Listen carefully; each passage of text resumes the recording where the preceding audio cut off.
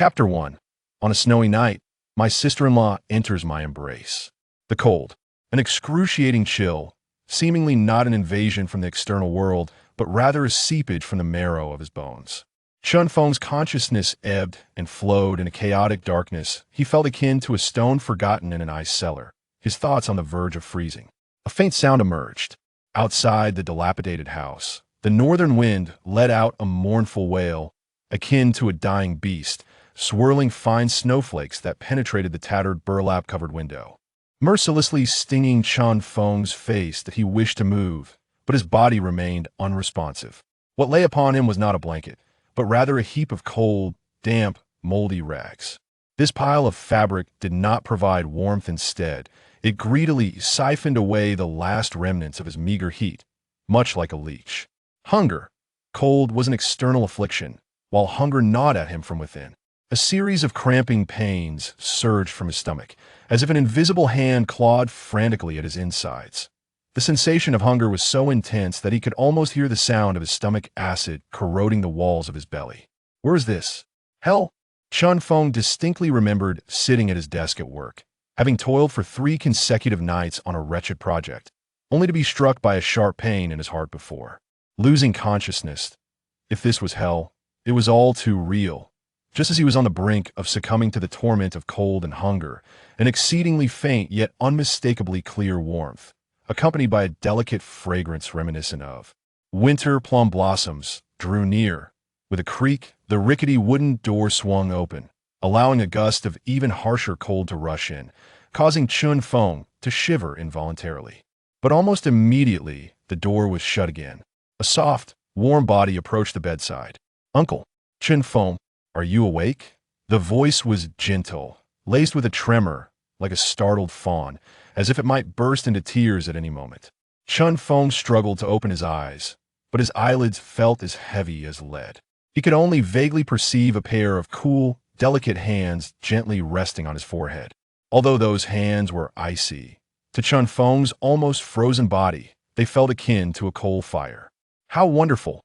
The fever seems to have subsided somewhat." The woman appeared relieved, her voice imbued with gratitude. Chun Feng's awareness sharpened slightly. He greedily absorbed the warmth that enveloped him. The fragrance intensified, not the synthetic scent of modern perfumes, but rather a natural blend of youthful femininity intermingled with a subtle hint of soap, incongruous in the squalid, dilapidated cottage, yet irresistibly alluring. The woman seemed to hesitate, standing by the bed, her breath shallow and rapid. The wind outside howled fiercely, and the beams of the cottage creaked under the strain. At last, she seemed to steel herself with a resolve. Suddenly, Chun Feng felt the already thin quilt being pulled back slightly, followed by a trembling, curvaceous figure slipping into his bed. Boom! Chun Feng's chaotic mind suddenly erupted. What is happening? Though separated by a thin layer of clothing, he could distinctly feel the softness and elasticity of the body pressed against him. She seemed even colder than he was, her body trembling incessantly. She clung tightly to Chun Feng's back, even draping one leg gently over his waist, as if attempting to meld her form into his in a bid for warmth. "Uncle, please don't misunderstand. I'm merely worried you might not endure." The woman's voice was as faint as a whisper, her warm breath carrying a delicate fragrance that brushed against the nape of Chun Feng's neck, sending tingles throughout his body. "There's only this one blanket left at home. Before leaving, my elder brother took everything we could use." Though she seemed to be offering an explanation, it appeared utterly feeble in the context of their intimate position. Chun Feng's heart raced suddenly. Even though his body felt utterly weak, the instinctual response of a normal man was instantly ignited. This soft touch, this alluring fragrance, this shy murmur. With a surge of effort, he opened his eyes. His vision gradually transitioned from blurry to clear. The first thing that caught his eye was a long, snow-white neck, the delicate skin emanating an ivory glow under the dim light. Further up were her petite, rounded earlobes, tinged with an enticing pink due to anxiety and cold. She lay beside him, her face nearly pressed against his chest due to the confined space.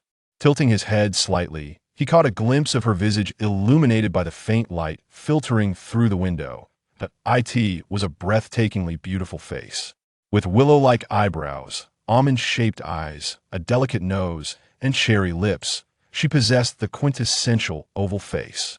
Though slightly pale and emaciated from prolonged malnutrition, this only augmented her beauty, adding an air of fragile allure.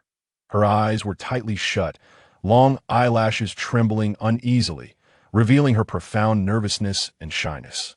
What was more disconcerting was the sheer thinness of her clothing. Chun Feng could even discern the outline of a faded red undergarment beneath her attire. As he marveled at the alluring yet bizarre scene before him, a sharp pain suddenly exploded in the depths of his mind. He couldn't help but emit a low, throaty groan. Countless fragments of memories that did not belong to him surged into his consciousness like a torrential flood. The images were chaotic, fragmented, yet astonishingly vivid.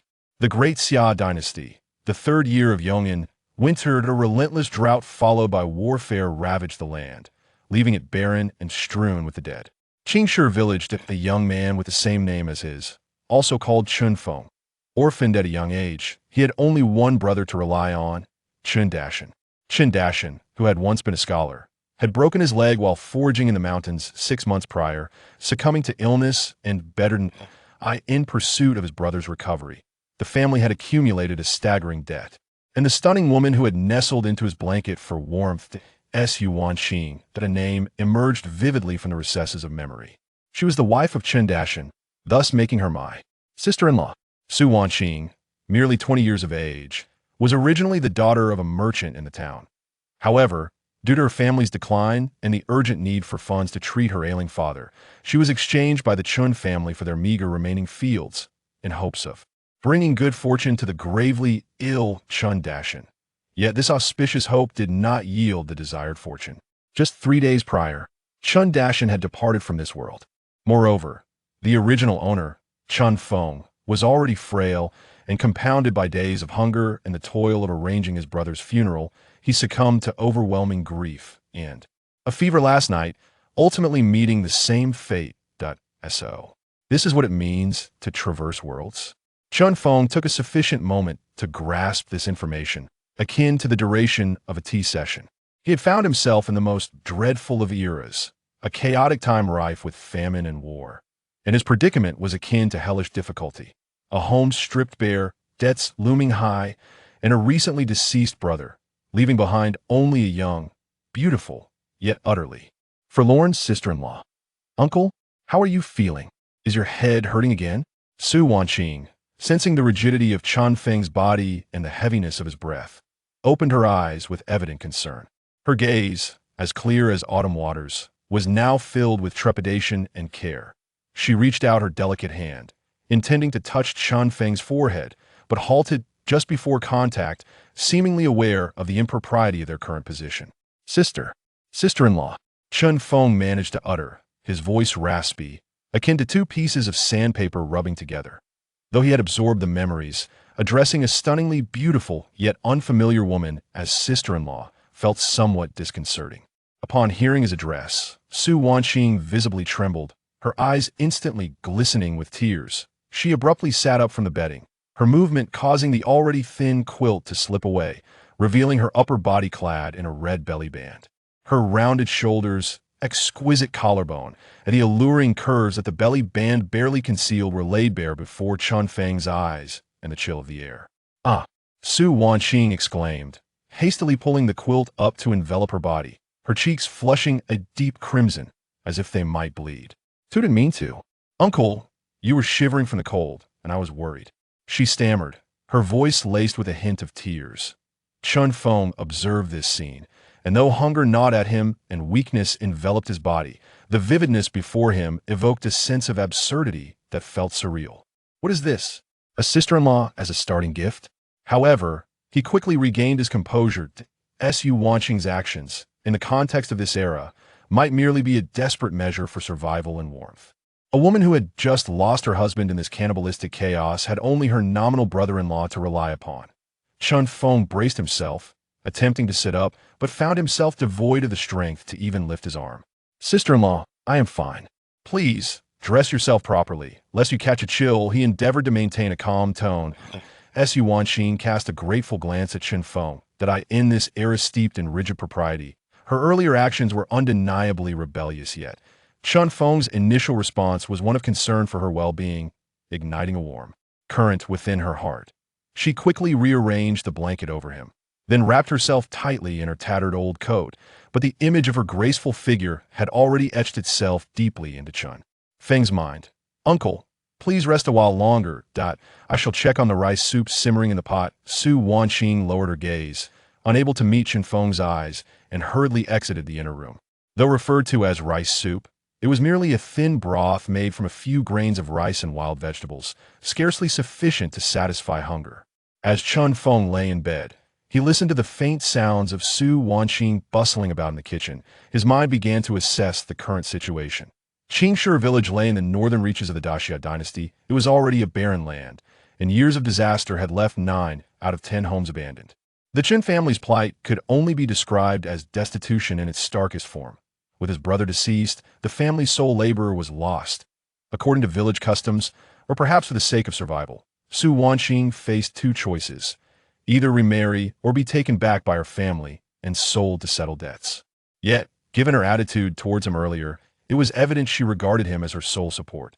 "This mess is indeed quite dire," Qin Feng mused with a bitter smile. However, in comparison to his previous life, burdened by the pressures of KPIs and mortgage loans, his current hardships seemed to carry an inexplicable thrill, especially with that sister-in-law of breathtaking beauty. "Since fate has granted me a second chance at life, I cannot afford to live in such a pitiful manner again." Chun Feng's gaze grew resolute. At that moment, Su Wanqing entered, carrying a chipped coarse porcelain bowl that a faint, slightly bitter aroma of wild vegetables pervaded the room. "Uncle here, drink some warm soup to warm yourself," she said, approaching the bedside. She seamlessly settled on the edge of the bed, then gently helped Chun Feng lean against her, cradling him in her embrace. Chun Feng once more experienced the softness of her touch and the subtle fragrance surrounding her. Though her frame was frail, her embrace radiated an extraordinary warmth. One arm draped over Chun Feng's shoulder while the other held the bowl. She carefully scooped a spoonful of the clear vegetable soup, blowing gently on it before bringing it to his lips. "Be careful, it's hot." Her actions were exceedingly tender, as if she were caring for an infant. Gazing at the delicate beauty so close before him, Chun Feng's heart was a tumult of emotions. Such treatment was something he had never received in 2 lifetimes combined. He obediently drank the spoonful of vegetable soup. It was bitter, insipid, and even bore a hint of earthy flavor. Yet at the moment it slid down his throat, a wave of warmth surged from his stomach, nearly eliciting a sigh of comfort. Seeing him drink, a faint smile of relief graced Su Wanqing's pale face, akin to a white lotus blooming in the snow. "Take your time drinking, there is more in the pot." As Chun Feng sipped his drink, he discreetly observed Su Wanqing. He noticed her cracked and peeling lips and the deep hollows beneath her eyes, clearly indicating that she had endured hunger for a far longer time than he had. "Sister-in-law, you should drink too," Chun Feng said weakly. Su Wanqing shook her head, a flicker of panic crossing her gaze. "I'm not hungry. You're the one who is weak. You should drink first." Chun Feng recognized her deceit. That half bowl of wild vegetable soup was likely the last of the household's provisions, and a surge of protectiveness for this woman stirred within him. After finishing the soup, he felt a slight restoration of strength. Su Wanqing gently laid him back on the bed, tucking him in snugly. "Uncle, sleep a little longer." "I will." Before she could finish her sentence, a sudden flurry of hurried, chaotic footsteps echoed from outside, accompanied by harsh curses. "Su family. Open the door. I know you're home." A sharp, scornful female voice pierced the air, followed by the sound of relentless banging on the door, which seemed on the verge of collapsing. Upon hearing that voice, Su Wanqing's face drained of color, her body trembling as if caught in a storm. "It's my aunt." Despair and terror filled her eyes. Chun Feng furrowed his brow. From his recollections, Su Wanqing's aunt, Wang, was notorious in the town for her viciousness and greed. After the death of Su Wanqing's parents, she had seized control of the Su family's assets, and her visit this time seemed ominous. "Su Wanqing, you wretched jinx. Chun Dashan is dead, and yet you still cling to the Chun family? Come out at once." Wang's insults grew increasingly intolerable. Su Wanqing bit her lip, tears welling in her eyes. She glanced from the frail Chun Feng on the bed to the violently rattling door, her body shaking more violently. Uncle. She looked at Chun Feng helplessly. Taking a deep breath, Chun Feng braced himself against the bed and summoned all his strength to sit up, his voice cold. Sister-in-law, help me up. She quickly assisted him. Uncle, you're still unwell, don't go out. My aunt. She is here for Chu Xue and Chu Xia. Su Wangqing's voice trembled with a hint of sobbing. Chu Xue? Chu Xia? Chun Feng's memories stirred once more. Lin Chu Xue and Lin Chu Xia. Su Wangqing's twin sisters, who had just turned 18, that this pair of twin beauties was renowned for their stunning looks, even surpassing Su Wangqing in beauty. What has happened to them? Chun Feng asked in a low voice. Su Wangqing's tears finally spilled over, her voice choked with emotion. My aunt wants to sell them. Sell them to the Yihong courtyard in the county. She says, it's to repay the debts our family owes her. Sell them to the Yihong courtyard? Chun Feng's gaze instantly turned icy. That was a brothel. Su Wangqing seemed taken aback by his frigid expression, yet more so, she found a sense of reliance upon him, as if he were her anchor. With a sudden resolve, she knelt before Chun Feng's bed with a thud. Uncle, I implore you, please save Chu Xue and Chu Xia. Su Wangqing wept bitterly, her forehead striking heavily against the cold, muddy ground. They are my only family left. I cannot bear to witness them being cast into the inferno. My aunt has said that if we can present 20 taels of silver, they will be spared. But our family is currently in dire straits. 20 taels of silver was, to the Chun family at this moment, an astronomical sum. Chun Feng gazed at Su Wangqing, who knelt on the ground, her body trembling with emotion, her delicate curves still captivating even beneath the tattered coat. She lifted her tear-streaked face and, with gritted teeth, uttered a shocking proposition that left Chun Feng astounded. Uncle, I am aware that our family is destitute. However, if you would only devise a way to save Chu Xue and Chu Xia, allowing them to become your wives, we three sisters will serve you for life, like diligent servants. As long as you agree, we shall heed your every command. His sister-in-law wished to marry her twin sister to him. Moreover, it seemed she intended to offer herself as well. Chun Feng inhaled sharply. This scenario was far too exhilarating. Transported to ancient times, with his sister-in-law presenting him a pair of twins, and even including herself as a bonus. This was a situation that had only ever existed in dreams. It was unfolding before him. The sounds of banging on the door and shouts continued outside, like a relentless drumbeat of impending doom. Inside, Su Wangqing's eyes, filled with desperation and determination, were locked onto Chun Feng. This was a request impossible to refuse, a proposition laced with tantalizing temptation. In that instant, Chun Feng felt an overwhelming surge of power coursing through him, igniting the ambitions of a time traveler and the primal desires of a man. His yearning for survival, his thirst for wealth and power, and his possessive longing for the striking sister-in-law and the unacquainted twin sisters intertwined, forming a torrential wave of desire. Just as Chun Feng's cravings reached their zenith, a cold, mechanical voice suddenly resonated in his mind. Ding! Detecting the host's intense desire for conquest. Scanning environment. Historical context. Turbulent ancient era. Identity confirmed. Chun Feng. Dragon Vein Conquest System. Activation successful. It has arrived.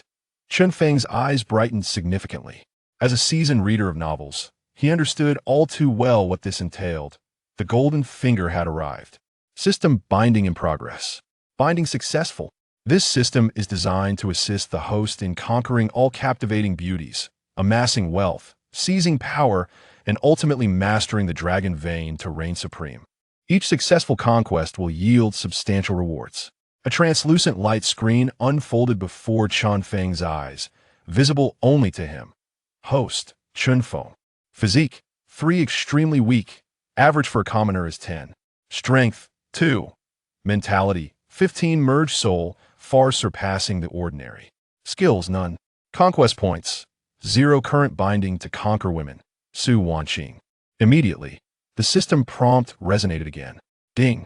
It has been detected that the target individual, Su Wangqing, exhibits a strong sense of dependency and trust towards the host.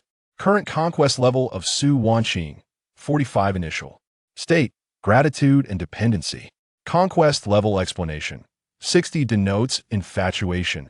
80 signifies deep love. 90 indicates unwavering loyalty unto death. And 100 represents absolute submission, never to betray. Chun Feng felt a surge of joy within his heart. This system was tailored perfectly for him. He gazed upon Su Wanqing, kneeling on the ground with tears like pear blossoms adorning her face, and a resolution formed within him. He would uphold this family. He would claim all these women. Bang! The courtyard gate finally succumbed to the pressure, violently kicked open from the outside.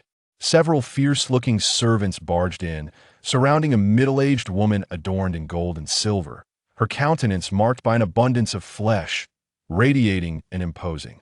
Presence.it was none other than Su Wanqing's aunt, Madame Wang. Su Wanqing, you little wretch, hiding in here and pretending to be dead?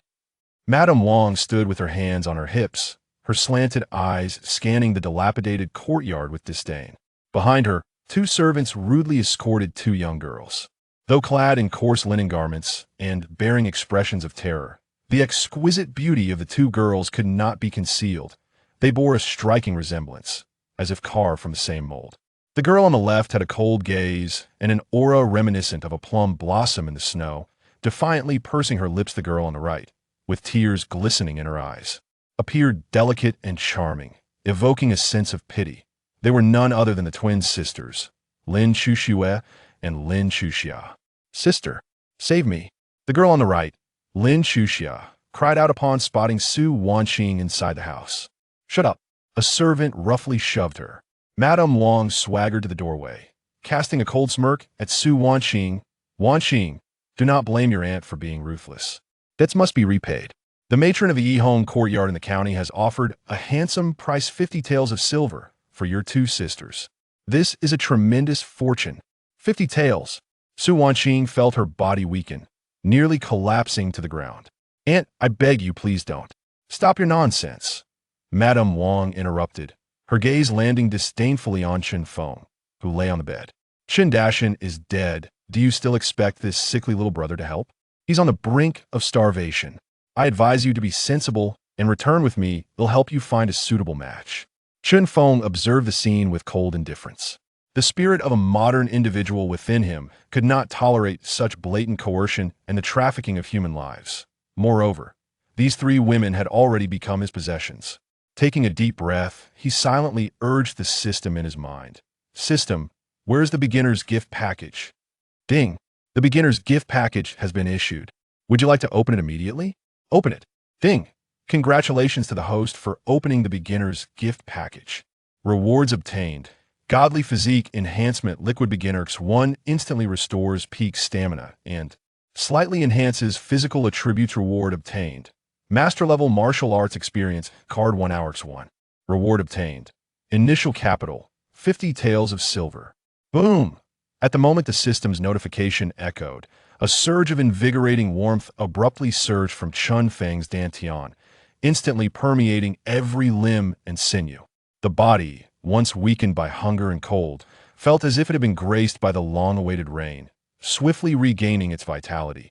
Muscles began to swell, strength returned, even surpassing the peak of his former health in another life. It was an exquisite ecstasy, a profound sensation of commanding one's body, brimming with power. Outside, Wang was growing increasingly impatient. She gestured to the servants. Take him away. Stop. A deep, commanding voice, imbued with authority, resonated from within the room. The voice, robust and vigorous, was entirely uncharacteristic of a frail invalid. Wang and several servants were momentarily taken aback. Amidst the astonished gazes of those present, Chun Feng slowly emerged from the inner chamber.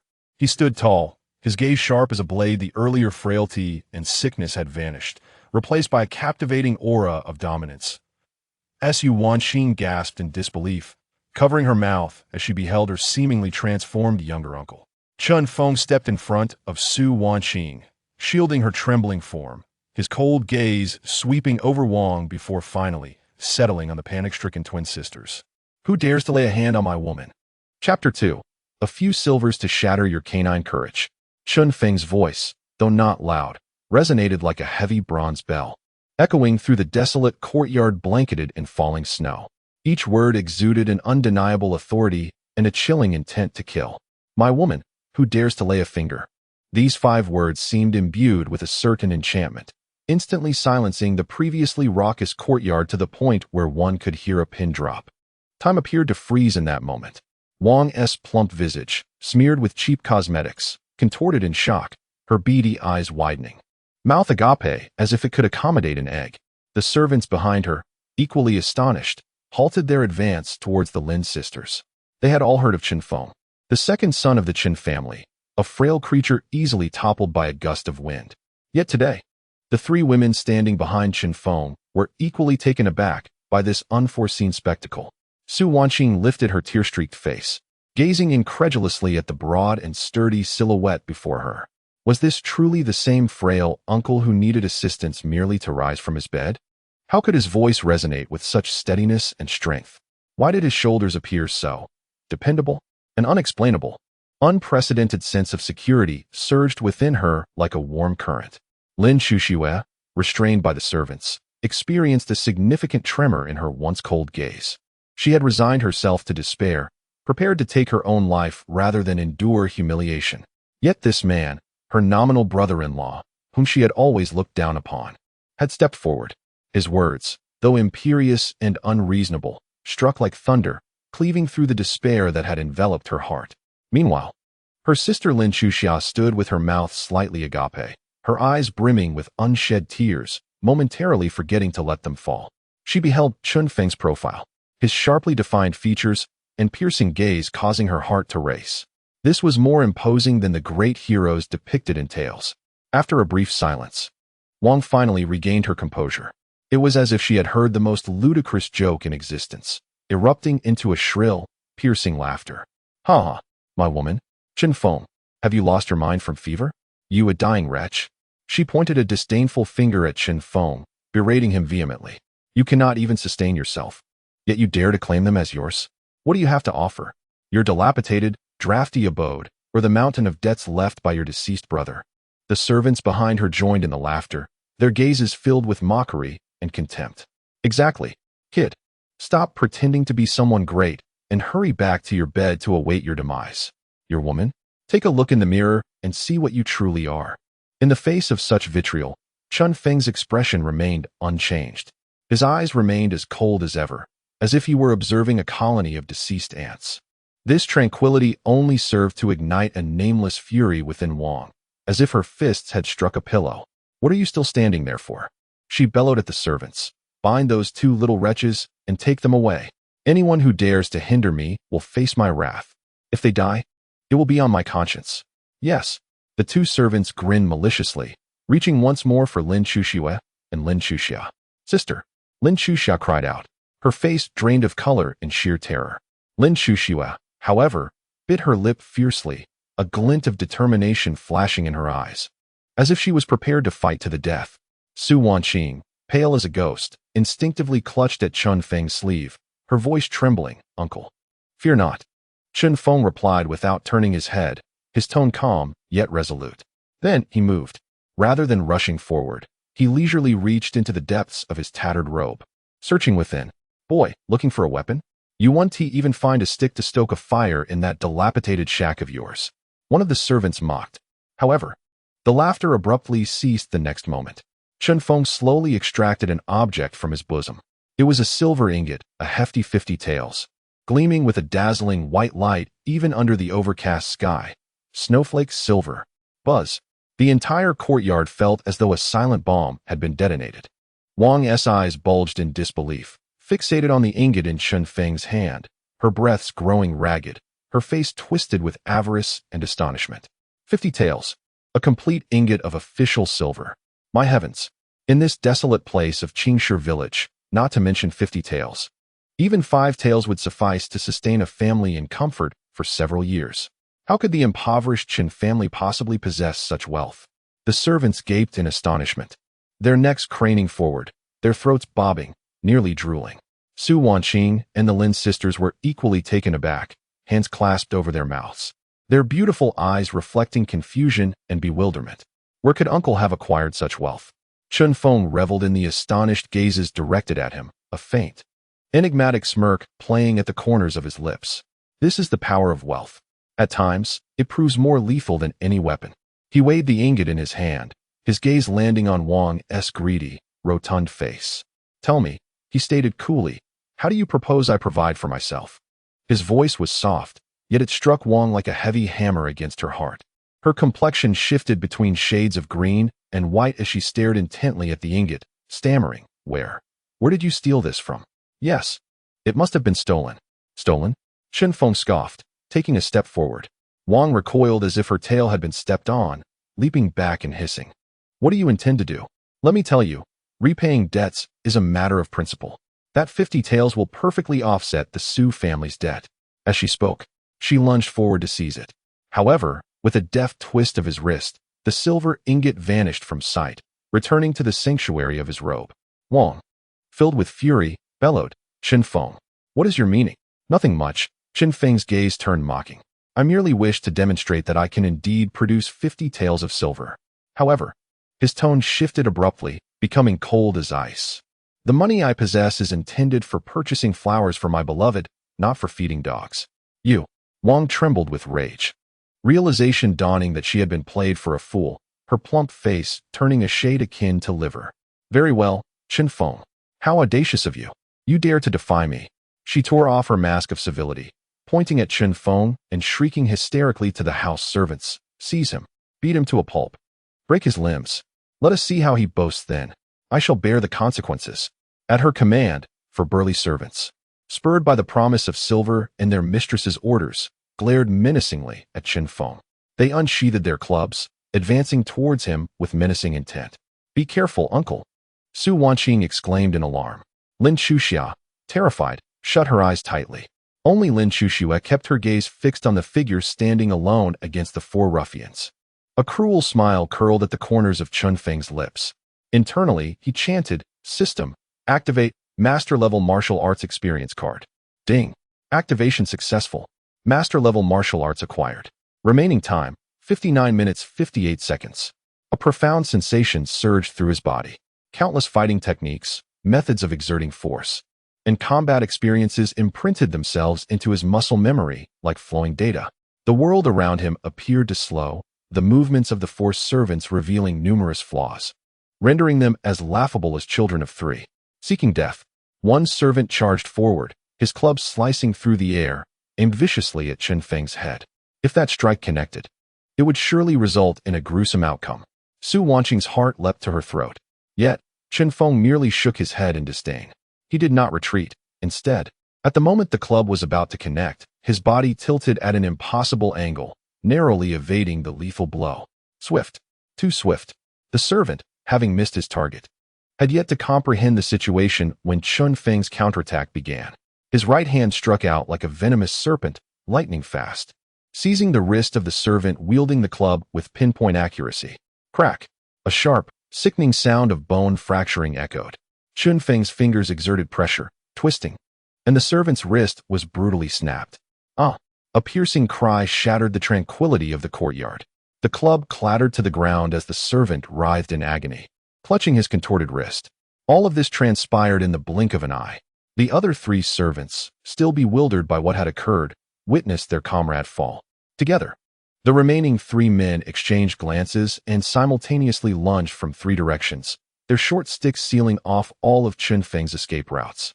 With a cold snort, Chen Feng advanced rather than retreating. His footwork shifted, allowing him to glide through the narrow space between 2 sticks like a phantom, drawing close to the left-hand lackey. The lackey, taken aback, attempted to retreat but was already too late. Chen Feng's left elbow shot upward at a cunning angle, striking the lackey's jaw with tremendous force. A dull thud resonated, and the lackey felt darkness engulf him. It was as though a battering ram had struck his mandible. His feet left the ground, and he was sent hurtling backward, crashing heavily onto the ground, unconscious. Having dispatched the second foe, Chen Feng's movements were unceasing. He pivoted, and with the precision of a steel whip, his right leg swept out, slicing through the air with a whoosh, landing squarely on the knee of the 3rd lackey. A sharp crack echoed. The lackey's knee buckled grotesquely in the opposite direction, eliciting a wretched scream that hardly resembled human sound as he crumpled to the ground, clutching his leg in agony. In the blink of an eye, for fearsome lackeys had dwindled to just one. The last lackey was utterly paralyzed with terror. He gazed at Chen Feng, who appeared as a deity of wrath, his trembling hands clutching the stick, his legs quaking, a foul liquid seeping from his trousers. With a strangled cry, he discarded his weapon and attempted to flee. Trying to run? Chen Feng's icy voice resonated behind him. He picked up a short stick from the ground, and with a flick of his wrist, it soared forth like an arrow, striking precisely at the fleeing lackey's back. Thud! The lackey collapsed face first into the snow like a sack of rags, convulsing twice before becoming still. Once again, the courtyard fell into a deathly silence, save for the pained moans of two fallen lackeys and the heavy breaths of Wang Shi, Su Wanqing, Lin Chuxue, and Lin Chuxia, three pairs of beautiful eyes, were now filled with profound shock. They stared at the upright figure in the center of the courtyard, decisive in his brutality, heartless and powerful, unlike any mortal. Was this truly Chen Feng? Wang Shi was utterly petrified, her soul fleeing in terror as she beheld Chen Feng approaching her step by step. Her legs buckled, and she collapsed onto the icy ground, scrambling backward while stammering incoherently, Don't come closer. I'm your aunt." Chen Feng stood before her, looking down with an expression devoid of warmth. Slowly, he retrieved a 50-tael silver ingot from his coat. Wang Shi's body trembled uncontrollably. Chen Feng crouched down, placing the cold ingot gently upon her plump face, and then began to pat it slowly, methodically. Slap, slap. The motions were light, yet imbued with boundless humiliation. "Pray tell, is 50 taels of silver a considerable sum?" Chen Feng's voice resonated as if it emanated from the depths of the underworld. "Nay, not much." Wang's countenance was a portrait of despair, her body trembling like a leaf in the wind. "Can this silver purchase the life of my woman? Nay, it cannot. I dare not. Are they but harbingers of misfortune, wretched creatures that bring calamity to their husbands? No, no, no. It is my loose tongue, my foolish ramblings. They are fairies. They are living bodhisattvas." Wang fervently prostrated herself, pleading for mercy. Chen Feng rose, retracting the silver, regarding her with the disdain one might reserve for refuse. "Take your mutt and depart. Should I encounter you again in Qingshi village, I shall break your other leg." In that moment he had struck Wang's face. He had deftly shattered one of her leg bones. She, however, was too overwhelmed with terror to perceive the pain. Yes, I shall leave. I depart at once." Wang, as if granted a reprieve, scrambled and crawled to gather the still-moving servants, hastily fleeing the Chen family courtyard in utter disarray. Only when their figures vanished at the village's edge did tranquility return to the yard. Chen Feng turned to behold the three exquisite women still ensnared in shock. Approaching Lin Chuxue and Lin Chuxia, he gently untied the ropes binding their hands. His touch was tender, a stark contrast to the ruthless demon he had just portrayed. When his warm fingers inadvertently brushed against their icy wrists, both sisters imperceptibly quivered. "It is over." Chen Feng gazed at them, his voice gradually regaining composure, yet imbued with an undeniable authority. He surveyed Su Wanqing, Lin Chuxue, and Lin Chuxia, then pronounced with deliberate clarity, "From this day forth, in this household, I hold the reins. You need only remember one thing. Heed my words." The moment his declaration resonated, a cacophony of system notifications erupted within his mind. Ding! Congratulations, host, on establishing your authority for the first time, successfully intimidating foes and conquering family members. Ding! Su Wanqing's conquest level, 25.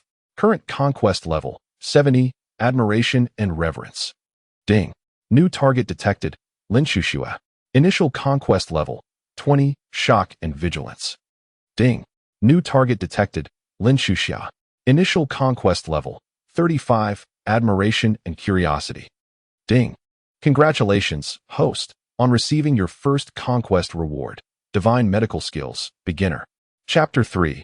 The tenderness of a sister-in-law. The flavor of home's silent snowflakes descended gracefully, blanketing the yard and concealing the unsightly stains of blood left from the recent altercation beneath a layer of pristine white. The air was imbued with a faint metallic scent mingling with the crisp aroma of post-snow, creating an oddly intriguing fragrance. Chen Feng's command to listen to me resonated like a brand, deeply etched into the hearts of Su Wanqing and the Lin sisters. The courtyard was enveloped in an eerie stillness. 3 women, 3 pairs of beautiful eyes, each reflecting a myriad of complex emotions, fixated solely upon Chen Feng.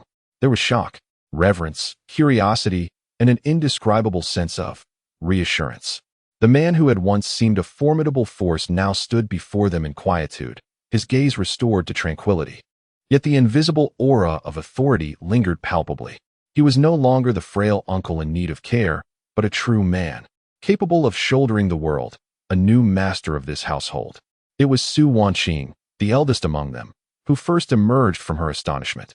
Having experienced more of life's tribulations, she surveyed the disarray in the yard and the damaged gate, her nurturing instincts prompting her to tidy up.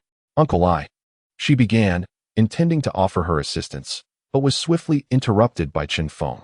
"Go inside," he commanded with an unwavering yet gentle tone. "It's cold outside. You all should warm yourselves." As he spoke, he bent down to gather the broken wooden sticks strewn about, casually tossing them into a corner where the firewood lay. He then approached the blood-stained snow, methodically brushing aside the clean snow to obscure the remnants with careful precision. His movements, though unhurried, exuded a composure and steadiness beyond his years. Su Wanqing watched in a daze. In her recollections, even Chen Feng, when ill, let alone her robust brother Chen Dashan, had never engaged in such laborious tasks. Scholars often carry an air of aloofness and self-importance. Yet, now, Chen Feng executed these actions with such ease. Once he had tidied everything, he examined the dilapidated gate, shaking his head in dismay. "This door needs replacing," he stated before turning back to the 3 women. "Still rooted in place. Why are you just standing there? Hurry inside." Oh. Su Wanqing, as if awakening from a dream, quickly grasped the still-dazed Lin sisters and ushered them into the humble abode that served both as a living and sleeping space. Chen Feng was the last to enter, closing the rickety door behind him, effectively shutting out the wind and snow. The interior was modest, an old square table, a few benches of varying lengths, and a wooden bed in the corner constituted their entire possessions. The 4 of them exchanged glances, a moment of silence hanging in the air, creating a subtly awkward atmosphere. Chen Feng broke the silence as he approached the head of the table, sitting down with an ease that felt entirely natural. This seat had once belonged to his brother, Chen Dashan. With his mere presence, a new power dynamic within the household was quietly established. Su Wanqing instinctively stood beside him, resembling a dutiful wife awaiting her husband's command. Lin Shuxiao, with curiosity, scrutinized Chen Feng, her large eyes sparkling with admiration. Only Lin Shuxiao remained at a distance, her head bowed, obscuring her expression. Yet the tightly clenched fabric of her garment revealed her inner turmoil. "Please, have a seat." Chen Feng gestured towards the nearby bench. Su Wanqing and Lin Shuxiao obediently took their places. Lin Shuxiao hesitated briefly before silently settling into the last position. Chen Feng's gaze swept over the 3 women. He understood that his demeanor today had profoundly impacted them. Some matters necessitated clarification. Clearing his throat, he spoke in a solemn tone. "I am aware that you must harbor numerous questions regarding my abrupt transformation, as well as the matter of the 50 taels of silver."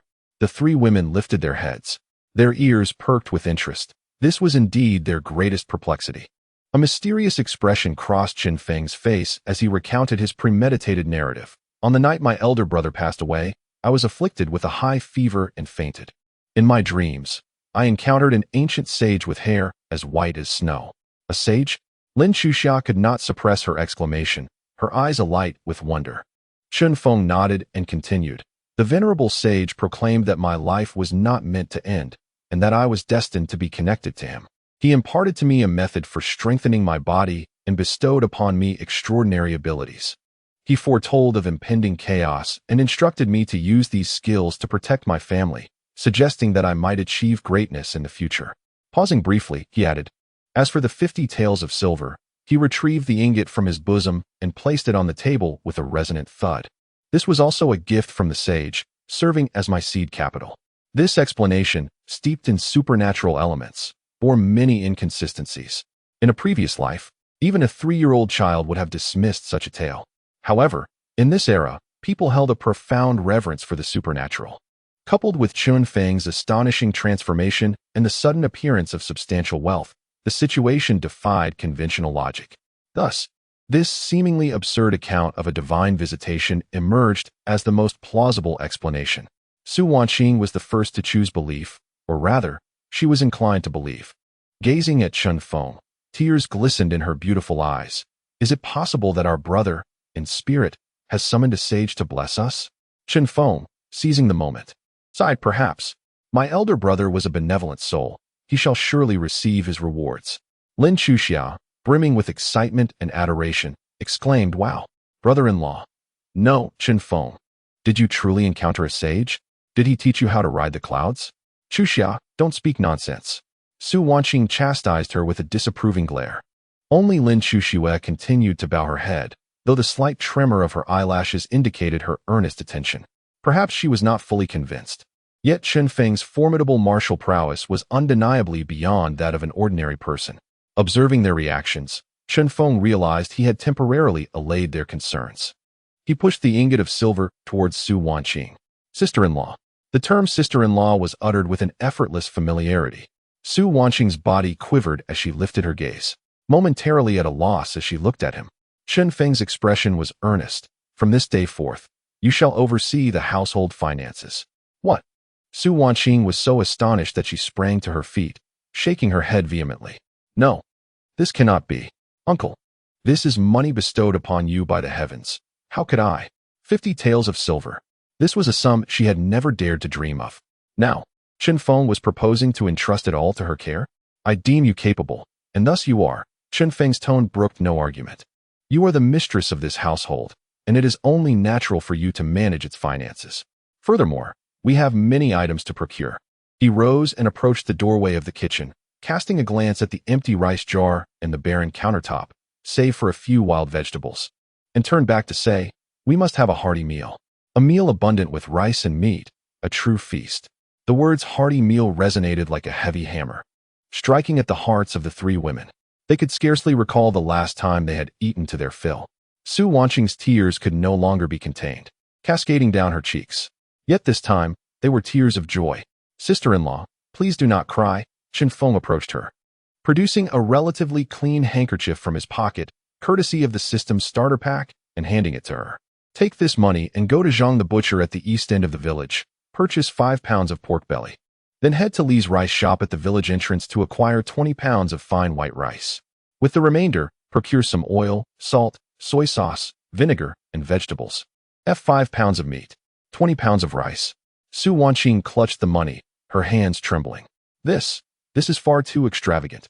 Go now. Chen Feng's voice possessed an irresistible charm. Today, we shall prepare a meal to celebrate. To celebrate the rebirth of our family. Under Chen Feng's insistence, Su Wanqing ultimately pocketed the heavy silver ingot and, alongside Lin Chuxia, stepped out of the house for the first time with her head held high. Lin Chuxia remained behind, quietly tidying the house and cleaning. An hour later, as Su Wanqing and Lin Chuxia returned, arms laden with various packages and faces alight with excitement. The Chun family courtyard was suffused for the first time with the warmth of home. The snowy white pork belly, the glistening rice, the vibrant vegetables. Each item radiated a glow of happiness. Sister, we truly bought it. Lin Chuxia triumphantly presented a piece of marbled pork belly to Lin Chuxia. Lin Chuxia looked at the meat, unable to suppress a swallow. Meanwhile, Su Wanqing cautiously wrapped the remaining silver and copper coins in a cloth, presenting them to Chen Feng, who sat in the courtyard with his eyes closed, resting. Uncle, we spent a total of 321, and there remained 49 taels and 681.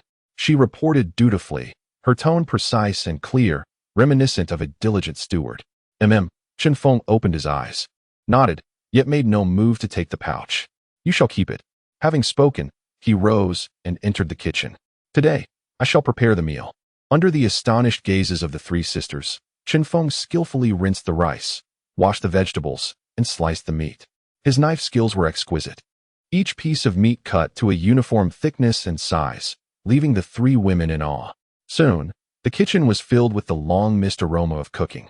The fragrance of boiling rice mingled with the sizzling sound of pork in hot oil, accompanied by the pungent scent of ginger and scallions, wafting throughout the courtyard. This was the taste of hope, the taste of home. The Lin sisters could not help but gather at the kitchen door, inhaling deeply, their faces radiating delight.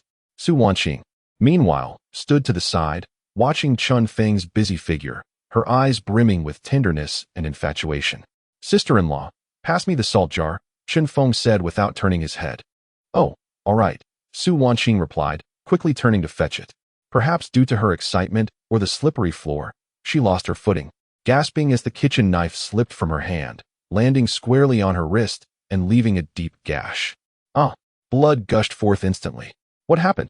Chun Feng spun around sharply. Seeing the wound on Su Wanqing's hand, his brow furrowed, and he immediately set down the spatula, rushing towards her. Don't move. Ignoring her startled cries and attempts to pull away, he grasped her injured left hand. That hand, delicate as if devoid of bone, was marred by a gruesome wound that disrupted its beauty. Uncle, I'm fine, I just accidentally. Su Wanqing stammered, both embarrassed and anxious, wishing to retract her hand. I said don't move. Chun Feng's tone carried an authoritative command. Silently, he invoked, System, activate, divine medical skill, beginner. A faint yet warm energy surged from Chun Feng's palm, gently enveloping the wound on Su Wanqing's hand. A miraculous scene unfolded. In the astonished gazes of Su Wanqing and the Lin sisters at the door, the bleeding wound began to heal at a visibly rapid pace. The blood ceased flowing. The wound contracted, and ultimately, not a trace of a scar remained, leaving her hand as smooth as before, as if everything had been merely an illusion. This. Su Wanqing was utterly astonished, gazing at her hand, and then at Chun Feng, rendered speechless. Lin Chuxue and Lin Chuxiao at the door were equally shocked. Their mouths agape, a celestial being. He truly is a disciple of the divine. Yet, Chun Feng paid no heed to their astonishment. He continued to hold Su Wanqing's tender hand, his fingertips gently caressing her smooth skin. The delicate texture stirred a sense of longing within him. Su Wanqing's cheeks had turned crimson, akin to a ripe apple. She could distinctly feel the warmth radiating from his fingertips and the subtle friction that elicited an unfamiliar sensation. Her heart raced, and her breath quickened. She wished to withdraw her hand, yet her entire being felt weak, devoid of any strength. He could only allow Chun Feng to hold her hand, those eyes resembling autumn waters veiled by a mist of enchantment. Observing her bashful demeanor, Chun Feng felt a surge of satisfaction within, yet he spoke nonchalantly, Be more cautious in your endeavors. Your hands are not meant to endure harm. Ding. The host has engaged in intimate contact with Su Wanqing and demonstrated care through divine skills, profoundly impacting her spirit. Conquest level of Su Wanqing, 5. Current conquest level, 75, infatuation and admiration. Upon hearing the system's notification, Chun Feng released her hand with a sense of contentment. He turned away and resumed cooking, as if nothing had transpired, leaving Su Wanqing standing alone, her heart racing, cheeks flushed, gazing at the silhouette of the man. Unable to regain her composure for an extended moment. Chapter 4, A Feast to Savor. 3 women captivated in the kitchen. Su Wanqing remained rooted in place, her heart racing as if it were a rabbit trapped within her chest, the lingering warmth of Chun Feng's palm still imprinted on the back of her hand. She gazed at the broad silhouette of the man, her eyes hazy and her thoughts swirling.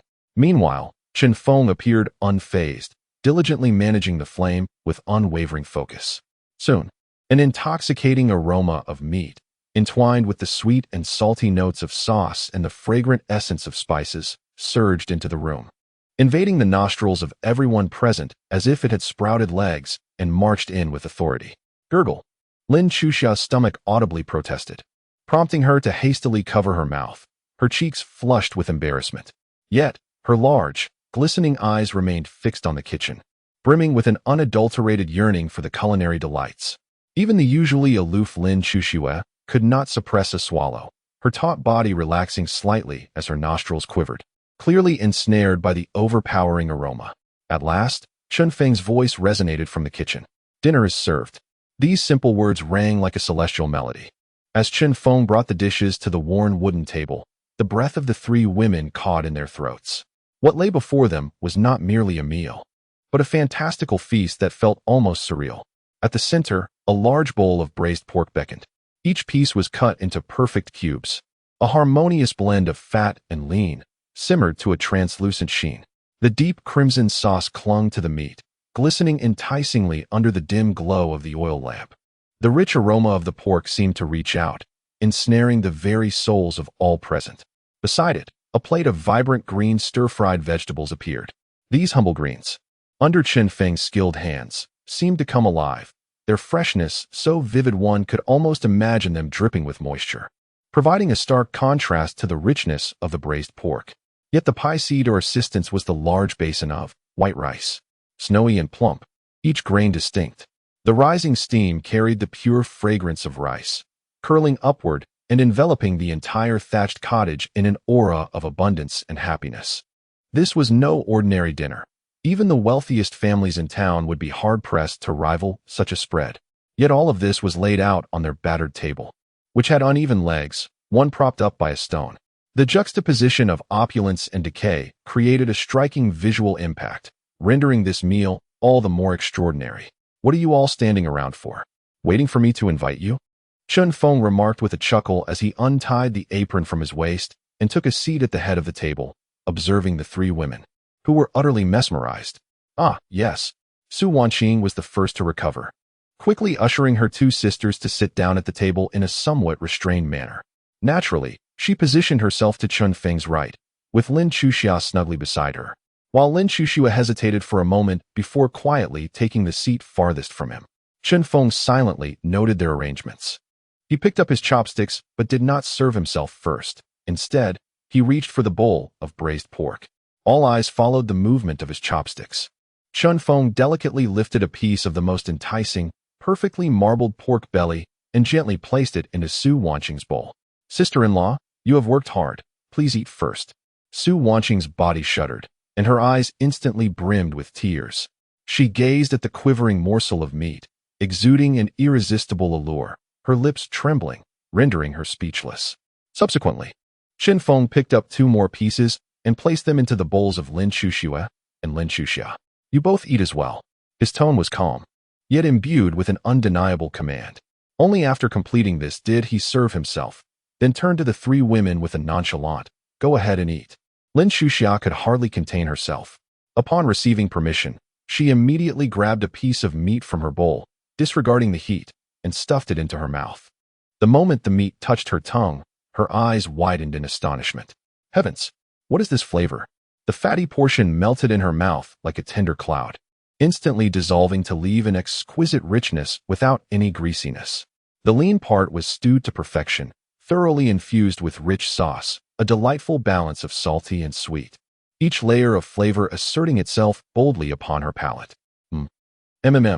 Lin Chuxia was so overwhelmed with happiness that words escaped her. She could only nod vigorously, tears cascading uncontrollably from the corners of her eyes. It was simply divine. In her lifetime, she had never tasted anything so exquisite. Observing her sister's reaction, Su Wanqing, trembling, cautiously picked up a piece of meat from her bowl and took a small bite. Boom! A wave of happiness, even more intense than what Lin Chuxia experienced, crashed over her like a torrential flood, obliterating all her psychological defenses in an instant. This was not merely delicious. Within this flavor lay a sense of security, hope, dignity, and the promise of a man. The relentless anxiety of recent days, the sorrow of her brother's passing, the despair forced upon her by her aunt, and the uncertainty of the future. All the bitterness and injustice melted away with this morsel of meat, transforming into scalding tears that flowed freely.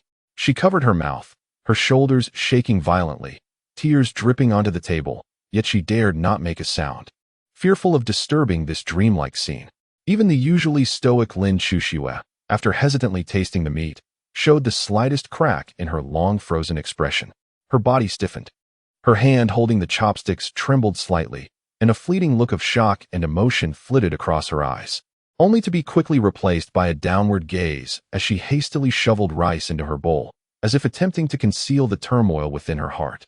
Chen Feng quietly observed their reactions. He understood that from this moment forth, he had not only conquered their appetites, but had also begun to win their hearts. "Why cry?" Chen Feng's voice shattered the silence, as he looked at the tear-streaked Su Wanqing, his tone laced with gentle reproach, yet unmistakable warmth. "I told you, good days are ahead. This is just the beginning. There will be meat at every meal from now on. What is there to cry about?" As he spoke, he deftly placed a generous piece of meat and several potato chunks, soaked in savory broth, into Su Wanqing's bowl. "Wipe your tears and eat," he commanded, a blend of authority and tenderness that made Su Wanqing's heart skip a beat. She hastily dabbed her tears with her sleeve, nodded obediently like a dutiful wife, and began to eat slowly. The meal unfolded with an unusual sense of duration and tranquility. It was not the atmosphere that was silent, but rather the absence of idle chatter. Each person was engrossed in the sacred act of consuming their food, as if partaking in a revered ritual. A large basin of rice and a generous bowl of braised pork soon reached their limits. After the last morsel of broth was savored with rice by Lin Chuxia, the four leaned back contentedly in their chairs. They were full. A long-lost sensation of warmth, radiating from their stomachs to their hearts, enveloped the three women, lulling them into a state of blissful drowsiness. Their faces glowed with a healthy flush, a stark contrast to their previous pallor, amplified under the flickering oil lamp. Particularly, Su Wanqing's mature and alluring visage shimmered with an innate charm, her eyes reflecting a languid allure born from satisfaction. Chen Feng's gaze unabashedly roamed over her and her twin sisters. Observing their slightly parted lips and the dreamy satisfaction in their eyes, his desire for conquest was profoundly satiated. He relished this feeling, nurturing these once desperate beauties into radiant figures of his own creation. "Are you full?" Chen Feng inquired.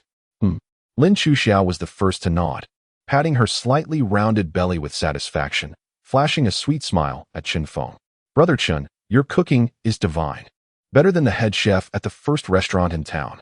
"Xia," Su Wanqing chided gently, signaling her to maintain a semblance of decorum. Chen Feng, however, chuckled, finding Lin Chuxia's candor quite endearing. He turned to Su Wanqing. "Sister-in-law, you must visit the town again tomorrow." "Are we buying more supplies?" Su Wanqing asked nervously. "No." Chen Feng shook his head, his eyes deepening with resolve. "We cannot rely solely on what we have. 50 taels of silver may seem ample, but it will not last long if spent unwisely. What I mean is, we must earn our own money." "Earn money?" The three women were taken aback. "Yes." Chen Feng rose, pacing the modest hut, exuding a powerful confidence. "Not only must we earn money, but we must earn a substantial amount. I intend to construct a magnificent brick house in this Qingshi village, one that surpasses all others." A magnificent brick house. Lin Chuxia's eyes sparkled like stars in the night sky, something she had only dared to dream. "Furthermore, we shall acquire land, vast stretches of land." Chen Feng continued painting his ambitious vision. "In due time, we shall eat whatever we desire, or whatever we wish, free from the need to appease anyone's whims." His words unfolded like vivid scrolls before the three women, revealing a future brimming with abundance and dignity, one they had never dared to imagine. The source of this newfound hope was the man standing before them. A series of system notifications echoed in the air, amplifying Chen Feng's smile. He was particularly pleased with Lin Chuxia's conquest level. This icy beauty was finally beginning to thaw. As the night deepened, Chen Feng glanced outside at the encroaching darkness and suggested it was time for rest. However, a pressing reality confronted the four of them. The room contained but a single rickety wooden bed, barely large enough for two. Now, four individuals stood in the dim light, and the atmosphere shifted to one of palpable tension. Su Wanqing's face flushed crimson, her heart racing. Lin Chuxia curiously inspected the bed, then glanced at Chen Feng. Meanwhile, Lin Chuxia lowered her gaze, her ears subtly reddening. Chen Feng observed their reactions with a quiet amusement. He gestured toward the bed and stated firmly, "Tonight, the three of you will sleep on the bed." Then, what about you?" Su Wanqing inquired instinctively. Chen Feng moved to the kitchen door and pointed to the warm stove. "As a robust man, I can manage a makeshift bed here," he replied calmly. "I cannot allow you three young ladies to sleep on the floor." With that, he gathered a pile of straw and laid it beside the stove, retrieving his own tattered quilt. The three women were momentarily speechless, taken aback by his unexpected thoughtfulness after displaying such a domineering demeanor. This contrast spoke more profoundly than any sweet words could convey. Lin Chuxia lifted her gaze, for the first time earnestly studying Chen Feng. What manner of man was he? Truly? Chen Feng paid them no further mind, focusing on arranging his makeshift bed. He lay down, turning his back to them, and softly urged, "Sleep now. We have much to accomplish tomorrow." As the oil lamp flickered out, darkness enveloped the cottage. Only the dying embers in the stove flickered in the gloom. casting light upon the tumultuous and fervent hearts of the three women. Chapter 5. The Midnight Warmth, a sister-in-law's gift. The night deepened.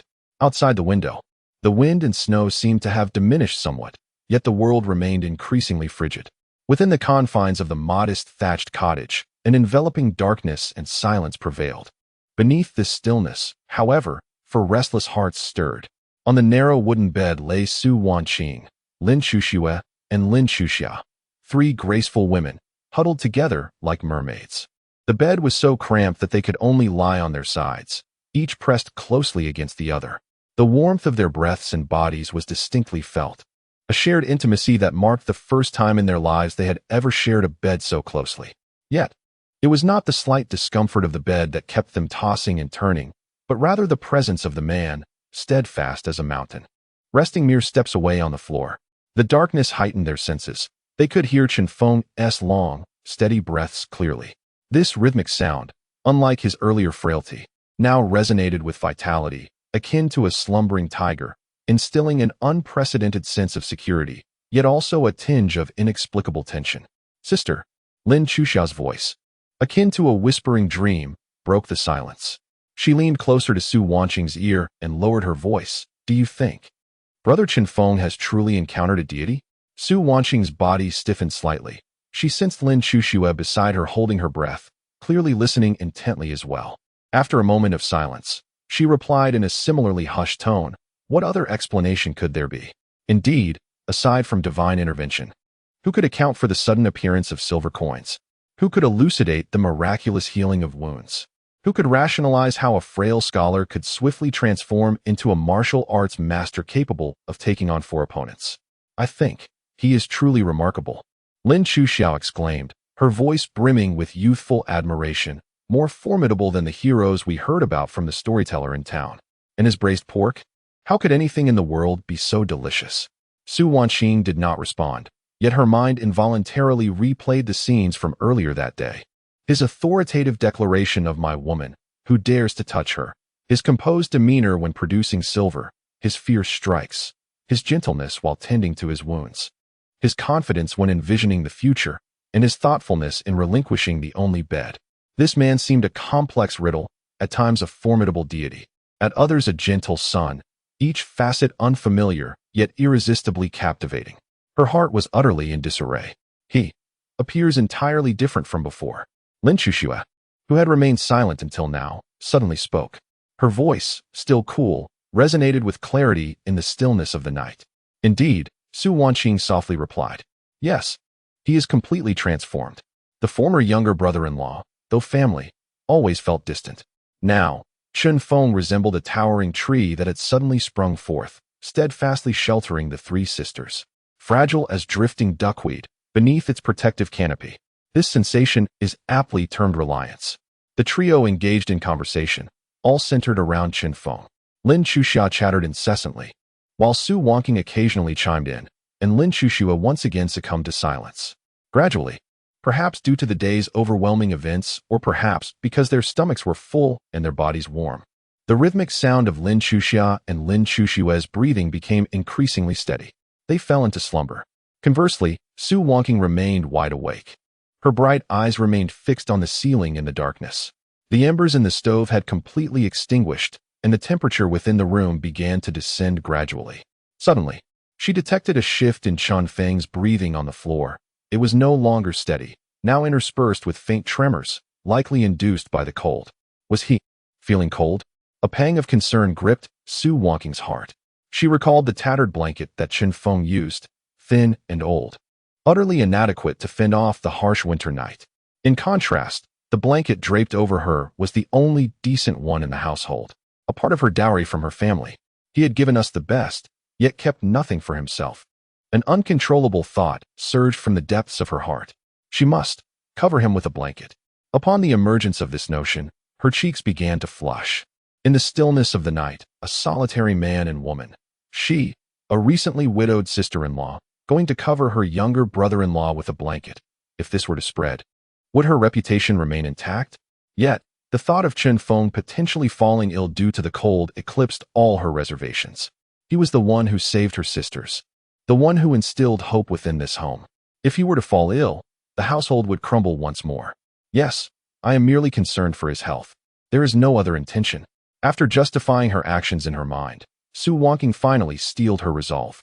She held her breath and, with the utmost delicacy, slowly began to lift the blanket from her body. The icy air rushed in immediately, causing her to shiver involuntarily. She glanced back at her two sleeping sisters, then cautiously descended from the bed. Her movements were as light as a cat's, her feet landing on the cold floor without a sound. She gathered her blanket and, guided by the faint, almost imperceptible light of the snow filtering through the window, she stealthily approached Chen Feng by the stove. With each step, her heart pounded like a drum, reverberating painfully in her ears. At last, she reached his side.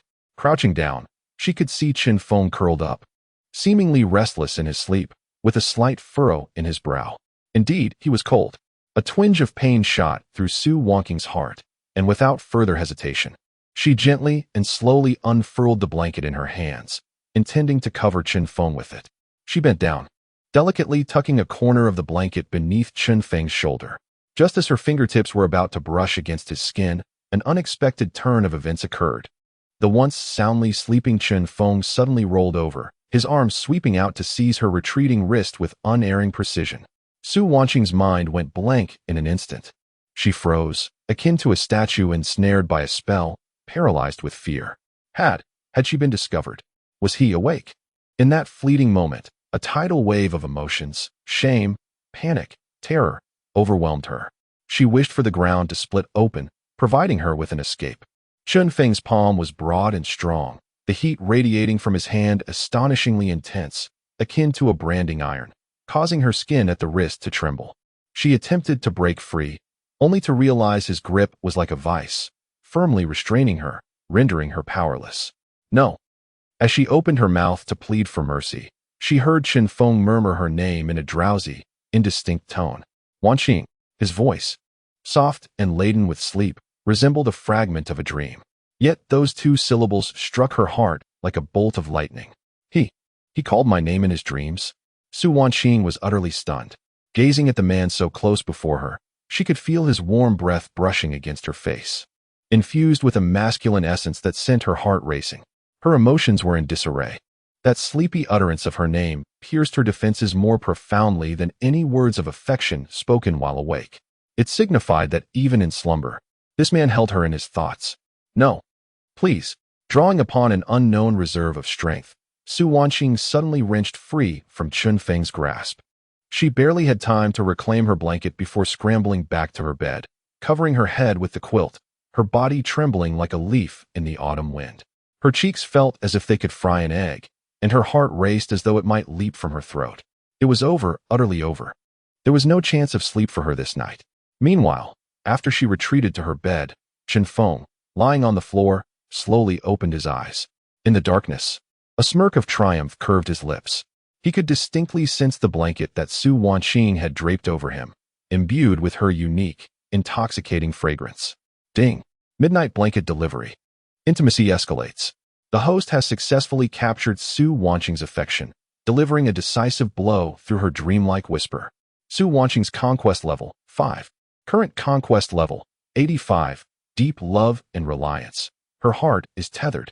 Listening to the system's notification, Chen Feng contentedly closed his eyes, this time truly succumbing to slumber. The next day, as dawn broke, Chen Feng woke up precisely on time. He was brimming with vitality, the chill and hunger of the previous night having vanished without a trace. He rose quietly and noticed the blanket, imbued with Su Wonqing's delicate fragrance, that had fallen to the floor. With a gentle smile, he picked it up and placed it back over the three sleeping women. Then, he kindled a fire and reheated the remnants of last night's meal. When Su Wonqing and the Lin sisters awoke, their sleepy eyes were greeted by the enticing aroma of food and the warmth enveloping the room. Meanwhile, Chen Feng, embodying the role of a diligent host, was chopping wood in the yard. This scene left Su Wonqing, sporting dark circles under her eyes, momentarily entranced. At the breakfast table, the atmosphere was somewhat delicate. Su Wonqing kept her head bowed, unable to meet Chen Feng's gaze, while Lin Chuxia, carefree and untroubled, savored her meal with gusto. In contrast, Lin Chuxue occasionally cast inquisitive glances at Chen Feng with a scrutinizing gaze. After finishing breakfast, Chen Feng set down his bowl and wiped his mouth. "I have a plan," he announced. Instantly, the three women ceased their movements and listened attentively. Relying solely on hunting and the charity of others is not a sustainable strategy. We must cultivate our own means of livelihood. Chen Feng gazed at them, his eyes glimmering with wisdom and ambition. "I intend to brew wine." Brew wine. The three women were taken aback. Winemaking is a skilled craft. It is not something the average person can accomplish. Indeed, Chen Feng replied confidently. That venerable sage not only imparted martial skills and medical knowledge to me, but also taught me a unique secret recipe that can produce an unprecedented brew, far superior to any renowned wine of our time. The celestial brew. Once this wine is crafted, will we have to worry about money? By then, I will build you not only brick and tile houses, but also golden and silver abodes. His words resonated with potent self-assurance and charisma. He turned his gaze to Su Wanqing and instructed, "Sister-in-law, you hail from a merchant family and should possess some understanding of business. Henceforth, the operations of this winery will be entrusted to you." He then looked at the Lin sisters, Chuxue and Chuxia.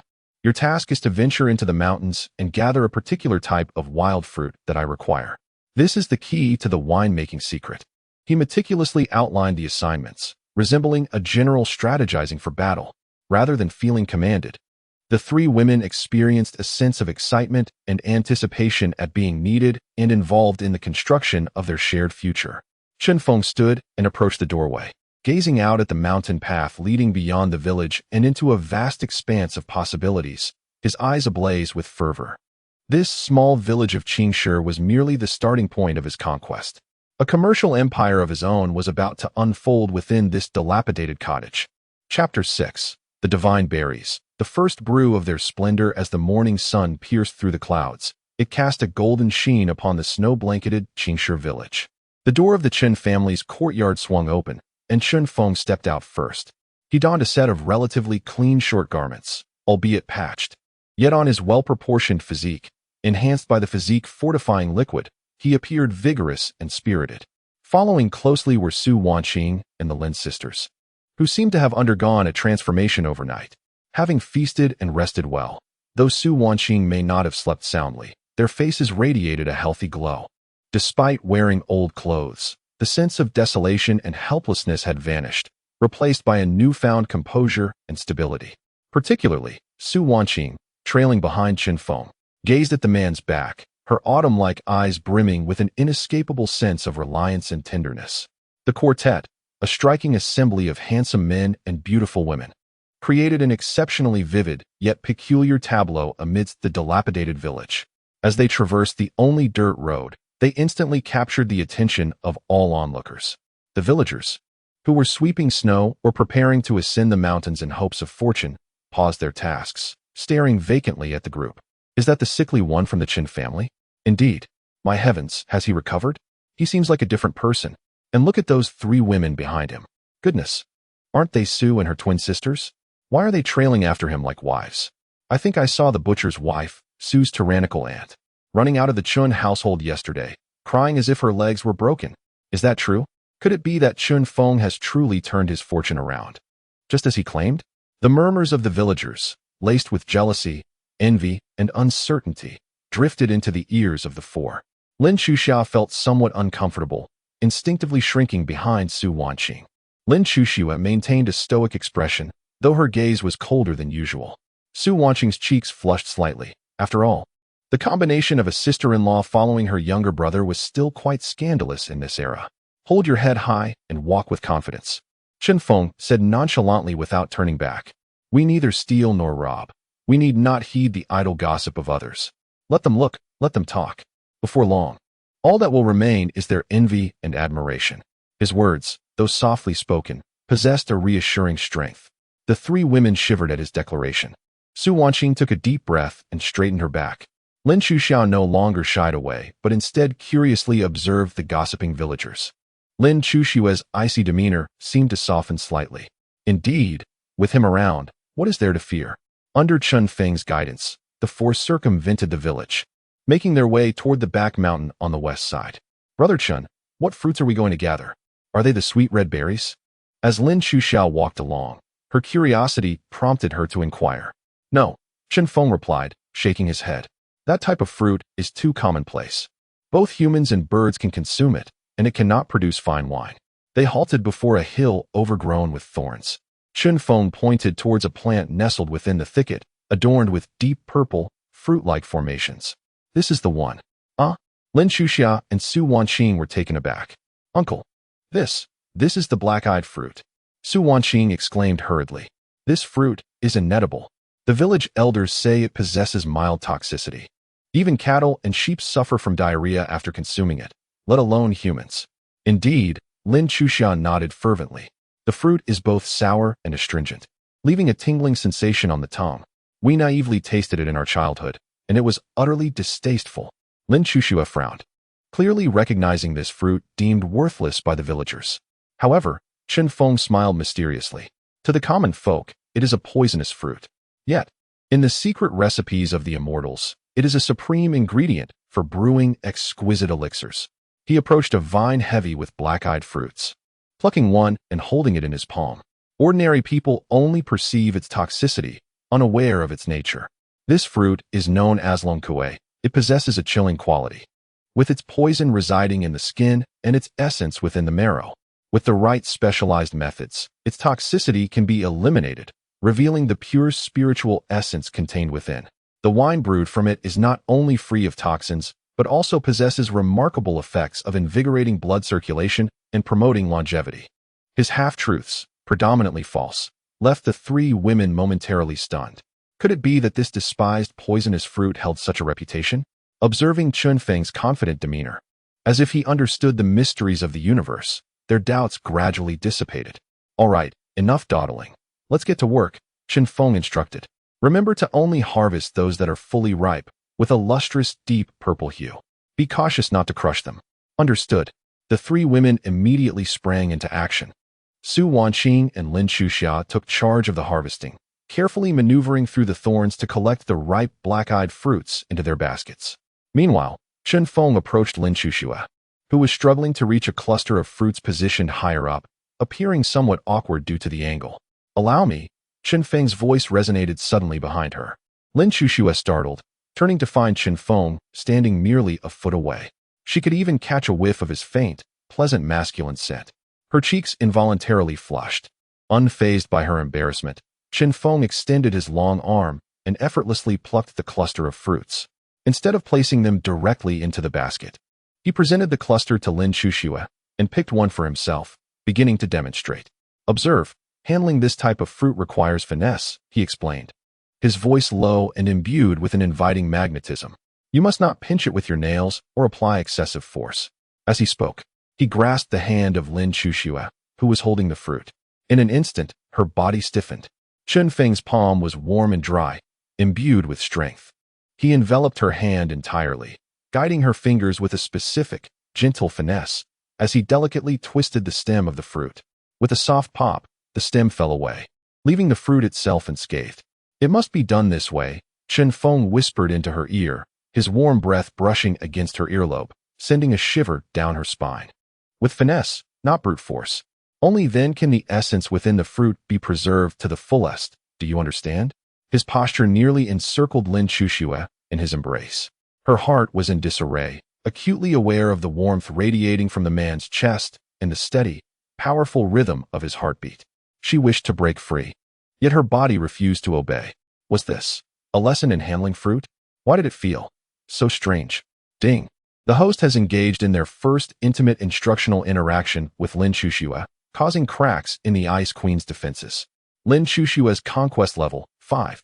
Current conquest level, 35, wavering and curious.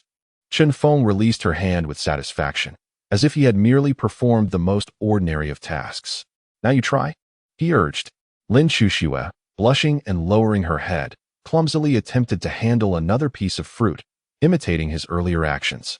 Although her movements remained awkward, they were indeed much improved compared to before. Throughout the afternoon, the four of them worked collaboratively, gathering 3 large baskets brimming with black-eyed fruits. Upon returning home, the true marvel was only just beginning. Chen Feng first instructed Su Wanqing to boil a large pot of water. Then, He dipped his hand into the pot to test the temperature. 3 degrees too high, he said. Add a ladle of cold water. Su Wanqing, skeptical yet compliant, added a ladle of cold water. Chen Feng tested it again. Perfect. Astonishingly, he could accurately sense the water temperature with just his hand. This was utterly unfathomable to the 3 women. Next, he poured all the black-eyed fruits into the precisely heated water, stirring with a specific rhythm. Neither too gentle nor too forceful, cleansing the toxins and impurities from the fruit's skin. Once cleaned, it was time to mash them. Instead of using a mortar, he instructed the 3 women to transfer the fruit into a large, clean wooden basin, then asked them to step back. Taking a deep breath, a subtle, almost imperceptible white glow seemed to emanate from his palms, a system-enhanced effect. With both hands, he pressed and kneaded the fruit in the basin at a unique rhythm that balanced strength and gentleness. Remarkably, the entire process produced little sound, yet the fruit quickly transformed into a fine, aromatic purple puree. After completing this task, a slight sheen of sweat appeared on Chen Feng's forehead. Straightening up, he addressed the utterly mesmerized Su Wanqing. Sister-in-law, please bring out the jars from the pantry and scald them with boiling water. Su Wanqing promptly complied. Finally, the most crucial step awaited, the addition of the fermentation starter. Chen Fengping dismissed the 3 women and mysteriously retrieved a small paper package from his pocket. With utmost care, he unwrapped the package, revealing a fine, white powder within. Ding! Consumed 1 conquest point. Exchanged 4 special active yeast X1 pack. This was certainly not some celestial elixir, but rather a piece of modern technological marvel that Chen Feng had just acquired from the system's marketplace. He evenly sprinkled the powder into the fruit puree and, employing that peculiar technique once more, mixed it thoroughly. Finally, he portioned the blended puree into several earthen jars, sealing the tops meticulously with clean, thick cloth and clay. Upon completing this task, he dusted off his hands, a confident smile gracing his face. Is that it? Lin Chuxiao inquired, her curiosity piqued. Brother Chen Feng, is this really enough? Brewing wine typically requires several months, doesn't it? Ordinary wine does indeed require time, Chen Feng replied enigmatically, hands clasped behind his back. But my divine brew is different. His gaze sparkled as he looked at the unassuming jars. How long must we wait? Su Wanqing could not help but ask. Chen Feng held up a single finger. 1 night. What? The 3 women exclaimed simultaneously, astonished as if they had misheard him. 1 night. How is that possible? No wine can be brewed in just 1 night. That defies all logic. Observing their adorable, incredulous expressions, Chen Feng's smile widened. This was precisely the reaction he sought. He approached one of the jars, gently tapping its side, and addressed the 3 women. Do you not believe? Then let us wait. Let us witness the miracle of earthly berries transforming into exquisite nectar overnight. Chapter 7. The emergence of divine nectar and the enchanting maiden's time seemed to stretch into a long thread woven with anticipation. From dusk to nightfall, each moment for Su Wanqing and the Lin sisters was a sweet torment. Their thoughts were entirely consumed by the unremarkable earthen jars nestled in the corner of the room. Chen Feng's prophecy of wine by dawn lingered in their minds like an incantation. Rationality whispered that such a transformation was impossible. Yet the miraculous scenes witnessed earlier in the day ignited an unbidden hope within them, a hope they scarcely dared to entertain. The jars themselves appeared to respond to their expectations. As evening descended, a faint, refreshing scent of fruit began to waft subtly from the sealed jar. This aroma, though delicate, teased the senses of the 3 women like a feather brushing against their skin. When deep night fell, enveloping the world in silence, the fragrance underwent a remarkable metamorphosis. The fruity notes gradually receded, replaced by a rich, lingering aroma of an exquisite wine, devoid of any harsh alcoholic undertones. This scent seemed to possess a life of its own, swirling within the humble thatched cottage, weaving its way through every limb and sinew. Merely inhaling this fragrance invigorated the spirit, washing away fatigue and instilling an inexplicable sense of joy and tranquility. Sister, do you smell that? Lin Chuxiao, lying on her bed, could not resist nudging Lin Chuxua beside her, her voice tinged with wonder. Yes, came Lin Chushua's soft reply. Yet the subtle rise and fall of her chest revealed her inner turmoil. Su Wanqing, too, found herself sleepless, her gaze fixed unwaveringly on the jars in the darkness. Her heart a tempest of emotions. The divine method. Truly, it is real. This man, he is indeed no ordinary being. For the three women, that night marked an insomniac awakening of their beliefs. The following day, as the first rays of dawn filtered through the window, illuminating the dust motes within the room, Chen Feng opened his eyes punctually. He beheld the three enchanting women on the bed, their excitement and anticipation having bestowed upon them faint dark circles. Yet they remained strikingly beautiful. A smile graced his lips. The moment had arrived. His words instantly roused the three maidens from their slumber, dispelling any remnants of sleep. They hurriedly rose, neglecting their morning rituals, and gathered around him with a mixture of tension and eagerness. Chen Feng did not rush into action. First, he prepared fresh water for the maidens to cleanse their faces and rinse their mouths, before leisurely approaching the jars. A confident and enigmatic smile adorned his face, reminiscent of a sorcerer. The moment of witnessing a miracle was at hand. He selected the largest jar, beckoning the three maidens closer. "Come nearer, observe closely, and breathe in deeply." Following his instructions, they held their breaths, forming a circle for pairs of eyes, 8 gazes, fixated on the small opening of the jar. Chen Feng extended his hand, wielding a small knife, slowly and meticulously scraping away the dried clay seal that had long covered the jar's mouth. The faint sound, like a whisper, resonated with extraordinary clarity in the silent room, as if it struck the hearts of all present. When the last remnants of the clay seal were scraped away, Chen Feng's fingers grasped the thick cloth that had sealed the vessel. He glanced at the three women's expressions. Taut with anticipation, and with a slight smile, he swiftly unveiled it. A rush of invisible fragrance erupted within the humble abode, akin to an explosive bomb of aroma. A scent, 100 times more intense and 1,000 times richer than the night before, surged forth like a flood breaching its dam. This aroma defied mere description as a simple wine fragrance. Its initial notes were robust and pure fruitiness. The middle notes exuded a rich and intoxicating wine essence, while the final notes were an ineffable, soul-nourishing aroma. "Ah!" Lin Xuxia gasped, overwhelmed by the dominating fragrance. Taking a step back, her face flushed crimson. Her eyes filled with enchantment. Lin Xuxia also staggered, her icy demeanor thawing as amazement and bewilderment flickered across her face for the first time. Su Wanqing felt the world spin, her body unsteady, as if the mere inhalation of this aroma had already rendered her slightly tipsy. Her mind was a blank slate, consumed only by the thought of a miracle. Chen Feng stood resolutely, savoring their astonishment. He picked up a clean wooden spoon and gently dipped it into the jar. Slowly lifting a spoonful, all eyes were drawn to the spectacle. The liquid extracted from the jar was not the murky concoction they had envisioned, but rather as clear as the most exquisite gem. Its hue was a deep, resplendent crimson, reminiscent of the most beautiful twilight sky. Under the morning light, the liquid shimmered and danced, a sight too beautiful to be of this world. "This wine, I have named Drunken Beauty." Chen Feng's voice resonated softly. He fetched 4 coarse porcelain bowls. Though the vessels were humble, they could not conceal the elegance of the nectar within. He handed the first bowl to the still-dazed Su Wanqing. "Sister-in-law, do have a taste." Trembling, Su Wanqing accepted the bowl. She gazed at the ruby-like liquid, inhaling the intoxicating aroma that seemed to ensnare her very soul, feeling an overwhelming sense of unreality. Summoning her courage, she brought the bowl to her lips, her cherry-red mouth parting slightly as she took a delicate sip. At that moment, her beautiful eyes widened in sheer astonishment. There was neither a hint of spiciness nor a trace of heat. Instead, it was an indescribable smoothness, akin to the finest silk gliding over her tongue, cascading down her throat. Almost immediately, a complex yet harmonious explosion of flavors erupted in her mouth. The initial taste was a sweet fruitiness, swiftly followed by the rich scent of wine, and then an ethereal essence reminiscent of blooming flowers. The layers of flavor unfolded like the most magnificent symphony, dancing wildly upon her palate.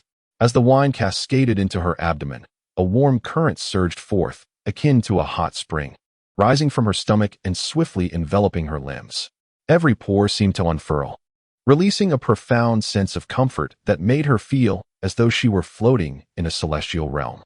In that moment, an unprecedented radiance ignited in Su Wanqing's eyes as she gazed at Chen Feng, her lips trembling, yet unable to articulate a single word. "Delicious. Exquisitely delightful." Lin Xuxia, unable to contain her eagerness, lifted her bowl, mimicking Su Wanqing's actions, taking a sip before her eyes widened in astonishment. Without a moment's hesitation, she gulped down a generous amount. Wow, this must be the nectar of the heavens. Brother Qinfeng, you are truly remarkable. Her youthful face flushed a vibrant red, akin to a ripe apple, fueled by excitement and the effects of the alcohol. Conversely, Lin Chuxue stood frozen after sampling a sip, her grip on the bowl tightening as she stared blankly at the resplendent liquid within, then back at Qinfeng. In that instant, her previously frozen worldview shattered completely. Overwhelmed by this wine that seemed to transcend the mortal realm. For the first time, she found herself at a loss for words to describe the profound impact on her heart. Qinfeng watched with satisfaction, lifting his own bowl for a taste. Not bad, he mused. Though constrained by materials and tools, the flavor was enough to overshadow all wines of this era. Do indulge, this is merely the first batch. Many more will follow, he said with a smile. With his permission granted, the three women abandoned their reservations. This intoxicating beauty was simply too delightful. One sip beckoned another. An irresistible temptation, especially for Su Wanqing, who felt an amalgamation of excitement, joy, and admiration, compelling her even more than her two sisters to express herself through this exquisite wine. Unbeknownst to them, a bowl had nearly been emptied. The alcohol began to take effect. Su Wanqing, already sensitive to liquor, soon found her cheeks flushed with a radiant crimson, spreading from her cheeks to her alabaster neck. Her eyes, once as clear as water, now glimmered with a dreamy haze, exuding a captivating charm that was utterly enchanting. The poised and virtuous demeanor that life had imposed upon her was completely liberated under the influence of the alcohol. Every smile and expression radiated a natural allure and playfulness. "Uncle," she said, resting her chin on her hand, gazing at Qinfeng with a silly grin, her voice softening to a sweet, melodic whisper, You truly are a celestial being. This wine is divine." Qinfeng, captivated by her intoxicating beauty, felt a rush of warmth within. He recognized that the moment had arrived. "Sister-in-law, you are drunk," he remarked deliberately. "I am not drunk." Su Wanqing shook her head, though her body swayed slightly. She lifted her empty bowl and boldly extended it toward Qinfeng, saying, "Uncle, I want more. You must feed me." The moment those words left her lips, both Lin Chuxue and Lin Chuxiao were left utterly astonished. Is this truly the composed and dignified sister they once knew? Qinfeng couldn't help but chuckle inwardly, marveling at the intoxicating effects of the wine. He neither declined the offering nor reached for a wine spoon. Instead, he lifted his bowl and took a generous sip, savoring the liquid on his tongue. Then, under the astonished gaze of the Lin sisters, he leaned closer to Su Wanqing's alluring face. "If my sister-in-law wishes to drink, I shall naturally oblige." His voice resonated with a magnetic allure. With glazed eyes, Su Wanqing gazed at the handsome visage that loomed larger before her, seemingly oblivious to his intentions. Qinfeng cradled the back of her head with one hand while encircling her slender waist with the other, and then he pressed his lips against her slightly parted mouth, which exuded the fragrance of wine. He gradually transferred the exquisite liquor from his mouth to hers. In an instant, Su Wanqing's mind went blank. She felt a warm, mellow liquid flood her mouth, accompanied by the gentle yet commanding breath of a man. Her body turned pliant, like a spring stream, as she leaned helplessly against Qinfeng, surrendering to his whims. Ding! The host has completed the first kiss with the target, Su Wanqing. Under the catalysis of alcohol and adoration, the target's defenses have been utterly dismantled. Su Wanqing's conquest level, 10. Current conquest level, 95. Unwavering until death. After a considerable moment, their lips parted. A delicate thread of shimmering silk connected them, laden with profound intimacy. Su Wanqing was thoroughly intoxicated, both physically and emotionally. She lay languidly in Qinfeng's embrace, her pretty face buried in his chest, her ears flushed crimson, her body radiating heat. Meanwhile, Lin Chuxue and Lin Chuxia stood frozen in place, their minds rendered blank as they beheld the intoxicating scene before them. Ignoring their astonishment, Qinfeng scooped up the enchanting, unconscious Su Wanqing, a victorious smile gracing his lips. "My sister-in-law is inebriated. I shall take her back to her room to rest." With the soft and fragrant beauty cradled in his arms, he strode purposefully towards the inner chamber, towards the bed that belonged to them. The twin sisters remained rooted, caught in a whirlwind of emotions, half shyness, half shock, and a hint of envy they scarcely recognized within themselves. Chapter 8. The Blueprint of Ambition. The first whispers of jealousy. The wooden door of the inner room was gently closed, severing all connections to the outside world. Within the main room, the air seemed to have solidified. Lin Shuxue and Lin Shuxiao, the two sisters, stood frozen like exquisite porcelain dolls, utterly motionless. On their faces lingered the blush and astonishment left by the earlier shocking scene. Their minds replayed the moment when Chen Feng embraced their sister-in-law, kissing her with a domineering fervor, before carrying her into the room in a manner that proclaimed his ownership. How audacious! How exhilarating! Lin Shuxia's heart raced wildly. She felt both an overwhelming sense of embarrassment and an inexplicable allure in that scene. It dawned on her that the dynamics between men and women could indeed manifest in such a way. Lin Shuxia's emotions, however, were far more intricate. Her long-frozen heart felt as though it had been thrust into a searing iron, stirring up a tempest of confusion. She experienced an unprecedented turmoil, a visceral rejection of Chun Feng's disregard for propriety, coupled with a sentiment she was reluctant to acknowledge, an envious yearning buried deep within her soul. Why was it her sister-in-law who was held so possessively in his embrace? The thought flitted through her mind, so swiftly that she almost failed to grasp it. Yet it cast subtle ripples across the surface of her heart's lake. Just as the sisters were engulfed in their chaotic thoughts, the door to the inner room creaked open. Chen Feng emerged, his demeanor as composed and unruffled as ever, as if he had merely assisted a tipsy relative to rest rather than engaged in an act of scandalous audacity. The more nonchalant he appeared, the more disconcerted the sisters felt. Clearing her throat, Lin Shuxia broke the silence. Avoiding Chen Feng's gaze, she lowered her head and timidly inquired, "Chen Feng, is my sister? Is she all right?" "She is fine," Chen Feng replied as he approached the table, resuming his seat. He poured himself a bowl of red liquor, savoring a sip before casually stating, "She merely drank too much. A nap will suffice." His eyes scanned the sisters' flushed cheeks and evasive gazes, a silent amusement bubbling within him. This was precisely the reaction he desired.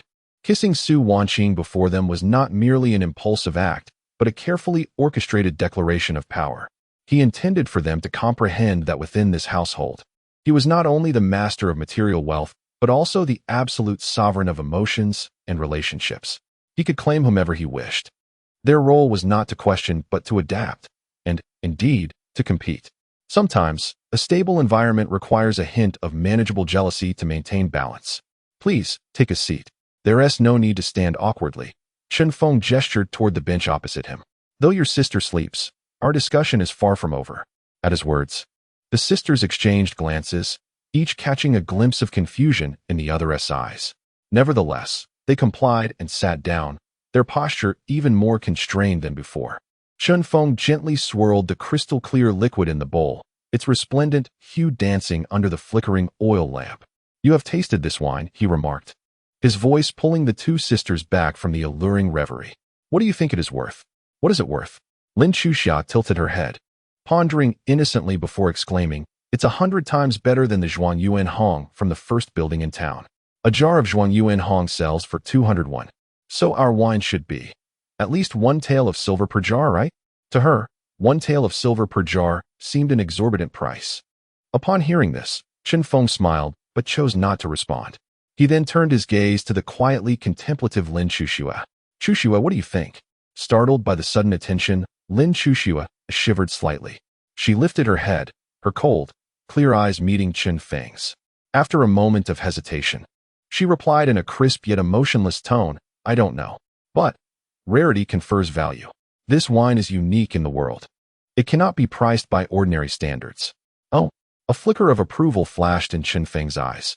This ice-cold beauty, not only striking in appearance, but also far more perceptive than her sister, had spoken wisely. "Well said." Chen Feng nodded affirmatively, an action that stirred a barely perceptible shift in Lin Shuxia's gaze. He set down the wine bowl and leaned forward slightly, exuding an overwhelming confidence and an air of authority. "Remember, what we brew is not just wine." "Not just wine." The sisters were taken aback. "Indeed." Chen Feng's expression sharpened. "What we brew is identity, prestige, and the opportunity for instant success. What do the wealthy lack most in this world?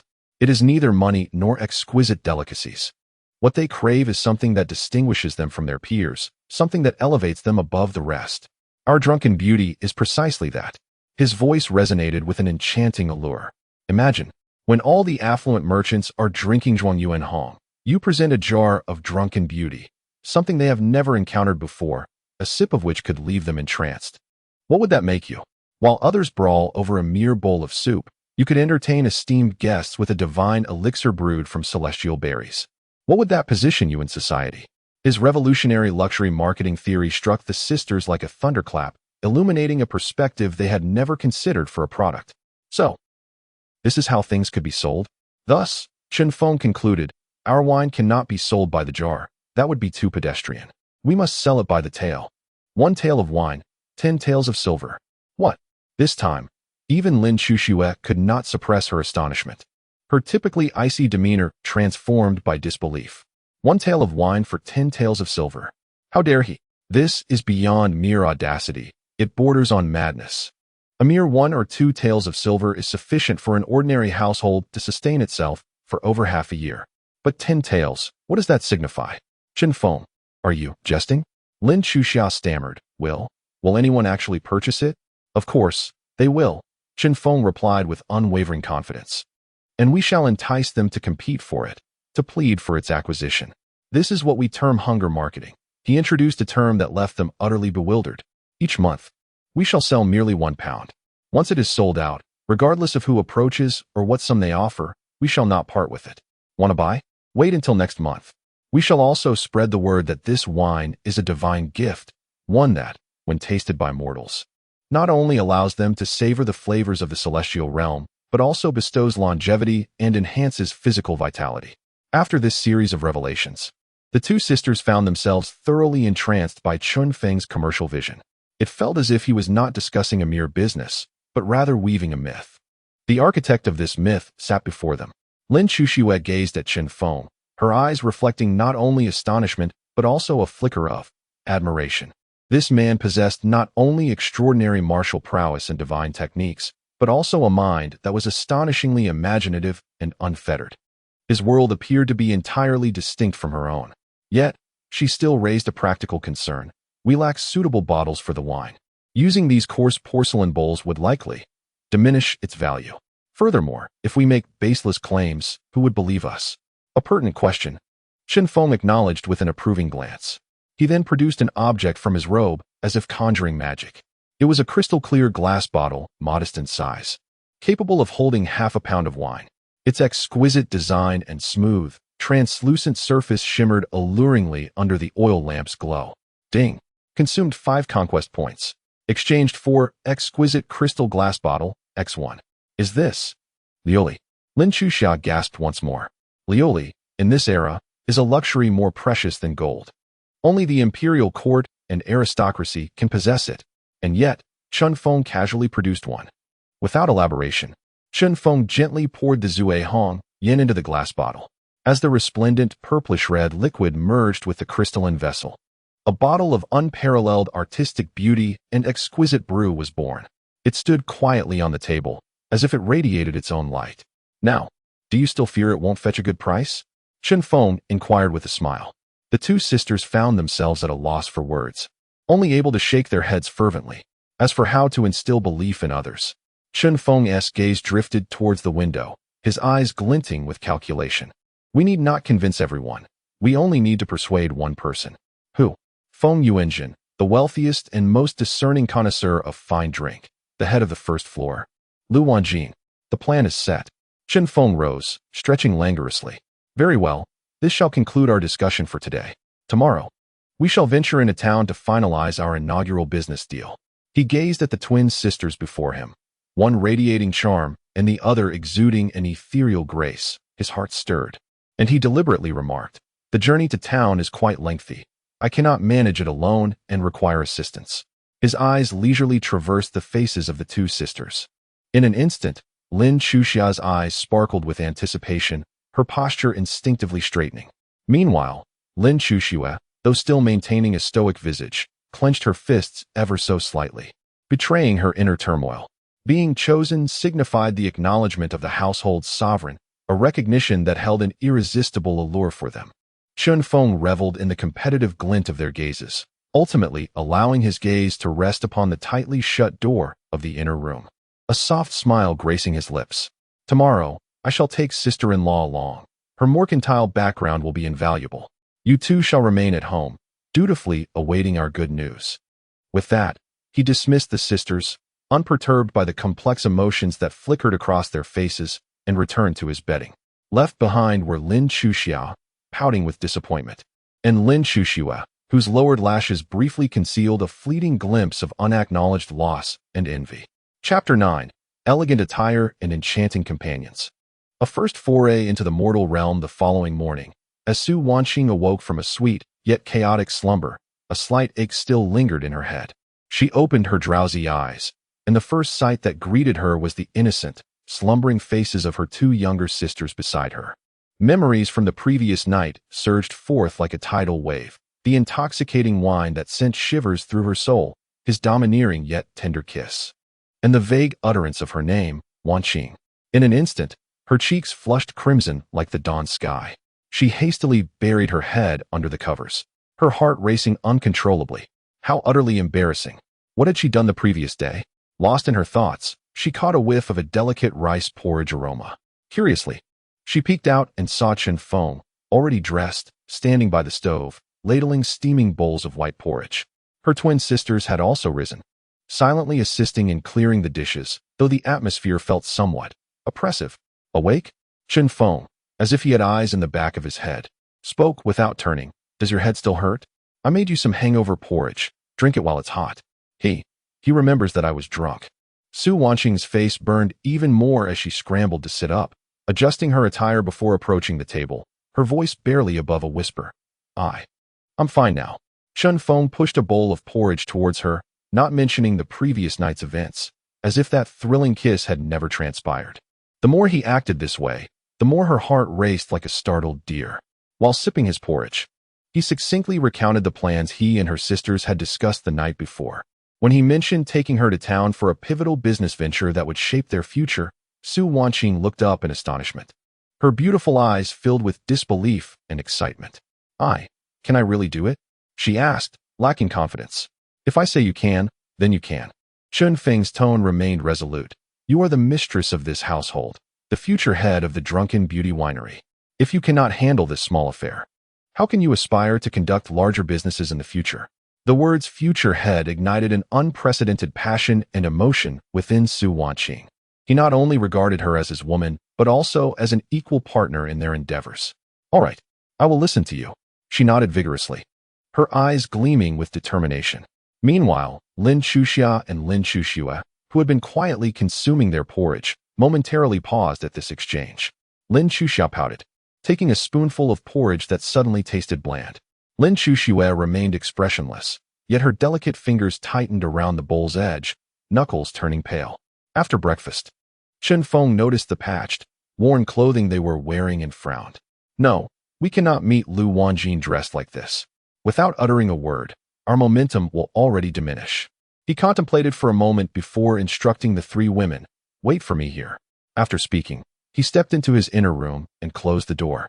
Under the curious gazes of the three women, approximately the time it takes to burn a stick of incense later, the door swung open once more. As Chun Feng emerged, the eyes of the three women widened in astonishment. Gone was his tattered attire, replaced by a pristine indigo long robe. The fabric, an exquisite blend of cotton and linen with a subtle sheen, was tailored impeccably, accentuating his tall and slender figure. A matching cloth belt cinched his waist, enhancing the straightness of his back and his commanding presence. With his chiseled features and piercing gaze, Chun Feng no longer resembled a mere rustic villager. He had transformed into a distinguished gentleman of noble lineage. Su Wanqing and the Lin sisters were utterly captivated.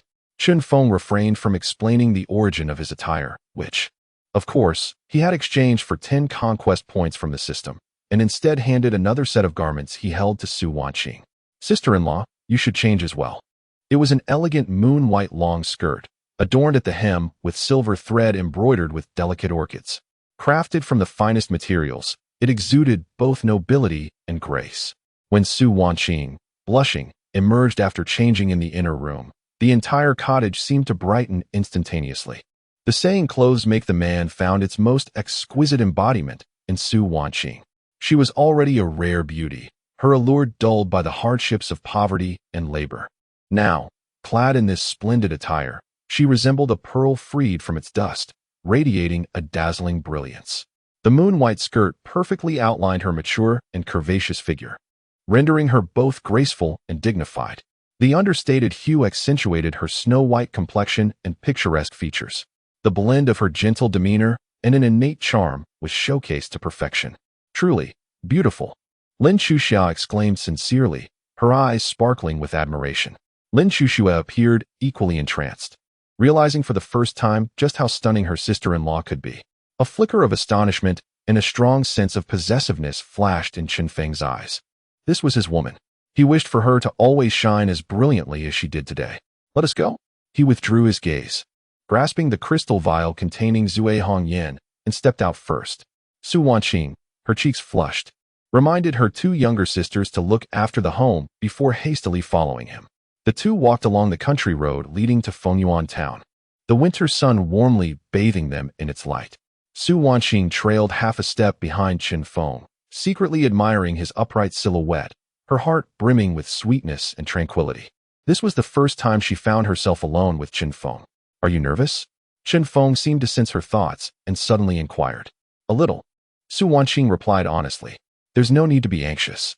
Chen Feng slowed his pace, walking alongside her. Remember, today we are not here to plead, but to bestow upon him an opportunity to amass wealth. The one who should feel anxious is he, not us. He quietly imparted to Su Wanqing some fundamental negotiation techniques, such as how to observe the expressions of others, how to seize the right moment to speak, and how to maintain silence at critical junctures to amplify the sense of pressure. These principles of modern business psychology, so commonplace in contemporary society, felt like the unveiling of a new world to Su Wanqing. She listened attentively, nodding frequently, her gaze toward Chen Feng increasingly filled with admiration. How many more hidden talents does this man possess? As they conversed, the originally lengthy journey was swiftly completed in the warm ambience of their interaction. Before them appeared a sizable town constructed of blue bricks, Fengyuan town. In stark contrast to the desolation of Qingshi village, this place brimmed with the vibrant essence of life. The streets, paved with bluestone, bustled with people and the continuous flow of carriages. Various shops, restaurants, tea houses, pawnshops, and fabric stores lined the sides, with the lively shouts of vendors and the laughter of children weaving into a symphonic tapestry of earthly delight. Su Wanqing, having not visited the town for quite some time, felt a twinge of awkwardness as she beheld the bustling scene. However, Chen Feng appeared unfazed. He naturally extended his hand and took hold of her slightly cool palm. Startled, Su Wanqing instinctively attempted to pull away. Do not move, Chen Feng's voice, though soft, carried an irresistible authority. There are many people, we mustn't get separated. His reasoning was sound. A flush crept across Su Wanqing's cheeks, yet this time she did not resist, allowing his warm, sturdy hand to envelop hers, her heart settling into a tranquil rhythm. Amidst the myriad of gazes, some astonished, others envious, Chen Feng led Su Wanqing directly to the most magnificent three-story restaurant in the town. The first floor boasted a vermilion, intricately carved gate, flanked by two imposing stone lions, with a large sign hanging above.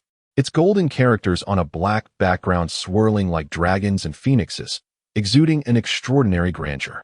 The welcoming staff, clad in pristine uniforms, stood with an air of vitality. This place was a far cry from the dilapidated thatched hut of the Qin family, akin to two disparate worlds. As Su Wanqing surveyed the opulence before her, the confidence she had just begun to cultivate wavered once again. Sensing her unease, Chen Feng gently squeezed her hand, offering her a reassuring glance. Then, standing tall, he guided Su Wanqing toward the resplendent red door. Stop! Just as they reached the entrance, a middle-aged man with a sharp countenance, dressed in managerial attire, sidled up, blocking their path with a scrutinizing gaze. He appraised Chen Feng and Su Wanqing from head to toe. Despite their distinguished attire, the unmistakable air of awkwardness lingering between them sparked a sense of disdain within him. particularly upon seeing Chun Feng holding merely a diminutive glass vial. The disdain in his eyes intensified. "Gentlemen, are you here to dine or to stay?" His tone carried an air of professional arrogance.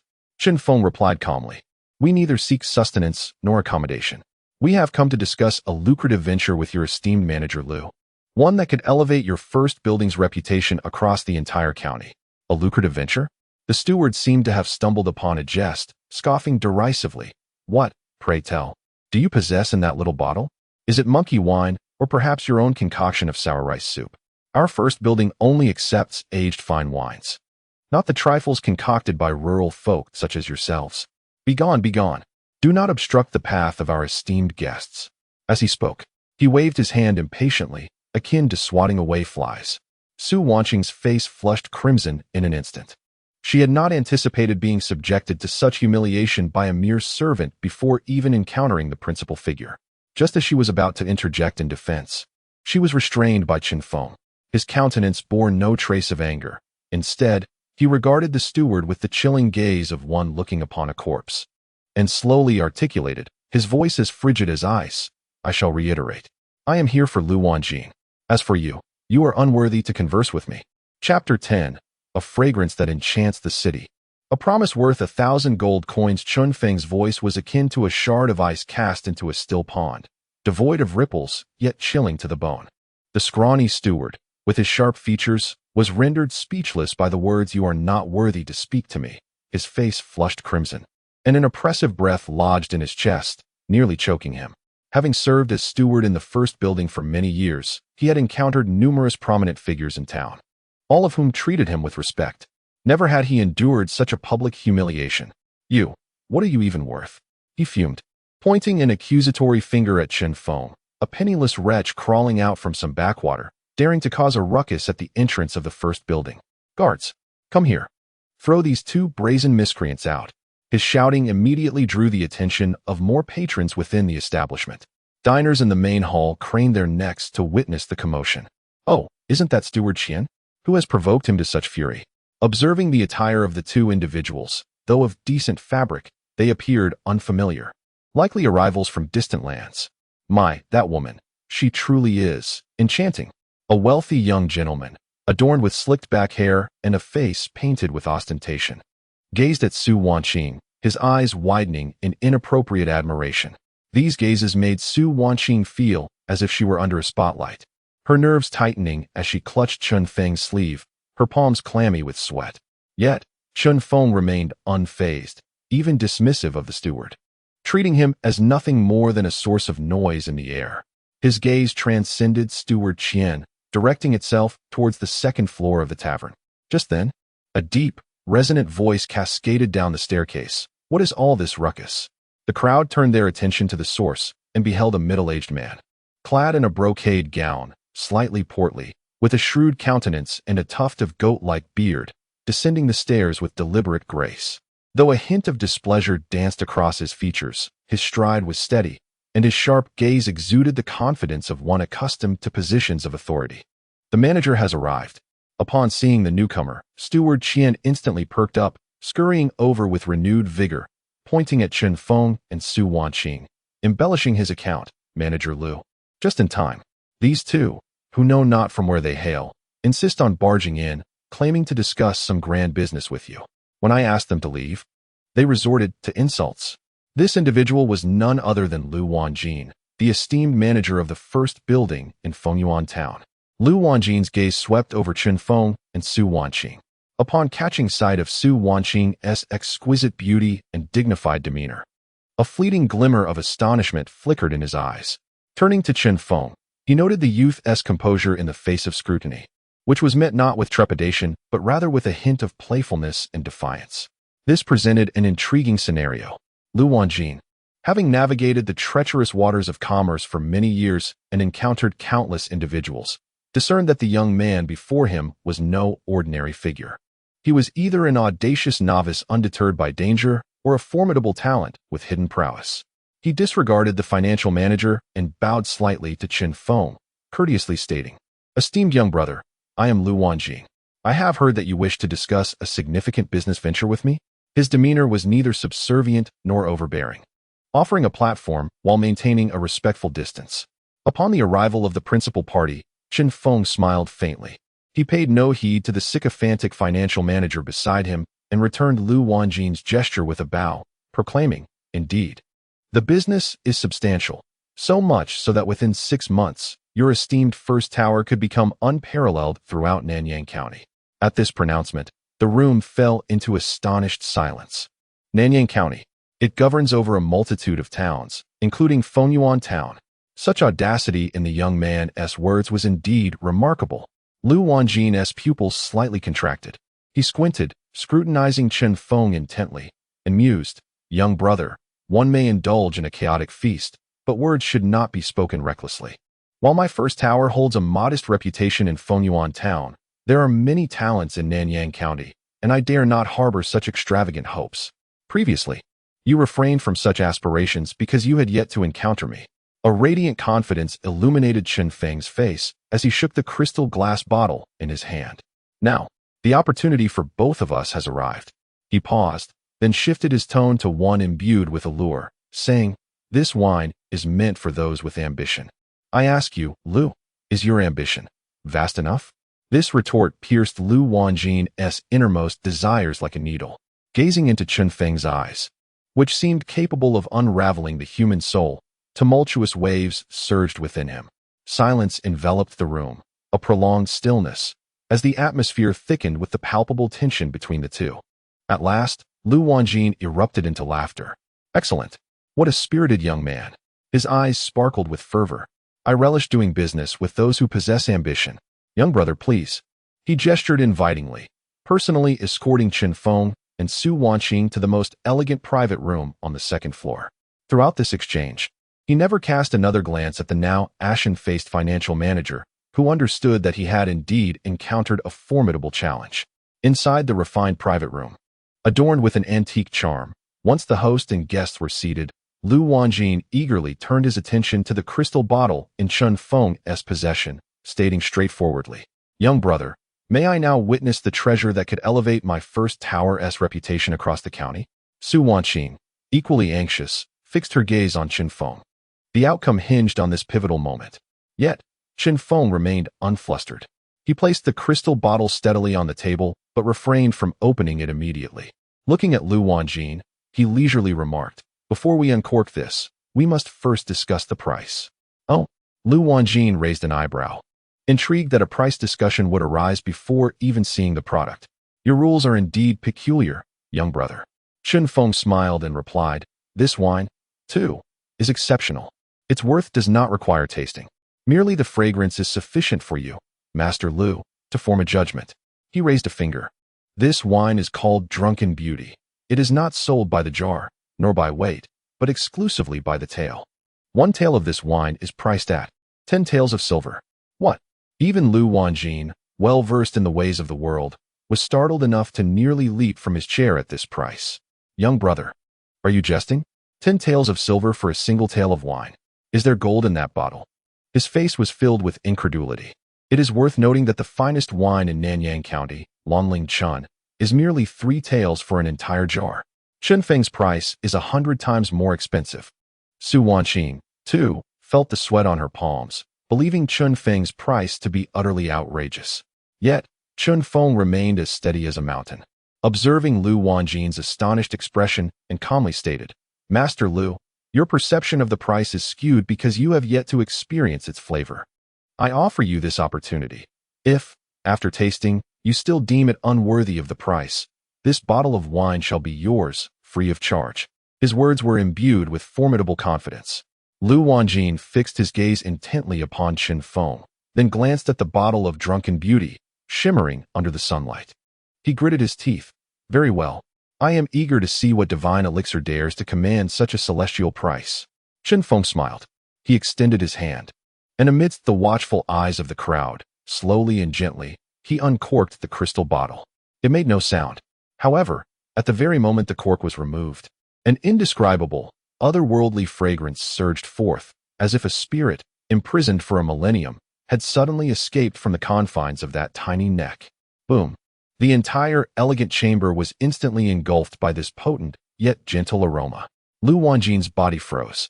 His astute eyes widened in astonishment. Bloodshot with the first whiff of the scent, his breath halted at that moment. As a connoisseur of fine wines for half a lifetime, he believed he had tasted countless exquisite libations. Yet, this fragrance. No, this could not merely be called a fragrance. This was nectar. This was the celestial essence that only the gods could savor. The flavor was unprecedentedly complex, yet harmoniously exquisite. Fruity notes, floral undertones, hints of wine. A myriad of top-tier aromas intricately intertwined, forming a transcendent scent that could send shivers through one's very soul. Lu Wanjin's body began to tremble uncontrollably. His expression rapidly shifted from shock to terror, then to euphoric delight, ultimately morphing into a near-manic, raw greed and desire. He gazed at the bottle of drunken beauty as if a beggar, starved for 3 days and nights, had stumbled upon a lavish banquet. Divine.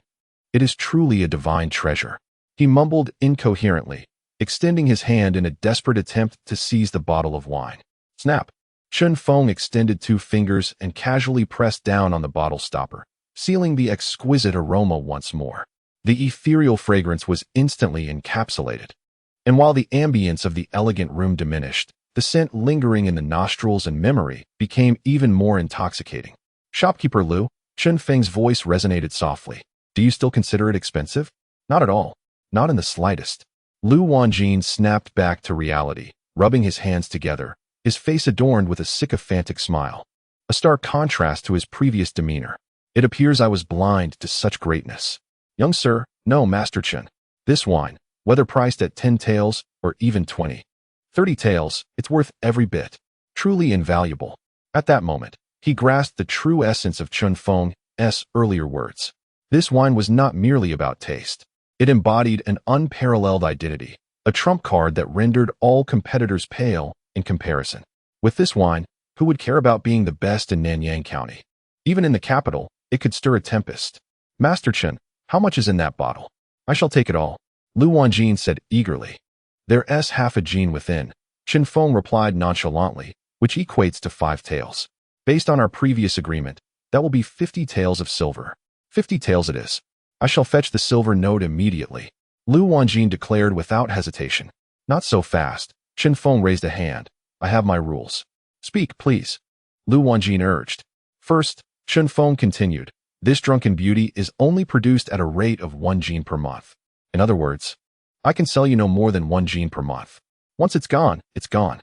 Such scarcity. Chun Feng thought to himself. What? Lu Wanjin froze momentarily, then panicked.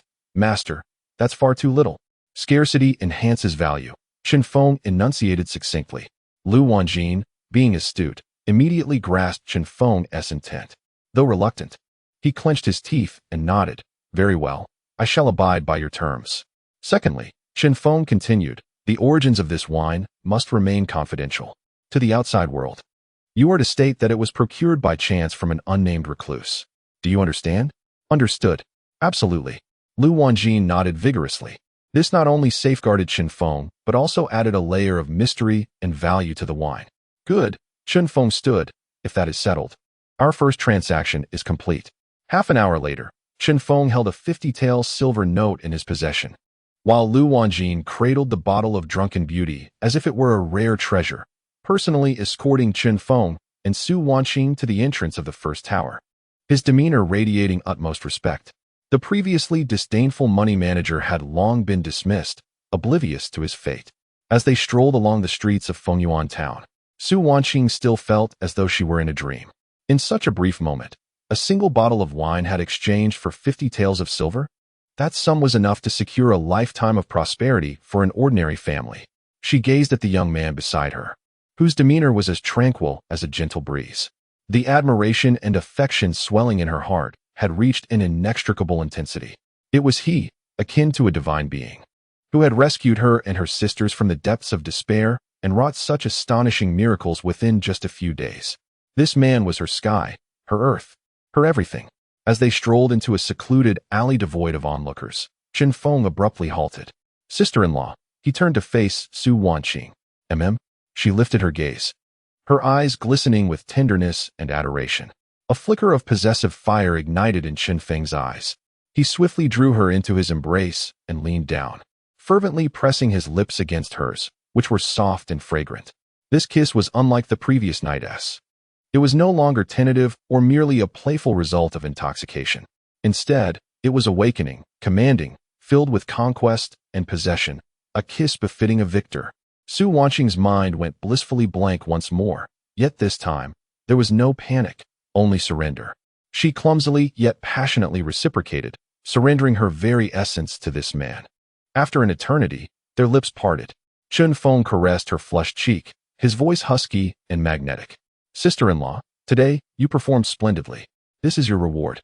Su Wanqing stared at him, her eyes shimmering with affection, while in Chun Feng's mind, the system's notification chimed as expected. Ding. Target individual Su Wanqing. Having witnessed the host's commercial miracle and received the kiss of a victor, is now entirely conquered in mind and body. Conquest level of Su Wanqing, 5. Current conquest level, 100. Congratulations, host. Achievement of absolute subservience accomplished. Target Su Wanqing will regard you as her sole allegiance, never to betray, willing to sacrifice everything for you. Achievement reward. Unlocking dual cultivation mode. Cultivating with a partner at 100 conquest level grants additional attribute bonuses and special skills. Chapter 11. Return to hometown. Undercurrents in motion. That kiss seemed like a sacred imprint, indelibly etching Chun Feng's will into the very depths of Su Wanqing's soul. Irrevocably and eternally. When Chun Feng released her, the once shy and evasive Su Wanqing was transformed. She gazed at the man before her with an entranced expression, her enchanting eyes now devoid of self, filled solely with pure, unadulterated admiration and love. If her previous feelings had been dependency, infatuation, and deep affection, now she stood as Chun Feng's most devout follower. He was her deity. Uncle. No, husband. Blushing, she softly adjusted her address, her voice delicate yet unwavering. The term husband delighted Chun Feng immensely, eliciting a satisfied smile as he took her fragile hand once more.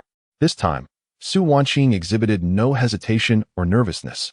She grasped Chun Feng's hand firmly, her body instinctively leaning against him, her weight comfortably resting on his side, her steps light and her spirit soaring. A radiant aura of happiness enveloped her, making her beauty so striking that it was almost too much to behold. As the couple walked hand in hand, in such an intimate manner, along the dirt path back to Qingshi village, the stir they created was tenfold more intense than upon their arrival. Whereas the villagers had previously seen a spirited young man and a beautiful woman, now they beheld a pair of celestial lovers. The man was strikingly heroic, exuding an air of grandeur. The woman was resplendent, her beauty innate and captivating. Particularly, Su Wanqing's transformation left everyone in awe. How could she have seemingly undergone a metamorphosis in just a short absence? The unmistakable essence of spring and fulfillment in her eyes, her affectionate closeness to the man, all proclaimed to the world that she had been thoroughly cherished and claimed by him.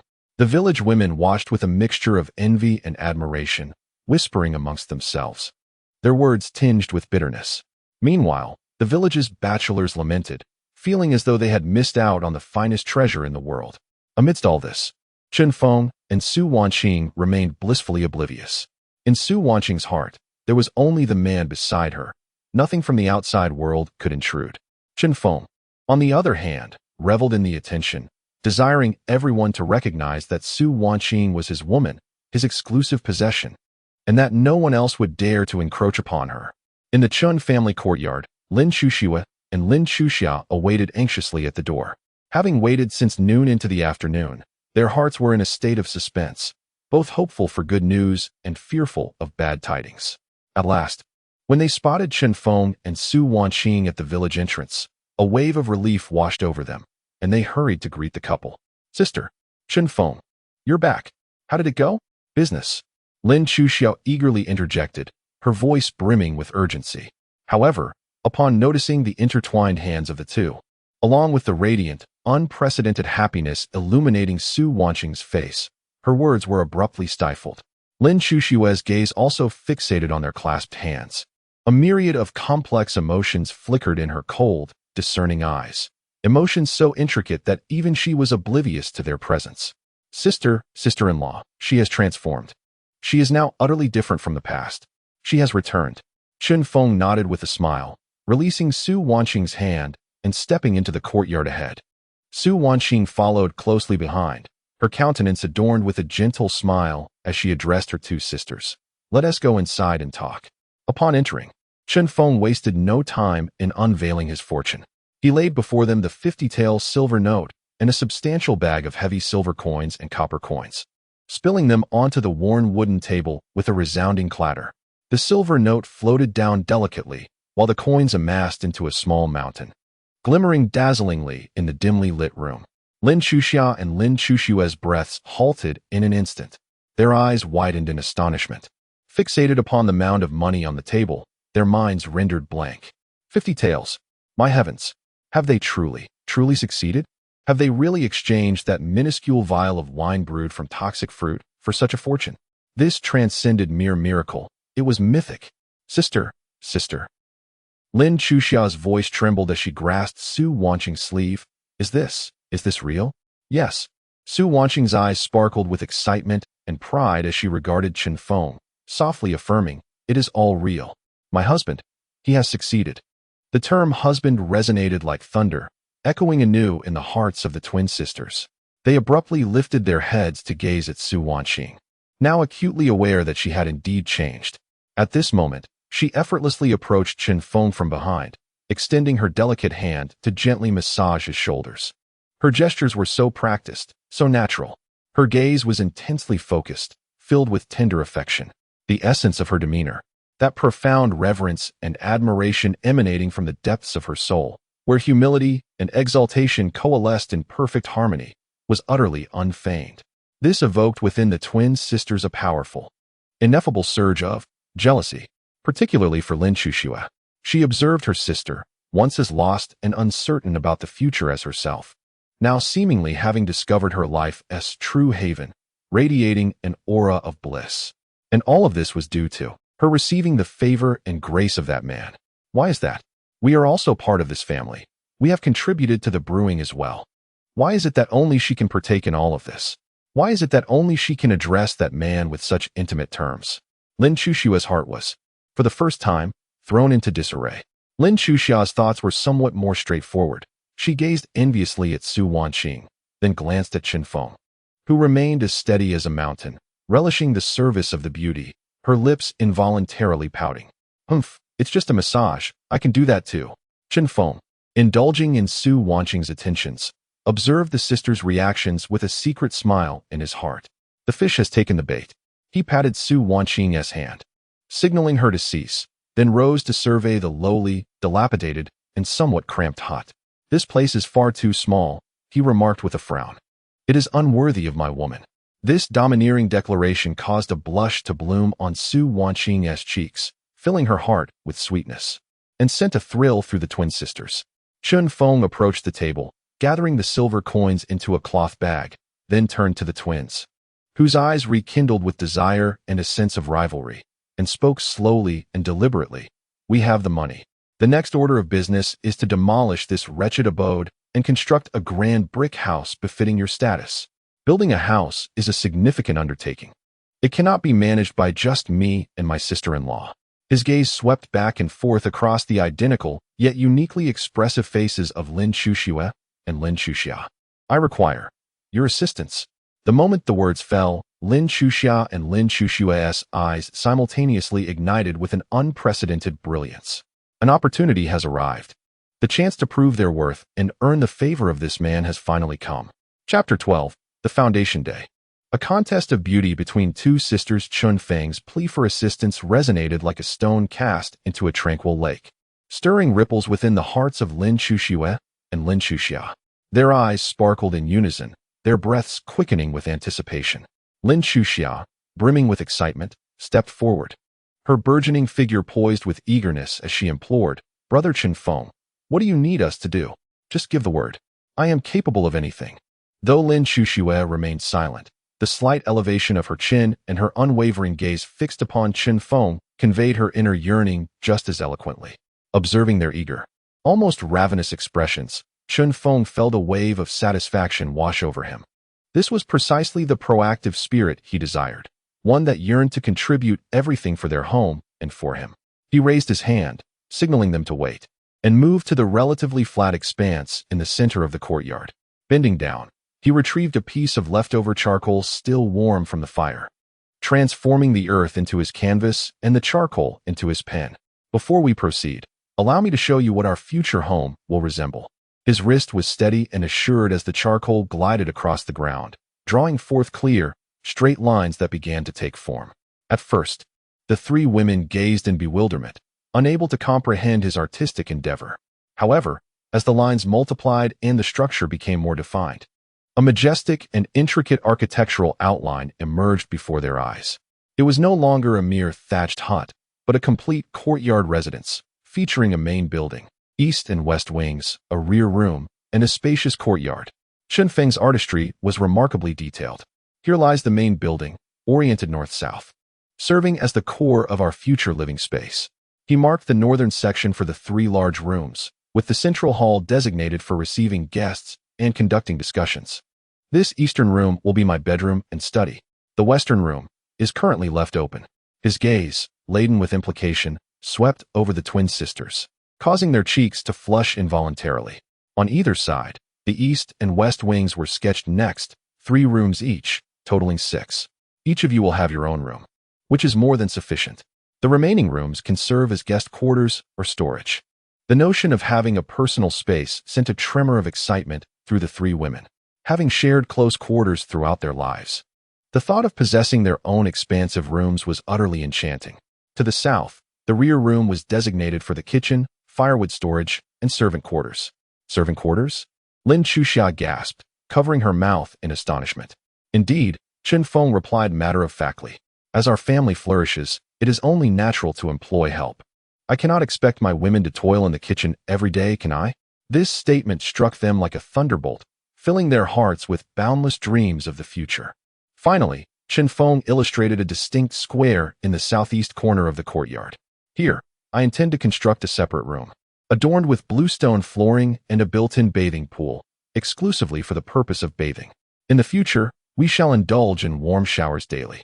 As Chen Feng completed his final stroke and straightened his posture, a comprehensive and meticulously detailed blueprint for a courtyard design, complete with annotations for dimensions and functions, was splendidly revealed before the 3 women.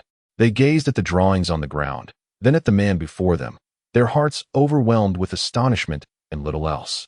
Not only could he create wealth and exhibit remarkable skills, but he also effortlessly conjured an exquisite and unprecedented architectural design. What, one might wonder, is there that this man cannot accomplish? With the blueprint in hand, it was now time to transform it into reality. Chen Feng dusted off the charcoal residue from his hands and began to delegate tasks. His gaze first fell upon Lin Chuxia. Chuxia, yes. Lin Chuxia immediately straightened up like a soldier awaiting inspection. Chen Feng smiled and remarked, constructing a house requires artisans and the procurement of various materials.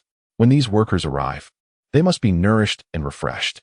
You strike me as lively and quick-witted, with a knack for numbers. Henceforth, you shall oversee the logistics management on this construction site.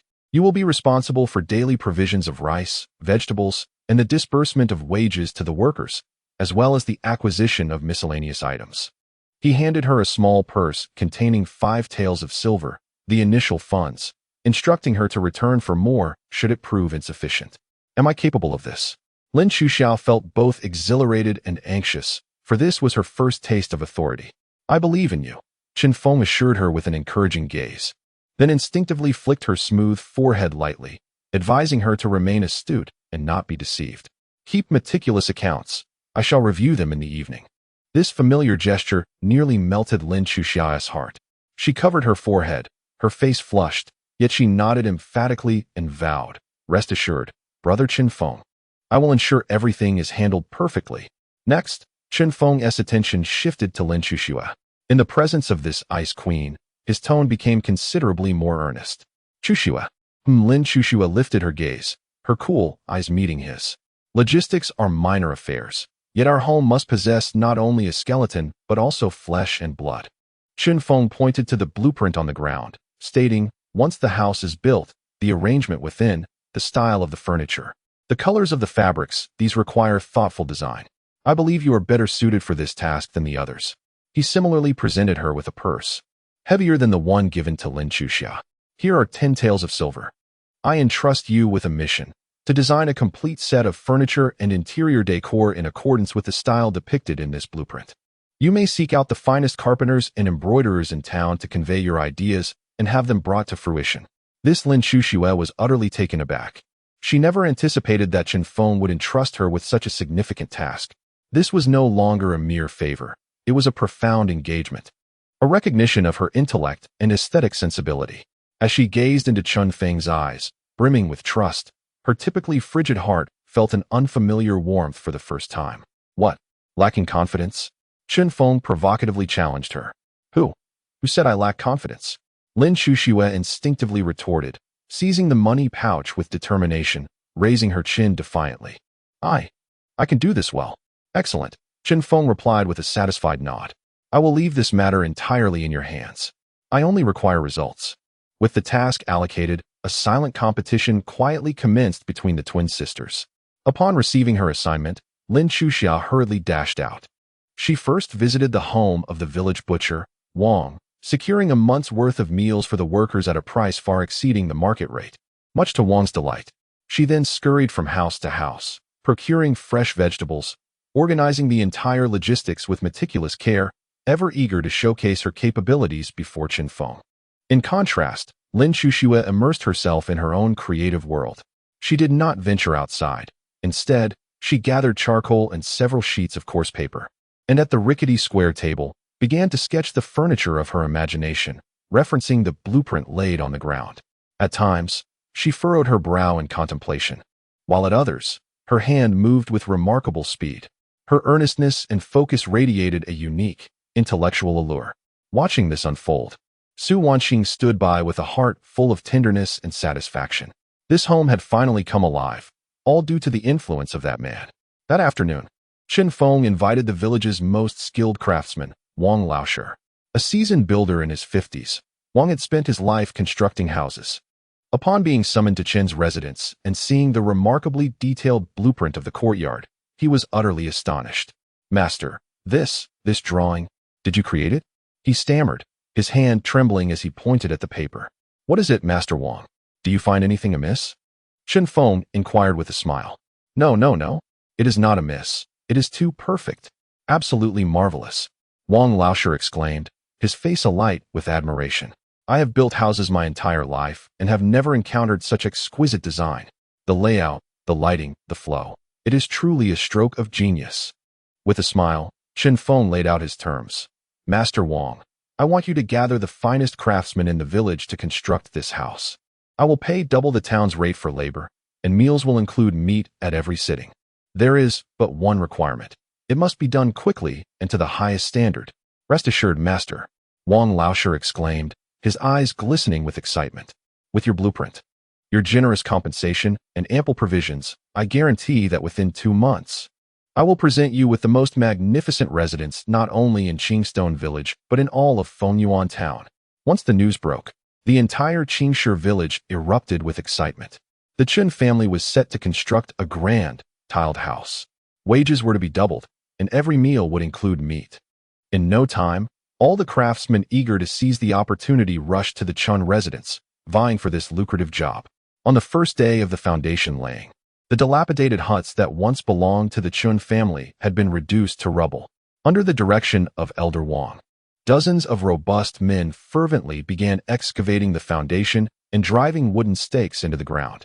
Almost half of Qingshi village gathered to observe, pointing and discussing among themselves, their eyes brimming with an unmistakable mix of envy and admiration. At the heart of this bustling scene stood Chen Feng, hands clasped behind his back, resembling a monarch surveying his domain. Beside him, Su Wanxing gently offered him a cup of hot tea. Not far away, Lin Chuxia stood with her hands on her hips, expertly directing several village women as they prepared a sumptuous lunch for the craftsmen.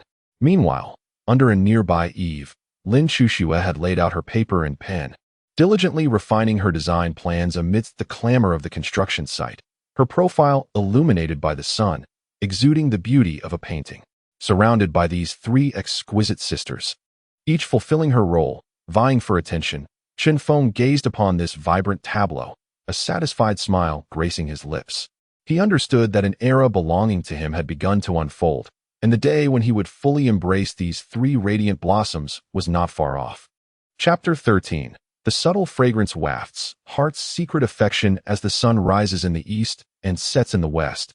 Days pass in a busy, yet hopeful atmosphere. The Chun family courtyard has long become the focal point of the entire Qingshi village. Each morning, before dawn breaks, Old Wang leads dozens of the strongest men in the village to commence work punctually. The sounds of tamping earth, singing, and carpenters sawing would fill the air, replacing the village's former silence with vibrant life, compelling passers-by to pause and gaze in admiration. Chun Feng has undeniably become the emperor of this construction site. Each day, he strolls around the site with his hands clasped behind his back.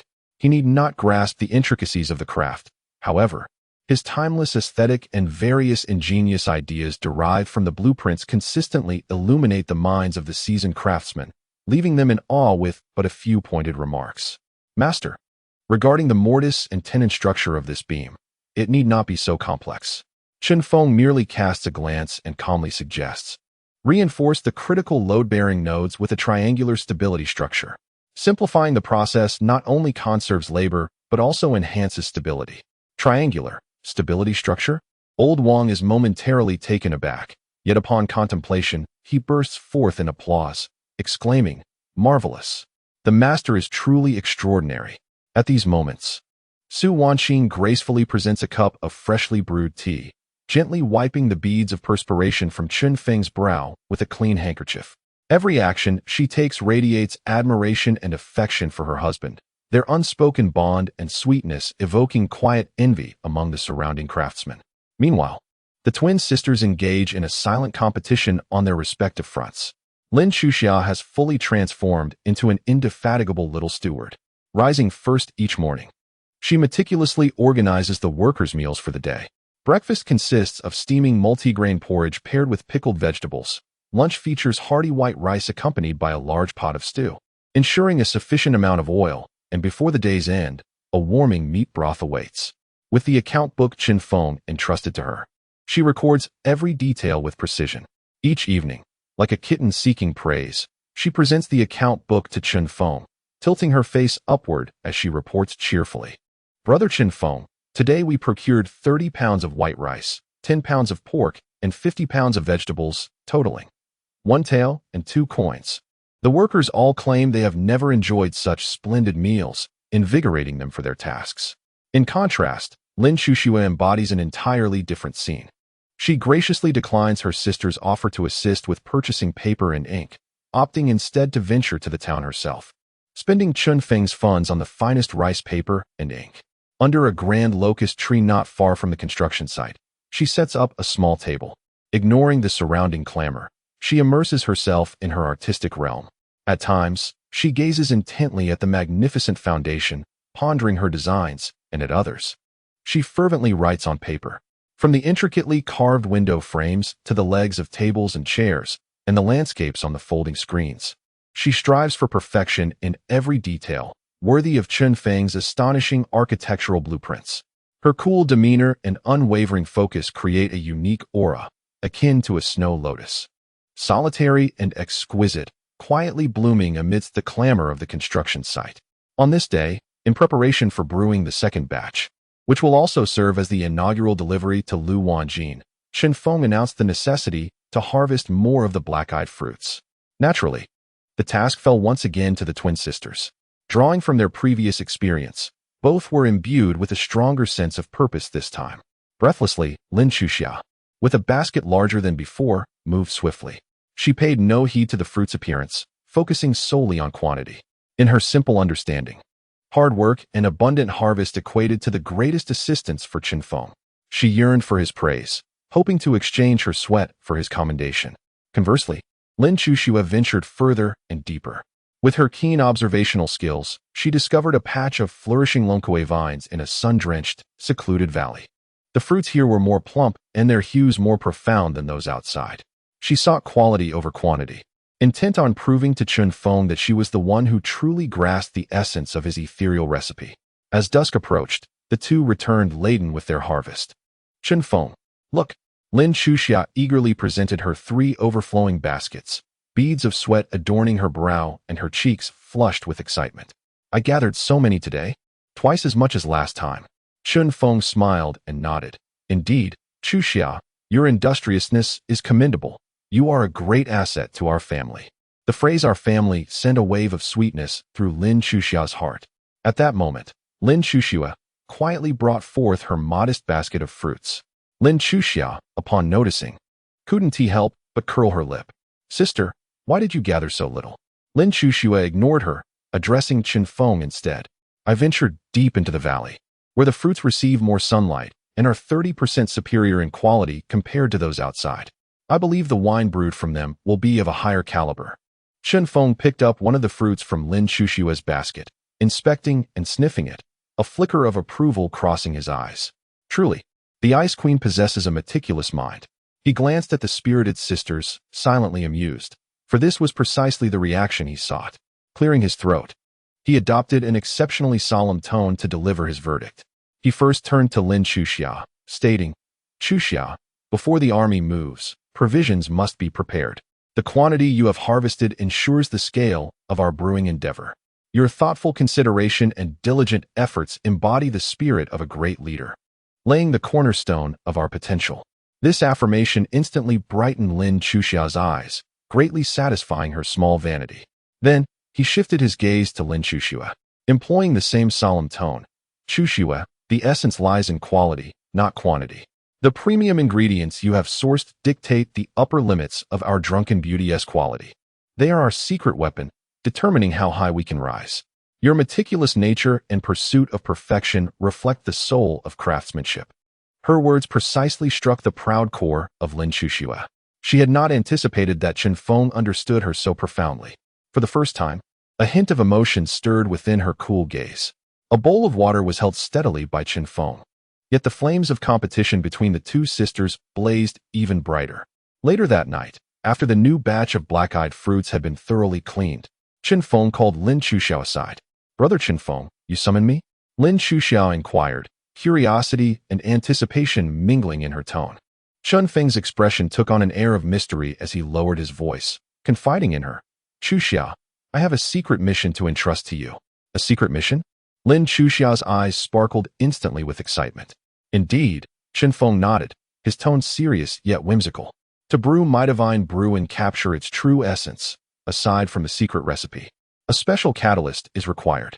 What catalyst? Chun Feng leaned closer, whispering in her ear, a heart that is pure and radiant, a maiden's heart, must be infused into the mixture while the fruits are being crushed. Only then will the wine possess a soul. His words were laden with ambiguous implications. The warmth of his breath brushed against Lin Chuxia's ear, causing her cheeks to flush crimson. You, do you mean? Among the 3 women in their family, Chun Feng's gaze held a burning intensity as he appraised Lin Chuxia's budding elegance.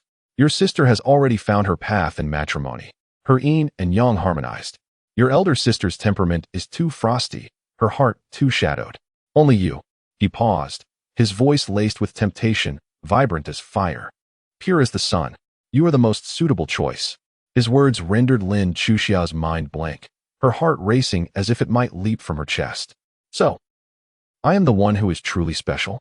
I am the crucial element in brewing the divine brew. An unprecedented sense of pride and joy enveloped her completely. What must I do? She stammered, her inquiry barely a whisper. Tonight, once they are all asleep, come quietly to the kitchen, Chun Feng instructed. I shall leave the finest basket of fruits for you. You will crush them with your own hands. Remember, this is our secret. One that must not be disclosed to anyone, including your sister and sister-in-law. Yes, yes. Lin Chuxia fervently nodded, her eyes glimmering with an extraordinary light. She felt that she and Chun Feng had forged an unparalleled secret pathway, known only to them. Ding. The host has greatly satisfied Lin Chuxia's vanity and desire for recognition by bestowing her with a special sense of mission and secrecy. Lin Chuxia's conquest level, 15. Current conquest level, 60. Infatuation and fascination. Congratulations, host.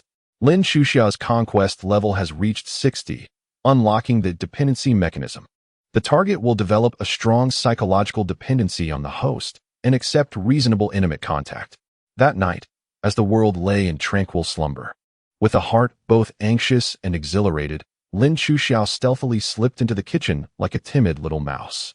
There, Chen Feng was already waiting. He gestured towards the wooden basin filled with the exquisite fruits collected by Lin Chuxiao. Let us begin. Remember to feel with your heart. Blushing, Lin Chuxiao rolled up her sleeves, revealing a segment of her snow-white arm. She extended her hands and, following Chun Feng's guidance, diligently and reverently began to crush the divine berries.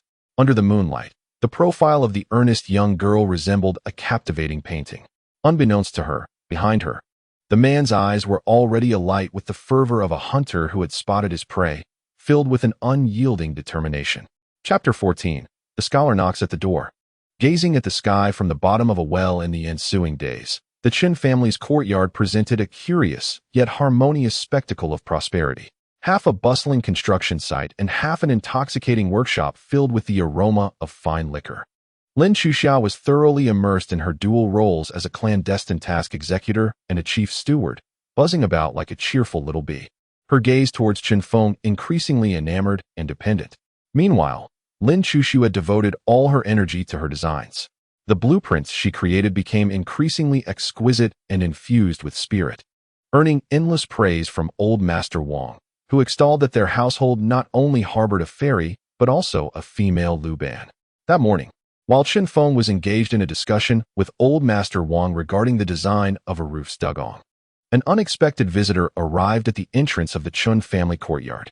The newcomer, a young man in his early 20s, donned a clean, yet somewhat stiff azure scholar's robe, a square cap upon his head, his complexion fair and his frame slightly thin.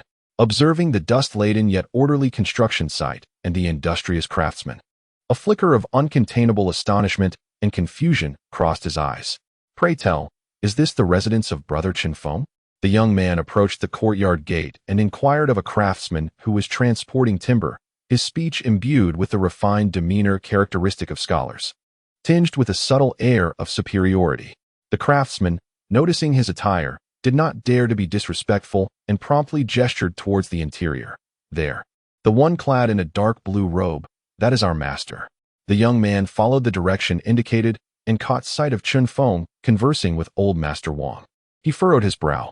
His name was Zhang Haoran, a scholar from Fengyuan town, and a former classmate of Chun Feng's deceased brother, Chun Dashan. He had a good relationship with Chun Dashan and had heard tales of his frail younger brother. In his recollection, Chen Feng should have been a sickly, timid figure. Yet the Chen Feng before him stood tall and composed, exuding an inherent authority, far from the image of a weakling. What astonished him further was the sight of Lin Chuxiao, diligently sketching with pen and paper not far from Chen Feng. Her ethereal beauty and intense focus captivated him entirely. He had long heard that Chun Dashan had married a beauty from the Su family, who also had a pair of even more stunning twin sisters. It seemed the rumors were indeed true. However, how could such a breathtaking maiden willingly remain in this rustic construction site, attending to menial drawing tasks? With a heart full of perplexity and a hint of inexplicable resentment, Zhang Haoran cleared his throat and stepped into the courtyard, proclaiming in a loud voice, "Brother Chen Feng, it has been some time since we last met. I trust you are well?" Upon hearing the voice, Chen Feng turned around and instantly recognized Zhang Haoran, memories flooding back. Zhang Haoran, the companion of his brother, a quintessential scholar, lofty in ambition yet often filled with pretentiousness. He possessed some knowledge, but was more inclined to boast and cite classical texts to showcase his erudition. "Ah, it is Brother Zhang. What a rare visitor," Chen Feng remarked with a faint smile, his demeanor neither overly warm nor disrespectful. Zhang Haoran approached, his gaze fixated on the grand blueprint of a courtyard meticulously drawn in charcoal on the ground. Upon closer inspection, his pupils constricted in astonishment. As a scholar, he had perused various architectural texts, including the Yingzhou Fashi. The blueprint before him, with its meticulous layout, intricate structures, and avant-garde concepts, far exceeded the imagination of an ordinary rural craftsman. Although he was taken aback, the pride and reserved nature typical of an intellectual prevented him from acknowledging that a mere rustic could possess such talent. With hands clasped behind his back, he circled the drawing, feigning profundity as he shook his head. "My dear brother, while your estate appears grandiose, it regrettably violates significant feng shui principles," he proclaimed. adopting a sorrowful expression. Oh, Chen Feng raised an eyebrow, intrigued. I would appreciate your guidance, Brother Zhang. Lin Chuxue, who had been engrossed in her drawing, paused at the mention of feng shui taboos, lifting her head to cast a cool gaze in their direction. She held a skeptical attitude toward such esoteric knowledge, preferring to believe it could be true rather than dismissing it outright. Zhang Haoran, having successfully captured everyone's attention, especially that of the aloof beauty, felt a swell of pride. He pointed to the blueprint and commenced his performance. Observe, the main door of your house faces directly into the courtyard, creating a through passage calamity which invites wealth to flow in and out, leading to a lack of prosperity. Furthermore, your side rooms oppose each other without a screen wall, causing direct airflow that can incite disputes, detrimental to familial harmony. Not to mention your southeast bathroom, where the 5 elements dictate that the southeast is wood and the bathroom represents water. Water nourishes wood, which may appear auspicious but actually signifies chaos and ruin. He quoted texts with authority, presenting his arguments cogently, leaving the nearby Wang Laosher and several craftsmen in a stupor, their expressions filled with uncertainty. Lin Chuxue's brow furrowed slightly. Yet, Chen Feng merely smiled, a light and breezy expression that left Zhang Haoran feeling somewhat uneasy. Brother Zhang, Chen Feng began, unfazed by the interruption. What you have said sounds quite reasonable. However, it is nothing but nonsense. You, Zhang Haoran's face reddened, akin to the hue of liver. You insolent wretch. I offer my guidance, and you dare speak so rudely. Guidance. The smile vanished from Chen Feng's face, replaced by an air of intellectual superiority. Brother Zhang, let me ask you, why do people build houses? Naturally, it is to secure a living and to harness the winds and gather the energies. Zhang Haoran replied without a moment's thought. Incorrect. Chen Feng interjected with a commanding tone. The foremost purpose of constructing a dwelling is to ensure it is comfortable. It is for safety. It is for convenience. He gestured toward the blueprint, launching a decisive counterattack. You claim this is a through passage calamity? I assure you, this is what I call north-south ventilation. In the summer, when the southern and northern doors swing open, the air circulates and a gentle breeze wafts through, offering a comfort that far exceeds that of your stifling study. As for winter, I have my thick curtains and warm Kong bed, so why should I fear the draft? You suggest that the opposing layout of my rooms may lead to discord? I would argue that this arrangement fosters clarity of movement, allowing for mutual independence. Everyone possesses their own private space. The harmony of a household does not rest upon a mere wall, but upon the hearts of its inhabitants. When hearts are united, peace can flourish anywhere.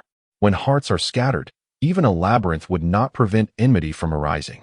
Regarding your comments about the bathroom, Chen Feng scoffed, finding it utterly laughable. I ask you, is the drainage convenient? Does it clog easily? After bathing, does the humidity dissipate swiftly to prevent mold on the walls? You have yet to consider these fundamental issues, yet you engage me in discussions of the ethereal principles of the 5 elements? Do you not see how akin you are to a frog sitting in a well, vainly attempting to comment on the color of the sky? Chen Feng's words, devoid of obscure terminology, relied solely on the most straightforward truths. Yet, these truths struck Zhang Haoran's fragile pride, built upon convoluted theories, like relentless hammers. Zhang Haoran found himself speechless, his mouth agape, as his complexion shifted from crimson to green, then to pallor, beads of cold sweat forming on his brow. He realized that the knowledge he so proudly possessed paled in comparison to Chen Feng's simple, practical, and fundamentally sound arguments, rendering it utterly feeble. Meanwhile, Lin Chuxue stood in utter astonishment. Her once cool eyes now brimmed with an unprecedented shock. She had always believed that a learned person like Zhang Haoran epitomized knowledge and wisdom. Yet today, she discovered how profoundly mistaken she had been. The concepts Chen Feng introduced, ventilation, lighting, flow, drainage, were terms she had never encountered. Yet they were infinitely more advanced and authentic than Zhang Haoran's esoteric theories of feng shui. This represented a realm of genuine, practical wisdom she had never before encountered. In that moment, the idol of traditional scholars in her heart crumbled to dust, while a new monument, named Chen Feng, rose, taller, more enigmatic, and brimming with wisdom. Observing Zhang Haoran's dazed expression, Chen Feng felt no inclination to further humiliate him. He gestured for Su Wanqing to bring a small wine glass, and from a crystal bottle in his pocket, he poured a shallow measure of exquisite red wine. Brother Zhang, as a guest from afar, Chen Feng said, extending the glass towards him. Let this meeting be my invitation.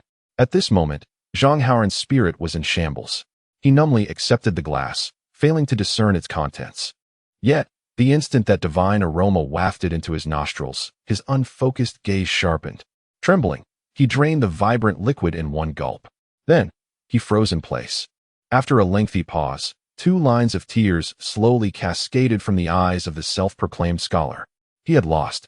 He had suffered a complete and utter defeat, be it in insight, demeanor, or the contents of his cup. In a state of utter desolation, he set down the wine glass and, before Chen Feng, offered a profound and respectful bow. Then, without uttering a word, he turned and departed like a soulless wanderer. Observing that desolate figure retreat, Chen Feng felt no hint of triumph. Instead, he turned his gaze towards the enchanting silhouette not far away. He discovered that Lin Chuxue was also looking at him. Their eyes met. Chen Feng noted that within her gaze, which had always been as placid as a tranquil pond, the layer of ice seemed to be gradually melting away. In its place emerged a complex radiance he had never witnessed before, a blend of reverence, admiration, curiosity, and a trace of confusion and helplessness. Chen Feng smiled. He understood that this most formidable iceberg was not far from its inevitable collapse. Chapter 15. The Iceberg Snow Lotus. Heartfelt devotion to Yu Zhang Haoran departed in a daze, resembling a dog stripped of its backbone. His arrival stirred the serene waters of the Chen family like a pebble cast into a pond, creating ripples that lingered long after. This was particularly true for Lin Chuxue. Throughout the afternoon, she appeared somewhat distracted, abandoning her drawings to sit quietly beneath the grand locust tree, clutching a piece of charcoal. Her icy gaze was fixed upon the bustling construction site in the distance, her thoughts a mystery. At times, she furrowed her brow.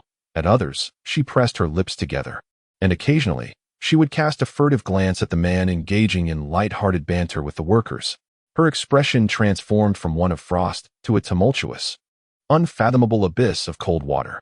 Chen Feng observed her demeanor with keen interest, yet remained unperturbed.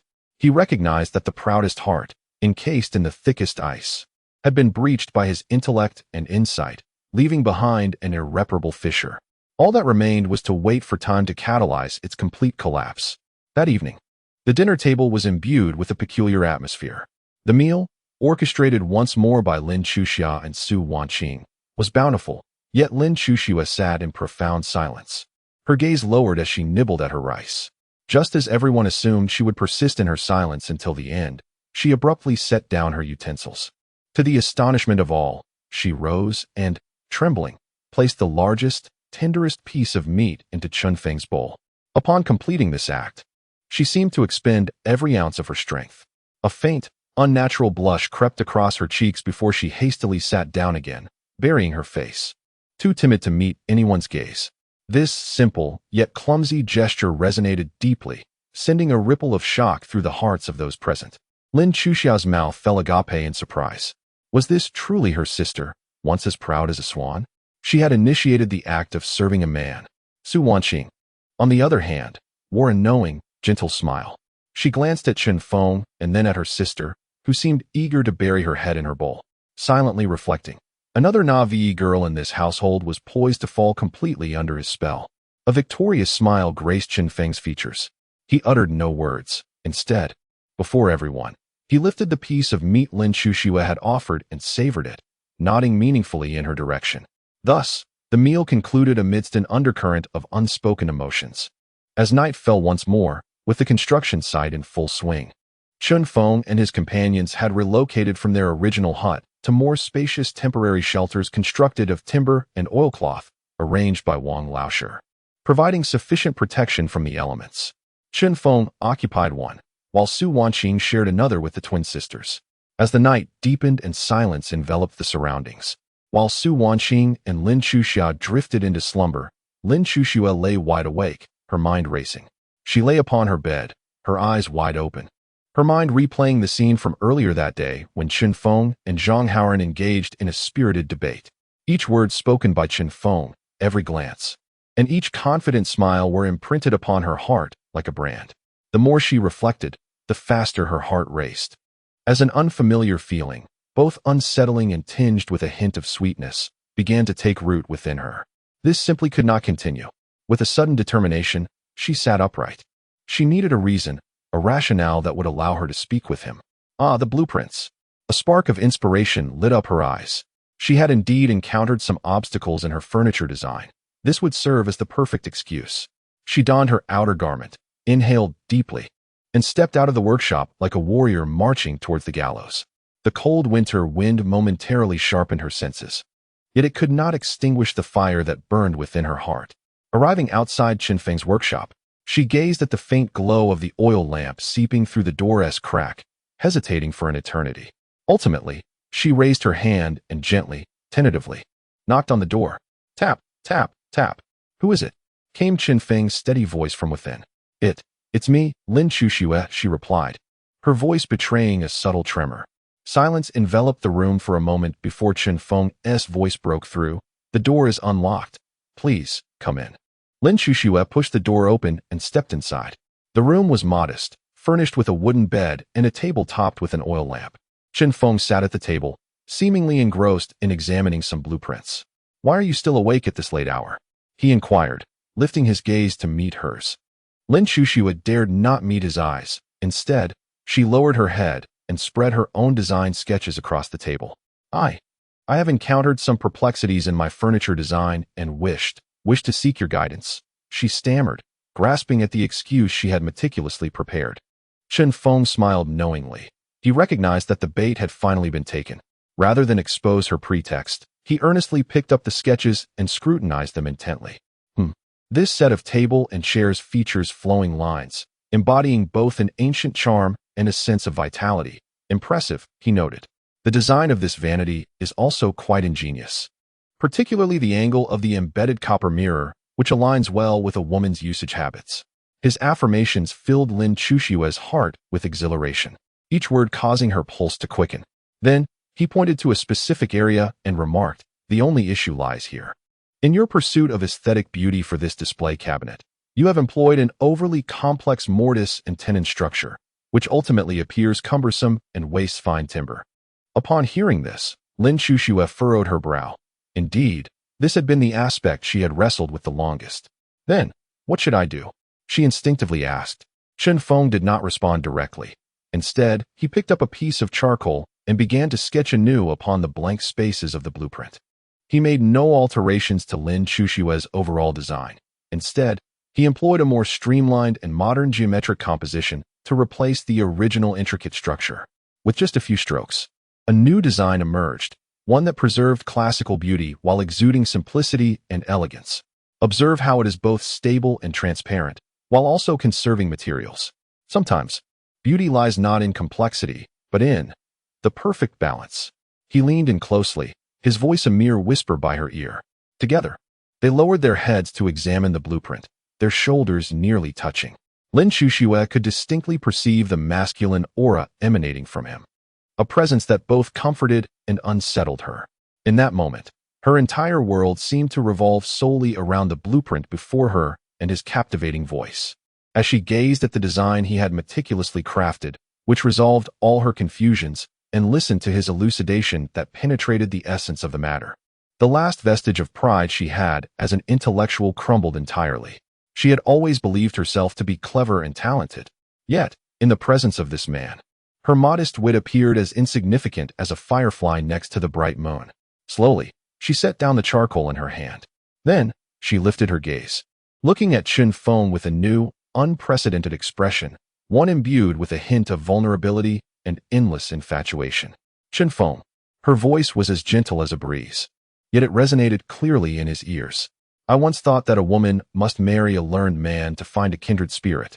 Today, I realize how limited my perspective has been. In this vast world, true great knowledge and genuine wisdom reside solely within you. Chuxue, I am captivated completely and irrevocably. This was a confession of submission, a declaration of the ice mountain melting away. In Qinfeng's eyes, a flame of victory ignited. He reached out, tender yet assertive, lifting her flawless chin, compelling her to meet his gaze. Your exquisite heart is truly beautiful. His voice was husky and magnetic. But from this night forth, it will only revolve for me. Before his words could fully settle, he bent down and kissed her long-desired, cool yet tender lips. This kiss was not as fervent as the one he had shared with Su Wanqing. It bore a hint of dominance, yet also boundless gentleness and exploration. Akin to a skilled artisan savoring a peerless gem, determined to meld away every fragment of beauty concealed beneath its icy surface and claim it as his own. Lin Chushua's body transitioned from initial rigidity to gentle tremors, ultimately surrendering entirely in his embrace. She extended her arms, awkward yet fervent, encircling his neck, responding to him with a greedy eagerness. In that moment, her heart, frozen for 18 years, blossomed fervently for him. After what felt like an eternity, Chun Feng finally released her. He beheld the enchanting beauty in his arms, her eyes shimmering with allure and her cheeks flushed. Filled with a sense of triumph at having conquered her heart, he bent down and lifted her effortlessly into his arms. Lin Chushua gasped, instinctively wrapping her arms tightly around his neck, pressing her flushed cheeks deeply against his chest. Chun Feng cradled her as he made his way towards the solitary wooden bed within the room. Gently, he laid her down and brushed aside the stray strands of hair from her temple. Chushua, he whispered tenderly in her ear, declaring his claim over her. From this night onward, you shall be my woman. The door closed softly behind them, and the oil lamp was extinguished. In the enveloping darkness, only the stifled, fervent breaths and murmurs remained, igniting a blush and quickening heartbeats. Meanwhile, in Chun Feng's mind, the system's notification chime resonated, heralding the conclusion of this enchanting evening. Ding! The ice melts, and the cold plum blossoms. Target Lin Chushua, both body and soul, thoroughly conquered. Conquest level of Lin Chushua, 65. Current conquest level, 100. Congratulations. Host. Achievement of absolute subservience attained. Target Lin Chushua will regard you as her one and only, never to betray, willing to sacrifice everything for you. Achievement reward. Unlocking basic array technique. The host may arrange primary arrays within their territory, possessing effects such as Guardian, Spirit Gathering, and Illusionary. Chapter 16, Morning Dew. Jealous flames as the first rays of dawn, like golden threads, penetrated the crevices of the makeshift shelter and gently cascaded onto the wooden bed. Lin Chushua's long eyelashes fluttered delicately like butterfly wings. She slowly opened her eyes. What greeted her was no longer the familiar sight of her sisters huddled together on their beds, but a solid and warm chest, belonging to Chun Feng, unique in its essence. The fervent demands of the previous night, akin to a tempest, sent shivers through her very soul, surged back into her consciousness like a tidal wave. Her cheeks flushed suddenly, resembling the most exquisite fiery clouds at dusk. An unprecedented, exquisite shyness intertwined with an equally intense, profound satisfaction enveloped her completely. She turned to her side and gazed dreamily at the man still lost in slumber beside her. In sleep, he was devoid of the dominance and sharpness he exhibited during the day, his brow and eyes softened, exuding an extraordinary tranquility. Yet, the defined contours of his face and the steady rhythm of his breath still radiated a powerful masculine aura that reassured her. This is my man, my heaven, my earth, my deity. Lin Chushua's heart brimmed with an emotion known as happiness. Cautiously, with almost imperceptible movements, she extended her delicate fingers, yearning to trace his striking brow, but, at the moment of imminent contact, recoiled like a startled rabbit. She dared not disturb his sweet dreams. Ultimately, she merely leaned closer and, as lightly as a feather, pressed a kiss upon the face she adored. Then, like the gentlest, most considerate little cat, she silently rose and donned her scattered garments one by one. Her movements were delicate, infused with the clumsiness and seriousness of a newlywed. She did not leave immediately. Instead, she carefully tucked in Chun Feng's blanket and neatly folded his discarded clothing at the bedside. After completing these tasks, her cheeks flushed and her heart racing, she gently pushed open the door. Outside, the day had brightened. Su Wanqing and Lin Chuxiao were already awake, preparing a simple breakfast. When Lin Chushua's figure emerged from Chun Feng's room, the once harmonious atmosphere in the courtyard suddenly froze. Su Wanqing looked up and saw Lin Chuxua. Lin Chuxiao also raised her head and beheld Lin Chuxua. At that moment, Lin Chuxua appeared entirely transformed from the day before. Though her hair had been meticulously arranged, A few unruly strands at her temples lent her a languid disarray. The once icy beauty of her face now radiated a healthy, enchanting blush, akin to a red plum blossoming in the snow, dripping with vitality. The most conspicuous change, however, was in her gaze and demeanor. Her eyes, which had previously resembled a frigid pond, now seemed infused with the essence of spring water, as the ice melted away, sparkling with shimmering reflections. Within their depths flowed an indelible, profound tenderness and allure. She was no longer the ethereal, untouchable snow lotus, but rather a flower that had been fully nourished by the rain, blossoming into astonishing beauty. A woman. This was a silent, yet striking proclamation, announcing that the most formidable iceberg had been thoroughly conquered and possessed by that man. Sister. Lin Chuxiao's bowl fell from her hands with a resounding crash, shattering into pieces. Her eyes widened in disbelief, fixated on Lin Chuxia, her petite face etched with incredulity and immense shock. How could it be? How could it be my sister? Clearly, just yesterday, Brother Qinfeng had entrusted me with a secret mission. I was supposed to be the chosen one. Why? Why was it my sister who emerged from his room this morning? A wave of betrayal, abandonment, and profound despair surged through her, akin to a cold tide that engulfed her entirely. Her eyes reddened, and tears began to gather unbidden. In stark contrast, Su Wanqing's reaction was entirely different. She gazed at Lin Chuxia, devoid of any jealousy, instead revealing a look of relief and understanding, a gentle smile reminiscent of a matron. She set aside her task, approached Lin Chuxia, and naturally took her cool hand in hers. Sister. Su Wanqing's voice was soft and warm, an invitation of welcome. Lin Chuxia's cheeks flushed deeper, and she glanced at Su Wanqing, somewhat at a loss, whispering, Sister. From now on, we are all family. Su Wanqing gently patted the back of her hand, whispering in a tone only they could hear, Let us serve our husband well together. This statement formally, yet tenderly, established a harmonious tone within the household. Upon hearing this, Lin Chuxia's last lingering feelings of anxiety dissipated like mist. She nodded emphatically, her face breaking into a shy yet blissful smile. The warmth radiating from them felt like a dagger, deeply piercing Lin Chuxia nearby. She watched her two sisters, now intimately united as one. They had both received the man's favor, transforming into true women, sharing an unspoken understanding that she could not grasp.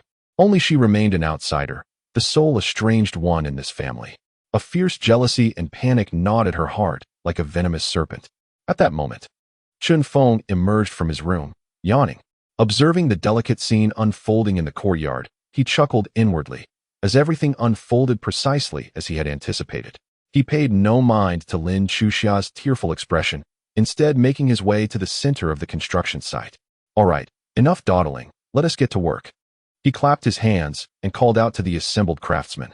Then, before everyone's eyes, he began to undertake an endeavor that would leave them utterly astounded. He walked leisurely around the already excavated foundation, murmuring incantations as if casting a spell. His steps were peculiar yet rhythmic, seemingly in harmony with the profound truths of the universe. Occasionally, he would pause to pick up an ordinary stone, swiftly tracing patterns upon its surface with his fingers, before embedding it at a most unconventional angle in a corner of the foundation. What on earth is the master doing? A young craftsman could not help but whisper to old Wang. Hush, do not speak. Awe and reverence adorned old Wang's face. The master is performing a celestial art. He is determining the feng shui and gathering auspicious energy for our abode. He had been astounded by Qinfeng after listening to the debate between him and Zhang Haoren the previous day. Under the gaze of all present, Qinfeng buried a total of 8 stones, each corresponding to the 8 cardinal directions. As he placed the final stone in the central position, he formed a seal with his hands and declared, Array, arise. Ding. Consumed 10 conquest points. Spirit gathering array, beginner. Successfully arranged. Array effect. Gradually gathers the spiritual energy of heaven and earth within a small range, refreshing the mind and prolonging life for those within. Ailments shall not arise. At the instant his voice fell, an invisible, imperceptible wave surged forth from the foundation, radiating outward with great intensity. All present simultaneously sensed an indescribable shift. What is happening? Why do I feel as if the air has suddenly become so fresh? Indeed, taking a breath feels invigorating. The fatigue from moving stones has vanished entirely. My heavens! Look at that old locust tree. Its leaves seem to have turned a deeper shade of green. The craftsmen gasped in unison, their faces alight with shock and elation. Though they were oblivious to what had transpired, their bodies' immediate sensations were undeniable. Their gazes towards Chen Feng transformed from mere respect to profound awe, as if beholding a living deity. Su Wanqing and Lin Chuxue were equally astonished and proud. Their man was indeed an omnipotent celestial being. Meanwhile, Lin Chuxia, watching the man surrounded by adoring crowds, gazed at his inscrutable figure, and at that moment, her jealousy and dread reached a crescendo. She understood that to remain by this man's side, mere diligence was insufficient. Secret missions alone would not suffice. She must, like her sister and sister-in-law, devote everything to him. Her eyes reddened, and tears streamed down her cheeks uncontrollably. She looked at Chen Feng, her large, watery eyes brimming with a desperate, all-consuming desire. After basking in the adoration of the crowd, Chen Feng slowly turned around. His gaze fell squarely upon Lin Chuxia's tear-streaked face. He understood that this unripe fruit, after enduring the trials of catalysis, jealousy, and despair, had finally reached complete maturity. He approached her slowly, each step akin to treading upon the delicate heart of Lin Chuxia in early summer. As Lin Chuxia beheld him advancing towards her, she became so anxious that she nearly forgot to breathe. At last, Chen Feng halted before her. He gazed into her tear-filled eyes, brimming with yearning and longing, and a knowing smile, imbued with a sense of mastery, graced his lips. Chapter 17. The Tearful Flower. The moonlit appointment. Chen Feng stood before Lin Chuxia, his tall and imposing figure casting a formidable shadow that shielded her from the harsh sunlight. Lin Chuxia lifted her tear-streaked face to gaze at him, her lips quivering as she struggled to articulate her thoughts, yet no words emerged. Her emotions were a tumultuous blend of abandonment, jealousy, reverence for his remarkable abilities, and a profound fear of his potential disdain for her.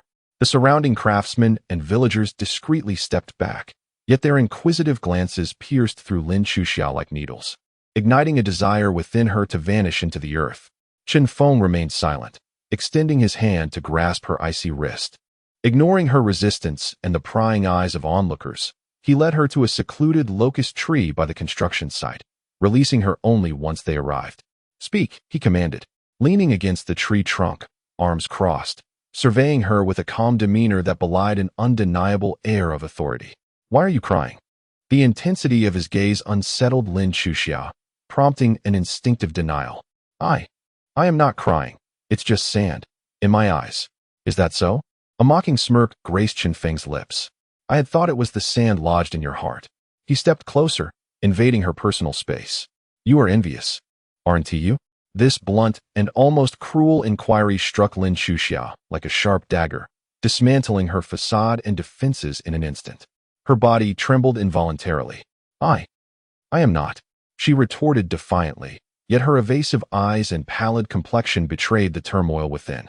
"Not," Chen Feng scoffed, his voice akin to the biting winter wind, gradually stripping away her dignity. "You envy your sister-in-law for receiving my kisses and affection. You envy your sister for engaging in profound discussions with me, while you feel overlooked. You believe you have exerted effort and fulfilled the secret task I entrusted you with. Yet it is they who receive all, not you. You think I favor them, that I am unjust to you. You feel like the most useless one in this family, do you not?" Each of Chen Feng's words sliced through her, like a surgeon's precise scalpel, revealing the darkest thoughts she was reluctant to acknowledge. In that moment, Lin Chuxia's psychological defenses crumbled entirely. Unable to contain herself any longer, she sank to the ground, clutching her knees, and began to weep uncontrollably. All her grievances, reluctance, jealousy, and fear transformed into tears, pouring forth in an unrestrained catharsis. Why? Why is it them?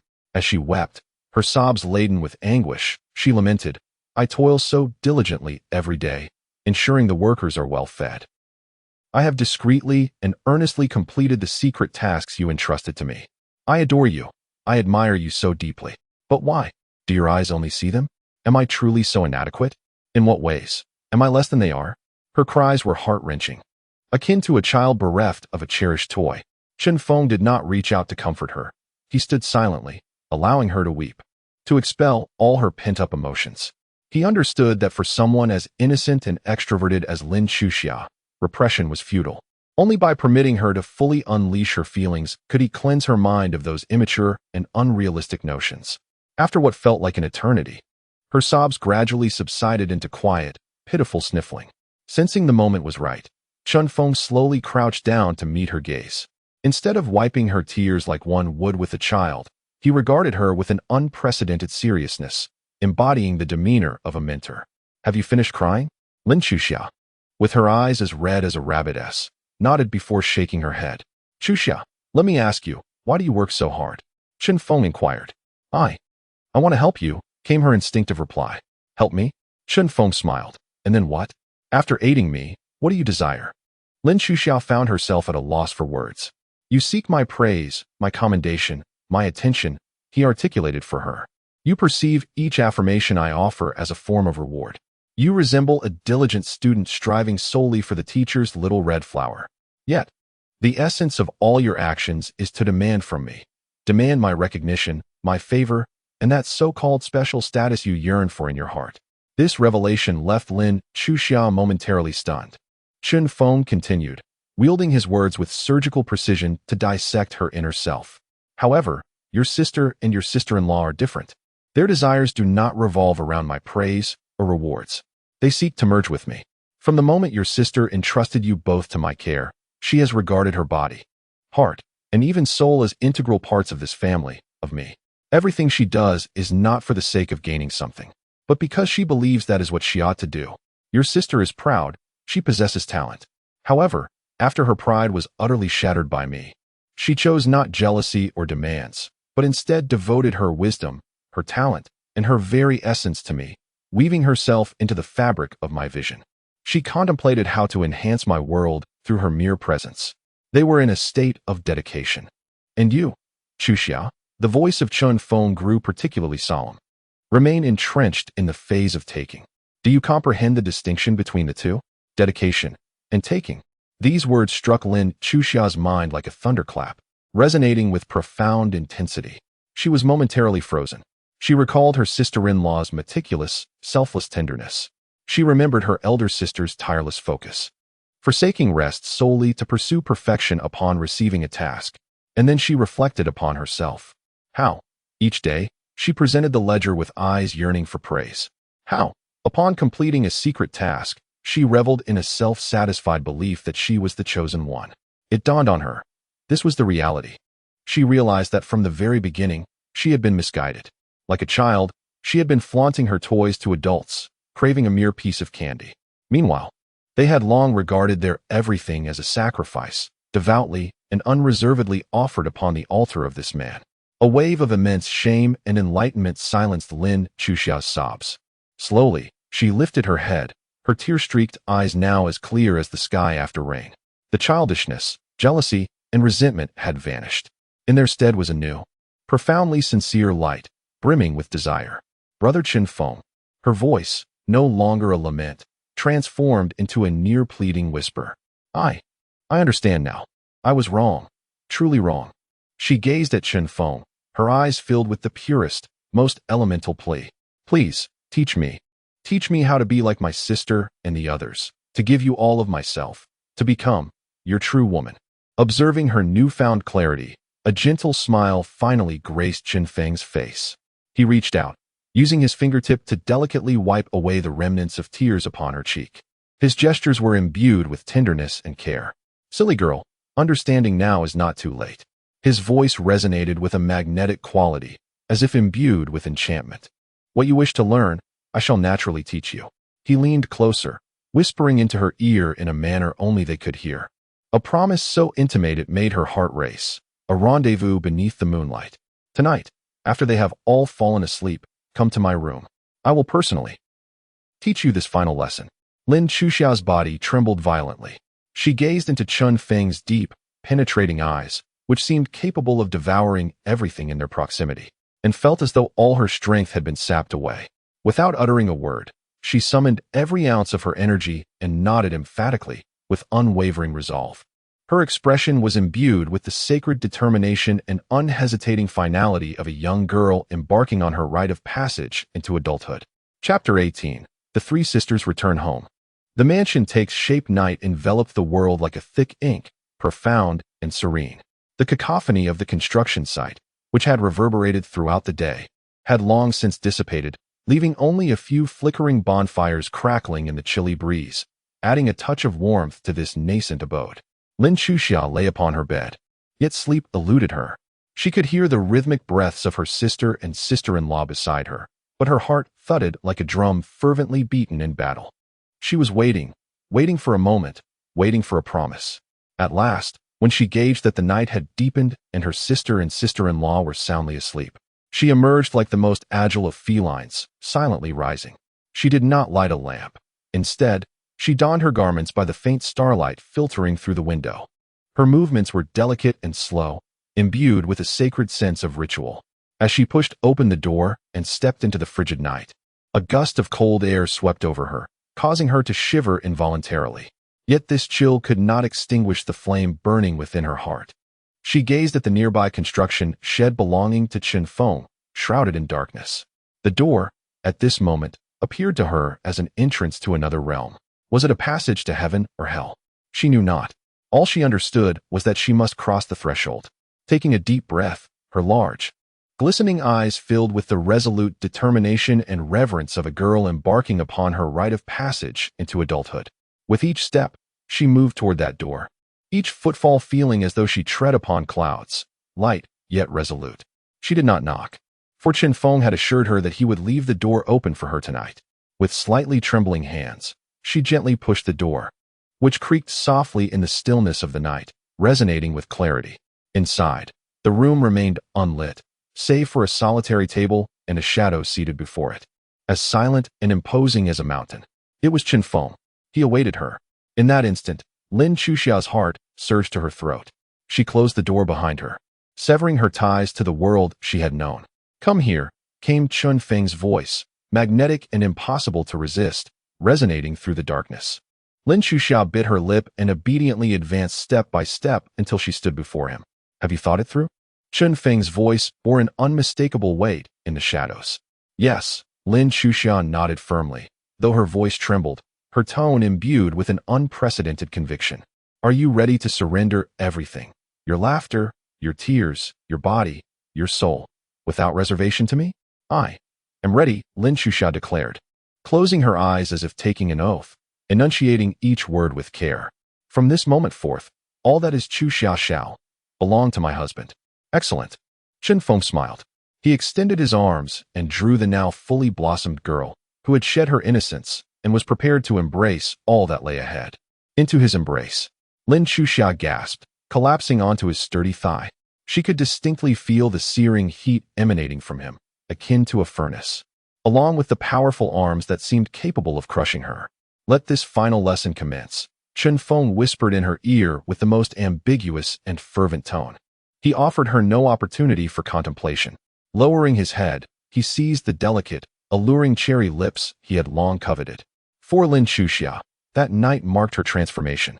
As she finally comprehended the essence of true devotion, she savored the exquisite joy of becoming this man's genuine woman, a happiness so profound it sent shivers through her very soul. Ding!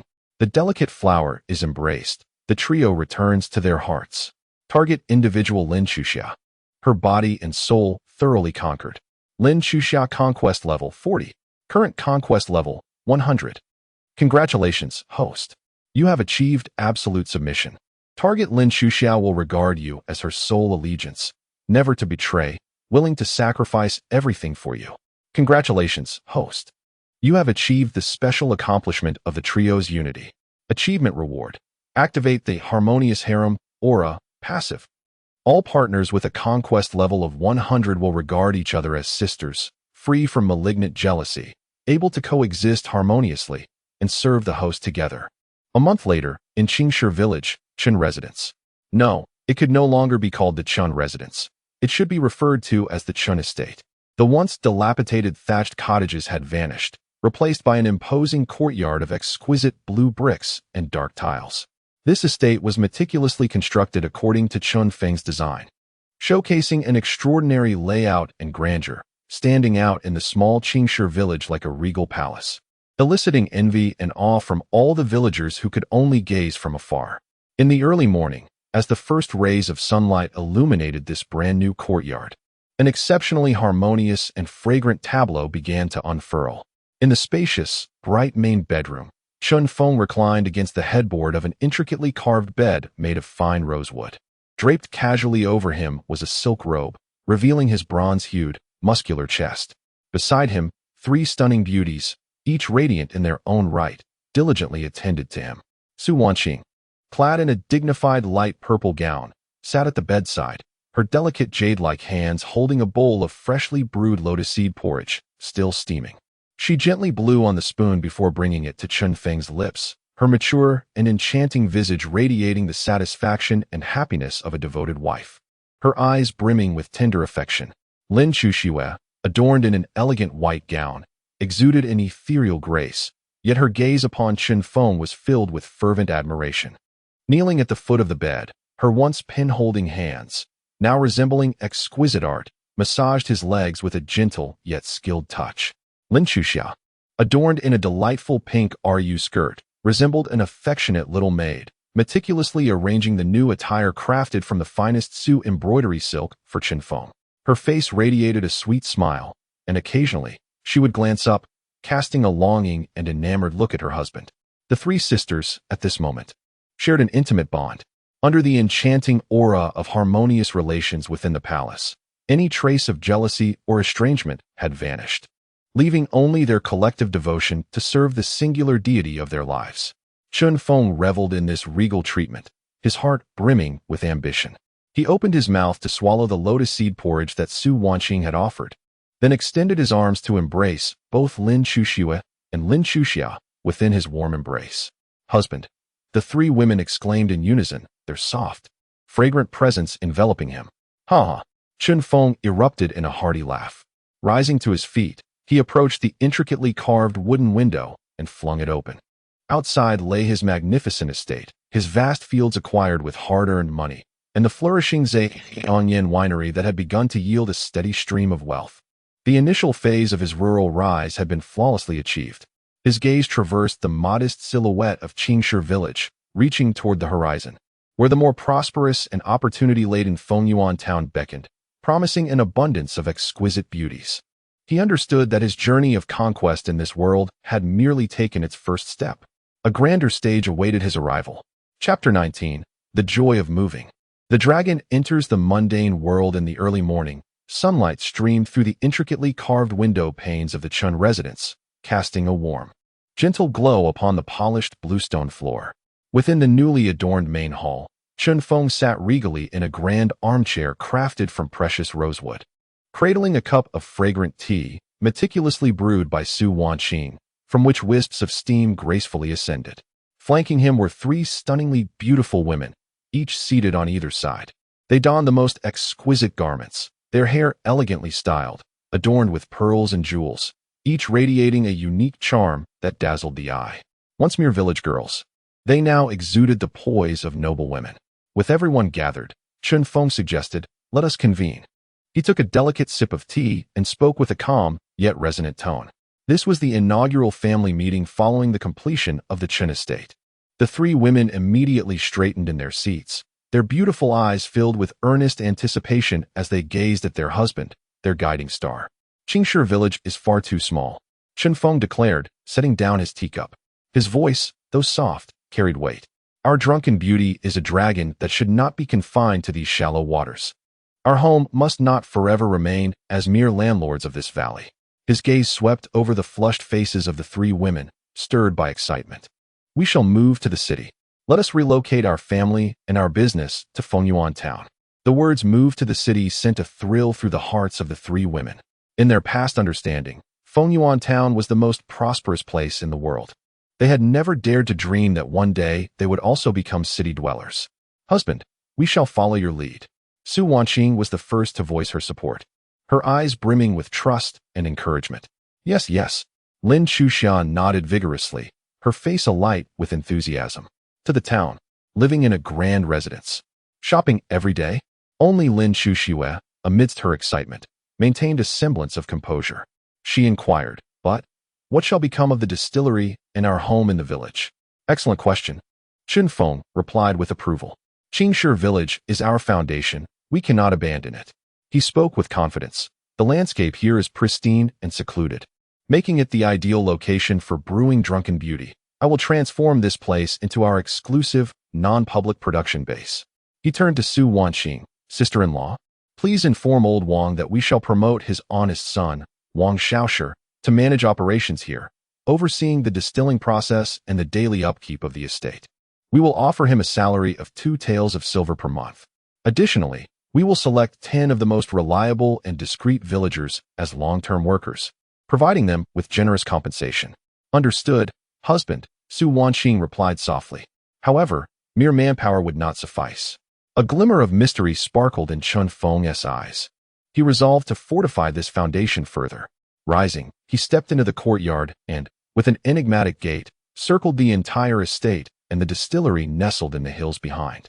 At times, he would bury a commonplace pebble in the corner of the wall, and at other moments, he would let a drop of his own blood seep into the earth. Ding! Consumed 50 conquest points. Established Guardian Maze Array, Beginner. Array Effect. Those who are not invited shall fall into an illusion akin to a ghostly wall, unable to locate the true entrance. Forcibly intruding will trigger a warning. As the final drop of his blood merged with the soil, an imperceptible change seemed to ripple through the aura of the Chun residence. It was as if an invisible barrier entirely severed this place from the outside world. Having completed these preparations, he returned to the hall and spoke to the 3 women, who were left in stunned silence. "I have set up the Immortal's array. From this day forth, this place shall be as secure as a fortress. We can rest assured as we venture into the town to forge our new dominion." 3 days later, all arrangements were in place. The day of the Chun family's relocation had arrived. On this day, the entirety of Qingshi village was deserted, as nearly all the villagers spontaneously gathered at the village entrance to bid farewell to their benefactor, the living deity, Chun Feng, and his family. Unlike their previous arrival, when they were destitute and forlorn, the present Chun family exuded an air of grandeur that would make even the wealthiest households in town envious. A luxurious carriage, drawn by 4 magnificent, glossy black horses adorned with fine wood and silk, stood quietly at the entrance of the Chun residence. This carriage, custom-made by the finest carriage shop in town at a considerable cost, alone was worth over 100 taels of silver. Chun Feng donned a dark robe embroidered with golden patterns, cinched at the waist with a jade belt. Standing tall and handsome, he emanated a regal aura, as if surveying the world with disdain. He personally assisted his 3 beautiful companions into the carriage. Su Wanqing, Lin Chuxue, and Lin Chuxiao, the 3 sisters, were today dressed in their finest attire, their adornments jingling, their flowing skirts trailing elegantly, each one radiating beauty akin to celestial beings descending from the heavens, leaving the villagers in awe, too humbled to even breathe. "Farewell to our master. We wish you a smooth journey and a prosperous future." Led by Wang Laoshi and his son Wang Shaoshi, all the villagers and craftsmen who had benefited from Chun Feng's kindness knelt in unison, sincerely bowing their heads in farewell. Seated comfortably within the spacious carriage, Chun Feng listened to the thunderous applause outside, and a satisfied smile graced his lips. He relished this feeling. Waving his hand could alter the fates of many, earning him the reverence of the masses, akin to a divine being descending to earth. With his command, the opulent carriage began to move, slowly departing under the awed gazes of the villagers, racing toward the official road leading to the prosperous town. As evening descended, the carriage arrived at Fengyuan town. They did not linger elsewhere, but headed directly to the town's most prestigious establishment, the first building. Lu Wanjin had long been informed and stood at the entrance with all the staff and attendants lined up to welcome them. The scene more grand than that of a governor's arrival. "Young Master Chun, you have finally arrived. Please come in. The sky-numbered room has been prepared for you." Lu Wanjin beamed with delight as he personally guided Chun Feng. Accompanied by his entourage, they ascended to the most opulent suite atop the first building. Under the astonished gazes of countless diners, the grandest of rooms, numbered Tianzi, occupied the entire eastern side of the 3rd floor, a magnificent suite comprising a bedroom, a living room, a study, and even a private bathing area. Upon opening the door, they were enveloped by the rich aroma of precious sandalwood. The floor was adorned with a thick, soft Persian carpet that muffled their footsteps. The walls were embellished with exquisite landscapes and calligraphy from renowned artists. All the furnishings were crafted from the finest golden silk Nanmu wood, showcasing unparalleled artistry. In the bedroom, a grandly carved bed could easily accommodate 7 or 8 individuals, draped in smooth silk bedding from Jiangnan. The table was already laden with the freshest seasonal fruits and the most delicate pastries. "Oh my goodness," Lin Chuxia gasped at the sight before her mouth agape and her eyes sparkling with wonder. This place was even more extravagant than the county magistrate's residence. Lin Chuxia and Su Wanqing were equally awestruck by the lavishness, feeling as though they were in a dream. Just a few months prior, they had resided in a drafty hut, troubled about their next meal. Now, they found themselves in a palace fit for royalty. This transformation was solely due to their fortunate association with the right man. In unison, the 3 women cast affectionate and grateful glances toward the man who stood by the window, gazing out into the distance with his hands clasped behind his back. After Lu Wanjin had graciously introduced everything, he discreetly took his leave, accompanied by the attendants. The room was left with only Chen Feng and his 3 companions. After a day filled with excitement and activity, tranquility descended upon them. Su Wanqing naturally poured a pot of the finest pre-rain Longjing tea for Chen Feng, while Lin Chuxia quietly arranged the exquisite pastries within his reach. Lin Chuxia, like a gentle little kitten, nestled behind Chen Feng and tenderly massaged his leg with her small hands. The 3 women moved in perfect harmony, creating an atmosphere of serene camaraderie that radiated the enchanting effect of a harmonious harem. Chen Feng reveled in this exquisite tenderness, feeling an overwhelming sense of peace. Standing by the window, he gazed beyond the intricately carved balustrade, surveying the twinkling lights and vibrant nightlife of the town below. "This place is splendid." Sipping his fragrant tea, he slowly spoke, his voice resonating with an undeniable declaration of a conqueror. "From this day forth, it shall belong to us." Chapter 20. The Royal Mansion as Home. The malevolent neighbor knocks at the door in the opulent room number 1 on the first floor. Chen Feng and his companions spent their inaugural night in Fengyuan town. The following morning, after indulging in a breakfast that resembled exquisite works of art, Lu Wanjin, his countenance glowing with excitement, personally arrived to extend an invitation. "Young Master Chen, I have attended to the matters you requested," he said, bowing deeply, his demeanor as respectful as that of a servant. "I have selected several of the finest residences and shops currently for sale in the town for your consideration." "Thank you, Manager Lu," Chen Feng acknowledged with a nod. Stepping out of the first floor alongside his 3 radiant companions, who had donned splendid attire, Lu Wanjin had arranged for the most comfortable carriage, accompanying them as they commenced their tour of properties within Fengyuan town. He first led Chen Feng to the bustling Jinbao Street at the town center. "Young Master Chen, observe." Lu Wanjin pointed to a spacious 3-story shop, proudly introducing, "This was once the largest silk store in our town. A location where every inch is worth its weight in gold. The owner is reluctantly selling as he must relocate his family to the county seat. Should you acquire this for drunken beauty, you will undoubtedly amass a fortune within 3 months." Chen Feng merely cast a fleeting glance before shaking his head. "Too noisy, too small, too vulgar." The 3 remarks rendered Lu Wanjin's smile rigid. This was already the finest shop in town, yet it was deemed small and commonplace. Next, Lu Wanjin showcased several serene, affluent residences, all adorned with pavilions and intricately carved beams. However, Chen Feng remained unimpressed. "Manager Lu," he paused, observing Lu Wanjin's puzzled expression, and spoke coolly, "What I desire is not merely a shop or a residence. I seek a place where I can reside in peace and conduct my business freely. A royal mansion." "The royal mansion?" Lu Wanjin was taken aback. "Take me to the largest, most spacious, and also the most undesirable property in the town." Chen Feng's eyes sparkled with an insightful gleam. A location flashed through Lu Wanjin's mind. After a moment of hesitation, he cautiously replied, "Indeed, there is such a place. In Qinglong Alley to the west of the town. There exists a villa left behind by a prince of the previous dynasty, sprawling over 10 acres, more grand than the governor's residence. However, that place is somewhat unclean." Lu Wanjin lowered his voice, revealing, "It is rumored to be haunted." The previous wealthy owners who purchased the residence all met with mysterious deaths. Consequently, the villa has remained abandoned for over a decade, its price continuously slashed. Yet it attracts no interest. Haunted? Chen Feng chuckled. Perfect. I wish to see what kind of ghost dares to wreak havoc on my territory. Take me there. At Chen Feng's insistence, the carriage eventually ventured into the somewhat secluded Qinglong Alley.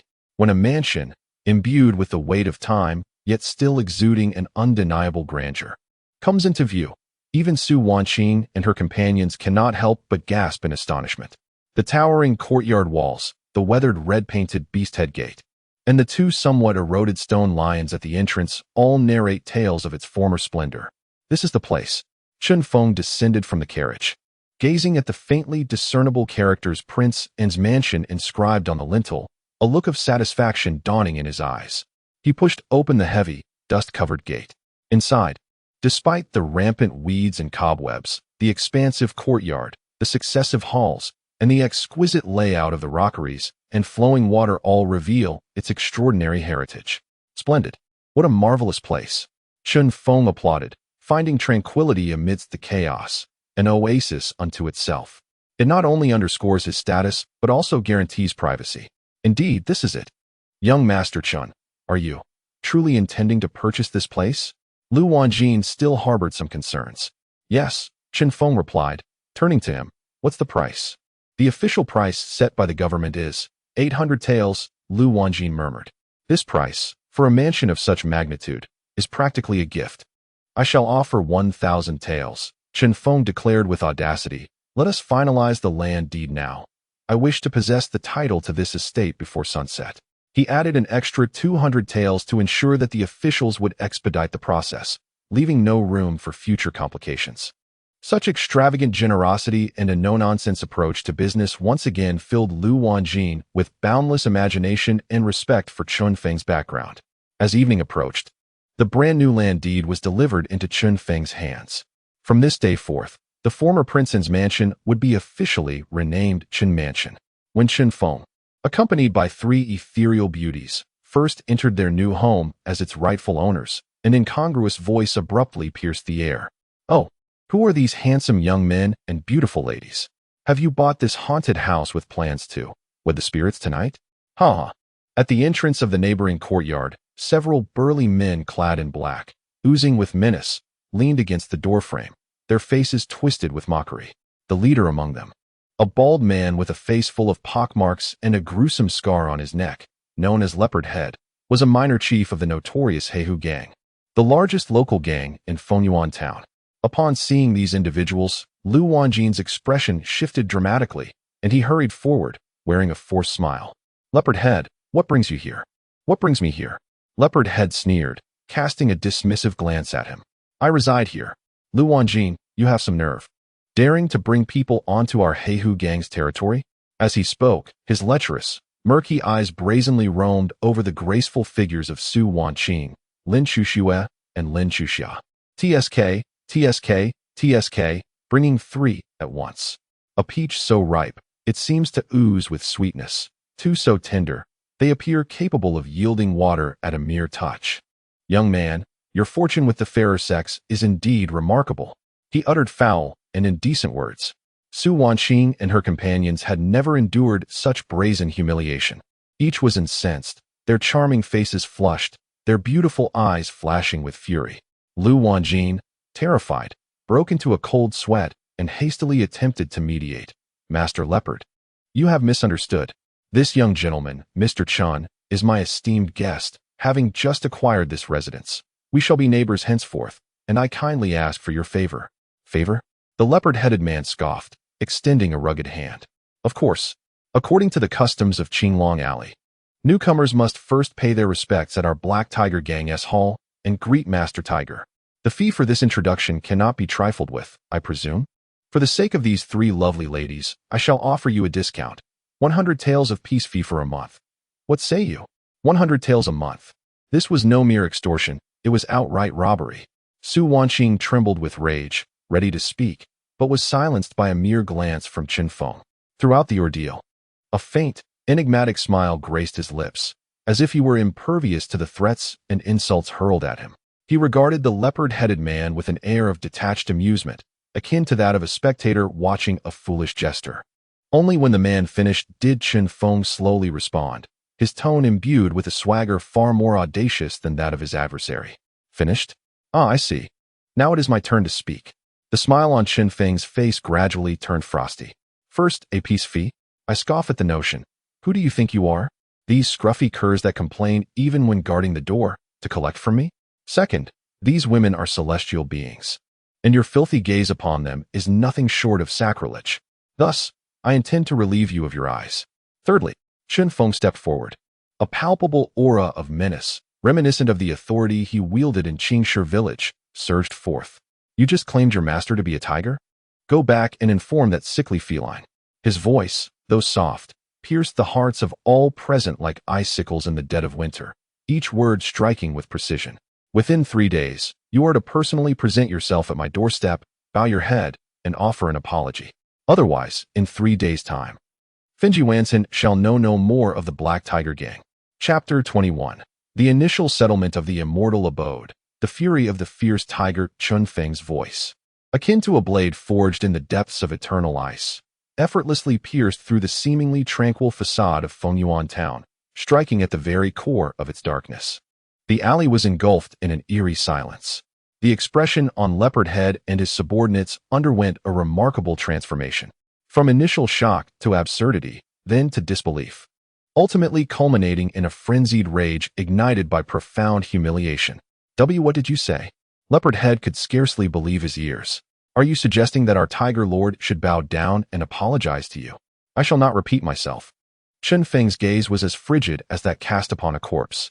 Perhaps I should commence with you, and relocate your esteemed Leopard Head elsewhere. As he spoke, an aura of lethal intent, born from bloodshed and conquest, enveloped him, an almost palpable wave of murderous energy crashing upon his adversaries.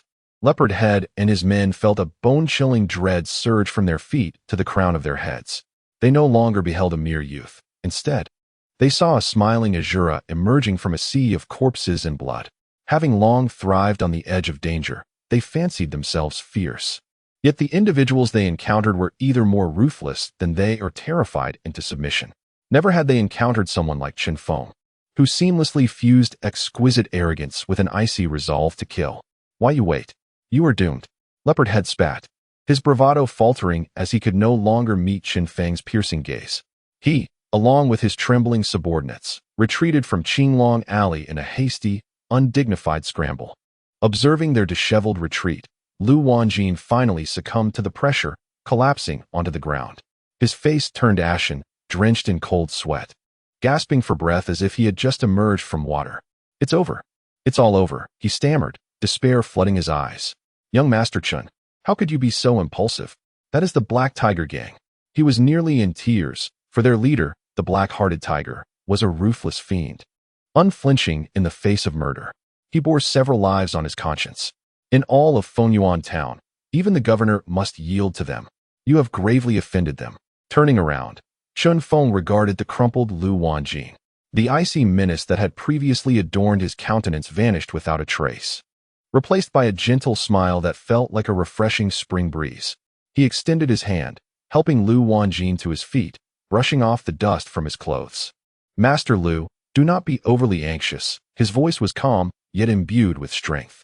They are but a band of rabble, hardly worth our concern. With that, he chose to disregard the still trembling Lu Wanjin and turned to approach his 3 equally shaken beauties. At this moment, Su Wanqing, Lin Chuxue, and Lin Chuxia, each adorned with a faint pallor, stood together. Although they had witnessed Chen Feng's authority in Qingshi village, it had been merely a trivial display. The infamous reputation of the Black Tiger Gang resonated throughout the town, well known to them. As Chen Feng approached, the previously domineering and cold demeanor he exhibited towards outsiders transformed into utmost tenderness for those within his circle. He gently embraced the most startled Su Wanqing and softly reassured her, "It's all right, there's nothing to fear. Just a swarm of flies buzzing about. A simple swat will suffice." Turning his gaze towards Lin Chuxue and Lin Chuxia, he reached out, using his fingertips to wipe away the beads of sweat forming on their foreheads. "What is this?" Are you already frightened? There will be far grander scenes in the future. You are all women of Chun Feng, future princesses. If such trivial matters terrify you, how will you ever assume the mantle of motherhood over the world? His words, half joking yet undeniably earnest, bore a confidence that enveloped the three women like a warm current, swiftly dispelling their fears and anxieties. Indeed, with him by their side, what was there to fear? This man was capable of miracles, a celestial being of boundless potential. How could mere mortal gangs ever pose a challenge to him? As they gazed at him, the flicker of fear that had just ignited was rapidly overshadowed by a profound admiration and love. My husband, we are not afraid, Su Wanqing declared resolutely, nestled in his embrace. The twin sisters nodded earnestly in agreement. That's the spirit, Chun Feng replied with a satisfied smile. To completely redirect their attention, he took their hands and led them into their new royal residence. Come, let me show you our new home. From this day forth, each of you shall be the mistress of this grand estate. The vast mansion, though somewhat dilapidated from years of neglect, still exuded an imposing grandeur that left an indelible impression. Wow, it's so spacious, Lin Chuxiao exclaimed excitedly upon seeing the expansive front courtyard, her previous fears now a distant memory. Here will be our reception hall. Chun Feng pointed to the stately main hall. Passing through this moon gate, we will find the rear garden. He guided them deeper into the exploration. Rockeries, ponds, winding paths, and corridors. With each new discovery, the three women erupted into a chorus of awe. This eastern wing will be your chambers, Chuxue and Chuxia. The western wing is reserved for my sister-in-law. The rear pavilion will be transformed into an extensive library and alchemical chamber. As Chun Feng walked, he painted a vivid picture of their future. The three women, captivated by his vision, had completely forgotten the looming threat of the Black Tiger Gang. They began chattering excitedly about how to decorate their rooms, the colors of the curtains, and what flowers to plant in the courtyard. They had utterly fallen in love with their new home. Meanwhile, at the headquarters of the Black Tiger Gang in Fengyuan Town, a loud bang echoed through the air. A precious June porcelain teacup was ruthlessly shattered on the ground, scattering into countless pieces. How outrageous! How utterly outrageous! A towering figure, a fierce one-eyed giant, was roaring in fury. He was none other than the leader of the Black Tiger Gang, Black-Hearted Tiger. Beneath his feet, Leopard Head knelt on the ground, lamenting the events that had transpired in Qinglong Alley with exaggerated fervor. Master Tiger, that scoundrel, he not only refused to pay, but also dared to call you a sickly cat. He demands that you bow and admit your wrongs at his doorstep within 3 days. Or else he will ensure that our Black Tiger Gang ceases to exist in Fengyuan Town. Such audacity! How dare he? Black-Hearted Tiger, filled with rage, sneered as a cruel light flickered in his remaining eye. I, Black-Hearted Tiger, have ruled Fengyuan Town for over a decade, and this is the first time I have heard such an amusing jest. He slammed his palm on the table and, addressing the dozens of armed gang members below, barked sternly, "Spread my orders. Gather all brothers and arm yourselves. I shall see which reckless fool dares to speak such grandiloquent words on my territory. Tonight, I shall use his blood to once again stain his cursed mansion red." In Qinglong Alley, at the Chun residence, Lu Wanjin had meticulously relayed all the intelligence he had gathered about the Black Tiger Gang to Chun Feng. Young Master Chun, this black-hearted tiger is ruthless and cunning, commanding over 100 desperate men. Are you truly confident? Perhaps we should report this to the authorities? Lu Wanjin remained deeply concerned. Report to the authorities? Chun Feng scoffed. Lu, do you believe the officials' footmen are quicker than their blades? He gazed at the sinking sun on the horizon, his expression devoid of any tension. He was aware that a bloody battle awaited them that night. Yet, he remained unfazed. He turned and entered the front hall, soon to be transformed into a shop, observing the three lovely ladies enthusiastically directing the servants in their cleaning efforts.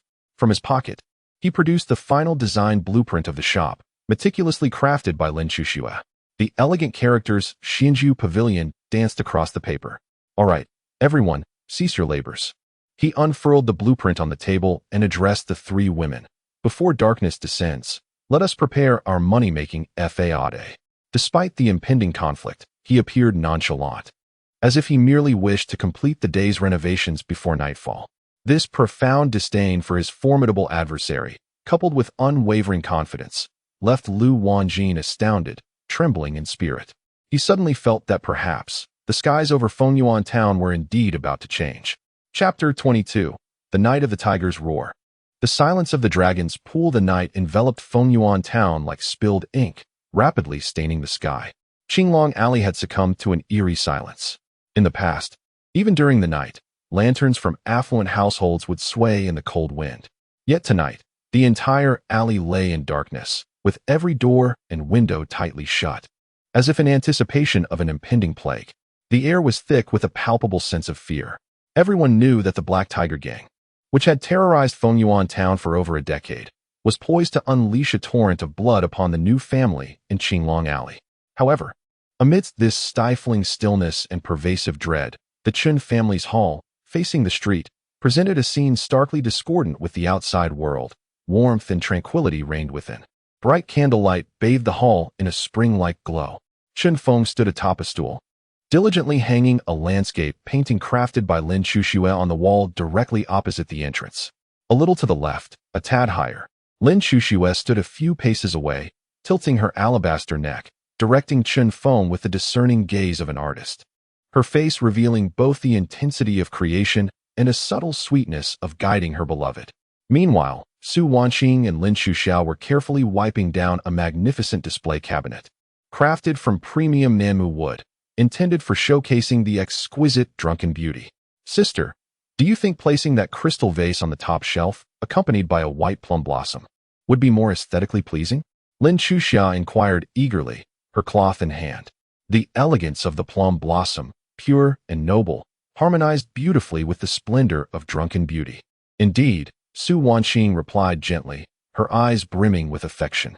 Their earnestness in cleaning and animated discussions painted a picture of a typical evening preparing for a new home, oblivious to the imminent threat of battle. This surreal calm nearly drove one individual in the corner of the hall to the brink of despair. Lu Wanjin, a notable figure in Fengyuan town and the head steward of the first building, now resembled an ant on a hot pan, restless and pacing back and forth, beads of cold sweat accumulating on his brow.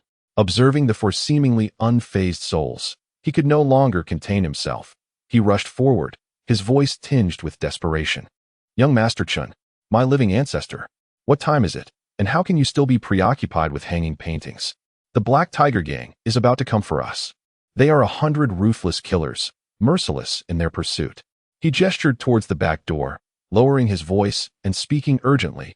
Young Master, heed my advice. It's not too late to flee. I've arranged for a carriage in the back alley. If you exit through the back door under the cover of darkness, no one will notice. As long as the green hills remain, there is no fear of firewood running out. Chen Feng, having secured the painting, leaped down from the stool and admired his handiwork before turning to the nearly frantic Lu Wanjin with a smile.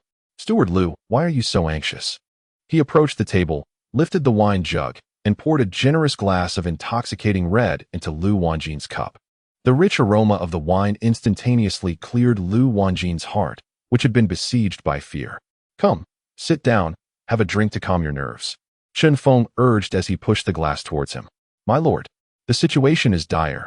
How can I possibly drink? Lu Wanjin was on the verge of tears. I said, sit down. Chen Feng's tone remained calm, yet it carried an undeniable authority. Lu Wanjin felt his legs weaken and, against his will, he took a seat. Chen Feng gazed at him, a mysterious smile gracing his features.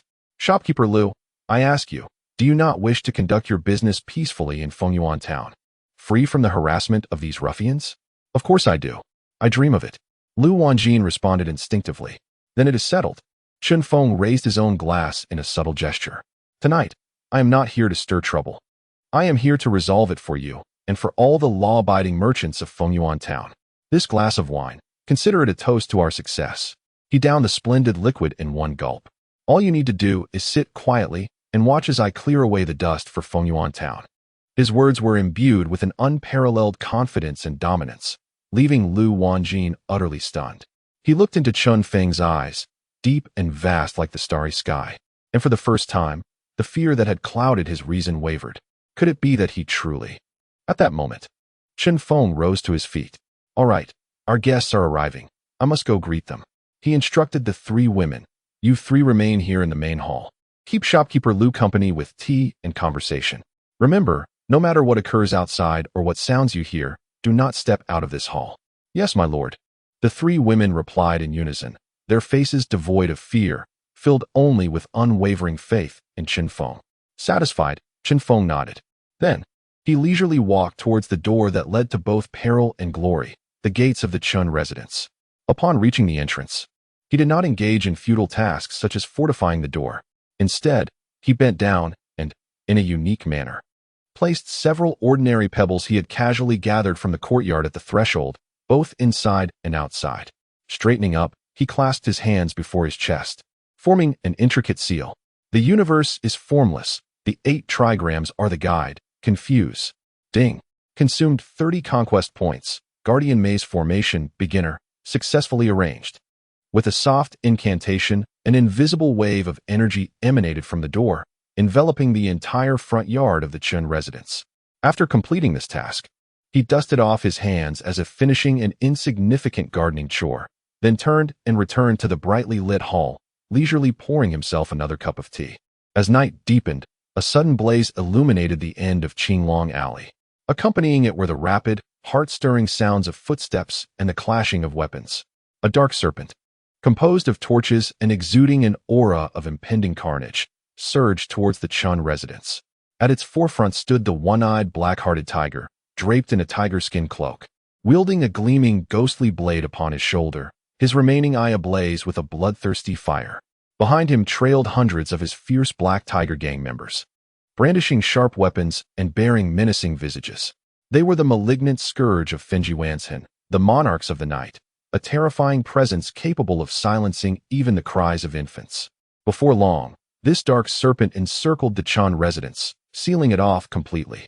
The flames cast a blood-red glow upon the pristine plaque inscribed with the elegant characters of Xianju Pavilion. The black-hearted tiger gazed at the tightly shut vermilion door, a cruel grin spreading across his face. He pointed his ghostly blade forward, summoning every ounce of strength to unleash a thunderous roar. You lot, bash down this door for me. The men inside shall be chopped to pieces for the dogs. As for those 3 women, bring them back alive. With a unified, beast-like roar, the hundreds of gang members surged forward like a relentless tide, brandishing their blades and axes, fervently crashing against the seemingly fragile vermilion door. Chapter 23. The Frenzy of the Array, Bloodstained Alley. A cacophony of furious roars coalesced into a surging wave, erupting within the once quiet Qingshan Alley. Leading the charge were a dozen brawny men, brandishing their axes and long blades, their faces twisted into bloodthirsty grins as they mercilessly struck at the seemingly unyielding red-lacquered gates. To them, this combined assault would shatter not only the door, but also the dreams of the wretched soul behind it. However, a bizarre and extraordinary scene unfolded. Just as their weapons were about to make contact with the gates, the imagery before them warped in an instant. The door, which had seemed so near, transformed into an elusive mirage, and despite their desperate advance, they found themselves no closer to their target. What is happening? Why? Why can't I move? D-Dog, why are you hitting me? Ah, Wong, have you lost your mind? I am your third brother. The henchmen who charged into that invisible realm were suddenly engulfed in chaos. From their perspective, they were still valiantly rushing towards the door, yet their comrades morphed into grotesque foes, swinging their weapons menacingly. Meanwhile, those on the periphery, who had not yet entered the array sphere, were paralyzed with terror at the sight before them. They watched in horror as their brothers, like headless flies, spun wildly in the small space before the gates. Their eyes were glazed, expressions filled with dread, while their weapons flailed chaotically, striking their own kin. Blades flashed and blood flew. The chilling wails did not emanate from within the Chun residence, but from their own ranks. A ghost. There is a ghost. What sorcery is this? The entire group was paralyzed by this supernatural and horrifying spectacle, their earlier bravado replaced by fear and confusion. Even the notoriously ruthless black-hearted tiger gripped his ghost-headed saber tighter, his single eye filled with uncertainty. Having traversed the underworld for half his life and taken countless lives, he had never encountered such an uncanny and bizarre scene. In stark contrast to the hellish scene outside, a serene calm enveloped the interior of the Chun residence. The 3 women and Lu Wanjin, though acutely aware of the screams and shouts from outside, were not a trace of fear upon their faces. For the man they trusted remained seated, savoring his tea with unshakable composure. His tranquility served as their greatest anchor. Chun Feng set down his teacup, listening to the waning cries from outside, realizing that the effects of the Mizong array were nearly spent. It was time for him, the master of this domain, to make his entrance. Rising, he bestowed a reassuring smile upon the three women and Lu Wanjing. The performance was about to commence. Upon concluding his words, he strode forward with measured steps towards the door that separated two worlds. Outside, the members of the Black Tiger gang were engulfed in a profound panic. The first dozen brothers who had rushed in were now mostly incapacitated, and the remaining few, all wounded, stood frozen in fear like startled birds, hesitant to advance another step. At that moment, the imposing vermilion door, which they had assaulted for half a day without leaving a mark, creaked open of its own accord. As the door swung wide, warm and bright candlelight poured forth, dispelling the surrounding darkness. A tall figure stood poised at the threshold, hands clasped behind his back, none other than Chun Feng. Alone, he faced the throng of over 100 armed assailants outside. His countenance bore no trace of anxiety. Instead, a faint smile graced his lips, as if he were merely observing a lackluster performance.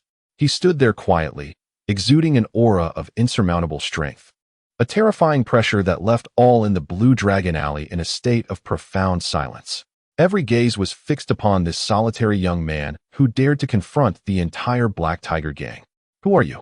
What sorcery have you employed?" The black-hearted tiger barked, his grip on the knife now slick with cold sweat.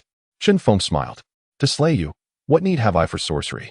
He stepped forth from the door, casually retrieving a stout wooden bolt, as thick as an arm, meant to prop the door. He hefted the hefty bolt in his hand as if it were merely a common walking stick. Against a pack of rabid dogs, his gaze, devoid of regard, swept across each person present. "I alone, with this stick, am more than sufficient." Such arrogance. The black-hearted tiger, incensed by this utter disdain, felt fear give way to his bloodthirsty nature. He swung his ghost-headed saber forward and bellowed hysterically, "What are you all standing around for?" He asked just one man. "Charge. Overwhelm him with numbers. The one who brings me his head shall receive a reward of 100 taels." Beneath the lure of such a reward, the previously fearful gang members found their eyes ignited with greed and ferocity. "Kill him," they roared, the nearest dozens surging forward like a torrent unleashed, rushing madly towards Chun Feng. This time, they were not met with an enigmatic formation, but with a terror far more formidable, the Grim Reaper. Chun Feng observed the oncoming flurry of blades and knives, his smile unchanged, unwavering, empowered by his master-level combat skills. The movements of these assailants appeared to him as sluggish as snails, rife with fatal flaws. When the first burly man wielding a broadsword charged at him, he finally moved. His body did not retreat. Instead, it surged forward with a velocity that defied the laws of physics, propelling him directly into the embrace of his opponent. The burly man's knife remained poised high in the air, yet to descend.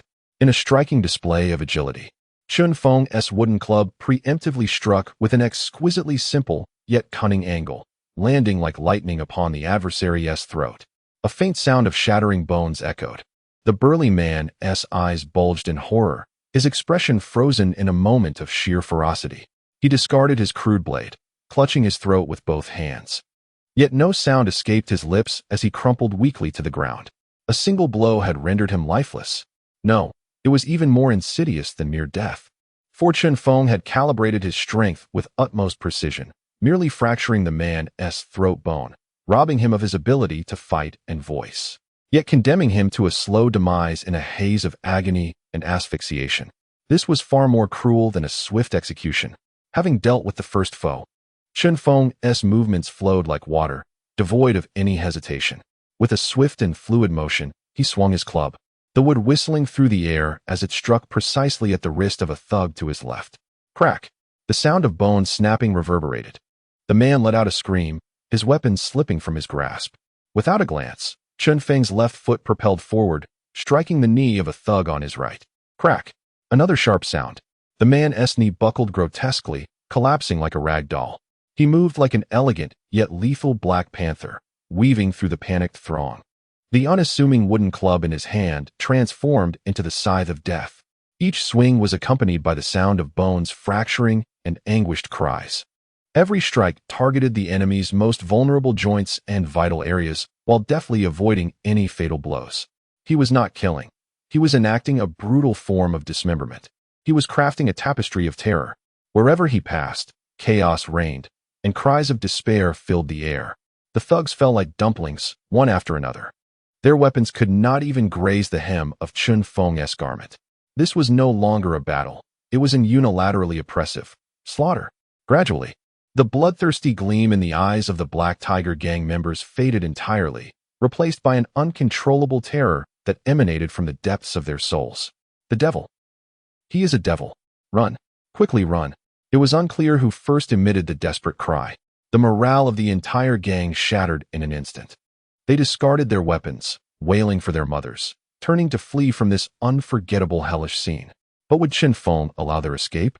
He deftly tapped his toes, lifting a long knife from the ground and grasping it firmly. With a flick of his wrist, the blade shimmered. Swish, swish, swish. Several glimmers of cold light flashed by, and the feet of those at the forefront were instantly severed as they fell screaming to the ground. A brutal lesson for all. The remaining followers, upon witnessing this scene, were utterly paralyzed with fear, their legs turning to jelly, rendering them incapable of fleeing any longer. One by one, they discarded their weapons and fell to their knees, fervently bowing their heads in supplication. Spare us, noble hero. We beg for mercy. We were wrong. We shall never dare again. In that moment, the entirety of Qinglong Alley resonated with cries for mercy and the groans emanating from the depths of their agony. In scarcely the span of a single incense stick burning, the once feared Black Tiger gang, comprising over 100 so-called desperados, had been decisively and effortlessly vanquished by a single individual wielding a mere staff. Standing amidst the aftermath were only Chun Feng and the now utterly terrified Black Heart Tiger, who trembled uncontrollably, his face drained of color. Chun Feng cast aside his long knife and, step by deliberate step, approached his sole trophy. Each footfall echoed like the harbinger of death, resoundingly thudding upon the already shattered heart of Black Heart Tiger. Don't come any closer. Stay back. The Black Heart Tiger, in sheer terror, retreated, only to stumble over a fallen subordinate, collapsing to the ground with a thud. The cursed blade he held clattered several meters away. As he completely lost all vestiges of courage and ferocity, Chun Feng loomed over him, gazing down with a demeanor that remained unfazed and tranquil, as though nothing had transpired. Now, do you believe I still need to wait another 3 days? Chapter 24. The fierce tiger becomes a slave. Feng Yuanjin was taken aback. The black-hearted tiger lay prostrate on the ground, gazing at the young man before him, whose smile was far more terrifying than that of a demon from hell. His heart was in turmoil. He wished to plead for mercy, yet his throat felt as if obstructed by a lump of cotton, emitting only meaningless, gasping sounds. The singular eye that remained to him was filled with the primal fear of death. Chun Feng bent down and picked up the heavy ghost-headed broadsword. He gently tapped the blade against the distorted face of the black-hearted tiger, twisted by terror. I pose a question, yet you offer no reply? I. The black-hearted tiger finally regained his voice, trembling uncontrollably. Noble sir, spare me. Hero, have mercy. It is a fool who fails to recognize greatness. And I have offended you. I am willing to offer all my possessions, merely asking that you grant me a chance to live. Your life holds no value to me. Chun Feng replied, his tone laced with disdain. He rose to his feet, surveying the writhing forms of the so-called desperate men around him, a cruel smile curling at the corners of his lips. However, you have offended my women and frightened them. This debt cannot simply be dismissed. He tossed the ghost-headed broadsword before the black-hearted tiger. Now, take your worthless companions and vanish from my sight. Before dawn tomorrow, his voice resonated like a final decree from the depths of hell. I demand to see all the deeds, contracts, ledgers, and all the cash from your treasury at the entrance of my residence. If even a single coin is missing, I shall personally come to claim your head. Begone, he commanded. With that, he cast one last glance at the defeated foes before turning away, pushing open the crimson door and strolling back into the brightly lit mansion, as if the fierce battle he had just fought was merely an effort to disperse a pack of noisy wild dogs. Inside the hall, the candlelight flickered. Lu Wanjin was already stunned into silence, his spirit seemingly drained, sitting vacantly in a chair. Meanwhile, Su Wanqing and the other two women, upon hearing the commotion outside subside, rushed to the door. When they saw Chun Feng enter unscathed, their anxious hearts finally found solace. However, they quickly detected the faint, unmistakable scent of blood lingering on him.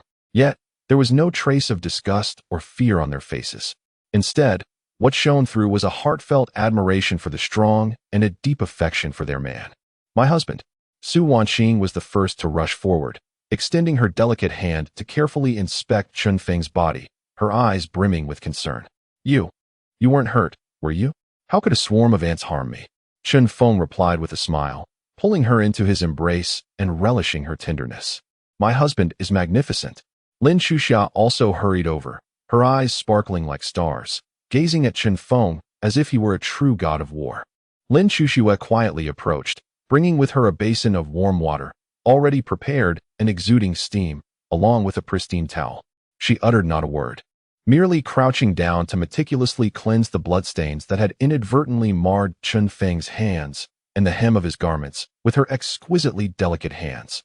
Hands that were meant for the artistry of creating dragons and phoenixes. This scene stirred an intense reaction in Lu Wanjin, who observed nearby, his eyelids twitching uncontrollably. This man. Who exactly is he? Not only does he possess a formidable prowess akin to that of a deity, but he is also attended to by 3 extraordinary beauties who willingly serve him like handmaidens. He dared not contemplate further. He simply slid off his chair and, with deep reverence, bowed his head before Chun Feng. Lu Wanjin pays his respects to the master. From that moment forth, he irrevocably staked his life and fortune upon this man. The following day, before dawn's first light, Qinglong Alley before the Chun residence was congested beyond measure. Yet this time, the throngs were not comprised of fierce and menacing henchmen. Instead, they were laden with heavy wooden chests filled with gold and silver treasures. Bundles of land deeds and property contracts from various holdings in Fengyuan town, along with dozens of battered and bruised members of the Black Tiger Gang, who, under the leadership of their now crippled chief, Black-Hearted Tiger, hobbled forward with crutches, resembling the most humble of slaves, dutifully delivering their gang's decades of accumulated wealth to the doorstep of the Chun estate. Black-Hearted Tiger, or rather Black-Hearted Dog as he should now be called, knelt at the forefront and, before the closed doors, bowed deeply 3 times. This spectacle was witnessed by countless early risers among the town's bolder citizens. Overnight, Fengyuan town had undergone a transformation. The Black Tiger Gang, which had long been entrenched here, seemingly impervious even to the authorities, had been subdued by another. The news spread like wildfire, swiftly reaching every corner of Fengyuan town within the span of an hour. The townsfolk rushed to share the tidings, firecrackers exploding, the festivities surpassing even those of the new year. They sang praises of Mr. Chun from Qinglong Alley for his noble deeds. Meanwhile, those affluent merchants and gentry who had once consorted with the Black Tiger Gang were seized by panic, unable to sleep through the night, hastily preparing lavish gifts in hopes of discerning the true nature of this formidable newcomer. Within the county office of Fengyuan town, County Magistrate Wang was so astonished by the report from his clerk that he let his teacup slip from his hands, shattering upon the floor. "What? The Black Tiger Gang has been vanquished?" "My lord, not only have they been vanquished," the clerk stammered, wiping the cold sweat from his brow, "but it was that new arrival, young Master Chun, who has single-handedly dismantled them. It is said that young Master Chun has now assumed control over all the gang's enterprises." This. Magistrate Wang paced anxiously, utterly unsettled, pondering the origins of this individual. So fierce, so domineering. How am I to account for this to the prefecture? Amidst the tumultuous events unfolding beyond its walls, the atmosphere within the Chun residence remained tranquil. Chun Feng sat leisurely in his newly arranged study, casually perusing the ledgers filled with sordid transactions, pilfered from the Black Tiger Gang. Su Wanqing, embodying the essence of a diligent secretary, meticulously organized the various land and property deeds. Lin Chuxia, quietly ground ink beside him, while Lin Chuxia, with a playful smile, fed him a glistening grape. Time flowed serenely, surrounded by beauty. At that moment, Lu Wanjin hurriedly entered, his face radiating excitement and a hint of reverence. "My lord," he bowed and reported, "the heads of the 3 prominent families in town, the Wang, Li, and Sun clans, have jointly sent invitations, wishing to host a banquet at the first pavilion to welcome you. Furthermore, He paused, lowering his voice.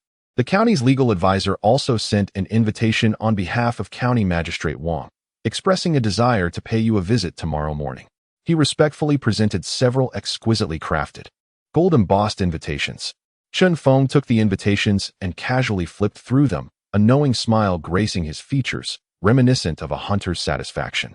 He understood that having driven away the vicious dogs, he would naturally attract those wary foxes eager to partake in the spoils. Returning their gestures, Chen Feng tossed the invitations onto the table with indifference.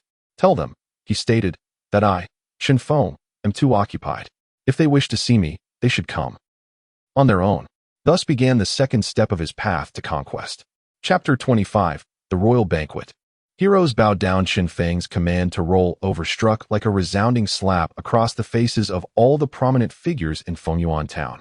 In Qinglong Alley, at the entrance of the Chun residence, 3 carriages crafted from exquisite timber came to a slow halt amidst an atmosphere of awkwardness and tension. The patriarchs, Wang Chong'an of the Wang family, Li Zhonghui of the Li family, and Sun Buitao of the Sun family, 3 individuals whose mere stomp could shake the ground, now wore grave expressions, instinctively adjusting their ornate robes as if they were about to meet a high-ranking official rather than a fledgling youth. Behind them, a palanquin followed, from which emerged Feng Shiye, the county magistrate's secretary. Clutching a folding fan, he incessantly wiped the cold sweat from his brow. They had ultimately arrived, compelled by an undeniable fear. That man had the power to uproot the deeply entrenched Black Tiger gang overnight, and could just as easily reduce their seemingly illustrious families to ashes. The 4 exchanged glances, each reflecting humiliation and trepidation. It was ultimately Feng Shiye, representing the government, who mustered the courage to step forward and, facing the tightly shut vermilion door, proclaimed loudly, Feng Jingda from the county office, accompanied by local gentry, has come to pay respects to young Master Chun. With a creak, the door swung open, revealing the charming Lin Chuxia. She merely cast a brief glance at the 4 and stated, My husband is hosting a banquet in the courtyard. Gentlemen, please proceed. Her tone was as nonchalant as if addressing unwelcome distant relatives. Suppressing their displeasure, they stepped into the fabled haunted residence. However, the scene before them left them momentarily stunned. The opulent hall and grand banquet they had envisioned were conspicuously absent. Instead, they were met with a vast construction site, filled with dust and the cacophony of machinery, strewn with timber and stones. The so-called banquet was set at the very heart of this site. A few heavy wooden planks were haphazardly placed atop some carpenter's stools, serving as a makeshift table. Surrounding it were equally crude long benches. This was no banquet. It was clearly a place for laborers to eat their meals on a construction site. The ultimate humiliation. The expressions of the 4 men soured instantly. Wang Chong'an's beard bristled in indignation. When had he ever suffered such disrespect? Yet, when their gaze fell upon the man seated at the head of the table, all their fury was extinguished by an icy chill. Chen Feng lounged casually, one hand resting on the table while the other held a wine cup, watching them with keen interest. Flanking him were Su Wanqing and Lin Chuxia, standing like the most exquisite handmaidens, quietly attending to him, one pouring wine, the other arranging dishes. The tableau was harmonious yet imbued with an ineffable, regal pressure. Why do the esteemed guests stand there? Chen Feng smiled as he pointed to a few long benches, remarking that they had arrived just in time, as the meal was freshly prepared. Please, have a seat. The 4 men stood frozen, unsure whether to sit or stand. Ultimately, it was Master Feng who first reacted, forcing a smile that was more painful than a frown. Ah, young Master Chun. Truly, quite carefree indeed. He took the initiative to sit down. Seeing this, the others could only suppress their humiliation and followed suit. The hard, cold benches were uncomfortable for their pampered posteriors. Before long, Lin Chuxiao approached, carrying several large ceramic basins. With a resounding thud, the basins were placed upon the table. As the 4 gazed upon the spread, their expressions grew even more vivid. A large basin of steaming red-braised pork glistened with fat, a sizable bowl of pickled vegetables with tofu, and a large basket of glaringly white steamed buns. Could this truly be the feast prepared for them? Was this not the same fare consumed by the laborers on construction sites? Please, do not stand on ceremony, Chen Feng said, tearing a bun in half and taking generous bites. Here, we eschew such empty formalities. The only principle is to fill one's belly. The four exchanged glances, their appetites extinguished. However, the wine poured from the crystal bottle, the drunken red, lifted their spirits momentarily. Yet, at that moment, even this celestial brew tasted bitter upon their tongues. After a few rounds of drinking, though only Chun Feng partook, Wang Chong'an could no longer contain himself.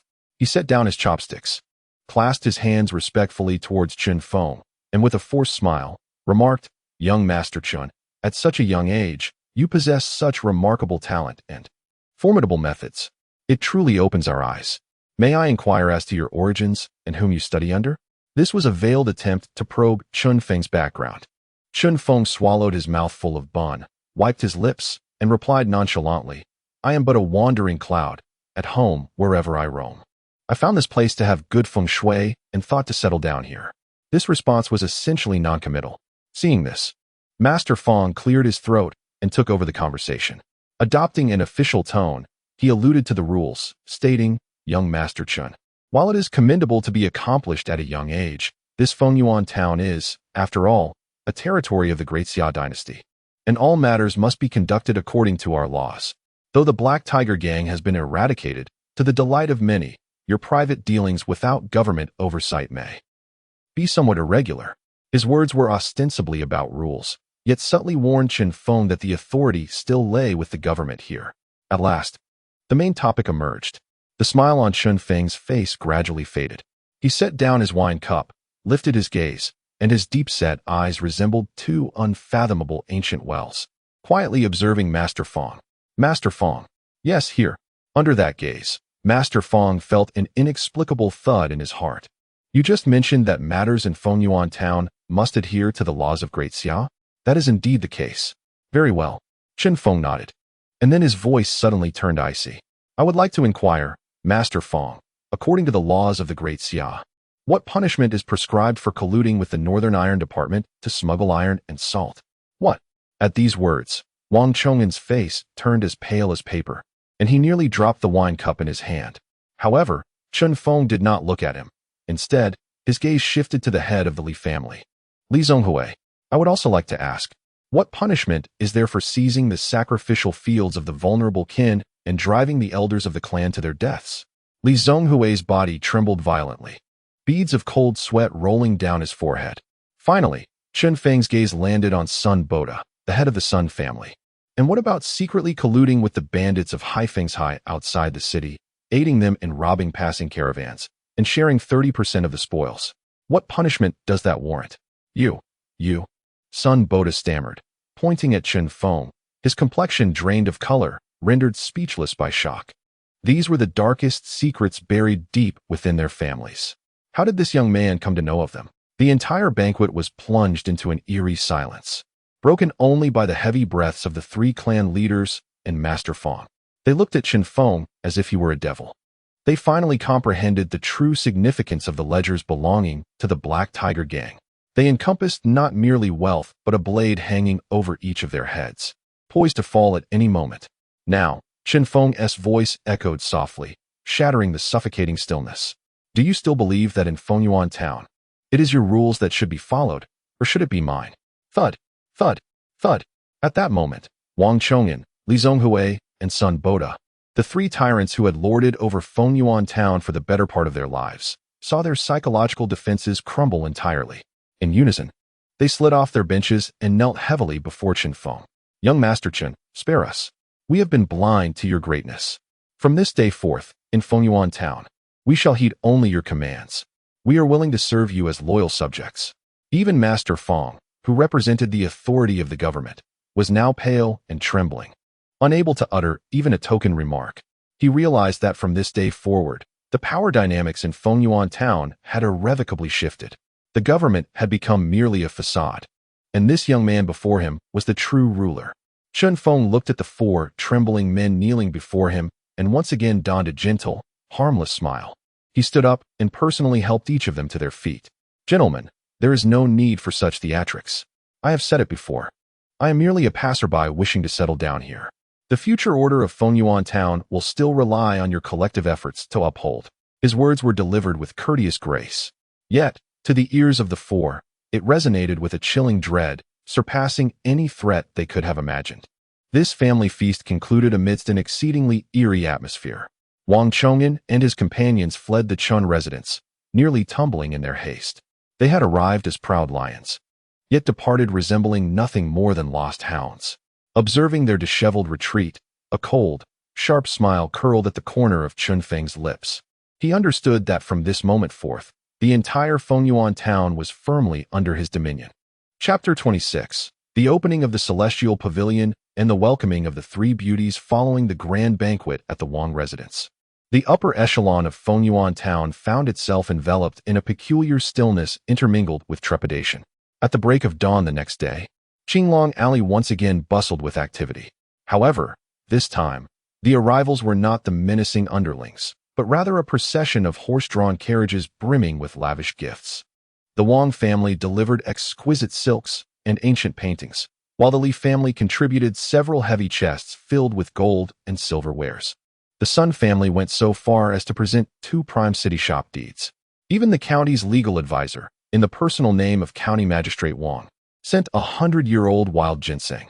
They employed this most straightforward of gestures to convey their submission and reverence.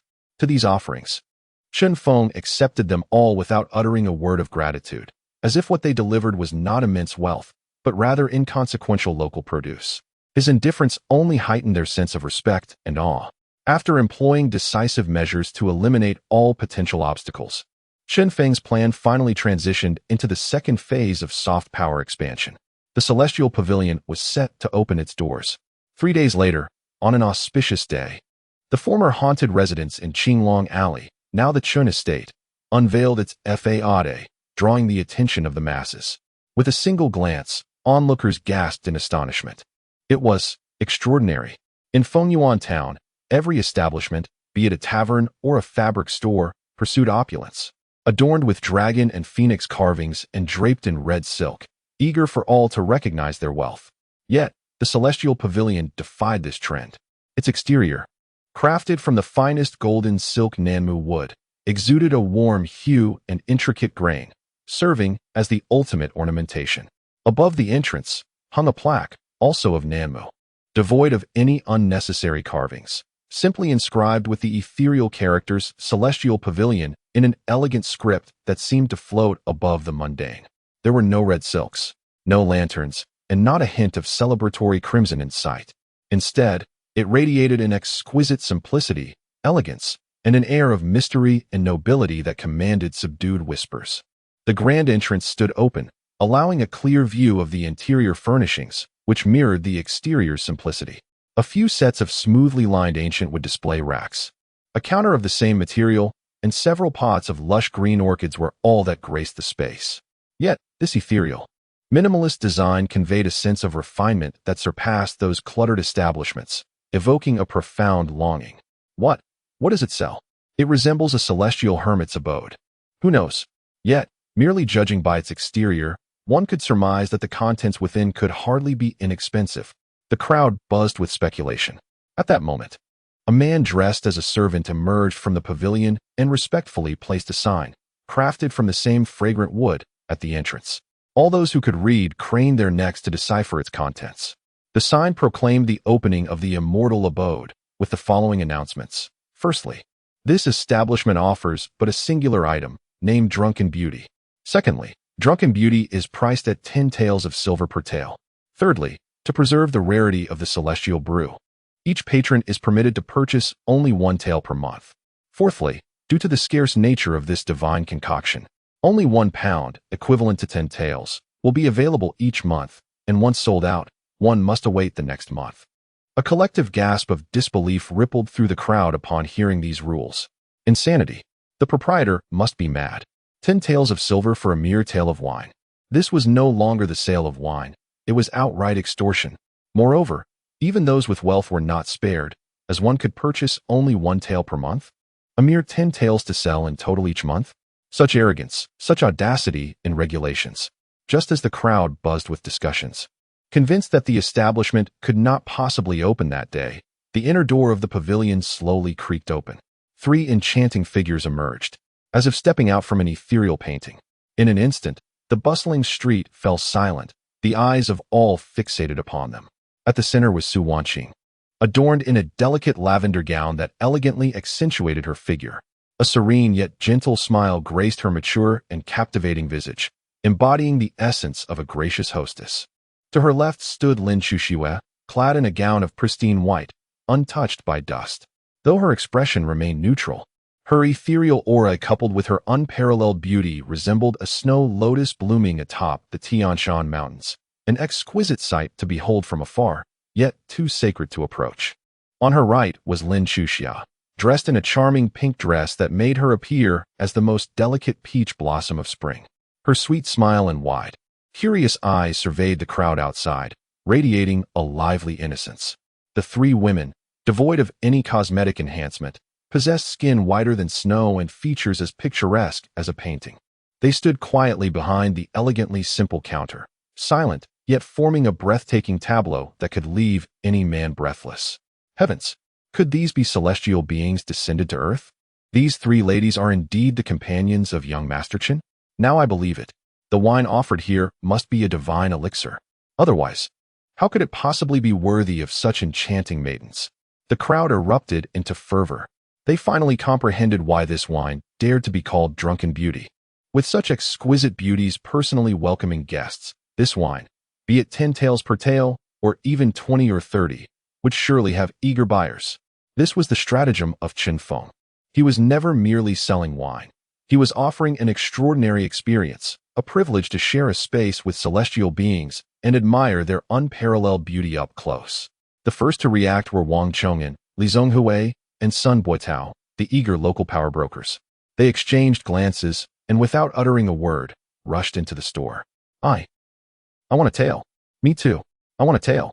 As they entered the shop, suffused with the enchanting aroma of Zui Hong Yan, and faced the three ethereal attendants, they became exceedingly reserved, even stuttering as they spoke. Su Wanqing smiled warmly, personally retrieving the liquor from a colossal celadon jar and elegantly bottling it in a delicately crafted white jade vial.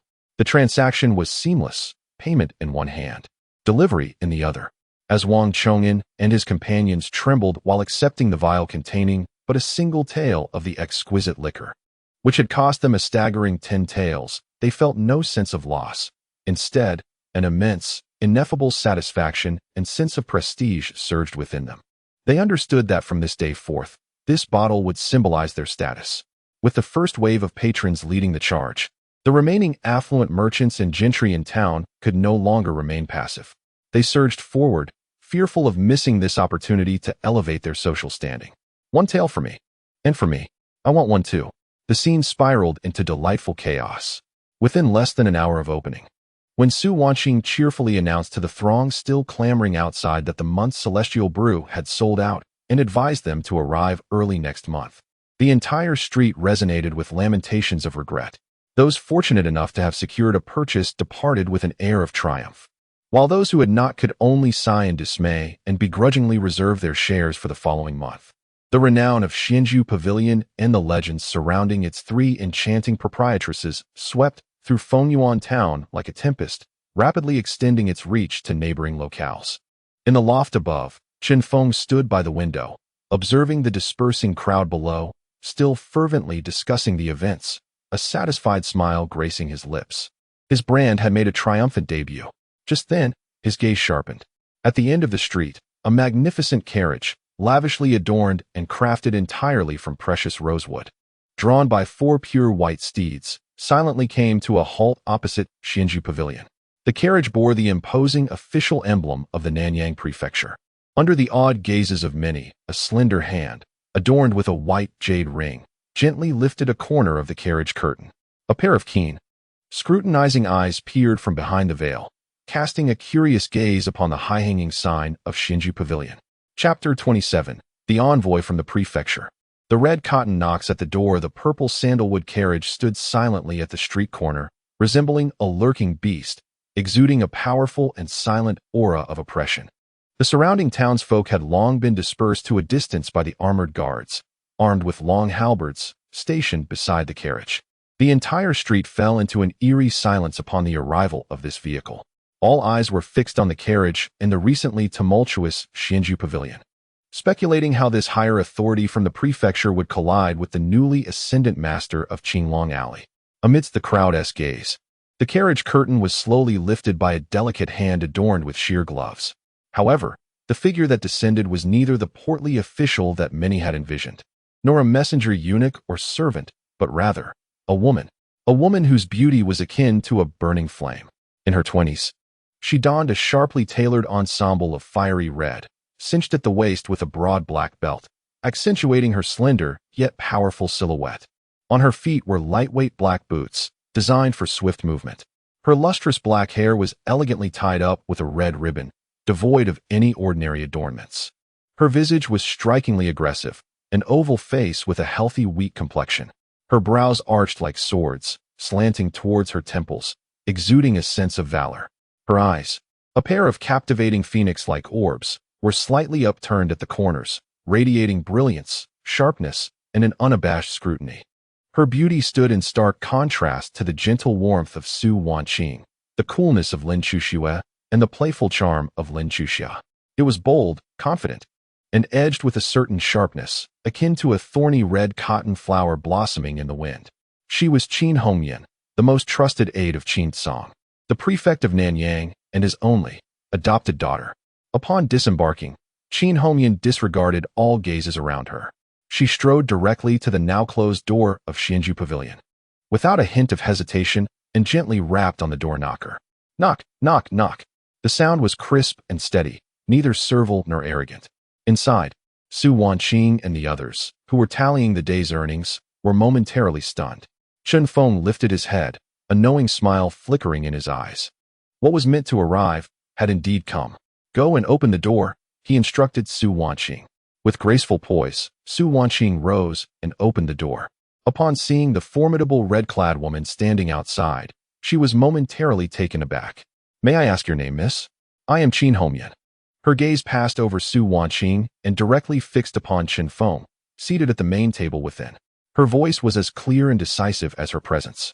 I have come on the orders of the prefect of Nanyang to pay my respects to the esteemed master, young Master Chen. Her demeanor exuded an air of equality, yet it also bore a hint of condescension. This was the first individual daring enough to meet Chen Feng's gaze with such scrutiny. The corners of Chen Feng's mouth curled into a subtle arc of intrigue. How fascinating. He rose to his feet and gestured to Qin Hongyan, inviting her to the tea room in the rear courtyard for a discussion. In the quaint tea room nestled within the courtyard, Chen Feng and Qin Hongyan sat opposite each other across a chessboard. Su Wanqing and her two companions stood quietly nearby, preparing tea and burning incense. Though they remained silent, the three stunning women inadvertently added a layer of pressure upon Chen Feng. Qin Hongyan discreetly observed the scene before her. This man appeared even younger and more enigmatic than the rumors suggested. Moreover, the three women at his side were indeed breathtakingly beautiful, and their demeanor, which clearly indicated their reverence for him, suggested they had been thoroughly tamed. Such impressive methods, she mused inwardly, while her face maintained a polite, formulaic smile. Young Master Chen, you are truly grand, she began, her voice clear and melodious. The name Drunken Beauty has surely spread throughout Fengyuan town by now. My father has even heard of it in the prefecture. It is indeed an honor for me that the prefect, so busy with his affairs, would take an interest in my modest business. Chen Feng lifted his teacup, responding nonchalantly, "Ha, young Master Chen is being modest." Qin Hongyan's phoenix eyes narrowed slightly, a probing sharpness beginning to surface. Such divine elixirs, which ought to reside only in the heavens, appearing in this small town is truly intriguing. Might I inquire as to the origins of your brewing secret? Moreover, could the production be increased? She continued, my father often says that such extraordinary creations, if utilized for the public good, could enrich the prefectural treasury and alleviate the concerns of military funding in the northern territories. Should you be willing to assist the prefect, it would indeed be a tremendous blessing for the region. Her words, though grandiose, bore a clear underlying message. Your secret formula has caught the attention of our government. Will you voluntarily surrender it, or shall we come to claim it? The expressions of Su Wanqing and her companions shifted subtly upon hearing this.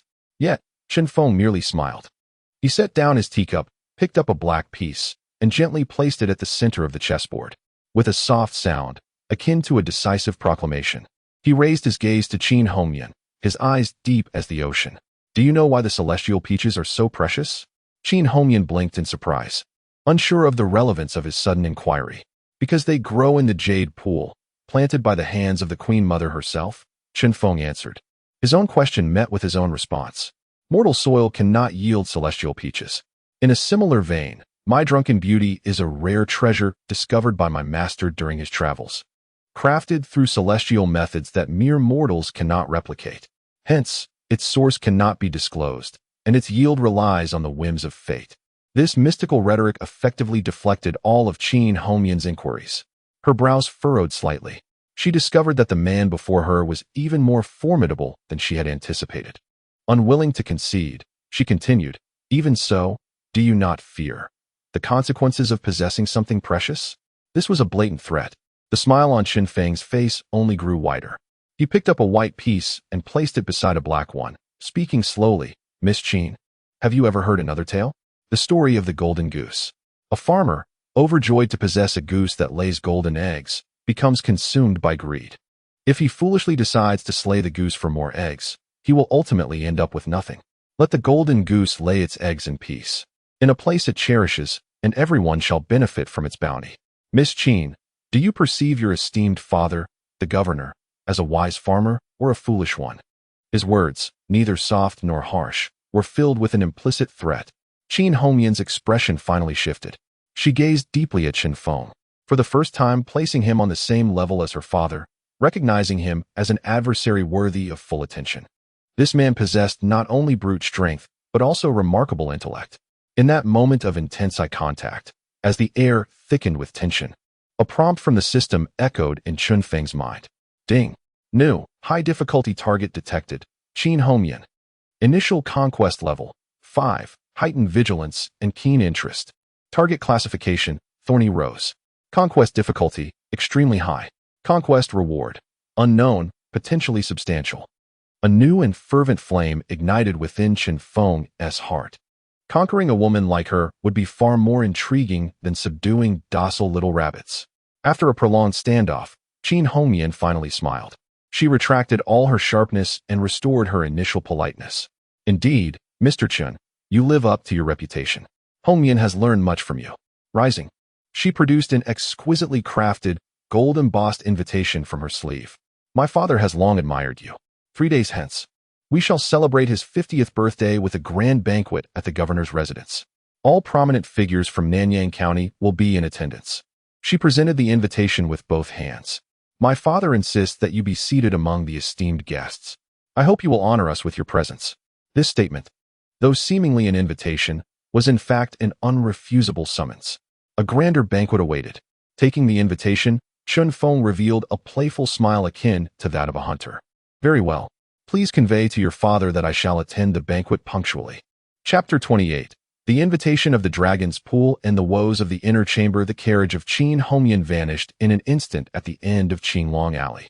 However, the intangible and formidable pressure emanating from the governor's mansion enveloped the Chon residence like a leaden cloud. Inside the hall of Shinju Pavilion, silence reigned. The once jubilant atmosphere, celebrating the grand opening, had dissipated entirely. The three young women, Su Wanqing, Lin Chuxue, and Lin Chuxia, were marked by profound concern on their delicate faces.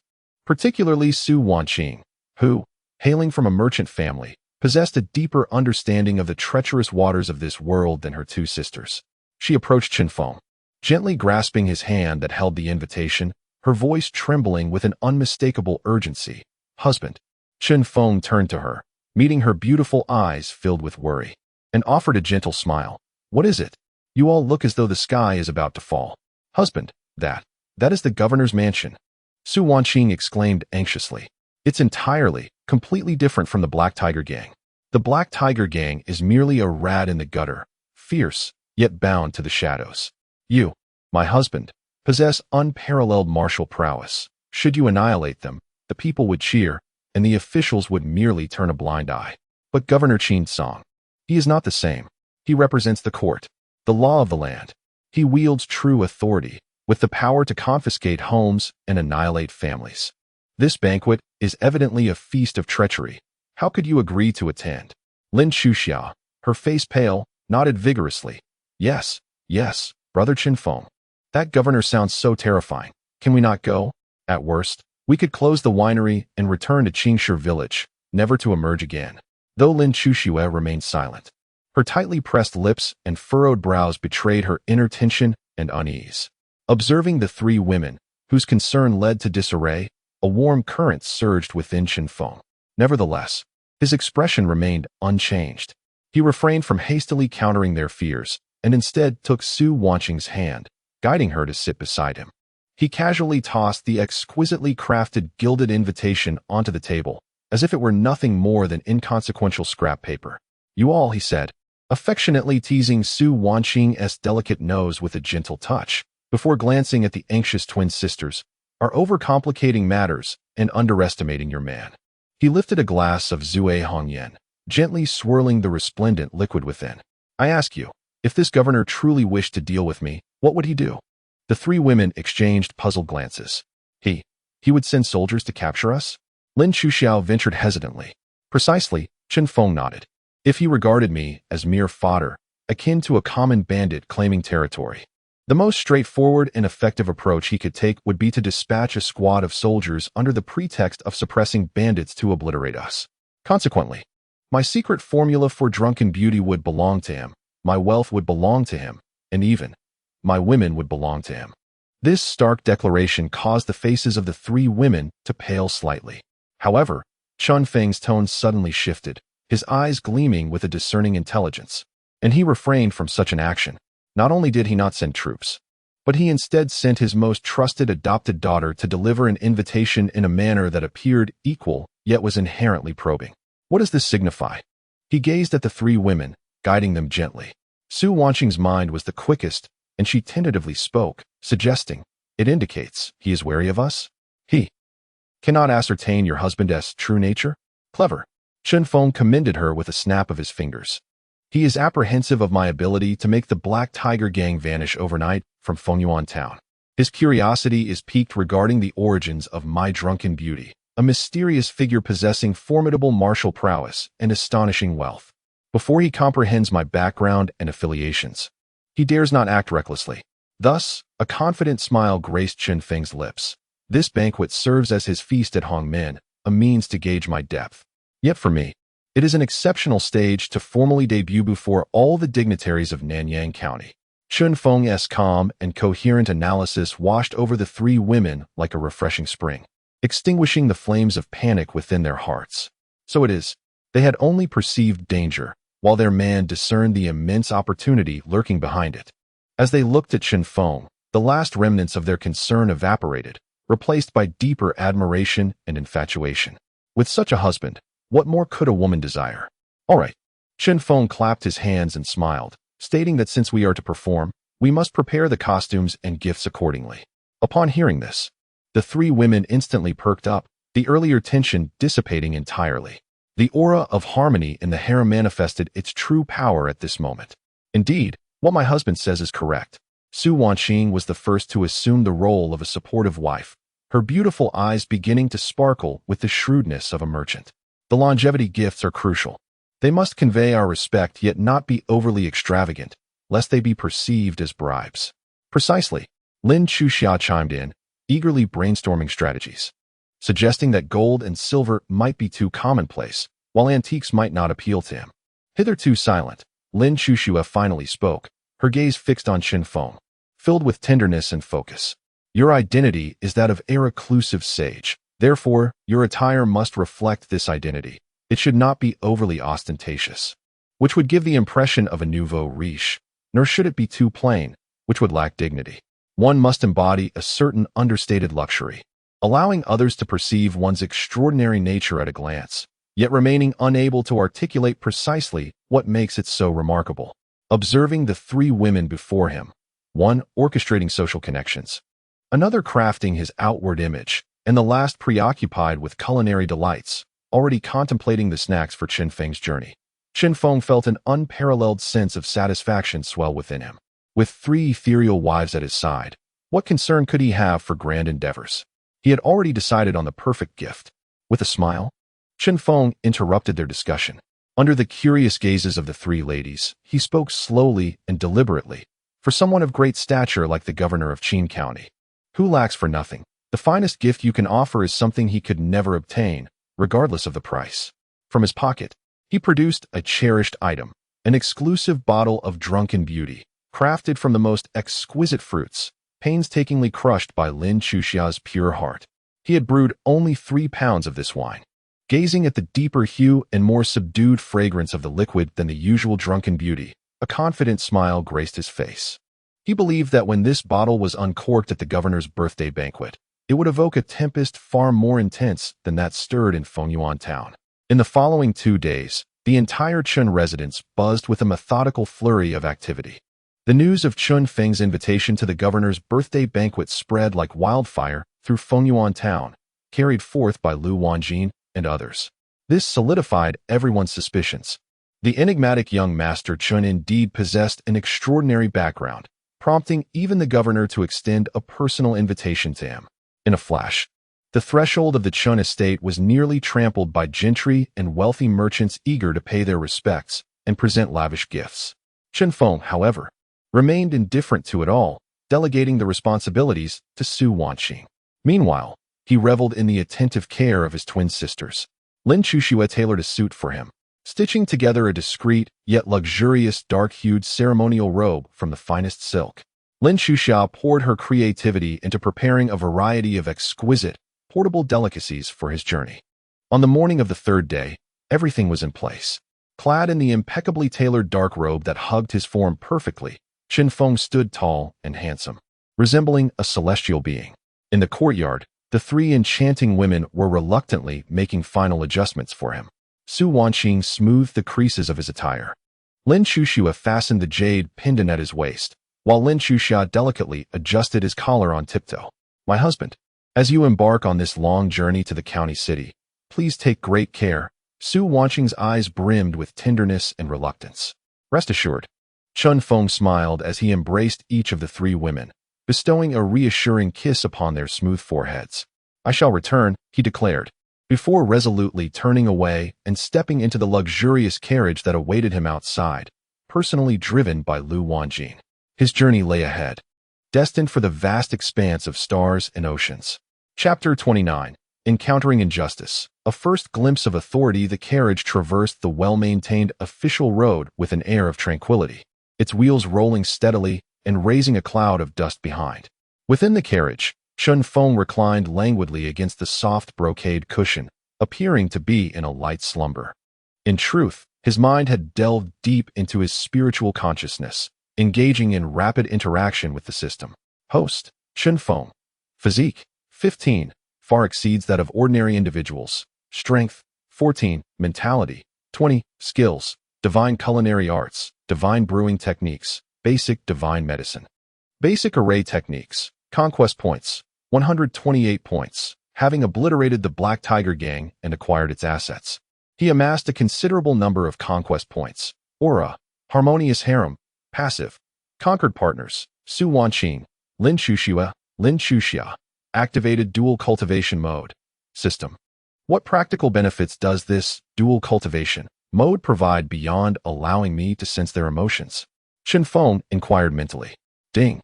The dual cultivation mode establishes a profound spiritual connection between the host and partners with 100 conquest. When the host engages in intimate exchanges of spirit and flesh with their partner, it not only significantly enhances mutual physical and emotional pleasure, but also gradually and permanently elevates both parties' fundamental physique and mental strength.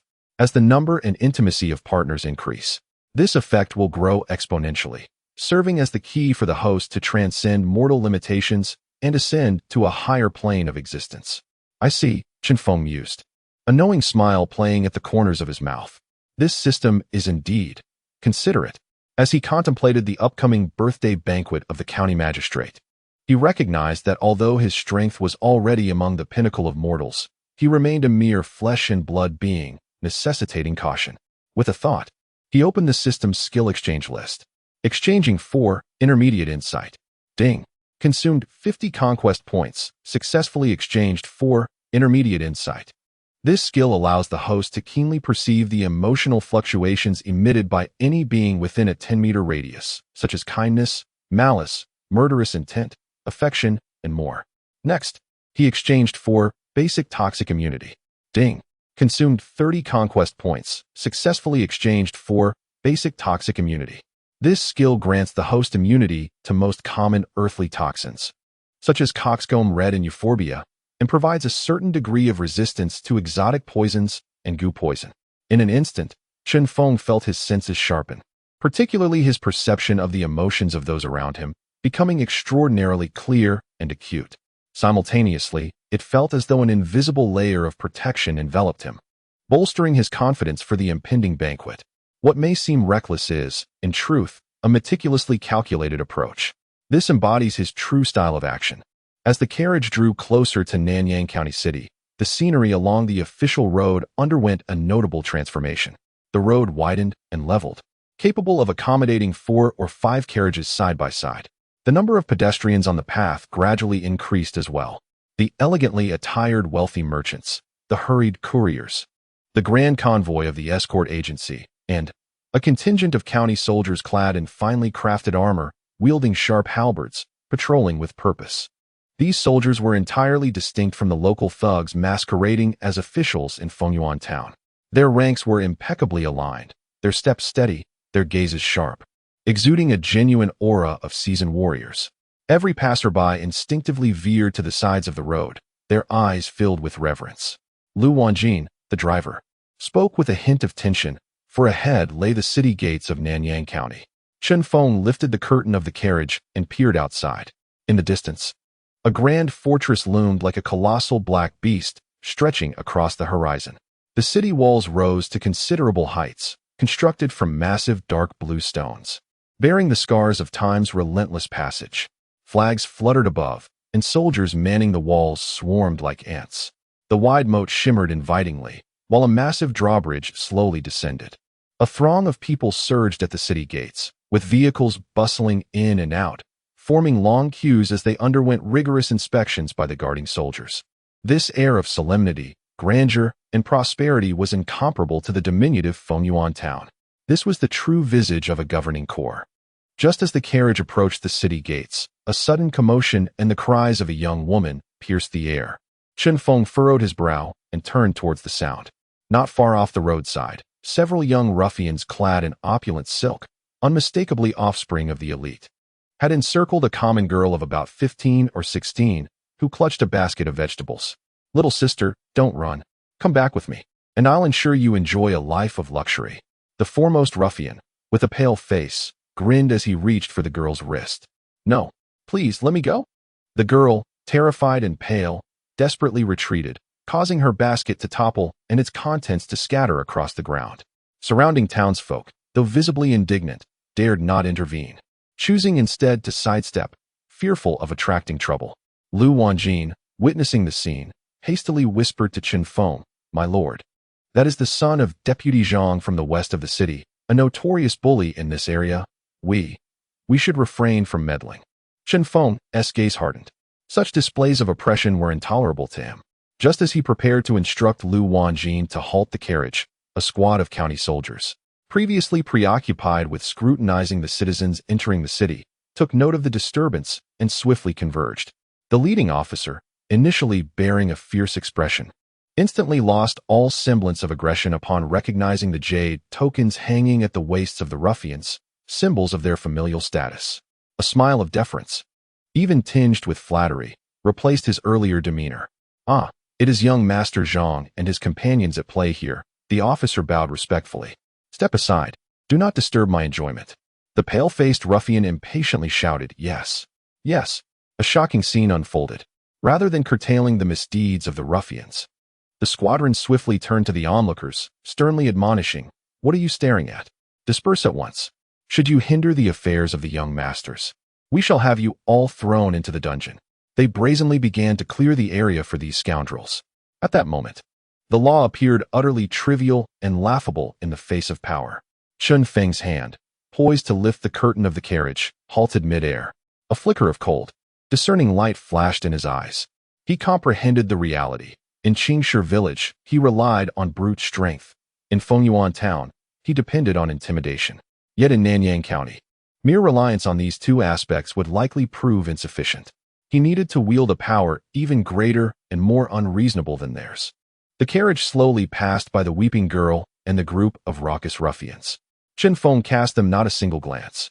Instead, he etched the visage of the leading pale-faced ruffian and the jade token, inscribed with the character Zhang, at his waist deep into his memory. Just as the carriage was about to enter the city gate, a stirring sensation surged within him. The keen perception brought forth by his intermediate insight prompted him to instinctively glance upward, directing his gaze toward a tea house not far from the gate. On the second floor, at a window-side position, stood a striking figure clad in fiery red, exuding an air of elegance. It was Qin Hongyan.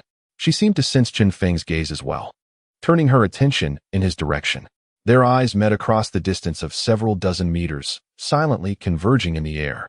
Though her face bore no expression, her eyes seemed to convey a message. Welcome to Nanyang County. The rules of the game here differ greatly from those of your modest Fengyuan town. A cold, battle-ready smile gradually curved Chen Feng's lips. Is that so? Then let us await the unfolding of events. Chapter 30. Night in the Dragon's Pool. A longing sent from afar in Nanyang County, at the renowned Wangjiang Tower, the most illustrious within the city. A single premium room commands a price equivalent to the annual expenses of an ordinary family. Chen Feng, of course, resided in the pinnacle suite atop the building, the Tianzi Suite. Upon opening the window, he was greeted by an unobstructed view of the shimmering Nanyang River that meanders through the city, a sight of unparalleled beauty. Yet, at this moment, Chen Feng had no inclination to savor the scenery. Manager Liu, he commanded, addressing the respectfully standing Lu Wanjin beside him. I require the list of all significant guests attending tonight's birthday banquet for the county magistrate within 2 hours. Include their backgrounds, preferences, and their unsavory secrets. Particularly, I want a comprehensive dossier on the son of the deputy minister Zhang from the west of the city, detailing every misdeed he has committed since childhood. Yes, my lord. Lu Wanjin, fully aware of the urgency, departed without a moment's delay. He understood that this young master appeared to be heading to a perilous banquet, yet in reality, he was meticulously preparing his own hunting list. As dusk fell and the lanterns began to illuminate the surroundings, Lu Wanjin's efficiency was commendable. A substantial dossier, chronicling the clandestine power dynamics of Nanyang County, was already laid out before Chen Feng. Concurrently, a swift steed from Fengyuan town delivered a package from home. Chen Feng opened the parcel, and a familiar, comforting scent enveloped him. Inside were several pieces of his freshly laundered garments, delicately perfumed by Su Wanqing. Above the clothing lay 3 items: a food box, which upon opening revealed exquisitely crafted osmanthus cakes and rose pastries, the handiwork of Lin Chuxia. Despite the tumultuous journey, the pastries were carefully wrapped in soft cloth, remaining intact. A talisman, adorned with a seemingly ambiguous peace symbol drawn in cinnabar, was also among the items. The brushwork, though somewhat unrefined, exuded a unique, ethereal grace. Without question, this was the product of the reticent yet sincere Lin Chuxia, who, despite her skepticism towards the supernatural, conveyed her genuine sentiments through action. Lastly, there was a letter, penned on fine Xian paper, featuring graceful, delicate characters that unmistakably belonged to Su Wanqing. To my beloved husband, I trust this letter finds you well. It has been a day since you left home, and all is well within the household, so do not worry. The winery operates as usual, and matters regarding the new residents progress smoothly. However, I cannot help but think of you on your long journey, especially amidst the unpredictable nature of the banquet. My sisters and I find ourselves restless, offering incense and prayers for your safety and swift return. Though you travel thousands of miles, my heart remains with you. I implore you to take care of yourself and refrain from excessive drinking. Warm tea and a cozy bed await your return at home. I await your triumphant return, your wife, Wanqing, with heartfelt tears. The letter bore no ornate language, only the simplest, most sincere reminders and yearnings of a devoted wife. Holding the letter, Chen Feng gazed at the pastries within the food box and the somewhat comical talisman. In that moment, his heart, which had grown cold and hard in anticipation of the impending battle, was completely melted by a sudden surge of warmth. It dawned on him that being cherished by someone evokes such a profound feeling. Home, it seemed, was not merely a location, but rather an unbreakable bond that transcends distance. He took a piece of osmanthus cake and placed it in his mouth. It was sweet, sweet enough to reach the depths of his heart. As night deepened, the splendor of Nanyang County unfolded in a captivating guise beneath the cloak of darkness. Chen Feng dismissed all his attendants and sat quietly on the soft couch in his chamber. He refrained from perusing the intelligence reports that documented treachery and malice. Before stepping onto the true battlefield, he needed to grant his heart the tranquility it so desperately required. He gently closed his eyes. With a mere thought, the profound soul link he had established with the three women was subtly activated. Meanwhile, 100 miles away in Fengyuan town, at the Chun residence, the three lovely ladies found themselves equally restless in the stillness of the night. Instead of remaining in their own quarters, they had unconsciously gathered in Chun Feng's spacious study, which still bore his lingering presence. Su Wanqing busied herself arranging the bookshelves, placing each tome meticulously.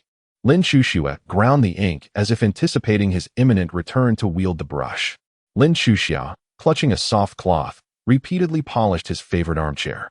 One wonders, what is my husband doing now? Su Wanqing paused, letting out a soft sigh. Surely, he is thinking of us, just like we are of him. Lin Chuxia declared confidently. There must be many women in the county more beautiful than us. Lin Chuxua's voice was soft, yet tinged with a barely perceptible hint of concern. At that moment, the three women shuddered in unison as an inexplicable warmth, indescribable by words, surged from deep within their hearts. The sensation was exceedingly familiar and endearing, as though their husband were right beside them, gently stroking their heads with his warm, broad hand. It is my husband. Su Wanqing was the first to react, tears shimmering in her eyes. I can feel it. It's Brother Chen Feng. Lin Chuxiao exclaimed joyfully. Lin Chuxue remained silent. Yet her hand, tightly grasping the ink stick, and the sudden softness in her gaze spoke volumes. They exchanged knowing smiles, their hearts filled with a wondrous, telepathic understanding. They knew their man was also longing for them. In the Wangjiang Tower, within the heavenly suite, a peaceful smile graced Chen Feng's face. In the realm of his spirit, he could distinctly perceive three radiant beams intricately intertwined with his soul. One belonged to Su Wanqing, gentle as water, imbued with warmth and longing. The second belonged to Lin Chuxue, cold as the moon, yet at its core, it burned with unwavering concern. The third was Lin Chuxia's, vibrant as fire, conveying the most unadulterated and direct affection. These three currents of the purest spiritual energy, born of their absolute devotion, flowed like three gentle streams, traversing vast distances to gradually infuse his expansive mental ocean. They nourished his soul, fortified his resolve, and bestowed upon him an unprecedented tranquility and strength on the eve of battle.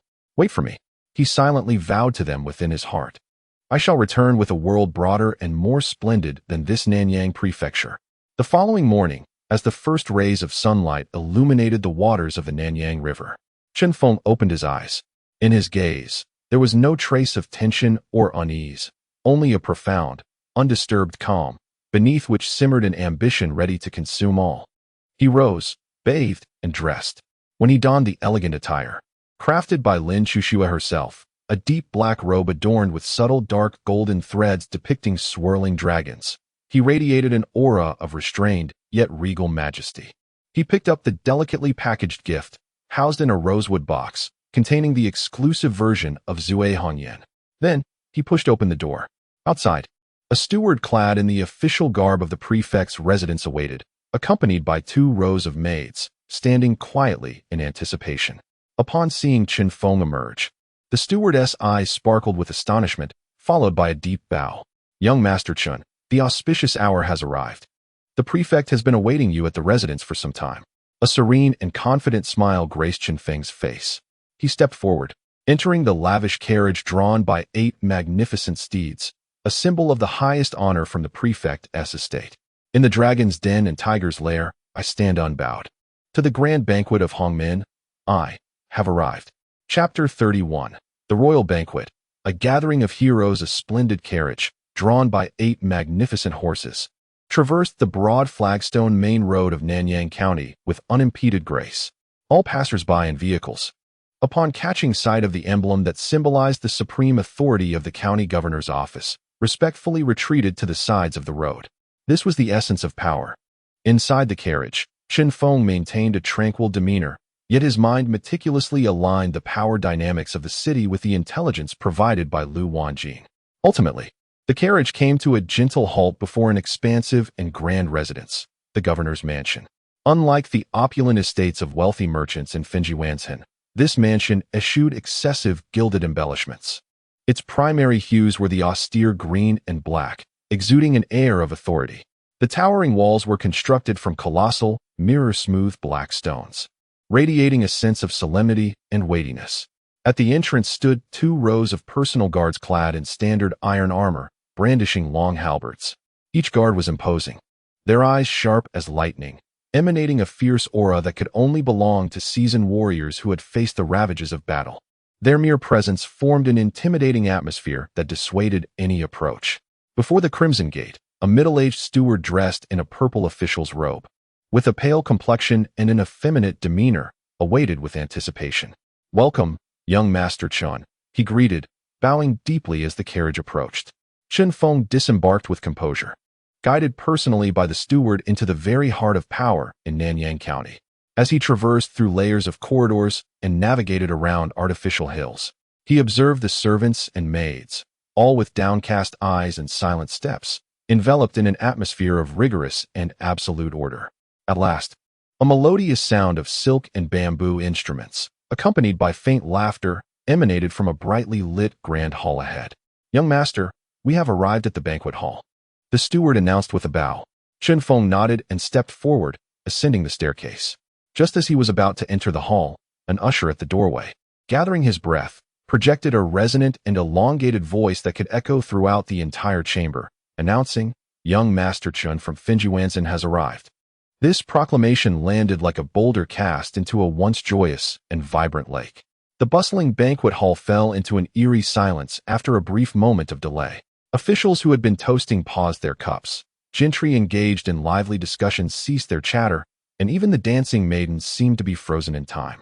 As if a pause button had been pressed, hundreds of gazes, belonging to the upper echelon of Nanyang County, converged upon the entrance of the hall, drawn by an unseen force, focusing intently on the solitary figure of the young man who was slowly making his entrance.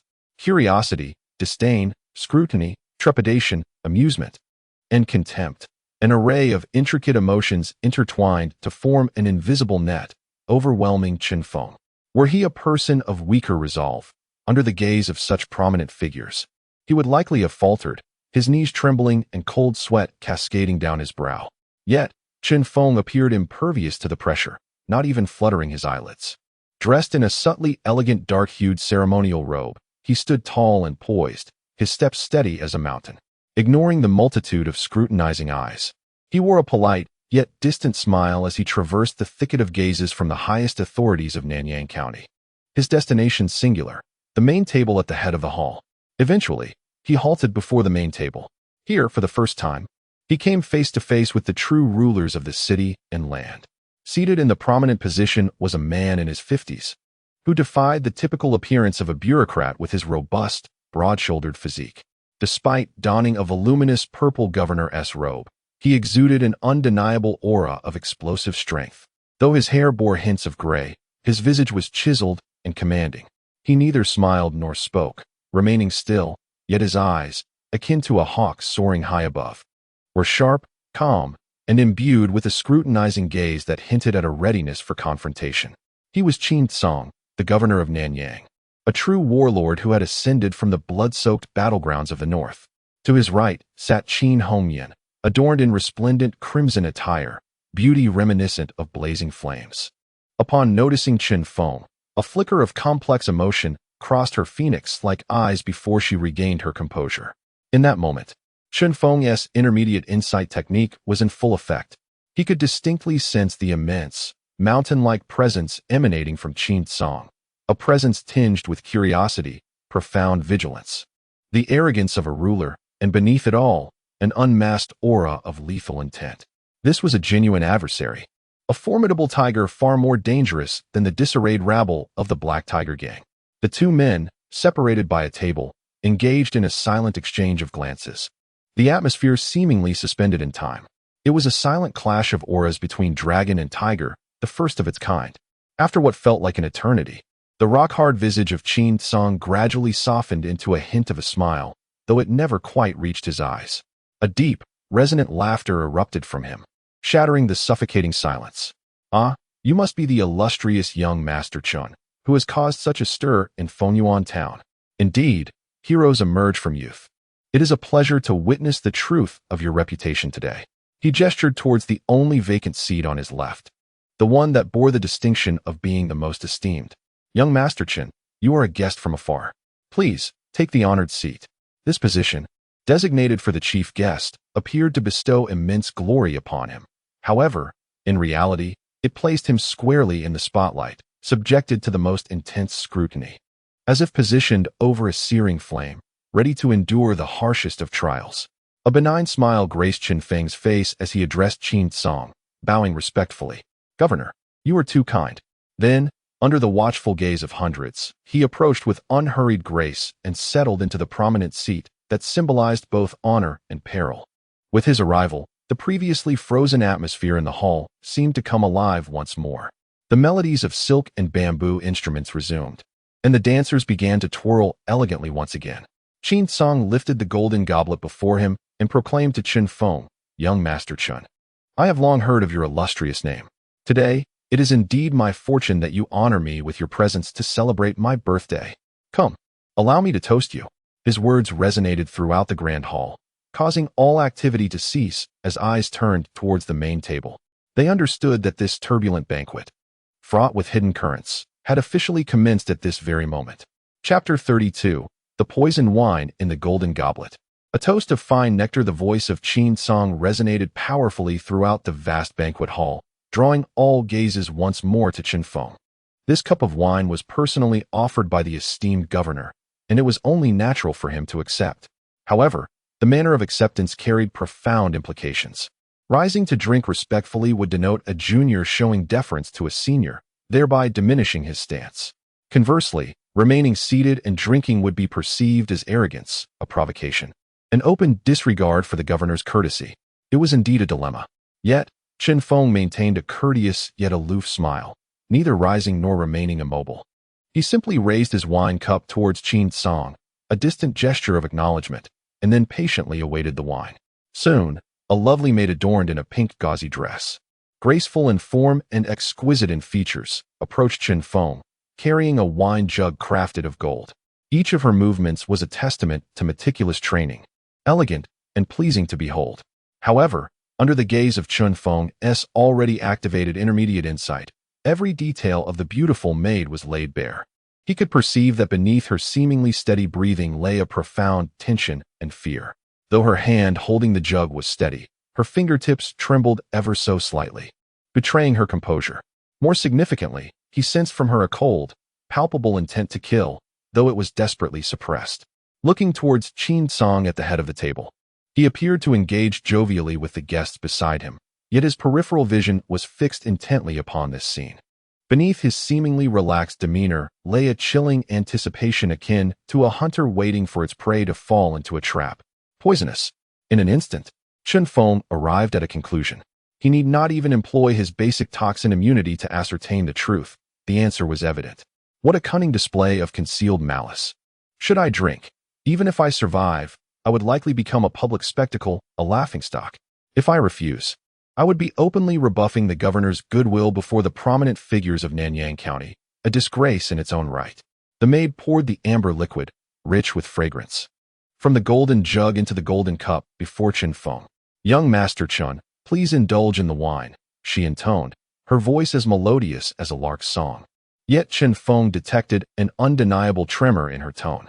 A smile played upon Qin Feng's lips as he lifted the cup, filled with what appeared to all as a lethal poison.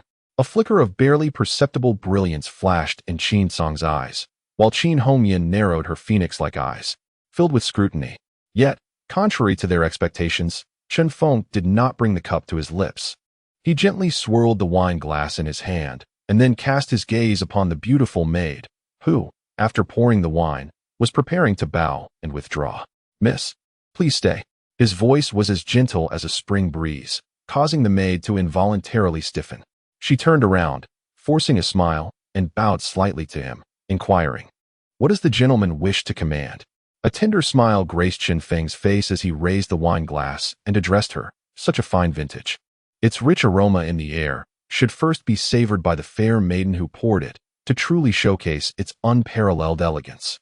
With a tone that was gentle yet imbued with an authority that brooked no refusal, he declared, "This glass shall be my gift to you. Come, drink it." Boom. These words struck like thunder on a clear day, instantly plunging the atmosphere at the main table into a frigid silence. The maid's face turned as pale as paper, devoid of color. She gazed at the cup of poison she had poured herself, her eyes filled with terror and despair, her body trembling like a leaf in the wind. "And no. Please, sir, I cannot. I am but a lowly servant. How could I dare to drink your wine?" she stammered in frantic rejection. At the head of the table, Qin Song's previously smiling visage gradually darkened. His hawk-like eyes fixated on Qin Feng, an immense and frigid pressure enveloping him. In contrast, Qin Hongyan's phoenix eyes sparkled with unmasked astonishment and admiration. What a splendid maneuver. No shouting, no chaos, no tearing of faces. Instead, he returned the cup of poison intact, using his own rules and gifts. This was no mere brute. This was a true master of power and human psychology. "What's this? You dare not drink my wine." Qin Feng's smile remained gentle, but his gaze had turned icy. "Or perhaps, there is something in this wine that you cannot drink." His words, though softly spoken, were clear enough for all at the main table to hear. Everyone's expressions shifted dramatically. Under the combined pressure of Qin Feng and Qin Song, the maid's mental defenses shattered completely. She fell to her knees with a thud, desperately bowing her head and crying out, "Please spare me, sir. Lord County Magistrate, have mercy. It has nothing to do with me. It has nothing to do with me." The matter had already been exposed. Qin Song's expression darkened ominously, as if it could drip with malice. He did not look at Qin Feng, but coldly uttered 2 words to the maid, "Useless." Then he signaled to a nearby guard. The guard immediately advanced, and, before the maid could react, swiftly drew a dagger from his sleeve, executing a lightning-quick cut across her throat. A stream of blood erupted forth. The cries of the maid abruptly ceased. Her eyes widened in terror as she slowly collapsed into a pool of blood. In an instant, the grand hall fell into an oppressive silence. Just a moment ago, the atmosphere was filled with merriment, but in the blink of an eye, it transformed into a scene of carnage.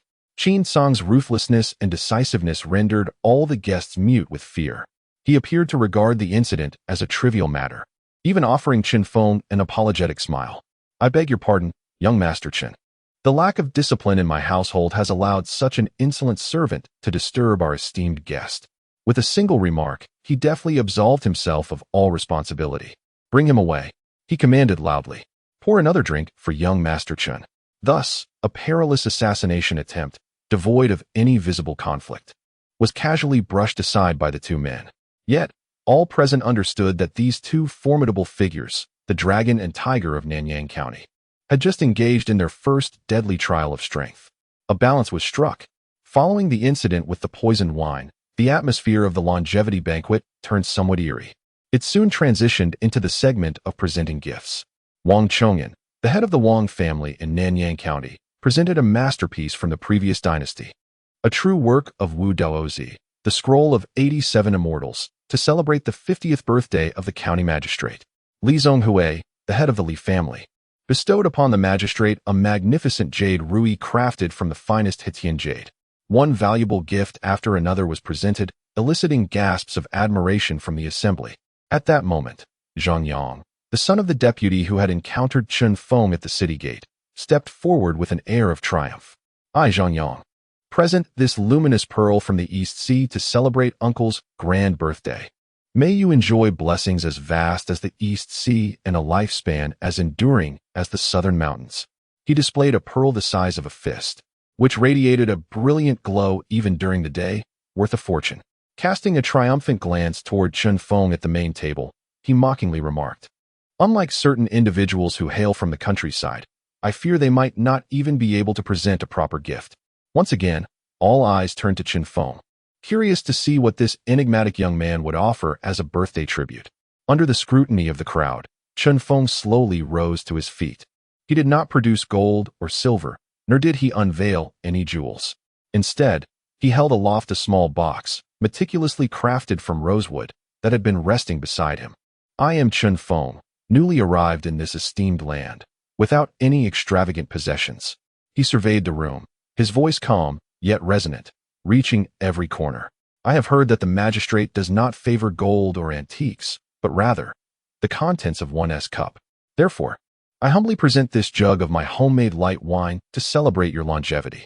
Light wine, a mere jug of wine. The statement incited a stifled wave of laughter throughout the hall. Even Qin Song's face betrayed a fleeting hint of disdain. Zhang Yang laughed uproariously. This is utterly hilarious. To present a jug of homemade local wine as a birthday tribute to the esteemed governor?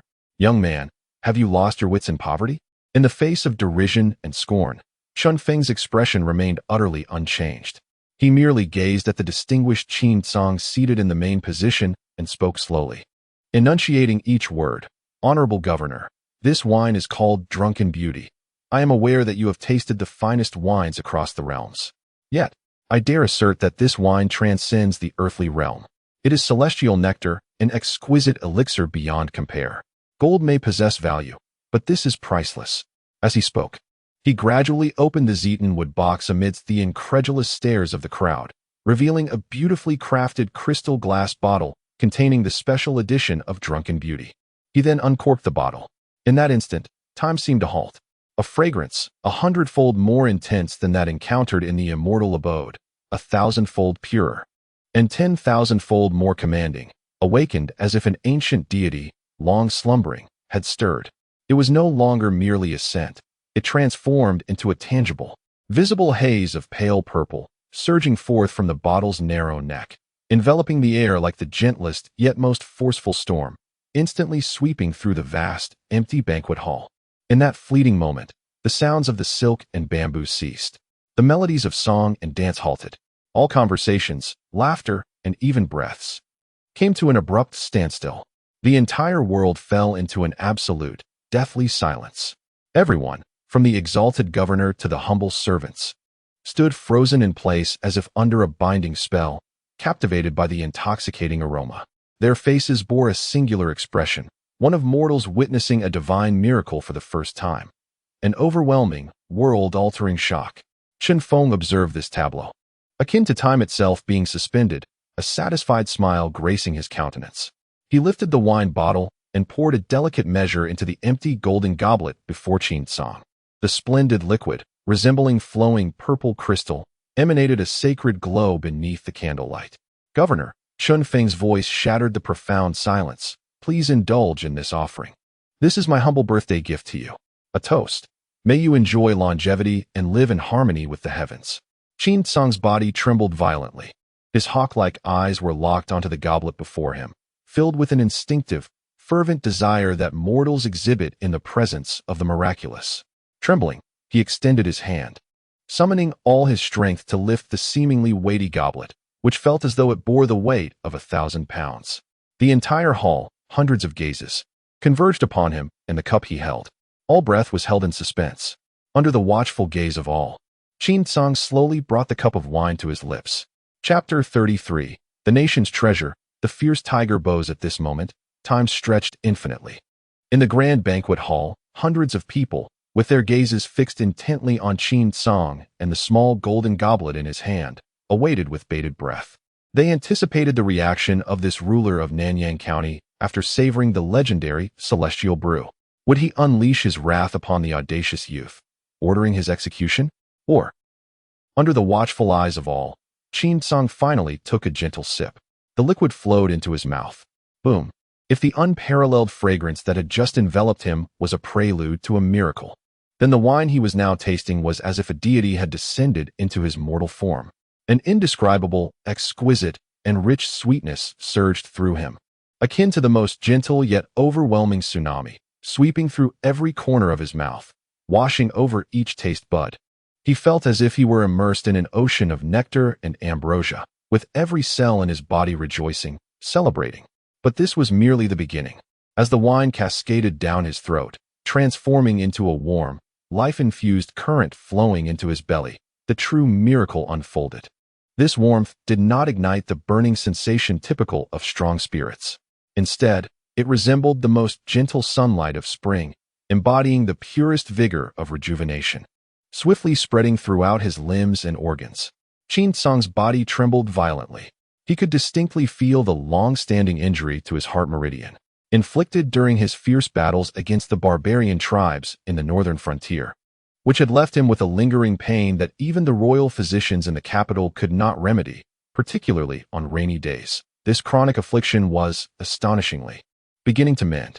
It was as if a parched riverbed, deprived of life-giving water for decades, was finally receiving its long-awaited nourishment. This long-lost sensation of strength and vitality caused even the iron-willed warlord, who had never flinched amidst mountains of corpses and seas of blood, to feel his eyes moisten. He closed his eyes, surrendering to this transformative experience, unable to extricate himself for what felt like an eternity. The hall remained enveloped in profound silence, all present utterly captivated by Qin Song's expression, which radiated an intoxicated ecstasy, as if he were ascending to a higher realm. What kind of magic was concealed within this wine? After an indeterminate time, Qin Song slowly opened his eagle-like eyes. Yet, the sharpness, scrutiny, and murderous intent that once resided within them had vanished without a trace. In their place was an unprecedented, fiery brilliance that burned with fervor. In that radiant light, there existed a profound shock, an exhilarating joy, and an overwhelming excitement, coupled with an insatiable yearning for a more enduring life and a mightier power. He gazed at Qin Feng, his eyes no longer perceiving a mere adversary, but rather a divine being capable of bestowing upon him a new existence. Amidst the astonished gazes of the hundreds of guests, akin to specters witnessing an otherworldly event, Qin Song performed an unforgettable act that would be etched in their memories forever. Slowly, he rose from his seat of honor. Then, addressing the 30-some years younger Qin Feng, he solemnly and deeply performed a formal gesture of respect, one reserved for equals. Young Master Chun, his voice trembled ever so slightly with excitement. I hereby rescind all my previous judgments. This birthday gift you have presented is not merely the most precious offering I have ever received in my lifetime. It is a celestial blessing. Henceforth, this night's banquet shall be deemed the foremost. No, it shall stand as the pinnacle of all feasts throughout my existence. Upon utterance of these words, the hall fell into stunned silence. The esteemed prefect of Nanyang had indeed shown such deference to a youth and bestowed upon him such astonishing accolades. Who, then, was this young man named Qin Feng, and what was the origin of that exquisite wine? The previously scoffing Zhang Yang now appeared ashen, his legs nearly giving way as he almost collapsed beneath the table. Meanwhile, Qin Hongyan, observing her adoptive father and then the still composed Qin Feng, found her beautiful phoenix-like eyes filled with unprecedented shock and curiosity. She comprehended that from this moment forward, the entire landscape of Nanyang would irrevocably transform because of this man. Yet, Qin Song paid no heed to the reactions of those around him. He raised his glass and consumed the remaining half of the intoxicating wine, savoring it as if it were the most precious nectar. Then, he proclaimed loudly, "Let this birthday banquet conclude here. I wish to converse privately with young Master Chun, my most esteemed guest." With that, disregarding all formalities, he grasped Qin Feng's hand and strode purposefully towards the innermost chamber of the prefect's residence. Under the astonished gazes of the attendees, within the study, the fragrant incense wafted gently. Qin Song dismissed all servants, retaining only Qin Hongyan to attend to them. He utterly cast aside the airs of a prefect. Fixing his fervent gaze upon Qin Feng, his tone now bore an urgency that bordered on pleading. "Young Master Chun."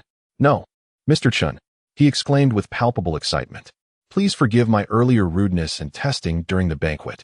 This intoxicating beauty you have provided is truly a divine elixir, a genuine divine treasure." He then revealed to Qin Feng a secret, disclosing his long-standing ailment and the miraculous signs of healing he had experienced after partaking of the wine. "Mr. Chun, I have spent half my life in the tumult of war, and this frail body of mine is riddled with ailments. I had thought it a stroke of fortune to endure another 10 or 8 years. Yet today, after drinking your divine brew, I have glimpsed the hope of rebirth." He gazed at Qin Feng, his eyes brimming with longing. "I humbly beseech you, sir, is there any chance that such divine brew could be?" could be available once more? Regardless of the terms you set, I, Lu, am willing to brave any hardship to obtain it. At this moment, he, the local sovereign of Nanyang County, had lowered himself to the utmost.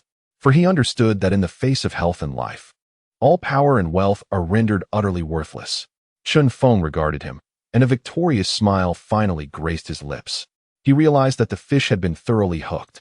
Instead of responding immediately, he leisurely lifted the freshly brewed tea from Qin Hongyan and savored a sip. It was only when Qin Song was on the verge of losing his composure that Qin Feng slowly began to speak. My lord, you overstate the matter. I have said that this drunken beauty is a gift from the heavens, not something that can be demanded by human effort. Therefore, its production is exceedingly limited. Upon hearing this, a flicker of disappointment crossed Qin Song's eyes. However, Chun Feng's tone suddenly shifted. Though its yield is scarce, if it were to be specially brewed solely for your esteemed self, to aid in your health, it might not be entirely impossible. Really, the flame of hope reignited in Qin Song's eyes. Of course, Chun Feng replied, finally revealing his true intentions. However, I too have a condition. Please speak on. I am averse to complications, Chun Feng stated calmly. I merely wish to conduct my business and live my life in tranquility. Yet, there are always thoughtless flies buzzing about, which can be quite bothersome. Thus, I require a protection umbrella. His gaze fixed intently on Qin Song. He continued, one that can shield me from all troubles arising from the authorities and even higher echelons. In return, I can provide you with the elixir of life. You, my lord, will become the most steadfast supporter of Chun Feng in Nanyang County. Let us form a mutual alliance of offense and defense. From this moment forth, I shall take responsibility for your health while you handle my troubles. How does this transaction strike you? Qin Song paused for a moment, then burst into hearty laughter without hesitation. Huh. A splendid alliance of offense and defense. He looked at Chun Feng with admiration and a hint of awe. This young man sought not riches or power, but a transcendent position. He aimed to transform the county magistrate into his gatekeeper. Such boldness, such cunning. Yet, for Qin Song at this moment, this condition was one he could neither refuse nor wish to refuse. Let it be as you say, he declared resolutely. From this day forth, you, Chun Feng, shall be my most esteemed ally. Within the borders of Nanyang County, you may stride freely. Whosoever dares to oppose you shall be opposing me, Qin Song, and my army of 100,000. May our collaboration be fruitful. Chun Feng extended his hand. Indeed, may our collaboration be fruitful. Qin Song also extended his hand, firmly clasping his in a moment of profound connection. An exhilarating and suspenseful banquet at Hongmen concluded in a manner that none could have anticipated. Chun Feng not only emerged unscathed, but also succeeded in transforming the fiercest tiger of Nanyang County into his most formidable ally. Beside them, Qin Hongyan observed everything with keen interest. She gazed at the man, younger than herself by several years, who deftly maneuvered her adoptive father, a battle-hardened hero, as if he were but a pawn in his game. In her exquisite phoenix eyes, an unprecedented and intricate brilliance shimmered. Who, indeed, is this man, divine or demonic? Chapter 34. Aftermath of the feast. The wolves bowed down when the door to the secret chamber swung open once more. The already eerie and oppressive atmosphere of the banquet hall reached a crescendo. All eyes were collectively drawn to the entrance. They beheld the county governor, Qin Song, alongside the enigmatic young Master Chun, emerging together. Anxieties gripped their hearts as they speculated about the outcome of the clandestine meeting. Had the audacious young man faced the governor's wrath? Or, however, the subsequent scene nearly caused their eyes to pop from their sockets. The stern and brooding countenance of Qin Song was replaced by a genuine, even somewhat obsequious, warm smile. He amiably patted Chun Feng on the shoulder and boisterously declared, "Ha! Engaging in conversation with my esteemed brother has enlightened me far more than years of scholarly study." Esteemed brother. Boom. These two words struck like a divine thunderbolt, reverberating through the minds of everyone in the hall. An immediate silence enveloped the space, rendering all present utterly petrified. Gaping mouths and expressions of profound astonishment painted their faces as their worldviews shattered. The formidable governor of Nanyang, a battle-hardened warrior emerging from a sea of corpses, had the audacity to refer to an obscure youth as brother. This was no mere display of respect. It was an acknowledgement of equality, even a subtle elevation of the young man to an honored guest. Who, exactly, was this Chinfeng? Among the crowd, the most terrified and despondent were Wang Chong'an, Li Zhonghui, Sun Buotao, and Master Fong from Fengyuan Town. As they observed the two brothers at the main table, laughing and sharing camaraderie, a chill surged from their spines to their heads, freezing their blood in an instant. It was over, completely over. They had previously dared to humiliate and suppress such a formidable individual, one whom even the county governor regarded as a brother. Was this not akin to the birthday celebrant hanging themselves out of a desire for longevity?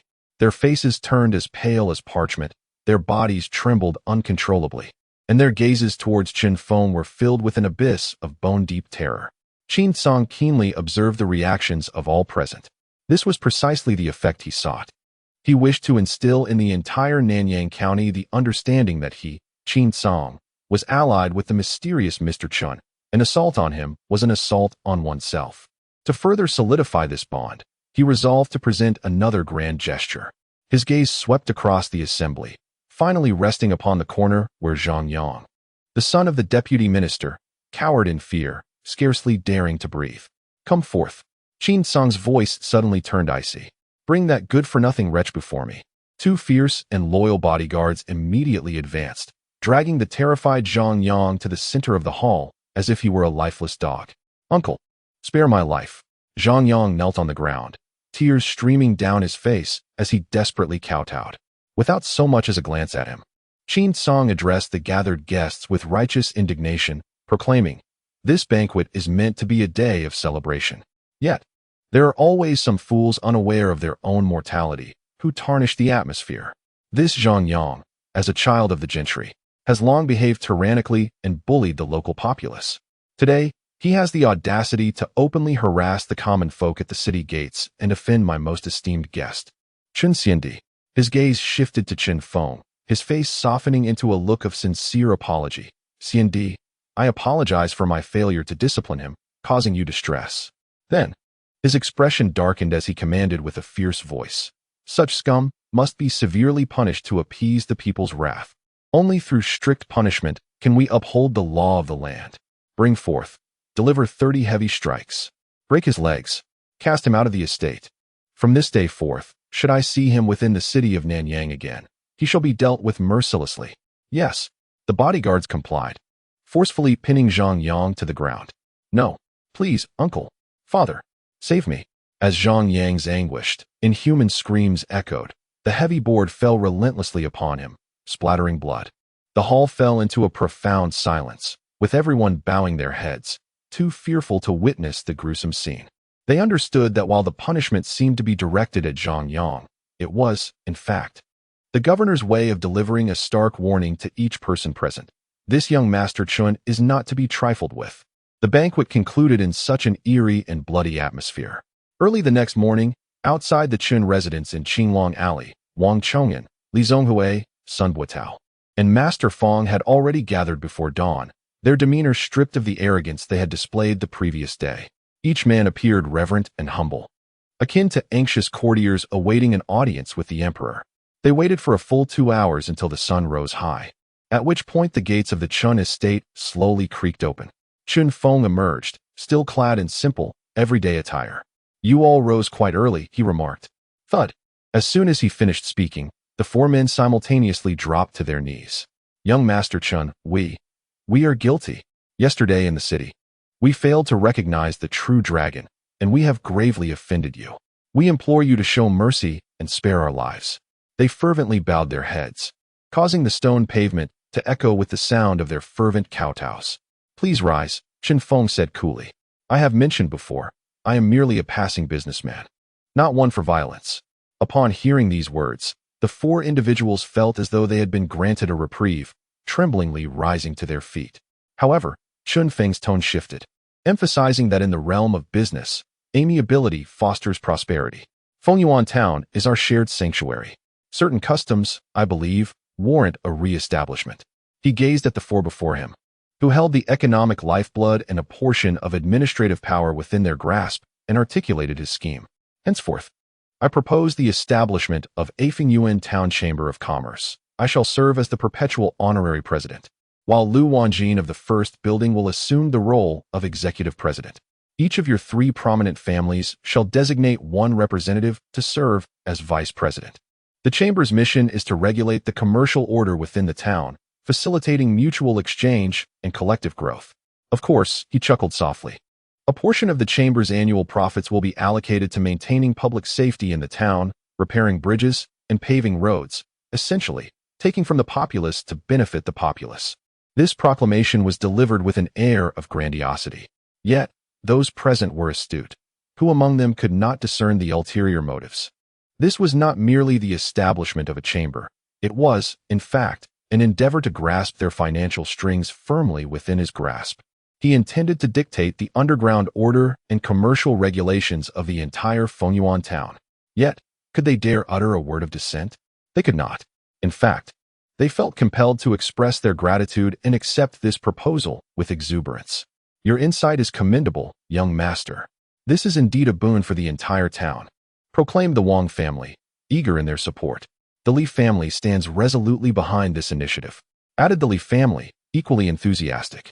The Sun family shall abide solely by your command. Observing their expressions of profound gratitude, Chun Feng nodded in satisfaction. He understood that from this moment forth, Fengyuan town, a once prosperous yet tumultuous enclave, had irrevocably transformed into a solid stronghold, one that would ceaselessly yield wealth and resources for him. At that moment, a servant hurriedly approached, bearing an urgent letter from the county city. Master, an urgent missive from the county. Chun Feng opened the letter to find a single line penned in elegant, yet sharp handwriting. It was from Qin Hongyan. The residence adjacent to Qinglong Lane has poor feng shui. The previous owner has vacated. I have instructed my people to refurbish it, awaiting its new master. A playful smile crossed Qin Feng's face as he perused the letter. This woman was not only astute, but also possessed a remarkable ability to captivate. Chapter 35. Inebriated amidst blossoms, a king's favor in response to Qin Hongyan's invitation, laden with ambiguity and subtlety. Qin Feng merely smiled and dismissed it. He understood that the astute woman was employing this tactic to remind him that their game had only just begun. He tucked away the letter and entrusted the subsequent affairs of Feng Yuanjin entirely to the unwavering Lu Wanjin, Wang Chong'an, and others who had devoted themselves to him wholeheartedly. Subsequently, he made a decision that took everyone by surprise. Instead of remaining in the county city to accept the opulent mansion adjacent to the center of power, he embarked on a luxurious carriage, drawn by 8 magnificent steeds and personally escorted by a retinue of the county governor's guards. Returning to Feng Yuanjin with an even more ostentatious and glorious demeanor than when he had arrived. For he knew that at home awaited 3 hearts, having devoted their all, their most fervent and sincere affections, eagerly anticipating the return of their king in triumph. As the banner symbolizing the county governor's office unfurled on the streets of Feng Yuanjin, the entire town erupted in fervor. The populace, merchants, and gentry surged into the streets, yearning to catch a glimpse of the newly esteemed Mr. Chen's unmatched glory. They beheld Chun Feng's carriage, protected by the county governor's guards, gliding towards Qinglong Alley as if a true noble surveying his domain. This honor, this favor, had never before been witnessed in the annals of Nanyang County. The reverence for Qin Feng in everyone's hearts surged to an unprecedented pinnacle.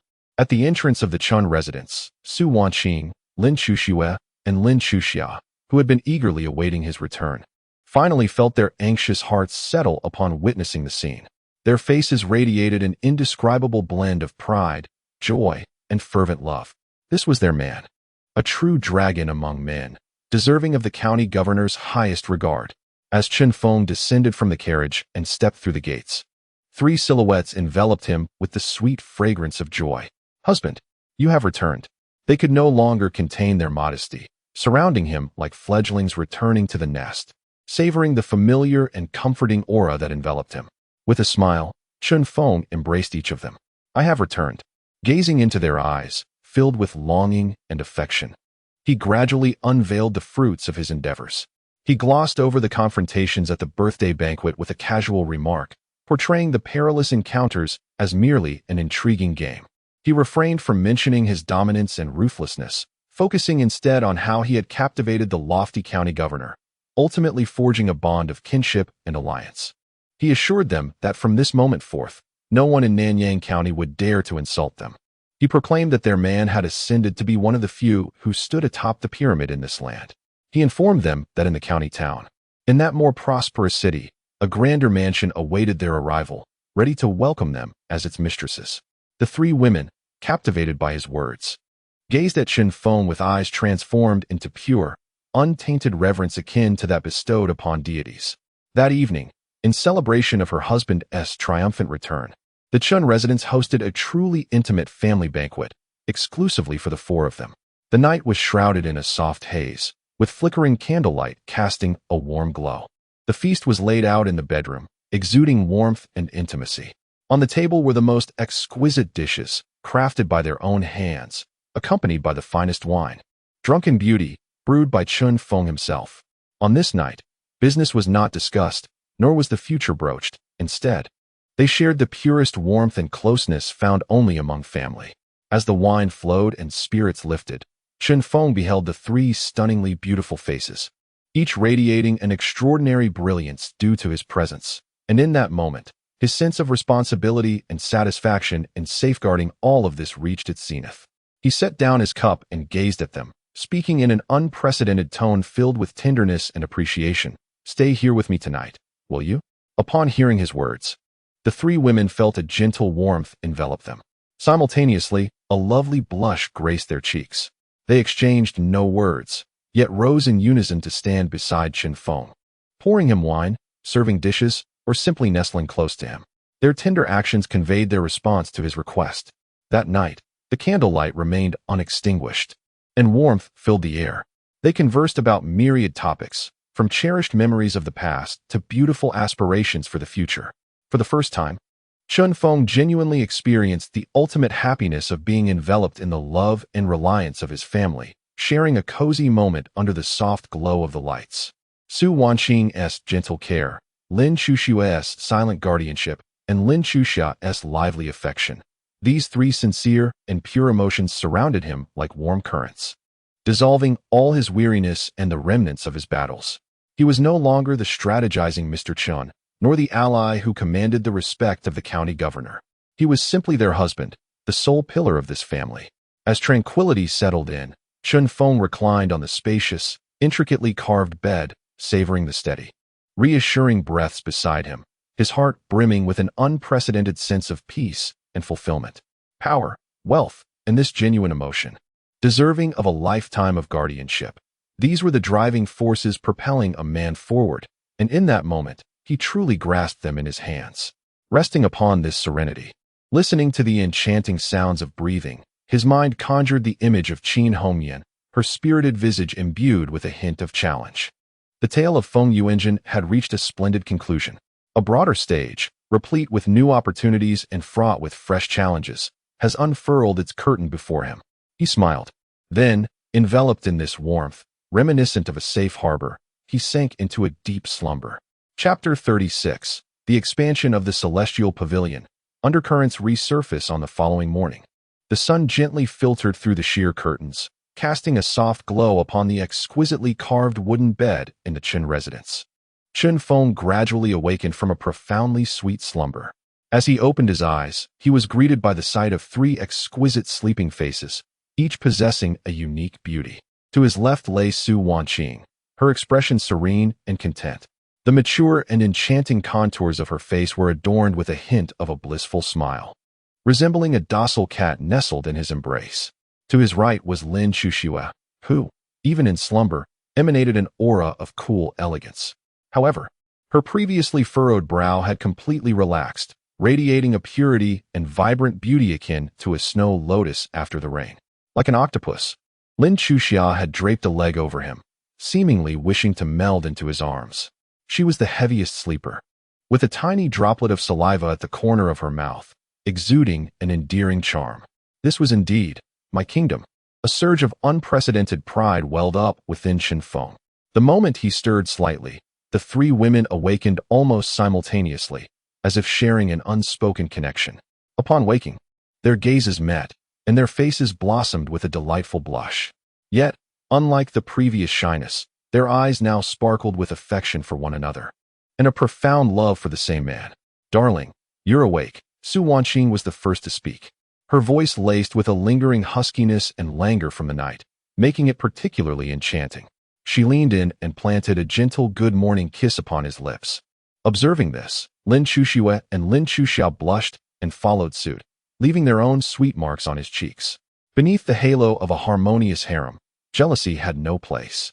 Instead, there was only a benign competition to serve their husband in the most comfortable manner possible. As they rose, changed, and freshened up, the entire process unfolded like a warm and fragrant dance, orchestrated by the seamless cooperation of the three women. Some dressed him, others styled his hair, while yet another presented him with a mouthwash of brine. Chen Feng needed to do nothing but bask in the grandeur of it all, embodying the essence of an emperor.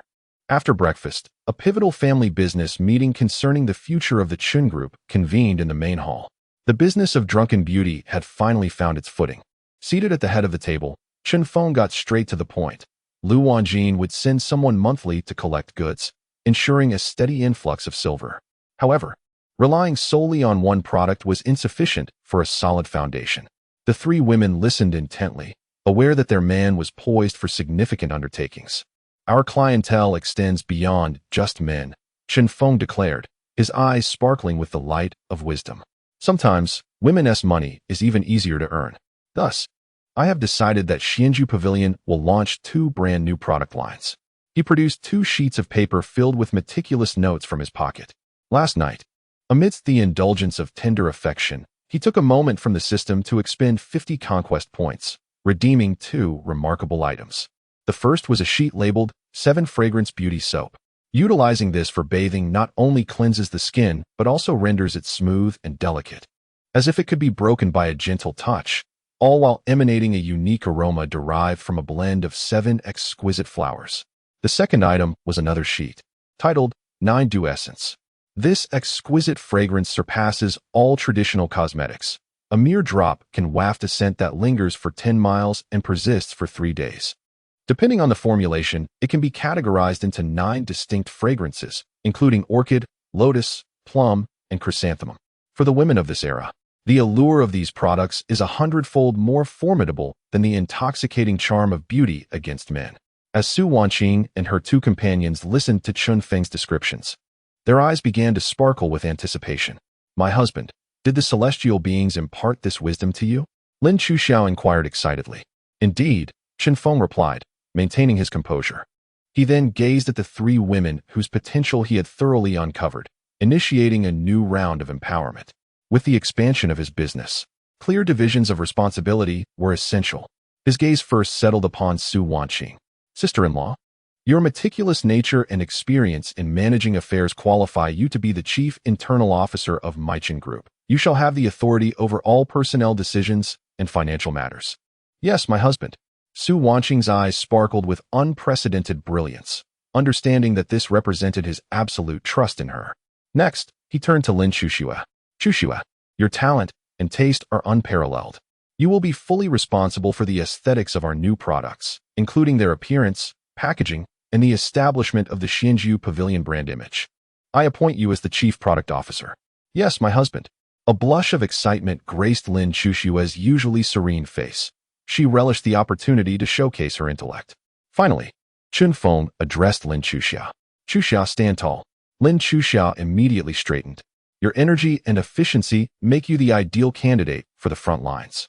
Henceforth, you will oversee the procurement of raw materials, the supervision of production in the workshops, and the logistics with the outside world. I appoint you as the chief operating officer." "Yes, my husband." Though Lin Chuxiao did not fully grasp the significance of titles, she recognized the importance of her new responsibilities and felt a surge of joy. After this meeting, Chen Feng had established a robust core management team for his business empire. His 3 women were no longer mere concubines. They began to transform into his true right and left arms in his ventures. In order to accommodate the new production plan, the existing scale of the Chun residence was evidently insufficient. Chen Feng directly approached Wang Chong'an and others, who had become his loyal subordinates. Within half a day, the largest expanse of barren land on the outskirts of Fengyuan town, as well as several abandoned old workshops, were acquired by Chun Feng at a price that was nearly a gift. Thus commenced a grand endeavor to establish a production base. The entire Fengyuan town transformed into Chun Feng's personal novice village, with all resources at his disposal. Just as Chun Feng's commercial empire flourished in Fengyuan town, a swift steed, bearing an urgent message from Nanyang County, burst into the town and made its way directly to the Chun residence. A soldier from the county magistrate's office dismounted with urgency, holding aloft a letter sealed with the magistrate's wax emblem, an urgent confidential missive. To Master Chun, personally opened. Chun Feng tore open the letter, revealing the familiar, sharp script of Qin Hongyan. However, this time, the content was no longer an ambiguous invitation, but rather filled with gravity and warning. Come to the county city at once. Deputy Zhang has summoned a noble person from the capital. This person has shown great interest in your drunken beauty and in you. He specifically requests to meet you. At the end of the letter, in tiny script, was a name that made Chun Feng's pupils constrict instantly. Chao Xiaoqin of the Eastern Depot. Chapter 37. The Shadow of the Eunuch. The dragon's reverse scale, the mere 5 characters, Eastern Depot, seemed to wield an immense power, stirring a wave of genuine turmoil within Chun Feng's heart, which had long been as calm as an ancient well. The smile that had adorned his face, one of strategic ease and nonchalance, gradually faded, replaced by an unprecedented and profound gravity. In his previous life, although merely an ordinary cog in the societal machine, various historical accounts, novels, and dramas had already enlightened him about the bloodshed and terror embodied by the Eastern Depot. It was not merely an institution, it was a beast, nurtured by imperial authority, unshackled from all legal and moral constraints. They were the emperor's shadows, his henchmen, the sharpest sword of Damocles hanging over the heads of all nobles and ministers. They apprehended individuals without the need for evidence, relying solely on suspicion. They executed without justification, acting solely on imperial decree. They were malevolent spirits, cloaked in human guise, traversing the realm. Chao Xiaoqin's ascent to the position of commander, second only to the emperor himself, within such a voracious institution, spoke volumes of his cunning intellect, ruthless methods, and immense power.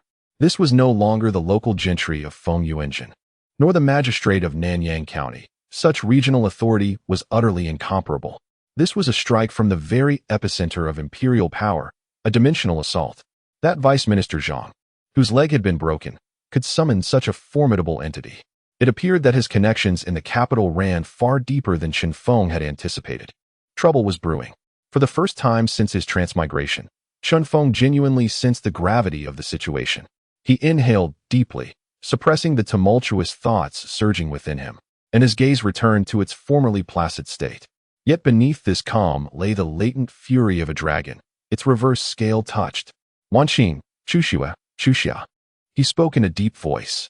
The 3 women, each engrossed in directing their subordinates and planning for the future, felt a shiver at his unprecedented seriousness. They promptly set aside their tasks and hurried to his side. My husband, what has happened? Su Wanqing inquired, her heart racing at the sight of his grave expression. Chun Feng remained silent, merely extending the letter from Qin Hongyan to them. After perusing the contents, confusion and bewilderment flickered across their delicate faces. Eastern Depot? Chao Xiaoqin.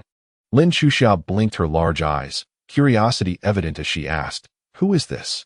Sounds like a high-ranking official." Chun Feng's expression remained solemn. He gazed at the 3 women, who had yet to truly encounter the harsh realities of this world, and resolved to ensure they understood the significance of this adversary. He is not merely an official. Chun Feng shook his head, his voice low, or rather, he is a official above all officials. Allow me to explain it this way. The Black Tiger gang we previously confronted is akin to a pack of wolves on the ground, while Governor Qinsong represents the ferocious tiger of the mountains. Though they are ruthless, they ultimately operate within a semblance of rules. Their actions are tempered by the need to consider the repercussions, and they adhere to some semblance of protocol. In stark contrast, the Eastern Depot, in Chun Feng's eyes, radiates a chilling aura. They are the very embodiment of the rules themselves. They are the emperor's most loyal, yet most deranged, hounds, kept in the shadows. Their sole existence is to serve the emperor, savaging any adversaries he desires to vanquish. They apprehend individuals without the need for the evidence of our world. They take lives without requiring any justification from our realm. If they perceive you as a threat, or if they covet what you possess, they can render you and your family into oblivion without a trace. Chun Feng's words fell like a bucket of ice water upon the three women, drenching them in dread. Their faces drained of color, turning ashen. They finally comprehended the gravity of their situation. This time, they were not contending with an adversary who could be swayed by force, wealth, or intellect, but rather an unyielding, senseless brutality emanating from imperial authority. What shall we do? Su Wanqing's voice quivered with fear. She was not afraid of death. Rather, she feared for the fragile happiness she had only just found in her family and the man she had come to rely upon. Husband. She clutched Chun Feng's hand with fervor, her eyes filled with determination. Let us give him all our money. The winery, the recipe for drunken beauty. We will relinquish everything. We will return to Qingshi village, assume new identities, and never emerge again. Will that suffice? Yes. Brother Qin Feng. Lin Chuxia also wept, desperately shaking her head. We will not contest him. We cannot win. Lin Chuxia did not cry, yet her pale complexion and the whiteness of her knuckles as she clenched her fists reflected her profound fear. Nevertheless, she remained somewhat composed. Gazing at Qin Feng, her voice trembled as she inquired, Husband, does the law of the great Xia dynasty, does it not govern them as well? Witnessing their panic, born from his own predicament, a warm surge of affection and endless compassion welled up within Qin Feng. Yet, more prominently, a tempestuous rage ignited within him. To threaten my women? To covet my possessions? What audacity from the Eastern Depot! What insolence from Chao Shaoqin!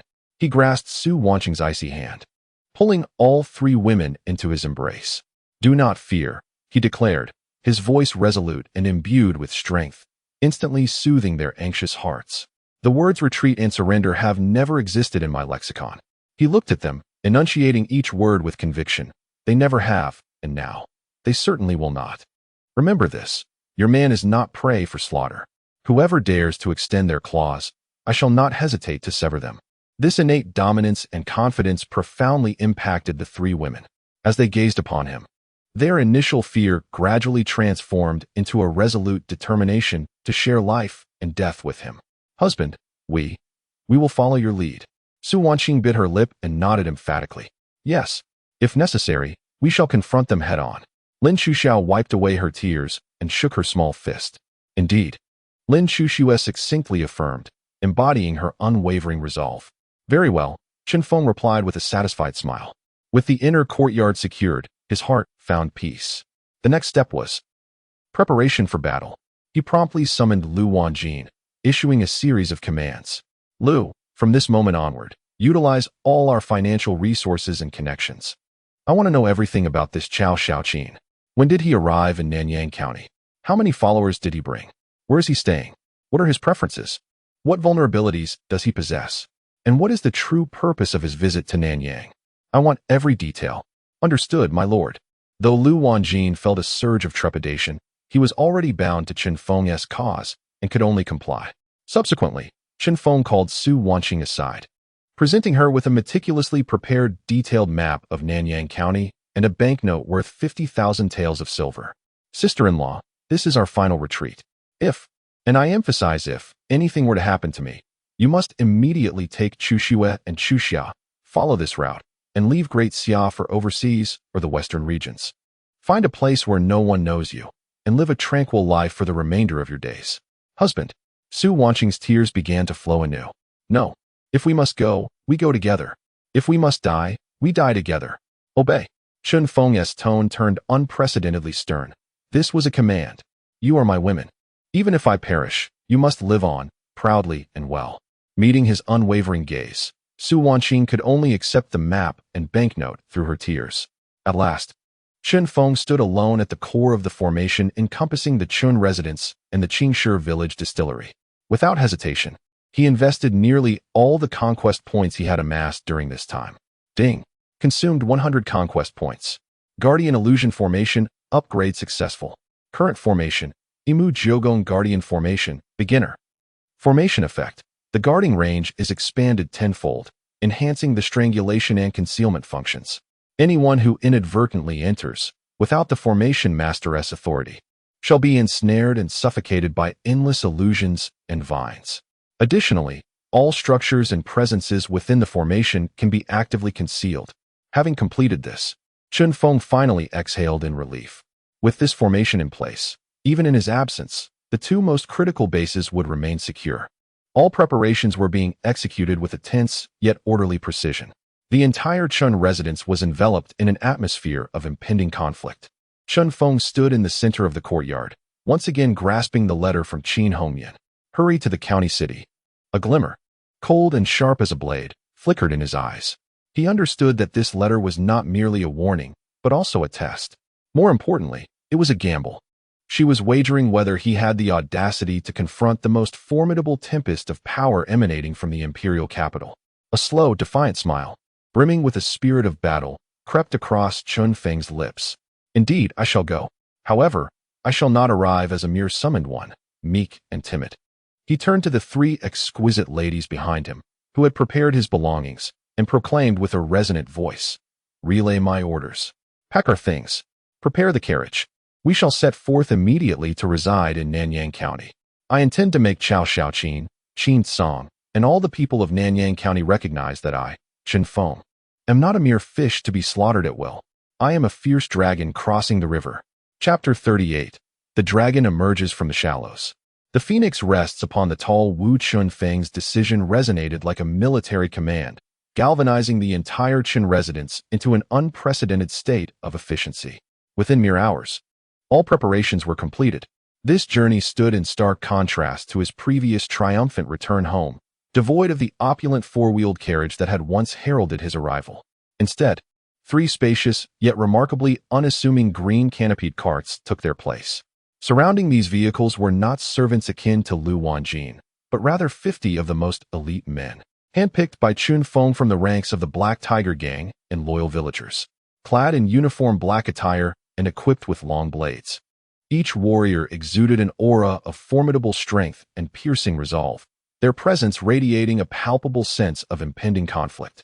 Mounted on their majestic steeds, they formed a disciplined line, embodying not the disorganized rabble of yesteryear, but the nascent silhouette of a seasoned army, ready for battle. This formidable contingent safeguarded Chun Feng and his family as they embarked on the official road to Nanyang Prefecture, not as guests of a banquet, but as warriors poised for conquest.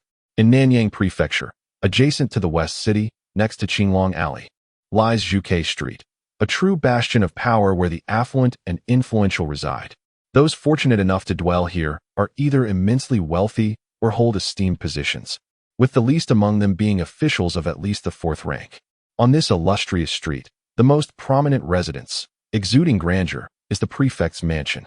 At this moment, next to the prefect's mansion, a similarly imposing estate, previously shrouded in silence and neglect, stood wide open, welcoming the arrival of Chun Feng's entourage.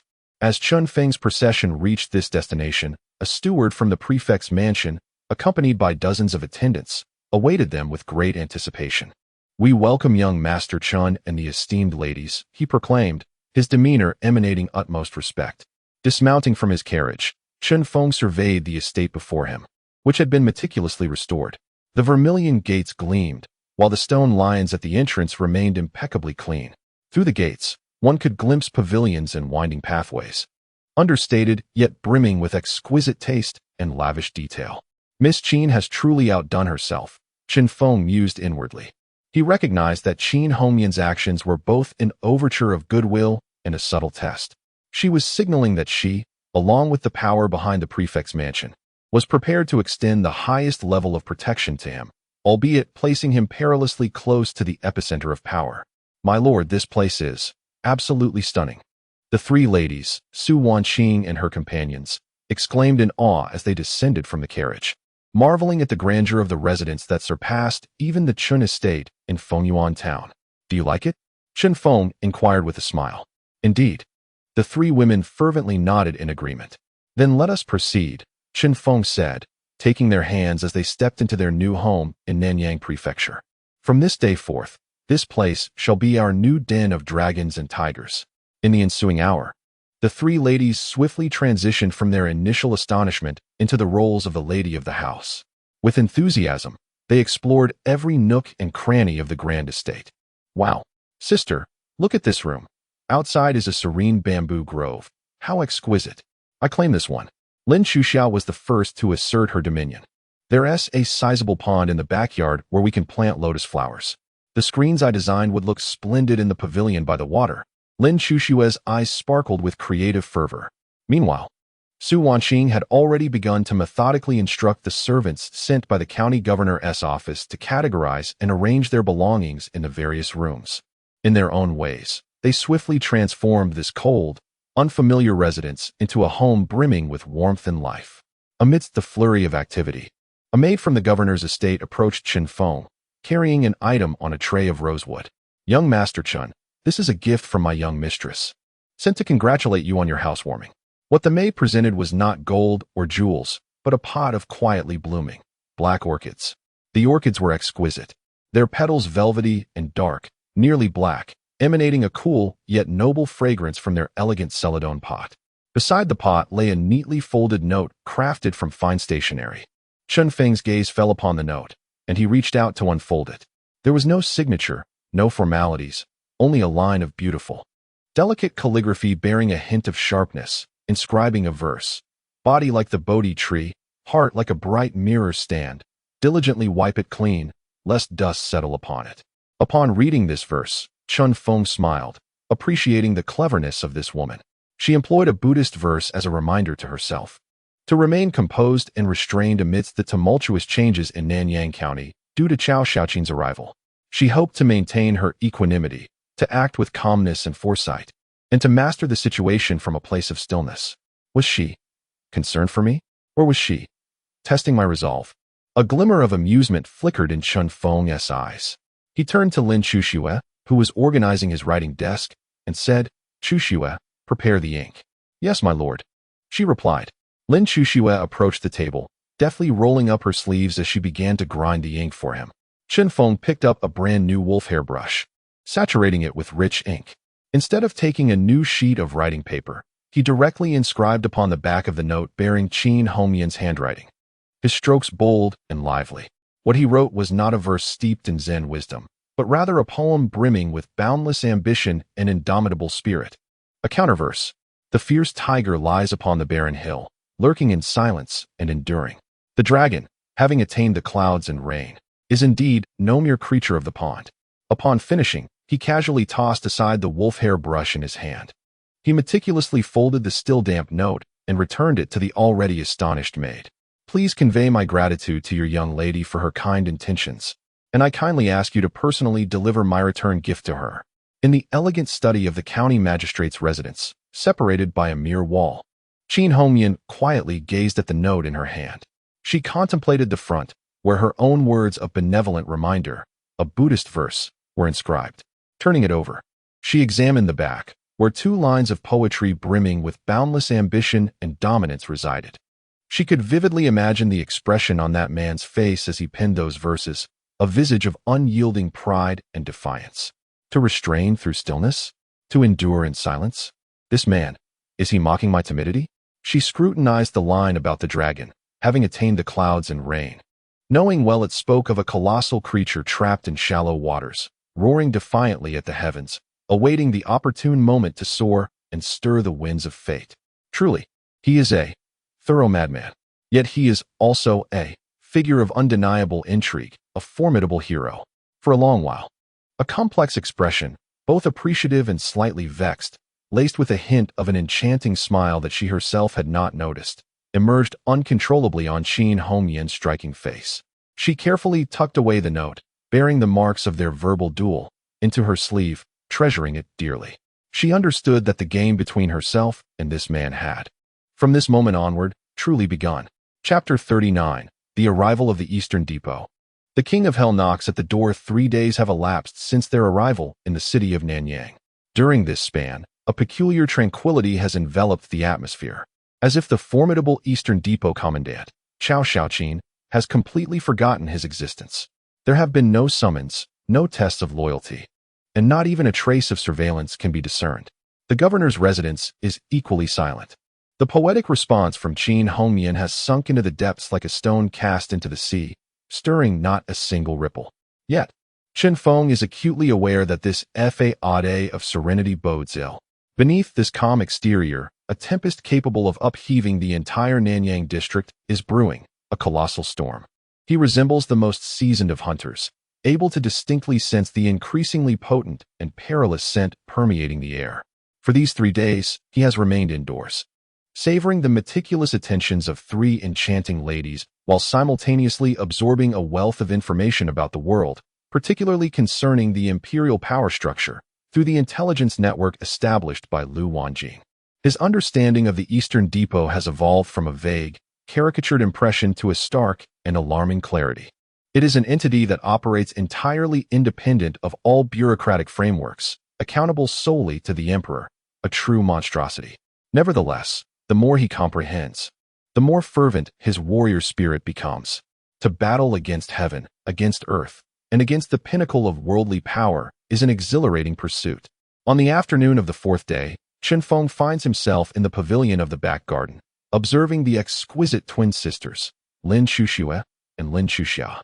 As they set up a go board, Su Wanqing stands nearby, delicately preparing tea. The sun is just right, and the days are calm, offering a scene of warmth and harmony. Suddenly, a chilling and ominous presence, akin to the flick of a serpent's tongue, envelopes the entire Qin residence without warning. The servants, who were previously engaged in merriment, fall silent in an instant. The gardener, tending to the flowers, freezes in mid-action. Even the koi fish, frolicking in the pond, seem to sense an impending dread, abruptly plunging to the depths of the water. The entire estate is plunged into an eerie stillness. Chen Feng's hand, which holds the teacup, momentarily pauses. He raises his gaze, his profound eyes directed toward the entrance of the estate, knowing that the moment he anticipated has finally arrived. You 3, remain here. Do not venture out, he instructs the ladies. He then rises, his steps steady and resolute, making his way toward the front gate. Upon reaching the courtyard, he finds Lu Wanjing awaiting him, accompanied by several guards, their faces ashen with fear. My lord, Lu Wanjing's voice trembles. The people from the Eastern Depot have arrived. The 2 heavy vermilion doors of the Chun residence stand firmly closed at this moment. Yet outside the door, a chilling presence, as if capable of freezing one's very soul, seemed to penetrate the wooden barrier and seep within. Chen Feng's visage bore no expression. Open the door, he uttered, his voice barely above a whisper. 2 guards, their hands trembling, cautiously unlatched the door. With a creak, as the grand entrance swung open, the scene beyond was vividly revealed to all within. There stood a small contingent of 8 individuals. Though few in number, these 8 evoked a profound trepidation even in the seasoned Lu Wanjing, whose heart felt as though it might leap from his throat. Clad in exquisite black brocade garments adorned with intricate silver thread, they displayed lifelike patterns of soaring flying fish. The flying fish attire.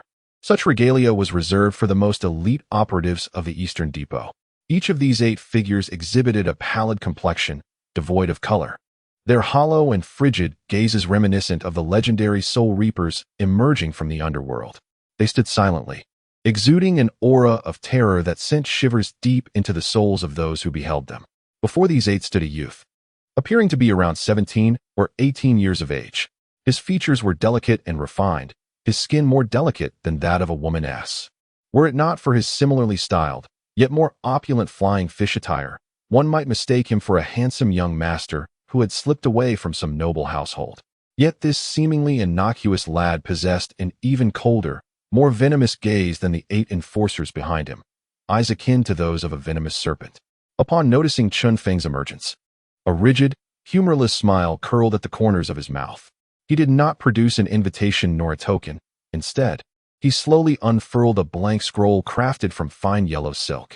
Though it bore no inscriptions, the vivid yellow signified the supreme authority of the imperial power. Feng Yuanjin, Chen Feng, receive the edict. The youth's voice rang out, sharp and effeminate, akin to 2 finely honed sheets of ice grinding against one another. A eunuch. The thought surged through the minds of all present. Chen Feng neither knelt nor spoke. He merely regarded him with quiet intensity. The youthful eunuch appeared unfazed, merely brandishing the blank scroll before Chen Feng in a symbolic gesture. Then, with his piercingly cold voice, he began to recite. Word by word, by the command of the Eastern Depot's commander, The supervising eunuch, Lord Chao.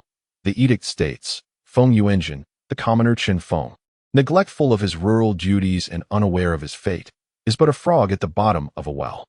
Yet, in light of his meager accomplishments, he is granted the rare opportunity to meet the emperor's countenance. You are commanded to proceed immediately to Tinjiuxuanin, the eastern part of the city, to pay your respects. No errors shall be tolerated. Thus decreed. In but a few brief sentences, there resided an air of condescension and an undeniable authority that was palpable. This was not a summons, nor an invitation. It was a command, reminiscent of a royal edict. It was a blatant display of power from the highest echelons of the imperial enforcement, a brazen show of force. Upon the conclusion of his proclamation, the young eunuch rolled up the scroll and, lifting his serpent-like eyes, cast a gaze upon Qin Feng, smirking with a fa of civility as he spoke. Young Master Chun, if you please, our esteemed Lord Admiral does not favor delays. In the courtyard, one could hear a pin drop. Lu Wanjin and all the guards stood frozen in fear, scarcely daring to utter a sound. At that moment, three graceful figures hurriedly emerged from the rear courtyard. Su Wanqing, Lin Chuxue, and Lin Chuxia. Ultimately, their concern outweighed their apprehension. Upon spotting the ghostly figures of the Eastern Depot operatives outside, their delicate faces paled in unison, mirroring Lu Wanjin's trepidation. Without hesitation, they rushed to Qin Feng's side, forming a protective barrier around him, their eyes reflecting both vigilance and dread as they regarded the unwelcome guests. Witnessing this scene, the young eunuch's eyes glimmered with overt possessiveness and envy. Ah, he chuckled ominously. It has long been said that young Master Chun is accompanied by three stunning beauties. Today's encounter certainly affirms that reputation. Yet, I wonder, how long can you, young Master Chun, sustain these exquisite flowers in your modest pond? A stark threat. The trio of Su Wanqing trembled with indignation, yet dared not retort. Qin Feng, however, maintained his composure. He first patted the hands of the women beside him, offering them a reassuring glance, before turning to the young eunuch, his face adorned with a radiant smile akin to sunlight. You jest, my good sir. While my pond may be small, it is more than sufficient to nurture a few true dragons. He glanced at the 8 menacing figures outside. As for you, esteemed eunuch, with such a grand display, it seems you have endured quite the journey. I am known for my hospitality. He then pivoted, extending an unexpected invitation to the young eunuch. Instead of waiting for a more auspicious day, why not honor me with your presence at my humble abode? Allow me to prepare a feast of hongs in your honor. What do you say? Chapter 40.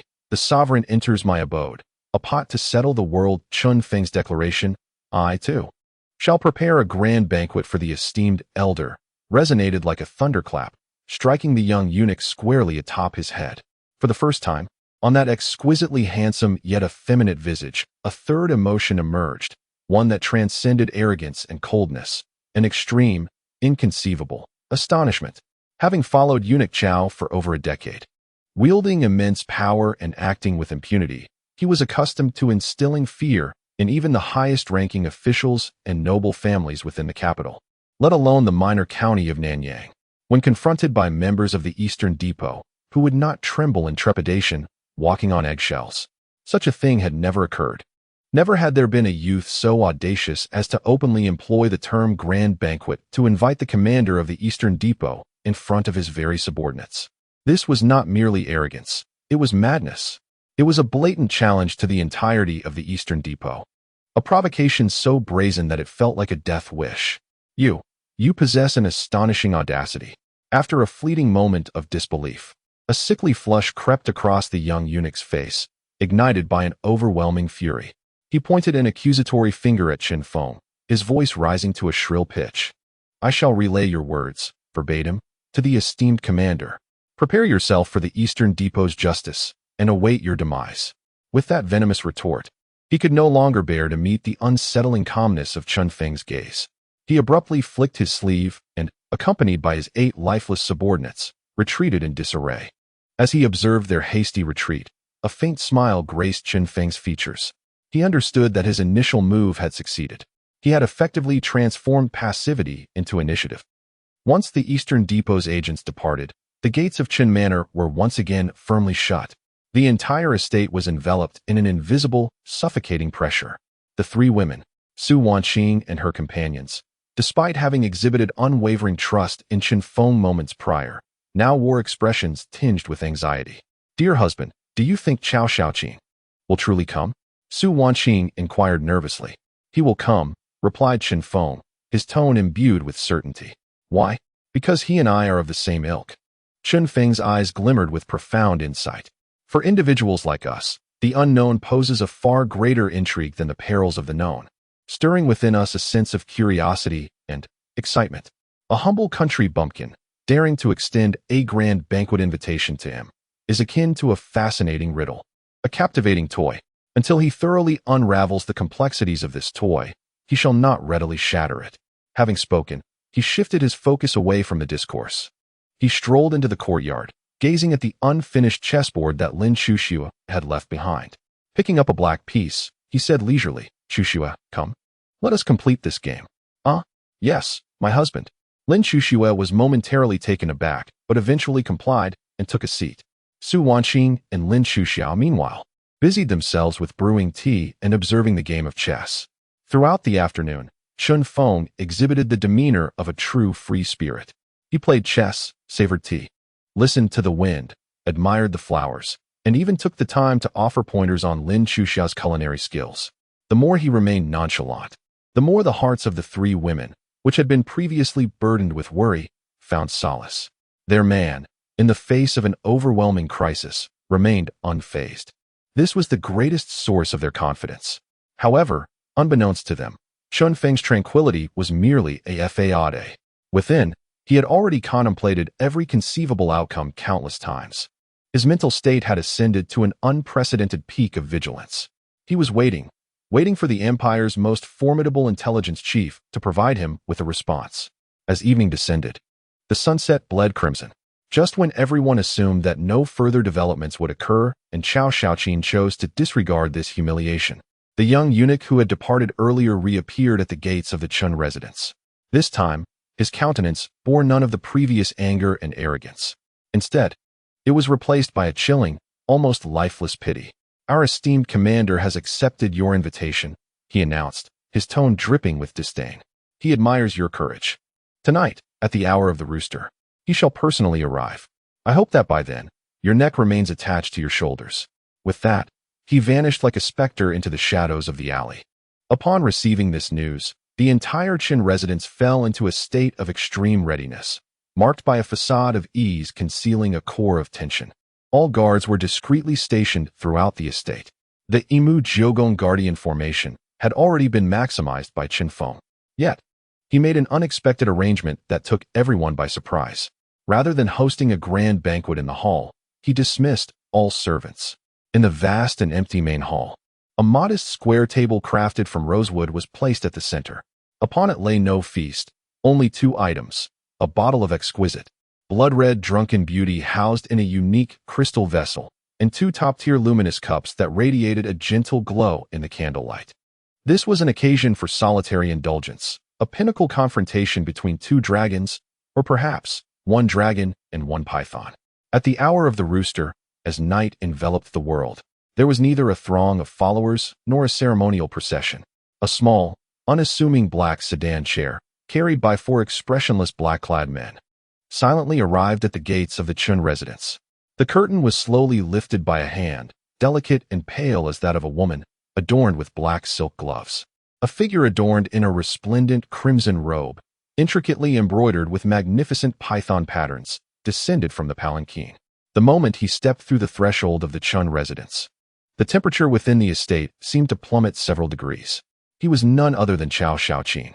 Appearing to be in his early 30s, his visage was strikingly beautiful, bordering on the ethereal. His skin was pale, devoid of any hint of color, as if he had long been shunned by the sun. His almond-shaped eyes, slightly upturned, were accentuated by a small beauty mark beneath one, adding a touch of delicate allure to his already androgynous charm. Were it not for the aura of overwhelming power and chilling coldness that surrounded him, akin to an unfathomable abyss, one might easily mistake him for a fragile and exquisite performer who had merely wandered into the wrong gathering. He bore no guards, accompanied only by a young eunuch trailing behind him, as he stepped forward into the banquet set in his honor. His gaze fell upon a small table at the center of the hall, behind which sat a young man who regarded him with a smile. A fleeting glimmer of intrigue crossed his eyes. He approached the table and, with an air of effortless grace, took a seat opposite Chen Feng. The two locked eyes once more. One was a nascent dragon, eager to stir the winds of change, while the other was a colossal python, wielding immense influence and intellect, already perched at the apex of imperial power. In that moment, the very air seemed to solidify. After a prolonged silence, Chao Xiaoqin smiled. He extended his delicate fingers to caress the cool, smooth surface of the luminous night cup, yet his gaze remained fixed upon Chen Feng like a predatory serpent. With a voice that was both refined and imbued with an icy edge, he slowly began to speak. You are quite intriguing. I have taken more lives than you have grains of rice seen. You are the first to dare invite me to Ahi Gemin's banquet. His voice paused, and his eyes suddenly took on a perilous glint. Now, grant me a reason not to kill you, nor to seize the beauty and fine wine that fill this room. Chapter 41. The Bait of the Demon Lord. Alliance of Kindred. Chao Xiaoqin's voice, sharp and chilling, slithered like a venomous serpent, coiling around Chen Feng's ear. The barely perceptible, palpable aura of murderous intent caused the temperature in the hall to plummet several degrees. Yet, Chen Feng maintained a serene countenance, even adorned with a hint of a smile. As if he had not heard the death threat, he merely extended his hand, lifted the crystal vial, and gracefully poured the flowing, ruby-hued liquor into the luminous goblet before Chao Xiaoqin, filling it to 7/10 full. His movements were elegant, composed, and delightful to behold. The rich, intoxicating fragrance wafted through the air once more. Lord Chao, your inquiry is quite astute, Chen Feng remarked, setting down the bottle and gently sliding the goblet, radiating a sacred glow towards Chao Xiaoqin. To kill me would indeed be as effortless as flipping a hand. With a mere word, you could seize all my possessions and change their surname to Chao. If you desire my 3 inept family members, I can personally cleanse them and send them to your estate. His words, delivered with nonchalance, tightened the hearts of the 3 women, Su Wanqing and her companions, who were holding their breath and observing through the door's crack. A flicker of surprise crossed Chao Xiaoqin's eyes. He had not anticipated Chen Feng's acute awareness of the situation. However, Chen Feng's tone shifted abruptly. He gazed at Chao Xiaoqin, smiling with profound significance. Have you ever contemplated a question, Lord Chao? The dead cannot produce wine. And this goblet of wine before you, his voice was laced with endless seduction. The treasures it can bestow upon you far surpass my trivial life and my inconsequential possessions by 10,000-fold. Chao Xiaoqin's serpent-like eyes narrowed slightly. He remained silent, fixated on Chen Feng, as if seeking to pierce through his very soul. Chen Feng, unperturbed, held his gaze. In that moment, his intermediate insight was pushed to its zenith. He penetrated the icy, deathly exterior of Chao Xiaoqin, glimpsing the most profound and genuine desires hidden deep within. It was not a greed for wealth, nor an infatuation with beauty. It was certainly not loyalty to the emperor. Instead, it was a yearning for something higher, transcending the mundane, an almost obsessive and frenzied desire. A desire to compensate for his own inadequacies, to escape the fate of a eunuch, to pursue the ultimate personal power, a soaring ambition. So that was it. Chen Feng understood in his heart. He smiled, his radiance growing ever brighter. Chao Gonggong spoke once more, and this time his words struck like a finely honed blade, piercing directly into Chao Xiaoqin's heart. Do you truly wish to spend your life as merely a tool in the hands of others, a mere dog? The young eunuch standing nearby exclaimed harshly. Yet, Chao Xiaoqin raised his hand to silence him. For the first time, genuine curiosity flickered in his gaze as he regarded Chen Feng. Ignoring the young eunuch, Chen Feng continued, the current emperor is advanced in years, and the princes are embroiled in a fierce struggle for the throne. The self-righteous scholars in the court have long regarded you and your eastern factory as thorns in their sides, though you appear to wield immense power. Once the occupant of the throne changes, your sharpest blade may well become the first sacrificial offering. Are you truly willing to let your fate remain forever in the hands of others? Each word struck with lethal precision. For the first time, a subtle shift of emotion graced Chao Xiaoqin's previously impassive countenance. Thus, Chen Feng lifted his cup, gesturing toward him. What you seek is not to eliminate me, a trophy of no significance. What you require is an ally, one who can provide you with what you desire most, an ally that I can indeed offer. At last, Chao Shaoqin's gaze shifted from Chun Feng's face to the luminous cup before him, emanating an otherworldly glow. He remained silent for a considerable time, but ultimately raised the cup to his lips. Without hesitation, he drank deeply. The moment the liquid slid down his throat, an expression of shock froze on his strikingly beautiful face. Then, an overwhelming surge of ecstasy and astonishment erupted from his cold, serpentine eyes. He felt it. He distinctly felt it. An unimaginably pure and warm energy detonated within his limbs and bones. The sluggish, frigid meridians, stifled by the cultivation of his sinister internal arts, began to mend and expand at an astonishing pace under this newfound power. Even his long-stagnant mastery of the secret of sunflower scripture began to stir once more. This was no ordinary wine. It was a divine elixir capable of breaking through shackles and revealing higher realms of martial prowess. For a martial artist like Qin Song, it was a miraculous remedy. Yet for someone like Chao Shaoqin, who had devoted his life to pursuing the pinnacle of personal strength, this wine represented a staircase to divinity, a hope to rectify the greatest regret of his life. In that moment, his gaze towards Chun Feng underwent a profound transformation. No longer did he regard him as merely an intriguing prey, but rather as an equal, perhaps even someone shrouded in greater mystery and stature, his kindred spirit. Observing the astonishment etched on his face, Chun Feng realized that his bait had been wholly consumed, hook and line alike. He understood that it was time to present his devil's bargain. "Master Chao," he said, refilling the cup for Chao Shaoqin, "do you still believe that eliminating me would be a prudent course of action?" Chao Shaoqin remained silent, his eyes fixated on the drink, brimming with an unprecedented fervor of avarice and ambition. Chun Feng smiled and continued, "I can offer you two invaluable propositions. Firstly, with the drunken beauty, a hen that lays golden eggs, I shall create for you a private treasury, unencumbered by the scrutiny of the court, rich enough to rival nations. Secondly," his voice laced with lethal allure, "I can personally provide you with 3 liang of this exclusive immortal brew each month, a potion that will liberate you from the shackles of martial constraints.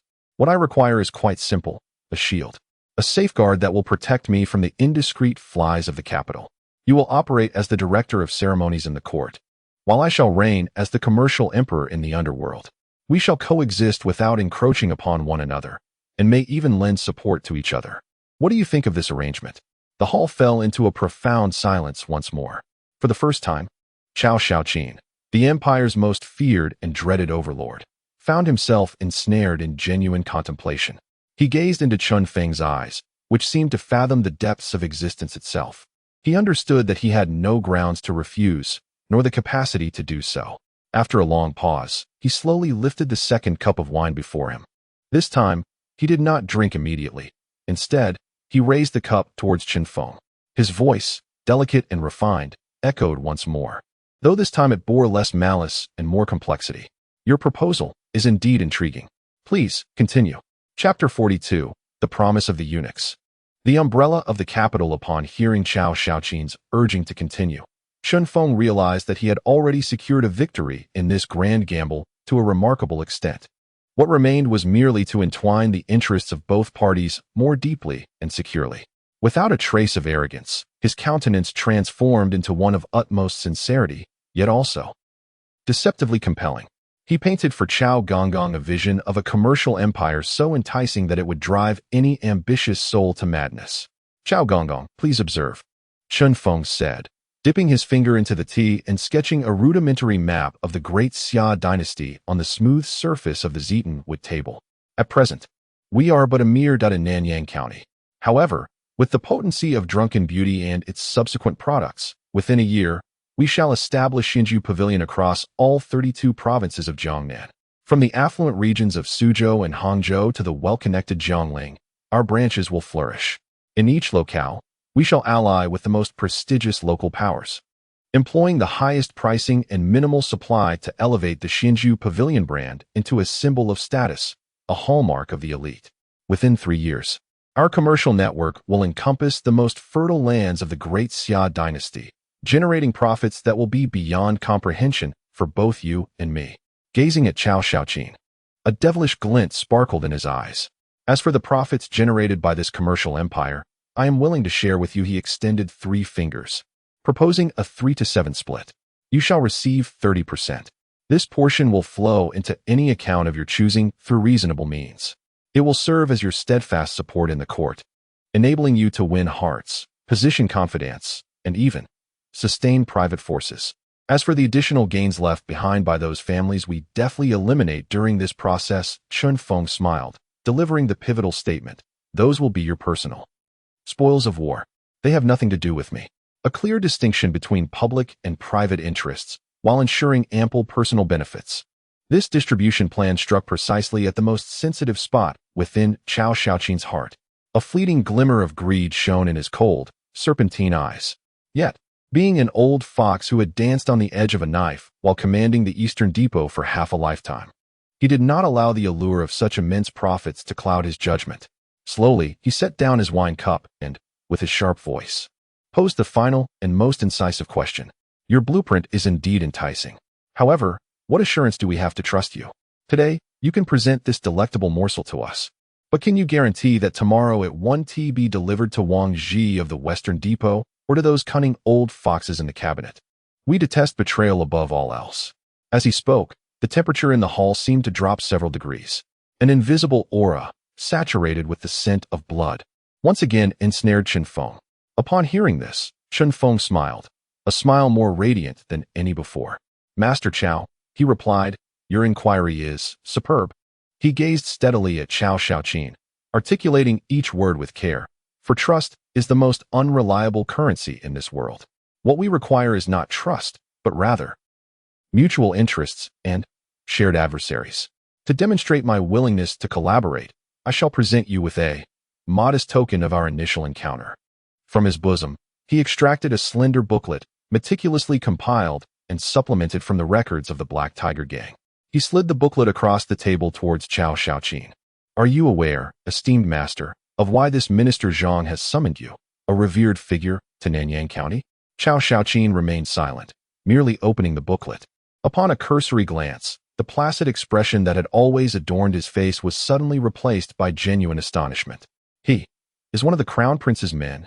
The booklet distinctly detailed how Minister Zhang, through the conduit of the Black Tiger Gang, had been siphoning off the wealth of Fenjuansen and the entire Nanyang County, continuously funneling it to the distant Eastern Palace. It even documented evidence of his clandestine procurement of prohibited military weapons for the Crown Prince's loyal forces. This was no mere corruption. It was a scheme of collusion and treason. A single Minister Zhang, of course, lacked the gravitas for such a plot, Chun Feng remarked nonchalantly. But the forces behind him do possess such weight. He had intended to leverage your influence to eliminate me, an unforeseen complication, while simultaneously presenting the drunken beauty, a hen that lays golden eggs, to the Crown Prince as his token of allegiance.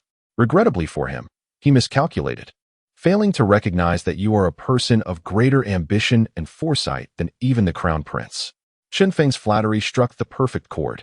Observing the tumultuous emotions flitting across Chao Shaoqin's face, he realized his gesture of allegiance had taken effect.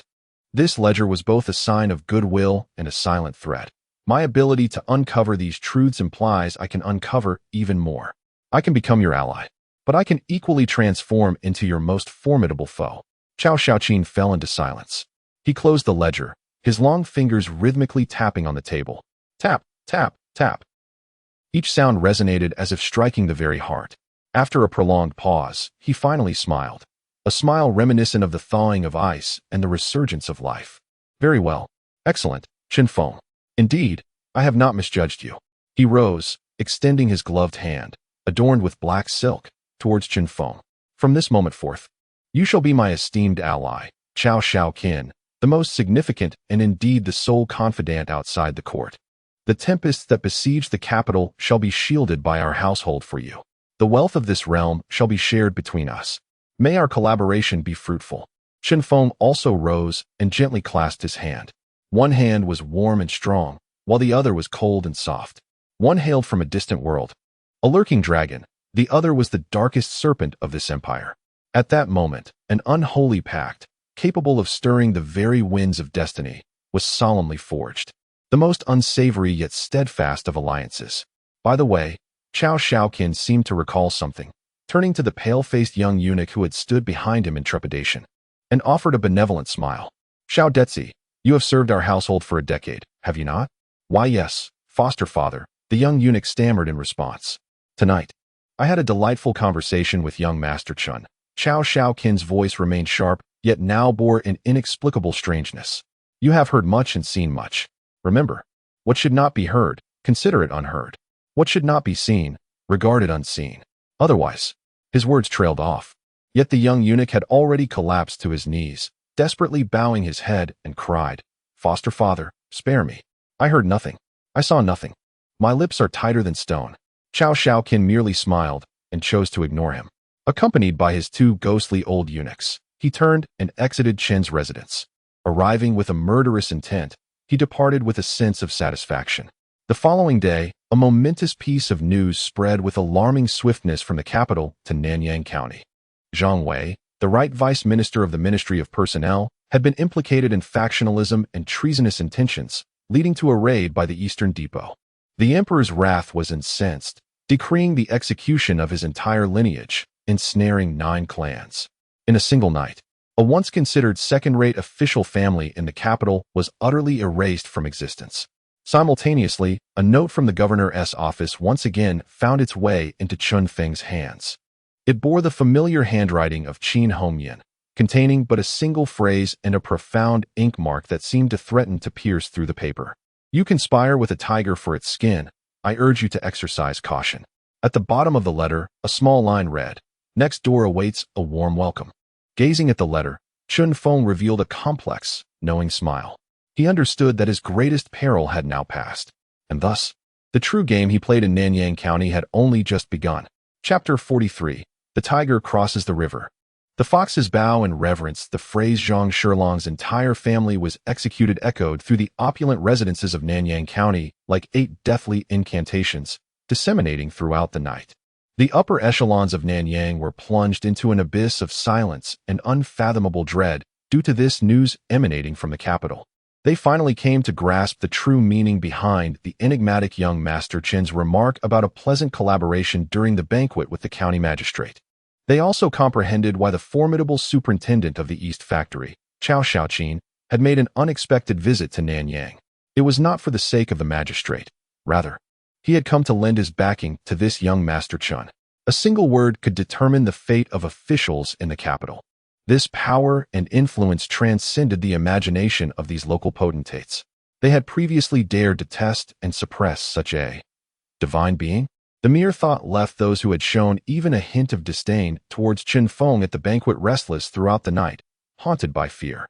The following morning, at the foot of Wangjiang Tower, a flurry of activity and stern vigilance prevailed.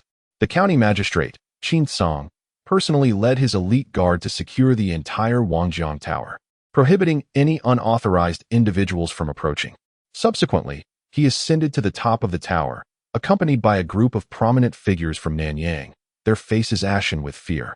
Among them were Wang Chong'an, Li Zhonghui, Sun Buotao, and Feng Shiye, as well as those wealthier and of higher status than they.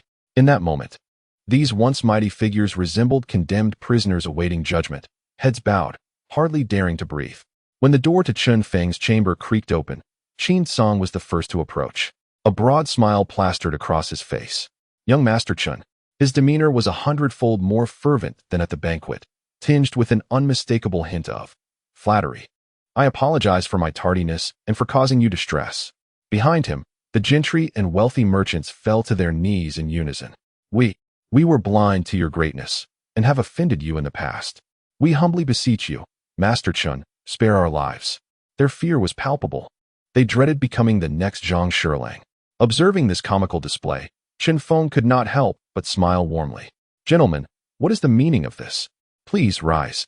He personally helped Qin Song to his feet and gestured for the others to do the same, as if nothing untoward had transpired.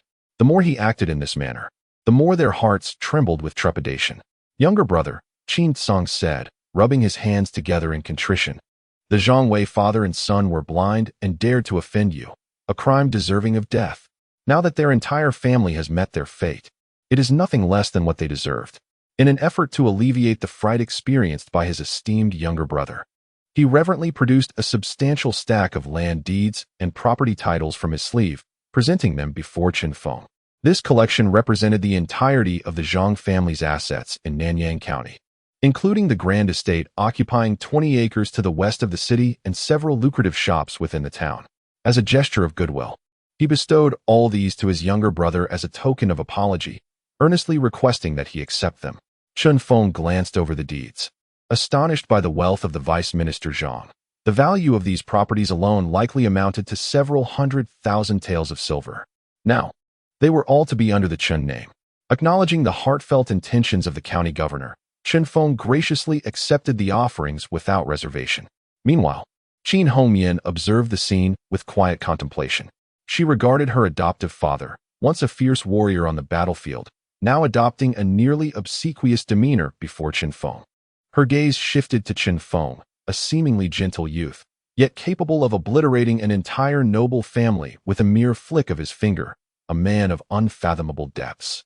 Her beautiful phoenix-like eyes were filled with a complex array of emotions: reverence, curiosity, apprehension, and an inexplicable attraction to strength. "Young Master Chen," she finally spoke, her voice clear yet respectful. "I wonder if you are satisfied with the Zhang residence. Should it not meet your standards, I would promptly arrange for an alternative estate within the county." "No need for that," Chen Feng replied, smiling at her. "I am quite fond of this generous gift from your esteemed father. Henceforth, it shall be my home in Nanyang County." He paused, then added, "Of course, I warmly welcome Miss Qin to visit at any time." This subtly suggestive remark caused a slight flush to rise on Qin Hongyan's cheeks, rendering her unable to meet Chen Feng's gaze as she lowered her head. Having accepted the apology and reassured the gathered officials, Chen Feng officially commenced the establishment of his own new order in Nanyang County. He paid no further heed to the trembling wealthy merchants, instead addressing Qin Song, "Brother, as I am new here and my foundation is still shaky, I will require your support for my Shinju Pavilion business in the days to come." "Fear not," Qin Song immediately pledged, thumping his chest. "From this day forth, in the territory of Nanyang County, your business shall be my business. Anyone who dares to cause trouble will be crossing paths with me." With this declaration, he had essentially secured an official endorsement and protection. Chen Feng then turned his attention to Wang Chong'an and the others. "The merchant association you established in Fengyuan town is commendable," he remarked leisurely. "I believe this model could be expanded throughout the entirety of Nanyang County. I shall remain as the honorary president, refraining from direct involvement in the affairs. The specific operations will be decided jointly by Manager Lu Wanjin and my esteemed county governor brother." "What do you say?" These words sent a shiver through the hearts of all present. He intended to completely integrate the commerce of the entire Nanyang prefecture into his own system. Moreover, he was pulling the prefect himself into the investment. Such a terrifying display of power. From that moment on, no one dared to voice any dissent. The upper echelons of Nanyang prefecture were utterly consolidated and subdued under Chen Feng's blend of carrot and stick tactics. He had transformed from a mere dragon crossing the river into the underground monarch of Nanyang, a figure no one dared to provoke. That afternoon, Chen Feng, surrounded by Qin Song and a host of wealthy gentry, officially took residence in his new estate, the former residence of Minister Zhang. This mansion was even more magnificent and lavish than the Chen family estate in Fengyuan town, surpassing it by tenfold. With scenic views every few steps and grand halls at every turn, the ornate architecture epitomized opulence. The three ladies, Su Wanqing and her companions, were once again profoundly impressed by their man's extraordinary capabilities upon witnessing this palace-like abode. They flitted about like three joyful butterflies, chattering and laughing as they explored their new home. Meanwhile, Chen Feng stood atop the highest observation tower of the estate, gazing into the distance. He was not in haste to unveil his commercial plans immediately, for he understood that success requires patience. One must eat meal by meal and tread the path step by step. He had secured the most powerful official ally, Qin Song, the most loyal commercial agent, Lu Wanjin, the most stable rear base, Fengyuan town, and the most harmonious harem. The timing, location, and support were all in his favor. As he surveyed the bustling direction of the prefect's residence, a playful smile curled at the corners of his mouth. He knew that the thorny red rose named Qin Hongyan was undoubtedly watching him. Their game had only just begun. Chapter 44. The Game of Chess in the Heart of Red Cotton. In the newly established residence within Nanyang County, life settled into a serene yet opulent rhythm. Chen Feng refrained from hastily expanding his commercial empire. He resembled a dragon that had just feasted, requiring time to digest his spoils and solidify his newfound dominion. His daily existence resembled that of a celestial being. In the morning, he would practice his martial arts in the vast training grounds. Enhanced by the dual effects of the body enhancement elixir and the partner training mode, his physical prowess had long surpassed that of ordinary mortals. Each punch and kick imbued with the power to shatter stone. In the afternoons, he would guide Lin Chuxue in her artistry and design, or accompany Lin Chuxia in exploring the formulations of new products.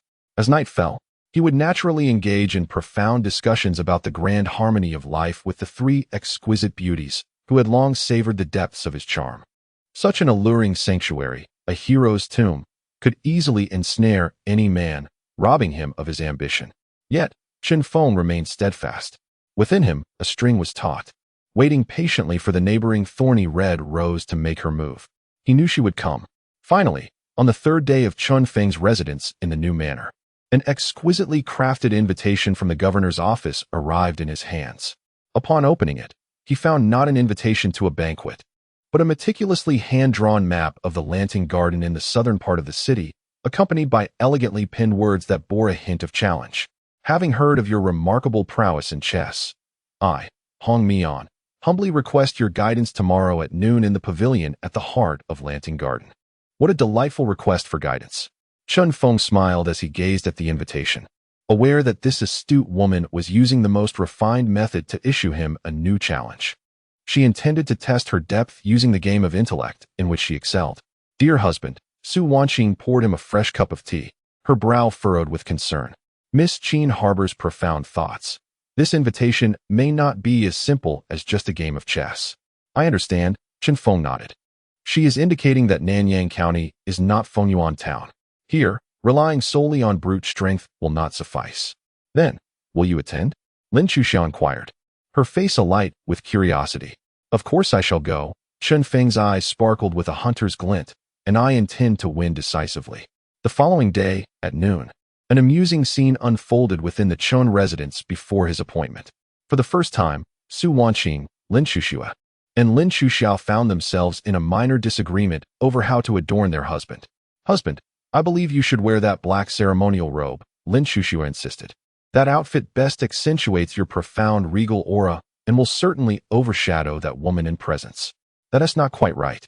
Lin Chuxia immediately countered, questioning the need for such formal attire when attending a chess match at a literary gathering. She suggested instead a moon-white garment that would exude an ethereal elegance, resembling a celestial being, thus rendering her own appearance rather inadequate. Su Wanqing, smiling, produced a piece of soft and comfortable attire in sky blue, stating that her husband was there to play chess, not to engage in a beauty contest.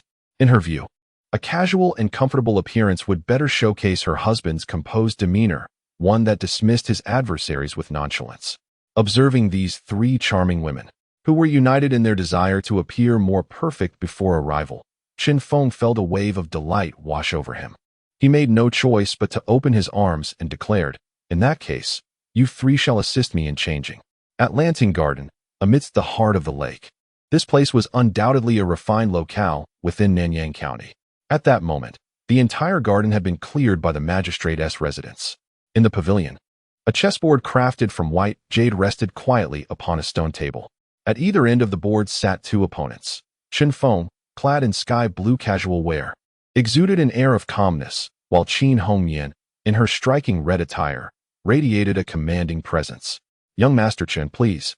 She gestured for him to play first with the black pieces. Chen Feng, unreserved, picked up a black stone and placed it not in the conventional star point or small position, but rather directly in the center of the board, Tianyuan. Qin Hongyan's pupils narrowed slightly. In the realm of Go, the strategy emphasizes the corners and edges, and beginning with Tianyuan is often seen as the most inefficient and audacious move. Without uttering a word, she confidently placed a white stone, securing a star point. The game commenced. Qin Hongyan's style of play, much like her persona, was imbued with aggression. Each of her moves was bold and sweeping, filled with a formidable momentum. Aiming directly at the vulnerabilities of the black pieces, clearly intent on annihilating Chen Feng's central formation and ensuring a humiliating defeat for him. Conversely, Chen Feng's strategy bewildered Qin Hongyan entirely. His moves defied conventional wisdom, showing indifference to the gains or losses of individual territories. When she attacked his corners, he even willingly sacrificed pieces, allowing her to easily claim substantial ground. Yet, every seemingly useless piece he placed quietly constructed an expansive influence in the center of the board, enveloping the entire game. Young Master Chen, to conspire with a tiger is indeed a bold endeavor, Qin Hongyan remarked, making her point as she played. Alluding to Chen Feng's alliance with Cao Shaoqin, Chen Feng chuckled softly, casually placing another piece, and replied, "To tame a dragon, it is sometimes prudent to share a deer with a tiger." Qin Hongyan's gaze sharpened. Your strategy sacrifices too much territory. Are you not concerned that in the end, you may lose everything? Chen Feng gazed at the chessboard, responding with a riddle. Miss Qin, your sword is undeniably sharp. Yet, at times, an excessively keen blade can inadvertently wound its wielder. Their exchange brimmed with wit, while the battle on the chessboard intensified. Half an hour later, the game transitioned into the mid-game phase. From the position of the pieces, Qin Hongyan appeared to be on the verge of a resounding victory. 3.5 corners of the board were firmly under her control with her white pieces, and she had even managed to annihilate a formidable dragon of more than 20 of Chen Feng's pieces. It could be said that she had triumphed in every skirmish. However, for reasons unknown, her brow furrowed ever deeper. She realized that with each piece she captured, a few black pieces would inexplicably multiply around her own. Though these black pieces seemed scattered and inconsequential when united, a foreboding sensation surged within her. Lifting her gaze, she ceased to focus on the localized skirmishes and, for the first time, began to scrutinize the entire chessboard. In a mere glance, the confidence and pride that had adorned her face vanished, leaving it pallid. She was horrified to discover that her seemingly invincible white pieces, which occupied the golden corners and silver edges, had unknowingly been ensnared by an expansive, all-encompassing web of black pieces, rendering her completely surrounded. She felt akin to a butterfly trapped at the center of a spider's web, still struggling, yet utterly immobilized. How could this be possible? When did he? She looked across at the man, who remained unfazed and appeared to have anticipated this outcome. And a storm of turmoil erupted within her. This was no longer mere chess. It was a form of strategy she had never encountered, an elevated dimension of doubt. In the end, the game concluded. Qin Hongyan stared at the utterly defeated board, rendered speechless for a long time. She had lost, and she lost with complete and utter acknowledgement. She had won every battle yet, forfeited the entire war. Chen Feng observed her despondent demeanor and slowly rose to his feet. He approached her side, gazing at the chessboard, and with a tone imbued with both reflection and unwavering confidence, uttered a phrase that would etch itself into her memory for a lifetime. Miss Qin, your sword is indeed sharp, yet your eyes perceive only the pieces, while mine behold the vast expanse of the starry sky. Chapter 45, Under the Moonlight. The heart slightly stirred the vast expanse of the starry sky. Qin Hongyan found herself lost in thought, mulling over these four characters. She gazed at the chessboard before her, which had long since settled into a state of finality, then turned to the man beside her, standing with hands clasped behind his back, his gaze directed toward the luminous moon outside the pavilion. Within her heart, an unprecedented storm surged. She had been defeated. As the chess saint of Nanyang County, and indeed of the entire Jiangnan region, she had rarely encountered an opponent. Yet before this man, whom she had presumed to be merely a martial artist, she had suffered a catastrophic loss. What terrified her further was that throughout the match, she remained oblivious to how she had succumbed. All she knew was that while she reveled in the exhilaration of capturing her opponent's pieces, an invisible net woven from death and despair had quietly ensnared her, trapping her firmly at its center. This sensation was akin to a master swordsman, engaged in a duel, employing every skill at their disposal, with a technique of unparalleled brilliance, only to realize at the last moment that they had been battling nothing but the shadow of their adversary. The true opponent had already positioned a cold blade at their throat during their display. This was no longer a mere disparity in chess skills. It was a crushing of dimensions. For the first time, A feeling of powerlessness arose within Qin Hongyan's heart. The armor of intellect and talent she had always prided herself on was, at that moment, deeply cracked by Chun Feng's words. Imbued with the essence of Tao and momentum. Outside the pavilion, the sky had unwittingly darkened. A radiant full moon hung above the willow treetops. The cool moonlight streamed through the lattice of the pavilion, casting a glow upon the chessboard and illuminating her slightly pale, yet strikingly spirited face. Time was slipping away. Qin Hongyan took a deep breath, suppressing the tumult within her heart, stood up, and prepared to take her leave. She yearned to escape this place, to distance herself from the man who instilled in her a sense of defeat and helplessness. "Miss Qin, why the haste?" Chen Feng turned, calling out to her. A gentle smile graced his face, dispelling the oppressive atmosphere that had lingered over the chessboard. "The moonlight tonight is exquisite," he remarked, gesturing towards the tranquil bamboo path bathed in moonlight outside the pavilion. "The night scene of Lanting Garden is unrivaled in Nanyang. Since we are matched opponents, we might as well take a stroll together." This invitation came as a surprise. It shattered the competitive and combative ambience that had enveloped them, transforming it into something more personal, more intimate, a realm belonging to the connection between a man and a woman.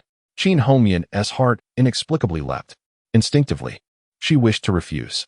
Yet, gazing into Chun Feng's deep, penetrating eyes, which seemed to see through everything, she found herself, almost against her will, nodding in agreement. Together, they walked side by side along the moonlit bamboo path. Without the barrier of the chessboard, Qin Hongyan discovered that this man was even more imposing than she had imagined. She had to slightly tilt her head to catch a glimpse of his profile. The evening breeze whispered softly, and the bamboo leaves rustled gently. The two remained silent. Yet the atmosphere was not awkward. Instead, it bore a peculiar, tranquil harmony. After a considerable pause, Chun Feng suddenly spoke. However, his words did not pertain to the game or any political intrigue. "Miss Qin," his voice, in the stillness of the night, resonated with an unusual clarity and warmth. "Does your fiery red attire not resemble a suit of armor?" Qin Hongyan halted abruptly, turning her head to regard him in confusion. Chun Feng did not meet her gaze, continuing to gaze ahead as he mused. "It is beautiful, dazzling, and also formidable. It safeguards you from the predatory wolves and tigers, allowing you to bloom like a thorny rose, deterring any man with ulterior motives from approaching you easily." But he turned his head, his gaze, for the first time, intensely focused upon her eyes. "Wearing it must be quite exhausting, is it not?" Boom.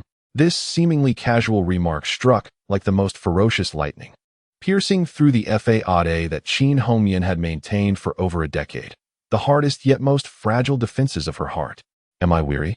she questioned herself. How could I not be? As an orphan of war, had it not been for her adoptive father, Qin Song, rescuing her from a pile of corpses, she would have long become a mere skeleton by the roadside. In gratitude, and to establish her footing in the male-dominated, scheming world of the governor's mansion, she had been raised as the sharpest blade, the wisest strategist, trained as a man. She studied literature, martial arts, political maneuvering, and the intricacies of human nature. She enveloped herself in layer upon layer of impenetrable armor. She had to be strong, ruthless, and surpass all men. And indeed, she succeeded. Yet, no one knew. In countless quiet nights, when she shed this armor, she felt exhaustion and solitude. She had once dreamed of donning a beautiful dress, adorning herself with exquisite makeup, and nestling into the embrace of a man who truly understood her, one who could shield her from life's storms. But there was no one. No one could see through the fatigue concealed beneath her armor. No one dared approach her, this thorny rose. Until today, until this man before her looked upon her with an understanding and compassionate gaze she had never encountered, casually unveiling the secret she had hidden for over a decade. Qin Hongyan's eyes unexpectedly glistened with tears. For the first time, the sharpness of her phoenix eyes was blurred by a veil of mist. She abruptly turned her head, wishing to conceal her momentary vulnerability from him. Just then, a gust of night wind swept by, carrying a hint of chill, enveloped in a whirlwind of emotions. Qin Hongyan's body trembled involuntarily. In the next moment, a sky-blue outer garment, imbued with a man's warmth and a subtle fragrance, was draped over her shoulders without preamble. The night had deepened, and a chill swept through the air. Chun Feng's voice resonated once more in her ears, causing Qin Hongyan to freeze entirely. She could distinctly feel the warmth emanating from the garment, a warmth that belonged to him.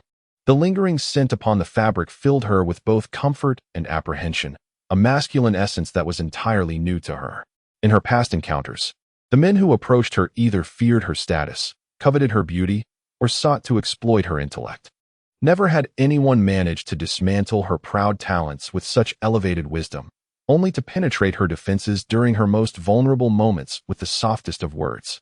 Ultimately, with a singular, uncomplicated act of genuine concern, he had the power to melt her completely.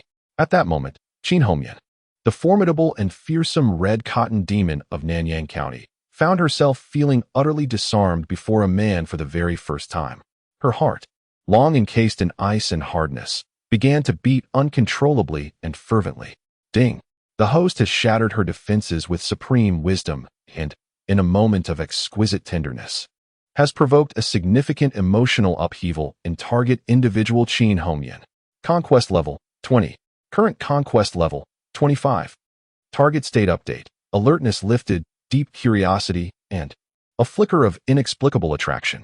As Qin Feng listened to the melodious system notification in his mind, a knowing smile graced his lips. He gazed at the radiant beauty before him, cloaked in his outer garment, her head bowed and her ears flushed crimson under the moonlight. He understood that he had successfully fired the first shot in this new hunting ground. And for this proud, thorny red rose, the ultimate blooming or withering was merely a matter of time.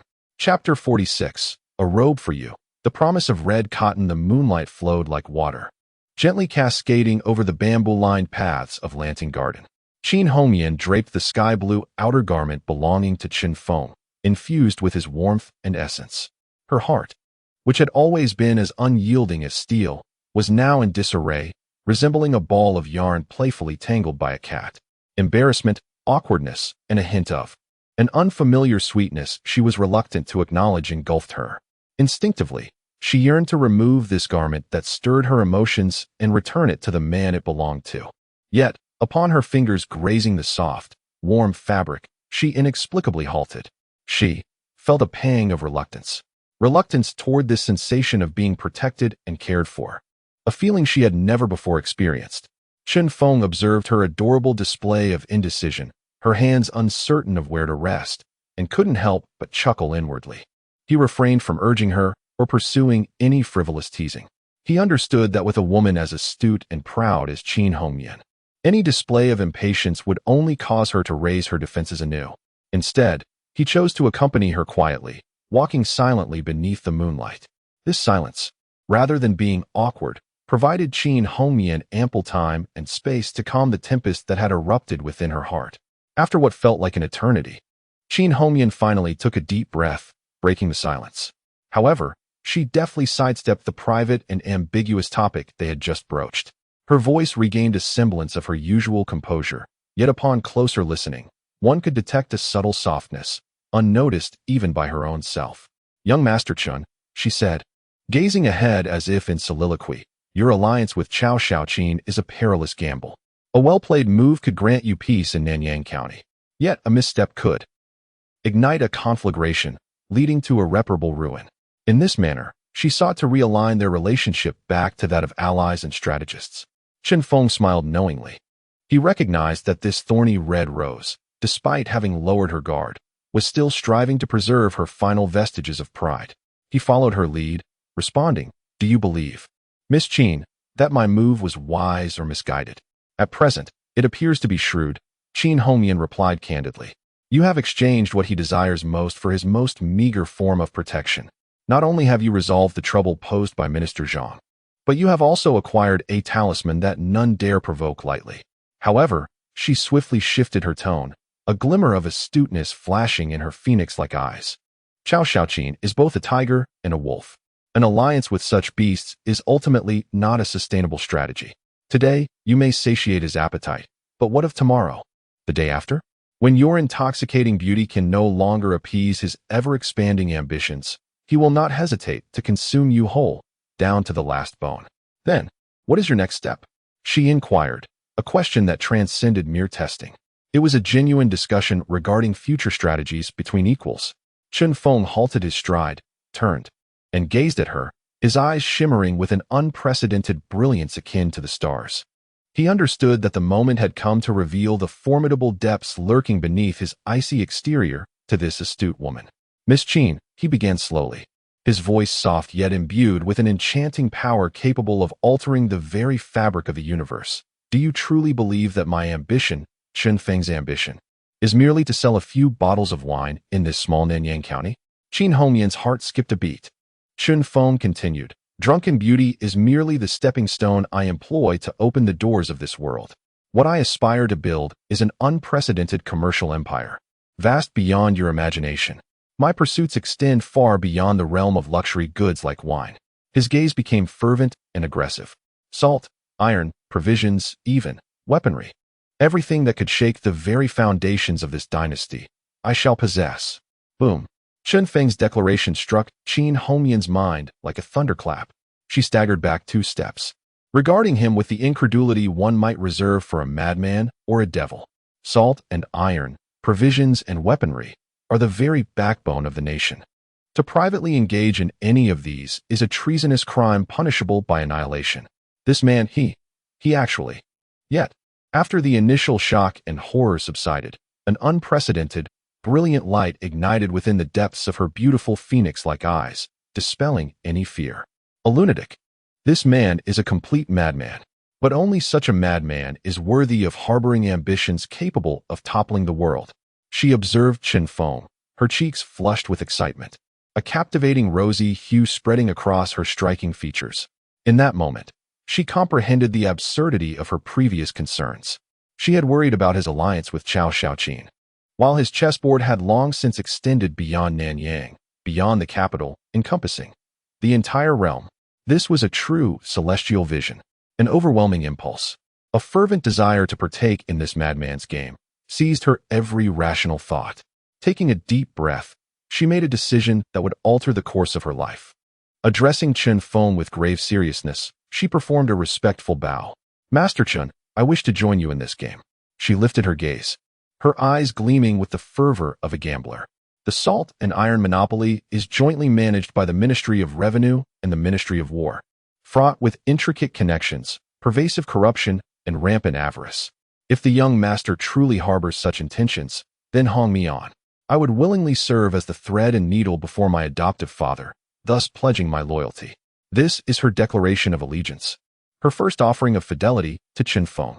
He gazed at her with a smile, fully aware that this proud and thorny red rose had, from this moment forth, begun to blossom willingly for him. As the moon hung high in the sky, at the entrance of Lanting Garden, the two stood at the precipice of parting.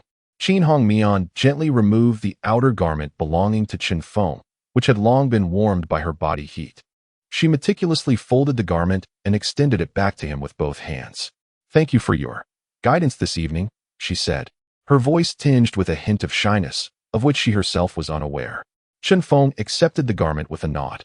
Just as Qin Hongmian turned to board her carriage, a sudden thought struck her, prompting her to look back, a touch of embarrassment gracing her features. "By the way, young Master Chen, the 15th of next month is Hongmian's birthday." Upon uttering this, her cheeks flushed uncontrollably. She wondered if it would be possible to request a bottle of drunken beauty from the young master to celebrate her day. It was the first time she had revealed such a request, reminiscent of a young girl, before a man. Chen Feng, observing her rare display of bashfulness, felt a surge of joy within him. He chuckled softly and shook his head. A flicker of disappointment crossed Qin Hongmian's eyes. Chen Feng continued, "What need is there for purchase among friends? On the occasion of Miss Qin's birthday, a humble offering of wine from me shall certainly be delivered to your residence on time. I hope to have the honor of sharing a drink with you under the moonlight." Chapter 47. The Secret of Snowy Salt. The cornerstone of the empire as Chen Feng returned to the Chun residence on Zhuke Street, enveloped in the moonlight and the fragrant aroma of bamboo leaves from Lanting Garden. The night had already deepened. Yet, within the estate, the lights remained ablaze. In the main hall, 3 exquisite silhouettes were restlessly awaiting the return of their man. "My husband." Upon catching sight of Chen Feng, Su Wanqing was the first to rush forward like a fledgling returning to its nest, unhesitatingly beginning to help him shed his outer garments. "Why have you returned so late? Have you dined? Was it that Miss Qin who troubled you?" She inquired with concern, her beautiful eyes meticulously scanning him. Sister, take a whiff. Lin Shuxia also approached, adorably wrinkling her little nose as she inhaled deeply from Chun Feng's attire. Pouting, she expressed her displeasure. There's the scent of another woman. Lin Shuxia remained silent, yet her offering of a warm towel for Chun Feng's face, coupled with her cool gaze that held a hint of scrutiny, conveyed her discontent just as clearly. Observing his three lovely women, who had begun to vie for his affection, Chun Feng felt a surge of joy. He understood that this was not a malicious jealousy, but rather a healthy competition under the auspices of a harmonious harem, each striving to prove who held the most favor in their husband's heart. Chuckling heartily, he opened his arms, drawing all three into a warm embrace. Have you all grown jealous? He placed a gentle kiss on each of their smooth foreheads. Fear not, in my heart, you three shall always be of utmost importance. As for that Miss Qin, a confident smile flickered in his eyes. She is no longer our adversary, but rather an important piece we have embedded within the governor's estate. Having appeased his harem and enjoyed the tender and devoted service of his three women, he indulged in a restful slumber. The following day, Chun Feng promptly convened a new round of core family meetings. This time, he was to unveil a plan more astonishing and audacious than the intoxicating allure of drunken beauty. My husband, you mean? We are to engage in the salt trade? Upon hearing Chun Feng's proposal, even Su Wanqing, who had grown somewhat immune to his various miraculous feats, leapt from her chair in shock. Her face was etched with disbelief and a trace of fear. Salt. It was no ordinary commodity. Since ancient times, the state monopoly on salt and iron was enshrined in the laws of the Great Xia dynasty, an absolute red line that no one dared to cross. To privately trade salt, if discovered, would be a heinous crime equated with treason. My husband, this is absolutely unthinkable, she urged anxiously. It is far too perilous. With drunken beauty, we are already wealthy beyond measure. Why must we? Why risk such a colossal danger? Indeed, Brother Chun Feng. Lin Shuxia's delicate face appeared somewhat pale. I have heard that those who engage in the illicit salt trade, if caught, face the dire consequence of being made an example of.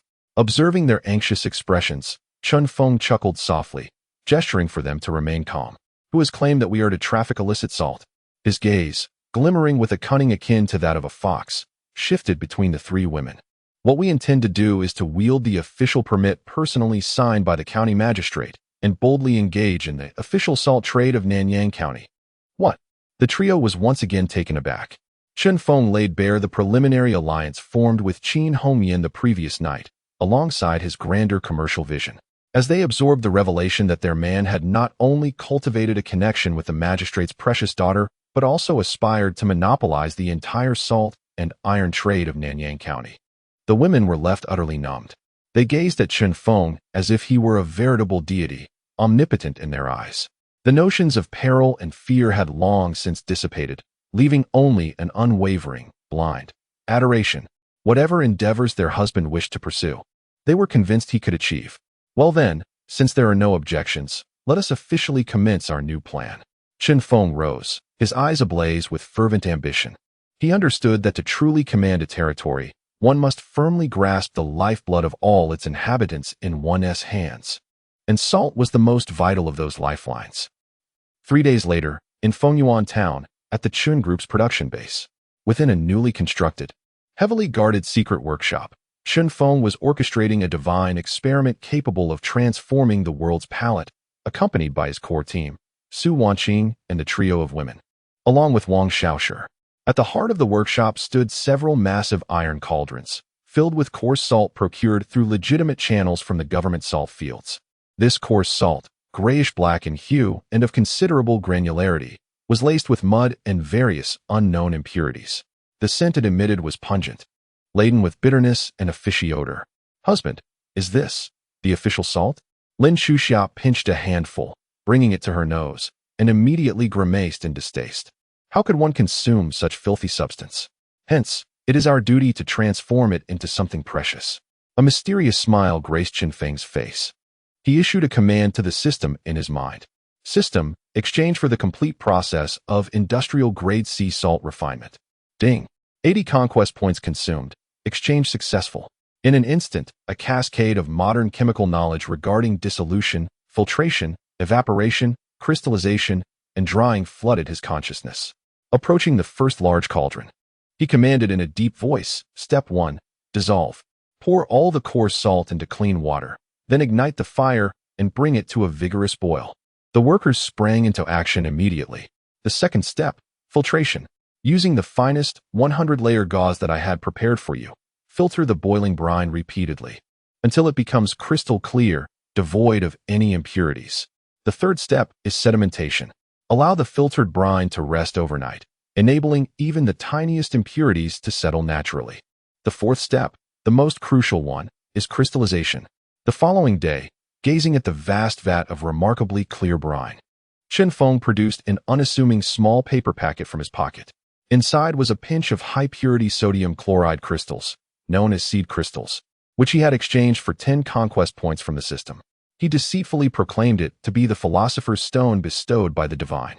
Then, amidst the devout and awestruck gazes of everyone present, he gently sprinkled the small quantity of seed crystals into the brine. A miraculous scene unfolded. As the seed crystals were introduced, the once serene brine began to precipitate crystalline formations at a visibly rapid pace, resembling delicate snowflakes, pure and translucent. These crystals multiplied and grew larger. Heavens!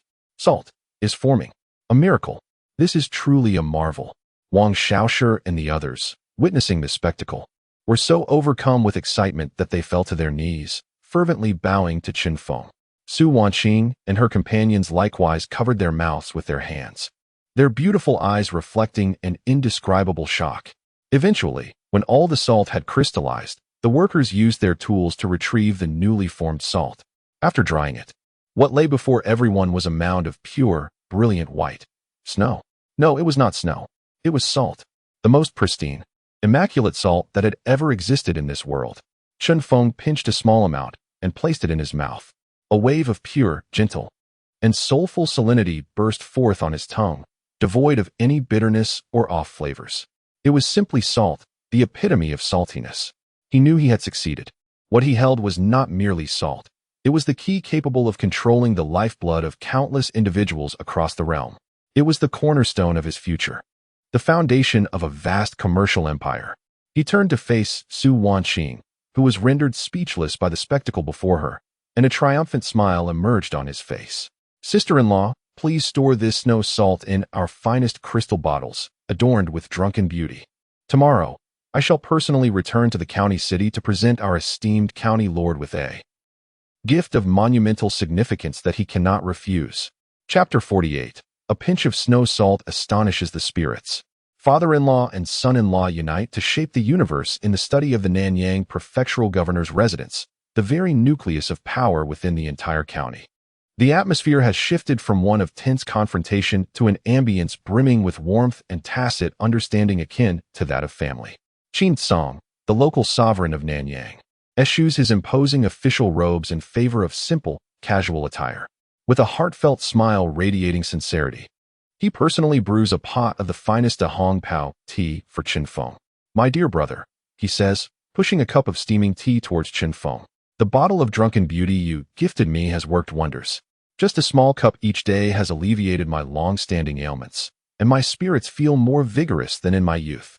This grand gift truly touches my heart. Brother, you jest, Chen Feng replies, lifting the teacup and taking a delicate sip. As allies, such modest tokens are hardly worth mentioning.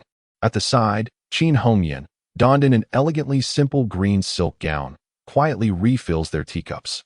Her gaze towards Chen Feng has transformed from one of sharp scrutiny to a soft, multifaceted light reminiscent of gentle ripples in water. After the pleasantries, Chen Feng recognizes it is time to reveal his true ace. Brother, he sets down his teacup, a mysterious smile gracing his face. Besides visiting you today, I have brought another, perhaps even more delightful gift than drunken beauty. Oh?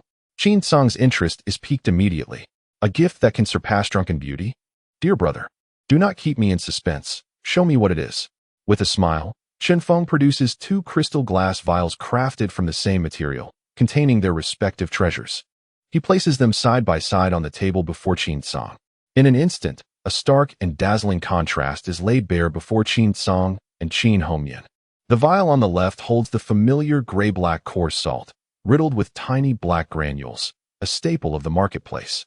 In stark contrast, the vial on the right contains snow, pure as the first snowfall from the heavens, immaculate and fine as sand, sparkling under the sunlight like a divine treasure. This is. Qin Song's breath quickens, his eyes glued to the vial on the right, filled with disbelief and awe. As a commander who has navigated the perils of the battlefield for a lifetime, he understands better than anyone the significance of salt to an army and a territory. Qin Hongyan, equally astounded, covers her mouth with her hand, her beautiful phoenix eyes wide with revolutionary shock.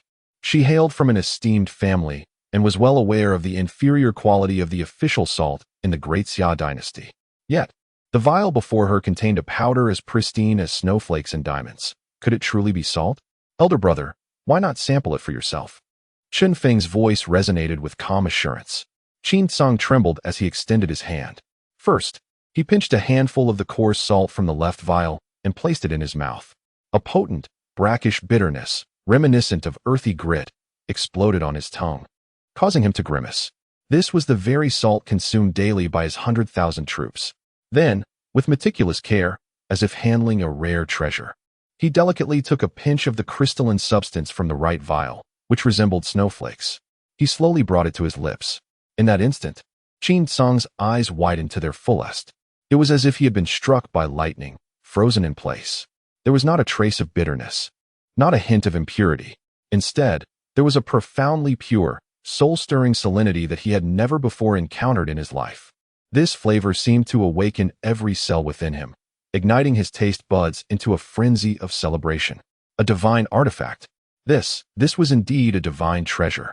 After a long while, Qin Song finally regained his voice, gazing at Chen Feng with an intensity that surpassed even his fervor upon encountering the intoxicating beauty of Zui Hongyan. He was not a merchant and lacked comprehension of the immense commercial value behind this snow salt. However, he understood. He understood what this meant for the military, for the hearts of the people, and for his own ambitions. Superior salt signified that his 100,000 troops would possess stronger physiques, greater vitality, and enhanced combat prowess. More affordable and purer salt would mean that the millions under his governance could liberate themselves from the burdens of inferior coarse salt, thereby garnering an unprecedented and solid foundation of public support. And public support was tantamount to dominion. Esteemed brother, Qin Song exclaimed with fervor, grasping Chen Feng's hand tightly. This gift you have presented is far too weighty. It surpasses 10,000 taels of gold and even 1,000,000 troops in value. Your words carry too much weight. Elder brother, Chen Feng replied with a smile. As a humble disciple, my meager skills can only offer you assistance with these wondrous techniques. No, this is no mere trick. Qin Song declared emphatically.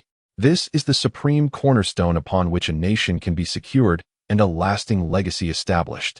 He regarded Chen Feng with unprecedented admiration and gratitude, relieved that he had not chosen to oppose this young man, but instead allied with him. Esteemed brother, whatever plans you may have, feel free to express them, he assured, thumping his chest. From this moment forth, in Nanyang County, you shall pursue your endeavors without restraint. If the heavens were to fall, my esteemed brother, I shall hold it up for you. This was the phrase that Chen Feng had been eagerly anticipating. He laid bare his ambitious plan to establish a brand new Nanyang Salt Administration, wherein he would oversee production while the prefect's office would manage sales and transportation, distributing profits accordingly. Upon hearing this, Qin Song, without a hint of hesitation, slammed his hand on the table. Excellent. Let it be done. This matter should not be delayed.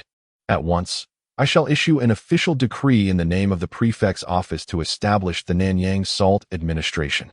He gazed at Chen Feng, his eyes alight with the glimmer of a formidable leader. Then, he made an unexpected decision that astonished both Chen Feng and Qin Hongyan.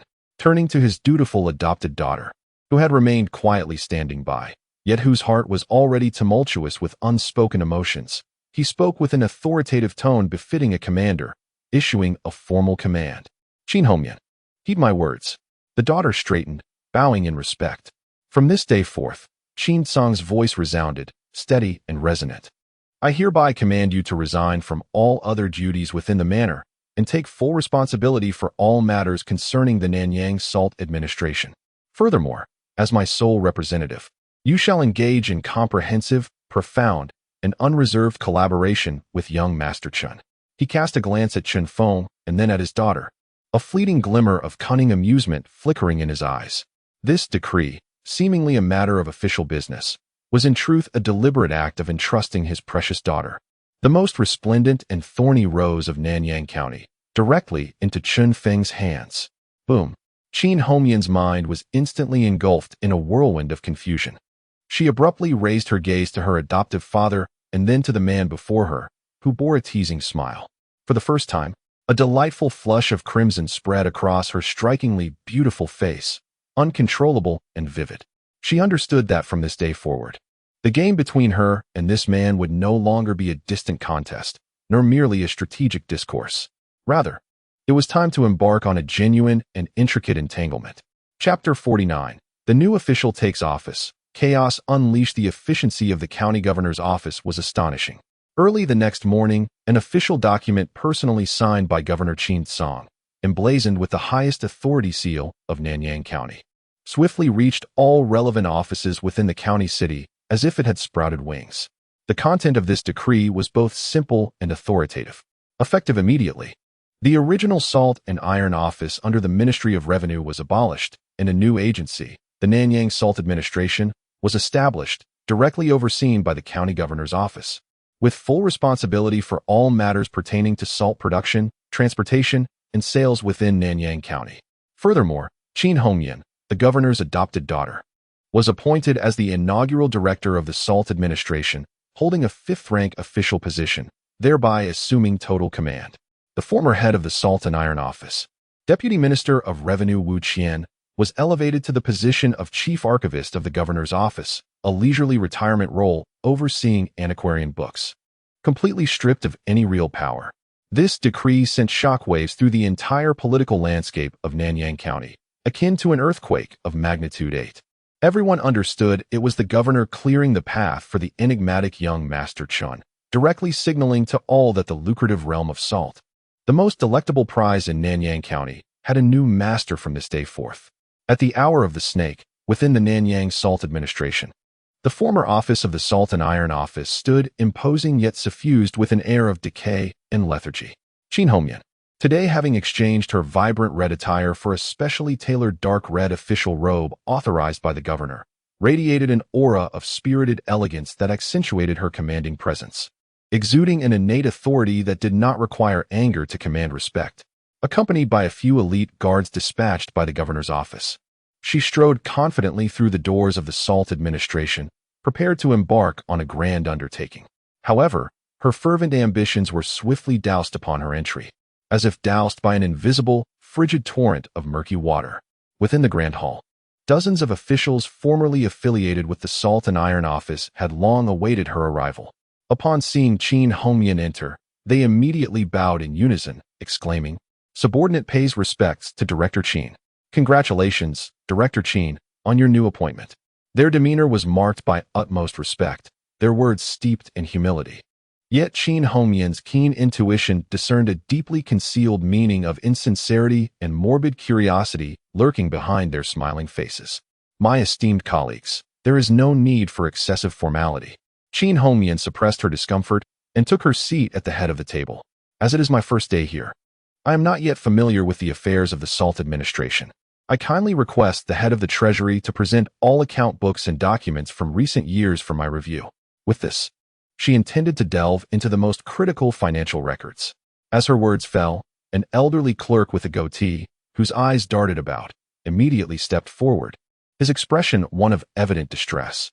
Returning to Lord Qin, he bowed deeply, forcing a smile that was more grotesque than tears, lamenting the unfortunate circumstances. Just a few days prior, our official residence suffered from a leaky roof, and several vital account ledgers were inadvertently drenched. We are currently painstakingly separating and drying them page by page. Alas, it might take no less than 10 to 15 days to restore them. What? Qin Hongyan's delicate brows shot up in alarm. Such crucial ledgers, and this is how you safeguard them? Ah, my lord, please temper your anger. The old clerk immediately adopted a fearful demeanor. It was all an unfortunate accident. We only brought them out to dry in an effort to protect the ledgers. Rest assured, once they are dry, I shall deliver them to you without delay." Though he spoke of reassurance, the smugness lurking behind his eyes was unmistakable. Qin Hongyan felt her chest tighten with indignation, yet she could not unleash her fury. They claimed to be protecting the ledgers. Could she truly imprison them for such a pretext? Taking a deep breath, she suppressed her rage and turned in another direction. "Very well. Let us set aside the matter of the ledgers for now," she declared coldly. "Where is the chief of the storeroom? Immediately take me to inspect and seal the various official salt warehouses." This time, a corpulent storekeeper, resembling a joyful Buddha, stepped forward. His face etched with worry as he sighed before Qin Hongyan. "My lord, your timing is rather unfortunate." "What? Is the storeroom also leaking?" Qin Hongyan's tone dripped with icy sarcasm. Not quite. Not quite." The stout storekeeper hastily waved his hands. "It's just that the previous custodian, Lord Wu, was reassigned yesterday and returned home in a state of despair, only to fall ill. He locked all the keys in his private chamber, and no one can access them. We have sent people to inquire. Lady Wu informed us that her husband is currently unconscious, unable to ingest food or water, so the keys may not be retrieved anytime soon." Rubbish. Qin Hongyan could no longer contain herself. She slammed the table and rose abruptly. Her beautiful phoenix eyes blazed with fierce anger. Leaks? Illness? Such fabrications might deceive a 3-year-old. They were clearly colluding. Outwardly compliant while secretly undermining her authority as the newly appointed female superior. They were employing the most despicable yet effective tactics to stall for time, hoping to obliterate those disgraceful accounts and conceal the official salt they had embezzled. Qin Hongyan trembled with rage. Although endowed with supreme authority by the governor, granting her the power to determine these individuals' fates, she could not act on impulse. If she were to arrest them and subject them to severe punishment merely for the absurdity of not being able to access the keys, such news, once disseminated, would only lead others to perceive her, the newly appointed official, as a feeble tyrant, a woman who resorts solely to the exercise of power, ultimately undermining her position and complicating her future endeavors.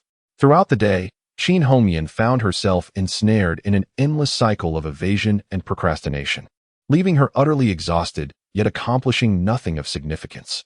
She had not even managed to set foot into the core areas of the Salt Administration. This once capable and decisive flower of the governor's office was experiencing, for the first time, the profound sense of frustration akin to a scholar encountering a soldier, an inability to articulate her grievances clearly. As evening descended, once the seasoned bureaucrats, with their bent backs and hollow pleasantries bidding her to rest, departed in satisfaction, the grand hall of the Salt Administration was left desolate, occupied only by Qin Hongyan and her equally helpless guards. Alone, she sat in the cold, imposing armchair, gazing at the chaotic mess before her, her brows furrowing in anger, and her eyes wide with indignation, devoid of appetite even for dinner. Just then, a familiar voice, tinged with both mirth and exasperation, echoed from the doorway. "Lady Qin, it seems you are in a bit of a predicament?" Qin Hongyan turned abruptly to see Chen Feng, nonchalantly holding a steaming cup of fragrant tea, leaning against the doorframe with an amused expression. "What brings you here?" she asked, her tone less than welcoming. At that moment, the last person she wished to see was this man, whose smirk suggested he held all the cards. "I came to check on my partner and to ascertain just how substantial our Salt Administration's future treasury might be," Chen Feng replied with a smile as he stepped inside. He glanced at the other officials lingering to keep her company, ultimately fixing his gaze on the leading figure, an old scribe with a goat-like beard. The old scribe, named Qian Yud, was the most trusted aide of the former Vice Minister Wu, and among this cadre of seasoned bureaucrats, he was the most cunning and challenging. Approaching him, Chen Feng placed his teacup on the desk before him. "Mr. Qian, is it?" Chen Feng's tone was gentle, as if conversing with an old friend. "Why, yes. Young Master Chen." Qian Yud quickly rose and bowed in response. "I hear the accounts at your office were damaged by rain." "Indeed. It is a grave oversight on our part, a sin deserving of death," Qian Yud lamented, adopting a demeanor of profound regret. "Oh, what a pity," Chen Feng nodded, feigning sincerity. He then shifted the conversation abruptly, asking, "By the way, Mr. Qian, I have heard that you have a nephew named Zhou Qi, who is doing quite well at the Tongyun cargo depot in the southern part of the city." Qian Yud was taken aback, uncertain why Chen Feng would bring this up. Yet he nodded in affirmation. Yes, thanks to your grace, young master, he is managing adequately. Chen Feng smiled faintly and continued in a casual tone, speaking neither too fast nor too slow. I must confess, my memory is rather poor. I simply wish to inquire about a dubious account I obtained from the Black Tiger Gang. It seems to indicate that on the 9th of last month, your nephew's Tonyan Cargo Depot dispatched a shipment of special goods to the Northern Territories. The manifest declared it as cotton fabric, yet the ledger distinctly states. Chen Feng leaned in closer, lowering his voice to a mere whisper, akin to the devil's murmur, which penetrated Qian Yud's ears with unsettling clarity. Refined iron ingots, 300 pounds. Boom. Qian Yud's entire being felt as if struck by an invisible bolt of lightning. His complexion paled instantaneously, akin to parchment.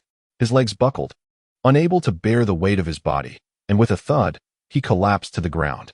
He gazed at Chen Feng, his murky old eyes filled with an unprecedented, overwhelming terror and astonishment. Smuggling refined iron. This constituted treason, a capital crime deserving of annihilation of entire clans. How could he possibly know? Chen Feng chose to disregard the now utterly terrified old man. He straightened up, lifted the cup of tea, and gently blew away the steam. Then he turned to Qin Hongyan, who was already staring in shock, and offered a gentle, harmless smile. Lord Qin, I believe Mr. Qian has now recalled where those ledgers were left to dry. Chapter 50, Thunderous Methods. The fair one's affection. Qian Yud lay prostrate on the ground, resembling a puddle of mud. He gazed at Chen Feng, his murky old eyes filled with an extreme terror akin to encountering a specter. Smuggling refined iron. Treason. How could this young man possibly know? This was the most clandestine and perilous transaction he had ever undertaken with the former vice minister, Wu.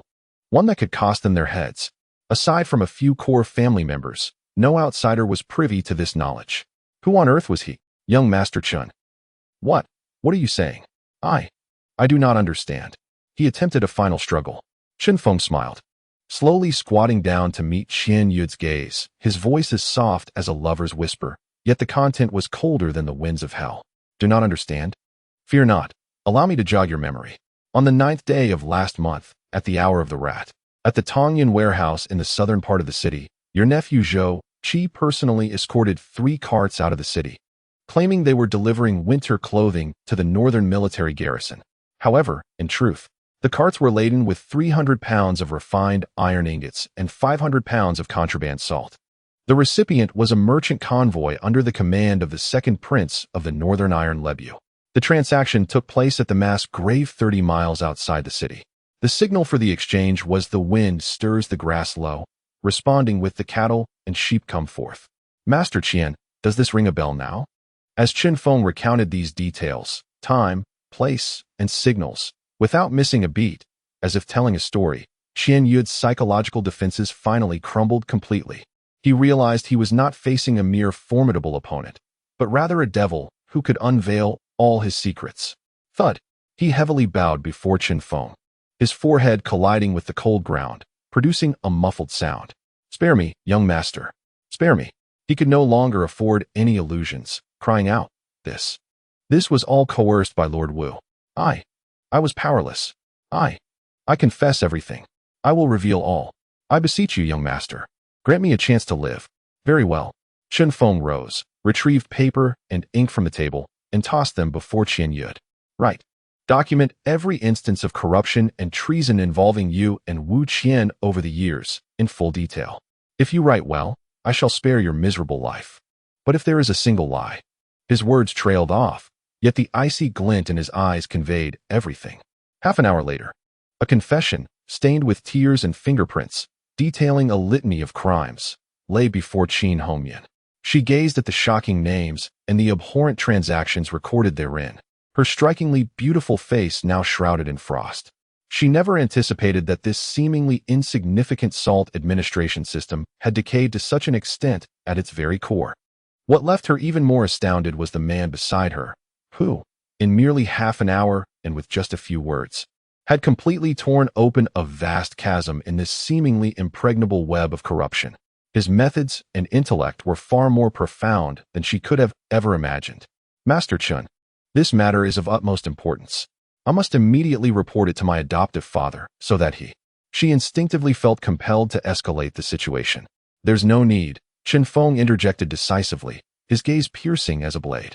Lord Qin, he addressed her for the first time with an official title. The governor has appointed you as the Salt Administration Supervisor for a specific purpose. What is that purpose? Qin Hongyan was taken aback. Is it merely to sip tea and peruse newspapers, to serve as a mere ornament? No, it is to wield authority, to cleanse the ranks, and to establish an entirely new order that belongs to you and us. He pushed the confession document toward her, his voice imbued with an undeniable sense of urgency. The evidence is irrefutable. The witnesses are present. Now is the time for you, the newly appointed Salt Administration Supervisor, to ignite your 3 fires. My resources and my men are at your disposal. I demand one outcome. Before dawn, I wish to see a thoroughly cleansed Nanyang Salt Bureau. His words resonated like a thunderclap within Qin Hongyan's heart. Was he coercing me? No, he was not coercing me. He was teaching me how to establish an absolute authority belonging to the victors in the most intense, direct, and effective manner possible. Her breath quickened as she gazed into Chen Feng's fathomless eyes. A surge of unprecedented excitement and exhilaration, intrinsic to power itself, flooded her heart. The heart she had long suppressed, that of the fierce red cotton, ignited in that moment. Excellent. She sprang to her feet, grasping the confession document, flames of determination igniting in her beautiful phoenix eyes. I understand. That night marked an insomniac episode for the officials of Nanyang County. As night fell, the newly established Nanyang Salt Bureau was suddenly ablaze with light. Following that, squads of ironclad guards, wielding sharp blades, charged from the bureau like wolves, racing to every corner of the county. By the command of the Salt Administration Supervisor, Lord Qin, arrest the corrupt and lawless. Bang! The door of Vice Minister Wu Qian's residence was violently burst open. Still confined to bed, feigning illness while dreaming sweetly, Vice Minister Wu was dragged out from under the covers like a mangled dog. What are you doing? I am an official of the court. How dare you? Seize him.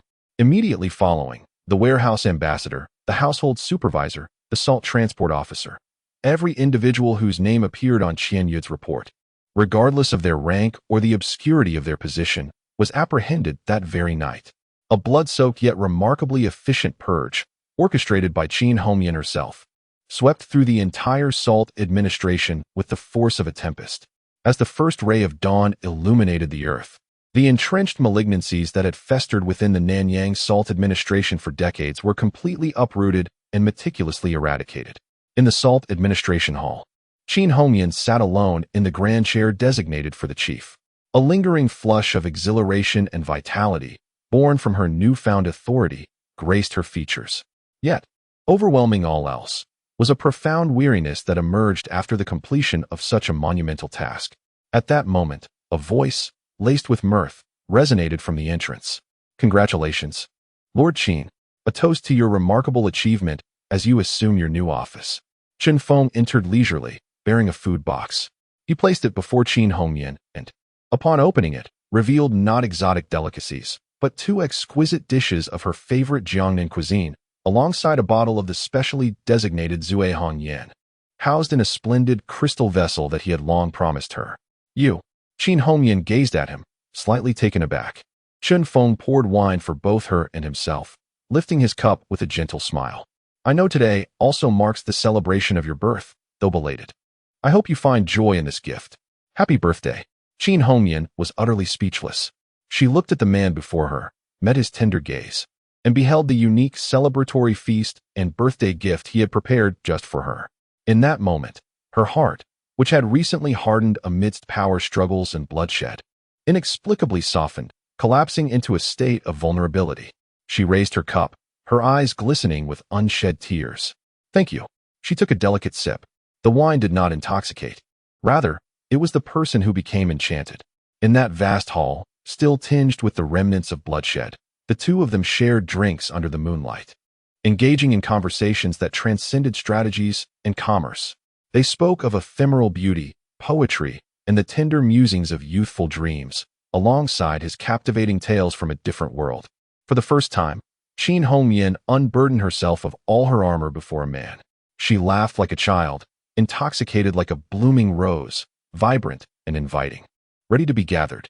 As Chen Feng gazed into her intoxicated, shimmering phoenix eyes and the alluring red lips, fragrant with the scent of wine, he realized that the moment had arrived. He slowly leaned in closer. Qin Hongyan did not retreat. Instead, she merely closed her eyes, her long eyelashes quivering gently in the flickering candlelight. It was a kiss distinct from the domineering one he had bestowed upon Su Wanqing. And unlike the tenderness shared with Lin Chuxue, this kiss was imbued with a sense of conquest and surrender, a profound appreciation and resonance that descended upon them. Ding! The host, employing a decisive approach, has helped establish unparalleled authority, and with utmost gentleness, has breached the defenses of the heart. Target individual Qin Hongyan, amidst the dual peaks of her career and emotions, finds herself utterly captivated. Conquest level of Qin Hongyan, 40. Current conquest level, 65. Target status updated. Infatuation and admiration. Chapter 51.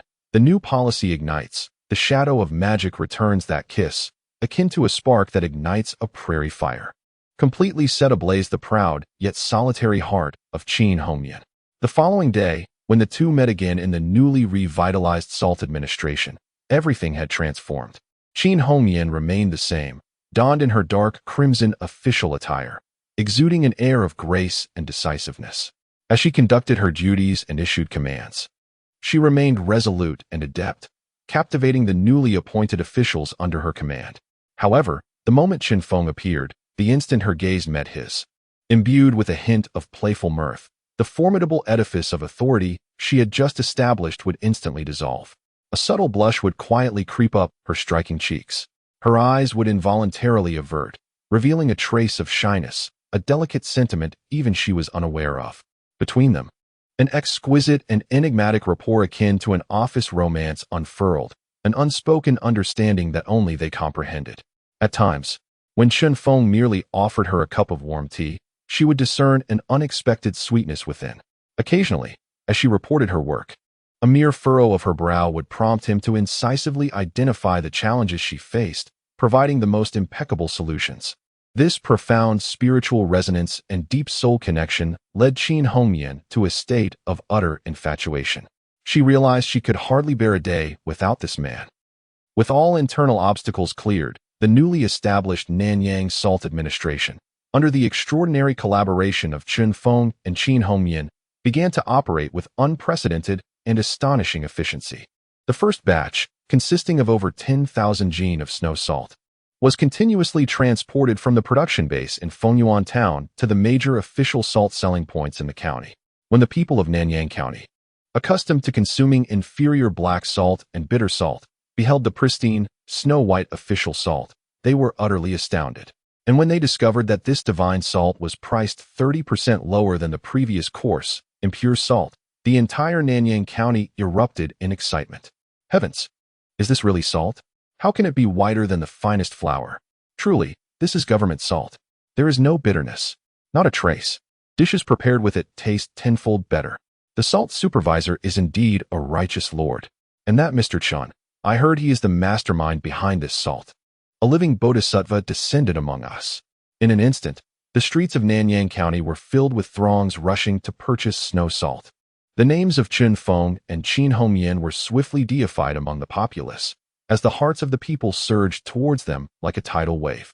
In the governor's office, study, as Qin Tsang listened to the work reports of Qin Hongyan and Chen Feng, gazing at the snow-white salt samples before him and reflecting on his soaring popularity among the populace due to the implementation of new policies, a smile blossomed on his countenance, almost stretching from ear to ear. Excellent, excellent, excellent, he exclaimed thrice, clapping his hands in hearty praise. My esteemed brothers, Hongyan, you have truly rendered an extraordinary service to me and to our Nanyang County. His eyes flitted back and forth between Chen Feng and his cherished foster daughter. How could he fail to notice the undeniable tenderness and affection shimmering in his daughter's gaze directed towards Chen Feng? This astute old fox, who had navigated life with cunning, felt a bloom of joy within. He recognized just how sagacious his earlier decision to entrust his daughter to Chen Feng had been.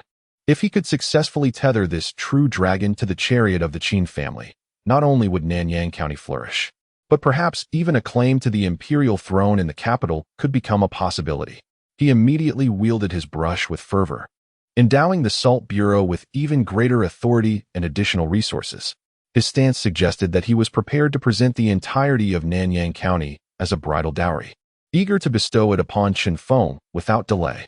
Once they exited the governor's mansion, Chen Feng and Qin Hongyan walked side by side along the path back to their residence. Their relationship, having blossomed through this successful collaboration, grew increasingly intimate. Qin Hongyan even took the initiative to seek Chen Feng's counsel on matters of business operations and the management of public sentiment.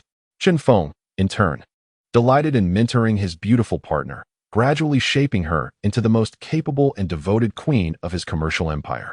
Everything seemed to be progressing toward an idyllic conclusion. However, just as Chen Feng believed he could comfortably settle into a period of quiet development in Nanyang County, a shadow from his past, nearly forgotten yet lurking in the darkness, resurfaced.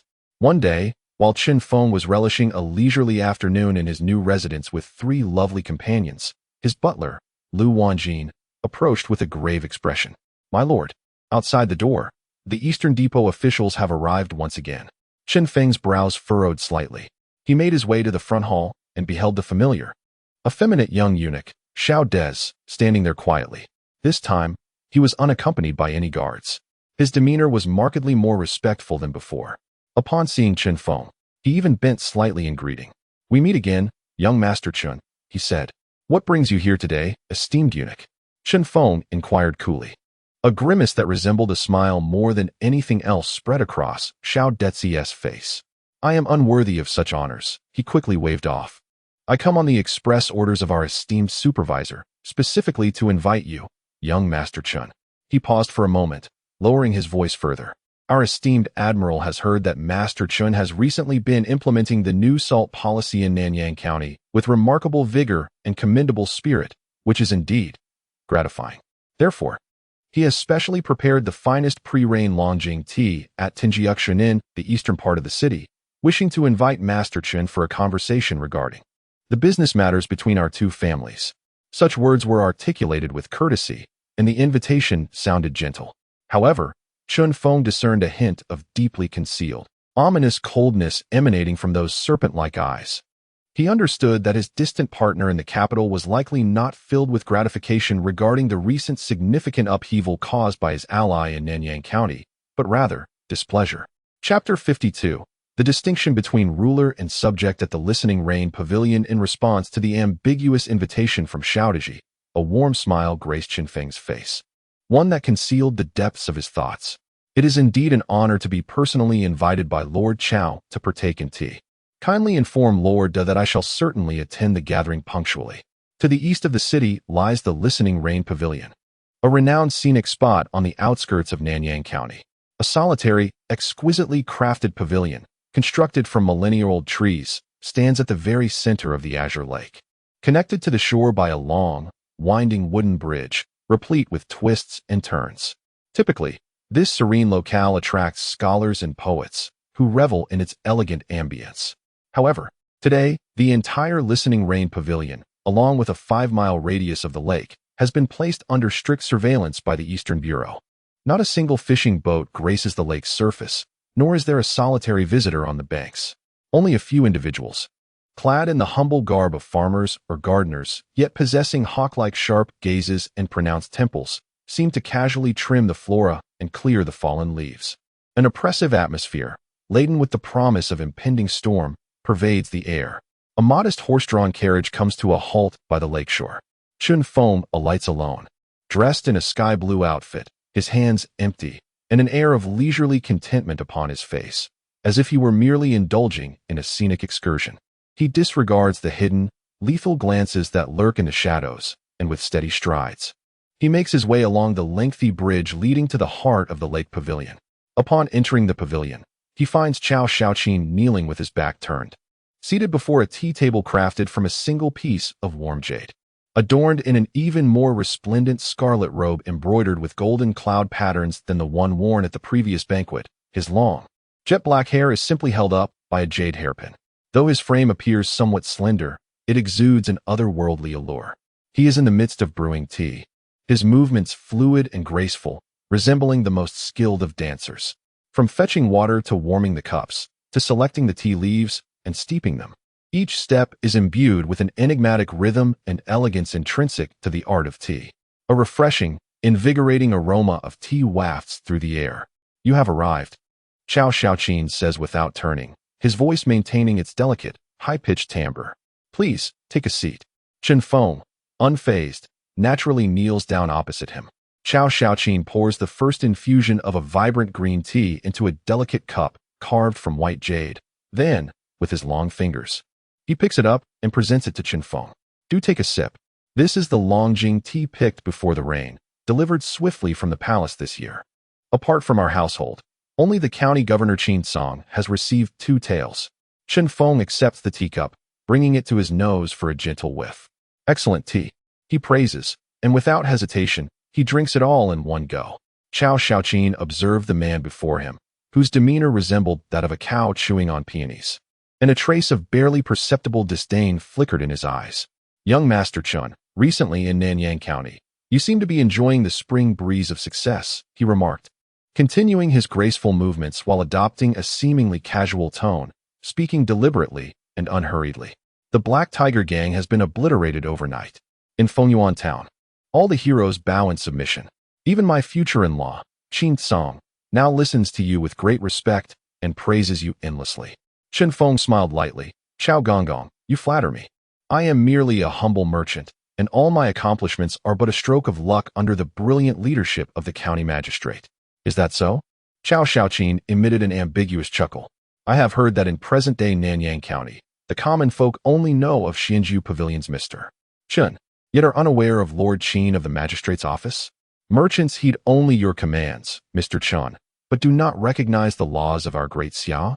His voice remained gentle, yet the underlying malice in his words pierced like the sharpest needle, insinuating that Qin's growing power threatened to overshadow the authority of his superior and jeopardizing the already tenuous alliance between him and Qin Song. Chun Feng's mind was as clear as a bell, yet his expression betrayed no hint of change. "Gonggong, your words truly humble me," he replied, feigning a demeanor of utmost reverence. "I, Chen Feng, merely rely on a bit of ancestral brewing skill, fortunate to have caught the magistrate's favor. Ultimately, I remain an ordinary merchant under the magistrate's command. Is all I do not for the prosperity of Nanyang and the welfare of the people, ultimately manifesting the emperor's vast benevolence and the enlightened oversight of the Eastern Factory?" He deftly deflected all the accolades back to their source. Chao Xiaoqin's serpent-like eyes narrowed slightly. He realized that this young man was even more slippery than he had anticipated. Every insinuation and probing remark fell upon him like a stone cast into the sea, creating not a single ripple. In light of this, the insincere smile on Chao Xiaoqin's face gradually faded. He set down the teacup in his hand. The temperature within the listening rain pavilion seemed to plummet in that very moment. An icy, unmasked, murderous intent locked onto Chen Feng with unwavering precision. "Chen Feng," he pronounced his name for the first time, "I do not enjoy beating around the bush. You are clever and capable, and I find you quite admirable.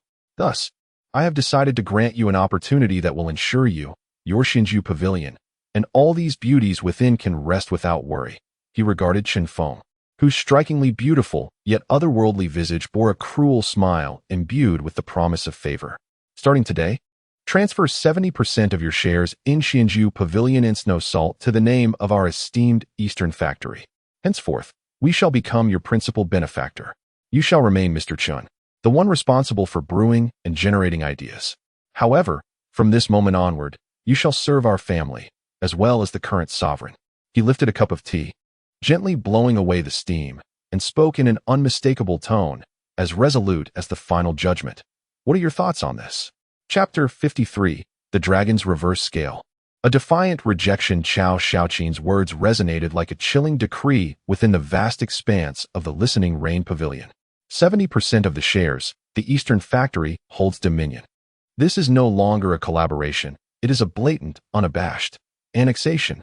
He intends to transform the empire that Chen Feng painstakingly built, along with Chen Feng himself, into a mere pawn under the Eastern Factory's command, a most lucrative hound. At that moment, the air seemed to solidify. The wind over the lake stilled. The distant chirping of birds faded into silence. The entire world was reduced to the sight of Chao Shaoqin's serpent-like eyes and the cruel smile that adorned his face. Rife with both benevolence and judgment, he awaited Chun Feng's response, or rather, he anticipated Chun Feng's prostration and gratitude. However, Chun Feng's reaction left him, and all the poised agents of the Eastern Factory, utterly astounded. Confronted with an ultimatum that would send shivers down the spines of any noble or minister. Chun Feng displayed no panic, no rage, not even a hint of trepidation. He simply, with quiet composure, lifted the cup of tea that had long since cooled before him. Then, leisurely, as if savoring an exquisite vintage, he sipped the tea, taking small, measured sips. Each of his movements exuded an effortless, graceful rhythm. Yet, this very composure, this elegance, struck Chao Shaoqin like a series of resounding, silent slaps across the face. It was a manifestation of disdain, silent yet profoundly contemptuous. As Chun Feng swallowed the last sip of tea and gently placed the delicate jade cup back upon the table, he smiled. He raised his gaze to meet Chao Shaoqin's face, which had begun to contort in barely concealed rage, and spoke in a tone that was remarkably calm, even tinged with a hint of regret. "Master Chao, are you jesting?" "We do not jest." Chao Shaoqin's voice had grown so cold it could have birthed icicles. "Oh, what a pity." Chun Feng shook his head, a sincere expression of regret crossing his face. "I had thought that we could become true allies. It seems I have misjudged my own affections." He rose and offered a slight bow to Chao Shaoqin. "Since our paths diverge, let us part ways. This modest enterprise is a gift from my master, a part of my destiny, intertwined with my very being. It cannot be bestowed or sold. It can only be collaborated upon with true friends. It appears, master, that you and I lack such a fateful connection. I take my leave." With that, he turned, poised to depart with an air of nonchalance. "Stop." Chao Shaoqin's piercing voice finally shattered the calm, erupting into a hysterical outcry. "Have we allowed you to leave?" A tremendous and suffocating aura of terror erupted from his seemingly frail frame. The temperature within the listening rain pavilion plummeted, as if it had descended into the icy depths of the abyss. Whoosh, whoosh, whoosh. Dozens of dark, spectral figures materialized from the corners outside the pavilion. Armed with shimmering, venom-coated spring knives and water-splitting daggers, they surrounded the entire listening rain pavilion and Chun Feng, leaving no avenue for escape. Each individual exuded a potent, almost tangible scent of blood. They were the most elite enforcers of the Eastern Factory, the sharpest and deadliest blades wielded by Chao Shaoqin. Chao Shaoqin rose slowly from his seat, his handsome and otherworldly visage contorted with extreme fury. "I shall grant you one final opportunity. Surrender everything and become our dog. Or I shall have you and those 3 exquisite beauties beside you executed in the most excruciating manner, their bones ground to dust." Faced with this lethal ultimatum, this overwhelming murderous intent capable of altering the very fabric of reality, Chun Feng finally halted his advance. He turned slowly, yet there was not a trace of fear upon his face. Instead, it was replaced by a chilling defiance and arrogance. Chao Shaoqin, for the first time, uttered the name of this imperial demon in full. "Did you think I would come here unprepared?" He regarded him with a radiant, yet cruel smile. "You are correct. Killing me is indeed simple. However, before I meet my end, I have meticulously arranged everything." He extended his first finger. "The complete formula for my drunken beauty and snow salt has been divided into 3 parts. At this moment, 3 swift steeds are delivering them to 3 different locations. One is bound for the Western Factory, intended for your old rival, Lord Wang Ji. Another is on its way to the cabinet, meant for those old foxes who have long harbored disdain for you. As for the final portion," a glimmer of mischief danced in his eyes, "it is headed for the Eastern Palace, for our most benevolent crown prince. Chao Shaoqin, can you imagine how they will thank you once I am gone, after acquiring these golden egg-laying hens? For removing me, their sole informed witness?" Chao Shaoqin's pupils constricted sharply. "There's more." Chun Feng extended his second finger. "I have formed a father-son alliance with Governor Qin Song. If I were to die under ambiguous circumstances in your listening rain pavilion, do you think his 100,000 troops, who regard snow salt as their soul, would not march under the banner of cleansing the court and punishing the eunuchs to seek justice for their future son-in-law?" "He dares," Chao Shaoqin exclaimed harshly. "Whether he dares or not, I cannot ascertain," Chun Feng shrugged. I only know that he currently requires a legitimate reason to extend his reach into the capital. In the end, Chun Feng slowly approached. He disregarded the menacing blades surrounding him, capable of tearing him to shreds. He stood before Cao Xiaoqin, leaning close to his ear, and whispered a phrase that was both the lightest and the most lethal trump card. Furthermore, Lord Cao, my esteemed master, he not only brews wine, but also observes the heavenly signs at night. Just a few days ago, he cast a divination. He mentioned that you and His Royal Highness have recently grown quite close. He even claimed to have seen some intriguing matters concerning the dragon robe and secret edicts. Boom.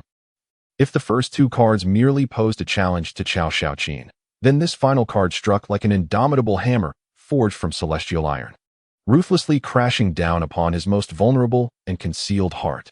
You lie. Cao Xiaoqin's body trembled violently.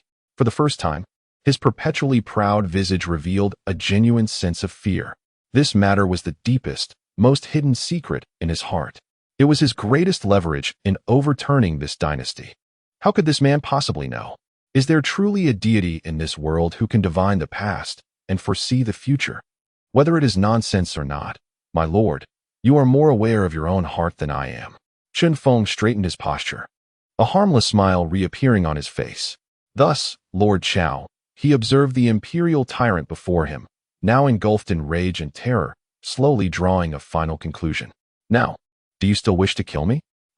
Cao Xiaoqin could no longer maintain his false composure. He emitted a sound that was inhuman, filled with boundless fury and resentment. Bang! He struck the tea table, crafted from a whole piece of warm jade, shattering it to pieces. Chun Feng. He pointed at Chun Feng, his snake-like eyes brimming with murderous intent, as if ready to incinerate the entire world. You, wait for me.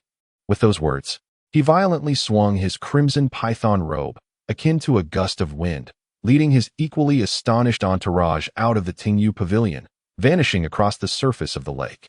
The facade of peace was utterly torn asunder. A relentless, fatal conflict between the dragon and the python officially commenced at this moment. Chun Feng silently watched the direction of his departure, his eyes filled with a chilling coldness. Chapter 54. The Dark Clouds Gather. The silent war begins within the listening rain pavilion. Chaos reigned. Chun Feng stood quietly, gazing at the small boat carrying Cao Xiaoqin, drifting away like a phantom across the lake. In his eyes, there was no hint of triumph, only an icy calm. He understood that although he had won this confrontation, he had simultaneously provoked a most ferocious and unreasonable beast within this empire, the Mad Dog. What lay ahead for him was to face the East Factory, the nation's most terrifying instrument of violence, relentless and unscrupulous in its quest for revenge. A genuine battle of life and death in the shadows had commenced. Indeed, the reality unfolded as Chun Feng anticipated. Cao Xiaoqin's retribution arrived sooner and with greater severity than he had imagined. The very next day, as dawn broke, 3 trading firms and grain merchants in Nanyang County, closely allied with the Xinju Pavilion and the Nanyang Salt Administration, were simultaneously besieged by a cadre of East Factory agents, accused of treason and evasion of exorbitant taxes under baseless charges. The shops were sealed, goods confiscated, and dozens of individuals, from shopkeepers to assistants, were shackled and taken to the East Factory's makeshift prison in Nanyang County. In an instant, the entire commercial community of Nanyang County was gripped with fear. The air was thick with trepidation. Everyone understood this was not a mere tax investigation. It was a grim warning from the esteemed Chao Gonggong of the capital, a declaration of a bloody reality. Those who dared to ally with Chun Feng would meet such a fate. Following swiftly was a second wave of strikes. At the Chun family's production base in Fengyuan town, a caravan laden with exquisite Shu brocade flowers, procured at great expense from distant Shu, intended for the manufacture of the 7 fragrance beauty soap, was ambushed at the Eagle's Cry Gorge by a band of unidentified yet formidable bandits, who ruthlessly plundered the entire shipment. No lives were harmed, but the goods were incinerated entirely.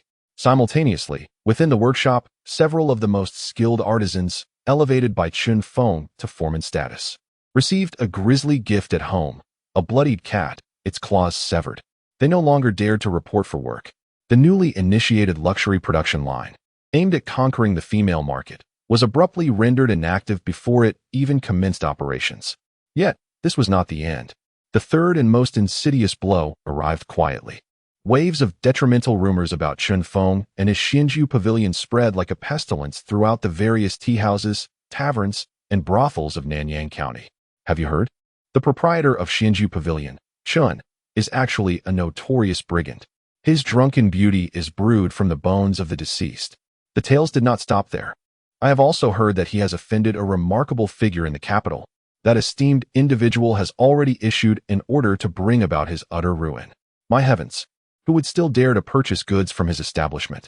Who would be bold enough to engage in commerce with him? Would that not be akin to lighting a lamp in a lavatory, courting death? Fear spreads like wildfire. In a mere 3 days, the once bustling Xinju Pavilion, where reservations extended 3 months ahead, has transformed into a desolate place, devoid of visitors. All merchants who previously conducted business with Chun Feng have hastily severed ties with him. Even Lu Wanjin's first establishment no longer dares to publicly sell Zui Hongyan. It seems that overnight, Chun Feng has shifted from being a beloved idol to a pariah whom all shun, a harbinger of misfortune. Meanwhile, Cao Shaoqin has finally played his last card. Under the pretext of inspecting the region on behalf of the Eastern Depot, he has joined forces with the Supervisory Court to form a central inspection team. Officially stationed at the Nanyang Prefectural Office, they claim to be thoroughly investigating various issues within Nanyang, such as taxation, governance, and military preparations. In reality, they have effectively rendered the prefect Qin Song powerless. He has ensnared Qin Song in an endless cycle of paperwork and meetings, leaving him utterly exhausted and incapable of providing even the slightest assistance to Chun Feng in the public eye. Cao Shaoqin aims to completely sever all of Chun Feng's connections. He intends to isolate Chun Feng, transforming him into a solitary island. Then, he will leisurely observe as Chun Feng struggles in despair on this island, ultimately succumbing to a harrowing demise. At that moment, dark clouds loomed ominously over the city. The entire Nanyang region lay shrouded beneath the suffocating, invisible shadow of the Eastern Depot. All eyes were drawn to Qinglong Alley, once resplendent, now a deserted Chun residence. They waited, anticipating how the young man, who had once wrought countless miracles, would respond this time. Would he beg for mercy, or would he flee in panic? However, to everyone's astonishment, in the face of this relentless and suffocating assault that threatened to dismantle his very foundations, Chun Feng appeared utterly oblivious. He remained comfortably ensconced within his estate. Daily, Su Wanqing continued to brew tea and prepare meals for him, adding a fragrant touch to his surroundings. Lin Chuxia still accompanied him, casually playing Go in the back garden. Lin Chuxia persistently experimented with various innovative delicacies, her laughter ringing like silver bells. Within his residence, merriment and harmony prevailed, as if it were the sole remaining sanctuary in this terrifying world. His enigmatic, unwavering calm in the face of impending calamity brought immense comfort to the women around him, yet instilled an inexplicable trepidation in his adversaries. On this day, Qin Hongyan once again traversed the secret passage to arrive discreetly at Chun's estate. She gazed at the man who remained leisurely engaged in a game of chess with her sister, unable to contain herself any longer. Chun Feng. Her voice resonated with urgency. What on earth are you waiting for? If this continues, we will truly be finished. Chun Feng placed his final chess piece, decisively cornering Lin Chuxia without any means of escape.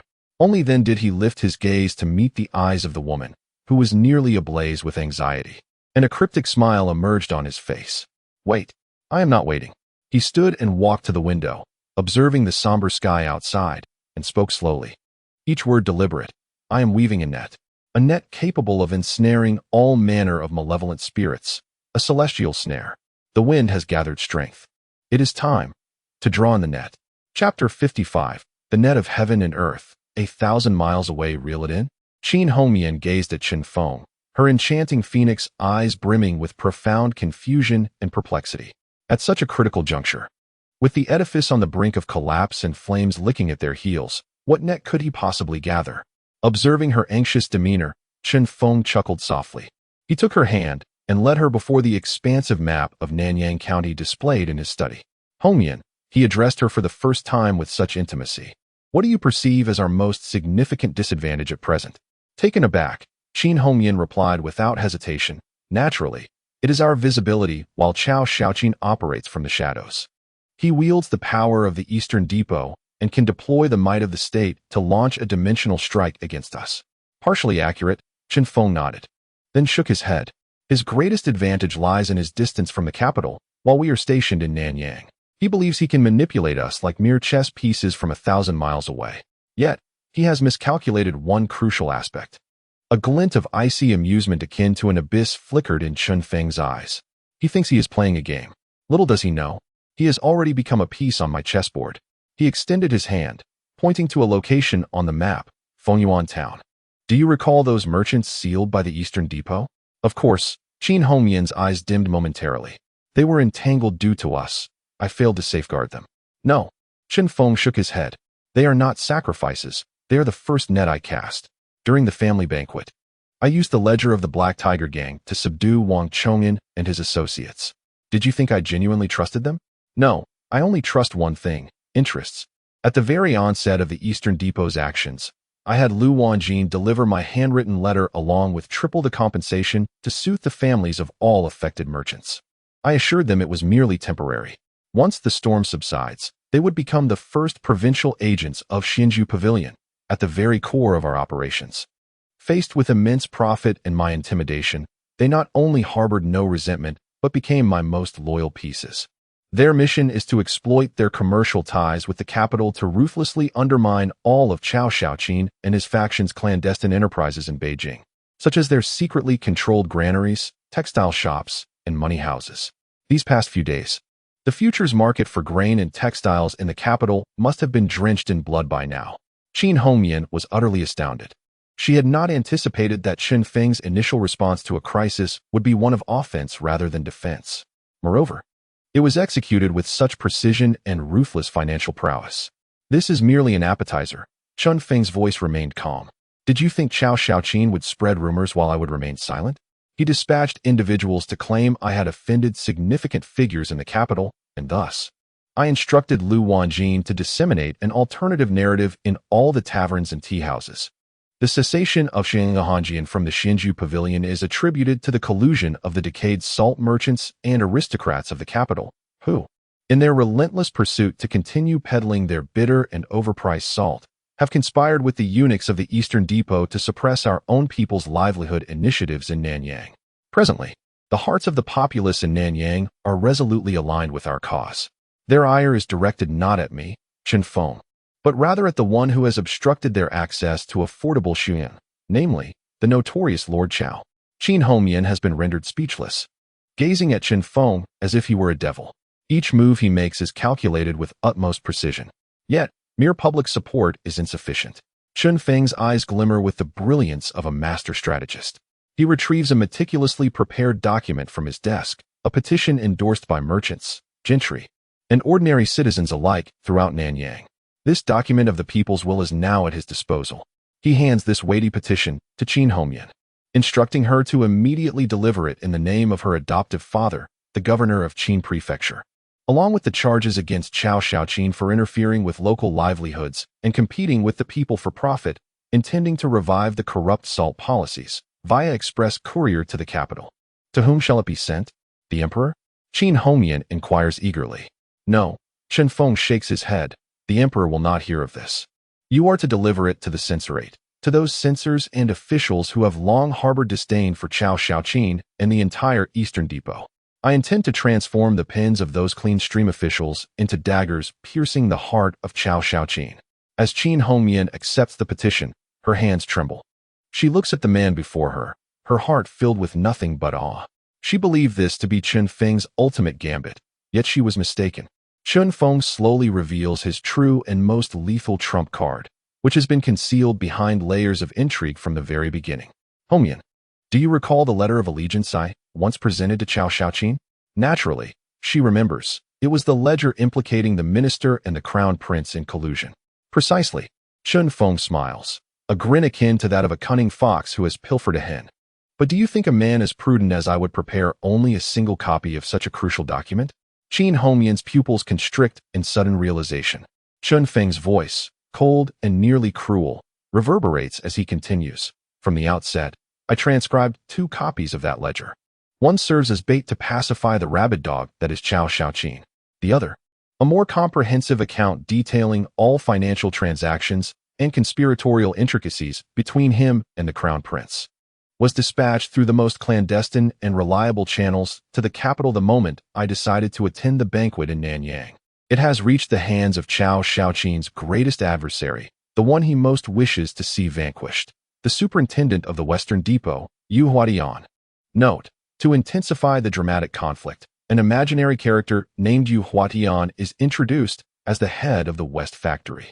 When the name Yu Huatian escaped Chun Feng's lips, a chilling sensation coursed through Qin Hongyan from the crown of her head to the tips of her toes. She gazed at Chen Feng, her expression transformed. She no longer beheld a mere mortal, but rather a deity seated amidst the heavens, orchestrating the cosmos like a grand chessboard, manipulating the lives of all as pawns, effortlessly stirring the winds of fortune and rendering even the most exalted of nobles as mere playthings in his grasp. As Qin Hongyan remained ensnared in her overwhelming astonishment, within the temporary encampment of the East Factory in Nanyang County, Chao Xiaoqin leisurely savored a cup of the newly delivered Zue Hongyan. He relished this sensation, delighting in the sight of his quarry unwittingly stepping into the trap he had meticulously laid, ultimately wailing in despair as he toyed with them until their demise. At that moment, a frantic agent from the East Factory, responsible for intelligence in the capital, burst in without even a thought of knocking, his face a mask of apocalyptic terror. Didu Gong, something terrible has happened. What is the commotion? Chao Xiaoqin furrowed his brow, a flicker of displeasure flashing in his eyes. The capital, a grave situation has arisen, the agent cried, presenting a letter sealed with a confidential wax emblem. Chao Xiaoqin took the letter, tore it open, and with a mere glance, the once composed and elegant features of his enigmatic visage drained of color. The priceless white jade teacup he held shattered into a myriad of pieces with a resounding crash. The letter contained a starkly simple, yet piercing message. Today, during the morning court assembly in the Golden Luan Hall, West Factory Commander Yu Huatian presented a comprehensive account detailing the clandestine collusion between East Factory Commander Chao Xiaoqin and the Crown Prince, plotting treason against the throne. Before all the ministers and the emperor, His Majesty is incensed. He has ordered a thorough investigation in conjunction with the Jin Yi Wei. All East Factory strongholds in the capital have been sealed. Du Gong, please return to the capital at once to take charge of the situation. With a sudden rush of warmth to his throat, Chao Xiaoqin coughed up a mouthful of blood. He stared at the letter's contents, his serpent-like eyes ablaze with incredulous fury. Chen Feng, he roared, a sound more beast than man. In that instant, the realization dawned upon him. He had never been the one to command the game. He was but a pawn, meticulously ensnared in an elaborate trap.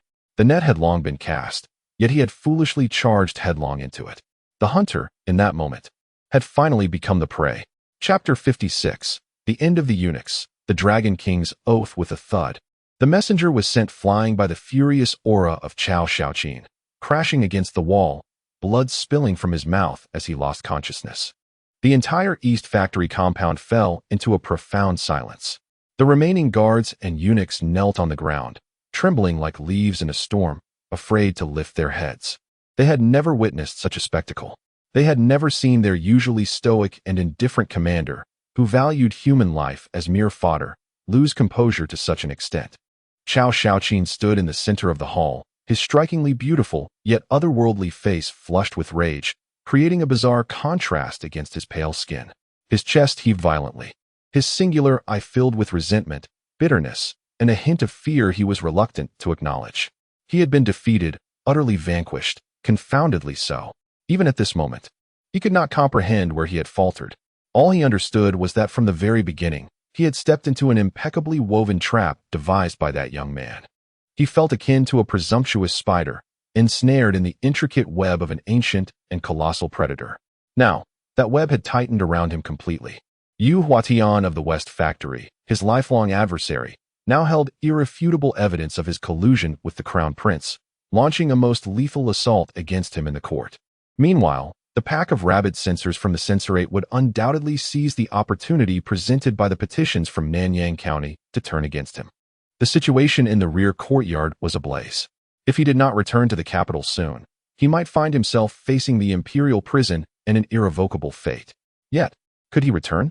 Did he dare to return? He understood that the evidence Chen Feng had provided to Yu Huatian was far from complete. That formidable young man likely possessed even more damning proof, capable of plunging him and the crown prince behind him into the depths of despair. As long as that trump card remained in Chen Feng's hands, Chao Xiaoqin would forever be a puppet, a kite tethered by a string held by that young man. He could soar only if permitted. Should he wish for his downfall, he would be shattered to pieces. Ha ha! Upon realizing all of this, Chao Xiaoqin suddenly laughed, a laugh more grotesque than tears, filled with endless self-mockery and desolation. He slowly returned to the grand chair, which he had shattered in his fury, feeling as if the very spine that had stood so rigidly in anger had been drawn away. For the first time, he felt powerless. "Xiao Detzi," he uttered, his voice raspy and weary. Your servant is here." The young eunuch scrambled to his feet, hurriedly approaching him. "Go, make another trip to the Chun residence." Chao Xiaoqin closed his eyes, as if summoning the last vestiges of his strength to utter the following words. "Let me express that our family wishes to seek counsel from young Master Chen once more before our departure. I implore him to visit the Tingyu Pavilion again." The Tingyu Pavilion remains the same as ever. The lake's waters continue to ripple in a verdant embrace, and the pavilions retain their exquisite charm. However, the dynamics between the two individuals within have undergone a profound transformation. This time, Chen Feng leisurely occupies the principal position, calmly brewing tea, while Chao Xiaoqin sits opposite him. Resembling a defeated prisoner, his countenance ashen. "Speak," Chen Feng said, pushing a cup of hot tea towards him, his tone indifferent. "Your time is limited." Chao Xiaoqin raised the cup, his once steady hand now trembling slightly. He gazed at Chen Feng, his eyes, cold and serpent-like, betraying a tumult of emotions. "You have won," he managed to articulate with great difficulty. "What must I do for you to show mercy?" He was direct, devoid of any further pretense or idle chatter. Chen Feng smiled, relishing the conversation with an astute interlocutor. He extended his first finger. "Firstly, from this day forth, you and your associates in the Eastern Depot must immediately withdraw from Nanyang County, never to set foot here again. All merchants you have apprehended must be released unharmed from your dungeons. Furthermore, you are to provide them with tenfold compensation, both in reputation and spirit." The corner of Chao Xiaoqin's eye twitched. Yet he nodded in acquiescence, agreed. Chen Feng then raised his second finger. "Secondly, the business we discussed previously remains valid, but the terms of profit distribution require alteration. The split shall change from 30-70 to 90-10. I shall take 90%, while you," he looked at Chao Xiaoqin, a devilish smile gracing his lips, "will receive a mere 10%. This fraction, however, is not your rightful share, but rather a hush money granted by me, Chen Feng, to ensure your silence in the capital." "You." A wave of humiliating anger surged across Chao Xiaoqin's face. Yet, as he met Chen Feng's frigid, emotionless gaze, his ire was extinguished by an overwhelming chill. He could only force out one word through clenched teeth. "Fine." Chen Feng raised his third finger. "Thirdly, from this moment onward, you shall no longer be my ally, but rather a sharp nail driven deep into the heart of the capital by me, Chen Feng. You are to serve as my eyes and ears in the capital. Should any adverse winds or murmurs arise against me in the court, I must be the first to know." This would utterly transform him from a dignified prefect of the Eastern Depot into Chen Feng's private informant. Chao Xiaoqin trembled violently, yet he could only nod in compliance. "Agreed." Finally, Chen Feng lifted his teacup, observing the yearning in Chao Xiaoqin's eyes, fully aware of what he valued most. He chuckled softly and uttered the most cruel and fatal fourth commandment. "As for the special brew of immortal elixir that could aid you in transcending the shackles of martial arts." He took a sip of tea and leisurely remarked, "Well, that depends on my mood.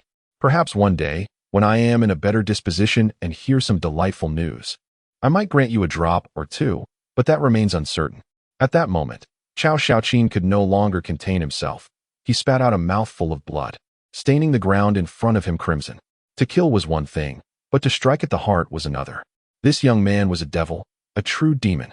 All his pride, all his dignity, was crushed beneath Chen Feng's gentle yet ruthless foot, reduced to mere dust in an instant. "Good, good, good." He grimly laughed, repeating the word thrice. He rose to his feet and bowed deeply to Chen Feng, a gesture reflecting the deference of a subordinate to his superior.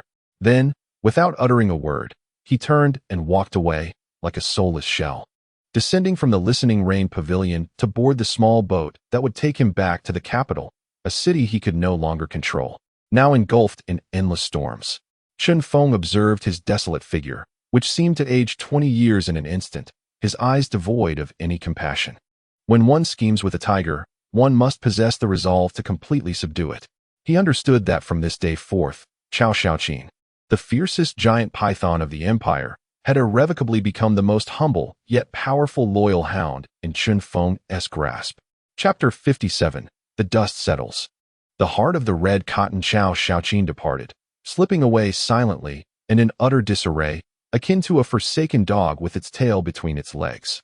His ominous presence, which had cast a shadow over the entirety of Nanyang County, seemed as if it had never graced the realm at all.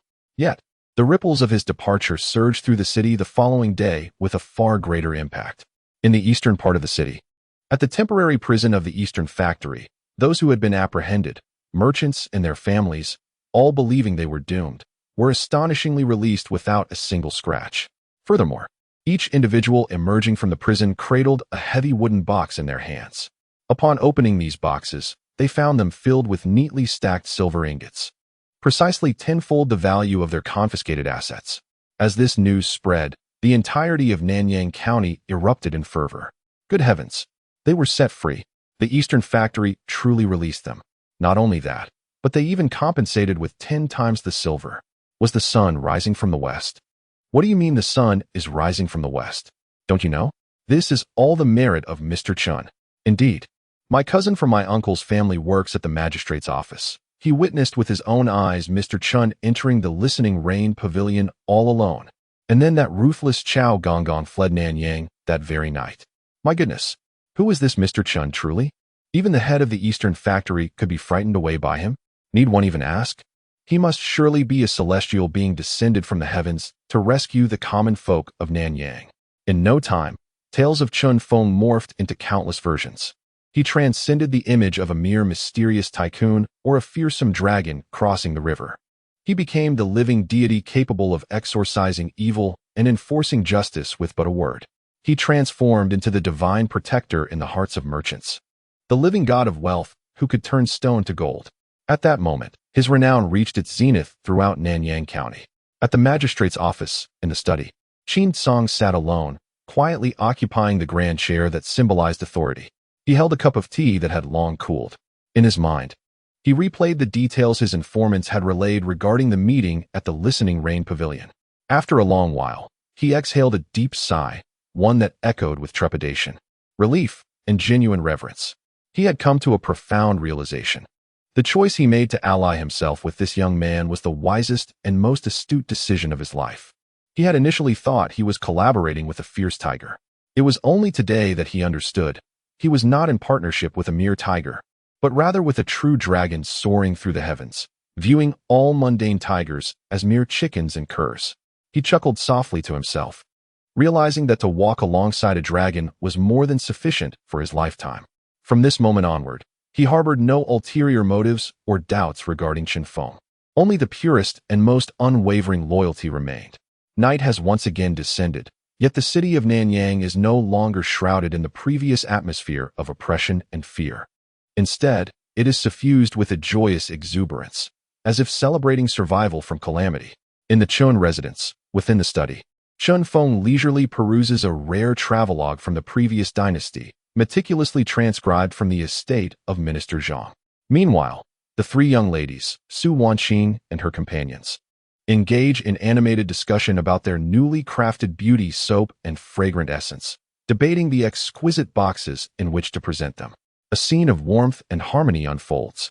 At that moment, the steward Lu Wanjin arrives to announce, "My lord, Miss Qin from the magistrate's office seeks an audience."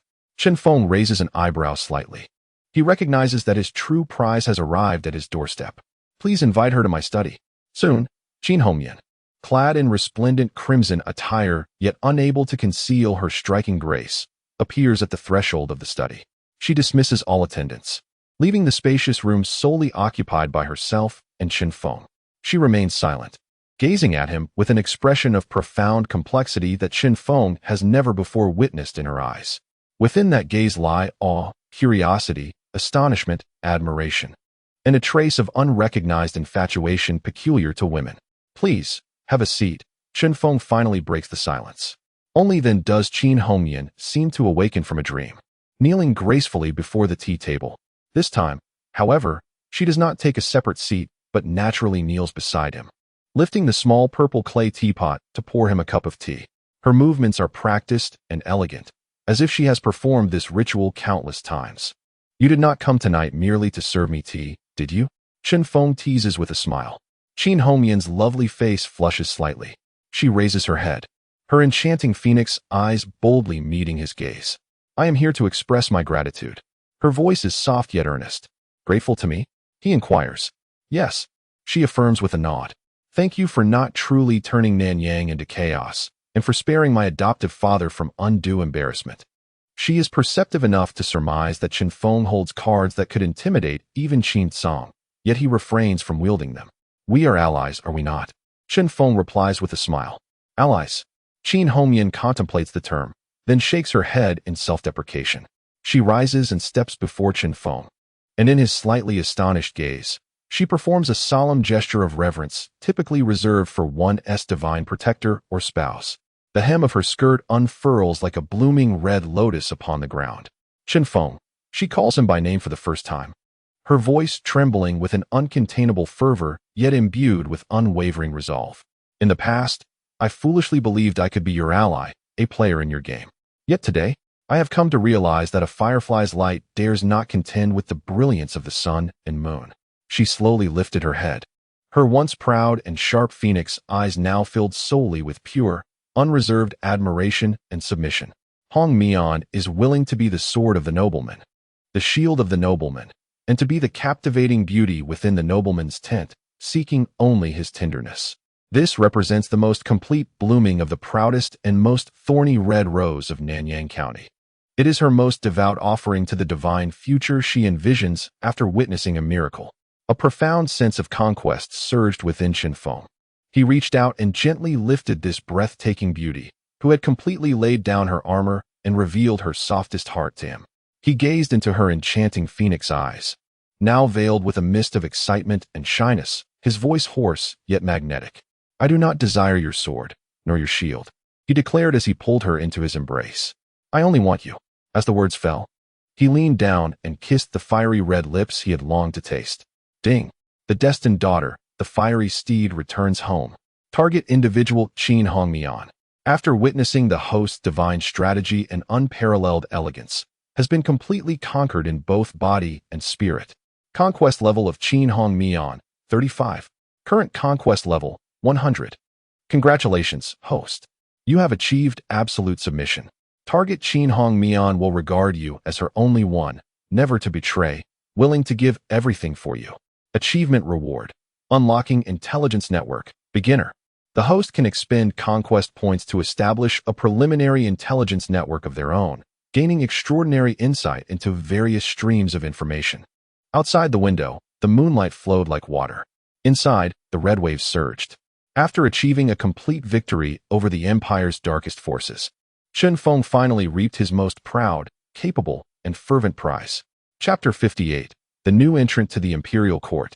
The blueprint of the Empire as dawn broke the following day, Chen Feng, invigorated and holding the hand of the enchanting woman clad in crimson who had been as fierce as a stallion the night before yet now appeared as gentle as a kitten, returned to his residence on Zhuke Street. Awaiting him at the entrance were Su Wanqing, Lin Chuxue, and Lin Chuxia, their eyes reflecting a complex yet comprehending expression.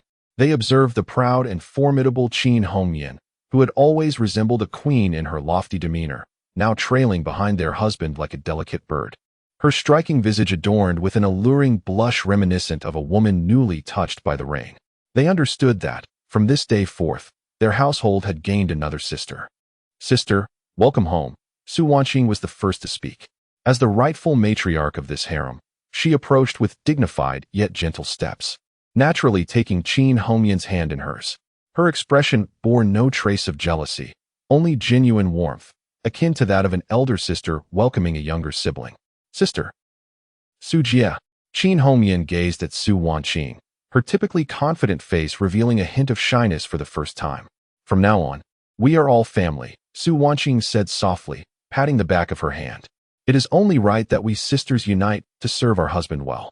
Lin Chuxue also stepped forward, nodding slightly at Qin Hongyan, whom she had once regarded as a rival, signifying her acceptance. Meanwhile, Lin Chuxia, with a playful smile, rushed over to embrace Qin Hongyan's arm, exclaiming, "How wonderful! Now we have 4 sisters to play cards together. Hongyanjia, you mustn't bully our husband like you did last time during chess." Her innocent remark instantly dispelled any lingering awkwardness in the air. As Qin Hongyan looked at these 3 sisters who sincerely accepted her, and then at the man who smiled upon this scene, her heart, once filled with calculation and wariness, was utterly melted by the warmth of what was now called home. The aura of harmony in the harem was indeed formidable. An hour later, within the spacious and well-lit study of the Chun residence, the inaugural core cabinet meeting of the Chun Group, which would shape the future commercial landscape of Jiangnan, was convening. Chun Feng presided at the head of the table, with the 4 most essential and beautiful queens of his commercial empire seated beside him. Now that everyone is present, it is time for our plans to advance to the next stage, Chun Feng declared, his gaze sweeping across the 4 exquisite yet distinctly styled faces. A surge of ambition coursing through him. Rising, he approached the wall and with a flourish, unveiled a massive curtain. Behind it lay an intricately detailed map of the Jiangnan region of the Great Xia dynasty, crafted by his own hand. The map clearly marked mountains, rivers, cities, and passes. Nanyang County is now under our control. Chen Feng's hand firmly pressed upon the map, indicating the location of Nanyang County City. This shall serve as our most steadfast strategic rear. However, his finger traced along the Yangtze River, moving eastward across a land abundant with wealth. Our journey must not halt here. Here, his finger rested upon the resplendent cities of Suzhou, Hangzhou, and Jinling, which shine like pearls. This is the heart of the Great Xia dynasty, where wealth is most concentrated and prosperity flourishes. My next objective is to conquer the entirety of Jiangnan. I aim to plant the banner of Xianju Pavilion in every major city across Jiangnan. I wish to make Xi'an an indispensable necessity for all Jiangnan citizens. I intend for the wealth of Jiangnan to flow into our coffers like rivers converging into the sea. His declaration, brimming with boundless ambition and dominance, stirred the 4 women present, igniting their fervor and electrifying their spirits. To realize this goal, Chen Feng turned to his 4 queens, initiating a new round of appointments. For we require a core team with clearly defined roles and utmost efficiency. His gaze fell upon Su Wanqing. Wanqing, you remain our grand steward. In my absence, all matters within the estate are to be decided by you. All financial transactions and personnel changes within the group shall require your approval alone. Yes, my lord. Su Wanqing replied softly, her eyes alight with pride and happiness. He then turned his attention to Lin Chuxue. Chuxue, your talent and taste are crucial for elevating the Xianju Pavilion brand to its zenith. Henceforth, you shall oversee all aspects of product packaging, store design, and brand promotion, elements vital to our aesthetic and style. I appoint you as the chief artistic officer. Indeed, Lin Chuxue nodded gently, her cool gaze ignited by the flame of creativity. He then looked at Lin Chuxia. Chuxia, your abundant energy and knack for interpersonal relations make you ideal for managing our production workshops, raw material procurement, and logistics with various agents, those demanding laborious tasks that require a presence on the front line. I appoint you as the chief executive officer. I assure you I will complete the tasks. My lord, Lin Chuxia said excitedly, patting her chest. Finally, Chun Feng's gaze settled on Qin Hongyan, the newly joined queen, whose eyes sparkled with anticipation. Hongyan, here, my lord. Qin Hongyan promptly rose, responding respectfully. Your capabilities should not be confined to a mere salt administration, Chen Feng remarked, admiration evident in his gaze. I require a keen eye that can discern the entirety of Jiangnan and beyond. From today forth, I appoint you as the Chief Intelligence Officer of the Qin Group. I implore you to utilize all your resources and connections, concealing our endeavors under the auspices of the County Governor's Office and Xianju Pavilion, to establish an extensive web of intelligence across the realm. I must ascertain which family in Jiangnan possesses the greatest wealth, which officials are the most avaricious, where calamities strike, and where turmoil reigns. All information must reach my desk without delay. At the same time, a glimmer of profound significance flashed in his eyes. You shall serve as my sole emissary, tasked with managing our relations with the authorities, with Chao Shaoqin, and with all adversaries, both overt and covert, that we may encounter in the future. This undertaking is both substantial and perilous. Do you dare to accept?" Upon hearing this, Qin Hongmian displayed no hint of trepidation. Rather, an unprecedented fervor ignited in her beautiful phoenix eyes. She understood that this was the stage most befitting her. This was the utmost trust and reliance that this man placed in her. Kneeling on one knee before Chen Feng, she solemnly pledged in a voice brimming with strength and resolve, articulating each word with conviction, "I vow to be the sword-bearer in this darkness for my husband." The meeting concluded. At that moment, an impeccable embryonic empire, centered around Chen Feng and supported by 4 extraordinary queens, each possessing complementary capabilities and fulfilling distinct roles, was officially established. Chen Feng stood before the vast map of Jiangnan, flanked by the 4 women who had wholly dedicated their bodies, minds, and souls to him. He gazed at the prosperous yet challenging land depicted on the map, his eyes ablaze with the fervor of conquest. He recognized that he was no longer that struggling young dragon, fighting for survival across the river. From this day forth, he would assume the role of a true strategist, poised to wield dominion over the tempest that belongs to the entire realm. Chapter 59, Majestic Vessels. The dragon descends to Jiangnan half a month later. At the banks of the Nanyang River stood the official dock.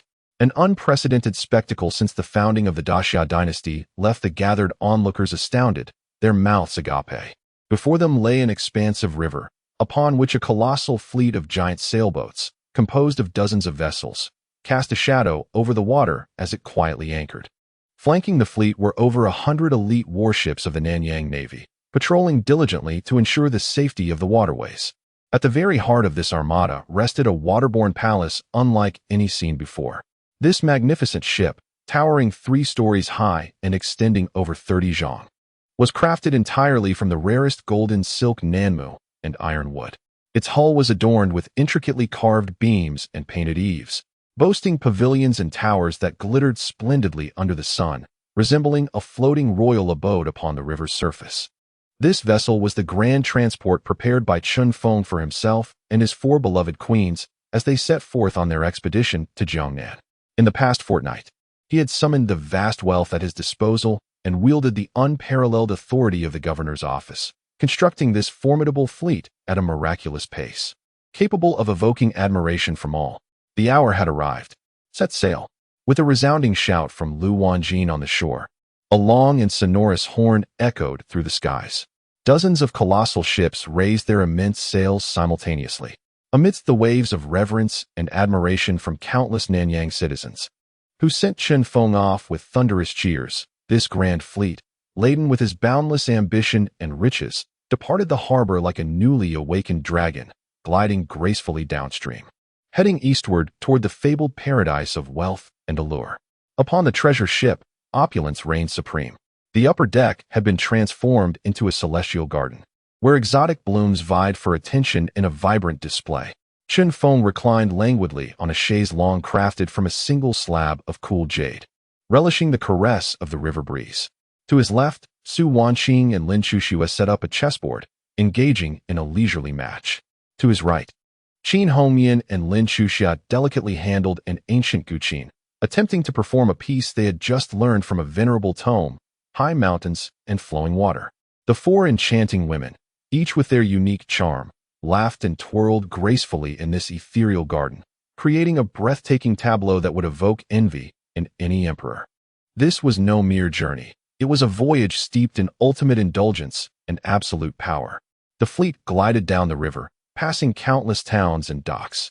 At each stop, local officials and wealthy merchants, upon witnessing the dual banners representing the Nanyang governor's office and the Immortal residence pavilion flying high above the flagship, bowed in awe, offering an array of rare treasures, all in hopes of securing an opportunity to board the treasure ship and meet Mr. Chen. Chen Feng's reputation and renown swelled like a snowball throughout this grand and magnificent parade. When, after a fortnight, the silhouette of the fleet finally emerged at the estuary of the legendary waterways of Jiangnan, the name Chen Feng had already permeated the upper echelons of Jiangnan society. In Suzhou, on Shantang Street, which is the most prosperous and refined place in all of Jiangnan, with its powdery walls and dark tiles, nestled beside the water, adorned with small bridges and flowing streams, and embellished with picturesque boats gliding by. The air was thick with a unique sweetness, lang of cosmetic fragrances, soft Wu dialects, and the scent of wealth. In the most picturesque and tranquil riverside estate on Shanting Street, Lu Wanjin had already acquired the property through Qin Sung's connections at an irresistible price. At this moment, a brand new plaque, meticulously carved from the finest rosewood by Suzhou's most skilled artisans, hung above the entrance. Xinju Pavilion, Suzhou headquarters. As Chen Feng and his entourage arrived by splendid boat at this location, the estate was already bustling with servants, all impeccably organized. "My dear husband, it is so beautiful here," Su Wanqing exclaimed, gazing at the Su-style garden, where every step revealed a new scene. The beauty here was unlike the grandeur of the north. It possessed a delicacy that penetrated to the core, a subtle elegance that softened the heart. "I am glad you like it," Chen Feng smiled. "From now on, this shall be our home in Jiangnan." Just as Chen Feng was directing the servants to settle the countless boxes and goods brought down from the ship within their new abode, a steward approached with a somewhat nuanced expression. "Master, there are a few individuals outside who claim to be from the Suzhou Chamber of Commerce, seeking an audience." Chen Feng raised an eyebrow slightly. "They've arrived. These local power brokers are indeed perceptive. Let them in." Soon, several middle-aged merchants dressed in exquisitely tailored long robes made of the finest Suzhou silk, adorned with valuable jade pendants, and casually playing with walnut beads, entered the courtyard, accompanied by a retinue of attendants. Each bore a congenial smile characteristic of businessmen, yet their eyes, without exception, were filled with scrutiny and an undercurrent of concealed disdain towards the outsider, Chen Feng. At the forefront stood Lu Mingxian, the president of the Suzhou Silk Merchant Association. He clasped his hands in greeting and said with a smile, "Ah, you must be the illustrious Chun Gongzi from the north. I am Lu Mingxian, honored to be the president of the Suzhou Chamber of Commerce. Having heard of your esteemed arrival, we have come to pay our respects and extend our local hospitality." Though he spoke of a visit, his tone bore the weight of a proclamation. Chen Feng regarded him with a smile. "President Lu is too kind. I am merely curious as to the purpose of your esteemed visit today." Lu Mingxian glanced at the myriad of goods being transported throughout the courtyard, particularly those massive wine jars adorned with the seal of Xinju Pavilion, a glimmer of insight flickering in his eyes. He shook his head, adopting a tone tinged with regret as he remarked, "Ah, young Master Chen, you may be unaware. Our Suzhou has long been renowned as a land of fish and rice, a bastion of culture. Here, business is predicated upon connections, adherence to customs, and the principle that civility breeds prosperity. While both you and I are merchants," he shifted his tone, the deep-seated sense of superiority inherent to the gentry of Jiangnan no longer concealed. "Yet the wolves from the north may find themselves ill-suited to thrive in our resplendent Jiangnan. I advise you, young Master Chen, to expedite the return of these goods to your Nanyang County. The sustenance of Jiangnan is not meant for just anyone to partake." Chapter 60, The Feast of Heaven. The scheme of perfume unaccustomed to the environment? Chen Feng listened to Lu Mingxuan's condescending and somewhat threatening advice, chuckling softly. He did not display any anger, nor even a hint of displeasure.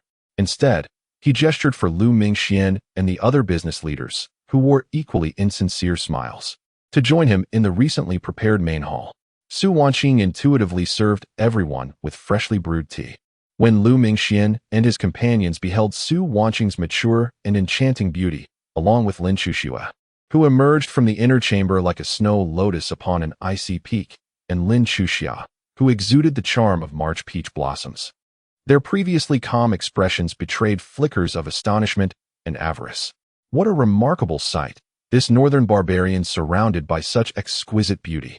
Chairman Lu's assertion carried weight. Chen Feng lifted his teacup, blowing gently on the steam, and leisurely remarked, as a newcomer, "I am indeed unfamiliar with my surroundings and require the esteemed guidance of all you venerable figures." He emphasized the word guidance with particular intention. Lu Mingxian mistook this for submission, a smug smile gracing his features. "Ah, young Master Chen, you are too modest. Our Jiangnan Chamber of Commerce is always eager to support emerging talent." "Indeed," Chen Feng nodded, then shifted the conversation. To express my gratitude for your esteemed guidance as a newcomer, I would like to host a modest banquet in 3 days to convey my heartfelt appreciation.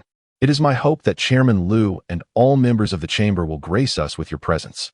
This was an invitation reminiscent of a banquet of treachery, a declaration of challenge. Lu Mingxian and his companions exchanged glances, each detecting a hint of cold amusement in the other's eyes. What a bold young man. Refusing to drink the toast, he seeks the penalty drink instead. Very well, Lu Mingxian said, rising with a smile.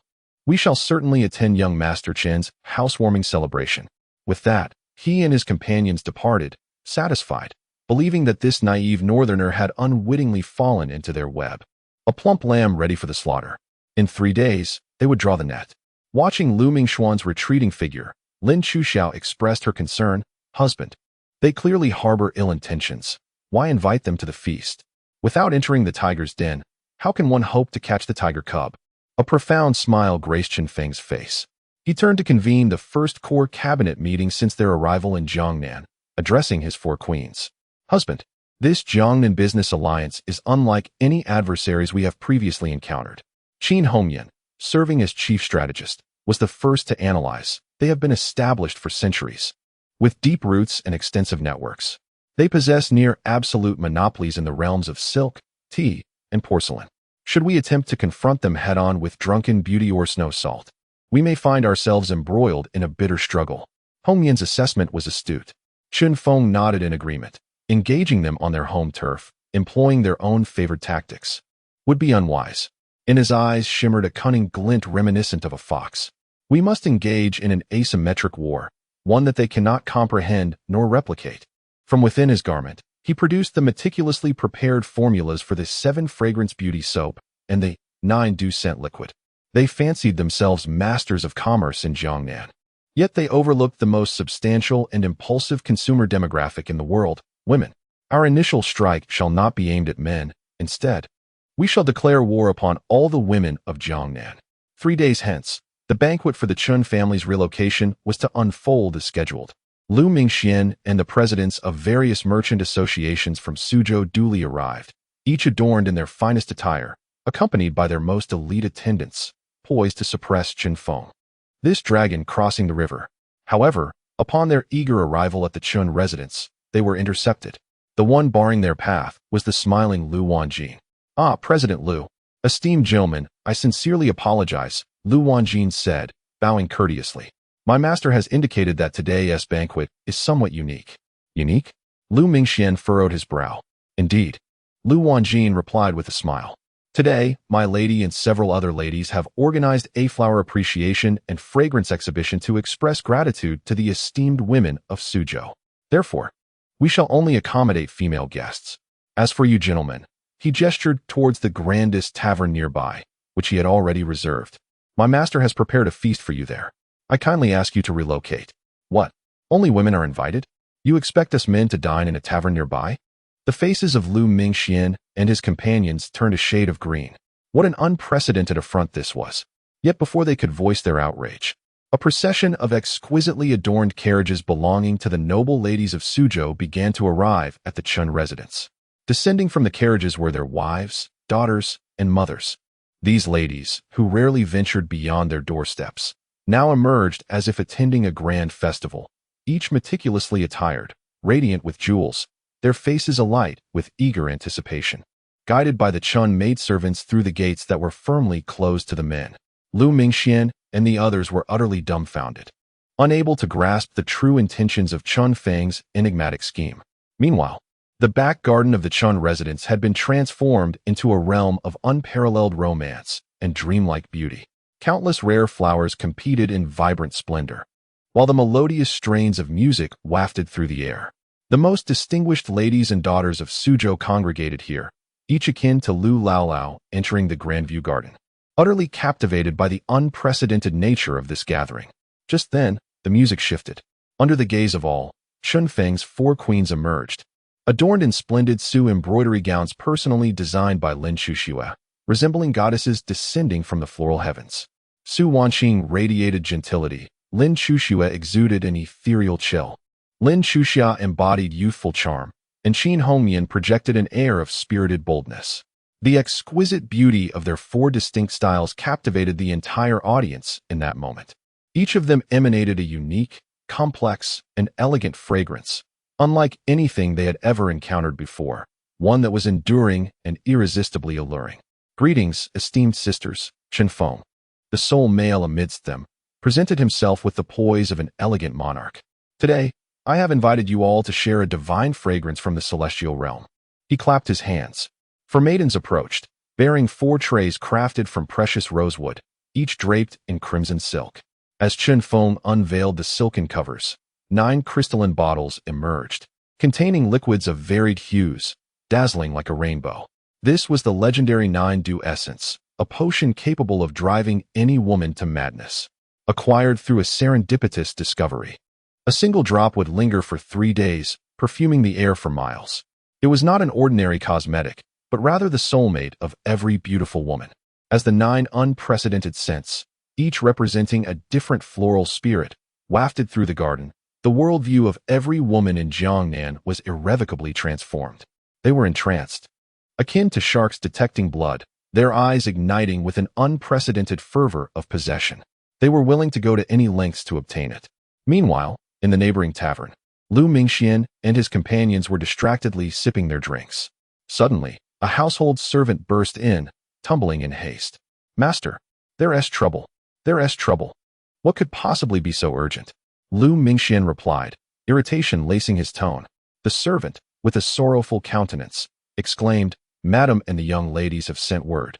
They say if you do not procure a bottle of the Chun family's essence today, they shall never return home." Chapter 61. Fire in the Backyard.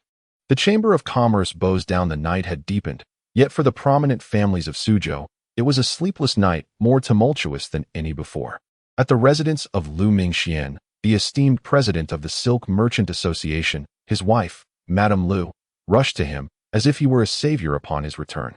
Trailing behind her was their beloved daughter, Lu Niancy, her face streaked with tears. "How did it go? Did you manage to acquire the?" Madame Lu's eyes sparkled with eager anticipation.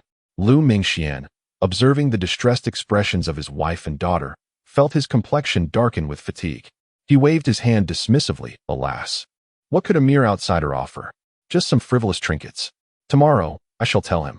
Frivolous trinkets? Before he could finish, Lu Niancy, renowned as the foremost talented woman in Jiangnan, interjected with an unprecedented tremor of excitement in her voice. "Father, you cannot fathom the nature of that divine substance. Having explored the world's myriad fragrances, I can assert that our usual incense and scented bombs pale in comparison to the 9-dew. At today's banquet, merely catching a distant whiff made me feel as if I were transcending to the heavens. Father, you did not witness how the wife of the prefect was willing to trade her most treasured sheep-fat jade bracelets to procure just a small vial of lawns due from the young lady of the Sun family." "What?" Lu Mingxian was utterly astounded.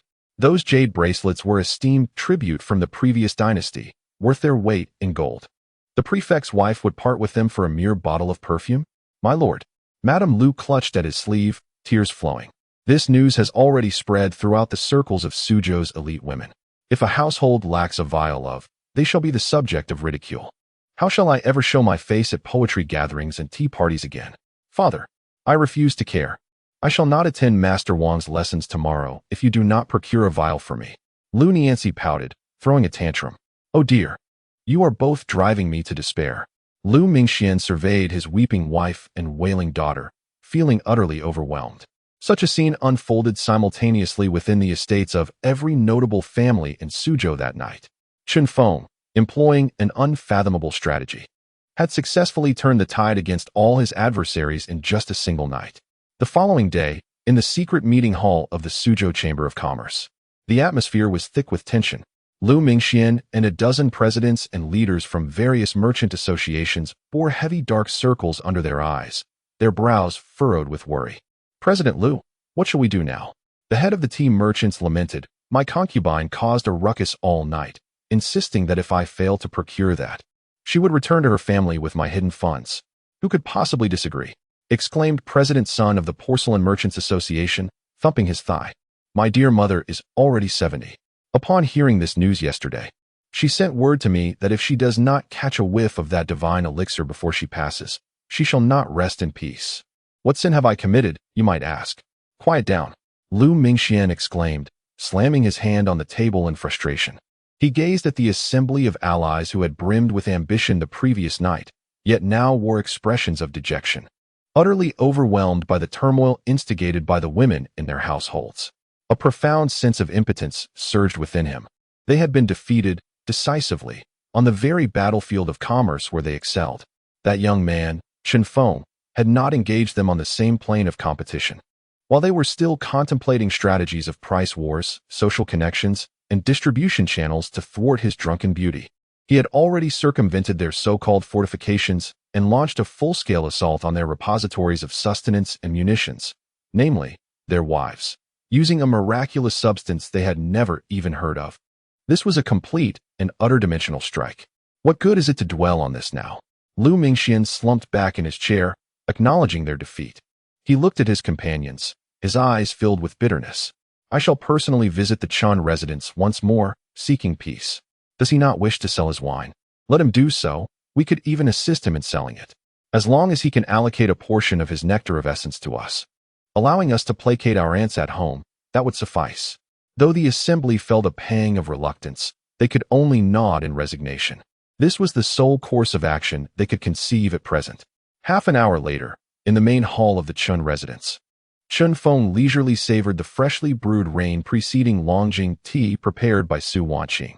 Across from him sat Lu Mingxian, the president of the Suzhou Silk Merchants Association, who was hunched over in a most subservient posture, his face adorned with a fawning, sycophantic smile, a stark contrast to the self-assured, threatening demeanor he had exhibited merely 2 days prior. Young Master Chun, I have been blind to your greatness. I have been but a frog at the bottom of a well. Lu Mingxian lowered himself even further, exclaiming, your Xinju Pavilion is indeed a true masterpiece of celestial craftsmanship, one that we mere mortals can only aspire to comprehend. Might I inquire if you, young Master Chun, still harbor any interest in our previous proposal? He cautiously probed. The Suzhou Merchants Association is willing to become your most sincere ally, fully committed to opening the entire Jiangnan market for your drunken beauty. We would even be content with a mere 10% of the profits. He believed his offer, akin to conceding territory and paying reparations, exuded sufficient sincerity. However, upon hearing this, Chen Feng merely chuckled. He slowly set down his teacup. President Lu, he said, observing the man before him who had completely lost all zeal, I believe you may have misunderstood something. What? Lu Mingxian blinked in surprise. I harbor no interest whatsoever in having you serve as the distributors or partners for my Xinju Pavilion. A smile, imbued with an unfamiliar ambition that left Lu Mingxian astounded, spread across Chen Feng's face. For I am not one who favors collaboration. I prefer dominion. Rising from his seat, he approached Lu Mingxian, gazing down upon him with an air of superiority, and spoke in a tone that brooked no dissent, akin to a sovereign issuing a decree. Inform those who stand behind you that from this day forth, Suzhou and the entirety of Jiangnan shall no longer require the so-called Silk Merchants Association or Tea Merchants Association, each operating independently. I intend to establish a brand new, all-encompassing Jiangnan General Chamber of Commerce, presided over by me, Chen Feng, as the president. You may choose to dissolve your outdated associations and bring your industries and connections into my new chamber, becoming my vassals. Alternatively, a glint of icy resolve flickered in his eyes. You and your families may be entirely erased from the soil of Jiangnan. The path you choose is for you to ponder.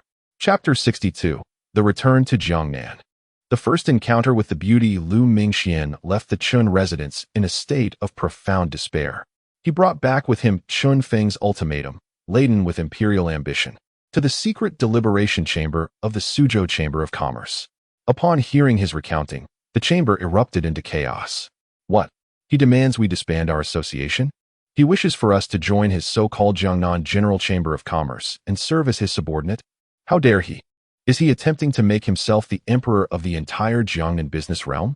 This is intolerable. It's utterly outrageous. I shall confront him.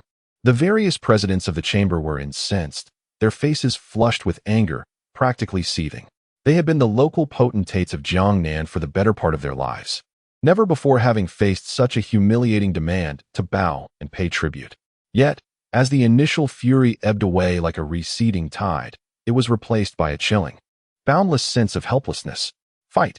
What could they possibly use to fight back? Their prideful wealth? A mere bottle of wine could yield their annual profits.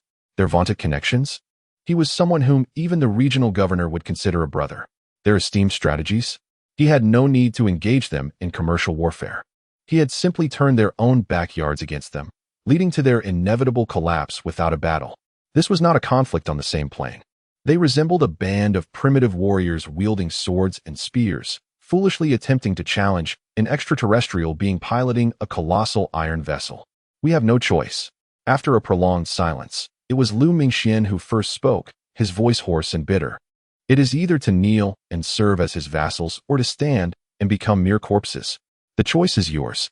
The chamber fell into a deathly silence once more. Ultimately, the flames of indignation in everyone's eyes gradually extinguished, leaving only the ashes of humiliation and resignation.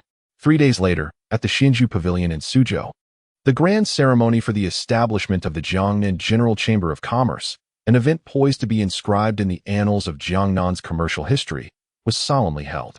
Merchants of note from Suzhou and the broader Jiangnan region, regardless of the humiliation and resentment they felt within, were compelled to don their most splendid attire, bring forth their most precious gifts, and wear the most cordial smiles to pay their respects. The main hall of the ceremony was already teeming with people, a veritable sea of distinguished guests. As Chen Feng, clad in the resplendent golden-black attire personally designed by Lin Shuxue to symbolize the supreme status of the president, ascended the platform constructed from precious Namu wood, flanked by 4 ethereal queens, he took his seat upon a throne carved from pristine white jade. Below him, hundreds of former commercial lords bowed in unison, their reverence echoing like a tidal wave throughout the streets of Shantang. I extend my heartfelt congratulations to President Chen. May the president reign for countless generations and unify Jiangnan. Chen Feng, seated upon the throne symbolizing the pinnacle of commercial power in Jiangnan, surveyed the sea of faces below, each adorned with expressions of reverence, fear, and flattery, yet within him, a profound tranquility prevailed. He understood that this was merely the beginning. Rising to his feet, he gestured dismissively toward the assembly. There is no need for excessive formalities, he declared. His voice, though not loud, resonated clearly in the ears of every attendee. The establishment of the Jiangnan General Chamber of Commerce today is not born of any ambition of mine to consolidate power, but rather, it aims to unite all commercial forces in Jiangnan into a single entity, fostering cooperation and mutual support, allowing our enterprises to thrive across the globe. With this, he displayed the exceptional governance skills befitting an emperor.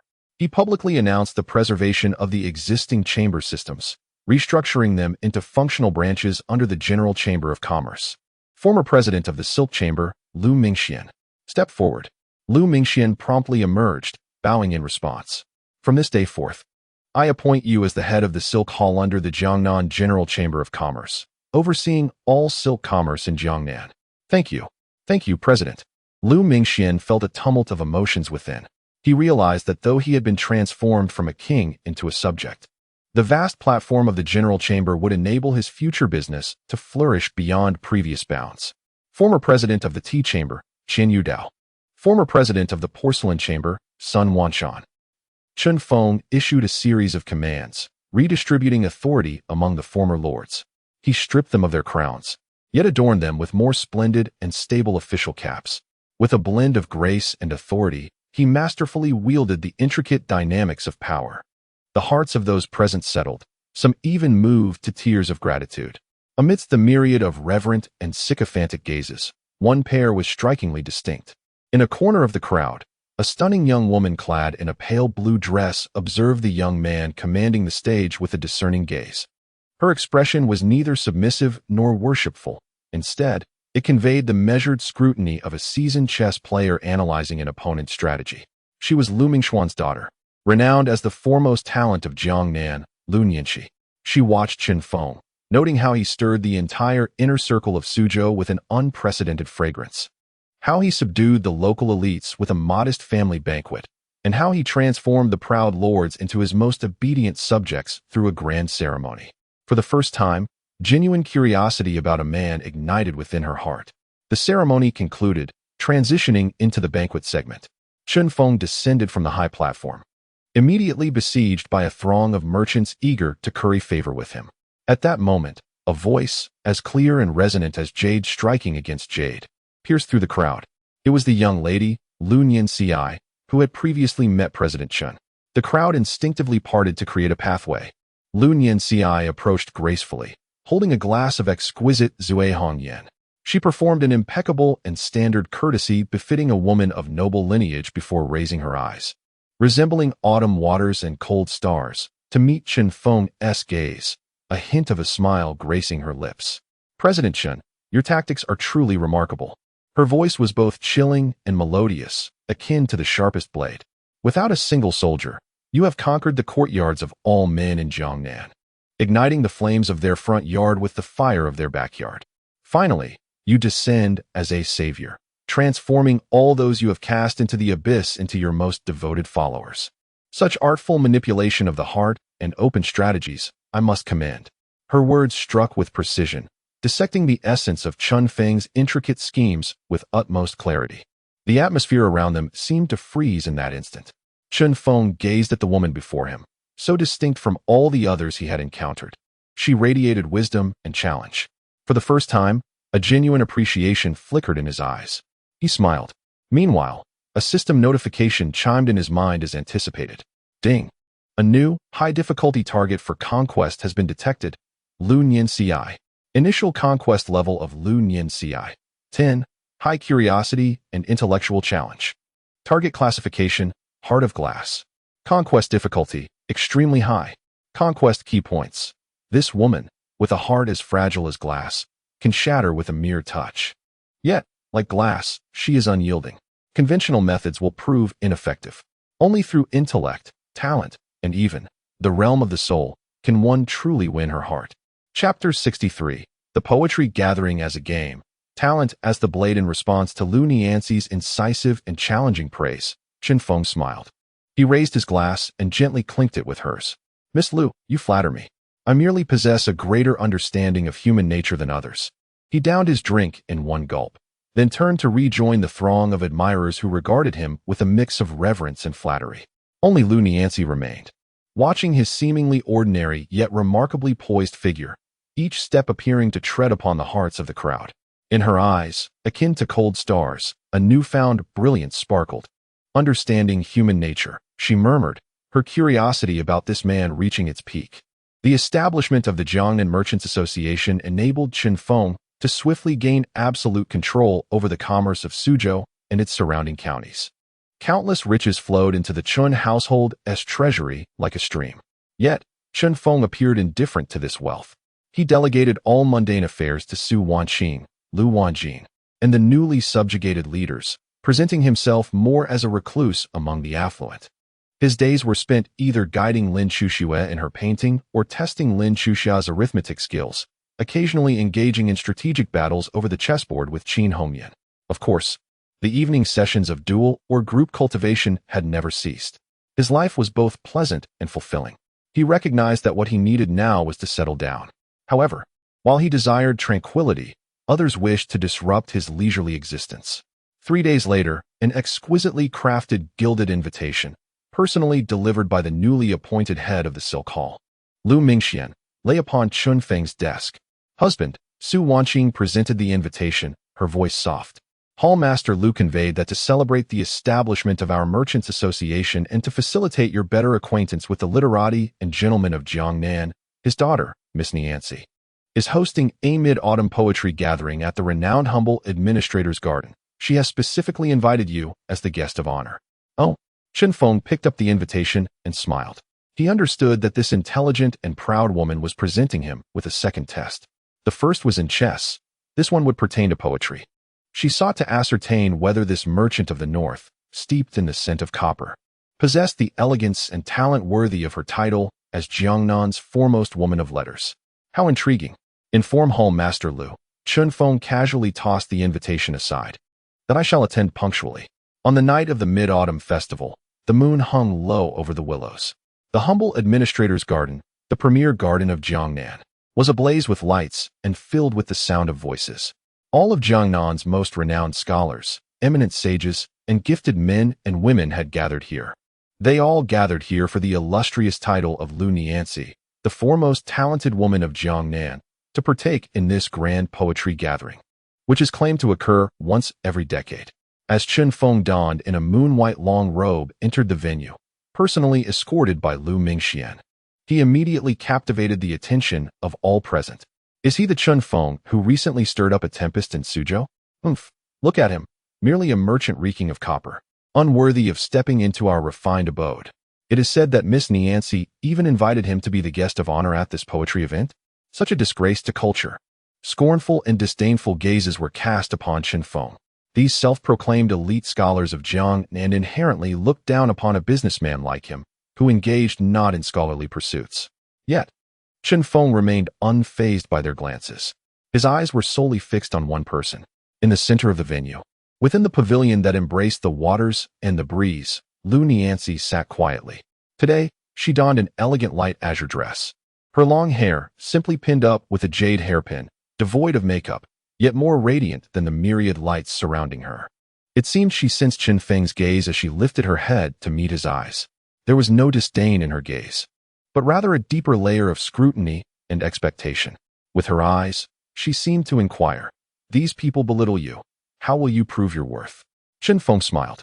He walked to the pavilion and calmly took his seat opposite Lu Nianci, in the position of guest of honor. The poetry gathering commenced. A multitude of scholars began to recite poetry centered around themes of the Mid-Autumn Festival, the bright moon, and osmanthus flowers, and indeed, a few exquisite pieces emerged. At that moment, a young scholar of considerable repute in Jiangnan, Zhou Xiang, who had long been an ardent suitor of Lu Nianci, abruptly stood up.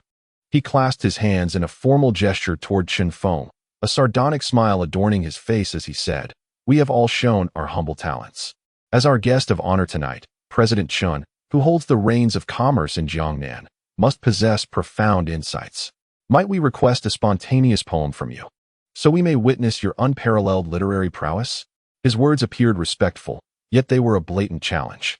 All eyes swiftly turned back to Chen Feng, eager to witness his potential embarrassment. Lu Nianci also raised her wine cup, her star-like eyes fixated on Chen Feng without a blink. The test had arrived. Meeting the gaze of the onlookers, Chen Feng slowly rose to his feet. He did not glance at the provocateurs. His focus rested solely on the luminous moon on the horizon. He gently sighed, a sound that seemed to traverse the eons. Then, with a unique cadence filled with openness, nostalgia, and endless longing, he began to recite. "When will the bright moon appear? I raise my cup to ask the azure sky." The moment the first line escaped his lips, the once boisterous venue fell into an instant silence. Expressions of astonishment adorned the faces of all present. What tremendous spirit! Unaware of the celestial palaces above, what year is it tonight? I yearn to ride the winds homeward, yet fear the coldness of the jade towers and crystal abodes, where heights are unbearable. As I dance, casting shadows in the moonlight, how does it compare to the earthly realm? When these lines were recited, the expressions of all those who had previously mocked him froze in place, as if they had been struck by a spell of immobility. Their hearts were filled solely with boundless and profound astonishment.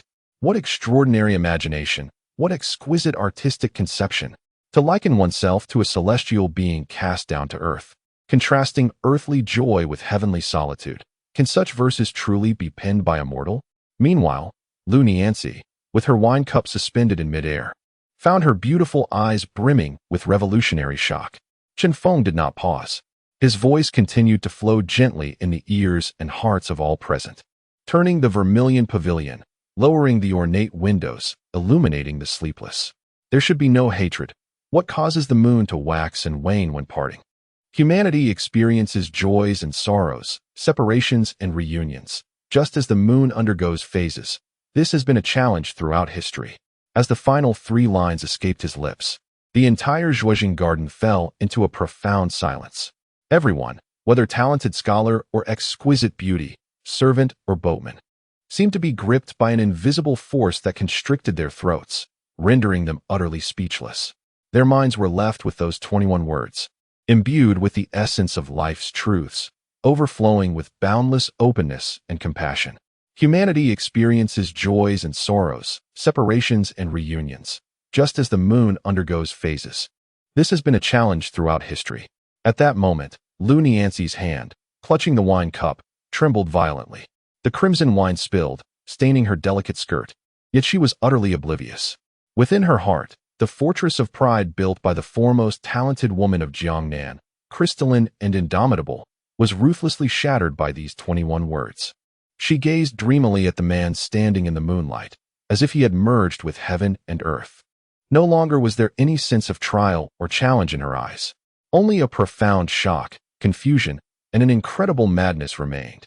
The unique emotion of finding a kindred spirit, a soul, mate capable of resonating at the highest depths of her being. Chen Feng observed her reaction, revealing a knowing smile within. He understood that this most transparent and proud heart, akin to glass, had been struck with the first and most fatal crack. He slowly recited the final line of this timeless masterpiece, a line encapsulating the most beautiful and compassionate blessing for all. May we wish for longevity, sharing the beauty of the moon even miles apart. Chapter 64. A melody that captivates, a kindred spirit hard to find. May we all enjoy longevity, sharing the beauty of the moon even miles apart. As Chen Feng's final words, imbued with boundless blessings and an open heart, lingered in the air above the humble garden, the entire world seemed to be muted. The wind stilled, the waters calmed, and the lights appeared to lose their hue.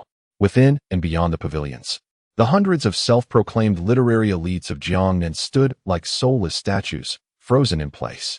Their faces bore a uniform expression, one of the profound blankness that mortals exhibit upon receiving divine revelations, a dazed state accompanied by an overwhelming dread emanating from the depths of their souls.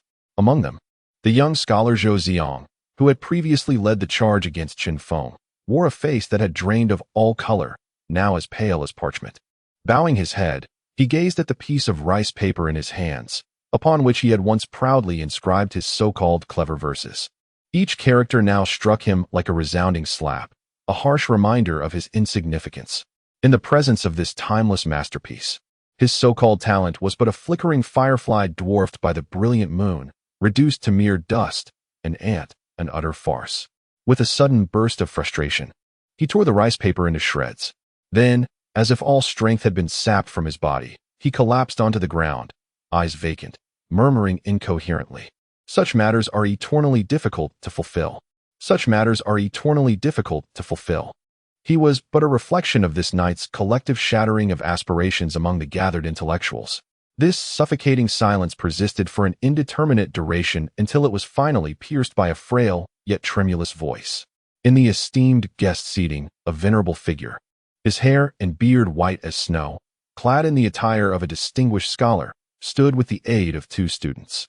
This was Lin Rahai, a towering presence in the literary world of Jiangnan. Tears streamed down his wrinkled face as he rose, pushing aside the support of those around him. He then bowed deeply to the young figure atop the pavilion, who stood with hands clasped behind his back, gazing thoughtfully at the moon. It was a profound gesture of respect, a full 90-degree bow from a student to his revered mentor. Lin Rahai, his voice choked with emotion, proclaimed, "In my lifetime, I have dedicated myself to the study of literature, believing I had grasped the essence of poetry. Today, upon hearing Mr. Chen's magnificent verse, Shui Jiao Gu Tu, I realize I have merely been a frog at the bottom of a well. This composition transcends poetry. It is Tao, a celestial tome destined to enlighten generations and guide humanity."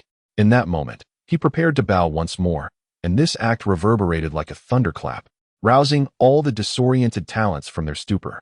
They gazed at the venerable old scholar, then cast their eyes upon the composed Chen Feng upon the elevated dais.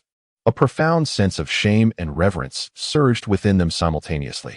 In unison, they rose, bowing deeply to Chen Feng, to this masterpiece that would remain etched in their memories for a lifetime. "We thank you, Master Xie, for your teachings." The voice harmonized into a torrent, brimming with the most sincere and complete admiration. Amidst this atmosphere imbued with the essence of pilgrimage, Lu Nianxi remained seated in tranquil silence. She did not move, as if transformed into an exquisite statue carved from the finest white jade. In her hand, She held a cup of the intoxicating Zui Hong Yin, already half spilled. Her eyes remained fixated on the man, observing how he, with a single poetic line, rendered the talented men of Jiangnan incapable of lifting their heads. She watched him accept the profound adoration of the crowd with an air of nonchalance. Within her heart, the crystalline fortress erected from the pride of Jiangnan's foremost female talent had been utterly shattered by the line, "May we all live long," sharing the beauty of the moon for 1,000 miles. No, it was not mere destruction. It was a sublime fusion of a higher order. She had devoted her life to pursuing the pinnacle of art and soul.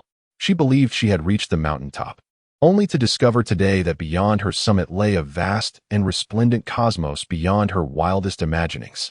And that man stood beneath that celestial expanse. He was the only soul mate she had sought and awaited throughout her life. An unprecedented, powerful impulse surged within her, nearly consuming her entirely.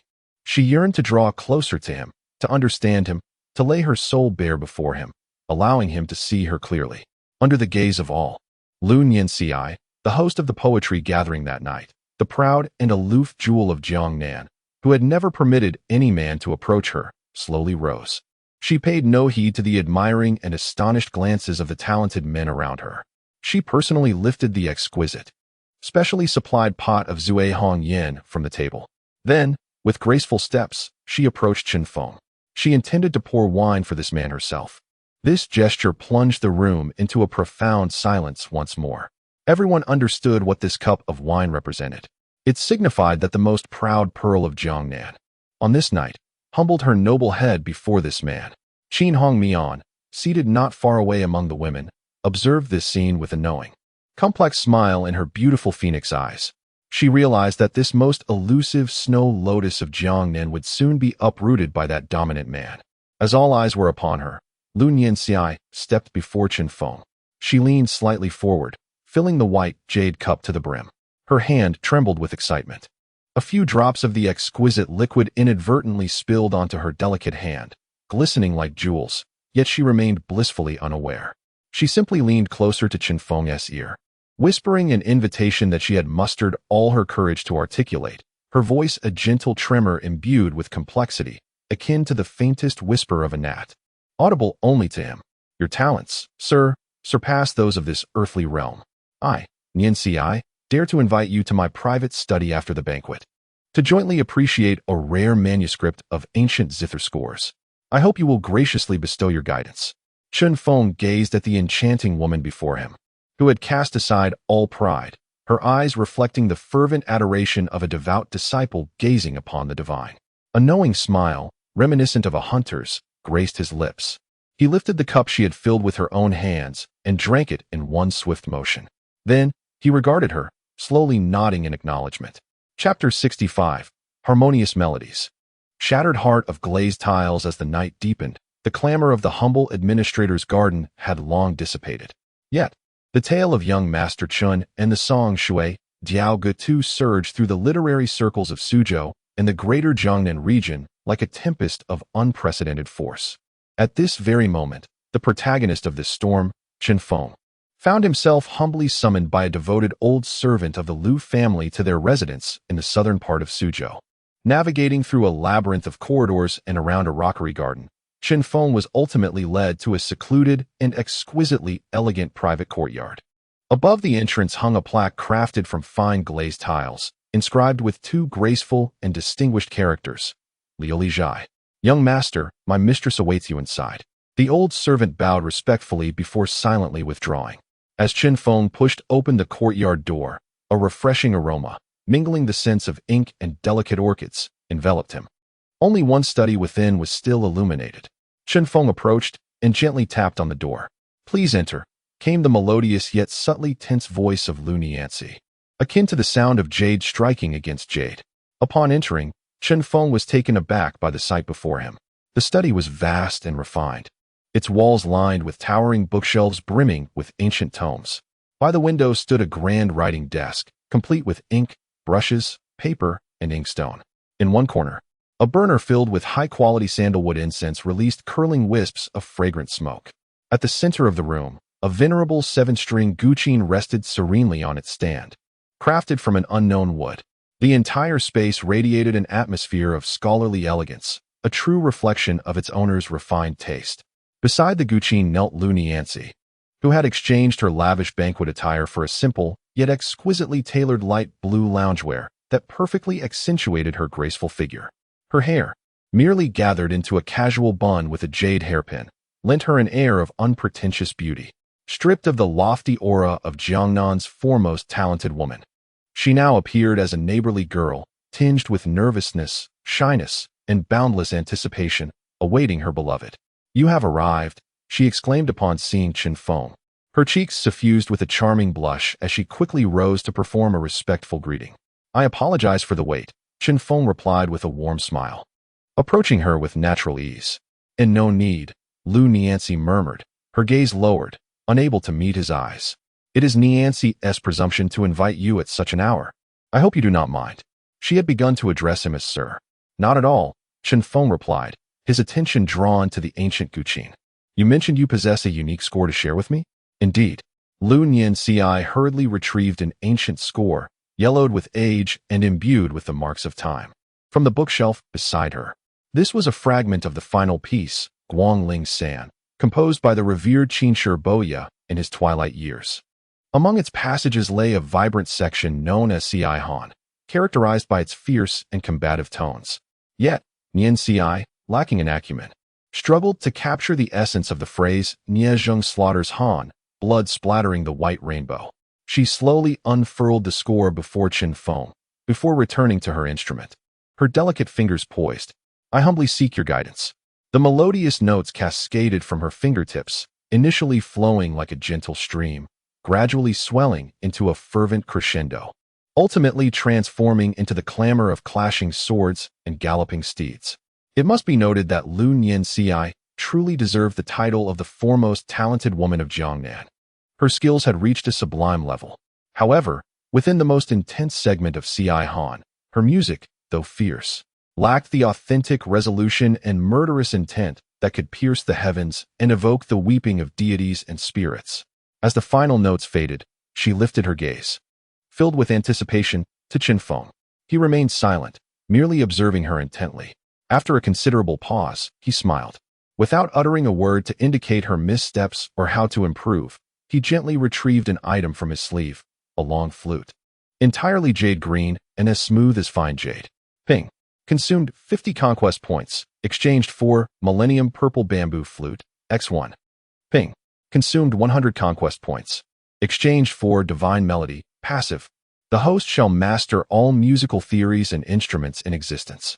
Your rendition of Guangling San possesses its form, but lacks its spirit. Chen Feng placed the jade flute to his lips. For within your heart resides neither hatred nor resentment, nor the overwhelming murderous intent that would dare to defy this unjust world. He beckoned her with a gaze imbued with a divine light she had never before encountered. "You shall play, while I shall blow. Together, we shall traverse this piece." Lu Nianci stood entranced, gazing at the man before her, who, upon grasping the jade flute, exuded an ethereal quality, transcending the realm of mortals. She found herself nodding involuntarily. Her hands once again caressed the strings of the zither, coinciding with the awakening sound of his flute. The initial notes from the flute resonated low and oppressive, akin to a colossal dragon imprisoned for a millennium, unleashing a reluctant roar from the depths of despair. Instantly, Lu Nianci's music was swept away by this torrent of boundless resentment and sorrow. Images of blood and fire flooded her mind, her country in ruin, her family shattered, her father deceased, her mother dishonored. An inexhaustible well of hatred surged within her, igniting a fervor. Her playing quickened, intensifying with each heartbeat. Simultaneously, Chen Feng's flute soared to new heights, transforming from a mere roar into a tempestuous howl. It was Nie Zheng, in a moment of despair before his expedition, who disfigured himself, howling in madness as he resolved to sever all ties with the world. With a heart set on certain death, he entered the palace of King Han, alone, armed only with a zither and a sword, his voice echoing with tragic fervor. The harmonious notes of Lu Nianci's zither intertwined seamlessly with Chen Feng's flute, creating a perfect symphony. No longer was there a hierarchy nor guidance. Instead, It was the profound and complete union of two equally proud and solitary souls within the realm of music. They engaged in the most passionate act of love through their melodies. Ultimately, as Chun Feng's flute resonated with a breathtaking, piercing cry akin to a majestic crane, and at the moment Lu Nianxi's string snapped under her fingertips, the piece Guangling's Sand came to an end. The entire Lioli studio was enveloped in an eerie silence, broken only by their hurried and fervent breaths. Tears streamed down Lu Nianxi's face as she gazed dreamily at the man standing less than a foot away from her. Beads of sweat adorned his brow, and his eyes sparkled with a light she had sought for an entire lifetime. She stammered, her voice hoarse yet ethereal. I have searched my entire life, seeking for a kindred spirit. I once thought that such heights and flowing waters were unattainable in this world. Yet, unexpectedly, you are right here. This was her most profound confession, as she presented her heart, both crystalline and fragile, before him without reservation.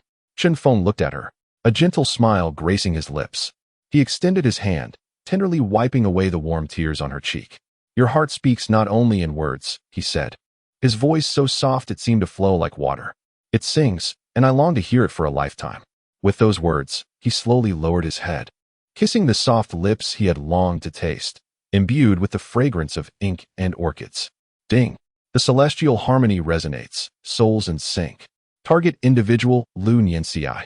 Her crystalline heart has been utterly shattered and conquered by the host's unparalleled talent.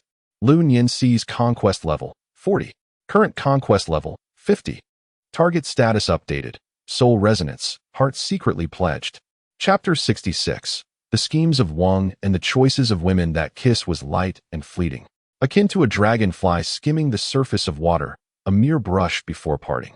Yet, for Lu Nianxi, it felt as if the first drop of refreshing rain had fallen upon the parched desert of her 18-year existence. When Chen Feng, with a rational grace, released her before she could completely lose herself, smilingly uttered, "It's late. You should rest," and turned away, Lu Nianxi remained in her Lioli studio, seated in solitude for the entire night. The details of the previous evening reverberated in her mind. The heart-wrenching melody of Shui Diao Gutu, the soul-stirring strains of Guangling's Sand, his profound eyes that seemed to see through everything, and the unique masculine aura that enveloped him, instilling in her an unprecedented sense of security. Lastly, the lingering warmth of his soft lips upon hers, a sensation that still tingled as if charged with electricity. She had succumbed. The revered, untouchable First Lady of Talent, esteemed throughout Jiangnan, had utterly surrendered after encountering the one man capable of dancing with her soul at its highest elevation. The following morning, when Lu Nianxi's devoted maid, Xiaoya, entered her lady's chamber bearing a basin of warm water for washing, she was nearly startled into dropping the copper basin upon witnessing the scene before her.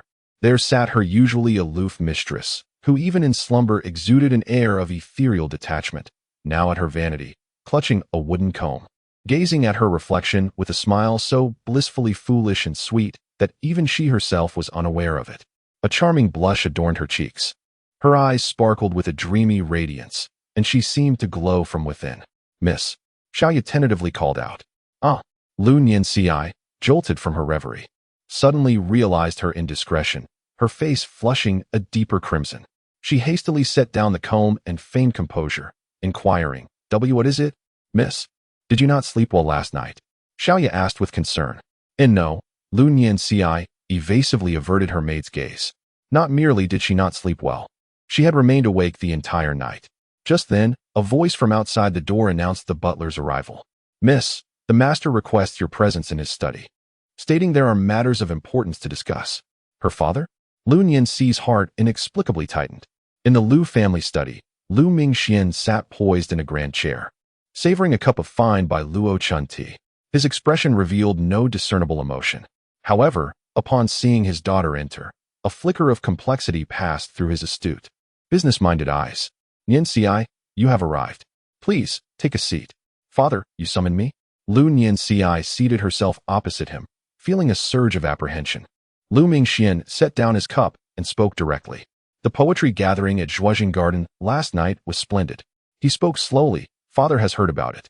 You seem to share a special affinity with President Qin?" Lu Nianxi's cheeks flushed once more as she lowered her head. I merely admire Mr. Chen's extraordinary talent. Talent? Lu Mingxian chuckled, yet there was a hint of a merchant's calculation in his smile. Nianzi, his tone suddenly grew earnest, resembling that of a truly caring father contemplating his daughter's future. You are the pride of your father, and the hope of our entire Lu family. Now that Chen Fenlong has emerged from obscurity, his momentum is unstoppable. He is destined to be the pinnacle of our Jiangnan's future. And you, he gazed at his daughter, his eyes filled with expectation and encouragement, are the only woman who can catch his eye. This is your opportunity, a divine chance for our entire Lu family to ascend to greatness. Lu Nianzi, taken aback, abruptly lifted her head. Disbelief etched on her face as she looked at her father. Lu Mingxian continued, his voice laced with temptation. Daughter, heed your father's words.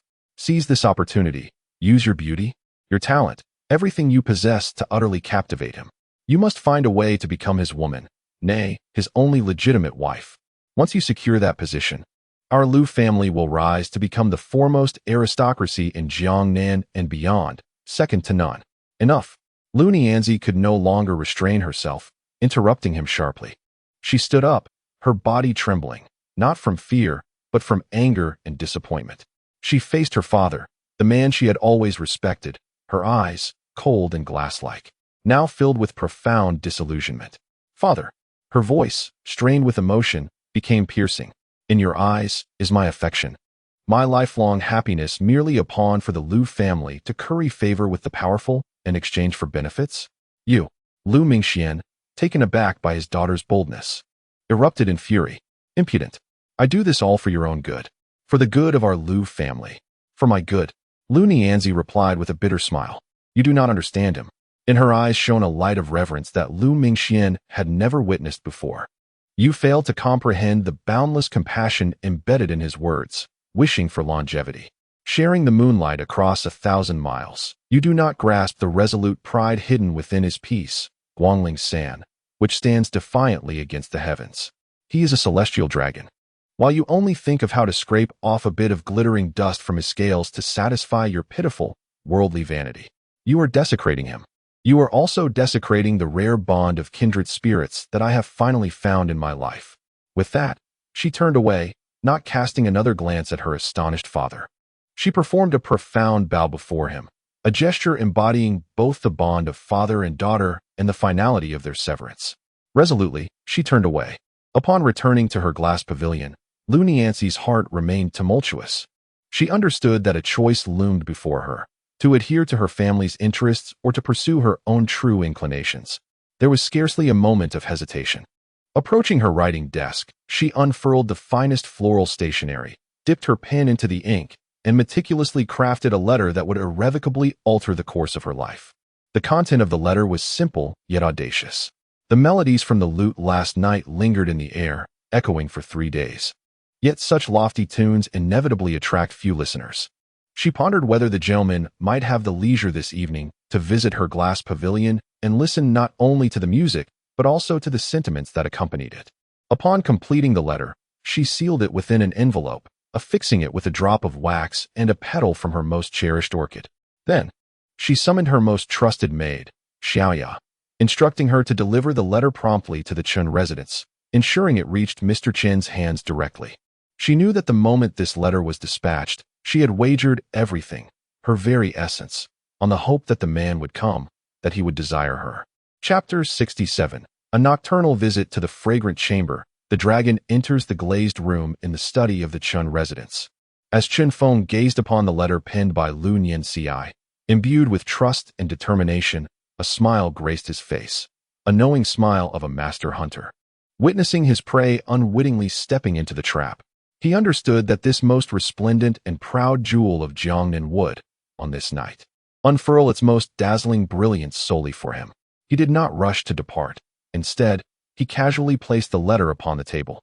He then beckoned to the 4 queens, who were engaged in animated discussions about the new product packaging not far away. Upon hearing his call, they immediately set aside their tasks, fluttering towards him like 4 exquisite butterflies. As they laid eyes on the letter and the elegant yet spirited handwriting, their keen intellect allowed them to grasp the situation instantly. Is this a letter from the young lady of the Lu family to her husband? Su Wanqing's tone bore a hint of barely concealed acidity. Umph. Such audacity. How dare she boldly entice our husband? Lin Chuxia immediately assumed a protective stance, pouting with a displeased expression. Although Qin Hongmian and Lin Chushui remained silent, their gazes reflected a subtle shift in sentiment as well. Observing their adorable yet conflicted demeanor, torn between maintaining harmony in the harem and succumbing to jealousy, Chen Feng felt a surge of delight. He reached out, pulling the nearest Lin Chuxia into his embrace, planting a kiss upon her puffed cheeks. What is this? Has my little jar of jealousy been overturned again? Turning his attention to the other three, he spoke with an undeniable, regal tone. Remember this. You are the women of Chen Feng. You are the unparalleled sovereigns of my harem. Heaven, earth, and the four directions. Other women, no matter how exceptional or beautiful, are merely spoils of war to me. They represent the new territories I have conquered for you, for our family. What you must do is not envy but to welcome and embrace these new captives with the poise of victors. His words, laden with possessiveness and imperial intent, swiftly quelled the small ripples of discontent within the hearts of the four.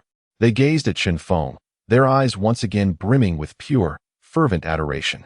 Indeed, they were queens to this man, and the other women, however remarkable, were but territories and subjects subdued by their king. Why should they feel jealousy? They ought to feel pride and honor. Having reconciled their feelings, the four exchanged smiles, their hearts liberated from any lingering grievances. They promptly entered the highest state of readiness, preparing for their king's expedition. Husband, you should don that moon-white long robe tonight. It will best showcase your ethereal, otherworldly elegance. This is professional advice from Chief Art Officer Lin Chuxia. No, you must meet that talented woman dressed in black to subdue her pride. This is a differing opinion from Chief Executive Officer Lin Chuxia. In my view, the sky blue attire is the best choice, as it exudes both approachability and elegance. This represents the moderate perspective of Chief Steward Su Wanqing. Let there be no further dispute. Ultimately, it was Chief Strategy Officer Qin Hongmian who decisively declared, "It matters not what attire my husband dons, for it is he himself, not his garments, that shall conquer her tonight." She approached Chen Feng and personally fastened the dragon-patterned jade pendant, a symbol of his identity, around his neck. Then, she rose onto her toes and bestowed upon him a fervent kiss, charged with determination. "Husband, may you achieve resounding success and swift triumph." That night, as the moon ascended to its zenith, in Suzhou City, at the Liu residence, a shadowy figure glided over the high courtyard walls of the Liu estate, as silent as a weightless fallen leaf, without rousing a single patrolling servant. Chen Feng resembled a king traversing the night, guided by the precise roadmap his intelligence officer, Qin Hongmian, had meticulously crafted for him. He navigated the intricate gardens with ease. Eventually, he arrived at the secluded courtyard known as Liuli's studio, a place he had visited once before. The entire courtyard was enveloped in tranquility. Only within the innermost chamber, belonging to Liu Nianxi, did a dim yellow light flicker. Chen Feng did not approach through the front door. With a swift motion, he silently appeared outside the window of the illuminated room, akin to a wraith. He held his breath and gently punctured a small hole in the paper window, peering inside. The room was adorned with elegance, radiating the essence of a young woman. A small dressing table, a mirror polished to perfection, a screen embroidered with intertwined lotus flowers, and a soft, fragrant couch draped with pale pink curtains. At that moment, Liu Nianxi sat quietly at her writing desk by the window. She had changed out of her daytime attire and now wore a translucent silk nightgown of pale blue. Though loose-fitting, it accentuated her delicate, youthful curves, exuding a captivating beauty. Her lustrous black hair flowed freely over her shoulders like a cascading waterfall. In her arms, she cradled her cherished Guqin, her gaze lost in the luminous moonlight outside. A hint of youthful anxiety mingled with a gambler's resolve adorned her face. As she awaited the soul mate she had recognized, the man for whom she was willing to sacrifice everything. Witnessing this scene, a knowing smile graced Chen Feng's lips. He understood that all the preparations had been sufficient and all the waiting worthwhile. It was time to pluck the most unripe yet proudest fruit of Jiangnan. He hesitated no longer. He did not knock on the window, nor did he tap at the door, for he noticed that the exquisitely carved wooden window had already been left ajar, just wide enough for a single person to pass through. He extended his hand and silently pushed the window open. Then, his form became like a shadow merging into the night, gliding soundlessly into the chamber suffused with the fragrance of youthful femininity and boundless anticipation. The moment his feet touched the ground, Lun Yanci, who had been gazing at the bright moon outside, suddenly trembled. It was as if she sensed something. Slowly, she turned her head. And then she beheld him, the man she had awaited all night. She saw the figure who descended before her like a deity from the night. Her eyes widened in an instant. In those orbs, as clear as the finest crystal, a tempest of emotions erupted. Fear at being discovered, the shyness of youth, and an overwhelming ecstasy upon finally encountering her destined one. She parted her lips, yearning to speak, yet found her throat choked with excitement and anxiety, rendering her utterly speechless. Meanwhile, Chen Feng offered her a smile imbued with both fierce intensity and endless tenderness. He approached her step by step. The final hunt had begun. Chapter 68, Shattered Glass. Burning red candles, a melodious dance for you silence reigned, as profound as death itself. Within the confines of Lun Yanci's chamber, it seemed as though even the air had solidified. She gazed, entranced, at the man approaching her, as if he were a divine being stepping forth from the moonlight. Her heart raced, threatening to leap from her chest, and her breath quickened to the point of dizziness. At last, Chen Feng halted, 3 paces away from her. He did not draw closer, merely observing her with his deep, penetrating eyes that seemed to see through the illusions of the mortal realm. Then he smiled. You expressed a desire for me to hear your heartfelt voice. Here I am. Speak, for I am listening. His voice was soft and gentle, yet it functioned like a key, swiftly unlocking the last barrier of restraint within Lun Yanci's heart. She beheld him, this man who had shattered her pride with but a single verse, this man who had captured her entire soul with a melody from his flute. A crystalline mist welled up in her eyes, resembling the purest glass. She set aside her guqin and, with deliberate grace, knelt before Chen Feng, performing the most humble and devout gesture of reverence. Yanci found herself at a loss for words, her voice trembling with an uncontrollable quaver, tinged with the hint of tears. She reflected on the existence she had led prior to encountering him, ensconced in a small, frigid world of poetry and art, believing it to be her entire life, until your appearance, dear sir. With your talent, your wisdom, and your commanding presence, you shattered the seemingly unbreakable glass world she inhabited. You revealed to her that beyond that confined space lay a broader, more resplendent cosmos. You made her realize that true kindred spirits do exist in this world. Gradually, she lifted her gaze, her tear-streaked, exquisite face breaking into an unprecedented, radiant smile, brimming with happiness and determination. Today, my father spoke to me. He urged me to become your wife for the sake of our family's interests. I refused, for I do not wish to tarnish our pure connection with the dirtiest of calculations. I wish to be your woman, not because you wield immense power as the president of Jiangnan, but simply because you are the only one who understands the music of my guqin. She looked at him, her eyes overflowing with the most unadulterated, complete, and selfless love and devotion. Thus, on this night, Yanci is willing to offer her talent, her wisdom, her body, her soul, everything she is, without reservation to my esteemed sir, my kindred spirit. With that, she bowed deeply once more. Chen Feng quietly listened to her confession. He did not immediately reach out to support her. He understood that for a woman as prideful to her core as Lun Yanci, only by allowing her to complete this personal sacrificial ritual could her heart truly find liberation and fulfillment. After bowing, Lun Yanci slowly rose to her feet. She wiped the tears from her face with her sleeve, then bestowed upon Chen Feng a shy yet captivating smile. Before truly becoming her master's woman, Yanci wished to dance a solo for him. Without waiting for Chen Feng's response, she gracefully moved to the center of the room. She removed her embroidered shoes, revealing her exquisitely delicate feet, as white and flawless as jade, standing beneath the moonlight. Then, she began to move. In an instant, she transformed into a sprite illuminated by the moon. Her waist was as supple as a willow, her arms extended gracefully like an elegant swan. Each twirl, every leap, and every glance was imbued with the most classical, exquisite charm and the most primal, deadly allure.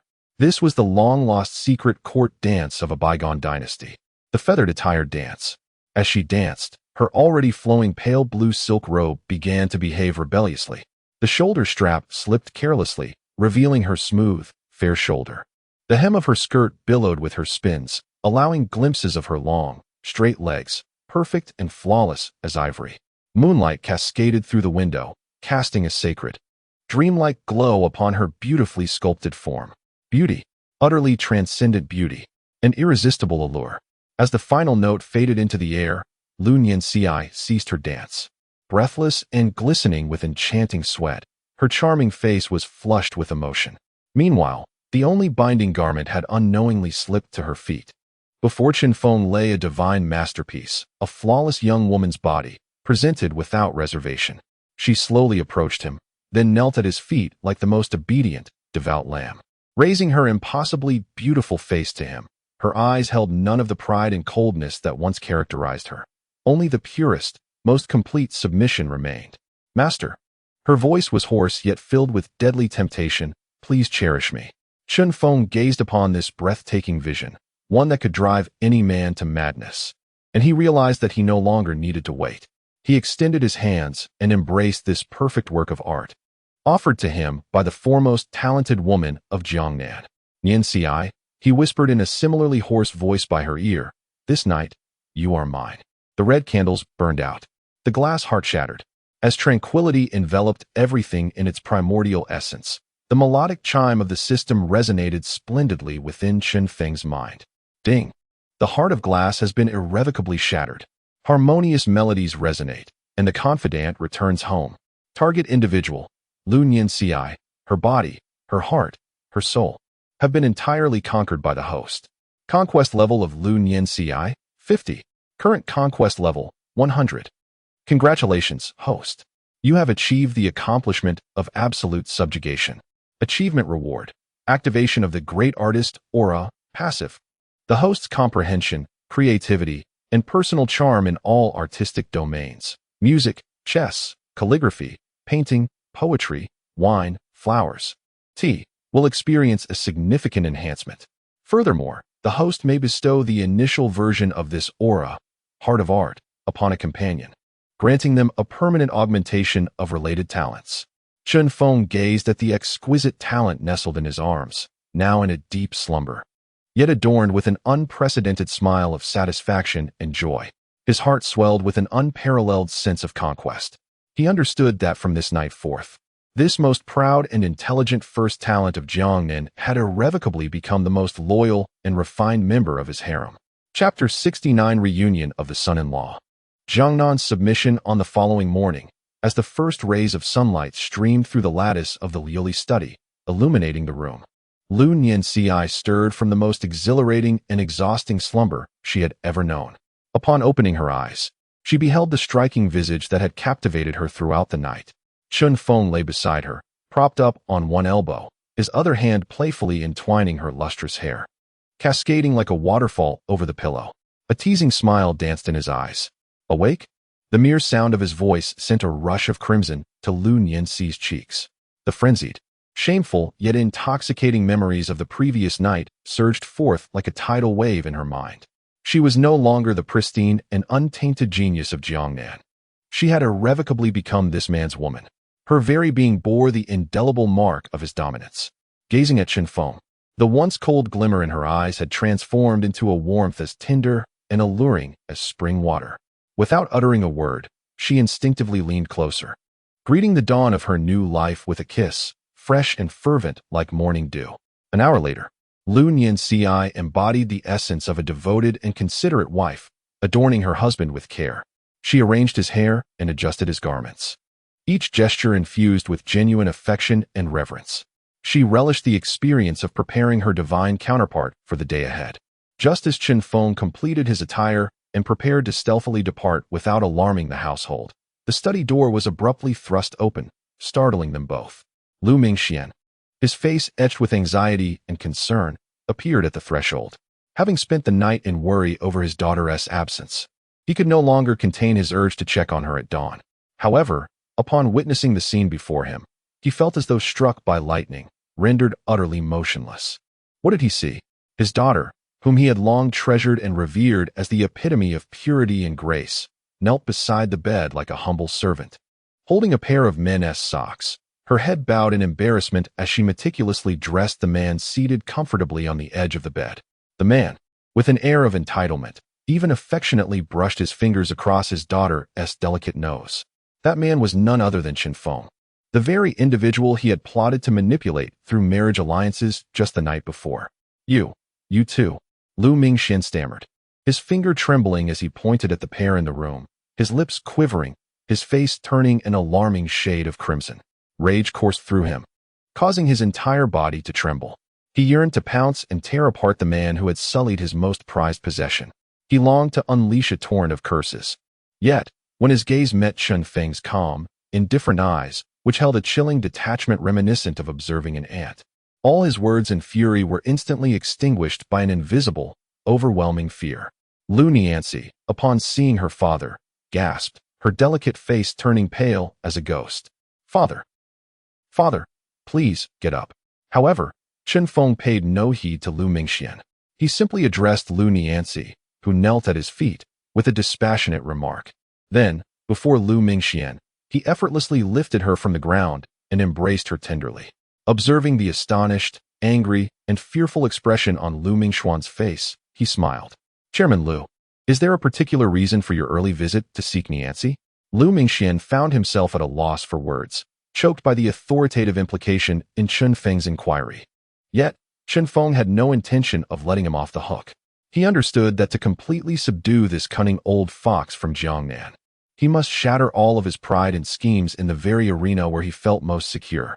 Gazing at Lu Niancy, who was nearly fainting from embarrassment at being caught by her father, a gentle smile graced his face. Niancy, dear wife, last night, with a single dance and a melody, you revealed your extraordinary talent to me. Today, I shall reciprocate with a gift. As he spoke, he issued a command to the system in his mind. System, bestow the Heart of Art, aura upon Lu Niancy. Ding. Command confirmed. Heart of Art, beginner. Aura is being granted to the target. Ding. Granting successful. A warm, mysterious golden light, perceptible only to Lu Niancy, surged from Chen Feng's palm and gradually integrated into her third eye. In that instant, Lu Niancy felt as though her very soul had been cleansed and elevated. She sensed her understanding of music, chess, literature, painting, and all that pertains to beauty and art transcending into a realm she had never dared to imagine. If she was a master before, she was now an undeniable goddess. This is... She gazed at Chen Feng in disbelief. Her beautiful eyes filled with an overwhelming shock and joy that words could not encapsulate. This was true alchemy. This was the genuine art of the immortals. Meanwhile, although Lu Mingxian could not feel the energy, he could distinctly perceive the qualitative transformation occurring within his daughter. He observed how, after Chen Feng's gentle touch on her forehead, her entire aura had shifted.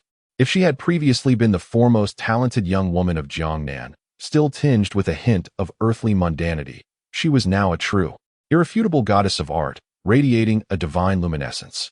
Lu Mingxian gazed at Chen Feng, and in that moment, all traces of anger and calculation vanished from his astute eyes. In their place emerged an overwhelming terror and complete submission, akin to that of the previous gentry. He finally comprehended the absurdity of his own miscalculations. How foolish he had been to attempt to manipulate, through mundane interests and alliances, a being of such divine stature. Thud. Lu Mingxian's knees, which had remained steadfast until now, could no longer support his utterly shattered spirit. He knelt before Chen Feng, the young man who not only possessed his daughter's body, but had also conquered her very soul. This time, he did not address him as young Master Chen or President Chen. Instead, he spoke from the depths of his heart, with the utmost respect and humility, uttering, "My lord, I, Lu Mingxian, have failed to recognize the true dragon. I have been greatly offensive, and I deserve death 1,000 times over. From this day forth, my family, the Lu family, and the entire Jiangnan Chamber of Commerce shall honor you as our sovereign. Command us, and we shall not hesitate to face death." He understood that surrendering his daughter, his family, and everything he held dear to this man, who resembled a deity or demon, was the only rightful and true path for the Lu family and the entire Jiangnan merchant community. Chapter 70. The Conspiracy of the Gathering. The Queen's early reign when Lu Nianci first stepped into the residence located on Shantang Street, now transformed into Chen Feng's grand abode in the heart of Jiangnan. She was greeted by 4 enchanting faces, each radiating warmth and kindness. "Sister, welcome home." Su Wanqing, the eldest among the sisters, was the first to approach. Gently taking Lu Nianxi's cool hand, her eyes brimming with sincere welcome. "Hee, Sister Nianxi, you're here," Lin Chuxia exclaimed, flitting over like a joyful butterfly to embrace her arm. "Now we can all play cards together in the evenings." Lin Chuxia offered her a delicate smile, as refreshing as the first thaw of spring, nodding gently in greeting. "Welcome." Meanwhile, Qin Hongmian leaned against the doorframe, arms crossed, surveying Lu Nianxi with her sharp, discerning eyes, a teasing smirk gracing her lips. "Ah, what a charming little vixen you are. Your husband's taste remains as discerning as ever." Confronted with these 4 extraordinary women, each distinct yet equally radiant, Lu Nianxi's previously anxious heart was instantly calmed. She understood that the aura of harmony within the harem was no mere illusion. In this household, although they were all connected to the same man, there existed no jealousy or conflict, only the intimate bond of sisterhood and a shared ambition. Their collective goal was to assist their king in conquering a broader world. The following day, in the study, the inaugural strategic expansion meeting of the 5 queens of Jiangnan, convened by Chen Feng, was officially underway. "My beloved consorts," Chen Feng began. Seated at the head of the table, his spirits buoyed as he regarded the 5 stunning beauties before him, capable of driving any emperor to madness. "We have subdued Nanyang through our might and gained control over Suzhou through commerce. Yet, this is merely a beginning." His fingers tapped lightly on the table. "I have identified a challenge. While we have captivated the bodies of the men and women of Jiangnan with drunken beauty and fragrant essence, we have yet to truly conquer their minds." Minds? The ladies were momentarily taken aback. "Indeed," Chen Feng affirmed with a nod. "Though rumors abound about our fairy pavilion, most are crude and unrefined. They either portray me as a ruthless demon or depict you as enchanting sirens. While these tales may enhance our mystique, they tarnish the elegance of our fairy pavilion brand. If this continues, we risk becoming mere feared nouveau riche. My ambition is to transform us into a cultural totem that inspires admiration and devotion from all. I require a new weapon, a means to define elegance, to lead taste, and to effortlessly conquer the hearts and minds of the populace." His words plunged Su Wanqing, Lin Chuxia, and Qin Hongmian into deep contemplation. Only Lu Nianxi, upon absorbing Chun Feng's discourse, laden with the nuances of brand strategy and cultural warfare, an idea transcending the very fabric of time, found her crystalline eyes shimmering with an unprecedented brilliance. She comprehended at last the staggering ambition, the expansive vision, and the profound intellect this man possessed, reaching heights akin to that of a deity. She understood how to offer her most unique and irreplaceable loyalty to her confidant, to her divine being. Rising to her feet amidst the astonished gazes of those present, she performed a graceful bow to Chen Feng. Then, she unveiled a revolutionary idea that could potentially upheave the entire cultural sphere of Jiangnan. "My lord, what you require is not weaponry, but a banner, a cultural emblem, erected by us at Xianju Pavilion, representing the pinnacle of taste and the most refined lifestyle of Jiangnan. My vision, ignited by the flames of wisdom in her eyes, is to establish a monthly publication exclusively for the most distinguished socialites and cultured individuals of our era." A monthly publication? The novel concept left everyone present momentarily speechless. Indeed, Lu Nianxi elaborated on her vision. "This periodical shall not be profit-driven. Its very existence will symbolize elegance. It will utilize the finest paper in all of Jiangnan, exquisite printing, premier calligraphy, and the most beautiful illustrations crafted by Sister Chuxia.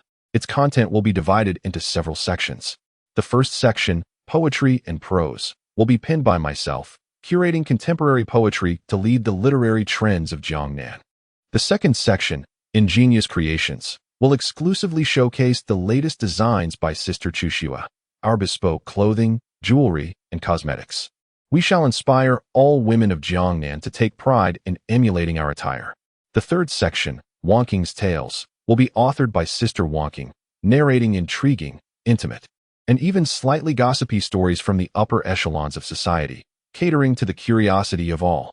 The fourth section, Hongmian's Essays, will feature Sister Hongmian's unique perspective on significant recent events in the political arena and among the martial circles. establishing her as the most enigmatic and trustworthy source of information for all noble women.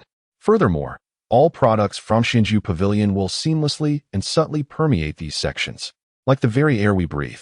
This monthly publication, which sparkled with confidence in Lu Nianxi's eyes, I shall title Shinju Elegance.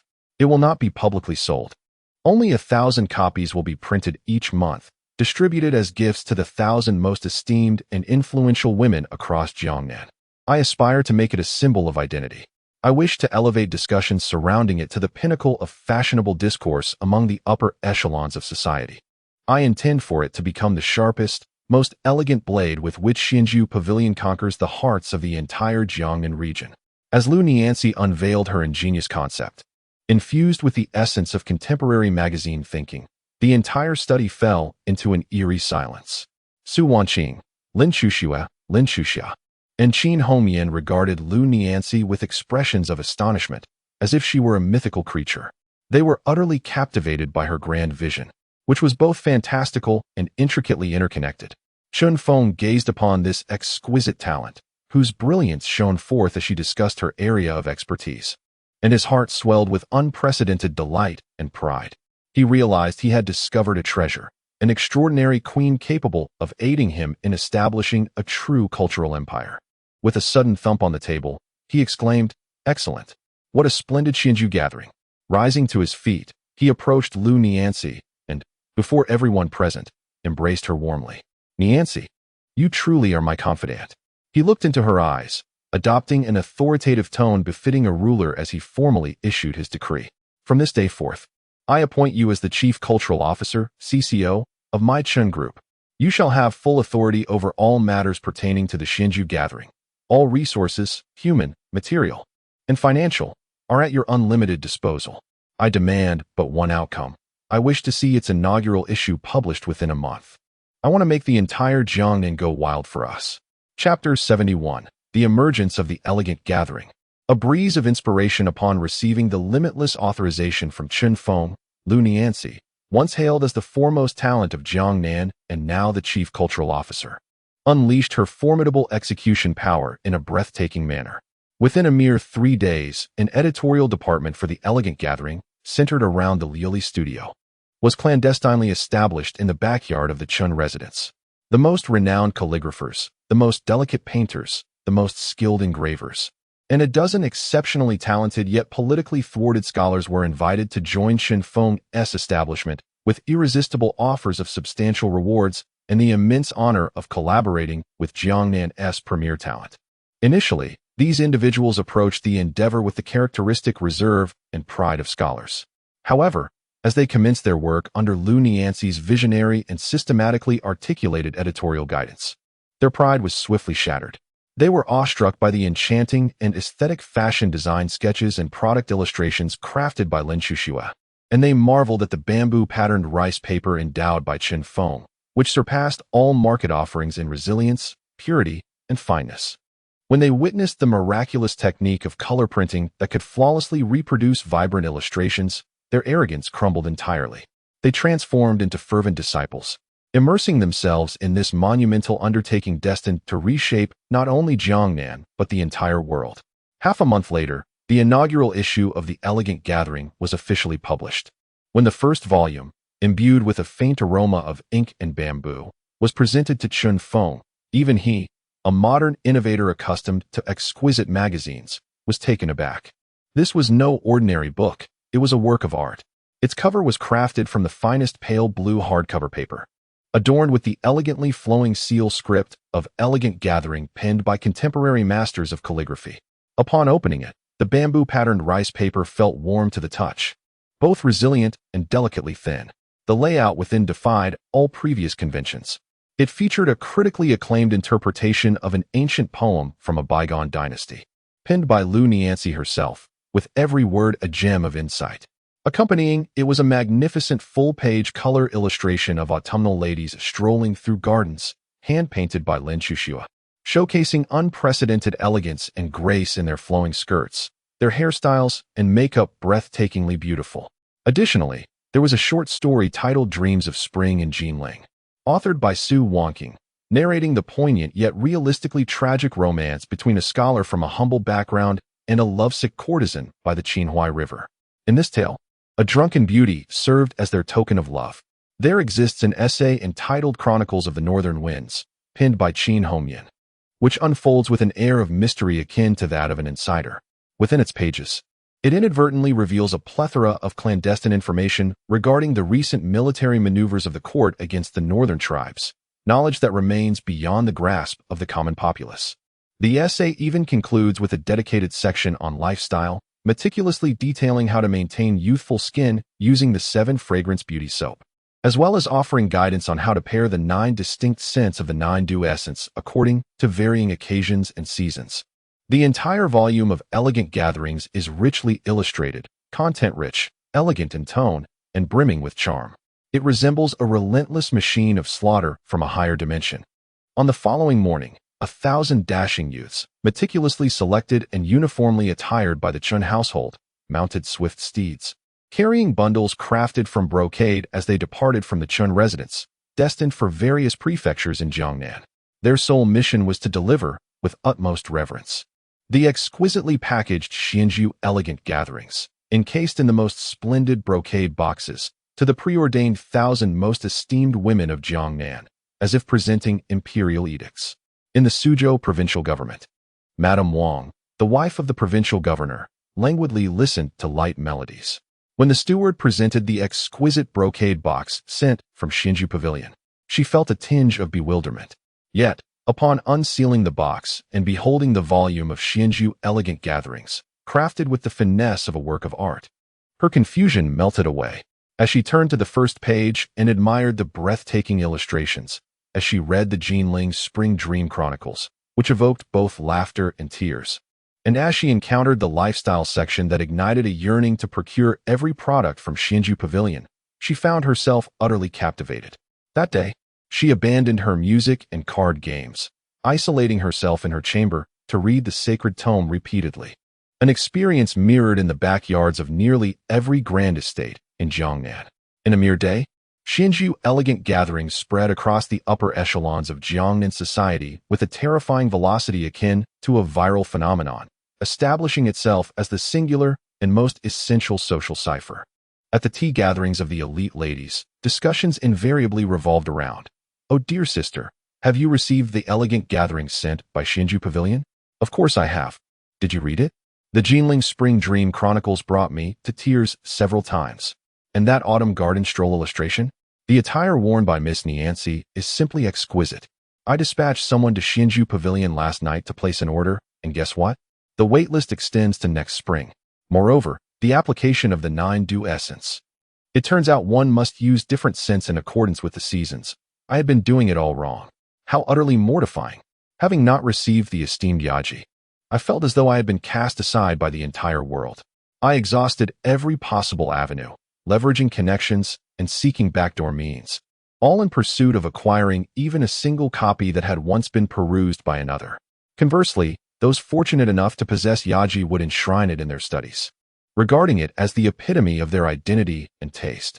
The book has casual references to ethereal garments akin to those worn by fairies, the emblem of affection exchanged by the protagonist in the tale, the indispensable beauty secret of affluent women, the 7 fragrance beauty soap, and the essential 9 dew fragrance essence for the refined lifestyle of socialites. All led to an avalanche of orders that blanketed the lofty counters of Xianzhu Pavilion like snowflakes overnight. The fervor surpassed that of the initial release of the intoxicating Zue Hong Yin by an order of magnitude, perhaps even 100-fold. With a mere modest, even complimentary magazine, Chun Feng effortlessly achieved an unparalleled psychological dominance over the wealthiest and most consumer-driven women of the Jiangnan region. Within this monumental cultural and commercial tempest he had orchestrated, he remained as an unseen deity, cloaked in both achievement and anonymity. Chapter 72.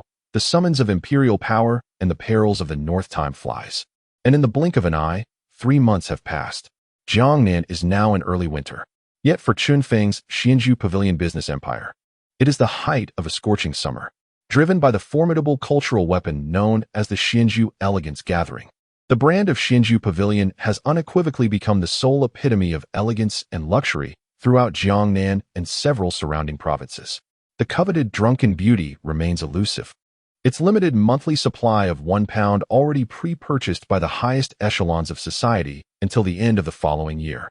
Meanwhile, the newly launched 7 fragrance beauty soap and 9 dew essence have ignited an unprecedented consumer frenzy among the women of Jiangnan. Countless silver ingots flow ceaselessly into the vast treasury of the Chen family, which has been expanded thrice from every corner of Jiangnan.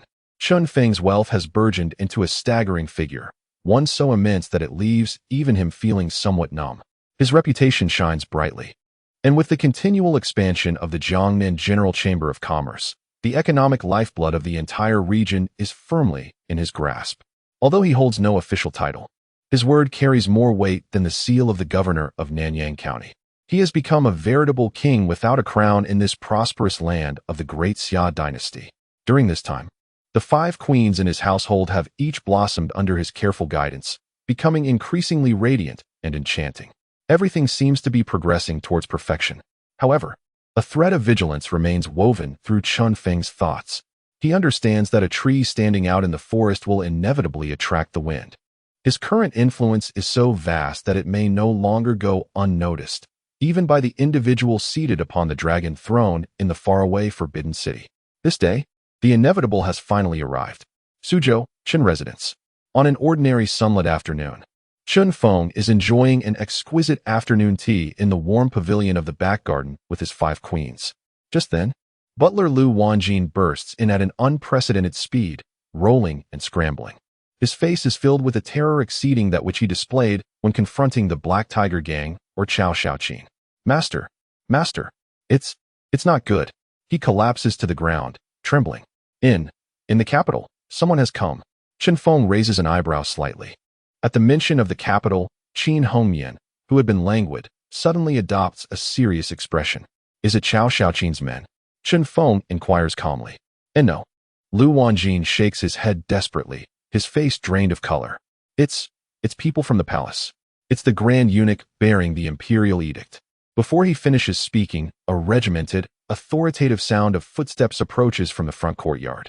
Immediately following this, an elderly eunuch, clad in a resplendent crimson robe adorned with the 4-clawed dragon insignia, his face pale and beardless, exuding an air of arrogance while clutching a scroll of bright yellow imperial edict, strode directly into the rear garden, flanked by a throng of young eunuchs and imperial guards.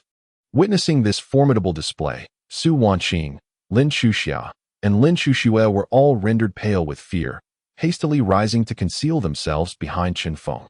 Even Qin Hongmian, who was typically fearless, stood up, her phoenix eyes filled with an unprecedented gravity, for she recognized the venerable eunuch before her. He was none other than Wei Zhongxian, the foremost grand eunuch of the Department of Rites, favored by the current emperor and wielding immense power.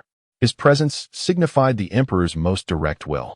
The imperial edict has arrived, a young eunuch announced with a sharp tone. All present, except for Chen Feng, including Qin Hongmian, instinctively knelt in unison. This was the essence of imperial authority, the absolute majesty of the era. Wei Zhongxian's murky yet shrewd eyes, akin to those of a venomous serpent, scanned the assembly before finally resting upon the young man who remained seated upon the stone bench, leisurely savoring his tea. A fleeting shadow of malice flickered in his gaze, yet he refrained from displaying any overt hostility. Instead, he gradually unfurled the sacred edict sealed with the imperial jade stamp. Clearing his throat, he began to read in a voice that was uniquely soft yet imbued with supreme authority, enunciating each word with precision. By the grace of heaven and the emperor's decree, it has come to my attention that Chen Feng, a commoner from Nanyang, is exceptionally talented and possesses a heart for the world. His creation, drunken beauty, is fragrant and exquisite, unparalleled in the realm, and his refinement of snow salt is pure and flawless, beneficial to the nation and its people. I have heard of this, and it brings great joy to my heart. Considering his contributions to the state, I hereby bestow upon him the title of Jiangnan Fabricator, concurrently serving as the Transport Commissioner of Salt and Iron for the Lianghuai region. With an official rank of 3rd grade, he shall be rewarded with 10,000 taels of gold and 1,000 bolts of silk to highlight his achievements. Boom. As these words of commendation spilled from Wei Zhongxian's lips, the kneeling assembly was utterly astounded. This was a meteoric rise, a genuine elevation from humble obscurity to a position of authority overseeing the vital fabric and salt industries of Jiangnan, wielding real power as a third-grade official. What immense grace from the heavens! However, before the crowd could fully recover from this monumental surprise, Wei Zhongxian's impassive voice resonated once more, articulating the latter part of the edict, which contained its most crucial content. I have a keen appreciation for rare treasures and place great value on talented individuals. Hearing of Chen Feng's profound wisdom and extraordinary capabilities brings me much comfort and intrigue. Therefore, I command you to immediately relinquish all affairs in Jiangnan, prepare your belongings, and bring along your drunken beauty and snow salt formulas. You are to hasten to the capital within 1 month for an audience. Thus it is decreed.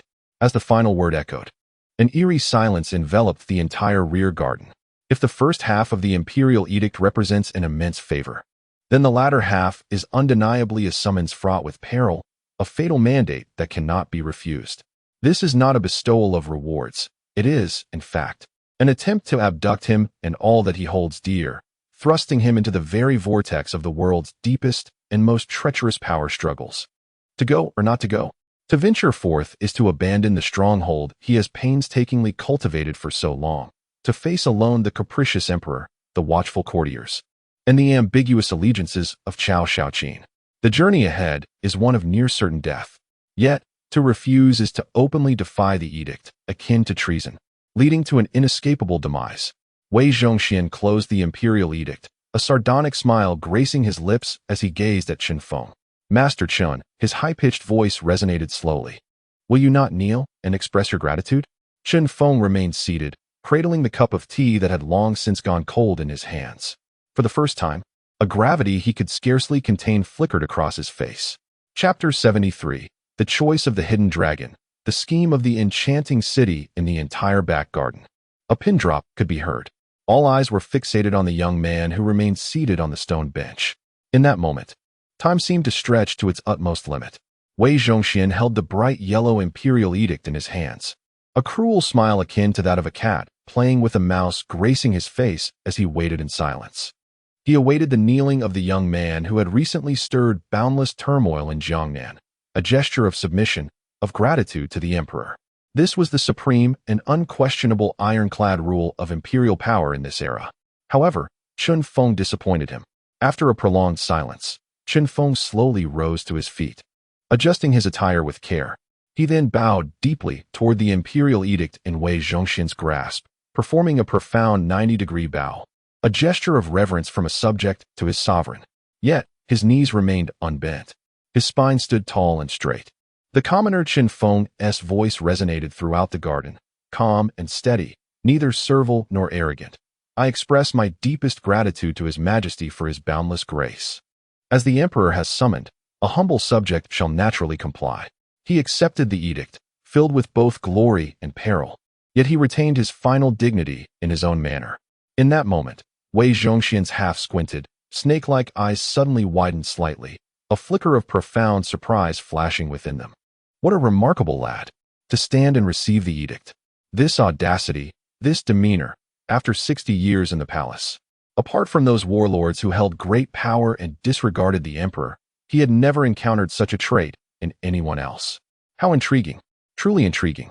He let out a laugh reminiscent of a night owl. He slowly tucked away the imperial edict. Very well. Minister Chun is indeed a pillar of the nation. He emphasized the title minister with particular weight. I shall prepare imperial wine in the capital and await your esteemed presence, Minister Chun. I hope you will not keep His Majesty and myself waiting for too long. Having cast this subtly threatening remark, Wei Zhongxian turned away without casting another glance at Chen Feng. With a flick of his ceremonial whisk, he departed with his entourage, resembling a procession of specters. Once the suffocating aura of imperial authority finally dissipated from the skies above the Chun residence, the 5 women, including Su Wanqing and Qin Hongyan, rushed towards Chen Feng, as if awakening from a dream. Their faces were etched with fear and deep concern. Husband, are you truly going to the capital? Su Wanqing grasped his hand, her voice trembling. This is clearly a trap. Qin Hongyan's expressive eyes brimmed with seriousness. That old emperor is capricious and suspicious. Your journey is akin to a lamb entering a tigeress den. Indeed, Brother Chun. Lin Chuxiao was on the verge of tears, exclaiming, "We shall not go. We have closed all our businesses. We will return to Qingshi village. No, we shall venture overseas to a place where even the emperor's son can never find us. Everyone, please remain calm." Chen Feng gazed at the 5 anxious women around him, feeling a warm surge within. He raised his hand, signaling for them to compose themselves. Subsequently, he led them to his study, where an urgent cabinet meeting of utmost significance for the survival of the Chun group commenced. "You are all correct," Chen Feng stated bluntly from his seat of authority. "This imperial decree is both a source of honor and a shackle. To comply is to enter a treacherous abyss, fraught with peril. Yet, to refuse, a glimmer of cold light flashed in his eyes, would be to openly defy the emperor, a grave act of treason. In such a case, we need not worry about Chao Shaoqin or his political adversaries. A single edict from the emperor could mobilize the entire military, obliterating us completely. Thus, we have no choice. I must go to the capital." Upon hearing his resolution, the faces of the 5 women turned ashen. However, Chen Feng's tone shifted abruptly. "The question is how to go, under what identity, and what to say or offer once there. There is much to consider." He looked at his 5 queens. "Now, I need your wisdom." A contemplative silence enveloped the study. After a long pause, it was Qin Hongyan, the one most versed in politics and intrigue, who spoke first. "Husband, in my view, the crux of the matter lies not in people but in things.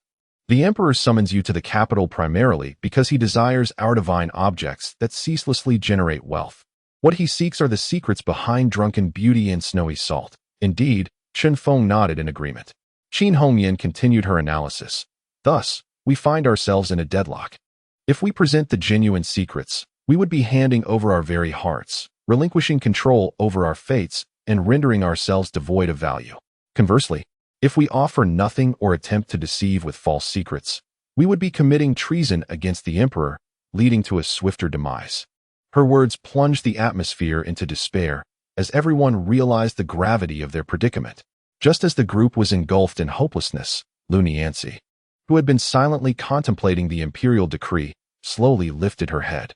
Her eyes, resembling the clearest of glass, sparkled with a unique glimmer of wisdom. "No," she softly uttered. "We have a solution." All eyes instantly turned to her. With a confident and sagacious tone, Lu Nianzi addressed Chen Feng, articulating each word deliberately. "Husband, both Sister Wanqing and Sister Hongyan have erred. We must neither present the true secrets nor the false ones.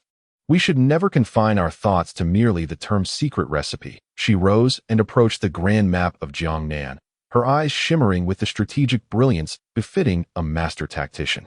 "Does His Majesty truly desire those mere sheets of paper? No. What he seeks are the means to procure benefits and to solidify his throne. Our task is to offer a gift of immeasurable worth, far surpassing the triviality of a few secret recipes, one that he cannot refuse, and which, upon receiving, will compel him to rely on us, safeguard us, and ultimately regard us as his most trusted confidants." Chapter 74. The Ingenious Strategy, the Heart of the Queen, an Extraordinary Gift? Qin Hongyan gazed at Lu Nianzi, a flicker of confusion dancing in her beautiful phoenix eyes.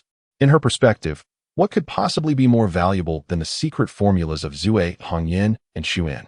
Chen Feng also watched with keen interest this astonishingly talented empress, whose words were as striking as her beauty, urging her to continue. Lu Nianzi displayed no signs of hesitation as she approached the immense map before her. In that moment, the shyness typical of a young lady dissipated entirely, replaced by the confidence and charisma of a master strategist, capable of orchestrating victories from afar. Her delicate fingers, originally intended for inking and embellishing, now resembled the commanding gestures of a great general.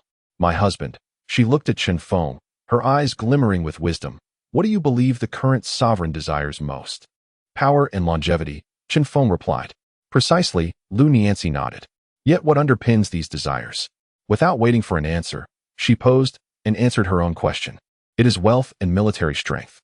Ultimately, the emperor is but a man with his own vulnerabilities, based on the intelligence gathered through her father and sister Hongyan. She had discerned that the sovereign faced 3 paramount dilemmas that plagued him. Her finger traced the northernmost part of the map. Firstly, The northern tribes have been incessantly invading the borders, leading to continuous warfare and draining military expenditures. However, the treasury of the Great Xia has long been depleted due to natural disasters and bureaucratic corruption. In simple terms, there is no money for war. Her finger glided down to the prosperous Jiangnan region depicted on the map. Secondly, the aristocracy of Jiangnan, entrenched for centuries, has become a formidable entity. They control the economic lifeblood of Jiangnan while employing diverse means to evade taxes, even brazenly resisting taxation altogether. The tax officials dispatched by the court are rendered ineffective here. It would be a stroke of fortune if 3 out of 10 units of tax actually reached the treasury. The sovereign harbors deep resentment towards this situation, yet feels utterly powerless. Finally, her finger rested on the center of the map, on the imperial palace, a symbol of supreme power. Thirdly, the sovereign is aging. He craves longevity more than ever and is increasingly suspicious of his impatient sons. He requires more wealth to satiate his desires for immortality. Moreover, he needs a sharp blade that is not tied to any faction, one that is solely loyal to him. As Lu Nianzi dissected the vulnerabilities of the Empire's supreme ruler with such clarity and incisiveness, all present, including Qin Hongyan, who hailed from the very heart of power, listened in astonishment. For the first time, they realized that what seemed a convoluted world order appeared strikingly lucid and profound through this woman's eyes. Chen Feng regarded Lu Nianzi, admiration shining unabashedly in his gaze. He recognized that this woman was inherently destined to stand at the pinnacle of power, directing the course of the world.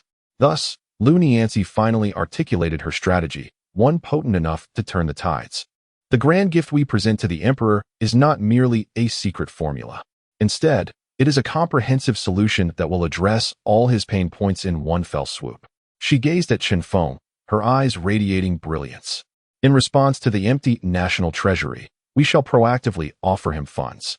My dear husband, you could petition in the name of the Jiangnan Merchants Association, expressing that the merchants of Jiangnan, grateful for divine grace, are willing to dedicate 30% of the profits from Xinjiu Pavilion in Snow Salt as an annual tribute directly to your majesty, enriching your private treasury.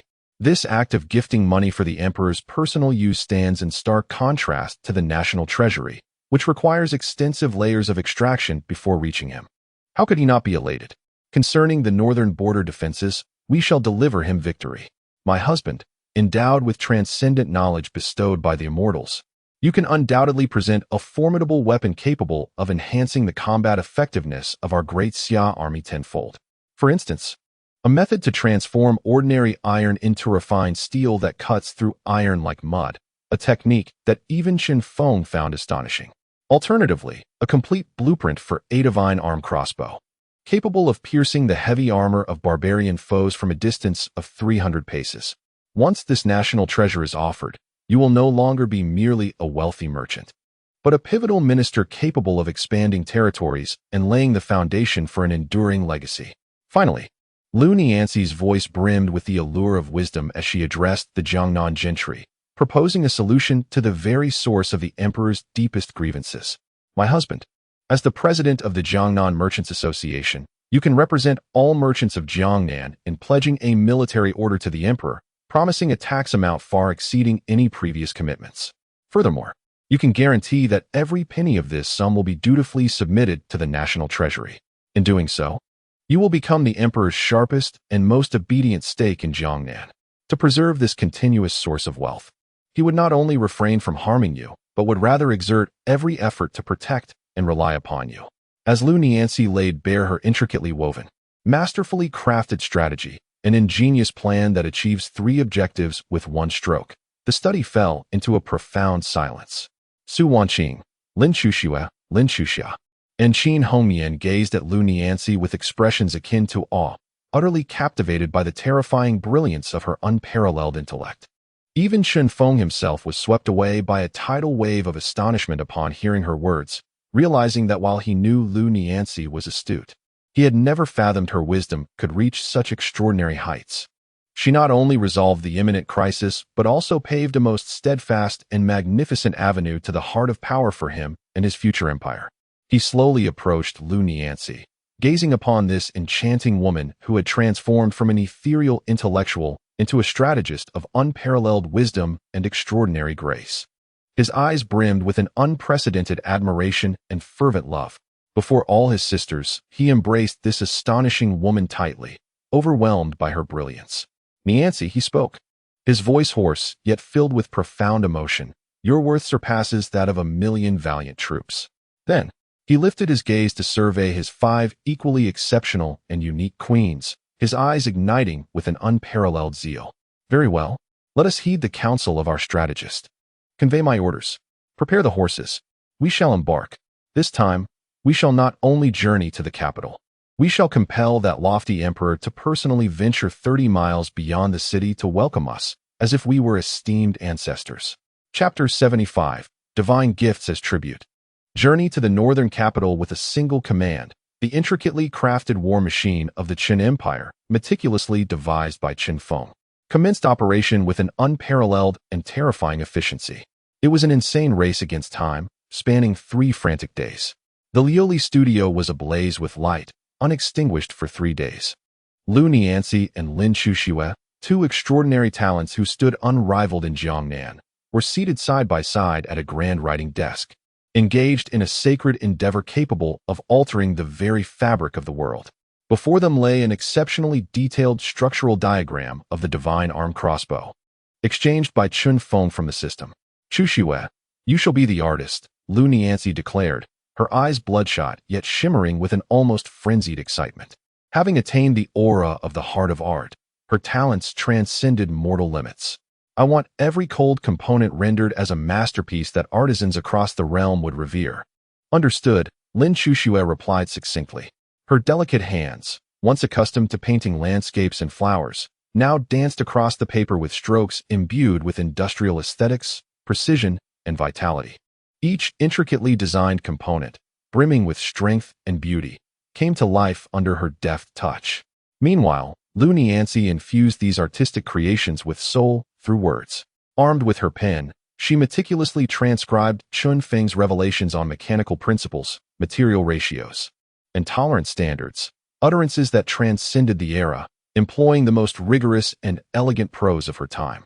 3 days and nights later, as they inscribed the final strokes, their collaborative work, the examination of the divine arm crossbow, composed of dozens of exquisite blueprints and tens of thousands of words of detailed explanation, was formally completed. Once published, this tome promised to elevate the military prowess of the great Xia dynasty to unprecedented heights. Simultaneously, within the Qin residence's treasury, Su Wanqing and Qin Hongyan, one governing finances, the other wielding power, were engaged in a silent war devoid of gunpowder. Under the auspices of a formal directive from Qin Hongyan, acting in her capacity as a county magistrate, and through a coalition of interests orchestrated by Lu Wanjin on behalf of the Chamber of Commerce, the most clandestine and genuine ledgers of every merchant in Jiangnan surged forth like a tidal wave towards Su Wanqing. Employing a terrifyingly adept calculation ability that left even seasoned accountants in awe, she meticulously ascertained the actual tax potential for the entirety of Jiangnan for the forthcoming year within a mere 3 days. Ultimately, she and Qin Hongyan collaboratively drafted an artistic tribute, a declaration representing the Jiangnan Chamber of Commerce's voluntary commitment to the emperor, pledging an annual tax sum of 3 million taels of silver. This figure was precisely 5 times the total amount previously contributed to the national treasury by the Jiangnan region, and a tribute of an equal value, amounting to 1 million taels of silver, which could be directly deposited into the emperor's private treasury. Once these 2 offerings were presented, they would undoubtedly drive any financially strapped emperor to madness. Meanwhile, Qin Feng sequestered himself in a hidden chamber for 3 days. System. Expend all my remaining conquest points to enhance my mental strength. Ding. Consumed 300 conquest points. Commencing enhancement. Ding. Congratulations, host. Your mental strength attribute has surpassed 30 points. Successfully unlocked the second C of consciousness. Congratulations, host. You have comprehended a new innate skill, mental piercing. This skill allows you to imperceptibly assault the spirit of your adversary, causing mild headaches, or, at its most severe, rendering them unconscious and damaging their soul. This was his ultimate trump card that emboldened him to confront the sovereign alone. While martial prowess has its limits, the power of the mind is boundless. All preparations were in place. On the eve of his journey to the capital, within the most opulent and secluded warm chamber of the Chun residence, a farewell banquet exclusively for Chun Feng and his 5 queens was taking place. As he gazed upon these 5 remarkable women, transformed into capable queens in their own right, his heart brimmed with unprecedented pride and trust. He raised his glass and stood. Tomorrow, Nian Ci and I shall journey north. The road to the capital is long, and the future remains uncertain. During my absence, the dominion we have established in Jiangnan shall be entrusted to you. He looked at Su Wanqing, Lin Chuxia, and Qin Hongmian, delivering his final decree before his departure with a gravity befitting a sovereign entrusting his legacy. I hereby declare that during my tenure away, all affairs of the Qin group will be jointly governed by the Supreme Council of Queens, composed of the 4 of you. Among them, I designate Su Wanqing as the first regent queen, overseeing all matters with a veto power. My lord. Upon hearing this appointment, Su Wanqing and the others trembled in disbelief as they gazed at Qin Feng. They had not anticipated that he would so unreservedly entrust the billion-dollar commercial empire he had built into their hands. This trust, this favor, moved them more profoundly than any sweet words or rewards ever could. My lord, each of them felt their eyes welling with tears, rendered speechless by emotion. Enough, Qin Feng smiled. I have faith in you as I do in myself. Now, let us drink to this toast. When I ascend to the throne, we shall revel together. That night, the 5 queens bestowed their most exquisite and unreserved tenderness upon their king. A night of passion. On the following morning, beyond the gates of Suzhou, a grand caravan, comprising hundreds of carts and 500 elite guards, prepared for departure in the soft glow of dawn. Within the most splendid and comfortable carriage at the heart of the convoy, Qin Feng sat opposite Lu Nianxi, whom he had appointed as his strategist for the journey northward. Outside the carriage window, for women, Su Wanqing, Lin Chuxia, and Qin Hongmian waved farewell with lingering reluctance. Take care, my husband. Qin Feng smiled and nodded at them. Then, he lowered the curtain, shutting out the world beyond. Leaning against the soft cushions, he closed his eyes. When he opened them again, the gentle warmth that characterized the Jiangnan had vanished. In its place was the unyielding brilliance of a dragon emerging from the depths, the fierce roar of a tiger ascending to the heavens, and an insatiable desire for conquest towards the power center atop the world. Forward. Destination, the capital. Chapter 76. The might of the celestial realm. The road to the imperial city. The wheels rolled forward relentlessly, leaving behind the enchanting, moist greenery of Jiangnan. In its stead lay the vast, desolate, and boundless yellow expanse characteristic of the northern territories. The air had grown dry and biting. Qin Feng realized they had entered the heart of the great Xia dynasty's dominion, the northern Jili region surrounding the capital. The official road had widened and flattened, with each relay station appearing more imposing and formidable than the last. The patrolling forces had transformed from the somewhat lethargic local troops of Nanyang County into a series of heavily armored soldiers, wielding long spears, their gazes sharp as wolves, exuding a true aura of iron and blood. They were the elite forces tasked with safeguarding the emperor and protecting the imperial city, the most formidable troops of the entire great Xia dynasty. Their presence was akin to a moving fortress, imbuing the road to the heart of the empire with a suffocating majesty. Within the carriage, Lu Nianxi, the renowned talent of Jiangnan, usually composed and unflappable, couldn't help but lift a corner of the curtain, her delicate face betraying an unmistakable tension and gravity. Husband, she whispered, we are almost there. Qin Feng nodded in acknowledgement, acutely aware of the weighty pressure that contrasted starkly with the ease of Jiangnan, a weight born of imperial authority. At last, after nearly a month of arduous travel, the magnificent city, once thought to exist only in legends, emerged at the horizon's edge.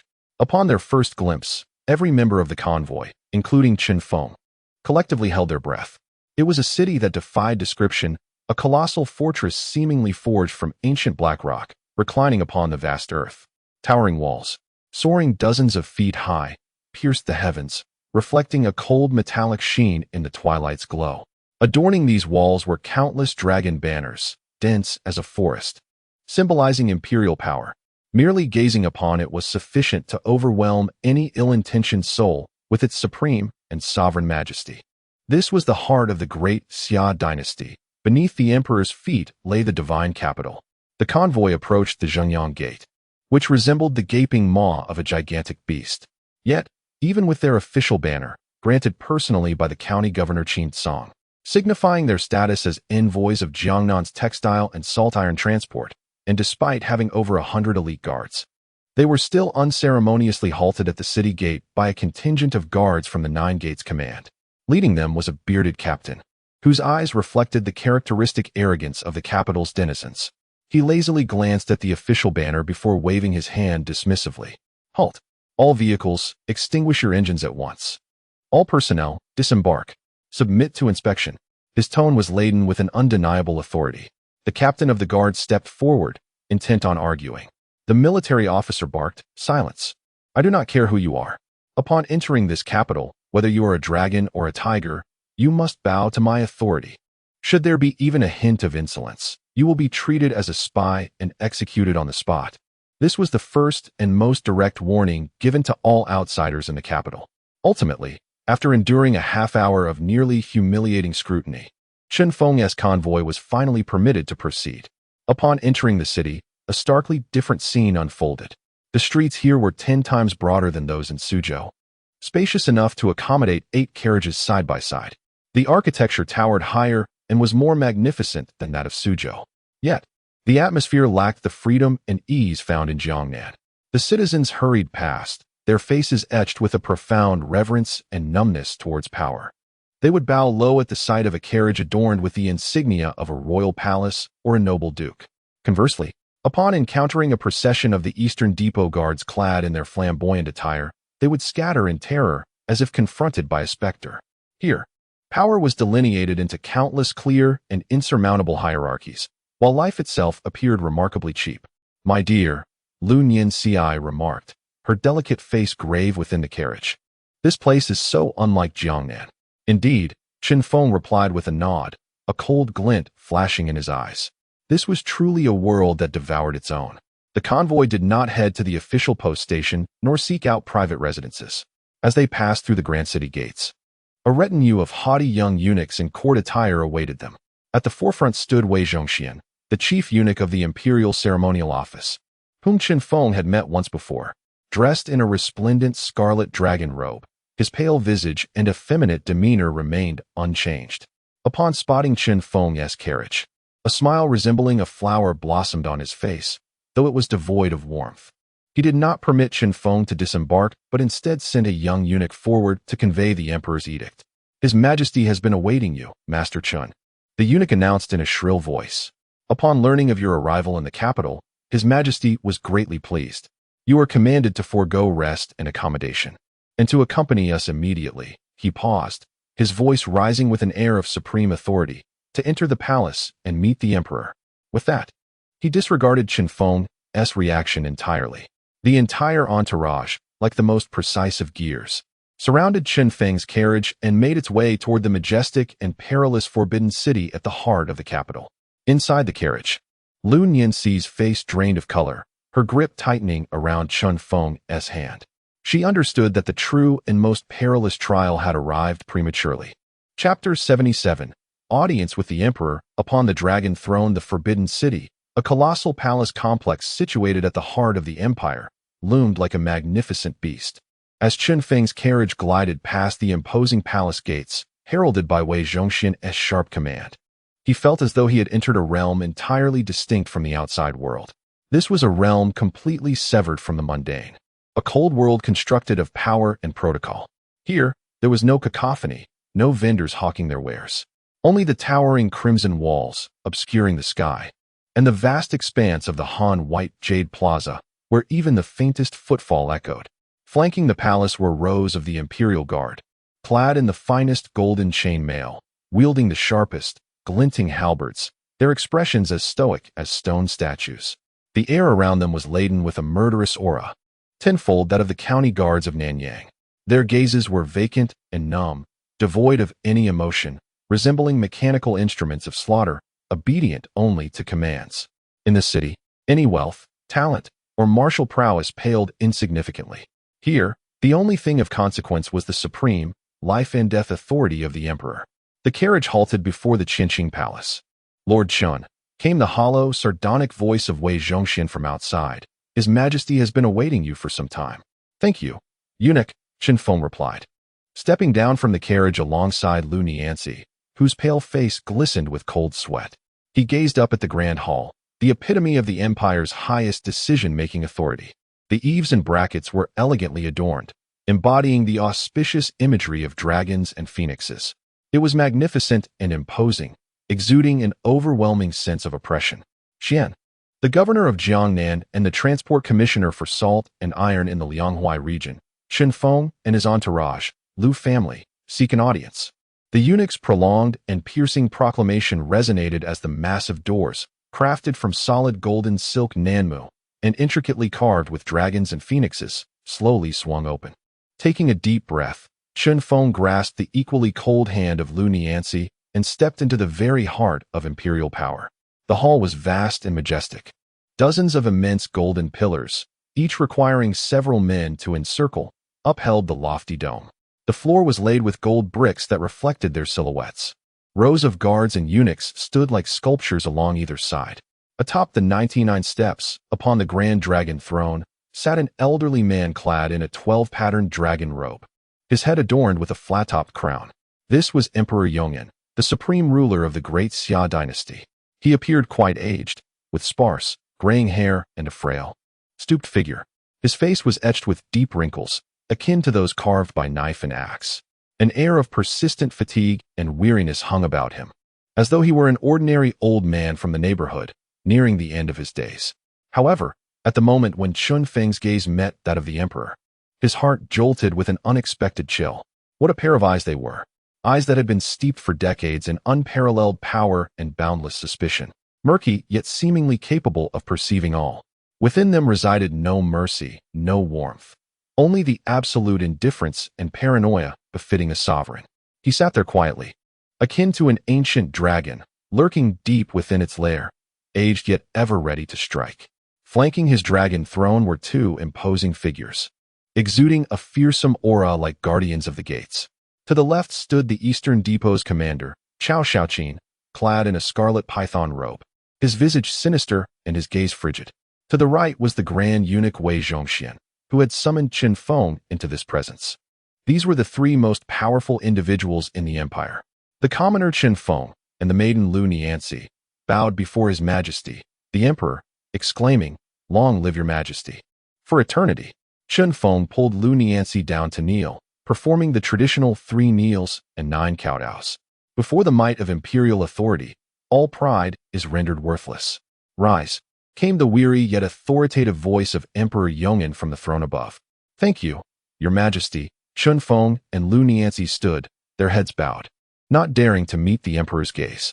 "Qin Feng," the emperor began slowly, "I have heard of the remarkable inventions you have conjured in Jiangnan. Both the drunken beauty and snow salt have opened my eyes." His tone was neutral, betraying neither joy nor anger. "Your subordinate Qin Song and that Chao Shaoqin from the Eastern Depot have both informed me that you have received the legacy of an immortal." Leaning slightly forward, a sharp glimmer ignited within his murky eyes for the first time. "Tell me, what did that immortal look like? Did he impart to you the secrets of eternal life?" A tremor ran through Qin Feng's heart. He knew the true test had arrived. He did not respond immediately, but bowed deeply once more to the emperor seated upon the throne. "Your Majesty, I dare not deceive you. The so-called immortal was merely a fanciful dream I had in my youth, not to be taken seriously. As for the drunken beauty and snow salt, they are no secrets of the immortal realm, but rather the result of diligent research and repeated trials conducted by the skilled artisans of Jiangnan, a meager achievement born of collective effort." His words were meticulously crafted, both justifying his origins and attributing all credit to the collective intelligence rather than to himself alone. A flicker of disappointment crossed Emperor Yongyan's eyes at his response. Yet he refrained from further inquiry. "Is that so?" He replied coolly. "In that case, since I have summoned you today, what new achievements have you brought me?" At last, the moment of revelation had arrived. Qin Feng uttered these words, casting a knowing glance at Lu Nianzi beside him. She immediately comprehended his intent. From her bosom, she retrieved 2 meticulously prepared memorials, elegantly wrapped in bright yellow satin, which a nearby young eunuch presented with utmost reverence. "Your Majesty," Chen Feng declared in a resonant voice. "Although I am but a humble commoner, I am acutely aware of the principle that a ruler's distress is borne by his subjects. Upon hearing of the emptiness of our great Xia's treasury and the persistent shortages in military funding for the Northern Front, my heart is ablaze with urgency. Therefore, I dare to unite with my fellow merchants of Jiangnan to alleviate your Majesty's burdens. This first memorial is a voluntary pledge from the Jiangnan Merchant Association to remit 300,000 taels of commercial tax to your Majesty this year, to be delivered to the treasury without fail. The second memorial is our humble tribute of an additional 100,000 taels of private funds to express our gratitude for your Majesty's grace, intended for the repair of palaces and to ensure your Majesty's longevity." As Wei Zhongxian read the contents of these memorials in his sharp voice, the usually impassive visage of Emperor Yong'an revealed a genuine stir of emotion for the first time. 300,000 taels in commercial tax, 100,000 taels in personal funds. This Chen Feng certainly displays a grand gesture, and he is most considerate. Just as I lament the lack of funds, this Chen Iching presents me with a cushion of support. Excellent. A smile graced the emperor's face, marking the first of the day. "Chen Iching, your thoughtfulness brings me great solace." However, Chen Feng understood that mere wealth was insufficient. He aimed to present a gift so extraordinary that it would render this aged emperor utterly reliant on him. He signaled Lu Nianxi once more. She retrieved from behind her a large, exquisite rectangular wooden box crafted from rosewood. Approaching the center of the grand hall, she slowly opened the box. Inside lay a compilation of numerous blueprints, bound as if they were a work of art, along with a brilliantly engineered mechanical model, a foot in length, made of brass and rosewood. "Your Majesty." This time, it was Lu Nianxi who spoke, her voice ringing through the hall like a melodious songbird. "I understand that your Majesty is concerned about the situation at the Northern Front. Therefore, my husband has devoted his utmost efforts, toiling day and night, to recreate a national treasure capable of instilling fear in our enemies." She raised the model high. This device is called the Divine Arm Repeating Crossbow, powered by hydraulics. It operates without manual labor, capable of being wound automatically day and night. Its range extends beyond 300 paces, and it can penetrate the steel armor of barbarian foes from 100 paces away. Most importantly, her voice crescendoed. All its components can be standardized and mass-produced by ordinary craftsmen at a cost far lower than any existing crossbow in our realm. I humbly beseech your Majesty to inspect it. Boom. When the words "a range of 300 paces, piercing heavy armor, and mass production" escaped from Lu Nianxi's lips, the Yong'an Emperor, who had just settled back onto the dragon throne, was abruptly propelled upright once more. In that moment, his already clouded eyes ignited with an unprecedented, volcanic fervor. He fixated intently on the exquisite model held in Lu Nianxi's hands. His breath became extraordinarily labored. As an emperor of his stature, he understood better than anyone the significance of this seemingly inconspicuous object. If it were to be mass-produced and integrated into the military, it would herald a realization of the grand ambition he had never fulfilled, the expulsion of the barbarian invaders and the reclamation of Yin and Yun. "Present it. Present it to me. Quickly. Bring it forth to me." The Yong'an Emperor's voice, overwhelmed by fervent excitement, became hoarse and piercing. Chapter 78. The Emperor's Reward. The abode of the capital half an hour later, at the Royal Martial Arena in the western gardens of the Forbidden City, a place renowned for its stringent security and profound mystique. A formidable assembly of the most influential figures in the Great Xia dynasty gathered atop the high platform. Among them were Emperor Yong'an, the director of the Eastern Depot, Cao Xiaoqin, the chief minister, Wei Zhongxian, the prime minister, the 6 ministers, and princely members of the royal family. Their collective gaze was fixated upon a young man standing in the center of the arena. Chen Feng, with an unhurried demeanor, positioned a 1-foot-long model of a divine crossbow onto a specially designed stand. Beside him, Lu Nianxi explained its cocking and firing mechanisms to several curious and anxious ministers from the Ministry of Works and the Ministry of War. "Your Majesty, we are ready," Chen Feng proclaimed loudly towards the high platform. "Excellent, excellent." The emperor's eyes sparkled with anticipation. "Let us begin." "Indeed." Chen Feng nodded at Lu Nianxi, who then stepped behind the model and gently maneuvered a small lever resembling that of a water wheel. A series of soft creaks resonated through the air as, to everyone's astonishment, the bow arms of the model began to draw back unaided. A small bolt, crafted from fine iron, automatically fell into place within the arrow slot. This is truly powered by water? The Minister of Works gasped, his beard bristling with disbelief. Indeed, my lord, Yancey replied with measured poise. This is merely a model.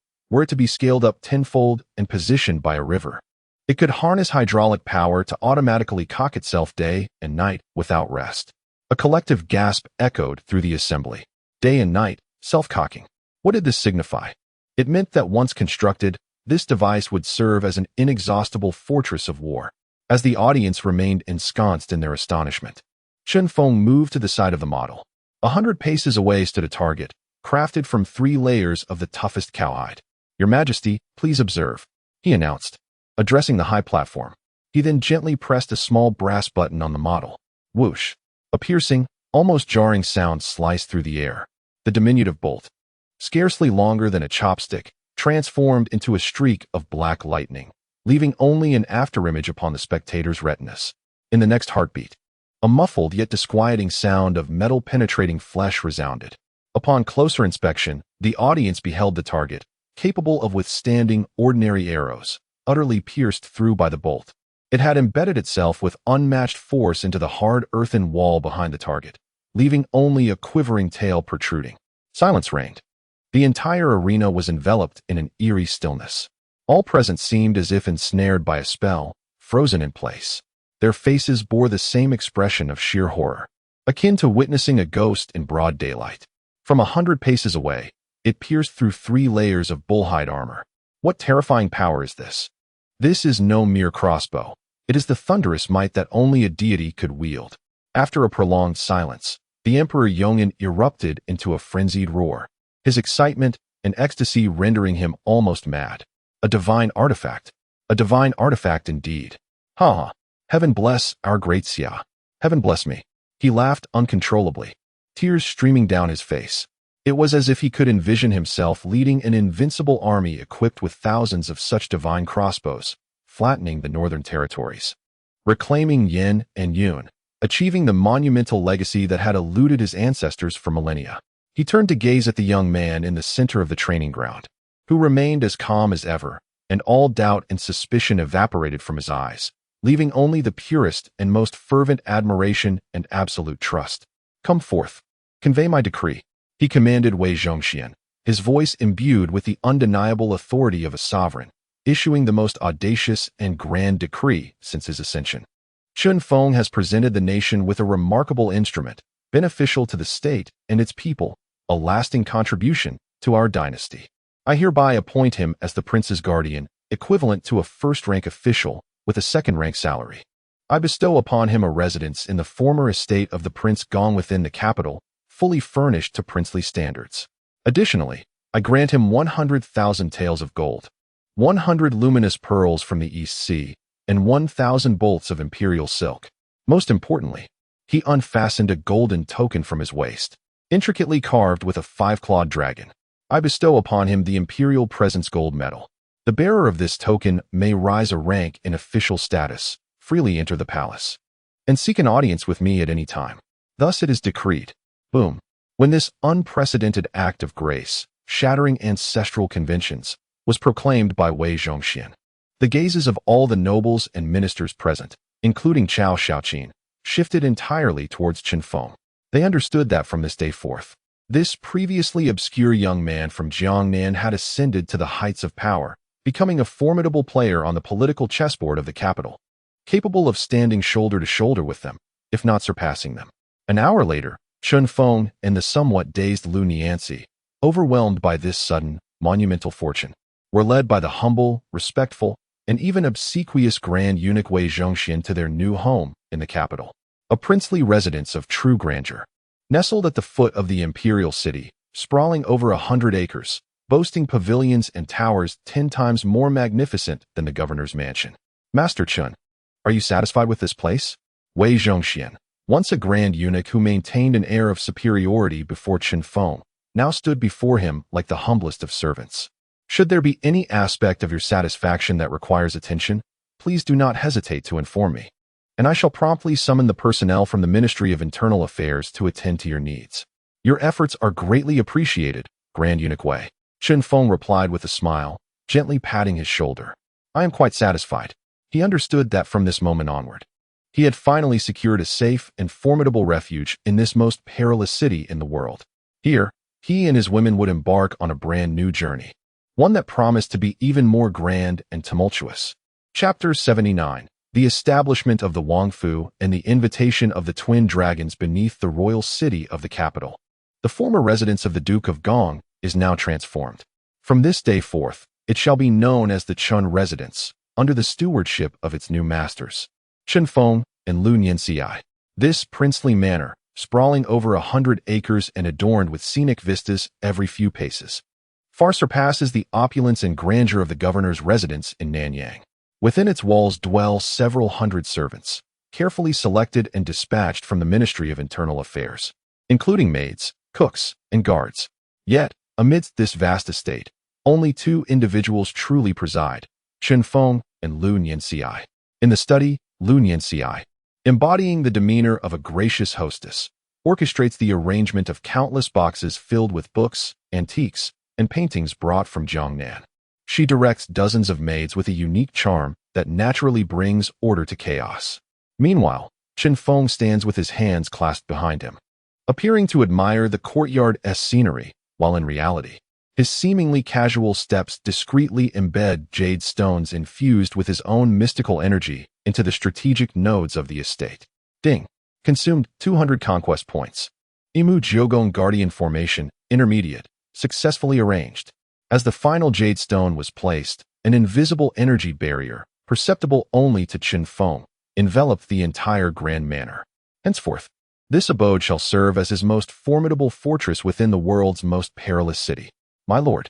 As night descended and all was settled, Lu Nianxi attired Chen Feng in comfortable loungewear, then presented him with a secret missive urgently dispatched from Jiangnan via the hidden channel of Xinju Pavilion. This was the first piece of intelligence delivered by Sister Hong Mian. Chen Feng unsealed the letter, revealing the delicate yet incisive script of Qin Hong Mian.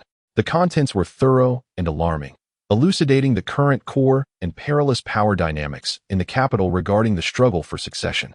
The reigning emperor, aged and ailing, faces two formidable princes vying for the throne. The first is the crown prince Zhao Qian, the legitimate eldest son, who enjoys the backing of a significant faction of civil officials led by the Prime Minister and the Eastern Depot, represented by Chao Shaoqin. However, he is indecisive and lacking in the qualities befitting a sovereign. The second contender is the third prince, King Zhao Kuan, a valiant warrior with a distinguished military record and considerable prestige among the army. He commands the support of many noble generals in the capital and wields the Western Depot, a rival intelligence agency, as his ally. His ambition is fierce, and his talents are substantial, posing the greatest and only threat to the crown prince. For years, these factions have engaged in a relentless struggle within the court, their enmity as profound as the division between water and fire. Chen Feng, this suddenly ascendant figure, possessing divine artifacts and immense wealth, and deeply favored by the emperor, undoubtedly became a crucial pawn that both sides sought to woo fervently. Intriguing. As he gazed at the intelligence in his hands, a smile graced his lips. It seemed as if he could envision an invisible, vast chessboard, rife with blood and conspiracies, gradually unfurling before him. At that moment, the steward arrived with a report.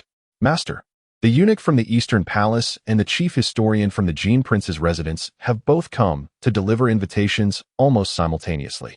Indeed, they have arrived. Chen Feng exchanged a knowing glance with Lu Nianxi, both seeing a flicker of understanding reflected in each other's eyes. Two exquisitely crafted invitations, each brimming with treachery, were presented before them. One was from the Eastern Palace, penned by Crown Prince Zhao Qian himself, inviting him to a cultured chrysanthemum poetry gathering 3 days hence. The words were earnest, exuding humility and a keen desire for the talents of the nation's pillars. The other, from the Jin Prince's residence, invited him, in a more personal and intimate tone, to a hunting excursion at the royal hunting grounds 5 days later, to revel in camaraderie and merriment. While seemingly two distinct styles, their core purpose was identical, aligning allegiances. This was an unsolvable dilemma. To attend the Eastern Palace would offend the Gene Prince, while going to the hunting grounds would betray the Crown Prince. To attend both would signify indecisiveness, and to abstain from both would simultaneously alienate two of the most likely future sovereigns of the realm. "Husband," Lu Niancy remarked, her cerulean eyes sparkling with wisdom as she regarded the two invitations akin to death warrants. "How do you intend to respond? What do you think?" Chen Feng replied with a smile, wishing to test the acumen of his chief strategist. Lu Niancy pondered for a moment before breaking into a grin, reminiscent of a cunning little fox that had just stolen a chicken. "Husband, in my view, we shall decline both invitations, thus offending neither." She approached the writing desk, picking up a brush to draft two identical responses. The content was straightforward. "Upon my arrival in the capital, the Emperor has graciously bestowed a new residence upon me, which requires careful management to repay his benevolence. Once the affairs of the residence are settled, I shall certainly visit to express my gratitude for your Highness's kindness." This rationale was perfectly reasonable, leaving no room for reproach. "And then?" Chen Feng inquired further. A glimmer of cleverness flickered in Lu Niancy's eyes. "Then, we shall present gifts. We will prepare two identical, lavish offerings, one for the Eastern Palace and one for the Gene Prince's residence. However, the gifts must not be gold or silver, as that would be too common, nor drunken beauty, as that would be too heavy." After a pause, she revealed her brilliant strategy. "We shall gift them the two yet-to-be-released products from our Xianzhu Pavilion, the 7 Fragrance Beauty Soap and the 9 Dew Scent Liquid. This is not only a priceless gift brimming with novelty, but also an exceptional opportunity to penetrate the inner sanctum of the Empire with our new product. Moreover, it serves as a silent declaration of my indifference towards the power struggles and conflicts that transpire among men. My sole desire is to earn a comfortable living from the wealth of women. I am merely an unthreatening, pure merchant." After listening to Lu Niancy's impeccable response, which was both astute and subtly cunning, Chen Feng could no longer contain himself. He drew this stunningly talented woman into his embrace and fervently pressed his lips against her rosy cherry blossom mouth. "Niancy, you are truly my female Longzhou." Chapter 80. The harem assembles, the royal residence in full bloom. Chen Feng's response, both courteous and impeccably crafted, was simultaneously delivered to the Eastern Palace and the residence of Prince Jean. In the study of the Eastern Palace, Crown Prince Zhao Qian gazed at the exquisitely packaged beauty soap and fragrance essence, surpassing any tribute he had ever received. He glanced at Chen Feng's humble and respectful reply, a complex, playful smile gracing his features. How intriguing. Indeed, quite fascinating. His father had truly procured a formidable treasure for me. He turned to his chief advisor and instructed, "Send word to refrain from disturbing Lord Chun for the time being. He is not a mere dog to be easily swayed. Rather, he is a tiger that requires a more prolonged effort to tame." In the martial arts arena of Prince Jin's residence, the third Prince Zhao Kuan had just completed a set of unparalleled spear techniques. He received the return gift from his subordinate, merely inhaled its scent before carelessly tossing it to a few of his wives and concubines, who hailed from military backgrounds. "A reward for you all." Then, upon observing Chen Feng's equally respectful reply, a cold, sinister smile, filled with combat fervor, emerged on his face. "I once thought him a remarkable individual. He is, in fact, nothing more than a spineless creature lost in the indulgence of vanity. Very well. If he wishes to be a wealthy gentleman who offends no one, I shall allow him to live a few more days. Once I have dealt with that waste of a crown prince, I will slowly ensnare this plump fish that has drifted from Jiangnan." Thus, a struggle for supremacy that could have captivated the entire capital was temporarily quelled by Chen Feng's seemingly innocuous, yet cunning maneuvering.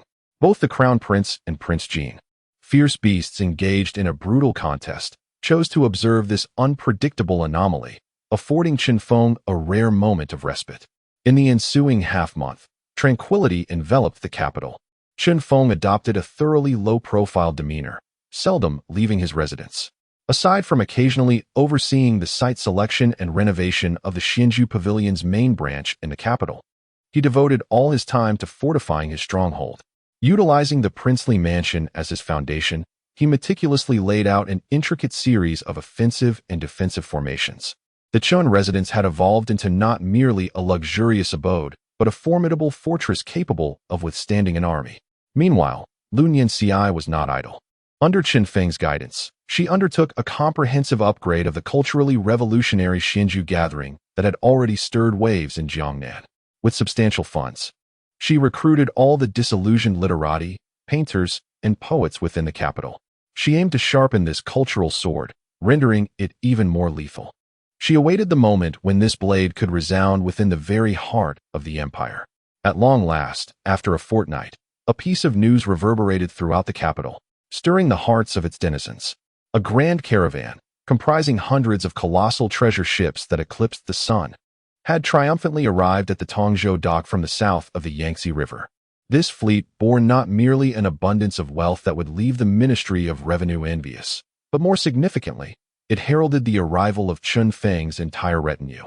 The renowned Jiangnan fairies, Su Wanqing, Lin Chuxue, Lin Chuxia, and Qin Hongyan, graced the capital, accompanied by hundreds of elite guards. On this day, Qin Feng did not shy away from ostentation. He orchestrated a spectacle of utmost grandeur and majesty. With a grand sedan chair, valiant warriors, and a harmonious display of music, he personally led the most splendid procession to the dock to welcome his queens. As the four ladies descended from the flagship, resembling a palace afloat, and beheld the man they had long yearned for, dressed in the ceremonial robes of a high-ranking official, standing with remarkable poise at the dock's end. Smiling in anticipation, they were enveloped by a profound sense of pride, honor, and elation. They understood that their man, their sovereign, shone with brilliance, strength, and an undeniable presence, even within the treacherous heart of the capital. That evening, the Chun residence was ablaze with light and laughter, a veritable feast of reunion unfolding in the main hall. Qin Feng sat regally upon a seat crafted from exquisite golden silk nanmu. To his left were the graceful and dignified first consort, Su Wanqing, and the ethereal, exceptionally talented Lin Chuxue. To his right sat the valiant and astute Qin Hongyan, alongside the charming and fiery Lin Chuxia. Opposite him was the unparalleled strategist, Lu Nianzi. In this moment, his 5 queens, the core of his cabinet, were united at the heart of the empire. They gazed at one another, devoid of jealousy. Instead, a bond of sisterhood and camaraderie flourished among them. Together, they raised their cups of intoxicating wine in homage to the singular man they shared, their beloved husband. Their melodic voices harmonized into a gentle yet formidable force, proclaiming, "We welcome our lord, the sovereign, to the capital." Qin Feng surveyed this breathtaking tableau, one that could drive any emperor to madness, and a profound sense of satisfaction coursed through him. He raised his cup and drank deeply. Then, looking at his most beautiful and powerful women, he smiled, a smile brimming with ambition. "Excellent. From this day forth, the Qin family has truly established its roots in this capital. What came before was merely an appetizer. The ensuing game shall prove far more intriguing." Chapter 81. The Princess's Outing. A fateful encounter. The days spent settling in the capital were tranquil, yet imbued with a delightful sense of novelty. For Su Wanqing, Lin Chuxue, and Lin Chuxia, young women hailing from humble origins, the opulence of the capital was something they had never dared to dream of. Conversely, for Qin Hongyan and Lu Nianzi, seasoned queens familiar with the grandiose world, the opportunity to relish a serene family life in this city, symbolizing the pinnacle of existence, alongside their beloved men and intimate sisters, was an unparalleled experience of bliss. On this particular day, the weather was splendid. To reward his 5 devoted consorts for their arduous journey and to help them acclimatize to the city they would soon call home, Qin Feng made a momentous decision. He resolved to take them on a shopping excursion. Their destination was Lulikang, the most vibrant and intriguing street in the capital, replete with exquisite antiques and rare treasures. As Qin Feng and his quintet of enchanting beauties, each possessing a unique charm, made their debut on the bustling streets of Lulikang, an extraordinary silence fell over the lively thoroughfare, as if time itself had paused. All around them, merchants engaged in haggling, wealthy young masters leisurely strolling, and even the seasoned brothel madams, who fancied themselves accustomed to beauty, abruptly ceased their activities upon beholding the 6 figures. They stood, mouths agape, eyes glazed, as if collectively bewitched. Heavens! What spectacle had they just witnessed? Were these mortals? They appeared as celestial beings, having inadvertently descended from the heavens. Leading the group was a man of striking handsomeness, exuding an innate regal presence and an aura of command. and beside him stood the 5 women, oh my, each one remarkable enough to captivate an entire nation. They would render even the so-called fairest maiden of the capital utterly abashed and humiliated. Moreover, each of the 5 embodied a distinct style, each with its own allure. There was the gentle and graceful beauty, mature and alluring, akin to a ripened peach. There was the ethereal, unearthly beauty, as pure as the snow lotus on Tian Shan Mountain. There was the charming and vivacious one, as fiery as the peach blossoms of spring. There was the dashing and formidable beauty, reminiscent of a blazing flame. And lastly, there was the one whose grace was like a poetic canvas. Her eyes as translucent as fine glass, seemingly a paragon of beauty not meant for this earthly realm. The convergence of these 5 exquisite beauties created a visual impact that was utterly devastating. It was enough to drive any man to madness. Who, then, was this young master? Could he possibly be a divine being on a celestial tour? After a prolonged moment, the crowd erupted into murmurs of astonishment and reverence, gasping in awe. Meanwhile, Chen Feng remained unfazed by the nearly molten gazes directed at them. He remained composed, one hand grasping one of his queens. As they leisurely strolled into what appeared to be the grandest antique shop, just as Chen Feng picked up a porcelain vase from a bygone dynasty, elaborating on its craftsmanship and history for Lu Nian, a sudden uproar erupted outside, filled with screams of terror. "Ah, the horse is startled. Make way. Get out of the way." The crowd turned to see, at the end of the street, a magnificent chestnut stallion, as red as fire and spirited beyond compare, careening wildly through the throngs of people. On its back sat a girl of about 16 or 17, adorned in exquisite garments, clearly a member of royalty. It was evident that this was her first encounter with such a spirited steed. She could no longer control the horse, clinging desperately to the reins, her face pale with fright, emitting a series of terrified shrieks. Just as the uncontrollable stallion was about to collide with a vendor selling candied hawthorns, a flicker of movement caught the eye of the onlookers. A figure clad in azure flashed from the antique shop like a specter. His speed was unparalleled, leaving merely a faint afterimage on the retinas of those present. In the next instant, the azure figure had outpaced the horse and appeared beside it. With a light touch of his toes upon the ground, his entire being soared into the air like a feather, and in an elegant yet astonishing embrace. He caught the girl who was about to tumble from the horse, landing gracefully several paces away on a patch of open ground. The now unrestrained stallion, with a piercing neigh, crashed into a nearby fabric store, producing a loud sound before falling silent. The entire sequence of events flowed seamlessly, executed with astonishing speed, precision, and decisiveness. It was executed with unparalleled grace. Those who witnessed this spectacle were utterly astounded, their mouths agape, as if they had just witnessed a supernatural feat from a martial arts tale rather than the actions of a mere mortal. Chen Feng, cradling the soft, fragrant figure in his arms, furrowed his brow slightly. Looking down, he beheld the girl, though still youthful, already possessing a captivating beauty. Her striking features were undeniably alluring, with large, bright apricot eyes and a delicate, cherry-like mouth. Her skin was as white as fine mutton fat jade. Yet, at that moment, her face, which should have radiated innocence and joy, bore an innate air of spoiled arrogance and petulance. She paused in his embrace, and then a wave of humiliation surged through her at the unfamiliar touch of a man. Instead of expressing any gratitude, she summoned all her strength and forcefully pushed Chen Feng away. Then, she pointed at Chen Feng's nose, her voice sharp and filled with indignation, akin to a firecracker ignited in both shame and fury. "Bold scoundrel! Who are you to dare to be so insolent towards me? Someone apprehend him. Execute him." Her haughty demeanor, replete with imperiousness, elicited a glimmer of cold amusement in Chen Feng's eyes. In that moment, the system's notification chimed in his mind as anticipated. Ding!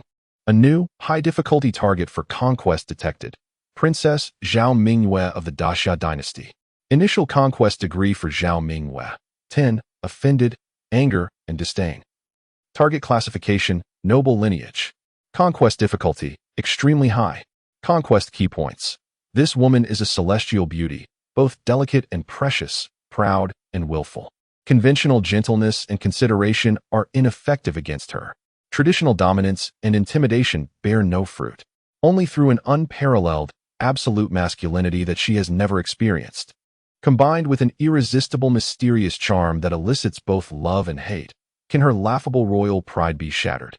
Employing a method of both grace and severity repeatedly will instill in her a Stockholm Syndrome-like pathological dependence and affection, allowing for complete conquest.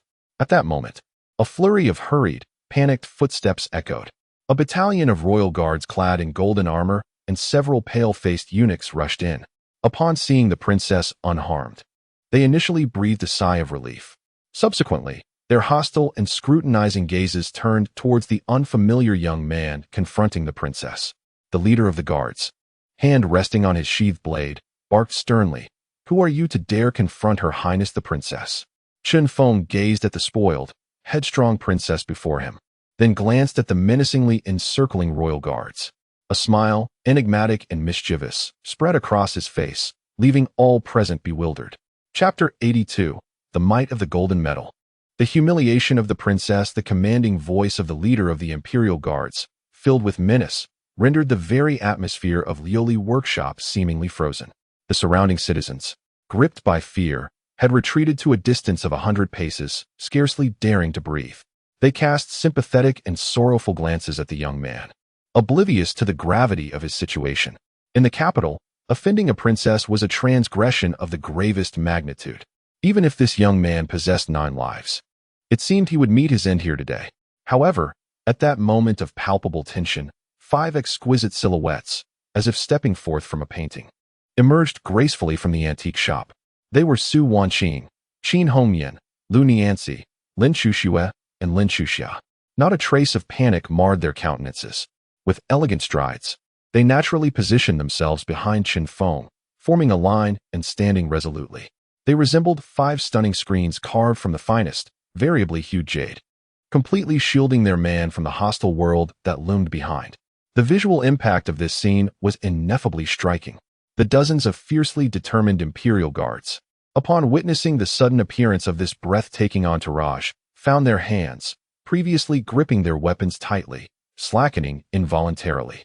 Even the struggling and cursing Princess Xiaoyang, held in Chen Feng's embrace, momentarily lost her composure. She had never encountered such beauty, let alone 5 ethereal women. What could possibly warrant such devotion? As these celestial beings willingly stood by the side of this audacious rogue, who was he? In that fleeting instant of distraction for Princess Xiaoyang, a cold, mocking voice, audible only to her, whispered like a devil's murmur in her ear. "Your Highness." It was Chen Feng's voice. A true royal, upon receiving a life-saving favor, would graciously extend thanks to their benefactor, not behave like a boorish commoner, throwing a tantrum in the streets. "Your current demeanor." Chen Feng paused, his tone laced with unabashed disdain. "It is quite impolite. It also brings shame upon your father's name." Boom. These words struck like the most venomous slap, landing mercilessly upon the proud heart of Princess Xiaoyang, who had never before endured such humiliation. She became utterly rigid. Throughout her 16 years of life, she had been her father's most cherished darling, a jewel treasured by her brothers, and the precious scion whom all the nobles and ministers sought to appease with utmost care. Never had anyone dared to speak to her in such a chastening manner.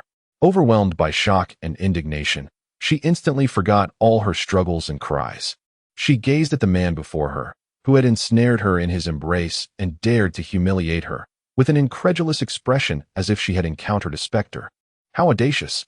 The commander of the royal guard, noticing the sudden silence of Her Highness the Princess, assumed that Chen Feng had done something to her. He barked once more. "I demand an answer. Who are you? State your identity at once, or do not blame me for my ruthless blade." Chen Feng slowly raised his head, barely sparing a glance at the commander. He continued to hold the petrified and haughty princess in his arms. With deliberate calmness, he extracted an object from the depths of his dark robe. It was a token, a palm-sized insignia crafted entirely of pure gold. Upon it was intricately carved a vivid, clawing 5-clawed golden dragon. As this dazzling token, shimmering with blinding golden light under the sun, came into view, the previously menacing commander, who had exuded an air of invincibility, froze upon recognizing the dragon engraved upon it. The malice in his eyes evaporated, replaced by an overwhelming, almost primal terror akin to that of a mortal witnessing the descent of a deity. The golden dragon token, the as if I were present gold medal, He emitted a sound that was less than human, filled with sheer dread, and without a moment's hesitation, he discarded his dagger and fell prostrate before Chen Feng. Thud, thud, thud. The scores of royal guards and a few palace eunuchs behind him, all equally awestruck by the token, followed suit, casting aside their weapons and kneeling in mass.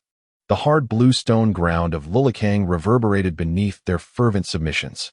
I am but a humble servant, unaware of the presence of Lord Chun. I deserve to die 1,000 deaths. I plead for your mercy, Lord Chun. The chorus of pleas for mercy echoed around them. This dramatic, earth-shattering turn of events left the onlooking citizens and the rescued princess Zhaoyang utterly astounded. She stared blankly at the royal guards, who had shown her the utmost respect just moments before, now reduced to the most abject of supplicants before this man. Her mind was a void, struggling to comprehend the unfolding reality. At that moment, Chen Feng finally released his grip on her. He leisurely set her down, looking down upon this noble flower, equally rendered speechless by the spectacle before her. A devilish smile, rife with scorn and mockery, crept upon his face. It seems, Your Highness, that your servants possess keener insight than you do. These words pierced through the heart of Princess Zhaoyang, as sharp and venomous as a dagger, delivering a blow to her proud spirit, an exquisite humiliation. This is the most extreme, thorough, and irrefutable public humiliation she has ever endured in her life. She opened her mouth, intending to retort, but found herself utterly speechless. Meanwhile, Chen Feng had already lost interest in her. Addressing the 5 regal women behind him, who wore knowing smiles, he said, "Let us depart." With that, he turned and strode away, leaving behind the awe-stricken imperial guards who nearly prostrated themselves and the common folk who gazed upon him with reverence akin to that of deities, accompanied by his women. Throughout the entire ordeal, he did not cast a single glance back at the most esteemed princess of the great Xia dynasty, as if she were merely an insignificant, spoiled child in his eyes. Only Princess Zhao Mingyue remained, standing alone in desolation. She watched the retreating figure, shrouded in an air of boundless mystery and dominance. Her exquisitely beautiful face flickered between shades of green and white. For the first time, her almond-shaped eyes, usually filled with arrogance and caprice, ignited with an intense fire of unwillingness and curiosity that she had never experienced before. Stop! She could no longer restrain herself and shouted at the distant figure. What is your name? Yet, the man did not even pause in his steps. Only a stunning woman beside him, radiating an ethereal and transparent grace, slowly turned her head, with a gaze imbued with the innocence of a child who cannot comprehend. She looked at Princess Zhao Mingyue and replied in a tone that was both cold and filled with supreme pride. The name of my husband is not something you, Your Highness, are entitled to know. Chapter 83. The Princess's Fury. The Emperor's insight. What transpired in Lioli Factory swept through the capital like a tempest, transforming within mere hours into 2 starkly divergent legendary accounts. In the bustling tea houses and taverns of the marketplace, the storytellers spun a tale replete with chivalry and romance. They recounted how, on that fateful day, a startled horse rampaged through the streets, threatening the royal lineage. In a moment of peril, a swift shadow descended from the heavens. Clad in garments as white as snow, the gallant hero, with grace and poise, clasped the princess's slender waist with one arm, while with the other, he delivered a mesmerizing gesture that immobilized the wild steed. The princess, both astonished and elated, secretly vowed her heart to the valiant rescuer. Alas, the hero was a recluse of the highest order, vanishing into the ether, leaving his deeds uncelebrated. This rendition fulfilled the fantasies of the common folk, yearning for tales of heroes saving beauties and the subsequent infatuation. Conversely, within the opulent mansions of the nobility, a narrative steeped in power, intimidation, and horror circulated. Have you heard? The newly appointed third-rank official, Chen Feng, confronted the illustrious Princess Zhaoyang today at Lioli Factory. Not merely a confrontation, I witnessed it firsthand. After saving the princess, Master Chen did not release her, but audaciously admonished her in public. My heavens, is he courting death? The Princess Zhaoyang is the apple of His Majesty's eye. Death? Huh, you are unaware. Subsequently, the Imperial Guards surrounded them. And guess what? Master Chen retrieved a golden medallion inscribed with "As if I were present," bestowed by the late emperor. Instantly, the commander of the guards and his troops fell to their knees in terror. What? The late emperor's medallion? What manner of man is he? Who knows? In any case, the princess left in disgrace, while Master Qin departed with his 5 ethereal companions. Not sparing her a glance, this version instilled within the city's elite an overwhelming fear and trepidation regarding Qin Feng's origins and prowess. In the palace, the imperial study, Emperor Yong'an listened to Wei Zhongxian's emotionless report, and for the first time, a genuine, hearty laugh illuminated his traditionally impassive visage. Ha ha, excellent. My precious daughter, spoiled beyond measure, has finally encountered a challenge tougher and more unreasonable than herself. Instead of fury, his eyes sparkled with admiration. This Qin Feng is intriguing, truly captivating. He stands fearless before the imperial guards, unyielding before the princess, and neither obsequious nor servile to me. He embodies the essence of a true human. Wei Zhongxian. He turned to the chief eunuch beside him. Do you believe this man is worthy of great responsibility? Wei Zhongxian bent his body and replied sharply, Your Majesty, this humble servant cannot fathom it. Yet, I believe that the one capable of eliciting such heavy investments from both Chao Shaoqin and Qin Song, those 2 cunning old foxes, is certainly no ordinary being. The Emperor Yong'an nodded, a profound glimmer unique to sovereigns sparkling in his eyes. Let us observe further, he mused, to see how this formidable dragon, crossing the river, stirs the waters of this capital's treacherous depths. Meanwhile, within the Princess Zhaoyang's chamber, the Fengyi Palace lay in utter disarray. I am infuriated. I am utterly enraged, exclaimed Princess Zhao Mingyue as she forcefully shattered a priceless blue and white porcelain vase, crafted by the imperial kills of the previous dynasty, upon the ground. With a resounding crash, the vase fragmented into countless pieces, yet it did little to quell the rage swelling within her heart. For the first time in her 16 years, she felt such humiliation in front of others. That man, that detestable and audacious commoner, not only did he dare to embrace her, but he also presumes to reprimand her. How dare he disregard her? By what right? Someone come. She shrieked towards the door. A young eunuch scurried in, tumbling over himself in haste. Your Highness, go, Princess Zhaoyang commanded, pointing at him with a tone that brooked no dissent. Investigate. I demand to know everything about the man named Qin Feng, his origins, his background, his secrets, and the 5 vixens surrounding him. I require the most detailed dossier. If you fail to procure it within an hour, you shall present your heads before me. Yes, yes.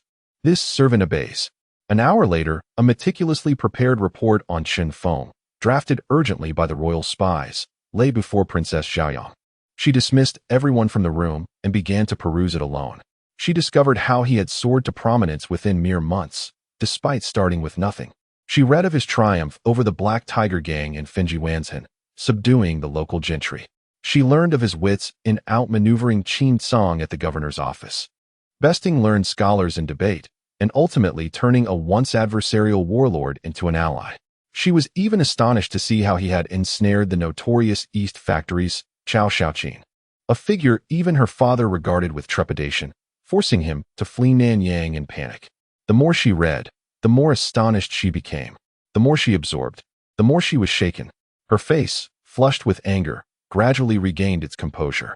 The fiery blaze in her almond-shaped eyes, ignited by humiliation, was replaced by a novel emotion, one she had never before experienced.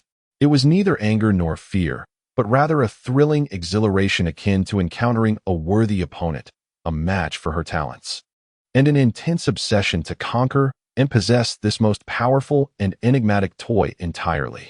This man is utterly fascinating, truly one of a kind. He is unlike those courtiers who merely wag their tails in submission.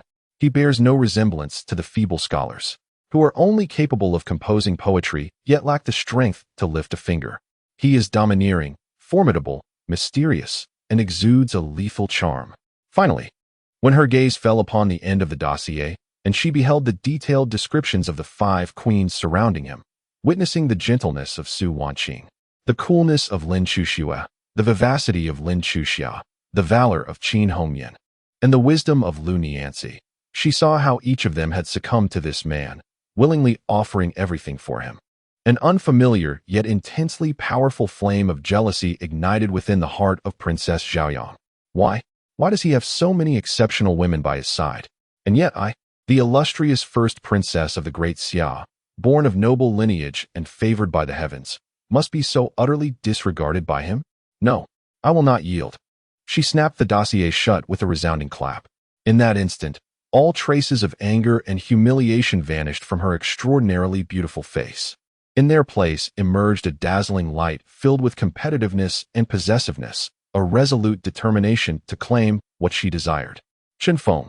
She clenched her petite fist, gritting her teeth, murmuring to herself in a voice only she could hear. Just wait for me. Do you think you are the only one who can hunt? I shall make you realize who the true hunter is. You and your women shall all become mine. Chapter 84. An imperial decree, unwillingly accompanied as a reader. The following day, within the palace, in the imperial study, Emperor Yongin was troubled as he gazed upon the towering pile of memorials before him. At that moment, a voice as melodious as silver bells wafted in from outside the hall. Father, your daughter comes to pay her respects. No sooner had the words left her lips than a petite figure clad in vibrant red dashed in like a whirlwind. It was Princess Zhao Minghua, the beloved daughter of the emperor. She had cast aside the grievances of the previous day, her face now adorned with the sweetest and most obedient of smiles. She rushed to Emperor Yongin's side, effortlessly wrapping her arms around his, employing her unrivaled skill of charming him. Father, you haven't dined with me in several days. Have you forgotten about your precious Minghua? You rascal, Emperor Yongin chuckled, gazing at his most cherished daughter with a mix of exasperation and affection. How could I not care for you? It is merely that the affairs of state keep me occupied. State affairs. In your heart. It seems there is only room for state matters. The princess pouted, visibly displeased. You have nearly forgotten your treasured daughter. As she spoke, she exaggeratedly pretended to wipe away non-existent tears with her sleeve. All right. Emperor Yongin could hardly bear to see her in such a state. He set aside the memorials, gently patting her hand to soothe her. It is indeed my fault. Now, tell me, what reward do you seek today? Do you desire the blood jade coral from the western regions, or perhaps the newly woven cloud brocade from Jiangnan? Neither. Princess Zhao Minghua shook her head. She ceased her playful demeanor, her small face suddenly taking on an unprecedentedly serious expression. Father, she said earnestly, I have not come today to request a reward. I am here to share your burdens. Oh, Emperor Yongin's interest was piqued. What can you, my little girl, possibly do to alleviate my concerns? The princess straightened her petite chest and declared with righteous fervor, Father, I have heard that the gentleman Chinfeng presented to you a national treasure known as the divine arm crossbow yesterday. I believe this matter pertains to the eternal fate of our great Xia, and we must not show the slightest negligence. As the eldest princess of the great Xia, nourished by your grace and benefiting from the devotion of the people, I have a duty to contribute to the stability of our nation.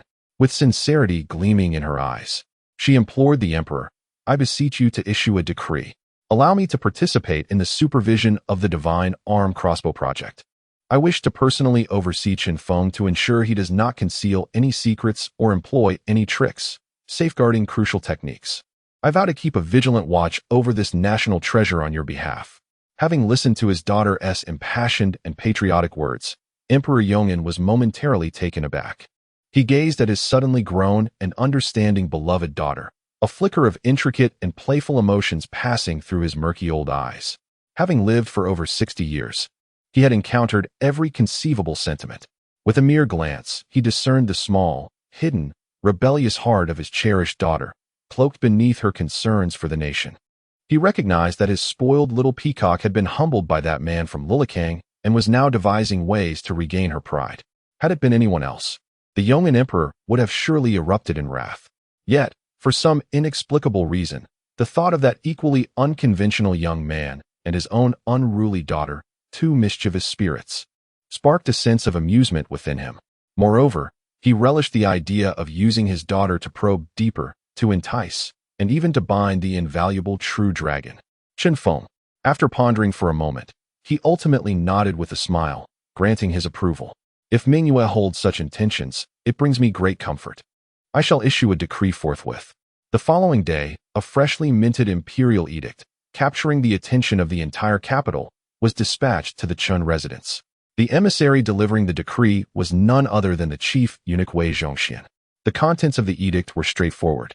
First, His Majesty the Emperor placed great importance on the Divine Arm Crossbow Project, establishing a new institution, the Divine Mechanism Workshop, in the Royal Military Factory on the outskirts of the capital, personally overseen by the Emperor himself, tasked with the research and production of this crucial national weapon. Second, the third-rank official Chen Feng was appointed as the chief supervisor of the Divine Mechanism Workshop, overseeing all technical matters. Third, and most astonishingly, to underscore the imperial support and significance of this endeavor, the esteemed Princess Zhao Mingyue was appointed as the royal overseer, her role being to assist and learn all aspects of the chief supervisor's work. This appointment, seemingly one of oversight, effectively placed the most esteemed branch of the imperial family firmly by Chen Feng's side, rendering him unable to scold or dismiss her, and obliging him to treat her with utmost reverence. Upon receiving this bewildering edict, Chen Feng found himself overwhelmed, realizing that his tranquil days had come to an end.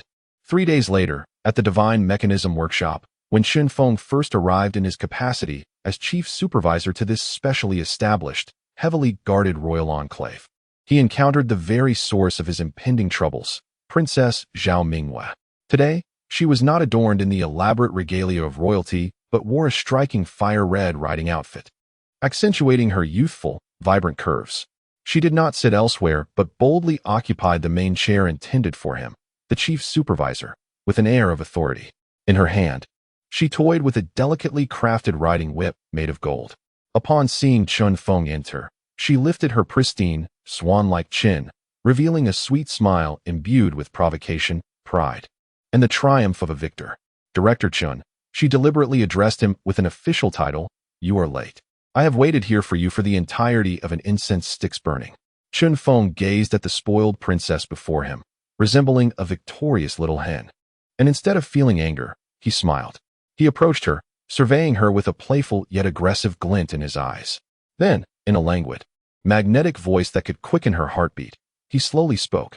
"Your Highness, a true hunter never concerns himself with being early or late, for they understand that, in the end, the ultimate prey shall inevitably belong to them."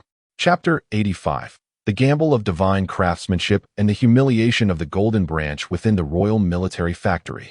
Specifically, the Divine Mechanism Workshop lies the most clandestine and technologically advanced location of the entire Great Xia dynasty. At this moment, the atmosphere within the vast workshop is tinged with an unsettling gravity and peculiarity. Dozens of the finest artisans, meticulously selected from the Ministry of Works and the Weapons Supervision Bureau, are gathered around an enormous blueprint, engaging in fervent discussion. Each of them is a master in their respective fields, having devoted decades to their craft, and they possess an intrinsic pride that is characteristic of technical talents. Despite their outwardly respectful demeanor towards Chen Feng, a mere 20-year-old supervisor who seemingly appeared from nowhere, their hearts brim with skepticism. Bolstering their discontent is none other than Her Royal Highness, Princess Zhaoyang, who sits grandly in the supervisor's chair, nonchalantly toying with a golden riding whip. "Supervisor Chen," the princess said, directing her whip towards a notation on the blueprint regarding the material of the crossbow arms, feigning ignorance. "It states here that the arms should be made of tempered steel, encased in 3 layers of bison sinew, and coated with tung oil. I find this puzzling. Our military crossbows have always utilized the finest Jeju wood for the arms, as per the ancestral tradition. Why do you presume to alter this? Do you believe yourself to be more astute than the craftsmen who have upheld our legacy for centuries?" With her words, she adorned Chen Feng with the heavy mantle of contravening ancestral practices. Several elderly craftsmen, responsible for bow and crossbow production, immediately stroked their beards and nodded in agreement, echoing, "Indeed, indeed. What Her Highness says is absolutely correct. Jeju wood possesses the best resilience, making it most suitable for crossbow arms. This is a rule passed down from our forebears. There can be no error in this." Chen Feng, observing the imperious princess who knew nothing yet insisted on her authority, along with the antiquated craftsmen clinging to their past, smiled. "Tradition is immutable, yet humanity is dynamic." He replied calmly, "My method can enhance the strength and resilience of the arms by at least 50% compared to mere Jeju wood. Naturally, the range and power will be incomparable. Words alone bear no weight." Princess Zhaoyang seized upon this opportunity. "You claim a 50% improvement, yet how can you guarantee such results? If your creation fails to exhibit such miraculous effects, who will be responsible for the waste of manpower and resources? Her challenge was unmistakable. At that moment, a perspiring master craftsman named Wang approached, cradling an intricately complex brass component in his hands. As supervisor, "Your Highness," he stammered, his face etched with concern. This core component, the linkage mechanism on the blueprint, we truly cannot produce it." Oh, a gleam of triumph flickered in Princess Xiaoyang's eyes. She stepped forward, taking the component into her hands and feigning gravitas. "Master Wang, what is the precise challenge?" Wang, wiping the sweat from his brow, responded, "Your Highness, the mechanism stipulates that the tolerance between the internal latch and the groove must not exceed 1/10 of a millimeter. Yet, to achieve such precision solely through manual forging seems utterly implausible. Our team of seasoned craftsmen toiled for an entire day and night, only to produce components that were either too tight to fit or so loose that they would fall apart at the slightest touch. This design defies all logic. It is simply unattainable." Unattainable? Upon hearing this, Princess Xiaoyang's heart brimmed with delight. She emphatically placed the component upon the table, then turned to face Chen Feng with the demeanor of a triumphant victor, sneering, "Director Chen, did you hear that? Even our finest artisans in Daxia declare your design to be nothing more than a castle in the air, utterly impossible to realize. I dare say this divine arm crossbow is merely a fanciful notion, a deceitful fade. I believe the oversight of this project should." "Your Highness," Chen Feng interjected suddenly. His countenance remained serene, a smile gracing his lips. Observing the arrogant expression of Princess Xiaoyang, he spoke slowly. "Shall we make a wager?" "A wager?" Princess Xiaoyang was taken aback. "Indeed," Chen Feng nodded, his gaze sweeping over the craftsmen present, all eager to witness his folly, before returning to the princess. "Let us wager on this component that you all deem impossible to realize. If I can, within the span of a single hour, personally forge it to perfection using your tools, how shall you respond, Your Highness?" At this proclamation, laughter erupted from Princess Xiaoyang and all the craftsmen present. They laughed at Chen Feng's audacity. They mocked his arrogance and ignorance. This delicate young lord believed he could accomplish what even their seasoned masters could not. What a grand jest. Very well. Without a moment's hesitation, Princess Xiaoyang agreed, fearful that Chen Feng might retract his challenge. With a gaze filled with disdain and mockery, she declared, "If you succeed, I shall deign to serve you tea and water for an entire month." "It is settled." Chen Feng smiled. "And if you fail?" Princess Xiaoyang pressed. "If I fail?" Chen Feng's expression turned grave. "I shall relinquish my position as the overseer of the Divine Mechanism Workshop. From that moment forth, it shall be under your sole command." The wager is established. Amidst the incredulous stares of onlookers, Chen Feng slowly removed his azure outer robe, revealing strong, well-defined arms brimming with power. He rolled up his sleeves and approached the glowing forge. Instead of immediately setting to work, he closed his eyes. Ding! Consumed 100 conquest points. Exchange for a master craftsman's heart. Passive. The host shall possess extraordinary intuition and perfect mastery over all materials, structures, mechanics, and craftsmanship. When he opened his eyes once more, his entire demeanor had transformed. If he was once a master strategist, now he has transformed into a deity, brimming with unwavering confidence and mastery over his craft. He seized a brass component, deemed worthless by the masses, and picked up a humble small hammer and a delicate steel file from the tool rack. Then, he commenced his work. Clang, clang, clang, clang, clang. The hammer in his hand fell with a rhythm that was neither hurried nor languid. Yet each strike landed with astonishing precision at an almost unfathomable point. His control over power was akin to the most sophisticated instrument. A fraction too much would deform the component, while a fraction too little would yield no effect. It was as if he were not forging metal, but rather perfecting a masterpiece of unparalleled artistry. Next came the filing. Swish, swish, swish. The steel file appeared to come alive in his hands. Each stroke removed a layer of copper so fine it was nearly imperceptible to the naked eye. He didn't even employ calipers or measuring tools. Relying solely on his hands and eyes, he executed the most exquisite precision work of the era, down to the micron. The entire workshop fell into an eerie silence. All the craftsmen, including the previously dismissive Master Wang, stood as if enchanted, frozen in their places. Their mouths gaped wider, and their eyes widened further. They watched Chen Feng's movements, imbued with rhythm and grace, as if witnessing a monster. No, a god. The very ancestral figure whom all craftsmen in their field ought to revere. Before the hour had passed, Chen Feng set down his tools. He blew away the last speck of copper dust from the meticulously refined brass component. Then, he picked up the corresponding groove and, under the breathless gaze of all present, gently aligned the two pieces before pushing them together. Click, a sound both crisp and melodious, akin to celestial music. The two components, which had previously resisted perfect alignment, now fit together flawlessly, seamlessly, not a fraction too much, nor a hair too little. Their smoothness, fluidity, and precision were nothing short of miraculous. Impossible, this is utterly inconceivable, Master Wang murmured to himself, reaching out to touch it, yet hesitating. He feared that his mortal hand would defile this sacred artifact crafted by divine hands. Meanwhile, Chen Feng approached Princess Zhao Mingyue, whose face had turned pale with astonishment, as if she had seen a ghost. He waved the flawless linkage mechanism before her eyes, a devilish smile illuminating his face. "Your Highness," he said, "I find myself parched. I long for the dragon, while tea you personally brewed before the rain." Chapter 86. The Noble Branch and Leaf, Preparing Broth. Your Highness, I am parched and yearn for your personally brewed pre-rain Longjing. Chen Feng's voice, though soft, struck like an invisible hammer upon the heart of Princess Zhao Mingyue of Zhaoyang.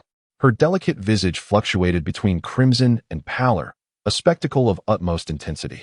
As she gazed upon the man before her, whose face bore a devilish smile, her attention flickered to the surrounding artisans, who, despite bowing their heads, clearly strained to eavesdrop on the unfolding drama.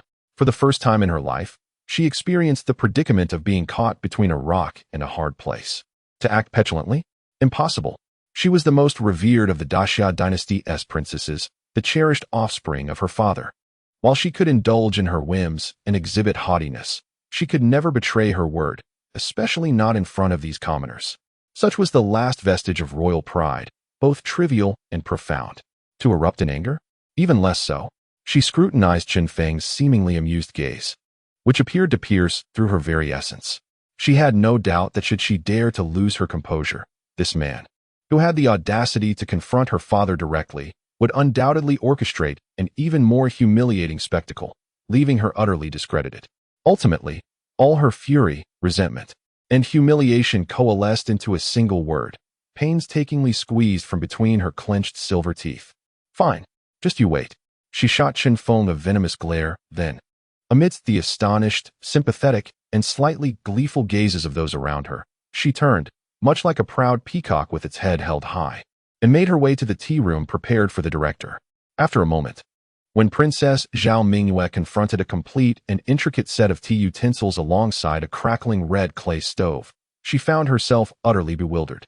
As a noble, she typically enjoyed tea brewed by the finest tea maidens in the palace, who meticulously tested the temperature before reverently presenting it to her lips. How could she possibly comprehend the elaborate processes of igniting a fire, boiling water, warming cups, placing tea, and steeping it? In a flurry, she fumbled about, either burning her hands on the stove or being splashed with scalding water. After much effort, she managed to place the tea leaves into the pot, but, unable to gauge the quantity, she recklessly filled it to the brim. Finally, as she approached Chen Feng, cradling a cup of a deep, murky brew akin to medicinal concoction, her face marred with streaks of black soot, the entire workshop fell into an uncanny silence. All the artisans paused their tasks, stifling laughter, their faces turning a shade reminiscent of liver, shoulders shaking uncontrollably. They could scarcely believe their eyes, witnessing the once mythical, willful, and lofty princess reveal such a down-to-earth side of herself. Chen Feng gazed upon her charmingly disheveled visage, marked by a blend of indignation and stubbornness, coupled with a hint of hopeful anticipation for his praise, and a wave of amusement surged within him. He accepted the cup of poison, bringing it to his nose for a whiff, only to furrow his brow in response. "Your Highness," he began. "Yes?" Princess Zhaoyang immediately lifted her delicate face, her eyes glimmering with a barely perceptible expectation. "Are you intending to use this cup of tea to poison me, your enemy who has caused you such profound humiliation?" Uft. A young artisan nearby could no longer contain his laughter and burst forth, only to quickly cover his mouth under the dagger-like gaze of Princess Xiaoyang. I did not. Princess Xiaoyang, both embarrassed and furious, felt her eyes sting with tears. I am merely a novice at brewing tea. Oh, a novice indeed. Chen Feng acknowledged, nodding as if he understood completely. He set the cup aside and addressed the still chuckling artisans with a commanding voice. Enough of your dawdling. The princess has shown compassion for our toil and has taken it upon herself to learn the art of tea, hoping to infuse our tedious supervisory work with a touch of elegance.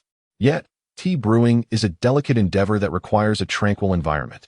Thus, his gaze swept over the assembly, from this moment until the end of our work today. This supervisory chamber shall be free of any presence save for myself and Her Highness.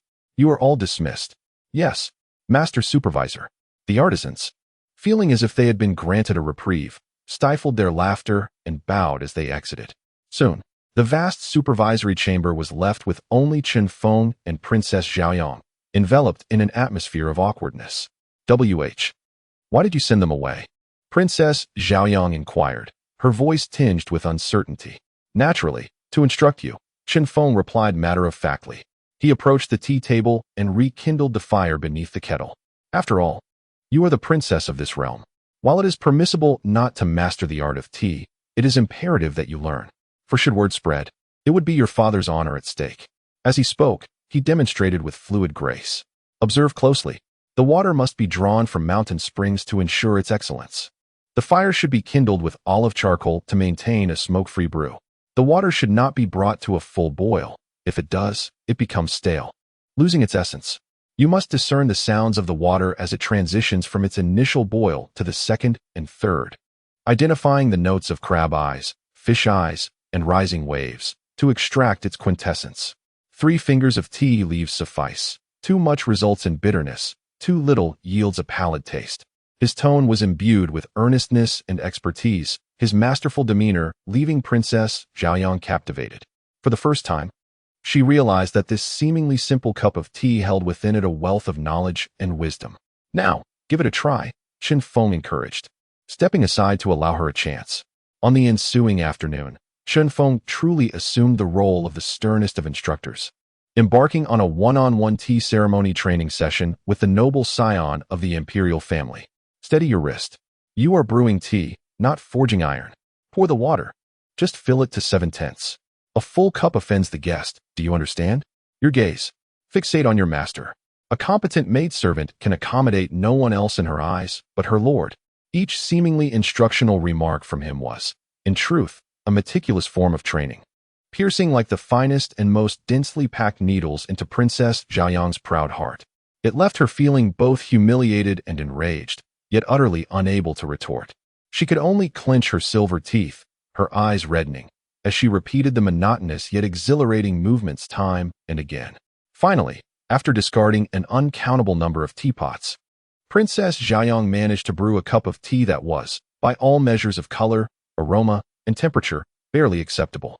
Holding that cup, a tangible manifestation of her afternoon's toil and tears, she approached the formidable figure of the great demon king, who sat with his eyes closed in a meditative state. Please, enjoy the tea. Her voice bore a subtle trace of unspoken grievance. Chen Feng slowly opened his eyes. He said nothing, merely accepting the cup.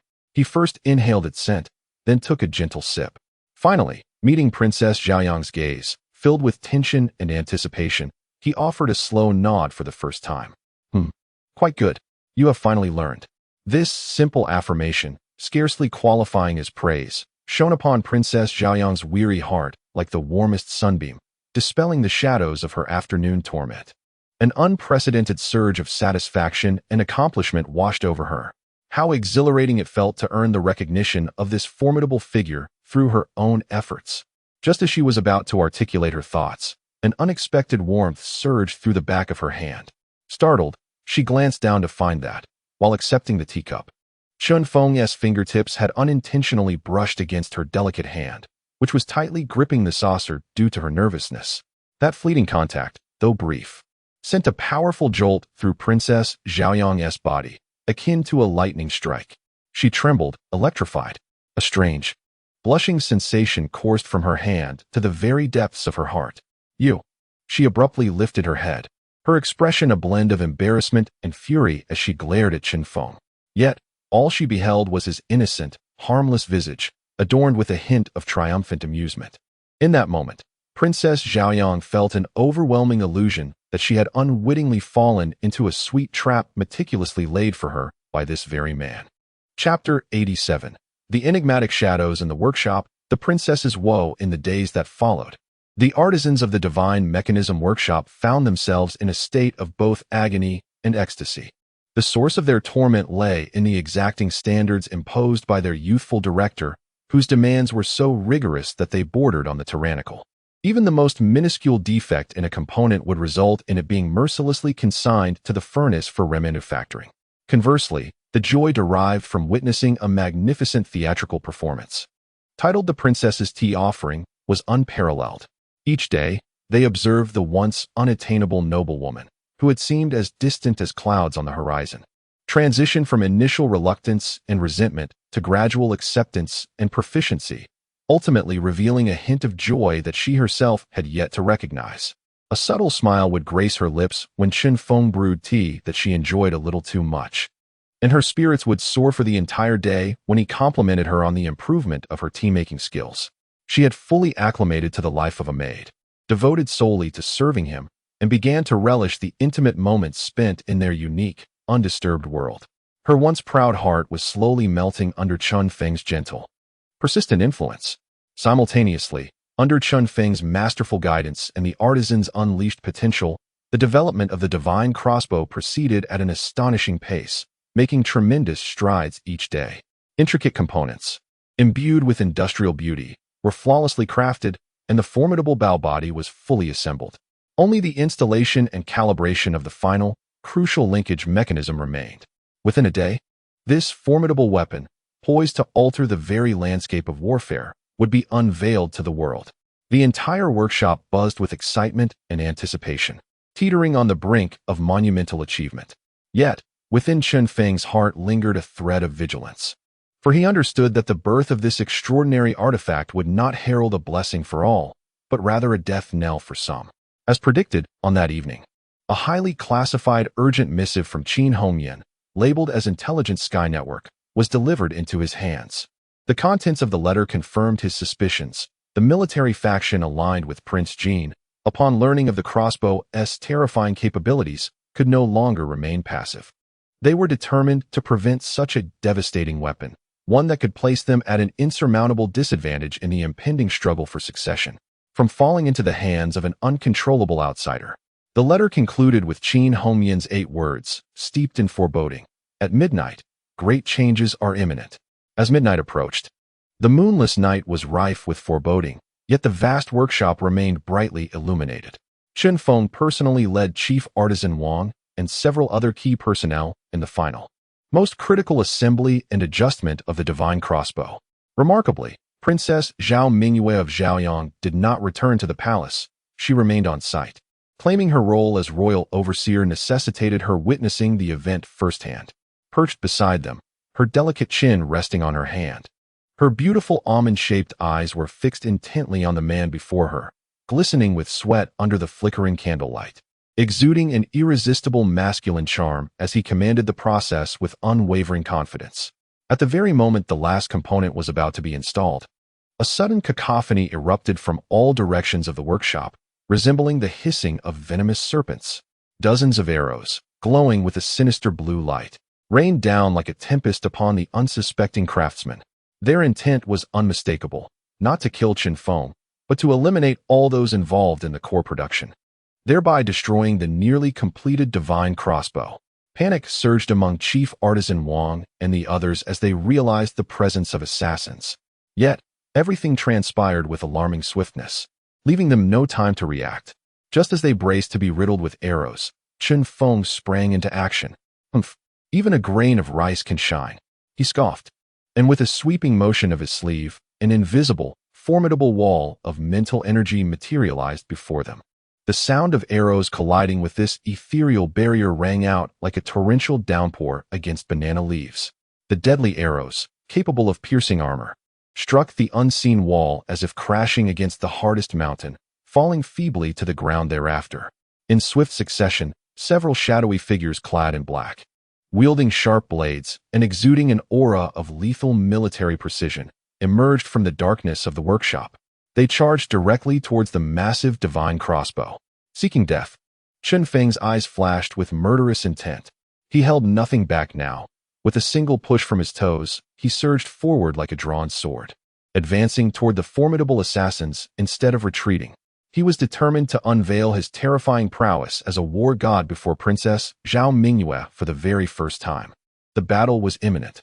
Meanwhile, Princess Zhao Mingyue, witnessing this sudden and bloody assault, was rendered pale and terrified, her delicate features drained of color.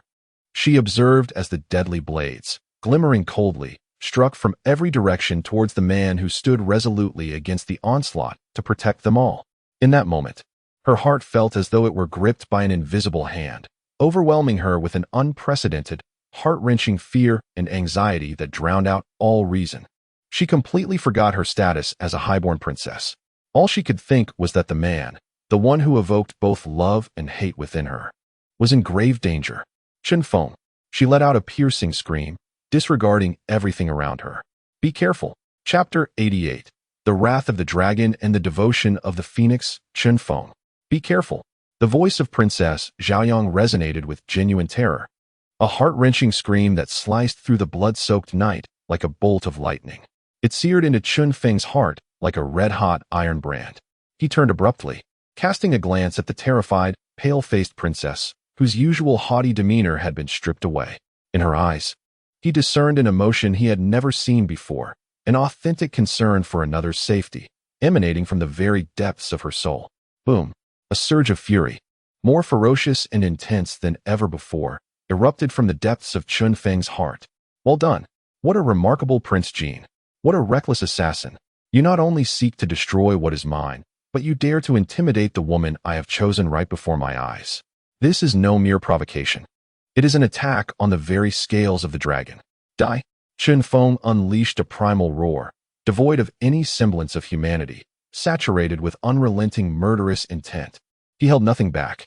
His body, honed through countless trials and surpassing the limits of mortal endurance, erupted in that moment. Like a cannonball, he charged headlong into the fray, confronting the glinting blades of over a dozen assassins. Swift, at the peak of speed. To those self-proclaimed elite assassins, Chun Feng's figure seemed to dissolve into a multitude of elusive afterimages, impossible to capture. Thud!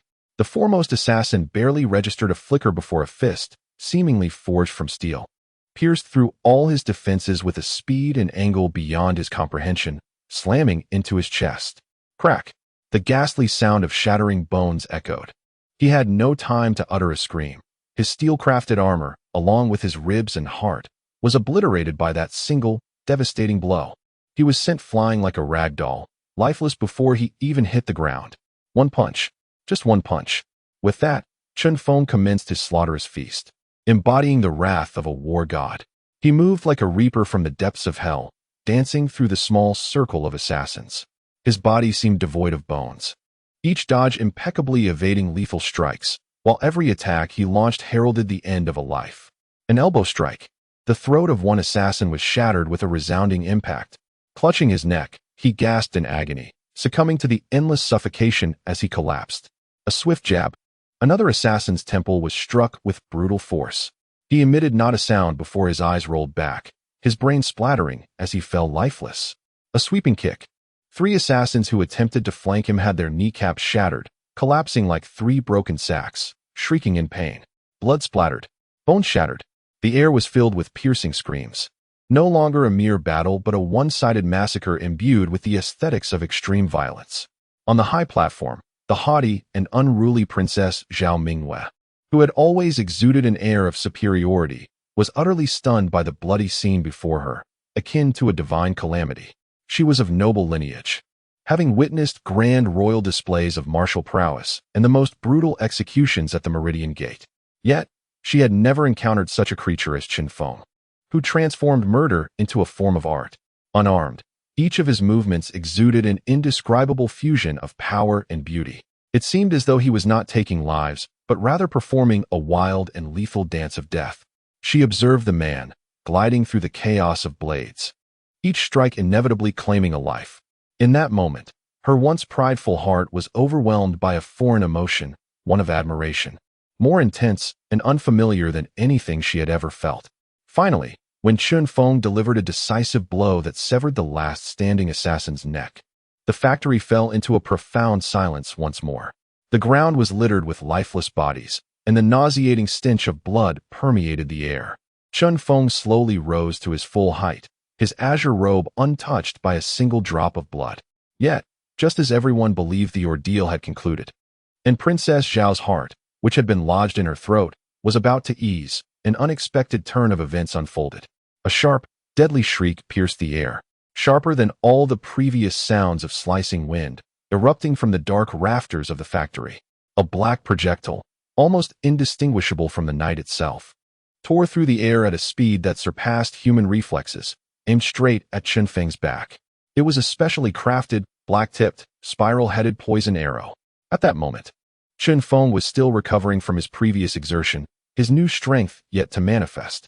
He was oblivious to the lethal attack approaching from the shadows. This was a fatal blow. No. At the instant Princess Zhao Mingyue spotted the poisoned arrow, her mind went blank in an explosive rush. There was no time to think. Her thoughts were a mere blur. She acted purely on the instinct deep within her being, primal and authentic. She even forgot her status as a lofty princess. All she knew was that the man, whom she both loathed and admired, who had just showcased his formidable prowess before her, was in peril. He was going to die? No. It cannot be allowed. Chun Feng, with an anguished, heart-wrenching scream, she executed an action that left all the remaining witnesses in sheer astonishment. She, without a moment's hesitation, expended all her strength to rush recklessly towards Chun Feng's retreating figure. In that instant, she sought to use her delicate and precious body, akin to a precious flower, to shield him from the lethal, poisoned arrow. At that moment, she had completely forgotten her own identity, her own pride. In her heart, there remained only one pure and fervent thought: to prevent his demise. Upon hearing her desperate scream, Chun Feng's heart tightened. His advanced perception had long alerted him to the deadly intent approaching from behind. He had 100 ways to effortlessly evade that arrow. Yet, when he caught a glimpse of the fiery red figure, charging towards him like a foolish moth drawn to the flame, all thoughts of evasion vanished in an instant. Only one domineering yet tender thought remained in his mind. How could he allow harm to befall his beloved? In the blink of an eye, Chun Feng executed a swift turn. He relinquished all attempts at defense and evasion. He extended his arms, and just as the poisoned arrow was about to strike Princess Zhaoyang, he fiercely embraced the reckless girl, pulling her tightly into his embrace. Then he braced himself with his remarkably reinforced and solid back to meet the fatal arrow head-on. With a sickening sound, the arrow pierced flesh. Yet, it did not penetrate as anticipated. The arrow, capable of piercing through 3 layers of iron armor, struck Chun Feng's back and was as if it had collided with a divine entity forged from the toughest leather and the most resilient steel. Although the arrowhead broke through the skin, it was ensnared by Chun Feng's formidable, almost monstrous muscles and tendons, unable to advance even a fraction further. Moreover, the venom, designed to be lethal upon contact, was neutralized and dismantled the moment it entered Chun Feng's body, thanks to his innate immunity to toxins. Finally, as he steadied himself on the ground, holding the trembling and frightened girl who had risked her life for him, a thin sheen of cold sweat trickled down his face from the pain in his back, yet a devilishly gentle smile graced his lips. He lowered his gaze to the girl in his arms, who had so selflessly thrown herself into danger for his sake. His voice, hoarse yet filled with an unrecognized tenderness, broke the silence. "You foolish girl, what compelled you to leap into danger?" Chapter 89. The Pact of Dragon Blood, the Heart of the Imperial Daughter Fool. Chun Feng's voice, raspy yet magnetic, tinged with a hint of reproach and an undercurrent of profound tenderness, gently resonated in Princess Zhaoyang's ears. Her mind, blank from sheer terror, began to function once more. Slowly, she lifted her head from Chun Feng's solid and warm embrace. She beheld his face, slightly pale from excruciating pain, his brows furrowed with concern, and in his deep, starry eyes, she saw her own small, disheveled reflection, filled with panic. At that moment, her heart was completely submerged in an unprecedented, unfamiliar, yet exquisitely painful emotion known as gratitude. You are injured. Her voice trembled, laced with the quiver of impending tears. She extended her delicate hand, untouched by the sun's warmth, yearning to touch the sinister, black poison arrow embedded in Chen Feng's back. Do not touch it. Chen Feng firmly grasped her disobedient hand, his palm large and warm, enveloping her icy, fragile fingers. I told you it's nothing. He offered her a weak yet unwaveringly confident smile, asserting that such a trivial wound would not claim his life. As he spoke, he summoned the vital energy within him. His remarkably enhanced back muscles surged, contracting with tremendous force. With a soft pop, the poison arrow embedded in his back was forcibly expelled by the sheer strength of his muscle. It fell to the ground with a crisp sound. Rather than crimson blood, a few drops of ominous black poison seeped from the wound. However, under his innate, beginner's poison immunity, the toxic blood was swiftly neutralized and purified. Fresh, vibrant red blood emerged, coagulating and scabbing at a visibly rapid pace. This miraculous regenerative ability left Princess Xiaoyang utterly astounded. At that moment, a flurry of hurried, panicked footsteps approached from all directions. Quick! Protect the prince. Protect Lord Chen. Hundreds of royal guards, armed with torches and sharp blades, along with the county governor's guard led by Qin Hongyan, finally arrived at the scene.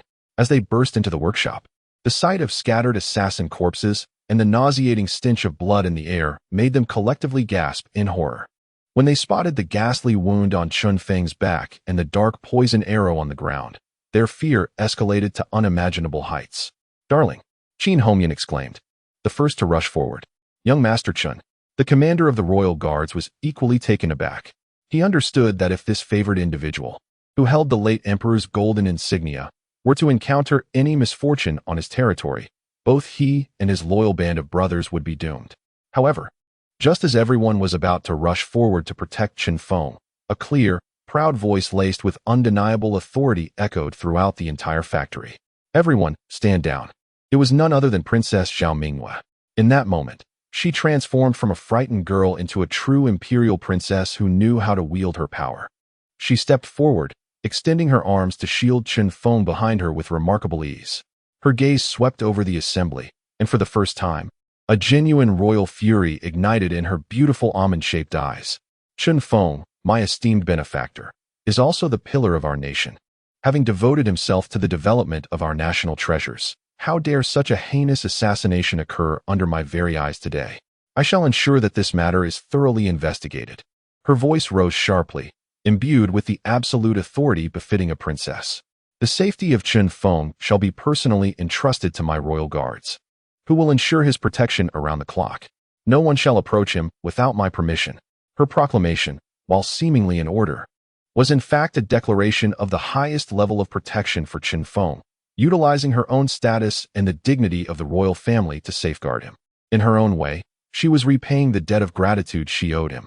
Observing the once petulant princess now transformed overnight, Chen Feng's eyes glimmered with a blend of relief and amusement. News traveled swiftly back to the palace, where the emperor's study was ablaze with light. Bang! Emperor Yong'an, after receiving a trembling report from the commander of the royal guards, slammed his hand on the dragon throne and rose abruptly, his previously impassive face now marred by an unprecedented fury. Well, what a prince! What a Zhao Kuan! Truly, my dear son. His hand had audaciously dared to reach into my divine mechanism pavilion. He had the audacity to attempt an assassination against my trusted minister beneath the emperor's very feet. He nearly harmed my most beloved daughter. This is treason. His wrathful roar reverberated throughout the study. Wei Zhongxian and the other eunuchs knelt trembling in fear. After a long moment, Emperor Yong'an gradually calmed his rage and returned to his throne, his murky old eyes glinting with the cold, lethal intent of an emperor. Summon him, he commanded in an emotionless tone. Chen Feng and Minghua are to enter the palace to meet me at once. Half an hour later, in the imperial study, Chen Feng and the still trembling princess Xiaoyang knelt before Emperor Yong'an. Rise, commanded the emperor, his gaze lingering on Chen Feng's back, marred by the scars of arrows. A flicker of concealed sympathy and admiration flickering in his eyes. He then turned to his beloved daughter, whose delicate visage bore a hint of pallor. First, he lavished upon Chen Feng unparalleled comfort and generous rewards. Treasures such as Millennium Ginseng and Tianshan Snow Lotus flowed forth like a gentle stream. Suddenly, however, his tone shifted dramatically. Fixing his penetrating gaze upon his daughter, he posed the most critical and potentially devastating question. Mingwe, tell your father honestly. Why did you rush to shield him from that arrow when the situation was dire? Was it to protect the divine crossbow that your father holds in such high esteem? Or was it to safeguard him as a person? Boom. This question struck like a thunderclap, reverberating through Princess Xiaoyang's mind. Her fair face flushed a deep crimson, akin to the most resplendent sunset. She abruptly lifted her head, yearning to retort with the pride and defiance of old. Yet, as she met her father's gaze, which seemed to pierce through all pretense, and caught sight of the man beside her, who wore a knowing smile, her facade crumbled in an instant. Slowly, she lowered her noble head, her voice emerging as a faint yet piercing whisper, revealing her most genuine and shameful sentiment. Daughter does not know. At that moment, my mind was a blank. I simply did not wish to see him hurt. This sincere confession, brimming with youthful emotion, transformed the atmosphere of the imperial study into one of exquisite complexity. Upon hearing his precious daughter's answer, which could be construed as an indirect declaration of affection, a glimmer of understanding, calculation, and immense satisfaction sparkled in the eyes of the astute emperor seated upon his dragon throne. Chapter 90. The Emperor Grants Marriage. The Phoenix's covenant, my daughter, simply wishes not to see him hurt. Princess Xiaoyang's response, low yet remarkably clear, was akin to a stone cast into a tranquil lake, stirring ripples within the oppressive atmosphere of the imperial study. Chen Feng observed her delicate ears, now flushed a deep crimson, and a playful smile graced his lips. Meanwhile, atop the dragon throne, Emperor Yong'an, upon hearing his fearless daughter utter such sentiment-laden words, felt the cunning glint in his murky old eyes reach its zenith. Excellent. Truly excellent. Heaven has favored me. He had been pondering how to secure Chen Feng, this enigmatic dragon, more profoundly to his royal chariot, only to discover that his beloved daughter had unwittingly presented him with the sturdiest of ropes. Suddenly, Emperor Yong'an erupted into an unprecedented fit of hearty laughter. He descended from the throne and approached Chen Feng, clapping a heavy hand on his shoulder. Well done, Chen Feng, a true pillar of the nation. His gaze was filled with the satisfaction of a father-in-law appreciating his future son-in-law. Chen Aiqing, his tone shifted to one of utmost seriousness. You have rendered great service to the state by expanding its territories and have safeguarded my daughter. Such contributions are monumental. He paused then. With an imperious voice that brooked no dissent, he proclaimed a decision that sent shockwaves through both Chen Feng and Princess Xiaoyang. Thus, I have resolved to betroth my only and most cherished treasure, the esteemed Princess Xiaoyang, Zhao Mingwe, to you. A wedding day shall be chosen to manifest my supreme favor towards you. The words granted marriage struck like a thunderbolt upon Princess Xiaoyang's head. Her face, which had just been suffused with crimson from embarrassment, turned a ghostly white in an instant. Father, she exclaimed without a moment's hesitation, what nonsense are you speaking? I will not marry. I refuse to wed this detestable, audacious commoner. Though she harbored feelings for Chen Feng that she herself could not articulate, her royal pride could not endure the notion of being casually bestowed upon this man, as if she were a mere prize. However, in the face of his daughter's vehement opposition, Emperor Yong'an merely smiled. His gaze transcended her, settling upon the ever-smiling, silent Chen Feng. He waited, anticipating a response from the son-in-law he truly esteemed. Chen Feng gazed upon the cunning old fox eager to bind him, and the fiery little pepper, simultaneously embarrassed and enraged, yet harboring a trace of hope deep within her eyes, one she herself had yet to recognize. His heart was already brimming with joy. However, his visage morphed into one of utmost humility and trepidation. He deeply bowed to Emperor Yong'an, exclaiming, Your Majesty, this cannot be. His voice resonated with both fear and resolve. The princess is of noble lineage, a daughter of heaven, akin to a phoenix. I, a mere commoner, unworthy and unqualified, dare not presume to match such a distinguished lady. His gaze shifted to Princess Xiaoyang, filled with sincerity and regret. It is evident that the princess harbors reservations towards someone of my humble background. As the saying goes, A forcibly twisted melon is not sweet. Such a union would only serve to unjustly burden Her Highness. Although I hold the deepest admiration for you, I would never wish to see you wear a frown because of me. Thus, this immense favor bestowed by your majesty, I dare not accept, nor can I. His words were a masterful retreat, impeccably crafted to provide the emperor an avenue to save face while preserving the princess's dignity, all the while sculpting himself into a gentleman of profound understanding. Indeed, upon hearing him, the appreciation in Emperor Yong'an's eyes deepened. Meanwhile, Princess Zhaoyong, upon hearing his unwillingness to see her distressed, felt the fury in her almond-shaped eyes soften ever so slightly. This fellow, perhaps, was not so intolerable after all. At that moment, Chen Feng pivoted once more. However, a mischievous smile, brimming with challenge, graced his face. Though I dare not accept your majesty's grace, the admiration I hold for the princess is as evident as the sun and moon. I also wish to prove myself, to see if I truly possess the merit to be worthy of such a noble phoenix. He looked at Emperor Yong'an and the inquisitive Princess Zhaoyong, slowly articulating his audacious new wager. Your Majesty, let us, as sovereign and subject, wager upon the divine arm crossbow.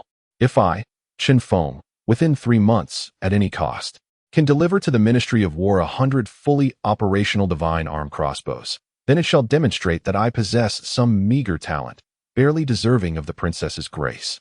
At that time, I shall personally seek your highness's hand in the most grandiose manner. However, should I fail to accomplish this, it will prove that I am unworthy of my station, a fraud deceiving the world. In that case, not only will I relinquish this ambition forever, but I shall willingly surrender my position as the supervisor of the divine mechanisms to your majesty and the princess for your disposal. At last, his provocative gaze came to rest upon the already astonished visage of Princess Zhaoyong. Your Highness, should I emerge victorious, I implore you not only to acquiesce to this marriage proposal, but also to present me with a cup of conceding tea on the day I seek your hand, all before the assembly of courtiers and generals. Furthermore, you must openly acknowledge that I, Chen Feng, am the sole man worthy of your affection in this world. What say you? He regarded her, a devilish smile curling at the corners of his lips. Princess Zhaoyong of noble lineage, do you dare accept this wager? This bet is tailor-made for you. It transforms a politically charged marriage into a battle of skill and pride. Should you prevail, your past humiliations will be avenged. But should you lose? No. How could she possibly face defeat? She refuses to believe that there exists a wager she, Zhao Mingyue, cannot win. A surge of unprecedented competitive spirit clouded her mind. Gritting her teeth, she pointed at Chen Feng and declared, I accept your challenge. Chen Feng, prepare yourself. You shall never sip this wife tea for the rest of your life. Observing the fierce determination ignited in his beloved daughter's countenance, Emperor Yong'an stroked his beard and let out a knowing, fox-like laugh. He was aware that his cherished daughter would likely succumb to the cunning of this young man, even craftier than a fox. Meanwhile, within Chen Feng's mind, the system's prompt resounded triumphantly. Ding!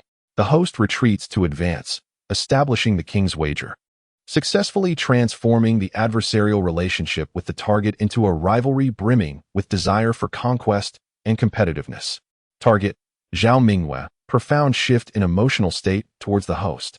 Zhao Mingyue's conquest level, 20. Current conquest level, 10. Target status updated, from disdain to intense, fateful, and a fierce need to triumph over you. Concern. Chapter 91. The contest of ingenious machines and the imperial daughters struggle the wager of the king, a promise worth 1,000 gold pieces. From the following day onwards, the entire workshop of ingenious machines underwent a profound transformation. If previously it was merely a royal establishment where craftsmen diligently executed the emperor's orders, it had now evolved into a veritable arena brimming with competition, fervor, and a hint of peculiar ambiguity.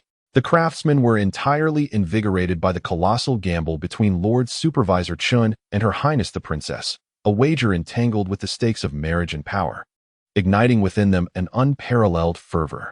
They labored day and night with the fervor of those imbued with newfound vitality, acutely aware that each component they crafted was not only crucial to the nation's paramount machinery, but also pivotal to the ultimate outcome of this celestial duel.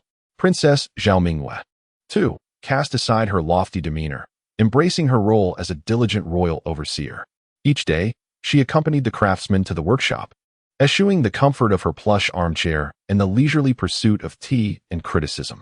Instead, she meticulously perused the schematics she had memorized, diligently inspecting each workshop in turn. A mere imperfection in the polishing of a gear, invisible to the naked eye, would prompt her to unleash her ire upon the responsible craftsman. Likewise, she would grow anxious and restless if the installation of a bearing lagged half an hour behind schedule, driven by the desire to triumph. To not fall short before that detestable man, she poured forth all her pride and energy into the endeavor. Yet, she soon found herself in despair, realizing that no matter her efforts, she appeared naïve and ludicrous in the presence of that extraordinary man. On this day, Princess Zhao Mingyue confronted Chen Feng, her countenance aflame with indignation as she brandished a progress report concerning the drying of the crossbow arms. According to the specifications, this batch required a precise 49 hours of drying in a temperature-controlled chamber to fully set. Yet, why had he only allocated 30 hours? Were you skimping on quality to meet deadlines? In her mind, she believed she had seized a formidable advantage, her eyes sparkling with the anticipation of victory. Chen Feng set down his teacup, observing her adorable, indignant demeanor akin to that of a vexed kitten, and smiled. "Your Highness," he replied leisurely, "you grasp only one aspect, neglecting the other. The conventional method indeed necessitates 49 hours. However, by incorporating a moisture-absorbing agent composed of lime, glutinous rice juice, and wood ash during the drying process, we can reduce the drying time by at least 30% without compromising the wood's resilience. This is a closely guarded secret passed down in my family. Have you learned something new today, Your Highness?" Zhao Mingyue found herself momentarily at a loss for words, her cheeks flushing crimson under the teasing gaze of Chen Feng, filled with youthful mockery. Once again, she had been bested. On another day, Chen Feng, Princess Zhao Yang approached him once more, clutching a freshly forged trigger mechanism. According to the craftsman, the edges were excessively sharp. If not smooth, it would severely affect the marksman's grip. "Why do you insist on retaining this seemingly superfluous sharp angle?" Chen Feng took the trigger, delicately examining it in his hands. "Your Highness, who do you believe is the greatest adversary of our divine crossbow?" "Naturally, it is the barbarian tribes of the north." "Indeed," Chen Feng nodded. "And in the ever-changing theater of war, what do you consider a soldier's most precious possession? Is it life?" "Yes, but also no." Chen Feng smiled. "It is the vigilance against danger." He returned the trigger to Princess Zhao Yang. "This sharp angle is a gift I bestow upon every soldier who wields it.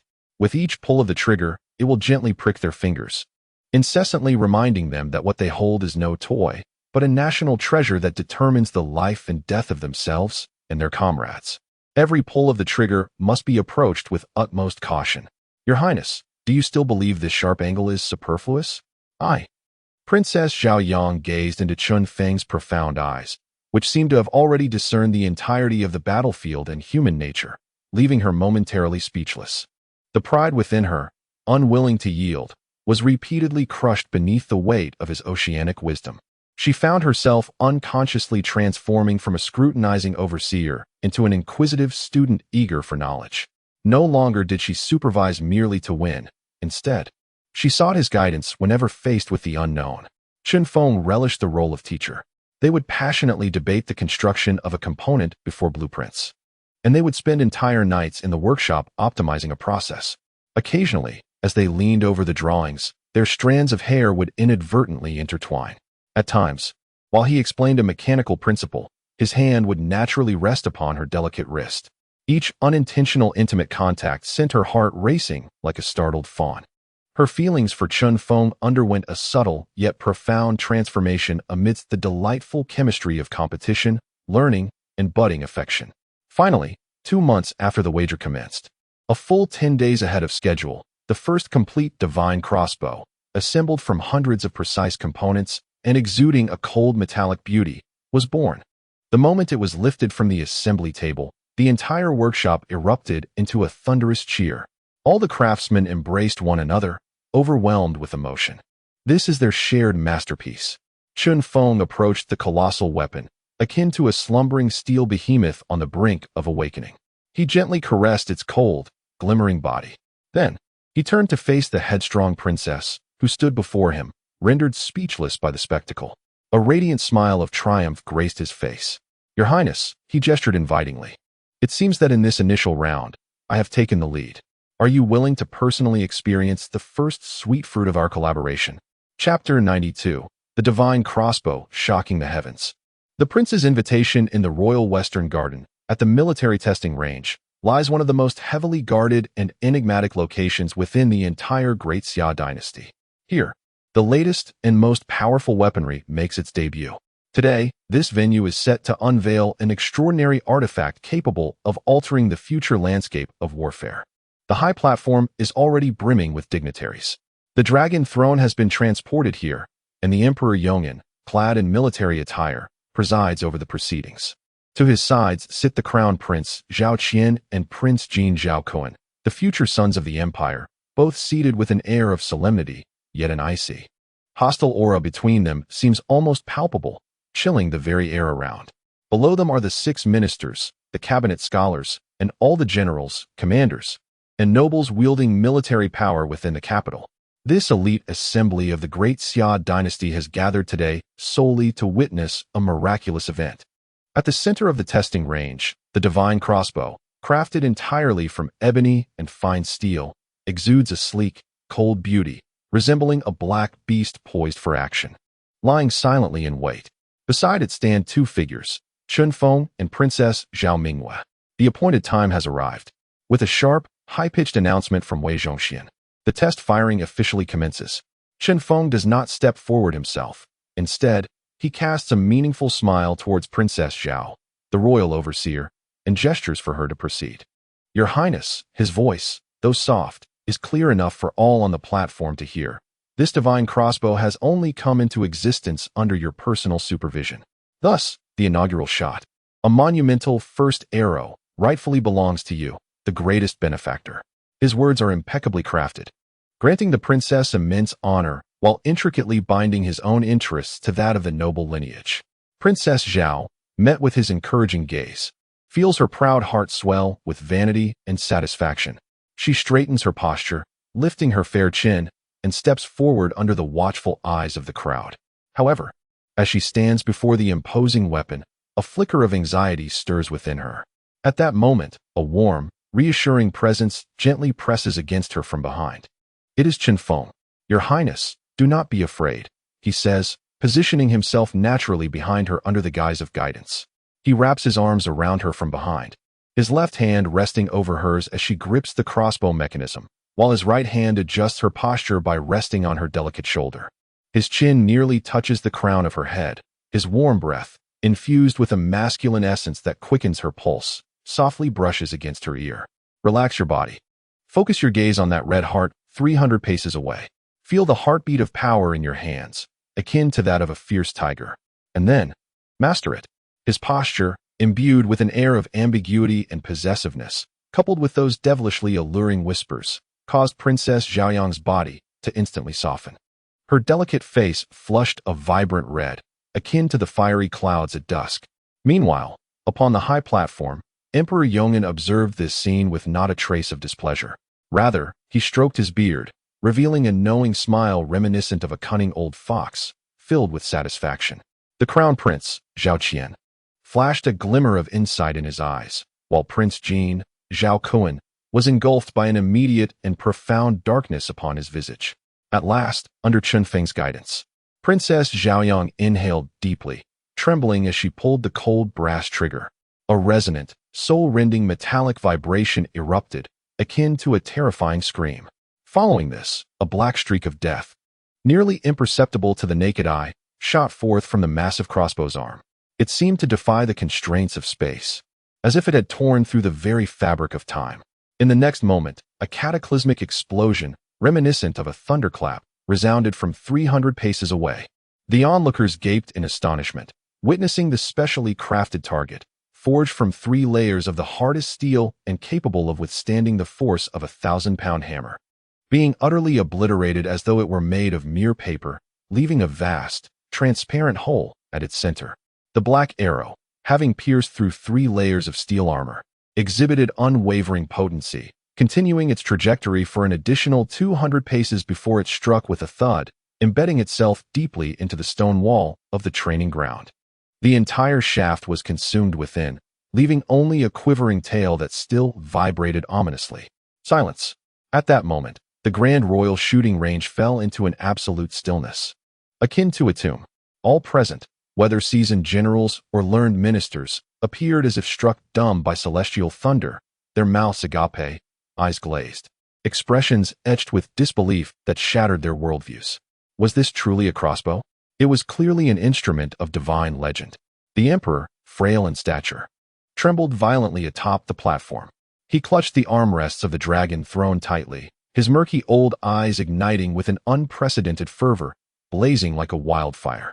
A divine artifact. This was indeed a true divine artifact. The test shot had achieved an unparalleled success. That evening, at the Chun residence, an invitation stamped with the Crown Prince's golden seal arrived upon Chun Feng's desk. This was no mere gathering of cultured poetry, but a formal summons for a private meeting issued by Crown Prince Zhao Qian. Under the pretense of discussing the nation's crucial armaments and strategies for safeguarding the realm, an invitation no one could refuse. Chen Feng understood that he could no longer remain on the periphery. He gazed at Lu Nianxi, who wore a similarly grave expression, and slowly nodded. Prepare the carriage. We head to the Eastern Palace. He would be compelled to place his first piece upon the vast chessboard of the imperial heir conflict. Chapter 93. The Prince's Courtesies.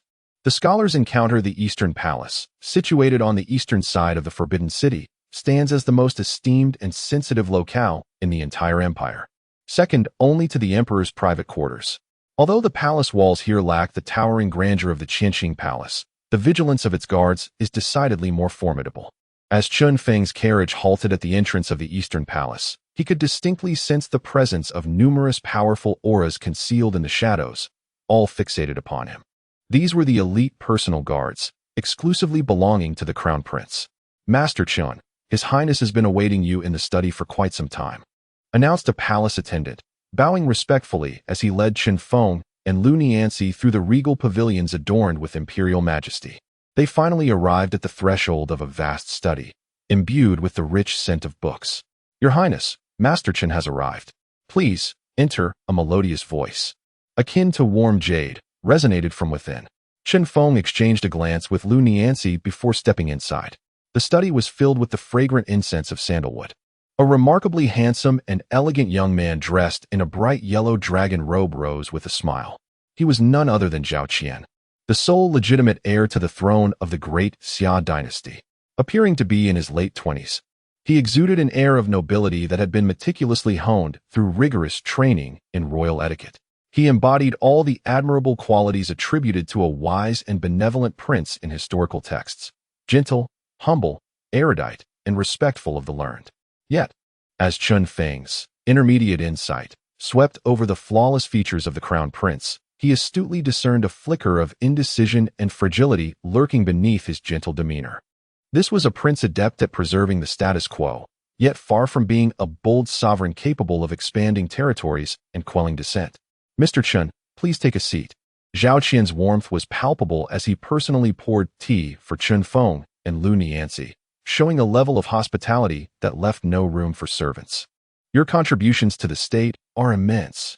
It is truly an honor for my humble Eastern Palace to be graced by your presence today.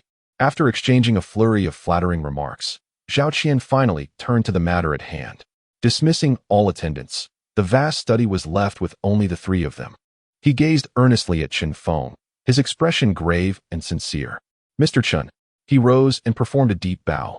Today, I stand not as the Crown Prince, but as a humble student, imploring you on behalf of the countless citizens of the great Xia to emerge from your seclusion. What a grand gesture. What an embodiment of respect for the learned. Even Chen Feng was momentarily taken aback by Zhao Qian's performance, reminiscent of a master thespian. The Crown Prince Zhao Qian continued in a tone imbued with sincerity and hope. Your talents are truly extraordinary. Whether it be the drunken beauty, the snow salt, or the divine crossbow, each of these alone is sufficient to stabilize and govern a nation. As my father grows older, my brother Zhao Kuan harbors treacherous ambitions, cultivating factions within the military, a fact well known to all. Our great Xia faces both internal strife and external threats. I earnestly beseech you to step forth and assist me." He gazed at Chen Feng, his eyes ablaze with fervor, presenting an irresistible proposition that no minister in the world could refuse.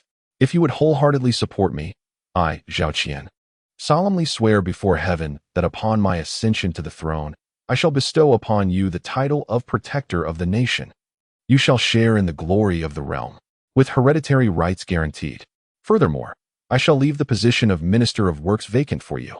Together, we shall govern this vast empire and enjoy its boundless splendor. What say you? Protector of the Nation, Minister of Works, hereditary rights, joint governance. This is no mere reward. It is a promise of half the future power of the empire to you." Beside him, Lun Yanci was rendered speechless by the crown prince's astonishing promise. She anxiously watched Chen Feng, uncertain of how her husband would respond to such a tantalizing temptation. Yet, Chen Feng's countenance remained as calm as still water. He slowly rose, but did not immediately acquiesce. He returned a solemn bow to Crown Prince Zhao Qian and then spoke with eloquence, embodying a spirit of loyalty and patriotism. "Your Highness, you overstate my worth. I am but a commoner, acting out of gratitude for the Emperor's grace, fulfilling my humble duty to our great Xia. My knowledge is limited, lacking both the cunning of court politics and the skill in military affairs, and thus I cannot bear such generous favor from you." He first declined gracefully before shifting his tone. "However, I am aware that you are the rightful heir to our great Xia, the hope for our nation's future. Your safety is synonymous with the safety of our kingdom. Your success is the success of great Xia." He gazed at the crown prince, his face radiating the most genuine smile. "Anything that benefits your highness is a matter of utmost importance to our great Xia. I shall willingly tread through fire and water." Without hesitation, what a masterfully woven declaration. He neither explicitly pledged allegiance to the crown prince nor outright rejected him. Instead, he conveyed his unwavering support with utmost finesse. He skillfully transformed himself from a minister on the verge of choosing sides into a lofty arbiter loyal to the entire great Xia. Upon hearing this, Crown Prince Zhao Qian was momentarily taken aback, but soon grasped Chen Feng's intention. Although a flicker of disappointment lingered in his heart for not fully bringing Chen Feng under his command, a greater sense of satisfaction prevailed. For Chen Feng had conveyed his goodwill in a more astute manner, and that sufficed.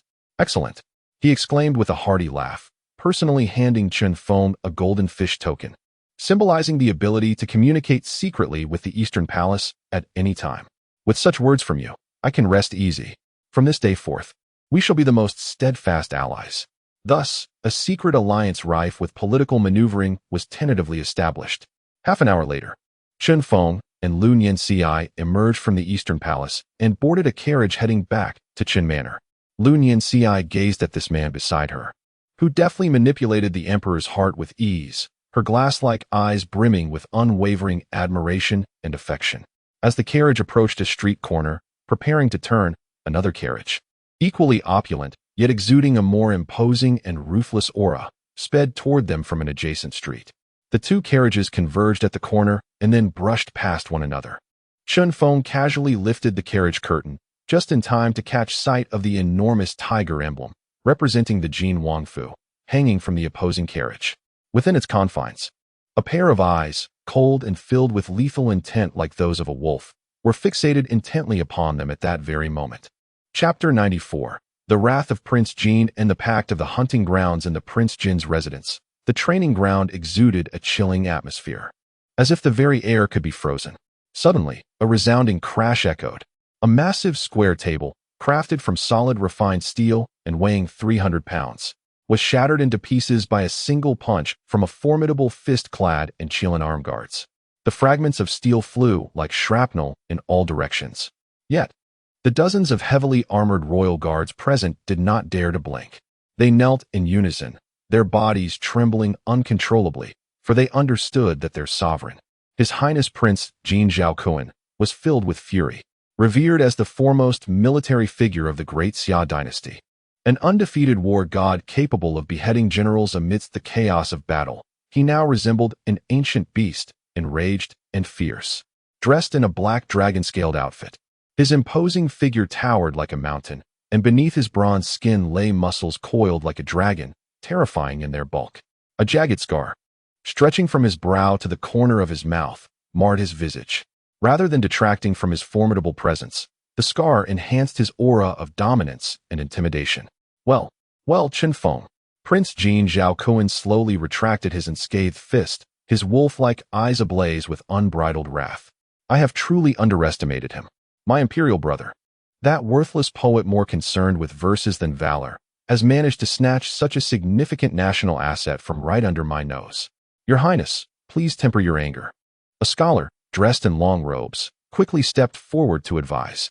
Chen Feng may have been momentarily blinded by the prince's benevolence. We still have a chance. A chance? Prince Jin scoffed. I do not believe in chance.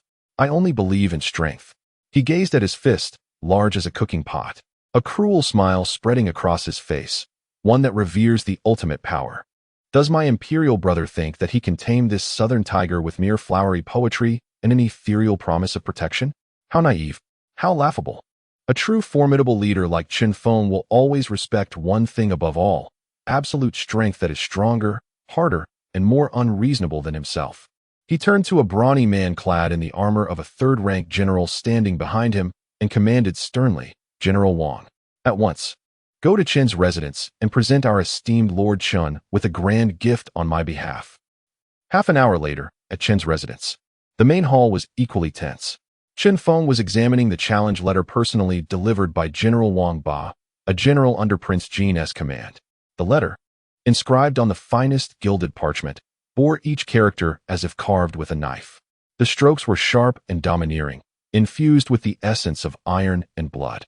The content was straightforward yet direct, brimming with an undeniable resolve that left no room for refusal. Having long heard of Chen Feng from Jiangnan, a paragon of both martial and literary prowess, I find myself yearning to meet him. Therefore, in 3 days, I shall host a martial gathering at the Royal West Garden. Wishing to engage in an exchange of equestrian and archery skills, with the intent of selecting talents for our nation. I sincerely hope that you will honor me with your presence and insights, and that you will arrive punctually. However, my husband, this is clearly a trap.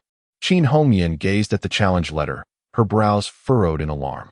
This Prince Jin is renowned for his unparalleled martial abilities, acknowledged as the foremost archer within our military. He has publicly challenged you in his area of expertise. Should you decline, it would signify to the world that you fear him, thus shattering your reputation for valor in the eyes of his majesty. Yet, if you accept, Lu Nianxi's face was equally beset with worry. You would be exposing your weaknesses to exploit his strengths. A defeat in such a public arena would not only tarnish your honor, but would also cast doubt on your capabilities in the eyes of the emperor, potentially swaying the already indecisive supporters entirely to Prince Jin's side. This is a perilous move. Su Wanqing and her twin sisters were equally pale, clutching Chen Feng's sleeve tightly. They could hardly fathom why the capital posed such a greater danger than Jiangnan. They had barely escaped the clutches of Chao Shaoqin and now found themselves entangled with the even more domineering and unreasonable Prince Jin. Yet, in the face of this seemingly unavoidable predicament and the anxious gazes of the women around him, Chen Feng smiled. He rose slowly to his feet, tossing the challenge letter, heavy with the scent of gunpowder, onto the table before the still-present General Wang Ba. Then, he turned to Wang Ba, his face breaking into a radiant smile that unnerved the general. Return and inform His Highness the Prince Jin that I greatly admire his taste. As for his challenge, I accept. Upon hearing this, a flicker of undisguised disdain and mockery flashed in Wang Ba's eyes. A foolhardy individual, he thought. However, Chen Feng's next words froze the smirk on his face. In a tone as if stating the most mundane fact, he continued, additionally, please ask him this. Has he prepared his own coffin? Chapter 95, The Royal Hunting Ground. The Divine Arrow 3 days later, at the Royal Western Hunting Ground. This place is the most expansive and wildest area in the entire capital. Yet today, it is teeming with spectators. Upon the elevated platform, Emperor Yong'an, clad in a sleek archery outfit, presides over the event. Beside him, Crown Prince Zhao Qian appears composed, though a subtle tension flickers in his eyes. On the other side, dozens of esteemed military generals and nobles of the great Xia dynasty gather, eager to witness how their revered warrior, Prince Jin, will discipline the audacious southerner. The atmosphere in the hunting ground is thick with anticipation akin to a storm brewing. As the time arrives, with Wei Zhongxian's resounding call to order. The martial contest, one that holds the fate of two princes and the life of Chen Feng, officially commences. The first to take the stage is the challenger, Prince Jin Zhaokuan. Mounted on a magnificent black steed and wielding a bow forged from 1,000 pounds of dark iron, he resembles an invincible deity emerging from the annals of ancient battles. He utters no superfluous words. After saluting Emperor Yong'an, he suddenly spurs his horse forward. The black steed charges forth like a bolt of lightning. As it reaches 100 paces from the target, Prince Zhaokuan springs into action. With a swift movement, he leans backward on his galloping mount, drawing 3 finely crafted steel arrows from his quiver. Drawing the bowstring, he aims and releases. Whoosh, whoosh, whoosh. 3 sharp sounds pierce the air almost simultaneously. In the next instant, thud, thud, thud. The arrows are embedded in the bullseye of the enormous target, their fletchings vibrating with residual energy. Bravo! The Lord's prowess is remarkable. On the platform, the generals who already supported Prince Jin erupt into thunderous applause, and even Emperor Yong'an nods in approval. Zhaokuan's archery skills have indeed reached new heights. With a sense of pride, Prince Zhaokuan bows to the elevated platform and casts a challenging glance at Chen Feng, who remains stationary at the starting line. The look in his eyes seems to convey, "Young man, do you see this? This is the insurmountable chasm that separates us." Finally, it is Chen Feng's turn. He does not select one of the magnificent warhorses. Instead, he casually leads the most ordinary yellow horse. He disregards the specially crafted powerful bows and merely takes a seemingly common birch wood bow from the weapon rack. His nonchalant demeanor draws disdainful glances from the generals on the platform, who scoff at his pretense. It appears that he has long been intimidated by the might of the prince. Under the gaze of all, Chen Feng slowly mounted his horse. Unlike the Jin prince, who charged forward at full speed, he urged his steed onward at a pace reminiscent of a leisurely stroll, neither hasty nor slow. Upon reaching a distance of 100 paces, he came to a halt. He too drew 3 arrows from his quiver, then performed an action that left the onlookers utterly perplexed. He closed his eyes. What was he about to do? Had he lost his mind, shooting arrows with his eyes shut? Just as everyone believed he was on the verge of self-destruction, Chen Feng's eyes suddenly sprang open. In that instant, his entire demeanor transformed. If he had previously embodied the image of a gentle and handsome nobleman, he now resembled a weapon of unparalleled might, capable of overshadowing the heavens and the earth. Master-level archery activated. Whoosh, whoosh, whoosh. 3 swift sounds pierced the air. However, this time, his arrows did not aim at the target, but rather at the 3 arrows of the Jin prince, which were still firmly embedded in the bullseye. Thud, thud, thud. 3 faint yet eerie sounds resonated, causing the hearts of all present to momentarily stop. The crowd looked on in horror, witnessing the miraculous scene. The 3 arrows, crafted from indomitable steel, had been precisely split in 2 at their tails, while Chen Feng's arrows replaced them, piercing deep into the original positions, without a hair's breadth of deviation. Silence enveloped the vast hunting grounds like a tomb. Everyone felt as though they had been struck by an invisible thunderbolt. Their mouths agape, eyes glazed. Their faces reflected the sheer astonishment that shattered their lifelong perceptions. Was this truly the work of a human archer? This was a miracle, a genuine divine feat akin to the mythical Ho-E shooting down the suns. The Jin prince, Zhaokuan, whose face had once beamed with pride, now froze in place, his complexion paling to a ghostly white. As he gazed at the bullseye, where his 3 arrows lay devastated, he felt as though they were not merely arrows, but rather the embodiment of his own once proud, imperious visage, ruthlessly torn apart by that man in an exquisitely cruel manner before the eyes of the world. No, it cannot be, he roared in disbelief. This must be a coincidence. It has to be a coincidence. Pointing at a willow tree swaying in the wind 100 paces away, he frantically shouted at Chen Feng, "If you dare, shoot through that willow leaf." 100 paces to hit the mark. This is the pinnacle of archery legend. Chen Feng regarded his desperate, defeated howls with a smile. He shook his head and, with a tone imbued with endless compassion, gently uttered 3 words, too simple. He could hardly muster the energy to glance at the willow leaves. Slowly, he lifted his head and extended his hand, pointing toward the zenith of the cloudless azure sky. There, a diminutive black speck hovered, nearly merging with the heavens. It was an unknown wild goose soaring high above. "Do you see that bird?" Chun Feng's voice, though subdued, resonated clearly in the ears of all present. "Focus on its left eye." Having spoken, he gradually drew back the ordinary birch bough in his hands. The bowstring arched like a full moon, and the arrow steadied itself with the resoluteness of a mountain. Then, release. A piercing whoosh erupted, as if to rend the very firmament. In that moment, the humble feathered arrow seemed imbued with divine intent, transforming into a streak of light imperceptible to mortal eyes, soaring skyward. 1 second, 2 seconds, 3 seconds. Up above, tranquility reigned. Just as everyone believed he had missed, the once soaring black suddenly froze mid-air. Then, like a leaf with a shattered wing, it spiraled down from the lofty heights, plummeting straight to the earth below. Thud! It landed less than 3 feet from Chun Feng's horse.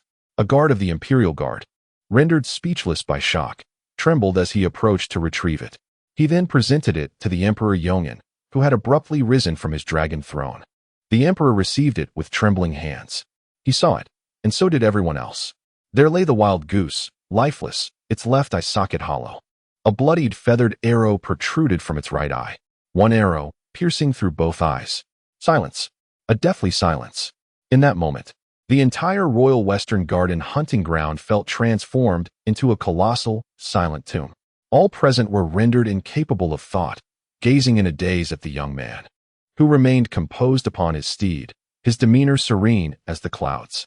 Suddenly, Prince Zhao Kuan could no longer contain the tumult of emotions within, and a spurt of blood, filled with profound humiliation and horror, erupted from his mouth.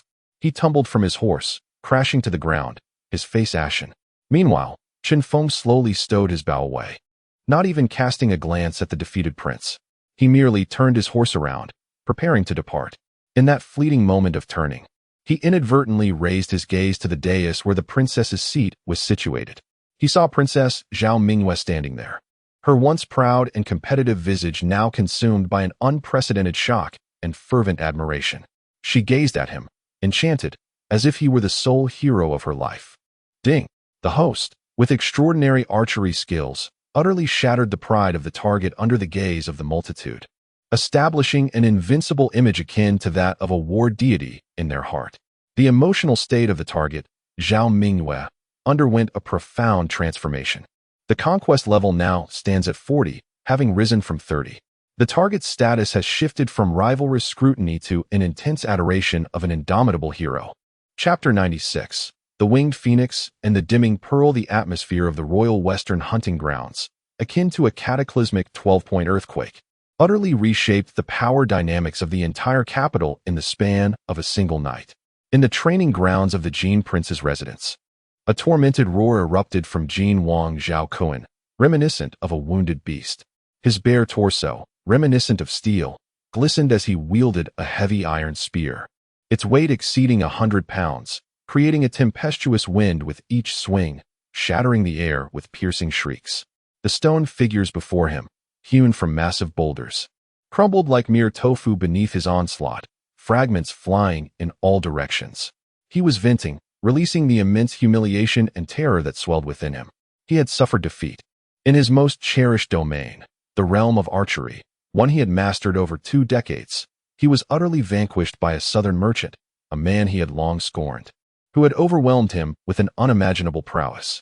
Each arrow found its mark. One arrow pierced a swan, entering through the left eye and exiting through the right. Was this truly within the realm of human capability?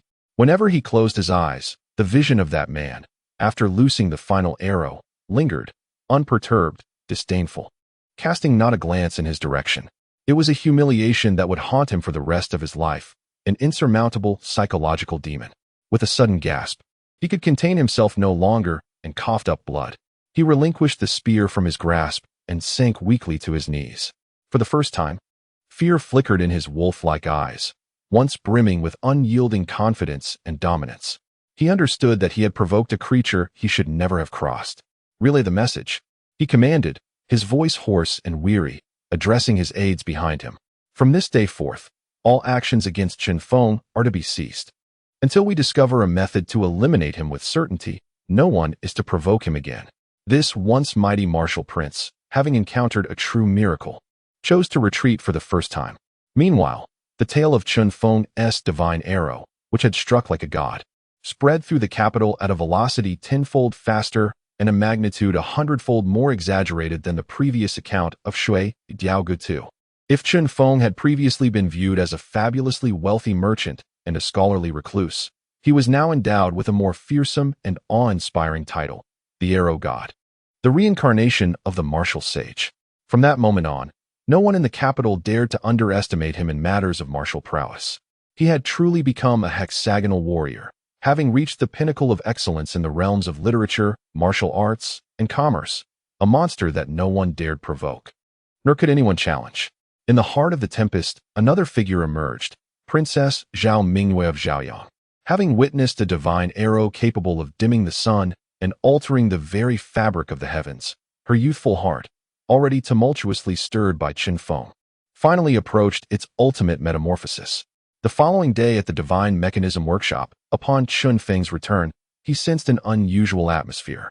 Previously, the proud little princess would await him in a commanding manner, yet today, she stood at the entrance, having exchanged her striking crimson riding attire for a modest, graceful ensemble in soft green, conducive to movement. To his astonishment, she personally opened the grand door of the workshop for him. What truly captivated Chun Feng, however, was the refreshing aroma of tea wafting through the room. A small tea table was meticulously arranged with an exquisite set of purple clay teaware. A pot of pre-brewed Longjing tea, perfectly tempered, emitted delicate wisps of steam. Chun Feng raised an eyebrow at her. The princess, caught in his gaze, felt her cheeks flush crimson. Lowering her head, she dared not meet his eyes. Approaching the tea table, she filled a cup for him. Then, in a manner both unfamiliar and reverent, even tinged with a hint of supplication, she offered the teacup with both hands before him. "Director Chun, please enjoy the tea." Her voice was soft and gentle, devoid of the arrogance and provocation it once possessed. Observing her transformation from a proud peacock to a submissive sparrow, Chun Feng couldn't help but chuckle inwardly. He understood that his awe-inspiring shot from the previous day had not only pierced through armor 300 paces away, but had also dismantled the defenses of this noble princess before him. Instead of immediately accepting the tea, he took his seat at the head of the table and gestured for her to bring the cup closer. "Bring it here." "Yes." Princess Zhao Mingyue bit her lip, her heart brimming with reluctance, yet she dutifully approached him with the tea in hand. From that day forth, the dynamic within the Divine Mechanism Workshop underwent a profound shift. No longer was it a covert rivalry between supervisor and director.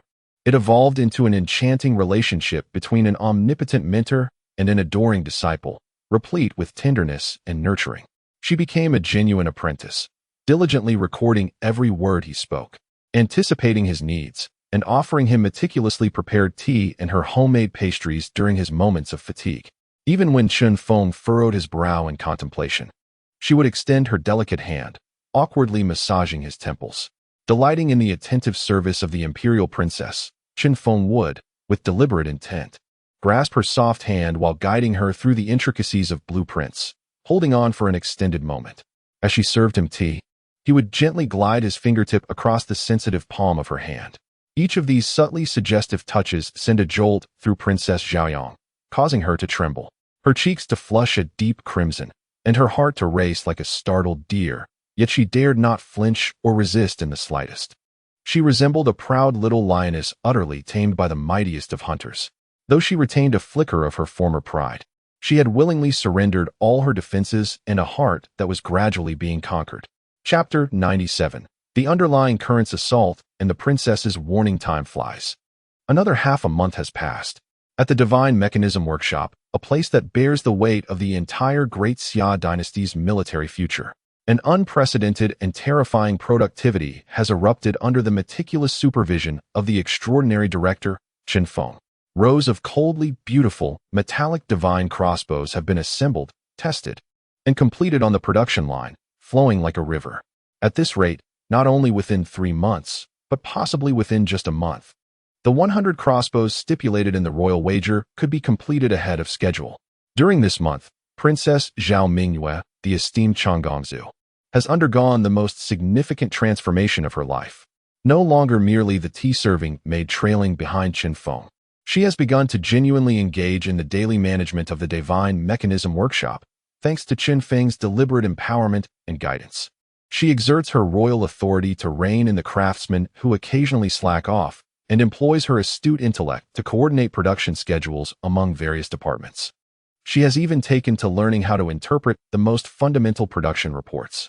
Like the finest raw jade, she begins to radiate her own dazzling brilliance after being meticulously sculpted by Qin Feng, the master craftsman.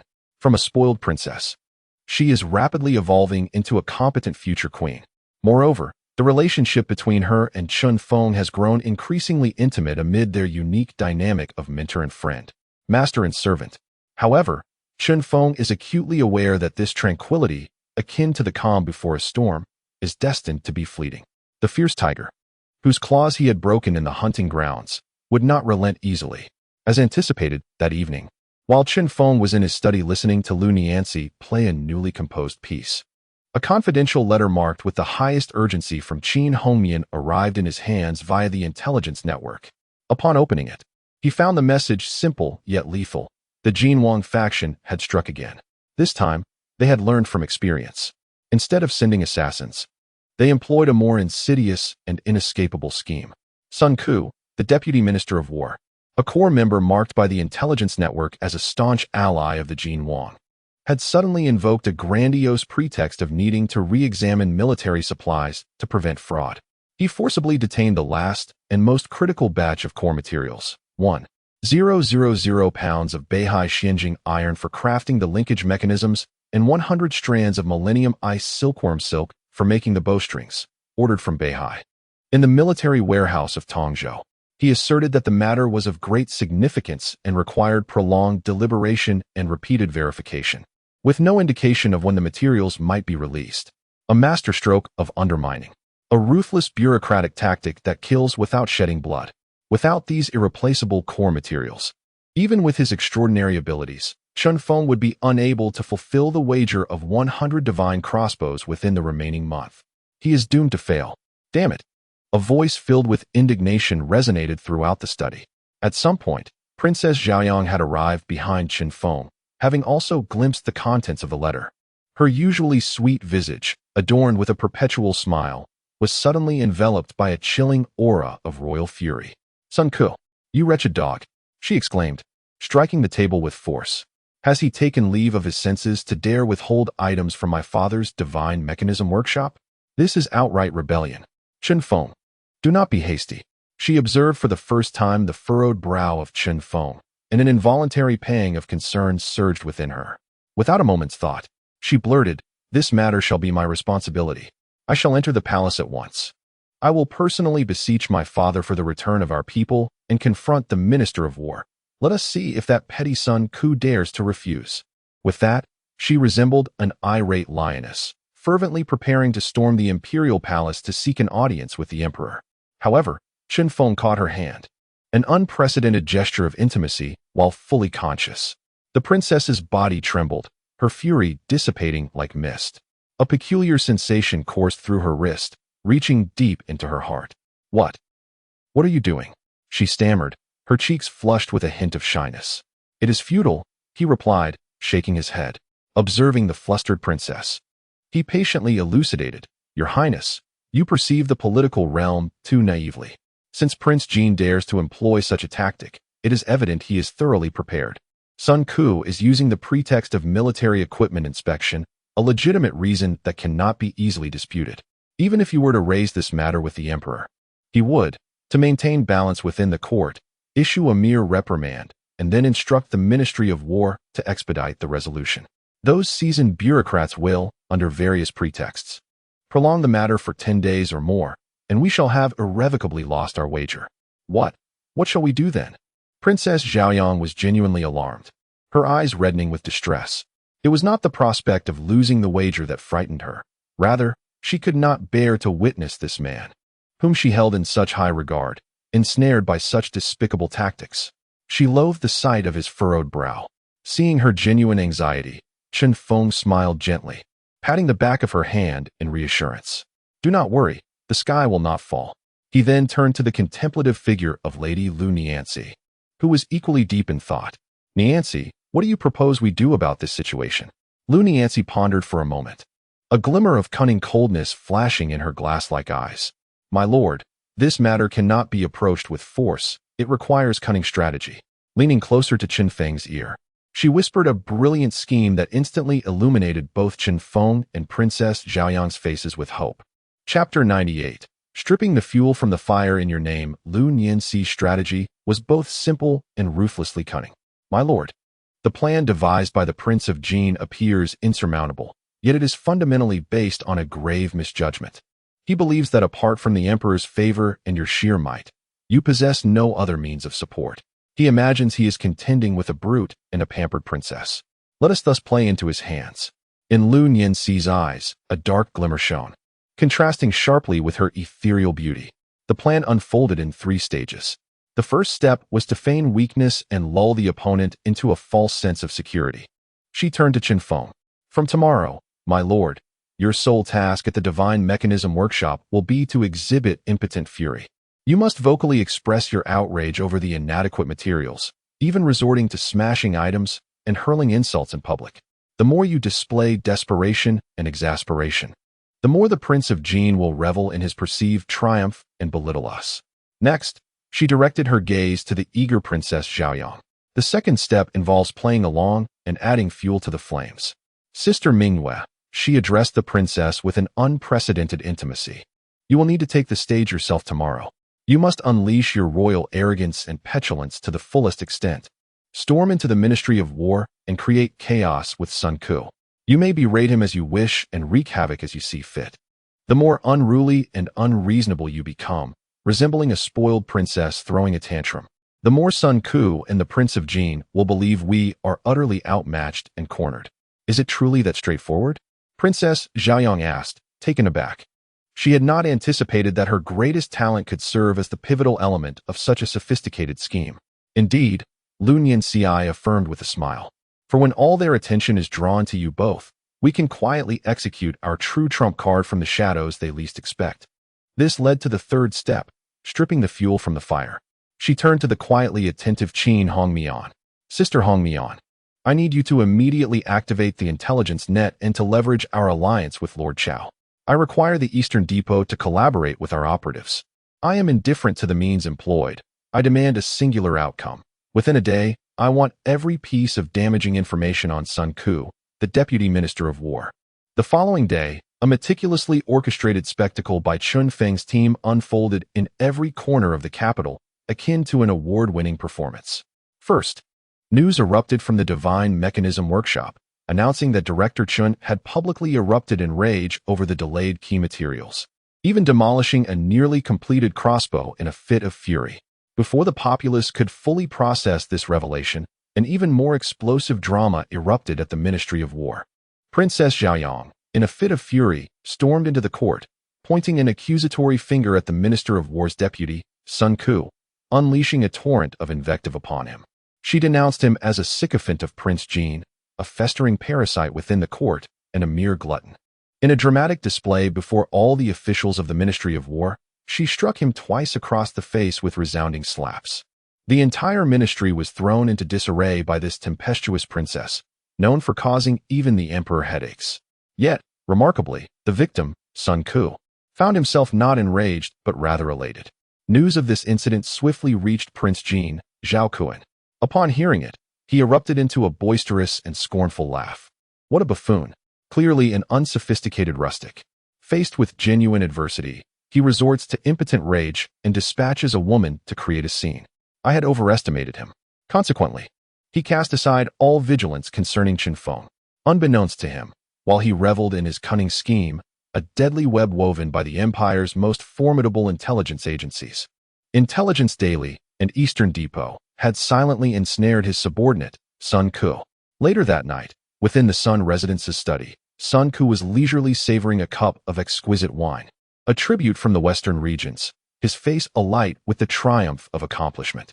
With just 10 more days, Qin Feng, oblivious to his own folly, would become the laughingstock of the entire capital. In turn, Sun Ku anticipated magnificent rewards from Prince Jin for his success. However, while he fantasized about promotions and wealth, A chilling, emotionless voice suddenly echoed from behind him. "Ah, Lord Sun, what a refined evening you have." "Who?" Sun Ke gasped, startled, spinning around.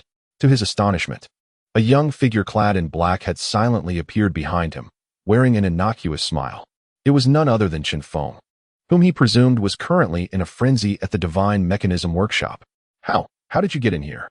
Sun Ku exclaimed, leaping from his chair. His residence was guarded by dozens of elite protectors dispatched from the prince's palace. How had this man infiltrated so stealthily? "Why I am here is of little consequence," Chen Feng replied with a smile, nonchalantly taking the seat Sun Ke had just vacated. He then produced a thick dossier from his breast pocket, placing it gently before Sun Ku. "What matters is why I have brought this with me." Trembling, Sun Ke reached out and opened the dossier. A mere glance caused his pupils to constrict to the size of pinpricks, and his complexion drained to a ghastly pallor. For it is clearly recorded therein, in the 5th year of Yongin, he, in his greed for family fortune, poisoned his own brother. In the 7th year of Yongin, in a bid to curry favor with his superior, he offered his own niece, merely 14 years of age, to a decrepit old man over 70. In the 10th year of Yongin, during his tenure as a local magistrate, he embezzled 300,000 taels intended for flood relief, resulting in the displacement of tens of thousands of people downstream, leaving a landscape strewn with the dead. Each incident, each transgression that he believed he had meticulously concealed, now unfurled before him in vivid detail. "No, it cannot be. This is utterly impossible." Sun Ke gazed upon the dossier, more terrifying than a death warrant, his body trembling uncontrollably, his speech incoherent. "Master Sun," Chen Feng lifted his glass of untouched wine and took a delicate sip. Then, fixating on the terrified prey before him, he spoke in a tone imbued with absolute control, slowly articulating. "Shall we now discuss the matter concerning the batch of dark iron and dragon tendons that you have withheld?" Chapter 99. The Name of the Divine Doctor. The imperial daughter's affectionate Sun Ke gazed upon the document before him, a record of his numerous transgressions, while facing the young devil who nonchalantly savored his collection of fine wine. A chill coursed through his body, as if he had plunged into an icy abyss. He was acutely aware that his fate was sealed. The clandestine dealings he had engaged in with His Highness, the Crown Prince, were of such a nature that any one of them could condemn him to a fate worse than death. "Lord Chun," his voice trembled, "what is it that you desire? If you could find it in your heart to spare me and my family, I would willingly serve you like a beast, embracing 100 deaths without hesitation." He had braced himself for the most excruciating of fates. Yet, Chun Feng's response was once again unexpected. With a gentle smile, he set down his wine glass. "My dear Lord Sun, you have misinterpreted my intentions. I have not come to negotiate a transaction. Rather, I am here to save a life." "Save a life?" Sun Ku was utterly taken aback. "Indeed," Chen Feng affirmed with a nod. "I have heard that your son suffers from a grave illness, one that has proven resistant to all remedies, and that his time is running short. Am I correct?" At the mention of his only, pitiful son, Sun Ku's already pallid countenance was further shrouded in despair. He closed his eyes in anguish and nodded. "Yes, then let us not delay." Chen Feng rose, his face adorned with a benevolent smile akin to that of a compassionate bodhisattva. "Lead the way, so that I may render him aid." Half an hour later, within the Sun residence's inner quarters, a bedroom heavy with the scent of potent herbs housed Sun Ku and his wife, who were both distraught. Their hearts shattered as they beheld their 7-year-old child, lying on the bed, his complexion a ghastly shade of blue, his breath faint, clinging to life by a thread. Their eyes brimmed with an abyss of hopelessness. At that moment, Chen Feng entered the room, disregarding the presence of the distraught couple as he approached the child's bedside. He gently pressed his fingers upon the boy's forehead, chest, and vital energy points. From his robe, he produced a small porcelain vial, from which he extracted a single drop of a crystalline green liquid, glimmering like morning dew and radiating vitality. Alert, consumed 50 conquest points to exchange for Essence of Life, concentrated, X1 drop. He let this precious drop fall into a nearby teacup, diluting it with clear water. Raising the cup, he addressed the astonished Sun couple. "Have him drink this." This is Sun Ke hesitated. "What? Do you doubt my word?" Chen Feng cast a glance at him. "Do you possess any other options at this moment?" With a resolute bite of his lip, Sun Ke decided to gamble on this last hope. Together with his wife, they struggled to administer the green elixir to their son. What transpired next was nothing short of miraculous.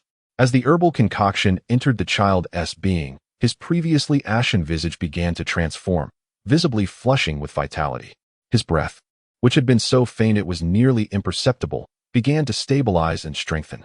Those eyes, which had remained tightly shut, gradually opened. "Father? Mother?" A call, though weak, resonated with remarkable clarity from the child's lips. "My son."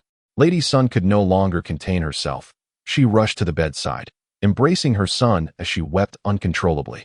Meanwhile, Sun Ku, the deputy minister of war, a figure known for his ruthlessness and experience in the tumultuous political arena, found tears welling in his fierce eyes. His entire body trembling with emotion. He turned, kneeling heavily before Chen Feng's calm silhouette. This time, he knelt willingly, prostrating himself in total submission. "Sir, no, benefactor, living deity." He fervently bowed his head before Chen Feng, causing his forehead to bleed profusely. "Not only did you spare my life despite past grievances, but you also saved my son's life. Such an act of grace, I shall never forget. From this day forth, my life belongs to you. If you command me to go east, I shall not venture west. If you bid me to bite the Prince of Jin, I shall not stop at merely one bite." Chen Feng slowly turned around, approaching the candlelit candlestick still flickering with flame. Then, before Sun Ku's eyes, he deliberately set ablaze the documents that contained all his incriminating evidence, reducing them to ashes page by page. "Minister Sun," he said, regarding the grateful and devoted Sun Ku with a devilishly benevolent smile, "remember, your life and your son's life are both gifts from me." When Chen Feng returned to the brightly lit divine machine workshop after resolving all matters, it was deep into the night. He noticed that the noble lady, who should have returned to the palace to rest, was still sitting there alone, looking somewhat dazed. She cradled a warming stove in her arms, her little head drooping, clearly exhausted, yet she persisted in waiting for him. The softest part of Chen Feng's heart was gently stirred. He lightened his steps, approached her from behind, and draped a warm cloak, imbued with his body heat, over her shoulders. Princess Zhaoyang jolted awake, and upon seeing Chen Feng, her beautiful apricot eyes instantly filled with delight and urgency. "Chen Feng, you're back. How did it go? Was everything resolved? Did that Sun fellow give you any trouble?" She bombarded him with questions, her tone revealing a depth of concern she herself had not realized. "Do not worry," Chen Feng replied with a smile, affectionately ruffling her soft, long hair. "Everything has been resolved. Starting tomorrow, our Xianjing iron and ice silkworm silk will be continuously delivered to the divine machine workshop." Moreover, a playful glint sparkled in his eyes. "That deputy minister's son has also generously bestowed upon us a substantial supply of the finest military provisions from the War Ministry's arsenal." Princess Zhaoyang was momentarily taken aback. Although she was unaware of the divine methods employed by Chen Feng, she recognized that this man had once again conjured a miraculous transformation from decay to brilliance. She gazed upon his countenance, which appeared extraordinarily handsome and profoundly reassuring in the flickering candlelight. She observed the unmistakable tenderness and adoration reflected in his eyes. In that instant, her heart, already brimming with admiration and reverence, erupted into an overwhelming torrent of fervent emotion, threatening to engulf her completely. Unable to restrain the surging, searing feelings within her, she undertook the boldest and most impulsive act of her life. She suddenly embraced Chen Feng's waist from behind, burying her flushed and bashful cheek deeply into his broad, warm back, which exuded an aura of safety. Chen Feng, her voice trembled, tinged with a hint of desperation. "I care not for any wagers or outcomes. I wish to be yours, now and forever." With that declaration, she rose onto her tiptoes, pivoting to face him. Then, with her tender, quivering lips, soft yet brimming with the purest and most ardent affection, she pressed a passionate kiss upon him. This was the most profound and willingly offered submission from the Empire's proudest and most fervent phoenix. After a brief moment of surprise, Chen Feng transformed from the passive to the active. He swept the enchanting little sprite into his arms, carrying her beneath the massive, cold, and powerfully beautiful divine crossbow. He beheld her enchanting visage, already lost in a whirlwind of emotions, his voice husky and assertive. "Your Highness, this is of your own making. Tonight, I shall compel you, this noble phoenix, to sing exclusively for me." System notification, golden branches and jade leaves, fully submitted. The Imperial Phoenix, now within my grasp. Target individual, Princess Zhaoyang, Zhao Mingyue. Her body, heart, and soul have been completely conquered by the host. Zhao Mingyue conquest level, 60. Current conquest level, 100. Congratulations, host. You have achieved absolute submission. Achievement reward. Unlocking the Royal Protection, Beginner, Aura. The host will receive a touch of Dragon's breath, granting immunity to partial mental suppression when facing royal authority, and significantly enhancing allure and intimidation towards royal members. Chapter 100. The Auspicious Dragon and Phoenix. The Emperor's Gamble, the Emperor's Wager, intended to last 3 months, concluded in less than 2. In the Royal Western Gardens. The martial arena stood adorned with 100 formidable crossbows, meticulously crafted from ebony and dark iron, exuding a chilling aesthetic of lethal elegance. They resembled a silent forest of steel, perfectly aligned beneath the high platform. Their bow arms shimmered with a deadly glint, and their arrow slots resembled the throats of colossal beasts yearning for blood. Such was the power capable of reshaping the very fabric of warfare. Upon the high platform, the Emperor of Yong'an was filled with elation. Beholding the scene before him, one that could rouse him from dreams with laughter, his aged visage radiated an unprecedented brilliance. In the presence of his court and the 2 princes, he bestowed upon Chen Feng an extraordinary accolade.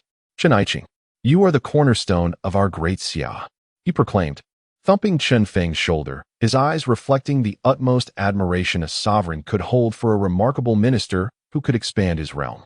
"In merely 2 months, you have crafted such a divine artifact for me and our great Xia. This achievement shall stand as the pinnacle of military industry since the founding of our dynasty. I shall reward you handsomely. Speak, what do you desire? High office, abundant wealth, gold, or perhaps beauty?" He practically extended a blank check for Chen Feng to fill at his leisure. The Crown Prince Zhao Qian observed with a smile of satisfaction, while Prince Jin Zhao Kuan's countenance darkened, standing in the corner with eyes like a ravenous wolf, brimming with resentment and unwillingness.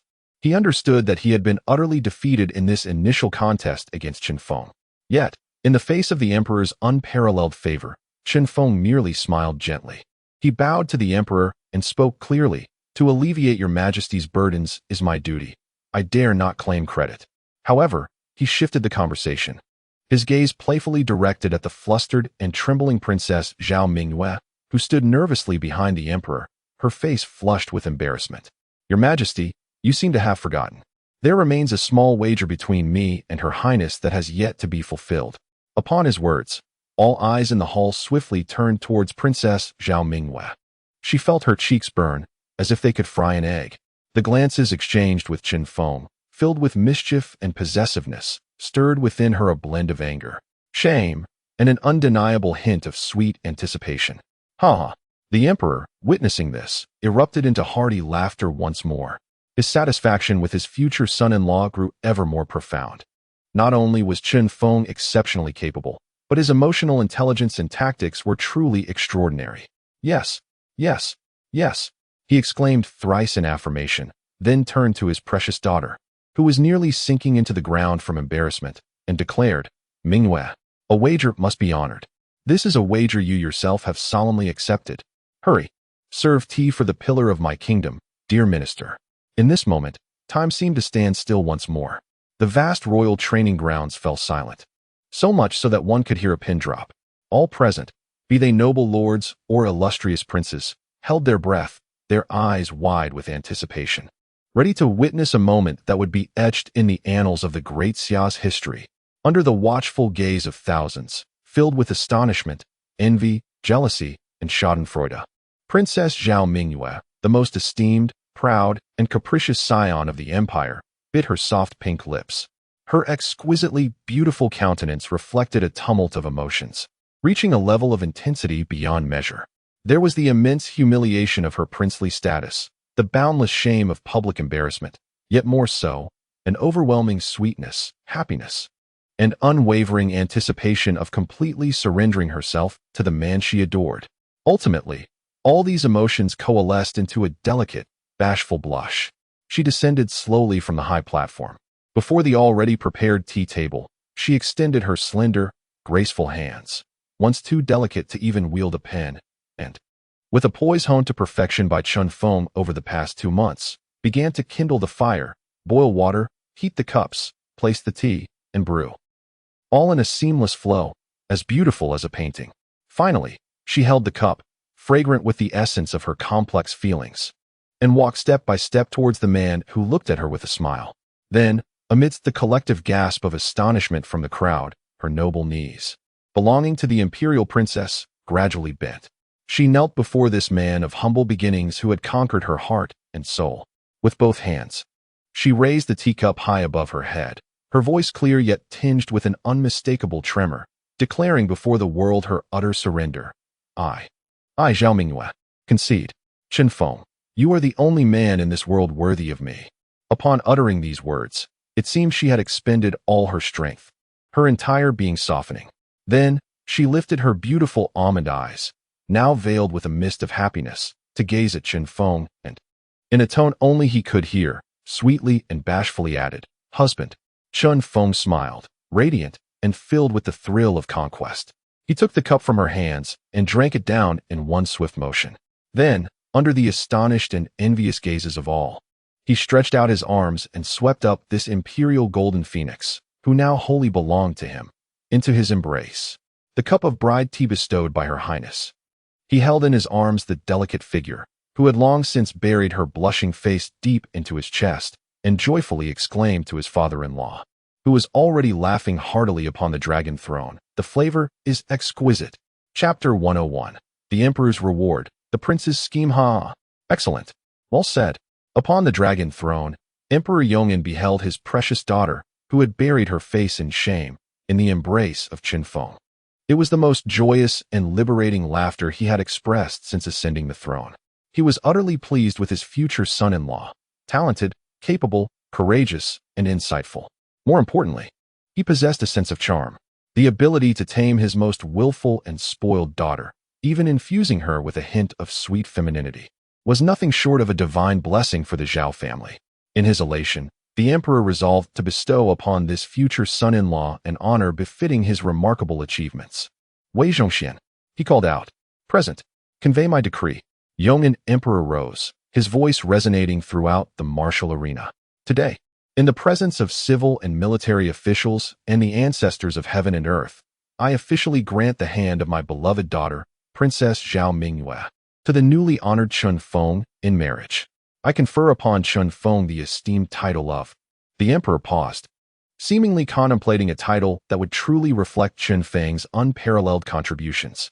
Finally, a glimmer of brilliance shone in his eyes. "Guardian of the national machine, Grand Minister, holding the rank of first class, surpassing even the 3 dukes, enjoying the stipend of a prince, concurrently serving as the chief supervisor of the National Machine Workshop and the president of the Jiangnan Chamber of Commerce. This is my utmost grace bestowed upon a pillar of the nation. So decreed." Boom. As Wei Zhongxian pronounced this nearly inconceivable decree with his piercing, thunderous voice, the martial arena erupted into a tumultuous wave of excitement. Guardian of the National Machine, Grand Minister. This title had never before graced the annals of the Great Xia dynasty. With a rank above the 3 dukes, it signified that Chun Feng's status was now second only to a few imperial princes. Moreover, concurrently presiding over the National Machine Workshop and the Jiangnan Chamber of Commerce implied that he would wield control over both the empire's most formidable military technology and its wealthiest economic arteries. He alone was nearly equivalent to half the Ministry of War and half the Ministry of Revenue. This power and favor had long surpassed the limits achievable by a mere subject. Crown Prince Zhao Qian, upon hearing this announcement, could not conceal his unbridled delight. He understood that his father was directly cultivating a most formidable ally for himself. Meanwhile, in the court, the previously hesitant neutral officials cast aside their doubts, showering Chun Feng with the most eager and flattering glances. At that moment, Chun Feng's influence in the capital reached an unprecedented zenith. Where there is joy, there inevitably lies sorrow. In the corner of the practice arena, Prince Zhao Kuan of Jin, upon receiving the imperial decree that was tantamount to crowning Chun Feng, wore a countenance already ashen from his crushing defeat, now darkened to a point where it seemed as though it could weep. He gazed at the man who was embracing his imperial sister, accepting the accolades of civil and military officials. His wolf-like eyes filled with an almost apocalyptic wrath and unwillingness to concede. He understood that in this capital, upon this chessboard rife with imperial power and intrigue, he had lost utterly. He had been vanquished beyond redemption, with no hope of resurgence. He could bear to watch no longer, and, unnoticed by all, silently turned and departed. In the study of the Jean Prince's residence, bang, bang, bang, all the exquisite, priceless porcelain, antiques, and calligraphy were violently shattered upon the floor by their owner. Unleashed in a fit of fury. Why? Prince Zhao Kun roared in a voice akin to a cornered beast filled with indignation. Why has it come to this? Where did I falter? He was baffled. He could not comprehend why this born warrior, this king of the battlefield, continually succumbed to a mere peasant emerging from the countryside. His once proud strategies and martial prowess seemed as pitiful and impotent as a child's play before that man. Your Highness, quell your rage. His core advisors knelt upon the ground, trembling in fear. Quell my rage? Zhao Kun let out a bitter smile. He had become the laughingstock of the realm. With the crown prince bolstered by this formidable ally, he had become even more formidable. The emperor's favor had unequivocally shifted towards him. In this capital, I have no place left to stand. How can you expect me to calm my anger? The study fell into a profound, despairing silence. Everyone was acutely aware that Prince Zhao Kun's fortunes had dwindled. However, just as they anticipated his descent into despondency, he abruptly ceased his rage and roars. He slowly approached the colossal map of the northern frontiers of the great Xia dynasty that hung on the wall. As he surveyed the wintry, war-torn, and death-laden land depicted on the map, a new, peerless, and more fervent flame ignited within his once dull eyes. He was indomitable. He was the god of war for Great Xia. Since he could not best that aberration amidst the treacherous intrigues of the court, he would return to the battlefield, where he was most familiar and skilled. Issue my command. He turned to his astonished advisors and, with unprecedented calmness and resolve, issued a startling decree that left everyone aghast. On the morrow, at the morning court, I shall personally present my petition to the emperor. I request to proceed to the northern frontiers to guard the gates of our great Xia. He gazed upon the map on the wall, a vivid tableau of blood and fire, with his eyes ablaze with an insatiable ambition. He sought to cleanse himself of all the indignities he had endured today by collecting the countless heads of the northern savages. In the vast, distant lands of the north, where only military merit held sway, he aimed to forge an army of 300,000 fierce warriors, solely belonging to him, Zhao Kun. Then, he would march southward. Chen Feng, the crown prince, our game has only just begun. Chapter 102. A temporary farewell to the capital. The Queen's power, the voluntary request of Prince Jean to guard the frontier, stirred considerable waves in the court of the capital. However, under the approving and benevolent gaze of Emperor Yong'an, the matter was swiftly settled. 3 days later, the once mighty martial prince, amidst a myriad of complex glances, quietly departed the capital, accompanied by all his loyal guards and possessions, embarking on the long, treacherous road to the northern borders, fraught with snow and uncertainty. From that moment on, the stage of succession in the capital seemed to revolve solely around Crown Prince Zhao Qian. As the most steadfast ally of the Crown Prince, the newly appointed protector of the nation, Chen Feng, naturally emerged as the most sought-after figure in the court. Daily, princes and ministers flocked to the Chen residence, bearing gifts and seeking allegiance, nearly trampling the threshold of his princely abode. The entire capital appeared to enter an era of peace and prosperity under Chen Feng's influence. During this rare period of stability, Chen Feng's thriving harem and his ever-expanding commercial empire grew at an astonishing pace. In the rear garden of the Chen residence, Princess Zhao Mingyue, once a proud and willful daughter of nobility, now resembled the most obedient little sister, sitting among elder sisters who were more beautiful and commanding than herself. She attentively listened as her eldest sister, Su Wanqing, earnestly explained the family rules of the Qin clan. Dear Mingyue, remember, Su Wanqing said, grasping her hand with earnestness, in our family, quarrels, playful banter, and even minor contests for affection are permissible.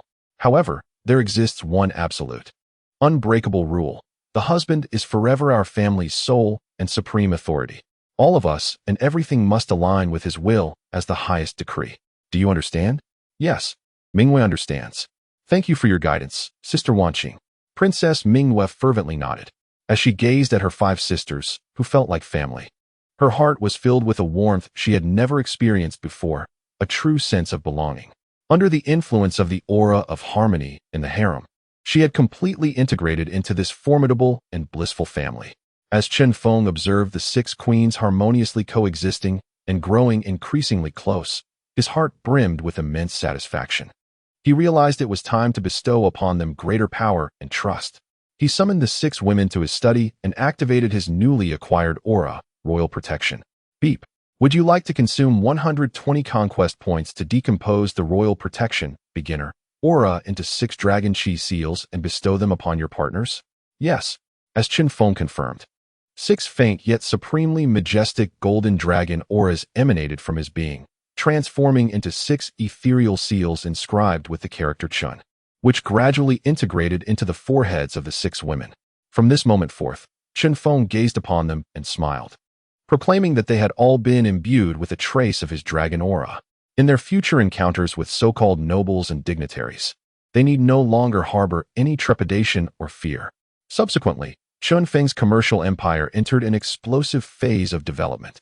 Under the leadership of Lu Nianxi, the Xianjuya Ji series, after launching its 2nd and 3rd editions, had completely dominated the spiritual realm of the upper echelons of the Great Xia dynasty. Each edition of Yaji stirred a tremendous tempest in the capital and Jiangnan, igniting fervent discussions surrounding fashion, taste, and ideology.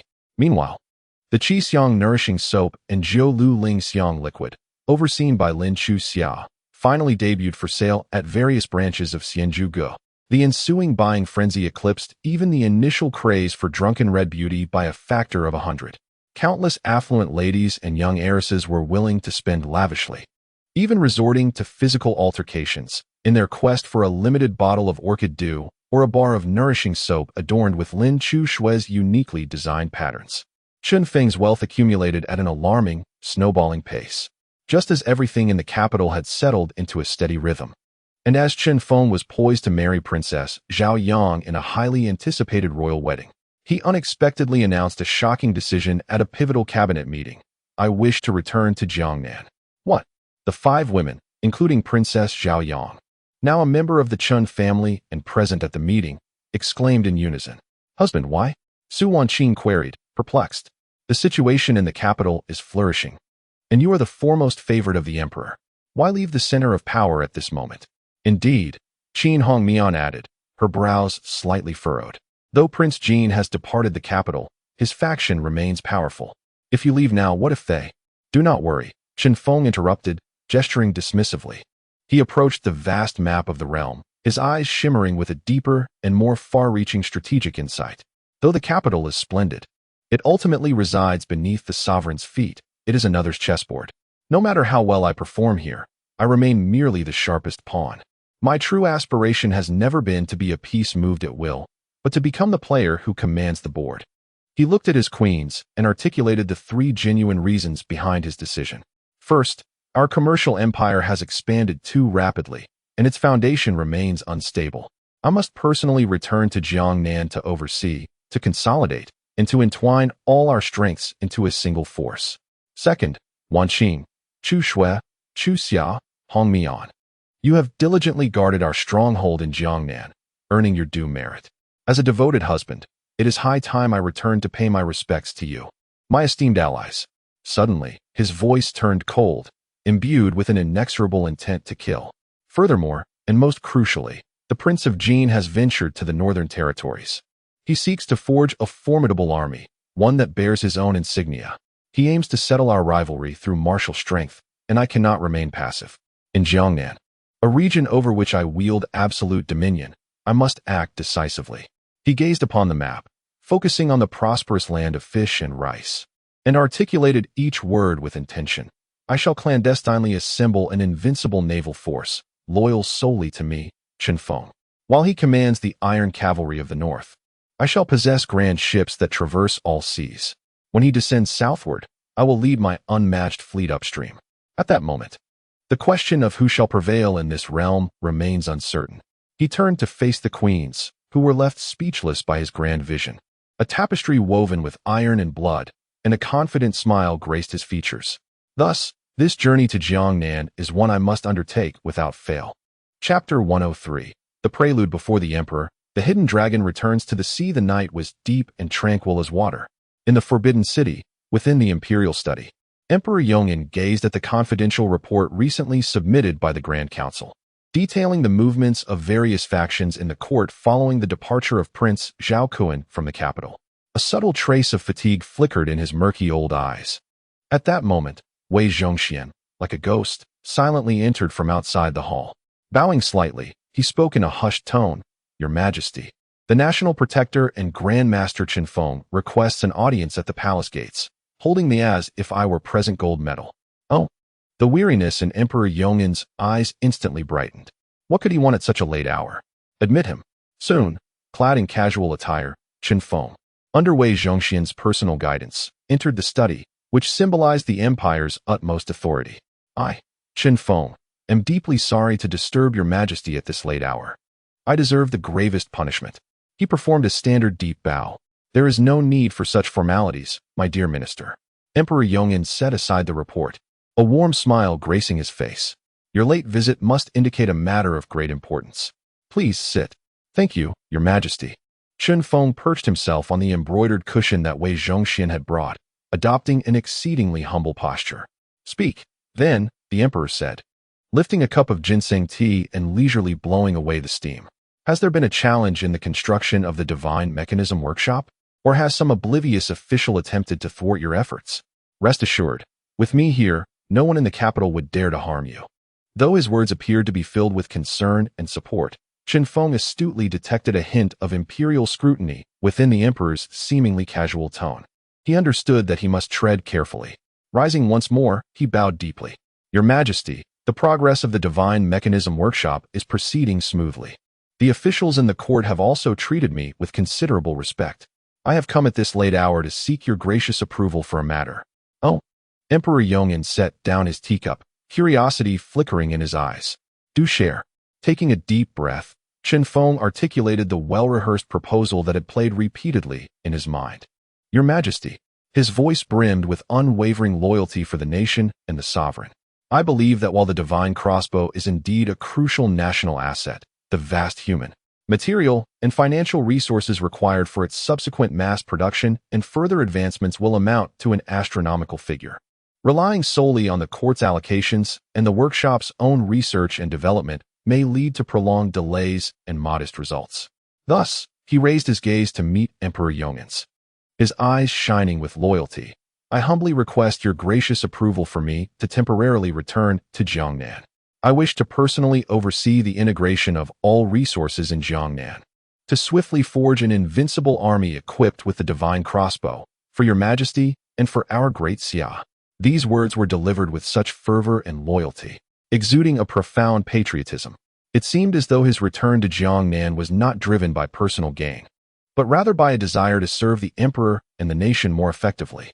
After listening, Emperor Yongin remained silent, his eyes, as tranquil as a still pond, fixed intently on Qinfeng. The study was enveloped in a suffocating silence. After a considerable pause, Emperor Yongin finally spoke. "My dear minister, your intentions bring me great comfort. However, as the chief engineer of the Divine Machine Workshop, should you leave, what if there were to be a mishap?" His words hinted at suspicion, questioning whether Qinfeng's departure was merely a ploy to escape the emperor's watchful eye. Qinfeng's mind was as clear as crystal. He promptly presented his second, even more compelling reason, one that would render Emperor Yongin unable to refuse. "Your Majesty, have you forgotten?" A hint of modesty and solemnity graced his features. "You have bestowed upon me the honor of a heavenly marriage with Her Highness the Princess. Such a tremendous favor cannot go uncelebrated. If I were to wed her without the most extravagant of ceremonies, it would not only belittle her, but also tarnish your reputation and that of the entire royal family. Therefore, I wish to return to my hometown in Jiangnan, to exhaust all the wealth of the Qin family in preparing a matchless and extraordinary betrothal gift worthy of her unparalleled beauty. I wish for the world to witness the grandeur of our princess, your daughter, on her magnificent wedding day. I cannot allow the royal family or Her Highness to suffer even the slightest indignity because of me." This reasoning was even more compelling than the first, a dual appeal to national duty and royal honor. With such weighty arguments presented, what could Emperor Yongin possibly say? Could he truly refuse? Ha ha ha. Emperor Yongin erupted into hearty laughter once more. He descended from the throne to personally assist Qin Feng to his feet. Well, what a devoted and righteous young man. A splendid future son-in-law indeed. Granted. With a grand gesture, he proclaimed, "Not only do I grant this, but I shall also grant you a 3-month leave. Return to Jiangnan with ease, and prepare your betrothal gift well. I eagerly await the celebration of your marriage." However, his tone shifted, a cunning glint flashing in his eyes. "During your absence, the Divine Machine Workshop cannot be left leaderless. Therefore, I shall appoint your future bride, Xiaoyang, to temporarily assume your duties as chief engineer, overseeing our national foundation in your stead, as well as for me.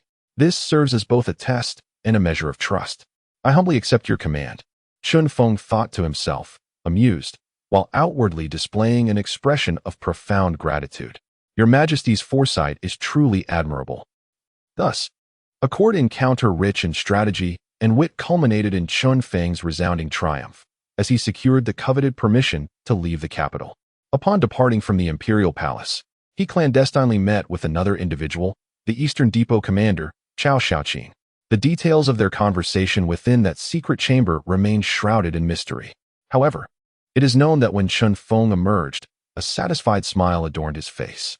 The following day, Cao Xiaoqin executed the young eunuch, Xiao Detzi, who had previously clashed with Qin Feng on charges of incompetence.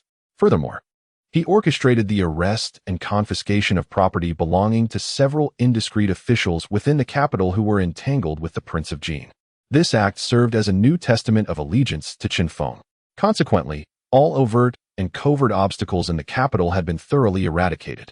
He could now depart from this tumultuous whirlpool of power with a sense of tranquility. His grand scheme of returning like a hidden dragon to the sea had officially commenced. Chapter 104. The Departure from the Golden Throne. 6 phoenixes sing in unison on the eve of leaving the capital. The Qin residence was ablaze with lights. A clandestine meeting of the highest order, a queen's cabinet, was taking place in Qin Feng's study, concerning the power transition of the entire Qin clan following his departure. "After I leave the capital," Qin Feng, seated at the head of the table, surveyed the 6 enchanting queens before him, each possessing unique talents. It was imperative that neither the capital nor Jiangnan fell into disarray. "Thus, I have made my decision." His gaze fell upon Lu Nianci and Princess Xiaoyang. "Nianci, Xiaoyang." "Yes, my lord," the 2 women responded in unison, rising to their feet. "During my absence, all affairs in the capital shall be jointly managed by the 2 of you. Nianci," he continued, looking intently at Lu Nianci, "you are the intellect I have entrusted to the capital. You must continue to preside over the Xianzhu Yaji and maintain control over public opinion. At the same time, coordinate our relations with Cao Xiaoqin and various factions in the court. Should any disturbances arise, immediately inform me through the Tianwang network." "Understood, my lord." Lu Nianci nodded solemnly. "Xiaoyang," he turned his gaze to Princess Xiaoyang, "you shall serve as the most esteemed and authoritative face I have left in the capital. You are to oversee the Shenjifang entirely. Should anyone dare to impede your operations, reveal your identity as the royal supervisor without hesitation." Furthermore, a glimmer of amusement sparkled in his eyes. "You must ensure that you entertain the crown prince and your royal brothers, so they dare not entertain any improper thoughts due to my absence." "He, rest assured, my lord," Princess Xiaoyang confidently replied, thumping her chest. "In this capital, no one dares to displease me." Having arranged for the group to remain in the capital, Qin Feng's gaze shifted to Su Wanqing, Lin Chuxue, and Lin Chuxia. His expression softened profoundly. "Wanqing, Chuxue, Chuxia, you 3 shall return with me to Jiangnan." The 3 women were momentarily taken aback, quickly followed by a surge of immense joy. They had anticipated being left behind in the capital, never expecting to be invited to return home with him. "You are my original foundation, the ones I owe the most to," Qin Feng said, his voice imbued with tenderness. "Since my arrival in the capital, you have diligently managed the household and taken on burdensome tasks. Consider this a long-awaited holiday granted by your husband. We shall return to our home in Jiangnan and revisit the vast realm we have built together." "All right," the 3 women exclaimed in unison, brimming with excitement. As the arrangements were finalized, the poignant farewell among the 6 queens began in earnest. Sister Wanqing, Lu Niancy grasped Su Wanqing's hand, gently advising. The accounts at the Jiangnan Chamber of Commerce are numerous. You must take care of your health and avoid overexertion. Rest assured, Niancy, Su Wanqing replied. Su Wanqing smiled as she gently patted her hand, reminding her to exercise caution in the perilous depths of the capital where both she and Princess Zhao Mingyue remained. Humph, who dares to bully us? I shall have my father behead them, exclaimed Princess Zhaoyong, brandishing her small fist. Sister Chuxue, the new packaging designs you created are simply exquisite. Once my new workshop is established, I shall produce them at the earliest opportunity. Lin Chuxiao eagerly pulled Lin Chuxue into a discussion about their new product plans. Meanwhile, Qin Hongyan presented a thick dossier concerning the backgrounds of various officials in Jiangnan to Lu Niancy. Sister Niancy, these are gifts I have prepared for you. To know oneself and one's adversary is the key to victory in every battle. Thank you, Sister Hongyan. There was no hint of jealousy arising from competition for affection between them, only genuine care and blessings akin to that shared among sisters. They were acutely aware that they were united, their fortunes intertwined, flourishing together or suffering together. That evening, the candles in Chun Feng's study burned throughout the night. He chose not to enter the chambers of any one queen, but summoned both Lu Niancy and Princess Zhao Mingyue into the palace for the night. He intended to offer them profound comfort and utmost favor in this final night before parting. This night was one of harmonious union, a night filled with spring's essence, destined to be sleepless. On the following morning, at the entrance of the Chun residence, a grand caravan composed of dozens of carriages and hundreds of elite guards was poised for departure. This journey was markedly more discreet than the previous one. Yet the heavy crates filled with gold, silver, and resources acquired from the capital underscored their master's formidable power and depth. Qin Feng, accompanied by his Jiangnan entourage of Su Wanqing, Lin Chuxue, and Lin Chuxia, climbed into the most comfortable carriage at the center. Outside the window, Lu Niancy and Princess Zhao Mingyue stood side by side, reluctantly bidding him farewell. Their eyes shimmered with the allure born of being thoroughly cherished by a man, imbued with an undeniable affection. Husband, may your journey be smooth. Qin Feng, you must return soon. Qin Feng looked at them, smiling and nodding. He then lowered the carriage curtain. Departure commenced. Destination, Jiangnan. Chapter 105. The Return of the King, Lord of Jiangnan. Half a month later, in the city of Nanyang. 30 miles outside the city, at a long pavilion. Today, banners fluttered in the breeze, and a throng of people gathered. Almost all notable figures of Nanyang, those with rank and influence, had congregated here. At the forefront stood the governor of Nanyang, Qin Song. Beside him was his adopted daughter, Qin Hongyan, whose beauty and elegance had burgeoned into an even more striking presence. They awaited the arrival of one individual, the one who returned from the capital in triumph, now the greatest and sole pride of their entire Nanyang. Finally, at the far end of the official road, a cloud of dust rose, obscuring the sky.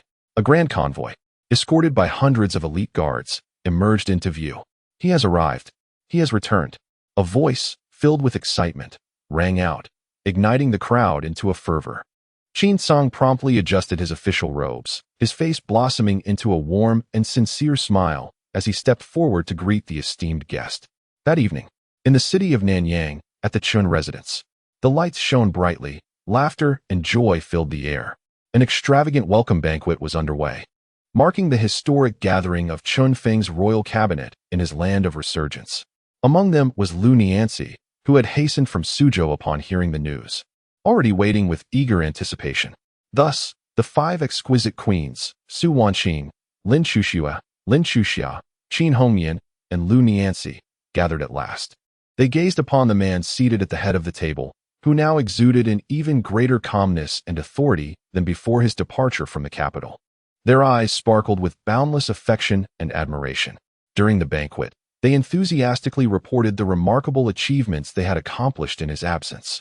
Husband, Su Wanqing, as the chief steward, was the first to speak. In the 2 months since your departure, the total profit from Xianzhu Pavilion and Shuyan has surpassed 3 million taels of silver. In accordance with your previous instructions, 70% has been secretly deposited into our treasury, while 30% has been submitted as commercial tax to the governor's office and Lord Chao in the capital. Husband, Lu Niancy chimed in with a smile. Our Shinju Yaji has now reached its 5th edition. It not only dominates public opinion throughout Jiangnan, but has also disseminated through various channels to the capital, the Central Plains, and even the Northern Territories. Now, all the noble women and talented ladies across the land regard possessing a copy of Yaji as the highest honor. Brother Chun, Lin Chuxiao, more concerned with practical production, exclaimed, "Our new workshop is fully established. The 7 fragrance beauty soap and 9 dew essence are now ready for mass production. Orders are lined up until the year after next." Qin Homian and Lin Chuxue also reported their significant advancements in intelligence network and brand aesthetics, respectively. Listening to the reports from his queens, Chen Feng nodded with satisfaction. He was acutely aware that his vast commercial empire had thoroughly entered a virtuous cycle, accelerating down the express lane of rapid development. What lay ahead was the task of equipping this swift-moving commercial leviathan with the sharpest claws. As the banquet concluded and the deep night enveloped the study, a clandestine military meeting commenced, one that only a select few could attend. Present were Chen Feng, his 5 queens, and his staunchest and most formidable ally, Qin Song, the governor of Nanyang. Upon hearing Chun Feng's grandiose military strategy, infused with a relentless ambition forged from iron and blood, Qin Song, a seasoned veteran of the battlefield, was not the least bit shocked or opposed. Instead, his eyes sparkled with a fervor that surpassed even Chen Feng's. "Excellent, truly excellent, dear brother," he exclaimed, slamming his thigh. "I have long believed that mere wealth is insufficient. In these tumultuous times, without the power of arms in our hands, no amount of riches is more than fleeting illusion. If you wish to pursue this, I shall support you wholeheartedly. Speak. What do you need from me?" Chen Feng looked at him and smiled. Knowing he had not misjudged his ally, he withdrew a newly acquired, even more fearsome blueprint from his bosom, one exchanged from the system long ago. Slowly, he unfurled the immense design upon the table. As Qin Song discerned the streamlined silhouette of a colossal figure akin to a sea monster, his seasoned eyes widened in astonishment. This is a ship?" His voice quivered. He had never encountered such a grand, magnificent, and seemingly illogical vessel. "No," Chen Feng shook his head. "It is not merely a ship. It is the invincible fleet I envision for our conquest of this starry sea." His finger traced the blueprint, his eyes aflame with ambition. "Brother, I require an island in the middle of the Yangtze River, accessible by water, with concealed terrain, and ungoverned by anyone. Under the pretense of forming an overseas merchant fleet to expand trade, I intend to establish a top-secret royal shipyard that belongs solely to us. Within a year, I aim to construct 10 such treasure ships. I shall enable my fleet to navigate upstream to the capital and sail downstream to traverse the 7 seas." Gazing at the blueprint that transcended the imagination of his era, Qin Song felt an intense fire coursing through his veins as he listened to Chen Feng's fervent declarations of conquest. He envisioned a future where an invincible fleet, composed of such maritime behemoths and bearing their own flag, roamed the oceans, unstoppable in its path. Splendid. He slammed the table and leapt to his feet. "Dear brother, you have my unwavering allegiance. An island, you say? Consider it yours. Tomorrow, under the guise of eradicating water bandits and establishing a forward base, I will discreetly allocate the most significant and concealed Longwang Island on the Yangtze River to you. You may proceed with full vigor. Should funds be insufficient, I shall provide. If manpower is lacking, I shall arrange it, even if the heavens were to fall." He gazed at Chen Feng, his eyes reflecting the fervent spark of a mad gambler who has staked his entire fortune and life. "I shall bear this burden alongside you." Chapter 106. Domination of Dragon Island. The dawn of a kingdom. Qin Song, the self-proclaimed sovereign of Nanyang Prefecture, exhibited an efficiency in governance that far surpassed Chen Feng's expectations. Merely 3 days later, a military edict, adorned with the highest-ranking imperial seal of the Nanyang Prefecture, was disseminated with an air of undeniable authority to all states, prefectures, counties, and offices along the banks of the Yangtze River. The edict, penned with righteous fervor and grandiloquent language, addressed the rampant piracy plaguing the waters of the Yangtze, which had repeatedly besieged merchant vessels, inciting public outrage and severing trade routes, thereby gravely undermining the stability and prosperity of Nanyang Prefecture and the entire Jiangnan region. To eradicate this menace and ensure local peace, The official resolved to emulate the practices of previous dynasties by establishing a new naval outpost on the strategically vital Dragon King Island within the Yangtze waterway. However, with the treasury depleted and military resources strained, this base would be constructed through a public-private partnership model. The newly formed Jiangnan Chamber of Commerce, imbued with a sense of duty to the state, would be entrusted with all initial funding and construction matters, while the prefectural office would oversee military protection and supervision. Once the edict was issued, it sent ripples of astonishment throughout Jiangnan. Many speculated that the prefect was merely using the guise of eradicating bandits to extend his grasp towards the lucrative Yangtze shipping industry. Meanwhile, the influential President Chun, with his formidable connections, was perceived as the prefect's unwitting benefactor and financial backer. Few could fathom that this so-called public-private partnership concealed an audacious military expansion plan capable of upending the entire dynasty in the future. 7 days later, a fleet comprising dozens of large riverboats cleaved through the waves, majestically advancing towards the legendary and enigmatic Dragon King Island.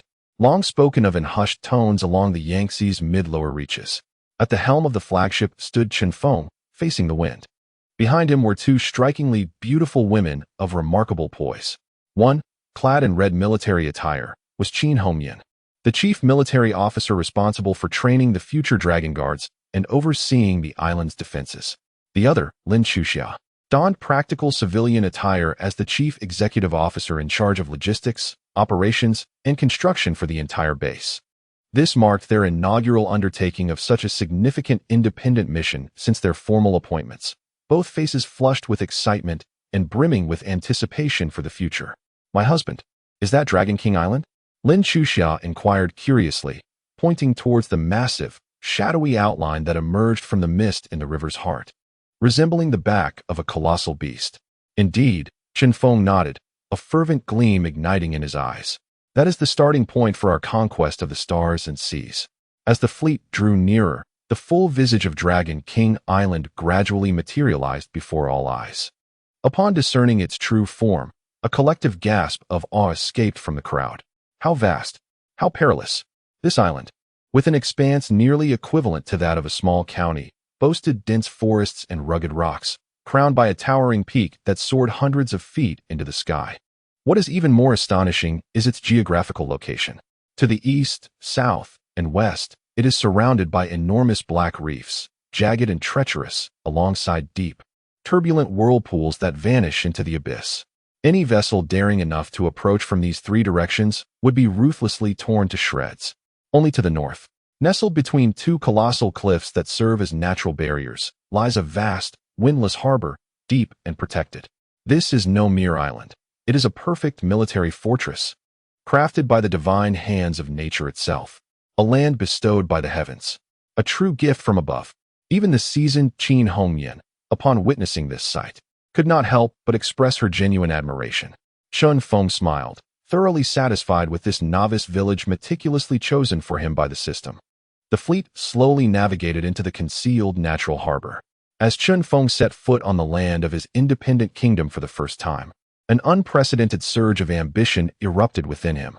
Without a moment's hesitation, he led a team of top-notch craftsmen and surveyors, already prepared, to commence the most meticulous exploration and measurement of the entire island.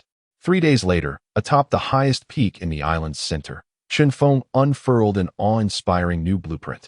Grander, more intricate, and tenfold more stunning than the records of the divine arm crossbow, in the presence of all core team members. What lay before them was the comprehensive plan for the entire military-industrial base of Dragon King Island. As the crowd discerned the details of the blueprint, they were utterly petrified, their faces frozen in a collective expression of sheer astonishment, akin to seeing a ghost in broad daylight. For depicted therein was a complete urban living area capable of accommodating 100,000 people simultaneously for living, training, and labor.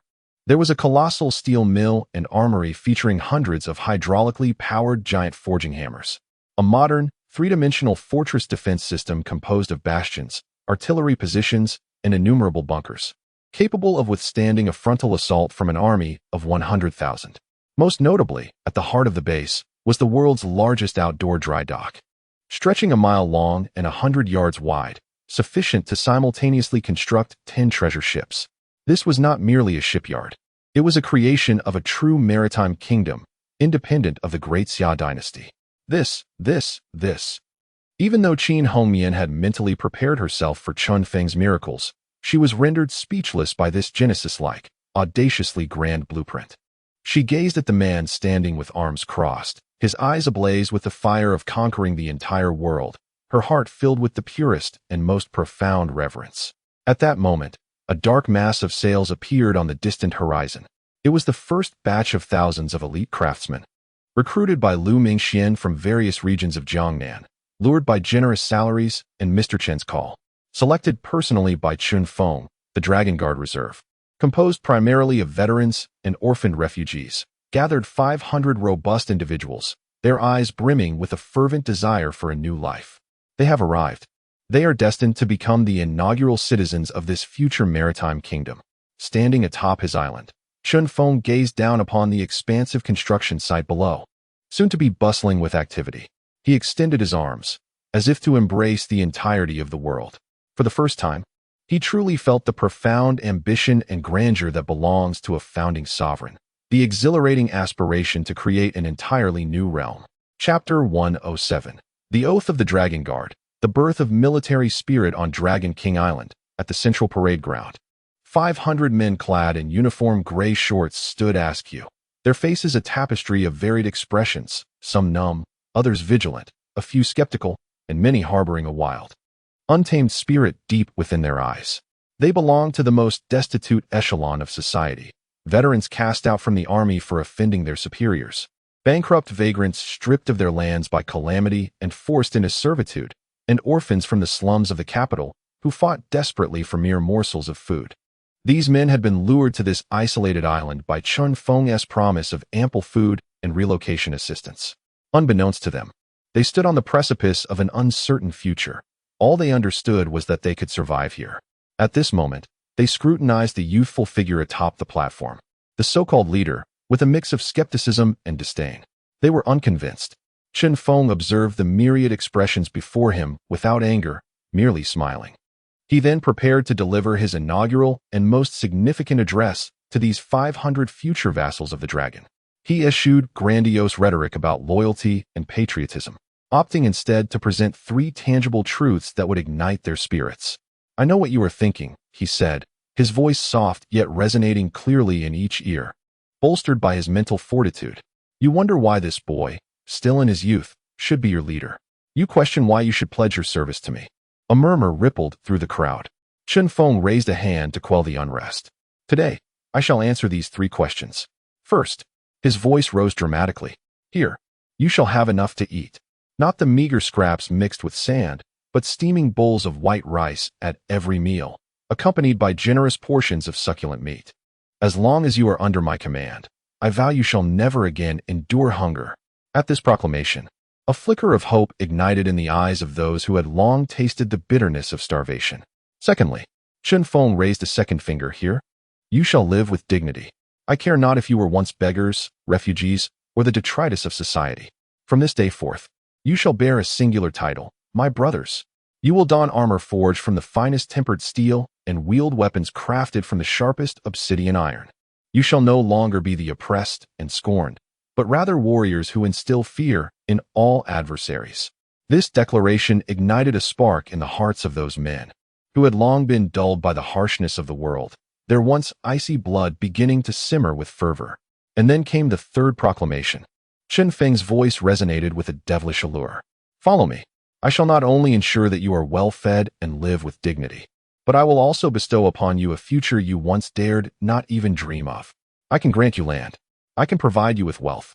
I can even offer you the most exquisite women. All I ask in return is that you wield your loyalty and your blades to carve out a vast empire for me. Everything you have lost today, I, Chun Feng, will reclaim for you tenfold, 100-fold. With that final promise, raw and unadulterated in its desire, the 500 men below could no longer contain themselves. The numbness and disdain that once clouded their eyes vanished without a trace, replaced by a fervent, blazing ambition akin to a wildfire consuming the barren plains. The speech was merely the first step. The next phase would entail the most brutal and effective iron discipline. The formidable chief military officer, Qin Hongyan, would be responsible for transforming these wild beasts into soldiers. She shed her vibrant attire for a form-fitting black leather armor, practical for movement. Concealing her breathtaking beauty behind a cold iron mask, she assumed the role of a merciless drill instructor before these recruits. Haven't you eaten? Fist faster. And you? Raise your legs higher. If you are a man, do not act like a coward. Everyone, run 50 laps around the training ground with weights. No dinner tonight for those who cannot finish. With the most severe and even ruthless methods, she relentlessly drilled these unruly men. Naturally, there were dissenters. A burly man, once a centurion in the border army, erupted after receiving 3 lashes from Qin Hongyan's whip. "You filthy woman! How dare you strike me?" he bellowed, swinging a fist as large as a frying pan towards her. However, before he could close the distance, Qin Hongyan executed a swift shoulder throw, slamming him to the ground. A petite foot clad in black boots pressed heavily against his chest, rendering him immobile. By this alone, Qin Hongyan looked down upon him, her voice devoid of any emotion. From that moment on, no one dared to question her authority. A month later, on that same central training ground, the same 500 men stood transformed. Having shed their former selves, they donned uniform suits of heavy black armor forged from dark iron, wielding sharp long swords. They stood like pines and cypresses, a silent phalanx of slaughtering machines, poised to spill blood at any moment. Their eyes had long shed any semblance of numbness or disdain, replaced solely by an unwavering, fervent loyalty to the young man atop the platform, akin to a profound faith. Chen Feng stood upon the elevated stage, behind him. Su Wanqing and Lin Chuxue united to unfurl a vast, pristine black banner. Upon this banner, devoid of any insignia of the great Xia dynasty, was embroidered a resplendent golden dragon, its 5 claws poised in a fierce display, commanding dominion over all. From this day forth, Chen Feng's voice resonated through the heavens. You shall possess a brand new name, one that will accompany you throughout your lives. Dragon Guards, you are my retinue, my enforcers, and indeed, my family. Now tell me, whom do your blades fight for? For whom does your blood spill? In that moment, 500 iron-willed men below seemed to share a silent understanding. They knelt in unison on one knee, their armored right hands striking heavily against their hearts, which were already branded with the word loyalty. Then, with voices that rang out the loudest and most fervently they had ever uttered, they unleashed a roar from the depths of their souls. For the Dragon King, we shall fight to the death. For the Dragon King, we shall fight to the death. For the Dragon King, we shall fight to the death. The resounding waves of their fervor surged skyward, startling all of Dragon King Island, causing birds to take flight and beasts to flee. In that moment, Chen Feng's first true private army, loyal solely to him, was officially born. Chapter 108. The rising winds on the river. Malevolent guests arrive. 2 months have elapsed. Long Island is no longer the desolate and uninhabited isle it once was. Today, it resembles a colossal war machine, infused with boundless vitality and operating at full throttle. At the heart of the island, the world's largest open dry dock has begun to take shape. With countless massive gantry cranes and timbers rising from the ground like the skeletal frame of a giant beast, exuding a sense of industrial beauty and strength.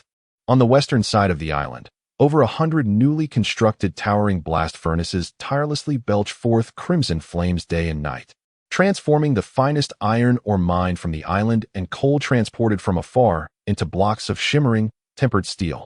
Meanwhile, on the eastern side, a sprawling training ground spanning 1,000 acres is home to 500 Dragon Guards clad in unified black iron armor, wielding long blades forged from fine steel. As they undergo the most rigorous drills and combat training, their unified roars soar into the heavens, devoid of any remnants of the vagabonds or thugs they once were. Only the iron blood and ruthless ferocity of elite warriors remain. Long Island thrives and flourishes, progressing toward the perfect vision that Chen Feng has anticipated. However, Chen Feng understands that such a tremendous commotion cannot remain concealed from all, especially from those malevolent figures who have long survived by plundering and committing heinous acts along the Golden Waterway. On this fateful night, Chen Feng is in his study, engaging in candlelit discussions with Lu Nianxi, who has just arrived from Suzhou for a visit, deliberating the topics for the upcoming issue of Xinju Yaji. Suddenly, Qin Hongyan, clad in tight black leather armor that accentuates her fiery figure, enters with a grave expression. My lord, trouble has arisen. Chen Feng gestures for Lu Nianzi to remain calm. He turns to Qin Hongyan and inquires, have they come? Yes, Qin Hongyan nods, presenting a recently intercepted confidential report from the intelligence network. Our neighbors can no longer sit idly by. The report reveals that the most ruthless and powerful faction of water bandits, the Four Seas Alliance, which has long occupied the middle and lower reaches of the Yangtze River, has set its sights on Longwang Island. The leader of the Four Seas Alliance, known as the One-Eyed Flood Dragon, Wang Batian, is a treacherous former general of the previous dynasty, infamous for his greed and mercilessness. He commands over 300 vessels, with nearly 10,000 bandits under his banner. For years, they have roamed the Yangtze River unchecked, leaving even the local authorities helpless, forced to turn a blind eye. Recently, the bustling construction on Longwang Island and the fleets transporting vast amounts of goods have finally caught the attention of this malevolent creature of the river. He mistakenly believes that the island is merely a playground for some foolishly wealthy merchant from the south. Secretly, he has assembled all of his main battleships, planning to launch a devastating raid on Longwang Island, which he views as an easy prize, on the night of the new moon in 3 days' time. 10,000 water bandits? 300 warships?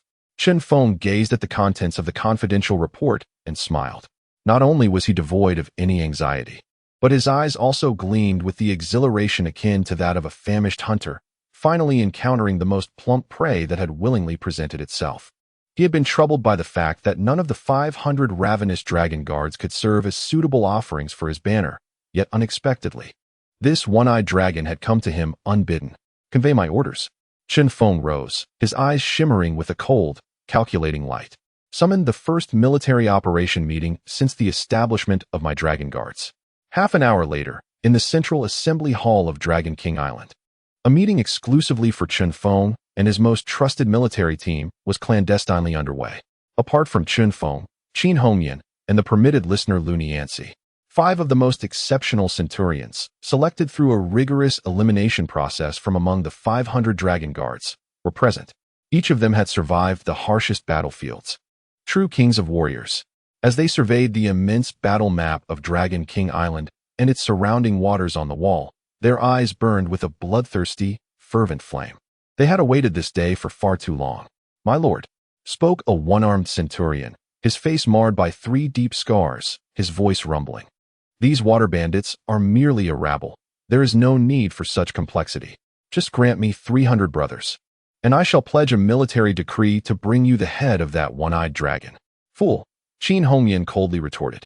Warfare is a path of deception. The optimal strategy is to achieve the greatest victory at the smallest cost.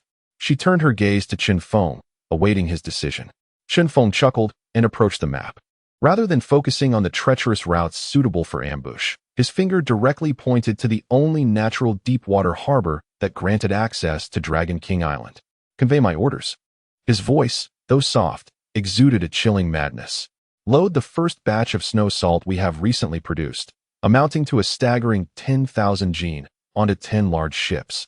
Then, ostentatiously anchor them in the very center of our harbor. Furthermore, dispatch dozens of new recruits to feign guarding the vessels. What? Upon hearing this command, everyone present, including Qin Hongyan, was left dumbfounded. 10,000 jin of snow salt was worth an astronomical sum of 100,000 taels of silver. The Lord intended to use it as bait? What audacious madness was this? Chen Feng observed the shock on their faces and smiled. If one is unwilling to part with the children, one cannot ensnare the wolf. If one is unwilling to part with the salt, how can one hope to catch the most substantial evil dragon of the Yangtze River? His gaze fell on the harbor, resembling a gaping maw, and a devilish smile crept across his face. Since our guests are so eager to visit our island, as the masters, we must undoubtedly prepare for him a deathly gift that he can never refuse. Chapter 109. 1,000 jin of salt bait. The malevolent serpent enters the trap. The night was as black as ink. Dragon King Island lay enveloped in a profound silence, akin to death itself. The bustling shipyard, once alive with activity and the roar of machinery, now stood deserted. The steel smelting furnaces, which had tirelessly belched flames day and night, had all extinguished. The entire island seemed to have succumbed to a deep slumber under the vast cloak of night. Only within the solitary natural deep-water harbor flickered scattered, dim lights. 10 colossal transport vessels, drawing deep in the water, boldly and unguardedly anchored in the heart of the harbor. Their decks were piled high with bulging burlap sacks, resembling small mountains. Each sack bore the prominent vermilion characters of Shinju Pavilion, well known throughout Jiangnan. Inside were a staggering 10,000 jin of exorbitantly priced snow salt, enough to drive any merchant to madness. Guarding this treasure, valued at 100,000 taels of silver, were merely a handful of new recruits, appearing disheveled and bleary-eyed. Some huddled around a campfire playing cards and drinking. They unwittingly exposed their most vulnerable and sumptuous sides to the perilous darkness of the river. Yet, flanking this seemingly unguarded harbor, on the towering cliffs akin to the fangs of a beast, and within the dense, impenetrable primordial forest, hundreds of cold eyes, like those of famished wolves, peered through the gaps of leaves and rocks, fixated on the tranquil yet death-laden water's surface. 500 elite dragon guards, reborn in prowess, donned camouflage attire crafted from leaves and mud, held ready their deadly crossbows, glinting with lethal light. They stood like the coldest, most emotionless statues, merging entirely with the night. They were the most patient hunters, waiting for their prey to unwittingly enter the meticulously prepared death trap. At the pinnacle of the cliff, Qin Hongyan, clad in tight black leather armor, held a command flag, her charming face etched with the chilling resolve of a commander. Behind her stood Lin Chuxia, equally tense yet filled with anticipation. She had prepared all the medical supplies and celebratory wine, awaiting the signal to commence. Atop the island, within a temporary command post resembling an eagle's nest, Shen Feng stood with his hands clasped behind him, gazing into the distance. Beside him, Su Wanqing gently draped a warm cloak over his shoulders to shield him from the river's chill. On his other side, Lu Nianxi stood quietly, her eyes shimmering with wisdom like clear glass. They accompanied their man in their own ways, readying for his first blood battle since the establishment of the army. "My husband, will they come?" Su Wanqing asked with a hint of worry. "They will," Chen Feng replied, a confident smile gracing his lips. For in this world, no one can resist the allure of greed, especially figures like the one-eyed dragon king, Ba Tian, who have long been consumed by their desires and reckless abandon. As his words fell, a nearby lookout, a loyal guard of Qin Hongyan, emitted a suppressed yet fervent growl. "My lord, they have arrived." At the sound, everyone turned their gaze to the distant river, illuminated by the moonlight in a silvery sheen, where an enormous, ominous shadow suddenly emerged. Hundreds of bizarre pirate vessels, akin to a formidable legion of water phantoms rising from the depths of hell, stealthily encroached upon Dragon King Island under the cover of night. They sailed without lights or sound, their black banners, emblazoned with skulls and malevolent serpents, fluttering ominously in the cold wind, proclaiming their terrifying identity that instilled dread throughout the Yangtze River. Upon the flagship of the dragon, the towering Ba Tian, clad in a fearsome black eye patch, eagerly surveyed the unguarded harbor of Dragon King Island through a monocular telescope purchased at a high price from the western regions. "Ha ha," he bellowed, a cruel roar filled with insatiable greed escaping his lips as he beheld the 10 massive transport ships laden with goods from Shinju Pavilion and the numerous guards still drunkenly engaged in games of cards and revelry. A bunch of oblivious fools. Do they truly believe the eyes of the Sea Alliance are blind? Such a succulent morsel laid out before me. If I do not feast, would I not invite divine retribution? He lowered the telescope, his single eye gleaming with a frenzied determination. "Convey my orders." His voice resonated like the roar of a beast. "All ships, move at full speed. Charge into that harbor. Remember, the goods and women must be alive. As for the rest, leave not a single one." With his command, the hundreds of previously stealthy pirate ships instantly shed their disguises, akin to frenzied sharks scenting blood. They ignited the enormous lanterns at their bows, unleashing beastly roars filled with bloodlust and desire as they surged into the narrow harbor entrance, which in their eyes brimmed with riches and beauty. Observing the last pirate vessel enter the meticulously prepared death trap, Chen Feng, standing atop the island, curled his lips into a chilling smile reminiscent of death itself. He slowly raised his hand and then brought it down with force. Following his gesture, a black 5-clawed golden dragon flag, symbolizing the full assault, was raised with vigor. In the next moment, boom, boom, boom. Along the cliffs and within the forests, hundreds of massive bonfires, long prepared, were simultaneously ignited. The roaring flames soared skyward, instantly illuminating the previously pitch-black harbor as if it were broad daylight. It also illuminated the faces of the numerous bandits, crammed aboard the hundreds of pirate ships within the confines of the narrow harbor. Their expressions filled with shock and a foreboding sense of doom due to the abrupt turn of events. Additionally, it cast its light upon the 500 dragon guards, who had long awaited atop the cliff, their formidable crossbows drawn and aimed at their targets. Their eyes, akin to those of ravenous wolves, were imbued with a chilling essence, embodying the very specter of death. Chapter 110. The divine crossbows sweep the land. Blood stains the Yangtze River as hundreds of bonfires erupted into the sky, illuminating the entire harbor as if it were day. And as the 500 heavily armored dragon guards materialized like phantoms atop the cliffs, the one-eyed dragon king, Batian, along with his legion of nearly 10,000 water bandits, found themselves momentarily stunned. A singular thought echoed in their minds. They had fallen into a trap. Yet before they could recover from the shock and ominous premonition, a cold, merciless female voice resonated from the cliffs, reverberating throughout the harbor like the decree of death. Dragon guards, listen up. First row, prepare to fire. With Qin Hongmian's emotionless flag descending heavily, a cacophony of sound erupted, sharper and more terrifying than the wings of 10,000 ferocious killer bees buzzing in unison. The air trembled with a metallic hum that pierced the heavens. In the next instant, hundreds of black streaks of death, accompanied by a chilling, piercing wail, descended like a torrential black rain from the skies, ruthlessly engulfing the water bandit fleet, trapped in the narrow harbor like living targets.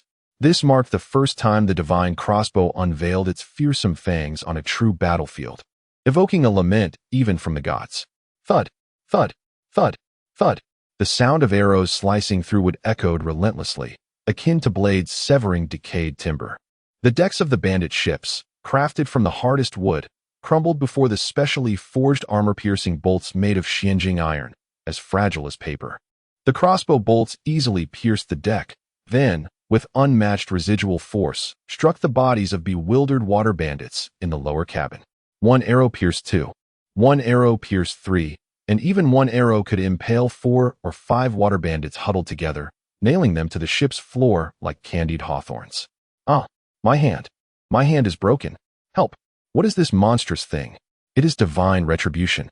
The Dragon King has manifested.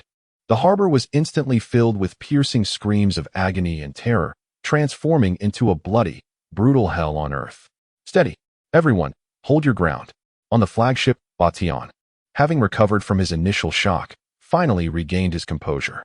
Brandishing his ghostly blade, he roared frantically, "It's just a few arrows. What is there to fear? Bring the ships in, charge forward, and fight them." He foolishly attempted to turn the tide of battle with the boarding tactics they were most skilled at. However, what awaited him was Qin Hongmian's even colder and more merciless second command. Second row, prepare to fire. Once again, another wave of dense death rain descended upon them. This time, the dragon guards targeted not the hulls of the ships, but rather the most vulnerable and conspicuous masts and sails of the pirate vessels. With a series of resounding cracks, the towering masts fell like harvested wheat, collapsing in groups.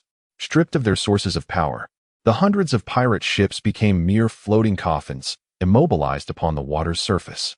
No, it cannot be. Wang Batian gazed upon this horrifying scene, which appeared almost miraculous, and he sank into utter despair. He finally comprehended that what he had provoked was not a mere fat sheep, but an ancient dragon, a creature so formidable that he lacked even the right to gaze upon it. He also understood why this island was named Dragon King Island. In the span of merely an incense stick's burning time, the once dominant pirate fleet of the Four Seas Alliance, which had terrorized the Yangtze River and left the authorities powerless, faced total annihilation under this unilateral dimensional assault. The waters had long since been stained crimson with blood. Yet, Chunfeng's slaughter was far from over. Standing atop the island, he surveyed the remaining soldiers below, who had lost all will to resist, and his eyes held not a trace of pity. He issued his third and final command for the night: Dragon Guards, board the ships, exterminate the remnants. Roar. Atop the cliff, 500 Dragon Guards, brimming with pent-up battle fervor, finally unleashed a battle cry, the first true roar filled with endless slaughter and glory since their formation. They descended along the numerous thick ropes prepared beforehand, like descending tigers or celestial warriors, plunging fiercely into the vessels that had become mere living coffins. A far bloodier close-quarters battle officially commenced. Meanwhile, Chun Feng leaped from the towering cliff. He resembled a colossal black rock unfurling its wings, tracing a graceful arc through the air before landing with a resounding thud on the deck of the largest flagship, the Jiaolong. He gazed at the once dreaded ruler of the Yangtze, now utterly terrified, and a devilish smile spread across his face. One-eyed Jiaolong, do you still consider this little island a delicacy? Yu Yuang Batian stammered, paralyzed by fear at the sight of this godlike youth descending from the heavens. He discarded his ghost-headed saber, fell to his knees, and fervently bowed his head in supplication. Spare my life. Great Dragon King, spare me. Useless wretch, Chen Feng scoffed. Shaking his head in disdain, he stepped forward and forcefully trampled the black Jiaolong flag that symbolized the Four Seas alliance underfoot. Then, he took the black five-clawed golden dragon flag from Lin Chuxia, who stood frozen in shock, and planted his own banner atop the mast of the flagship with resolute determination. The black dragon flag billows in the wind, saturated with the scent of blood. The golden dragon, intricately embroidered with golden threads, appears to come alive under the glow of the flames, silently roaring in triumph at the countless corpses strewn across the river and the multitude of water bandits kneeling in surrender. Chapter 111. The Dragon King's Reward. Sovereign of rivers, as the first rays of morning sunlight pierced through the clouds, illuminating Dragon King Island, the once overpowering and nearly inescapable stench of blood began to dissipate. The harbor was no longer a hell on earth. Under the efficient command of Chief Operating Officer Lin Chuxia, thousands of newly subdued, trembling water bandit captives were diligently clearing the battlefield, retrieving bodies, and dragging damaged yet reparable pirate ships to the shore for repairs, all under the watchful eyes of the Dragon Guards. The entire harbor exhibited a peculiar vitality, a strange resurgence after death. Meanwhile, a final judgment that would determine the fates of thousands transpired in the training grounds. Nearly 5,000 captured water bandits knelt in a dark throng, their bodies shaking uncontrollably like leaves in the wind. Before them stood a hastily constructed platform, upon which Chen Feng sat regally in a grand chair.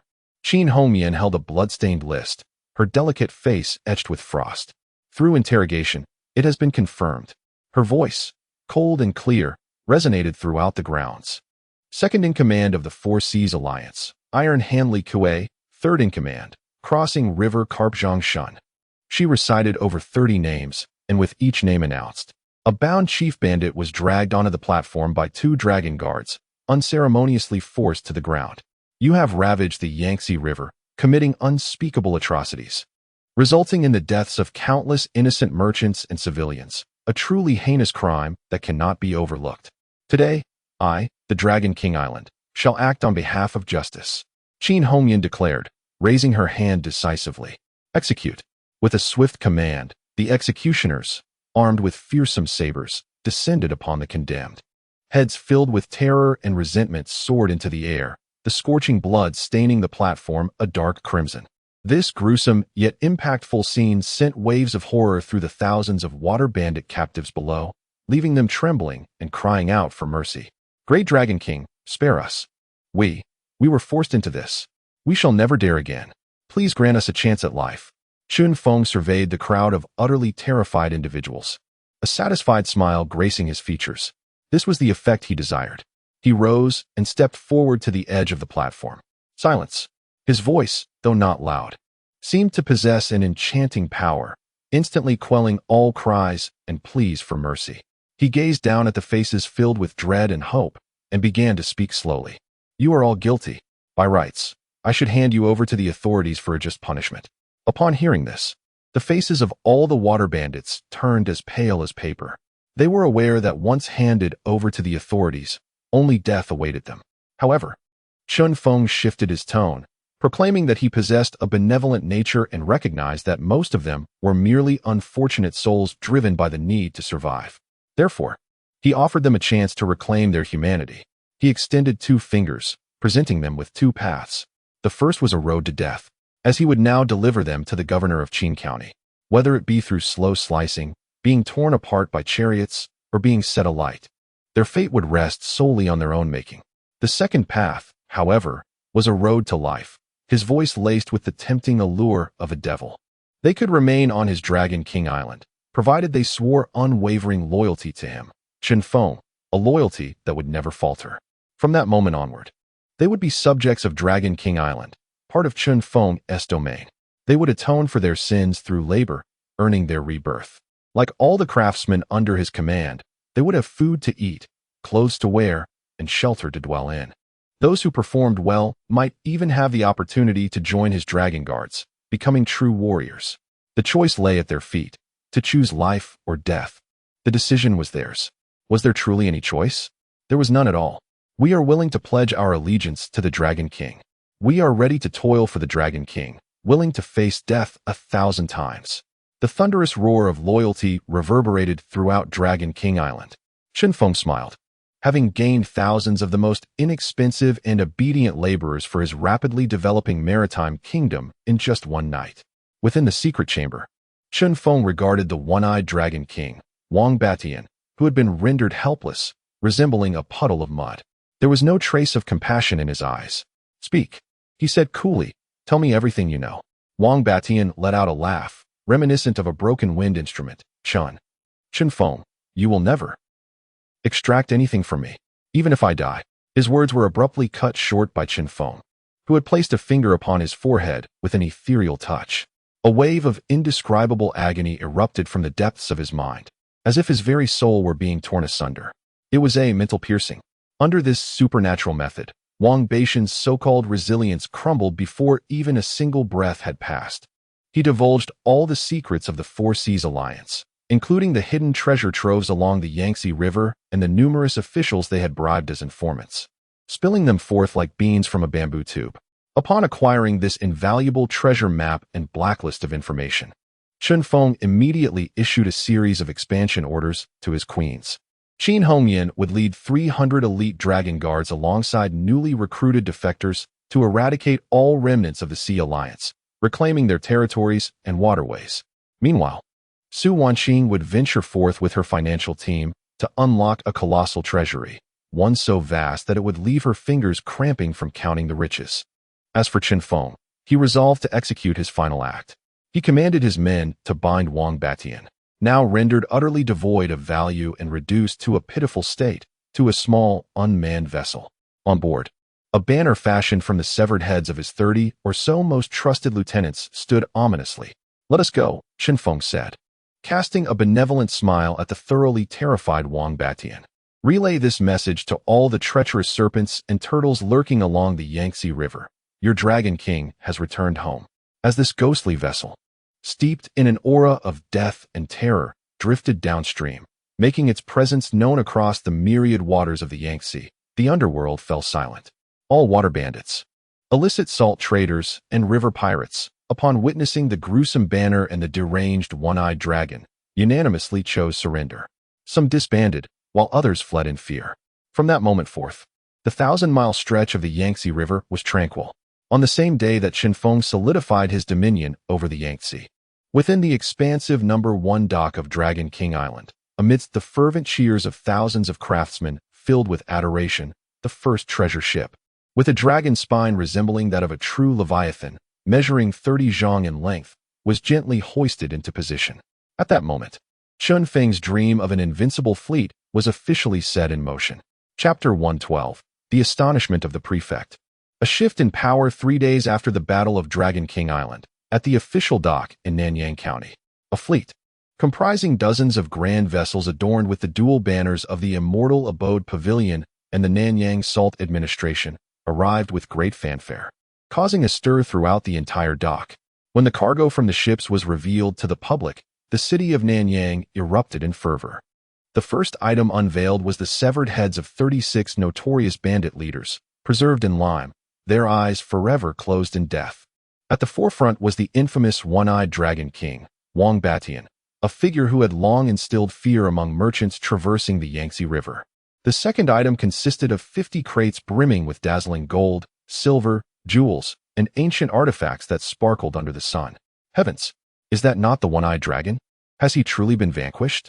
The wealth here must exceed the annual tax revenue of our prefecture. Mr. Chun is indeed extraordinary. In just a few days, he has not only rid us of this great menace, but has also secured such immense riches.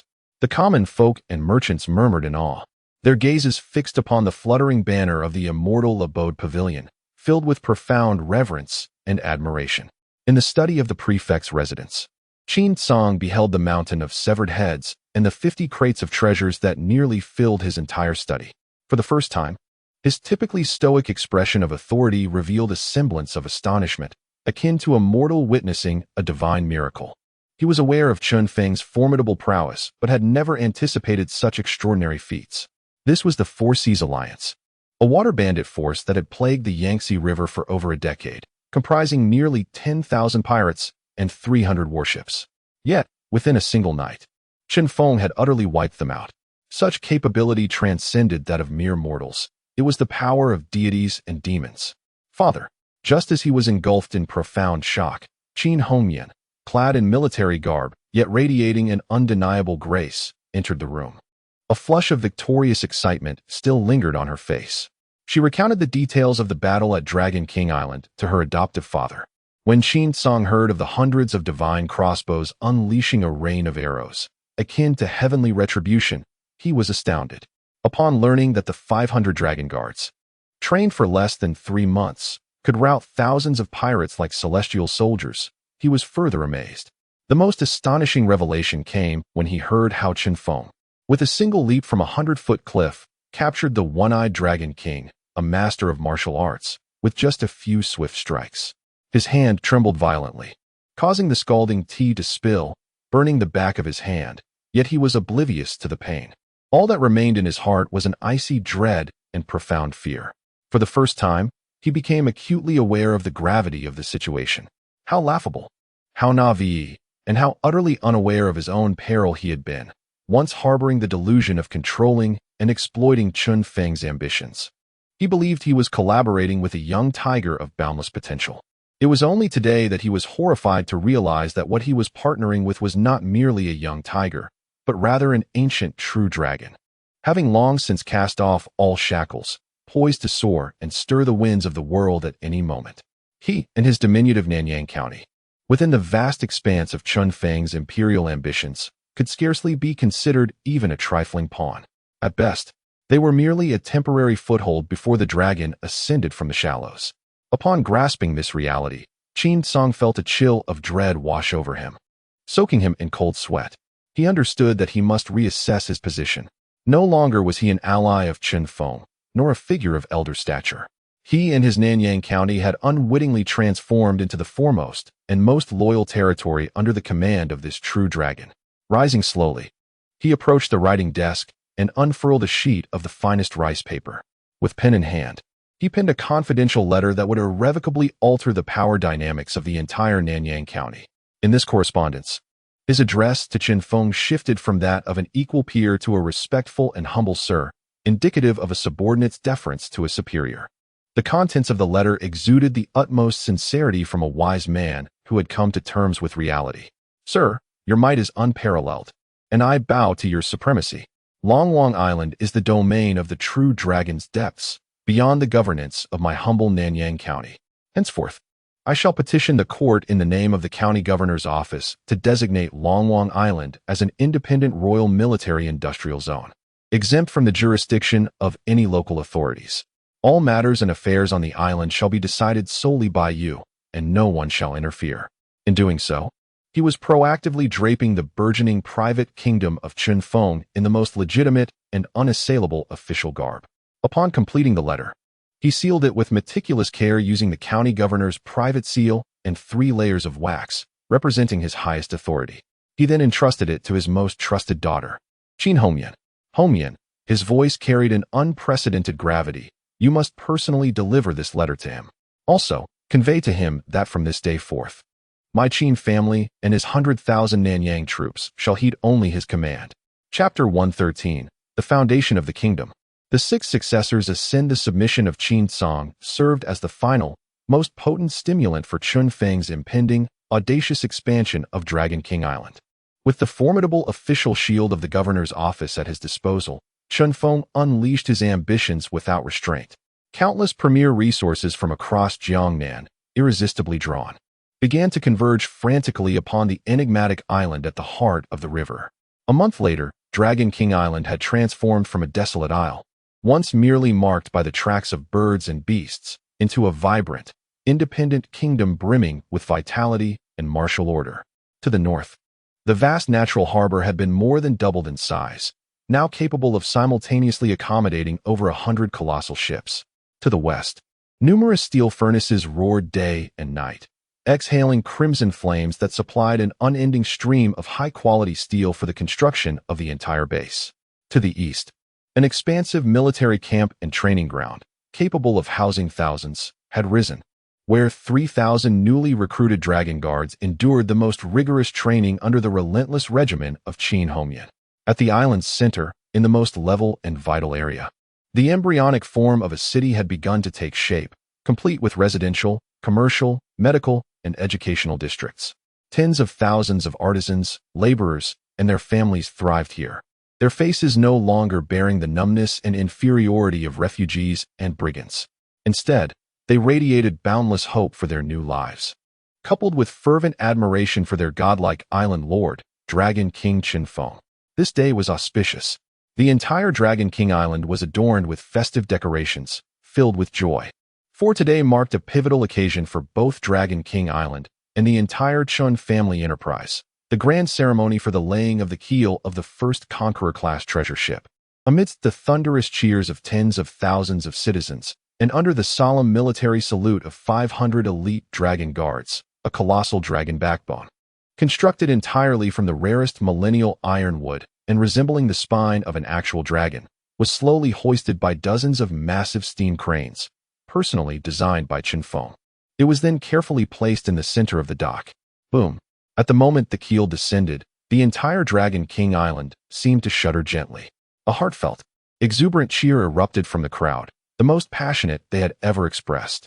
They understood that from this moment forth, a new and magnificent maritime era, belonging to them and their descendants, had officially begun. Amid this monumental wave of infrastructural achievement, Chun Feng's queens, stationed at the rear, ascended the political stage that was rightfully theirs for the first time, showcasing their talents to the fullest extent.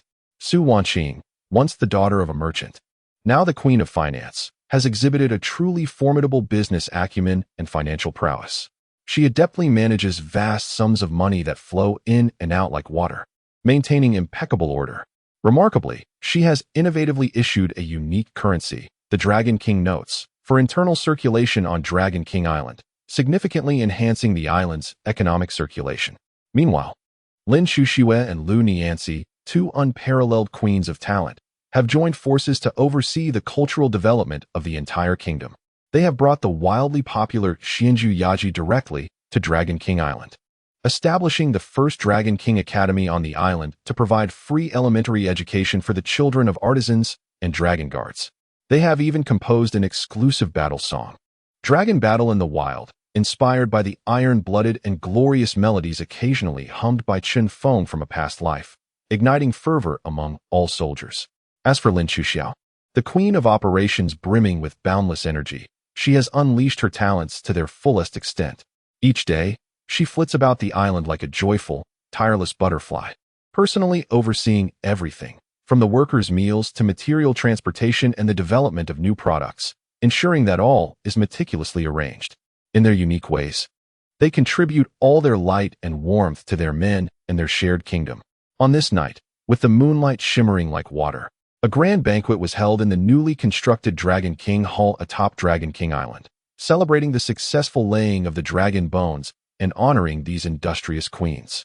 Princess Zhaoyang and Lu Nianxi, who hastened from the capital under the pretext of visiting her husband and inspecting the branch of the Divine Machine Workshop, were also present.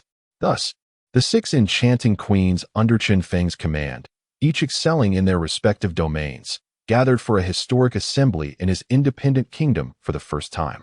There was the gentle Queen Su Wanqing, managing internal affairs and finance, the serene talent Queen Lin Xuxiwe, overseeing culture and arts, the charming consort Lin Xuxia, responsible for operations and logistics, the valiant battle Queen Qin Hongyan, in charge of military and intelligence, the wise Princess Lu Nianxi, handling strategy and planning, and the proud and indulgent Empress Zhaoyang, governing royal authority and status.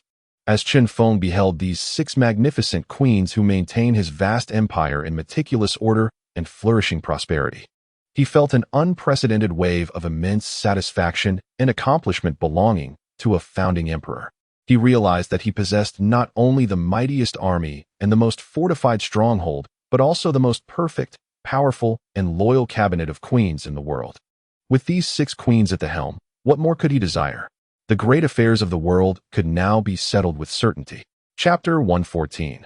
The Northern Smoke of War. The Tournament of Dragons. The construction of Dragon King Island resembles a colossal, intricately wound mechanism, operating at a breathtaking pace that leaves all in awe. Each day, this island undergoes transformative changes of monumental proportions. Within the vast shipyard, the inaugural treasure ship, aptly named the Conqueror, has seen its massive skeletal framework, reminiscent of a giant beast's ribcage, erected, beginning to take on a majestic silhouette fit to command the seas. The steel mill's blast furnaces burn ceaselessly, fueled by Chun Feng's avant-garde steelmaking and pouring techniques.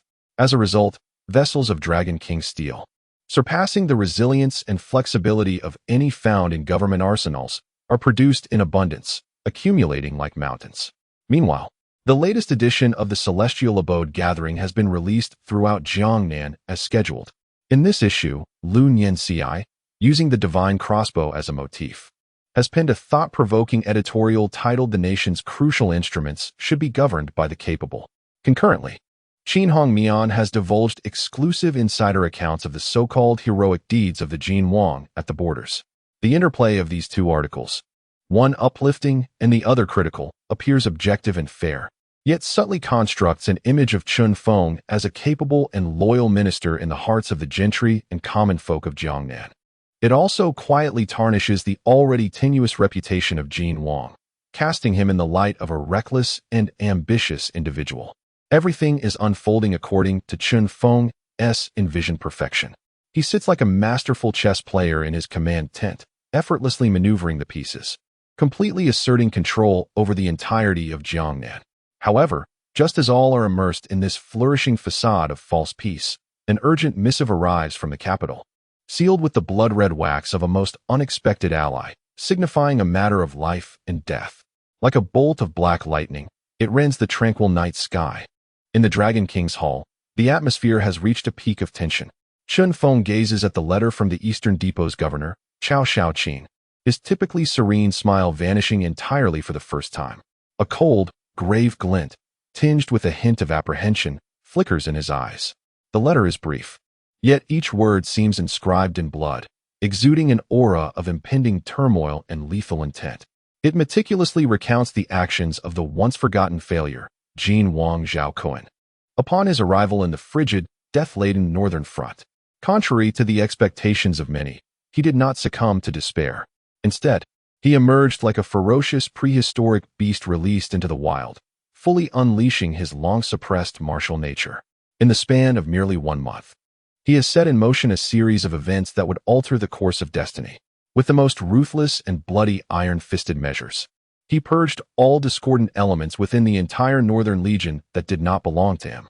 He then embarked on a series of audacious offensives, leading 3,000 iron cavalry deep into the heart of the grasslands. He overnight conquered 13 barbarian tribes, beheading 30,000 and capturing 1,000,000 livestock.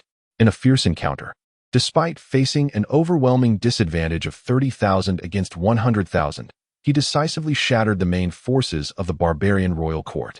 Amidst the chaos of battle, he personally shot down the great Khan of the barbarians.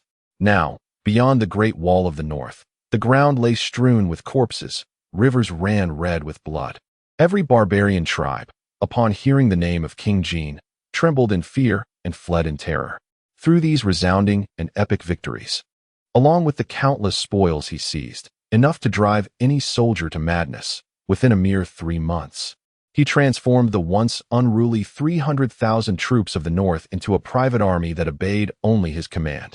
His prestige in the military had long surpassed that of the current emperor. He had truly become the sole ruler of that vast northern territory. As Qin Hongyan solemnly recited the contents of the letter, the entire council chamber fell into a deathly silence. The faces of Su Wanqing and the other women were etched with unmistakable shock and concern. None of them had anticipated that the King Jin, who had been toyed with by their husbands in the capital, like a defeated hound, would unleash such terrifying power upon finding a battlefield more suited to him. This was not merely a threat, it was a sword of death hanging over all their heads.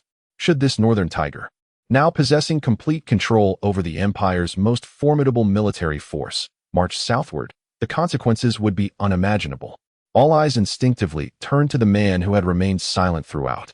Chen Feng stood quietly before the vast map of the world, gazing at the black region representing the north, then at the green expanse beneath his feet that symbolized the prosperous Jiangnan. After a long pause, he smiled, a smile filled with the exhilarating thrill of encountering a worthy adversary. "Well done, Zhao Kuan. You have not disappointed me." He turned to face the equally solemn queens. His eyes burned with a fervor tenfold more intense than that of King Jin. "It seems we must hasten our plans. Relay my orders. Lin Chuxia, your subordinate, is here. From today onward, all workshops on Longwang Island will operate in 3 shifts, round the clock without pause. I demand that the Conqueror be launched for trial within 6 months. Yes, Qin Hongyan, your subordinate, is here." Long Wei immediately initiated the third and most extensive military expansion. "I demand to witness the formation of a genuine amphibious assault force, comprising no fewer than 3,000 personnel, within half a year. Furthermore, we shall commence the most rigorous maritime combat training utilizing the enemy vessels we have seized. Yes, Su Wanqing, Lu Nianzi, your subordinate, is here. All our commercial profits, aside from what is necessary for basic operations, shall be entirely devoted to shipbuilding and military expansion. Additionally, we shall promptly launch the war section of Xianju Yaji. I require you to wield your pens to portray King Jin as a brutal, bloodthirsty traitor, one who holds power with arrogance. I want him to experience a figurative death in public opinion. Yes, as for me," Chen Feng gazed at the small dot on the map representing the capital, a glimmer of icy resolve flashing in his eyes. "It is indeed time to return and pay a visit to my beloved fiancée. I should also gather the crucial pieces I have long since sown." He looked out at the pitch-black night sky and articulated slowly, "Zhao Kuan, the true battle between us has only just begun." Chapter 115. The dragon returns to the capital. Storm clouds gather once more. Another month has elapsed. Longwang Island has become a mythical entity in the lower reaches of the Yangtze River. Each day, countless refugees and wandering heroes, drawn by the renown of the Dragon King, arrive from all directions. Chen Feng welcomes them all. Under the guise of developing Longwang Island, he incorporates these individuals into his fold. The able-bodied are enlisted into the newly formed Dragon Guard for military training, while the elderly, women, and children are settled in living quarters, engaging in agriculture or crafts, ensuring that everyone has work and sustenance. In just a few months, this once desolate island has amassed nearly 100,000 loyal subjects. Its influence and strength have far surpassed that of an ordinary county, resembling a nation within a nation. Chen Feng understands that the time has come. It is time to return to the true chessboard of power and confront his fated adversary in a final showdown. On the eve of his departure, within the Dragon King Hall, the council chamber, Chen Feng convenes a final cabinet meeting with the 4 queens he has left in Jiangnan. He is about to implement a new and more profound decentralization of power. "Wanqing, your subordinate, is here." Su Wanqing gracefully rises. From this day forth, Chen Feng gazes at her, his eyes brimming with unwavering trust. "During my absence, you shall be the sole and highest governing authority of my Qin Empire in Jiangnan. I appoint you as the governor of Jiangnan. You will oversee all political, commercial, financial, and personnel matters. You may consult with the county magistrate on military affairs and make decisions regarding the lives of thousands. This is your governor's seal." He solemnly hands her a seal crafted from pure gold, inscribed with her name. "Thank you, my lord."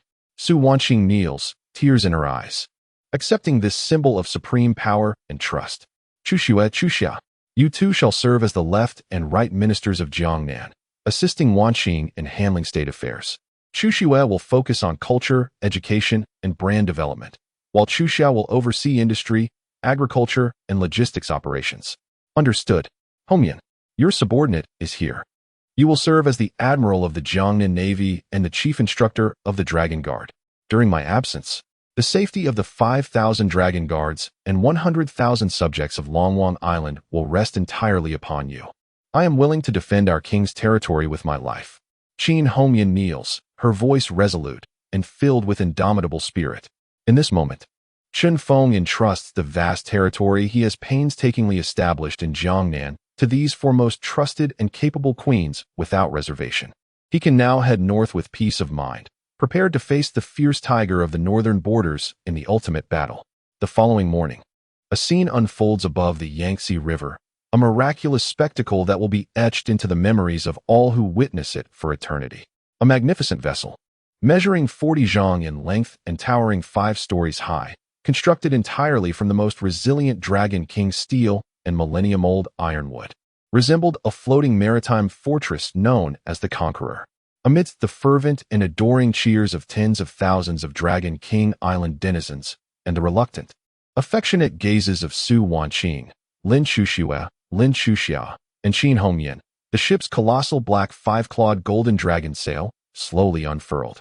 Subsequently, under the protection of 100 elite warships equipped with divine crossbows, it majestically navigated upstream, heading towards the heart of the empire, the capital city, situated 1,000 miles away. This time, it was not a discreet passage but rather a regal procession imbued with unparalleled majesty. As the fleet sailed by, all official vessels, merchant ships, and fishing boats hastily veered off course, anchoring and lowering their sails in a show of reverence. Upon learning that the national protector, Grandmaster Chun, would soon traverse their jurisdictions, officials from all provinces, both high and low, ventured 30 miles out of the city to set up incense altars by the riverbank, respectfully kneeling to welcome the Grand Master's inspection. The grandeur of the occasion surpassed even that of welcoming the emperor himself. Chen Feng's authority reached unprecedented heights during this 2-week upstream inspection. He had undeniably become the sovereign of Jiangnan in the hearts of all officials and common folk. When news of Chen Feng's impending arrival in the capital reached the city, it sent ripples of excitement throughout. In the Eastern Palace, Crown Prince Zhao Qian was overjoyed upon hearing of Chen Feng's grand return, akin to nations gathering to pay homage. He recognized that his most formidable and reliable ally had returned. He immediately commanded all officials of the Eastern Palace and loyal ministers within the court to personally exit the city to the harbor to greet the triumphant return of Grand Master Chen. Meanwhile, those vacillating courtiers, who had previously wavered between him and Prince Jin, upon learning of Chen Feng's formidable strength in Jiangnan, no longer hesitated. They eagerly presented their most sincere oaths of allegiance to the Eastern Palace. At the Tongzhou dock, security was exceptionally tight, with guards stationed every 3 paces. Crown Prince Zhao Qian donned his most ceremonial attire, flanked by hundreds of dignitaries from the capital, both civil and military. They awaited the legendary treasure ship, akin to a divine palace upon the sea, and the now-revered figure whose reputation had risen to unprecedented heights, even seemingly eclipsing all the current princes. Finally, on the horizon, a massive, suffocating silhouette of a black sail emerged. "It has arrived," someone exclaimed in exhilaration, igniting a fervor among the crowd at the dock. Under the awed, reverent, and slightly fearful gazes of all present, the Conqueror, a vessel of legend, approached the dock like an ancient, awakening behemoth. At the bow of the ship, a young figure clad in a dark golden 5-clawed dragon robe stands with hands clasped behind his back, gazing into the distance from the balcony. Behind him stands a breathtaking beauty, her demeanor as poetic as a painting, captivating all with her exquisite features. He observes the throng of civil and military officials gathered at the dock to welcome him, particularly the Crown Prince, who beams at him with the warmest and most sincere smile. A profound smile graces his face, for he knows that the final battle between him and the King of Jin, which will determine the fate of this empire, is about to commence at this very moment. Chapter 116. The Unfathomable Imperial Heart. The blade of Prince Jin. The days of returning to the capital were both delightful and steeped in power for Chen Feng. Each day, aside from overseeing the production progress of the divine arm crossbow, which had long since entered a frenzied phase of mass production at the divine mechanism workshop, He relished the warm familial moments shared with the 6 enchanting queens who had already settled in the capital. They would either savor tea and engage in strategic games in the back garden, or collaboratively explore fresh themes for the upcoming issue of the Celestial Abode Elegant Gathering. There were also nights filled with revelry, where they would delve into discussions on the grand harmony of life. The favor bestowed upon him by Emperor Yongin had reached unprecedented heights. Almost every 3 days, he would be summoned to the palace for prolonged discussions in the imperial study. Their conversations transcended merely the mass production of the divine arm crossbow. They encompassed the ambitious future assembly of the Grand Treasure Fleet. Emperor Yongin had even formally scheduled the royal marriage between Chun Feng and Princess Xiaoyang, commanding the Ministry of Rites and the Ministry of Internal Affairs to arrange the event with utmost grandeur, surpassing even that of the Crown Prince's wedding. In an instant, Chun Feng, the revered guardian of the nation and master of mechanisms, found his reputation and power in the capital reaching its zenith.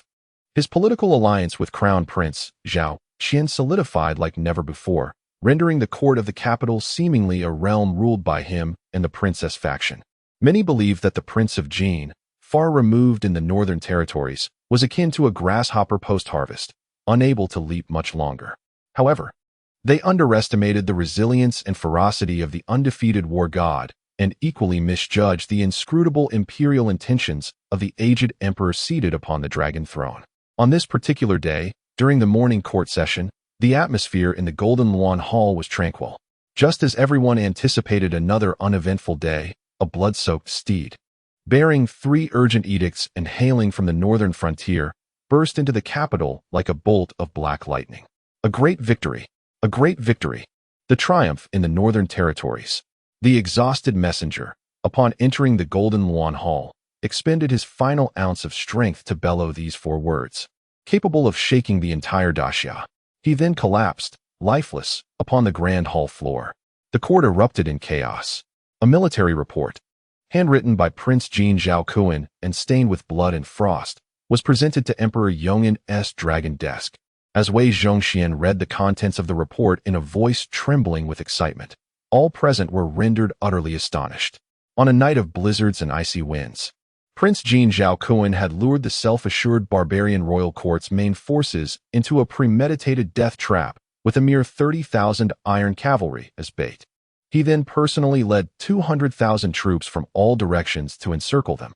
A bloody battle raged for 3 days and nights, culminating in the annihilation of the barbarians' last and most elite 10,000 undefeated wolf cavalry, with not a single survivor. The newly appointed Great Khan of the barbarians and his 36 tribal lords were all slain. In this battle, the barbarians suffered grievous losses, rendering them incapable of launching incursions into the southern territories for a century. Henceforth, the northern frontier of the Great Xia would witness no significant military conflicts. What an unparalleled achievement this is! It stands as the most glorious and comprehensive victory over the northern tribes since the founding of the Great Xia. Splendid, splendid, splendid. Upon hearing this news, Emperor Yongin, seated upon the dragon throne, was overwhelmed with emotion and abruptly rose to his feet. His aged body trembled violently, and 2 streams of fervent tears, befitting of an emperor, cascaded from his murky eyes. Truly, he is my prodigious son. Ha ha ha. However, standing at the forefront of the court, Chancellor Chun Feng and Crown Prince Zhao Qian, upon receiving the report of this great triumph, felt not the slightest joy. Instead, an icy chill crept into their hearts. They were acutely aware that the most ferocious and formidable tiger had not perished. Rather, it had become even more powerful, terrifying, and difficult to control on the vast lands of the northern frontier. Indeed, while the entire court reveled in the jubilant victory, Emperor Yongin, after his initial ecstasy, slowly uttered a decree that caused both Chun Feng and the crown prince to change countenance. Prince Jin Zhaokuan has pacified the northern frontier, establishing an extraordinary merit for our great Xia, a boon for the state that will endure through the ages. I am greatly comforted. Henceforth, I summon him to lead his victorious army of 100,000 back to the capital to receive the honors from me and the people of Great Xia. Suddenly, Emperor Yongin's gaze shifted to Chun Feng, his face adorned with a knowing smile reminiscent of a cunning old fox. I believe that the divine crossbow and the treasure fleet are of paramount importance to the nation. Relying solely on you, dear Chancellor, may prove too burdensome. Therefore, upon Prince Jin's return to the capital, I shall command him to assist Grand Strategist Qin Feng in jointly establishing our great Xia's invincible navy. I wish to witness the harmonious collaboration of these two pillars of our state, both civil and martial, working together to usher in an era of everlasting peace for our great Xia. Thus decreed. Boom. This edict struck like a terrifying bolt from the blue, shattering all prior advantages and good spirits of Qin Feng and Crown Prince Zhao Qian. The machinations of an emperor. What masterful statecraft. The old emperor, adept at balancing power. Recognizing the burgeoning strength of both himself and the Crown Prince, and sensing a subtle shift toward dominance, was willing to take the immense risk of nurturing a tiger within his realm. He boldly summoned back to the capital the most ferocious beast of the northern frontier, one already beyond his control, wielding an army of 300,000 fierce warriors, and brazenly positioned him at the very heart of his most critical naval endeavors. He intended to incite a fierce conflict between himself, the dragon crossing the river, and the downhill tiger, the Prince of Jin, within this small capital city. Meanwhile, he could remain perched atop the lofty perch of power, unperturbed. That evening, in the Eastern Palace, Qin Feng sat across from Prince Zhao Qian. Both men gazed solemnly at the imperial edict recently transcribed from the palace, their expressions imbued with an unprecedented gravity. Mr. Chun, the prince sighed deeply. It appears we have underestimated both my father's cunning and the ambition of my third brother. Now, he wields extraordinary achievements and is poised to return home with an elite force of 100,000, his momentum rivaling our own. It seems this capital may soon witness a true struggle of dragons and tigers, with rivers of blood flowing. Qin Feng remained silent. He merely lifted his teacup, his gaze fixed upon the darkened sky outside, ominous like a storm approaching. A glimmer of coldness, sharp as a blade, flickered in his eyes. He understood that the inevitable confrontation between himself and the Prince of Jin, which would determine the future of this empire, had officially become unavoidable at that very moment. Chapter 117. Undercurrents of the capital, the Queen's strategy. As Qin Feng returned to the Chun residence from the Eastern Palace, an aura of chill enveloped him. Awaiting his arrival were 6 pairs of beautiful eyes, filled with profound concern. His 6 queens had already dismissed all attendants and had been waiting anxiously within the heavily guarded study. It was evident that they had learned through their respective channels of the imperial edict that threatened to upheave the entire capital. My lord. Su Wanqing was the first to approach, unfastening the cloak that had become damp with the night's dew. Her voice quivered with an unmistakable tremor. Has the situation deteriorated to its worst? Qin Feng gazed at her, as well as the other queens behind her, whose equally delicate faces bore the weight of seriousness. He remained silent, simply nodding slowly. He then moved towards the vast map of the realm that adorned the room. His eyes lingered on the expansive territories of the northern region, lost in contemplation. An oppressive silence enveloped the study. After a lengthy pause, Qin Feng finally spoke. Let us speak freely. His voice was calm, yet tinged with the tension of an impending storm. In the face of the northern tiger poised to descend upon the city, what course of action shall we take? Thus, a high-level wartime cabinet meeting concerning the future of the Chun Empire was officially convened. The first to step forward was Qin Hongyan. As the most knowledgeable military strategist under Qin Feng's command, her expression was cold, imbued with the steely resolve of a soldier. My lord. Her voice rang out firmly, echoing with conviction. Military strategy dictates that we must prepare for the worst. This entails direct military confrontation with Prince Jin within the capital.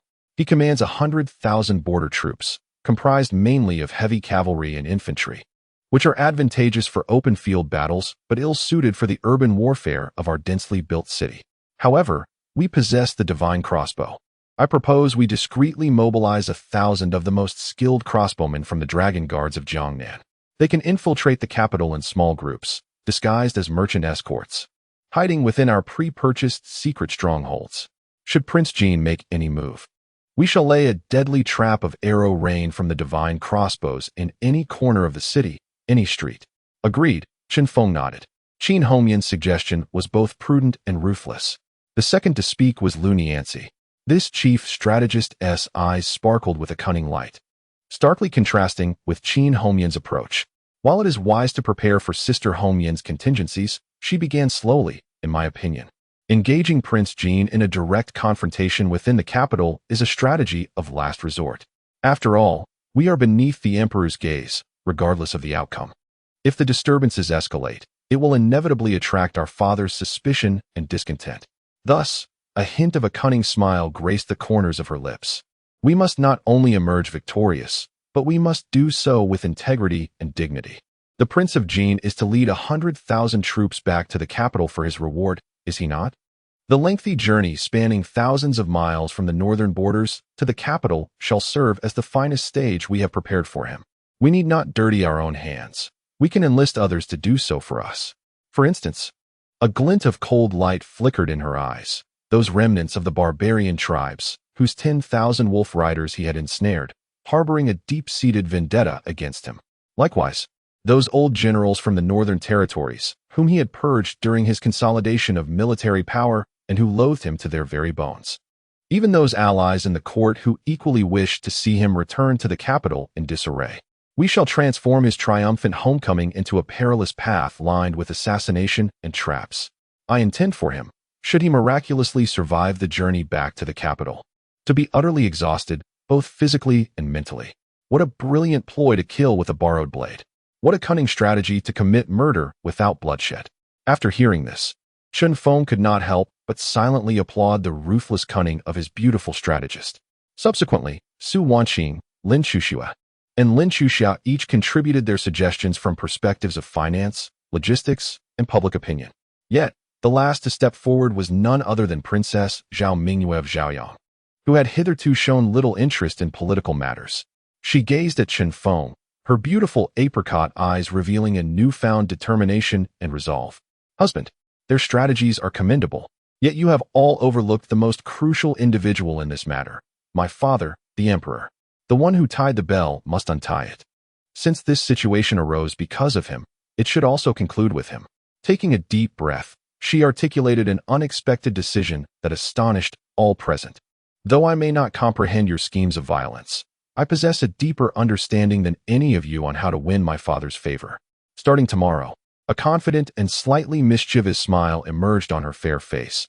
I shall remain in the Empress's Kuan-Ning Palace every day. I will whisper the gentlest and most persuasive words into my father's ear daily. I intend to sow the seeds of the deepest suspicion and aversion towards my illustrious third brother in his heart, without him realizing it. I shall compel him to retract all the powers he bestowed upon the Prince of Jean. This is a war belonging to the princess, a battle fought without visible smoke. The most intricate and lethal of palace intrigues. Having listened to the seamless and ingenious plans proposed by his 6 capable and united queens, the last trace of gravity in Chun Feng's heart dissipated. He slowly approached the vast map of the world, his eyes ablaze with unprecedented ambition and confidence. He knew he was destined to triumph, for he wielded the most formidable weapon in this world. Thus, behind him stand these 6 queens, willing to devote everything for him. Very well. He slammed his hand on the table, as you esteemed concubines have suggested. He gazed at them with a radiant smile, both brilliant and audacious. Since Zhao Kun wishes to engage in this game, let us indulge him in a grander scheme. This time, I shall ensure that he, along with his so-called army of 100,000 ferocious wolves, shall not return. Chapter 118, The Northern Road. A veil of danger upon the official road leading from the north to the capital. A formidable army of 100,000 heavily armored soldiers, exuding an aura of invincibility, advanced like a colossal black dragon across the vast expanse of the land, slowly making its way southward. At the heart of the formation fluttered a black royal banner, emblazoned with a giant character for Jin. Beneath this banner rode King Zhao Kun of Jin, astride a magnificent Zhaoye Yushur, his countenance adorned with the proud smile of a victor. Although he had suffered defeat at the hands of Chun Feng on the treacherous chessboard of the capital, he had reclaimed all that was rightfully his on the battlefield of the north, where strength alone dictated supremacy. He had achieved an epic victory and garnered the unwavering loyalty of 300,000 northern warriors. Now, he was commanded to lead his 10,000 elite troops triumphantly back home. He harbored a steadfast belief that upon his return to the capital, bolstered by his unparalleled military exploits and the formidable army at his disposal, he would exact vengeance for all the humiliations he had endured 100-fold. Both the crown prince and the detestable Qin Feng would be crushed beneath his overwhelming military might. He had even begun to concoct plans in his mind for how to deal with the oblivious Qin Feng upon his return to the capital. Would it be 1,000 cuts? Or would he imprison Qin Feng along with his ethereal beauties in a dungeon to torment them day and night? As he reveled in this intoxicating reverie of revenge, his grand army gradually entered a perilous gorge known as Swallow's Nest. Towering cliffs, hundreds of feet high, flanked the narrow, rugged path that could scarcely accommodate more than a few men side by side. "Your Highness," an experienced deputy commander stepped forward to caution him. "This terrain is treacherous, a prime location for ambushes. Should we send scouts ahead to investigate?" King Jin, however, scoffed at the suggestion. "An ambush? The barbarian tribes of the north have been terrorized into submission by my hand. They lack the courage to even flee, let alone set a trap for me." As for the court, a deeper contempt flickered in his eyes. "My father and my royal brother are likely still celebrating my grand triumph. How could they possibly lay an ambush here? Relay my orders. Advance at full speed, without concern." "Yes." Yet, as his army reached the very heart of the gorge, the narrowest and most claustrophobic point, an unforeseen calamity struck. A piercing horn, filled with boundless hatred and the eerie resonance unique to the barbarian tribes, suddenly echoed from the cliffs on either side. Then came a thunderous roar, a cacophony of colossal boulders and flaming logs, long prepared for this moment, rained down upon the tightly packed forces of King Jin, trapped in the narrow path. "Ambush! Ambush! We are under attack. It's the barbarians." The entire army was suddenly engulfed in a tremendous chaos. On either side of the canyon, countless barbarian warriors clad in tattered leather armor, their faces painted with blood-red war paint, and their eyes ablaze with the flames of vengeance, surged forth like demons emerging from the depths of hell. They were the vengeful remnants of the tribes, survivors of the slaughter of 100,000 wolf riders by King Jin, nearly 10,000 in number. They approached their adversary with a resolute determination to perish alongside their sworn enemy. Outrage. King Zhao Kuan of Jin, witnessing this unexpected scene, was filled with fury. He had not anticipated that these remnants, whom he had long deemed as lost souls, would dare to launch an assault against him. Seeking death, with a thunderous roar, he led the charge, spurring his black steed forward like a whirlwind, directly confronting the oncoming tide of barbarian warriors. His spear danced in his grasp like a dragon breaking the waves, leaving chaos and carnage in its wake. No barbarian warrior could withstand even a single exchange with his godlike prowess in battle. Under his leadership, the already tumultuous northern border troops swiftly regained their footing, initiating a bloody counterattack against these suicidal foes. However, while King Jin focused all his attention on the barbarian horde before him, he remained oblivious to the cold glint of betrayal flashing in the eyes of his most trusted deputy, Li Guangli, positioned behind him. "Brothers," Li Guangli suddenly drew his dagger. Addressing the 5,000 loyalists who had been seduced by the intelligence web of Qin Hongyan, bought with gold and the lives of their kin. "King Zhao Kuan hoards power for treason. We come bearing the secret order of the esteemed protector of the nation, Master Qin Feng, to cleanse the court, to eradicate the traitor. Kill." With his command, these once allies raised the banner of rebellion behind King Zhao. They plunged their prepared poison blades into their comrades still engaged in a fierce battle with the barbarians. In an instant, the entire Yanzhou Canyon transformed into a gruesome tableau of betrayal, slaughter, and unending chaos. "Li Guangli, how dare you?" King Zhao Kuan exclaimed, turning sharply at the thunderous cry of treason behind him. Upon realizing that his most trusted deputy had delivered a fatal blow, his wolf-like eyes turned blood-red. With a violent cough, he spewed forth a torrent of blood, suffused with the bitter rage of betrayal. He finally comprehended that this was all an elaborate trap, a deadly scheme orchestrated by that fearsome young man, 1,000 miles away. The barbarians were merely bait. It is the betrayal from within that serves as the true lethal strike. This brutal and chaotic battle raged on for an entire day. Ultimately, Prince Zhao Kuan triumphed through his unparalleled and supernatural martial prowess, alongside the formidable combat strength of the northern border troops, forcefully quelling the insurrection, both internal and external. Nearly 10,000 fearless barbarian warriors were annihilated, and he personally executed the majority of the 5,000 traitorous compatriots. Only the leader, Li Guangli, managed to escape amidst the cover of his own men, disappearing without a trace. As dusk fell, the blood-red remnants of the sun illuminated the valley, resembling hell itself. Prince Zhao Kuan stood alone atop the mountain of corpses, both enemies and allies alike. Though victorious, his countenance bore no trace of triumph.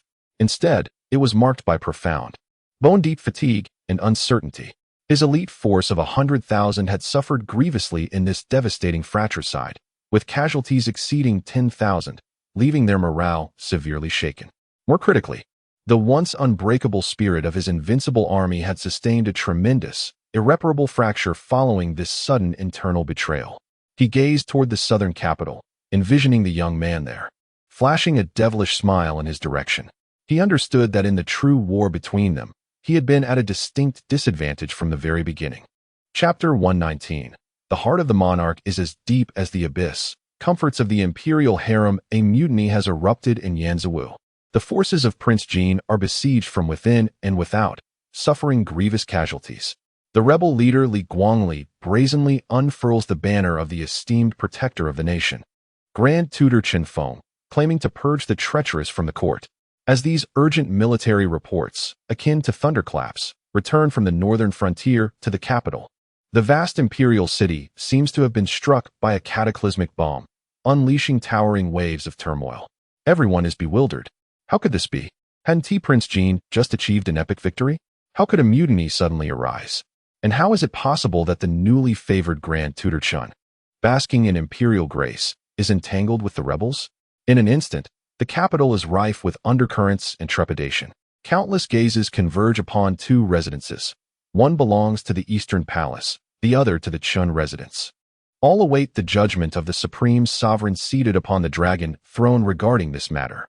In the Imperial Palace, within the study, the atmosphere is so oppressive it feels as though it could weep. Emperor Yongin sits quietly upon the dragon throne, facing two identical top-secret reports concerning the mutiny in Yanzhou. One originates from the Eastern Bureau, the other from the Western Bureau. The facts described in both reports are nearly identical. However, their interpretations are starkly opposed. The Eastern Bureau's Chao Shaoqin asserts with conviction that this incident is undoubtedly the result of Prince Jin amassing power in the north, inciting public outrage. Li Guangli is but a wronged hero, utilizing the banner of Grand Tutor Chen merely to lend legitimacy to his rebellion. And this affair bears no relation to the Grand Tutor whatsoever. Conversely, the Western Bureau's Yu Huatian insinuates that the matter is riddled with suspicion. Grand Tutor Chen has close ties with the Crown Prince, who is Prince Jin's greatest rival. The occurrence of this mutiny, so coincidental and peculiar, raises the question of whether there are shadows from the Eastern Palace and the Chun residence pulling strings behind the scenes, a thought that is indeed worthy of profound contemplation. Emperor Yongin gazes at these two reports, saturated with self-interest and intrigue. In his murky, aged eyes, which have long discerned the world's conspiracies, a flicker of inscrutable brilliance flashes. He remains silent, awaiting an explanation from the young man at the eye of the storm. As anticipated, within the first hour of the news reaching the capital, Chen Feng proactively requests an audience at the palace. He offers no defense for himself, nor does he don the ceremonial robes befitting the esteemed protector of the nation. Instead, he appears in the simplest garb of a guilty subject, kneeling in the austere atmosphere of the imperial study, unable to rise. Addressing the tightly shut palace doors, he proclaims in a voice imbued with indignation, sorrow, and unwavering loyalty to the emperor, I, Chen Feng, am guilty. I have failed to discern the true nature of men. My virtue does not match my station, allowing scoundrels to usurp my name and commit this heinous rebellion, tarnishing my reputation and disturbing your majesty's health. I am deserving of 1,000 deaths. I earnestly beseech your majesty to strip me of all my official titles, cast me into the depths of the imperial prison, and administer the rightful punishment, to clarify the truth and bring peace to the realm. His heartfelt plea, delivered with tears streaming down his face, was a performance of remarkable sincerity and profound emotion. To Lu Niancy, who had grasped the entirety of the circumstances, it was nothing short of an Oscar-worthy portrayal. Alas! After a long moment, the weary and resigned sigh of Emperor Yongin echoed through the hall. Enough, enough. I am already aware of this matter. It does not concern you. You may enter. As Chun Feng stepped into the imperial study, he did not raise his gaze but instead retrieved from his bosom a second gift he had meticulously prepared. He held aloft the complete ledger of incriminating evidence, stolen from the Ministry of War's armory by Sun Ku at great peril, detailing Prince Jin Zhao Kuan's years of military insurrection in the northern borders, falsified military expenses, embezzlement of armaments, and covert dealings with barbarian tribes. Your Majesty, his voice was filled with immense indignation, born from being wrongfully accused. I know not why Li Guangli would tarnish my reputation, yet I am aware that His Highness the Prince of Jin has long harbored treasonous intentions. I had wished to protect the royal family's honor and the bond of brotherhood by keeping this matter concealed, only to find myself ensnared in his treachery. Your Majesty, here lies irrefutable evidence. Please discern with clarity. What a masterful reversal of blame this was. Not only had he extricated himself from the tempest unscathed, but he also deftly delivered the most lethal dagger, capable of plunging Prince Jin into eternal damnation, directly into the Emperor's hands. Emperor Yong'an gazed at the ledger presented by Wei Zhongxian, chronicling all the transgressions of his once-beloved son. His hands trembled violently, and his face turned a deep shade of rage. He could hardly fathom that his once-proud warrior son had committed such heinous acts in secrecy. Well, what a fine son I have. He bitterly smiled as he slowly closed the ledger, one that could incite a cataclysmic upheaval. Then, he made a surprising decision that even took Chun Feng aback. Before Chun Feng, he gradually placed the incriminating evidence atop the candle flame. Whoosh! The evidence, along with the secrets that could bring about 1,000 deaths for Prince Jin, instantly transformed into a wisp of blue smoke. Chen Aiqing, Emperor Yong'an looked at Chun Feng, a complex glimmer of imperial light flashing in his eyes. I am aware of this matter. You have suffered injustice. Though Prince Jin has erred, he is still my son, the blood of the Zhao family. Family disgrace must not be aired publicly. Let this matter end here. He paused, his voice softening to an unprecedented gentleness. Rest assured, I have my own considerations. I shall not allow you to suffer this grievance in vain. Henceforth, pursue your desires freely. I bestow upon you this privilege. Chun Feng gazed at the cunning elder before him, who, despite harboring a tempest of murderous intent within, managed to maintain an unyielding composure. A wave of quiet admiration surged within him. He understood that he had triumphed. He had won the most crucial battle for the heart of the monarch against the Prince of Jin. Not only had he completely absolved himself of all suspicion, but he had also planted an indelible seed of doubt in the Emperor's mind, one that the Prince of Jin would never be able to uproot.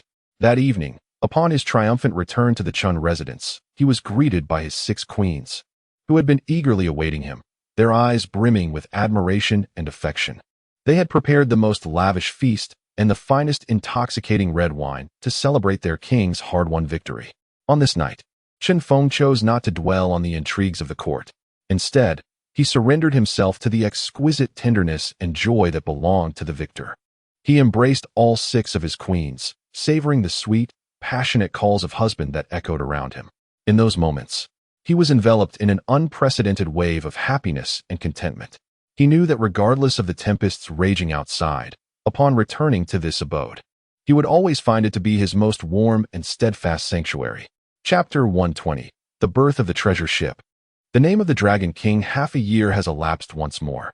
During this span, the Great Xia dynasty has entered an exceedingly peculiar period of tranquility. The northern frontier remains calm and serene. The once mighty Prince Jin, after experiencing the devastating mutiny at Swallow's Nest, seems to have been utterly broken.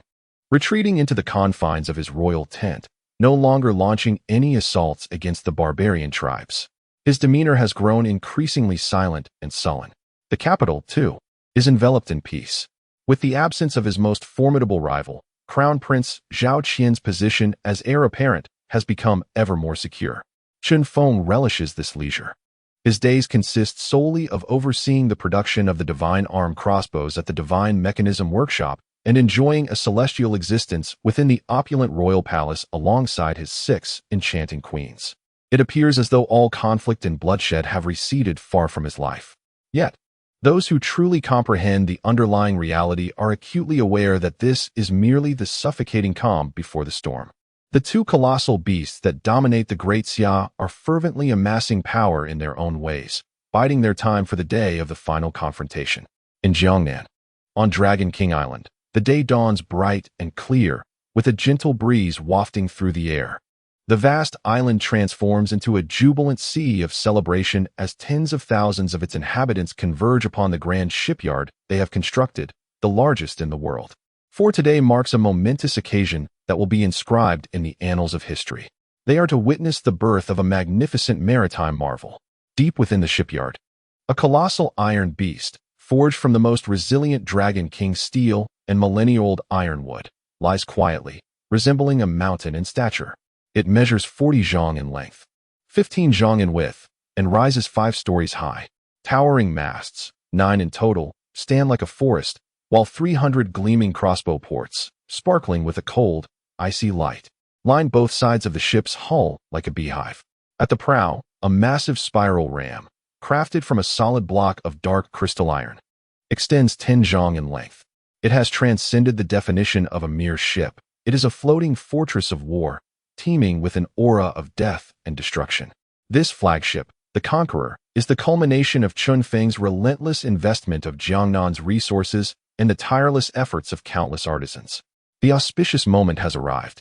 Amidst the thunderous cheers of fervent devotion from the multitude, Chunfeng, adorned in the resplendent golden-black robes of the National Protector and Grand Master of Divine Mechanisms, is flanked by his 6 radiant queens, equally clad in splendid attire. With measured grace, he ascends this maritime behemoth that belongs solely to him. Open the shipyard. Let the waters in. With a decisive command, the massive gates of the shipyard creak open. The icy, surging waters of the Yangtze River roared forth like a waking dragon, crashing into the parched dock. The water level continued to rise. The formidable vessel, the Conqueror, slowly began to float, under the watchful gaze of countless anxious yet exhilarated spectators. At last, when the water within the dock leveled with that of the river outside, the command was given, cut the cables. With Chunfeng's authoritative pronouncement, the dragon guards, who had long awaited this moment, swiftly severed the thick cables, thicker than a grown man's thigh. The Conqueror, having slumbered for nearly a year, finally broke free from its last restraints. It majestically emerged from its birthplace, the dock, gliding toward the expansive, tumultuous waters of the Yangtze. In the heart of the river, all was calm. The Conqueror sailed gracefully like an elegant black queen across the broad surface of the water. Chunfeng stood upon the opulent and panoramic bridge, akin to a grand palace. Behind him were his most beautiful and loyal queens. His gaze fell upon a desolate, uninhabited island, long designated as a target. Excitement flickered in his eyes, that of a sovereign poised to review his mightiest forces. "Relay my orders," he commanded, his voice low yet resonant throughout the vast vessel. 150 divine crossbows on the port side.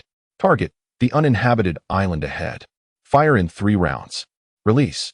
As General Qin Hongyan transmitted the final assault command under her banner, a cacophony erupted, a terrifying shriek surpassing even the trial shots at the armory.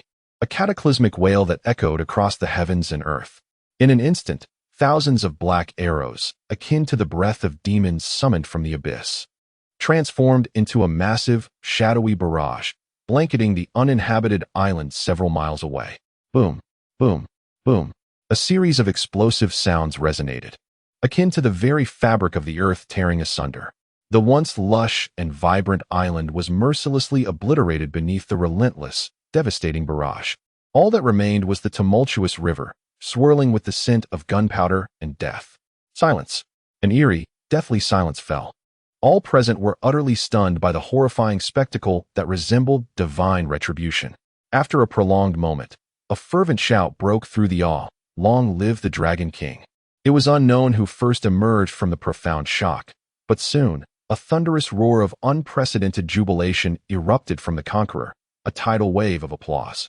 Chunfeng listened to the fervent cheers of his people, resonating in his ears. He gazed down upon the vast expanse of territory that he had thoroughly conquered.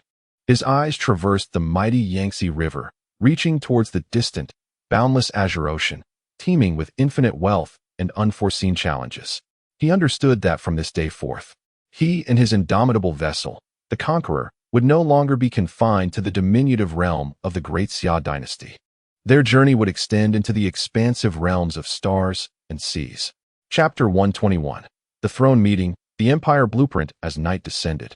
The Dragon King's palace atop Dragon King Island was ablaze with light, yet the atmosphere was not as boisterous as during the day. Rather, it bore a somber and dignified air befitting the core of supreme power.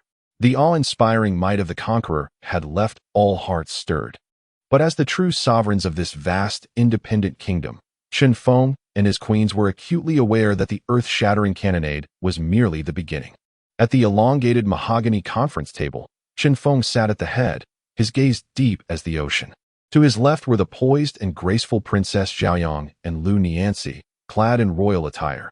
To his right were the diverse and commanding Su Wanqing, the Lin sisters, and Qin Hongyan. This was the innermost cabinet of the Chen Empire. The success of the conqueror proves that our technology and construction capabilities have reached the pinnacle of this era. Chen Feng began, his voice steady and resonant, echoing within the hall.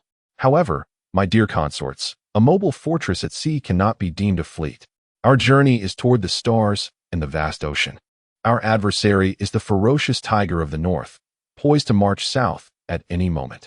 One ship, no matter how formidable, is far from sufficient. His words fell like a bucket of cold water, swiftly bringing the assembly back to reality from the euphoria of the day. The financial queen, Su Wanqing, rose and gently pushed a thick ledger to the center of the table, her expression grave as she spoke. Your words ring true, my husband.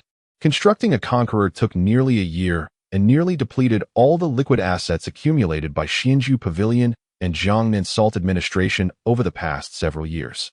To build another ship of the same caliber will require at least another year. To form an invincible fleet of 10 treasure ships with our current financial resources, it may take over a decade. This is a time frame we cannot afford. Neither the prince nor the court will grant us such leniency. A decade. This figure weighed heavily on all the queens present. War is fought on logistics, national strength, and above all, finances. Money. The operations queen, Lin Shuxia, rested her chin on her hand, feeling a sense of helplessness for the first time. Though our workshops and shops are profitable, they pale in comparison to the financial demands of building a fleet, which is a voracious beast. A brief silence enveloped the assembly hall. All understood that while the empire possessed the sharpest sword, it lacked the robust arms necessary to wield it continuously. At that moment, the wise consort, Lu Nianxi, who had remained silent, suddenly revealed a glimmer of insight in her cool, phoenix-like eyes. She slowly rose, delicately raising her hand to point at the enormous map of the Yangtze River on the wall. My husband, esteemed sisters, it seems we have overlooked a long-dormant treasure. Instantly, all eyes were drawn to her. Lu Nianxi approached the map, her jade-like fingers lightly tapping several inconspicuous locations. The one-eyed Dragon King, Batian, had dominated the Yangtze for over a decade, plundering countless merchant vessels and amassing wealth that could rival the national treasury. Did we not acquire a complete treasure map during his interrogation? At that time, our foundation was still shaky, Dragon King Island was under construction, and the ever-changing winds of the capital left my husband overwhelmed, which is why this matter was temporarily set aside. But now, Lu Nianxi's lips curled into a confident smile. The conqueror has emerged. The Dragon Guard army boasts 5,000 elite troops, and we have complete control over the entire Yangtze River route. We possess sufficient strength and deterrence to reclaim the spoils that rightfully belong to us. Her words struck like a bolt of lightning, dispersing the clouds that loomed over everyone's heads. Indeed, the treasure of the Four Seas Alliance, which is worth a fortune. How could I have forgotten this? Qin Hongyan suddenly slammed her hand on the table, her spirited visage brimming with excitement. Wang Batian once boasted that his wealth could buy half of Jiangnan. Chen Feng chuckled softly. He slowly rose and approached the map, gazing at the red dots marked by Lu Nianxi, his eyes igniting with unprecedented fervor. He understood that this was not merely a treasure map. It was the final, most crucial piece of the blueprint for his empire. With this astronomical sum of wealth, there would be no limits to his audacious fleet plan. Convey my orders. Chen Feng's voice thundered like rolling thunder, filled with undeniable imperial authority. Qin Hongyan, your subordinate is here. You shall personally lead 1,000 elite dragon guards to protect the fleet. Any who resist shall be dealt with ruthlessly. Su Wanqing, I am here. Immediately summon all the best accountants from the group to form a treasure hunting team. I want you to clear out all the treasure vaults along the Yangtze River within a month, leaving not even a single coin behind. Yes. The two queens responded in unison, their voices brimming with excitement and absolute obedience. Chun Feng gazed out at the luminous moon and at the extraordinary women beside him, willing to sacrifice everything for him, a strategic smile gracing his face. Inform all the serpents, turtles, and dragons of the Yangtze, and tell everyone in this realm. My era, Chun Feng's era, shall not only be ushered in with the sharpest blades, but also be founded upon an endless sea of gold and silver. Chapter 122. The Dragon King's Treasure Vault. Foundation of the Empire as the ghostly vessel, carrying the one-eyed Dragon King Batian and the severed heads of 36 bandit leaders. Drifted downstream, it emerged across various waters of the Yangtze River. The entire subterranean world of the 1,000-mile-long river fell into a stunned silence. All the river bandits, salt smugglers, and highway robbers, upon witnessing the ghastly sight of the capital's spectacle and the deranged one-eyed dragon, unanimously made the most prudent decision of their lives. They either hastily disbanded their factions, washed their hands of their pasts, and retreated from the riverside world, or, gathering their entire fortunes, made their way to Dragon King Island to pledge their fealty to the newly ascendant ruler of the Yangtze River, who had stripped them of any will to resist.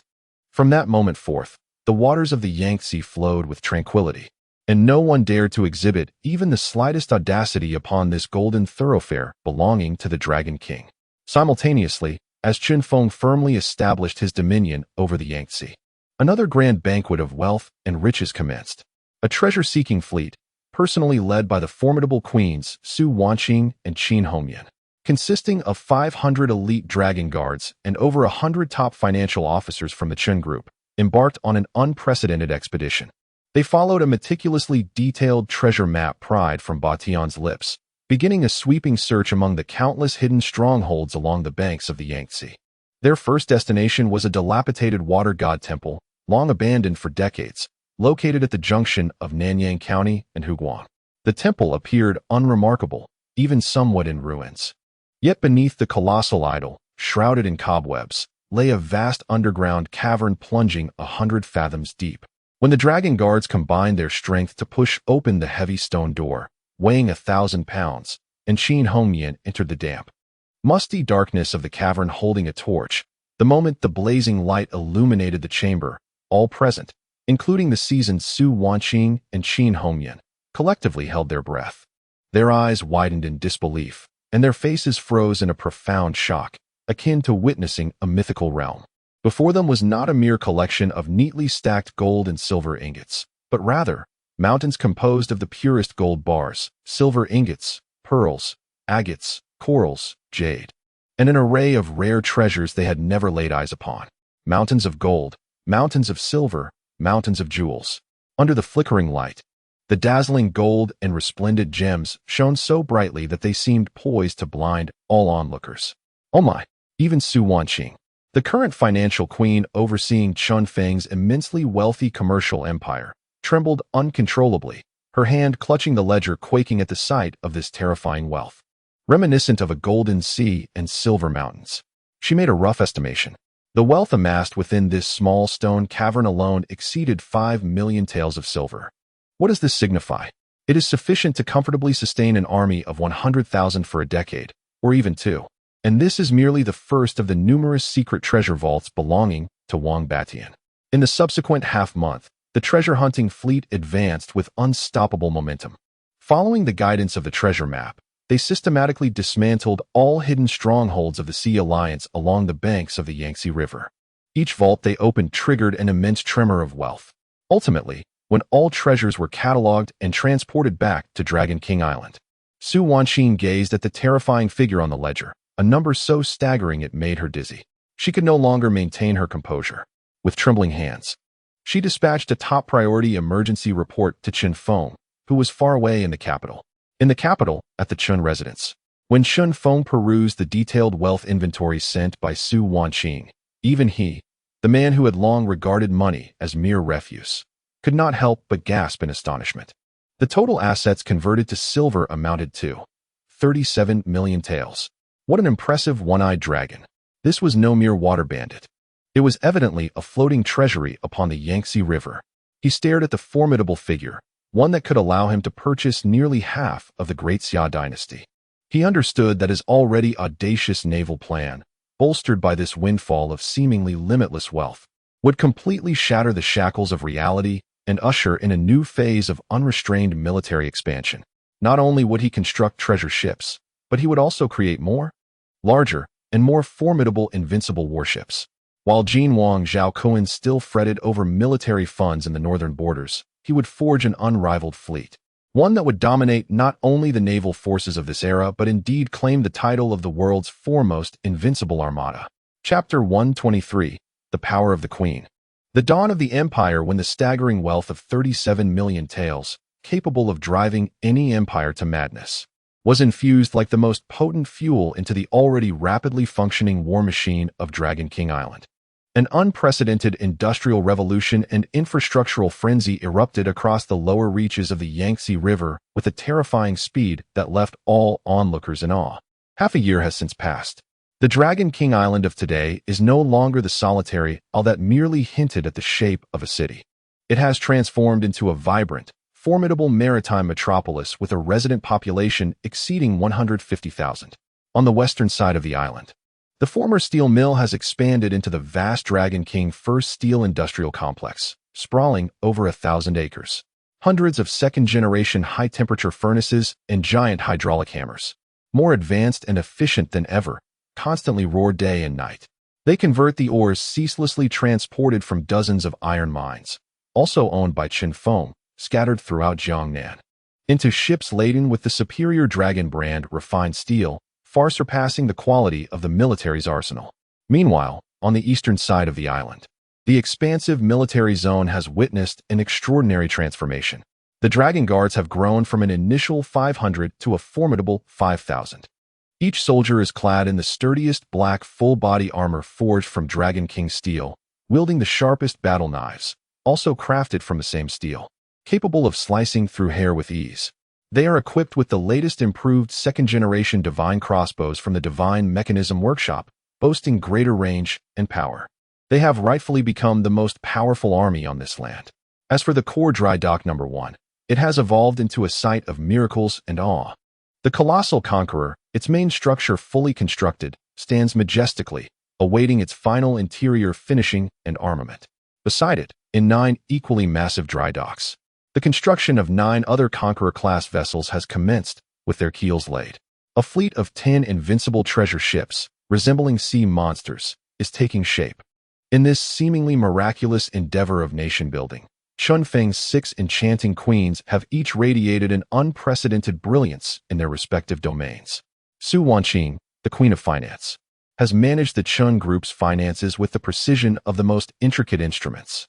She has astutely divided the vast wealth into 3 parts, one for the development of Dragon King Island, another for acquiring fertile lands and shops across the realm, and the final portion secretly dedicated to acquiring gold at remarkably low prices within the populace.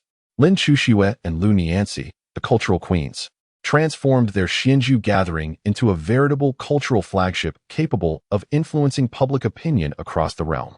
They established dozens of exquisitely decorated Xianju bookstores in Jiangnan and the capital, extending their reach into education. Under Qin Feng's guidance, they inaugurated over 100 free hope schools throughout Jiangnan, providing opportunities for impoverished scholars to change their destinies. The intellectuals nurtured by them would ultimately become Qin Feng's most loyal and advantageous advocates. Meanwhile, the military queen, Qin Hongyan, dedicated her entire energy to training the Dragon Guards. Employing the most rigorous and scientific training methods, she forged the 5,000 Dragon Guards into an indomitable ironclad force. Lin Chuxia, the operational queen, became the busiest and most beloved figure on Dragon King Island. Like a joyful whirlwind, she traversed every corner of the island, improving meals for the workers, establishing schools for the children, and mending uniforms for the soldiers. Her sincerity, kindness, and fervor earned her the adoration of all the island's inhabitants. Far away in the capital, Princess Zhaoyang emerged as the most beautiful and lethal pawn in Qin Feng's strategic placement within the imperial power. With her unique status as a princess and her increasingly refined skills of persuasion, she not only secured a firm grip on the Divine Mechanism Workshop, but also subtly influenced Emperor Yong'an's judgments regarding court affairs. Each of them, in their own distinctive manner, contributed to the foundation of their shared kingdom. No longer mere ornamental figures reliant on men, they had evolved into queens capable of standing alongside their king, surveying the world. On a day marked by gentle breezes and bright sunshine, Chen Feng, accompanied by all his queens, ascended for the first time to the highest and most splendid bridge of the conqueror, nearing completion. Standing there, he gazed down upon his prosperous, powerful, and flourishing kingdom, witnessing countless fervent subjects paying homage to him from the depths of their hearts. A profound sense of fulfillment and achievement, befitting a true emperor, surged within him. He understood that his foundation was solid, his fleet would soon be realized, and his kingdom had been established. It was time to return and settle the final score with the fierce tiger in the northern territories, who had also sharpened its claws. He turned to face the 6 extraordinary women beside him, each willing to give everything for him. His eyes brimmed with boundless tenderness and soaring ambition. He embraced them one by one, then directed his gaze toward the northern capital, speaking slowly and deliberately. "My queens, our holiday has come to an end. Prepare your belongings. Prepare to reign supreme alongside me." Chapter 124. The Wrath of the North Wind. The fierce tiger descends in the 4th year of the eternal peace of the Great Xia. During winter, at the Yanmen Pass in the northern frontier, a blizzard fierce enough to freeze one's very soul has lingered for 3 days and nights. The entire realm is shrouded in a bleak expanse of white desolation. Yet, even as the hardiest of wolves have retreated to their lairs amidst the biting cold, a formidable and silent forest of black iron stands resolutely upon the boundless snowfield outside the Yanmen Pass. 300,000, indeed, a staggering number, of warriors clad in the heaviest black armor forged from mysterious iron, wielding exceptionally sharp steel blades capable of effortlessly severing the bones of cattle, ride upon equally armored steeds of the northern land. They stand silently amidst the swirling snow and wind, resembling silent statues of slaughter that have emerged from the depths of the netherworld. Each of them emanates an aura forged only upon the most brutal battlefields, honed amidst mountains of corpses and seas of blood. They are the most elite and battle-hardened troops of the Great Xia dynasty. Yet now, this army that once belonged to the Great Xia has claimed a new and singular name, the Jin family army. At the heart of the formation lies a grand royal tent constructed from an enormous white tiger pelt, exuding an aura of primal majesty. Within the tent, warmth envelopes the space like spring. Dozens of high-ranking generals of the northern frontier, adorned in gleaming silver armor, kneel on one knee, their expressions fervently fixed upon the man seated at the head, Zhao Kuan, the Jin Wang. He is a stark contrast to the defeated figure who returned from the capital a year prior, now devoid of any trace of gloom or resentment. Instead, he radiates an absolute confidence and majesty befitting a true sovereign. Throughout the year, he has endured hardships and diligently cultivated his strength. Through a series of resounding victories in external conflicts and relentless internal purges, he has transformed the 300,000 troops of the northern frontier into a terrifying war machine that heeds only his command. Gazing upon the fervently adoring generals at his feet, a cruel smile filled with ambition spreads across his face. He knows that after a year of forbearance and waiting, the time has come. It is time to reclaim all that he once lost, tenfold and 100-fold. He rises slowly and strides to the immense map of the realm. From the wall, he retrieves a sword, the Emperor's sword, one he has never wielded in public. With a swift motion, he draws the long blade, and a clear, resonant dragon's roar reverberates throughout the royal tent. He thrusts the cold, glimmering tip of the sword forcefully upon the small red that signifies the heart of the empire, the capital city. Generals, his voice booms like rolling thunder, echoing in the ears of all present. I have summoned you here today to announce but one thing. Our Great Xia is ailing. The court of the Great Xia has fallen into disarray. My benevolent yet deceived father, the emperor, has grown old. My feeble elder brother, who is only skilled in poetry and verse, is utterly unworthy of being the heir to this empire. And that man named Chen Feng, a sinister figure from the south, roars with palpable hatred, every word dripping with venom. He employs sorcery to sway the hearts of rulers and corrupts the court with riches. In collusion with the crown prince, they conspire together, plunging our splendid land into chaos and despair, leaving the populace in dire straits. The once clear skies are now overrun by malevolence, and the very foundation of our state trembles on the brink of collapse. As a lone prince of the great Xia and a soldier, I cannot bear to witness the ruin of our century-old legacy, nor can I stand idly by as countless citizens suffer in the depths of anguish. Thus, I have resolved. I raise the sword of the Emperor high, its blade pointing resolutely southward. Cleanse the court, punish the traitors. I shall lead the 30,000 brave and loyal warriors of our northern borders southward to eliminate the treachery surrounding His Majesty, to eradicate the malevolence plaguing our court, and to restore a world of clarity for our countless subjects. This impassioned declaration of war ignited a long-suppressed flame of battle within the hearts of the valiant warriors gathered in the royal tent. Cleanse the court, punish the traitors. We are willing to fight to the death for our Lord. We shall embrace death for our Lord without hesitation. The thunderous roars of loyalty nearly threatened to topple the very dome of the royal tent. Prince Zhao Kun of Jin observed this fervent scene before him, a cruel smile of satisfaction spreading across his face. Slowly, he sheathed his long sword and issued the final command he had rehearsed countless times in his mind. Proclaimed the royal edict. The entire army shall march. Destination, the imperial capital. On that fateful afternoon, amidst a swirling tempest of snow, a seemingly endless tide of 30,000 iron cavalry surged forth, a black torrent of steel. As they departed, they were met with the fervent gazes of countless northern subjects. Filled with admiration and devotion, they marched forth from the towering Yinmen Pass, heading toward the prosperous imperial capital, a city soon to be cleansed by iron and blood. The northern expanse of the great Xia trembled beneath this formidable wave of steel, capable of flattening all in its path. This shocking proclamation, akin to a declaration of war, swiftly reached the capital within mere hours, disseminated through the intricate web of intelligence established by Cao Shaoqin of the Eastern Depot and Qin Hongyan. In the Chun residence, Chun Feng perused the anticipated yet rapid and aggressive battle report laid before him. His expression bore no trace of surprise or panic. Instead, he wore a cold smile, brimming with boundless martial spirit. He slowly rose to his feet and approached the window, gazing out at the sky of the capital, where delicate snowflakes had begun to dance. He understood that the inevitable confrontation with the Prince of Jin was finally at hand. He murmured softly, his voice so faint it seemed to be addressed both to himself and to the fated adversary, his destined quarry, who resided 1,000 miles away. At last, has it come? Chapter 125, Flames of War in the Capital. The Emperor's game. The Prince of Jin has rebelled.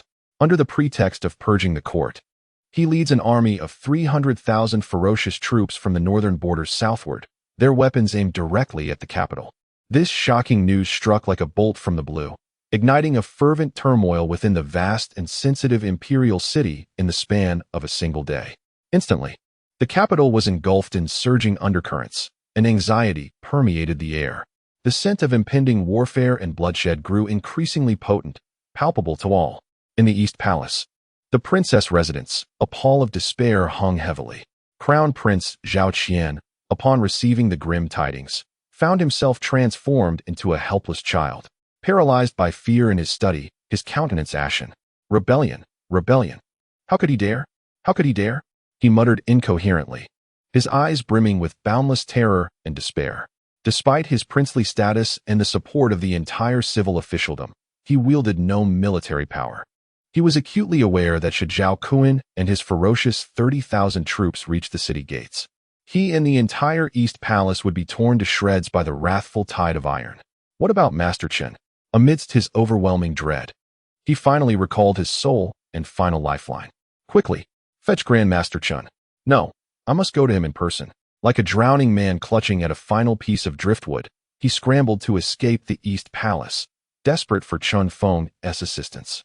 Meanwhile, within the Imperial Palace, the study remained starkly different from the chaotic scene in the East Palace.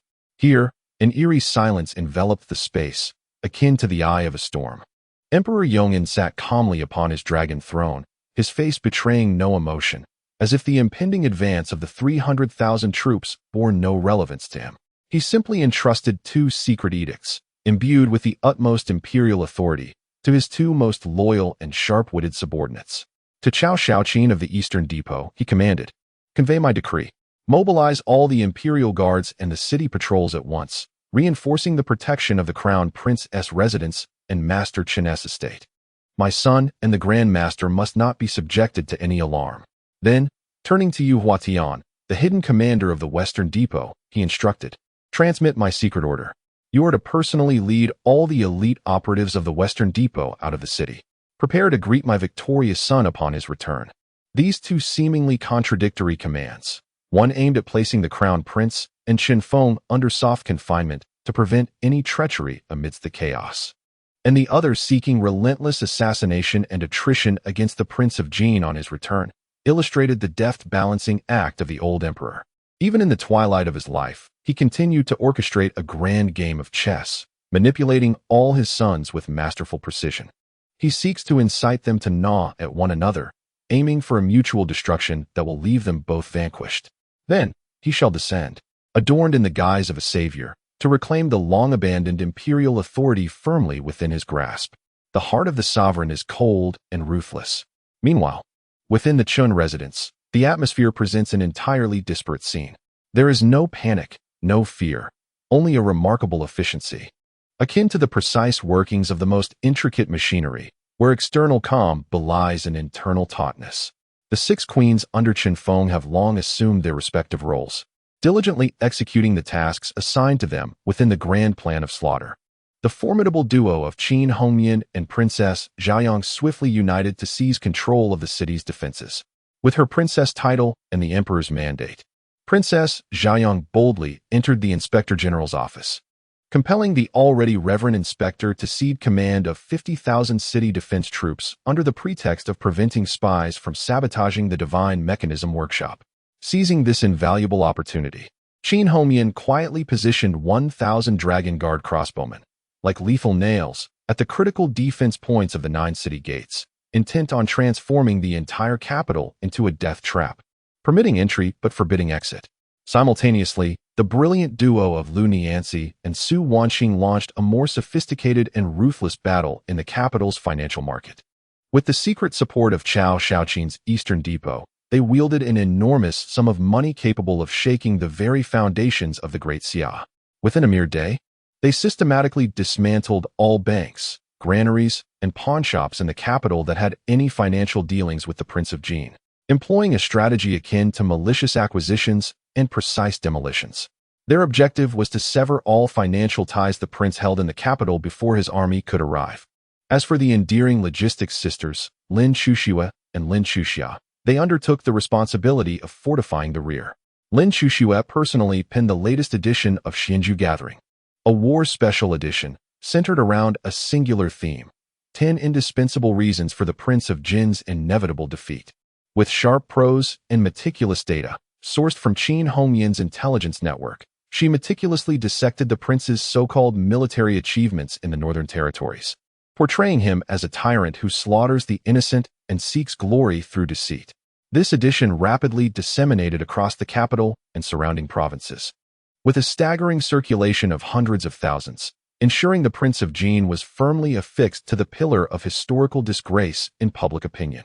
Meanwhile, Lin Chuxia mobilized all resources of Xianju Pavilion and the Jiangnan Chamber of Commerce, feverishly stockpiling and transporting strategic supplies such as grain, medicinal herbs, textiles, and salt, determined to ensure readiness for the protracted siege war that lay ahead.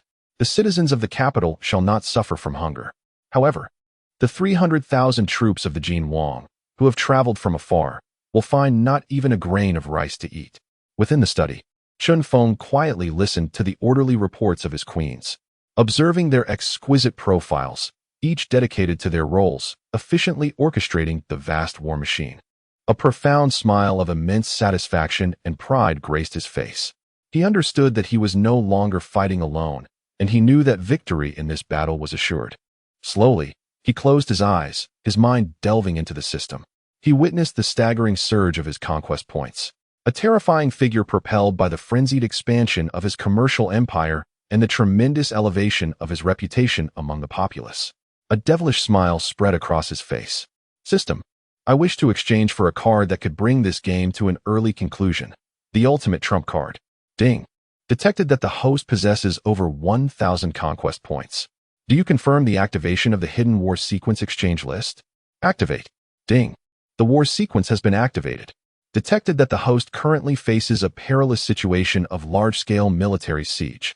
Recommended exchange item most suited for your circumstances. Heavenly Punishment.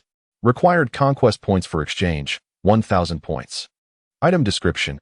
A minuscule being invisible to the naked eye, capable of widespread and efficient transmission through air, water, and contact. Those infected will endure a relentless high fever within 7 days, their bodies turning crimson, ultimately succumbing to a putrid demise. There is no cure. Only the host possesses the unique antidote formula. Note, this is a heavenly retribution, a disturbance to the natural order. Its use will irrevocably alter the course of history. The host is advised to proceed with caution. Chun Feng gazed at the ominous crimson description within the system, a flicker of struggle crossing his eyes. Yet, it was swiftly replaced by a chilling clarity of absolute rationality. He was no saint. He understood that war is a matter of survival. Mercy towards the enemy is cruelty towards oneself. I shall exchange. He uttered those 3 words to the system, then opened his eyes, gazing out at the ominous sky, heavy with impending rain. A cold, deathly smile curved his lips. Zhao Kuan, your 300,000 iron cavalry are formidable, but have you ever witnessed a true biological weapon? Chapter 126. The Plague of Smallpox. The Weeping of Spirits and Demons 7 days later, outside the capital city.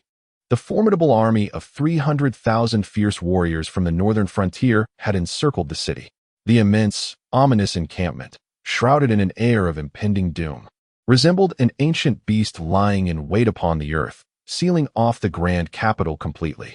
Within the tents, Prince Jin, Zhao Kuan, was perusing a series of disheartening reports delivered by his spies within the city, his countenance dark as though it could weep. Report, my lord. All underground banks in the capital have been utterly demolished overnight by a mysterious influx of colossal funds. Our liquid assets are now ensnared. Report, my lord. All our informants within the city defense forces have been dismissed and imprisoned under the pretext of military discipline by Princess Xiaoyang. Report. Public opinion within the capital is exceedingly adverse towards us. The publication Shinju Yaji has portrayed you as a tyrannical warlord, a rapacious scourge upon the nation. The populace harbors intense animosity towards us. With a resounding crash, Prince Jin slammed his fist upon the table. Chen Feng, that wretched Chen Feng. He seethed with gritted teeth. He had not anticipated that even before launching his siege, he would fall victim to the very cunning tactics he despised, orchestrated by that man. My lord, please restrain your anger, one of his advisors urged hastily. These are merely inconsequential tactics. We command an army of 300,000, while the city's defenders number but a mere 100,000. We retain an overwhelming advantage. If we commence our assault tomorrow, the city will surely fall within 3 days. Regardless of Chun Feng's schemes, they will crumble against our might. Indeed, Prince Jin nodded, a renewed confidence reminiscent of a war god emerging upon his grim visage. Convey my orders. At the 4th watch, prepare the meals. At the 5th watch, assemble the entire army. We shall lay siege.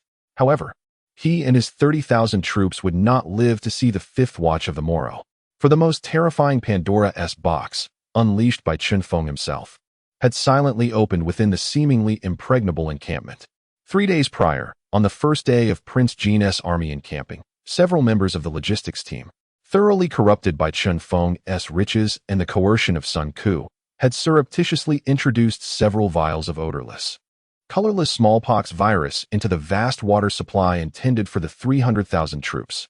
Thus, on the very night that Prince Jin issued his command to attack, an unprecedented and horrific plague erupted like a ferocious flood within the unsuspecting encampment of his vast army.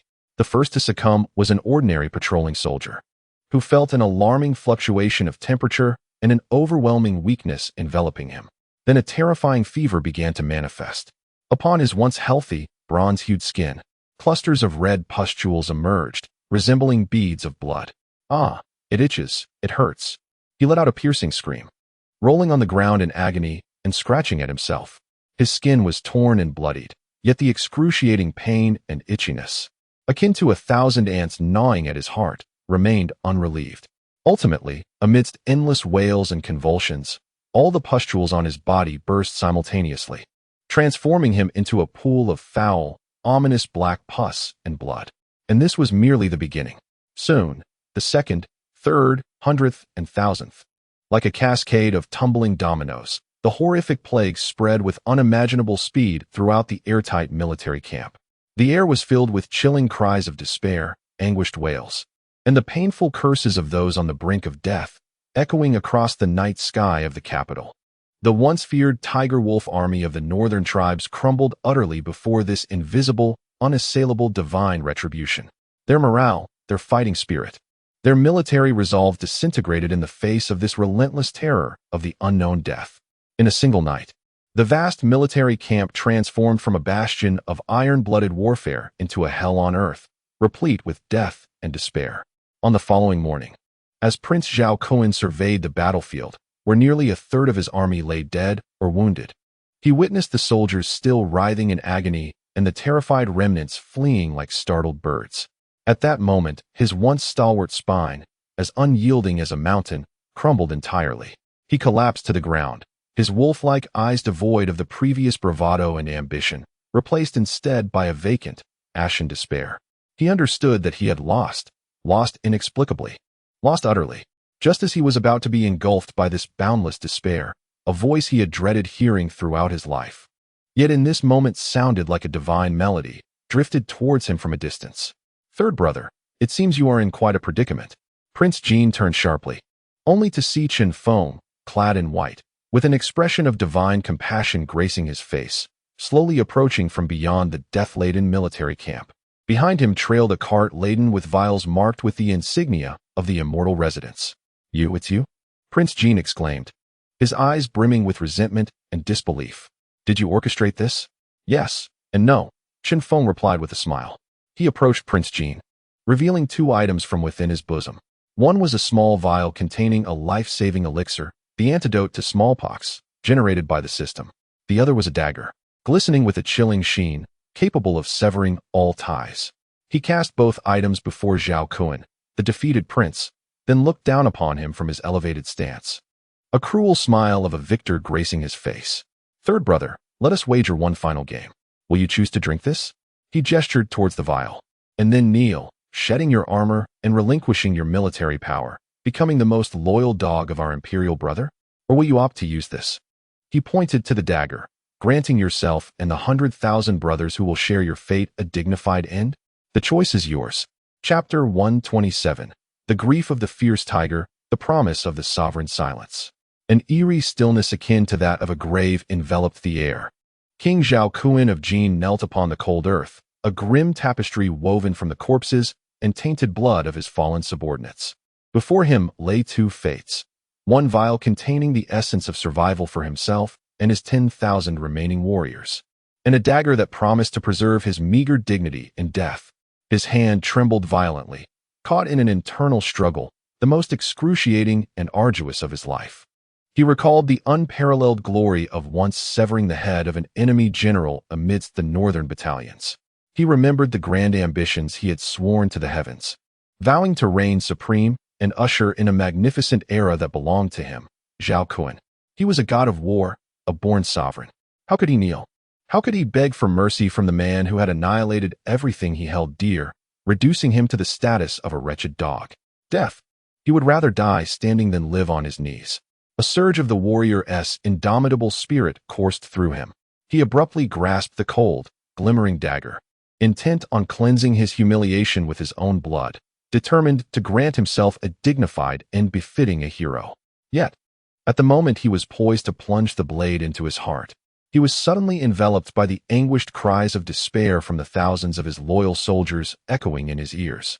He thought of those who had fought valiantly alongside him from the north, who should have returned home in glory to receive accolades, yet instead succumbed to this inexplicable and horrific plague. If he were to perish now, what fate awaited the remaining 10,000 innocent warriors, also tormented by the disease? Would he consign them to share in the grave for the sake of his ludicrous pride? No. No. His hand, still clutching the dagger, trembled violently in the air. For the first time, tears, scalding and rife with endless pain and struggle, streamed down from his blood-red eye, fueled by rage and unwillingness. Ultimately, the yearning for life and the weight of responsibility as their commander overpowered his absurd, hollow pride. With a sharp clang, the poisoned dagger slipped from his feeble grasp, clattering to the ground. Like a defeated lion, drained of all strength, he slowly extended his trembling hand to retrieve the vial that symbolized both rebirth and servitude. He uncorked the bottle and drank deeply. Then, he turned to face the young devil before him, who had observed him throughout with a calm demeanor, as if watching a mere performance. Gradually, he removed the black dragon armor that signified his identity as the King of Jin. He retrieved from his bosom the golden talisman, a symbol of the supreme command of the 300,000 northern frontier troops. Reverently, he placed these two cherished possessions, which he had once regarded as his very life, upon the ground. Then, this undefeated war god, who had once defied heaven and earth, bowed deeply before Chen Feng, offering 3 resounding kowtows that signified his total surrender and sacrifice of all he held dear. Chen Feng beheld the once mighty northern tiger, now entirely subdued. His countenance bore no trace of victorious delight, but rather an aura of tranquility and nobility befitting a true sovereign. He approached and, amidst the humiliating and incredulous gaze of the Jin Wang, personally helped him rise from the blood-stained ground. The third prince. His voice was gentle, yet imbued with a soothing strength, capable of enduring what others could not. You have not disappointed me. He bent down and retrieved the heavy talisman from the earth. Then, in a gesture that left the Jin Wang utterly astounded, he returned the emblem of supreme military authority back into the Jin Wang's hands. You. The Jin Wang gazed at him in disbelief. This is your army. Chen Feng smiled at him, asserting that it was only natural for him to continue leading it.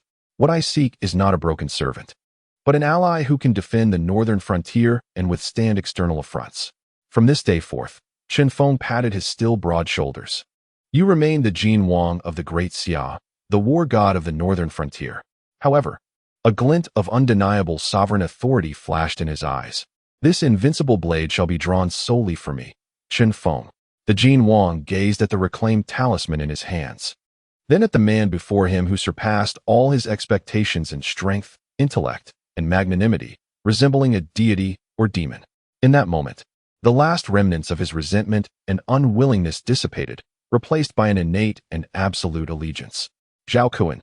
He knelt before Chen Feng on one knee, performing the most formal and solemn military salute. I am willing to fight to the death for my lord. Chapter 128. Ascendance to the throne 3 days later. In the capital city, at the Zhengyang Gate, a grand ceremony of surrender was taking place, destined to be recorded in history. Prince Zhao Kuan, clad in the simplest of garments, had shed all symbols of his princely status, including his crown and ornaments. He led an army of 100,000 from the northern territories, who, having undergone a harrowing baptism of life and death, felt profound gratitude towards Chen Feng. Before the multitude of citizens and officials witnessing this momentous event, he knelt slowly and deliberately before the crown prince, Zhao Qian, and the revered Grand Master Chen Feng, who had awaited him atop the city tower.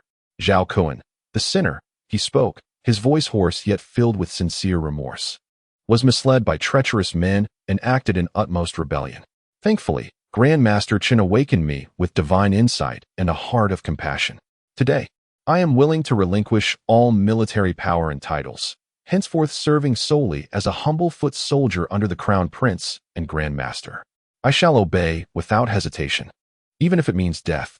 With that, he raised the tiger talisman, emblematic of his command over the northern army, high above his head. This scene left the onlookers utterly astounded. They understood that, from this moment, the decade-long struggle for succession had finally drawn to a close. The young man who had seemingly remained aloof from the turmoil was revealed as the sole victor in this bloody power struggle. As the final internal discord within the capital was resolved by Chen Feng in a manner almost miraculous, his reputation and power reached unparalleled heights. Just as he stood at the pinnacle of influence, news unexpectedly emerged from deep within the palace. Emperor Yong'an had passed away. The venerable emperor, who had occupied the dragon throne for 40 years, adeptly balancing power throughout his reign, had finally found peace after witnessing the reconciliation of his 2 most talented yet troublesome sons. The realm could not be without a sovereign for a day. 7 days later, A grand yet strangely unsettling coronation ceremony for the new emperor took place in the Hall of Supreme Harmony. Crown Prince Zhao Qian, adorned in the coveted 12-chapter dragon robe he had long desired, was surrounded by officials as he made his way towards the dragon throne, a symbol of supreme power. Located at the highest point of the hall, his face was alight with an uncontainable excitement and pride at the prospect of ruling the realm. However, just as he was about to settle onto the cold throne, an unforeseen turn of events occurred. Among the foremost officials stood several of the most influential figures of the time. The new commander of the Northern Territories, former Prince Zhao Kun, the director of the Eastern Depot, Chao Xiaoqin, the governor of Nanyang, Qin Song, and the president of the Jiangnan Chamber of Commerce, Lu Mingxian, and hundreds of powerful ministers, both civil and military, wielding control over the capital's troops, resources, and provisions, unexpectedly turned in unison. They knelt before the young protector of the nation, Chancellor Qin Feng, who had remained a silent observer throughout, as if an outsider. With a heavy thud, they bowed down, and subsequently, from a tray they had prepared in advance, they raised high a brand-new yellow robe, exquisitely crafted from the finest Jiangnan silk and adorned with the most resplendent golden dragon threads. This was the dragon robe, a garb only befitting the true Son of Heaven. "Your Majesty, no?" cried Wei Zhongxian, standing beside the dragon throne, his voice piercing the air. Yet, his plea was swiftly drowned out by a cacophony of thunderous roars akin to a mountain's echoing or a tsunami's crash. Zhao Kun, Chao Xiaoqin, Qin Song, and all of Qin Feng's most formidable and loyal subjects shouted with fervor, their voices resounding with unparalleled intensity. "We know only Chancellor Qin, not the Crown Prince. In this chaotic world, with the state in turmoil, the Crown Prince is feeble and incapable of bearing such weighty responsibilities. Only you, Chancellor, with your wisdom and martial virtue, can truly be the savior of our great Xia and its countless citizens. We beseech you, please don the yellow robe, ascend to the throne, to restore peace to the realm." This was a meticulously planned coup, a perfect rebellion at Qinxiao, marked by the donning of the yellow robe. The entire golden throne hall trembled under the weight of their earth-shattering cries, capable of altering the very fabric of heaven and earth. Beside the dragon throne, Crown Prince Zhao Qian gazed upon this horrifying scene, forever etched in his memory. His face, once brimming with pride and excitement, turned as pale as a sheet. Drained of color, he trembled violently, pointing at Qin Feng, at those ministers who should have been his staunchest allies. He yearned to unleash a torrent of curses, yet found himself rendered speechless by an overwhelming, paralyzing fear. Meanwhile, Qin Feng stood quietly, observing the multitude of ministers kneeling before him. He regarded the robe, so tantalizingly close, symbolizing supreme authority. He lifted his gaze to the cold, solitary dragon throne above. In his eyes flickered a profound, inscrutable light, embodying a momentous decision that no one could comprehend. This realm, this empire, this exalted throne of the 9-5. Would he choose to accept it, or would he decline? Chapter 129. I Am Destiny. The Empress of the Six Palaces. The entire golden throne hall trembled under the thunderous roars urging the Grand Master to ascend the imperial throne. Time seemed to stretch infinitely in this moment. All eyes were fixed upon the young man who stood silently from the beginning. They awaited his ultimate decision, one that would determine the future fate of the empire. Qin Feng gazed upon the vast assembly of ministers and generals kneeling before him. He lifted his eyes to the lofty, cold, and temptingly adorned nine-dragon throne. A faint smile broke across his face, both subtle and entirely natural. He was not of this world. He felt no loyalty or reverence for the so-called Zhao dynasty. He was no mere subject willing to remain subordinate. He was a dragon, a hidden dragon descended from another realm. And now that the dragon had emerged from the depths, it was time to soar above the heavens and reign over the entire world. No longer hesitating, under the fervent and adoring gazes of the assembled crowd, he stepped forward. He accepted the heavy, embroidered robe adorned with 9 ferocious golden dragons from the hands of Prince Zhao Kun and Chao Xiaoqin. Then he opened his arms. The 6 resplendent queens, who had been waiting patiently, adorned their king, their husband, the sole deity of their lives, with the imperial robe symbolizing supreme authority. As the dragon robe enveloped him, an unprecedented majesty surged forth from Qin Feng, proclaiming his dominion over the realm. In that instant, he felt as though he had become one with the heavens, with the vast fortunes of the empire. He was destiny. He was fate. He ascended the 99 steps of the white jade staircase, and with each step, the heads of the officials bowed lower. Eventually, he stood before the former crown prince, Zhao Qian, who lay paralyzed on the ground, his face ashen with fear. Chen Feng did not cast a glance in his direction. He simply walked past him with calm resolve and slowly took his seat upon the cold, solitary nine-dragon throne, a symbol of absolute power. As he settled into the firm embrace of the dragon chair, he felt the entirety of the empire and its countless subjects firmly beneath his feet. The sensation of absolute control, the power of life and death, intoxicated him. Long live the emperor! Long live! Long live! Below, led by Zhao Kuan and Chao Shaoqin, the ministers and generals offered their most sincere and fervent praises, echoing like a tidal wave towards the new emperor seated upon the dragon chair. Chen Feng surveyed the vast expanse of his kneeling realm, the very foundation of his empire. His voice, though not loud, resonated with an undeniable majesty befitting the Son of Heaven, echoing throughout the golden Luan Hall. All ministers, rise. I thank your majesty. Then, before the assembled civil and military officials, he proclaimed 3 monumental edicts following his ascension. First, by the divine mandate of heaven, in accordance with the will of the people, I ascend to the throne today not for personal gain, but for the welfare of the realm.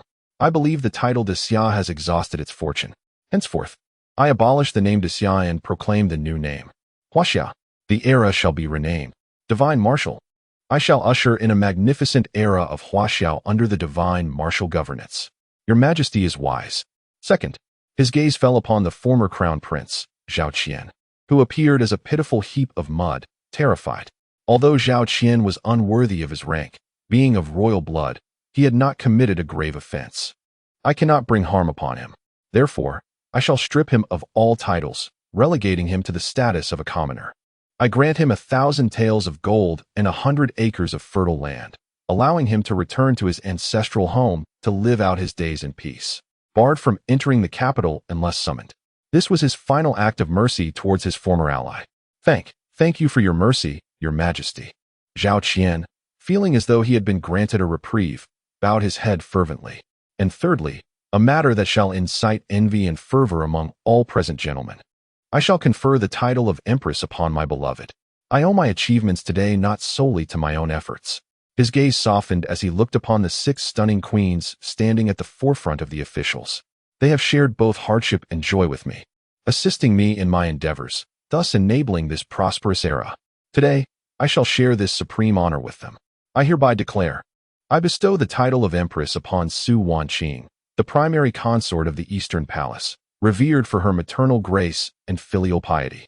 Overseeing the matters of the 6 palaces, I confer the title of Empress upon Qin Hongyan of the Western Palace, who aids in governance and defends the realm, her martial virtue shining brightly. Overseeing the military affairs of the realm, I bestow the title of Empress upon Lu Nianzi of the Southern Palace, who cultivates literature and wisdom. Presiding over the cabinet's discussions, I confer the title of Empress upon Lin Xuxue of the Northern Palace, a model of maternal virtue and serene artistry. Overseeing royal ceremonies and music, I bestow the title of Empress upon Lin Xuxiao of the Central Palace, known for her diligence and kindness, virtuous and gentle. Overseeing the internal affairs of the palace. Moreover, his gaze landed upon the former princess Zhao Mingyue, her face radiant with happiness and shyness.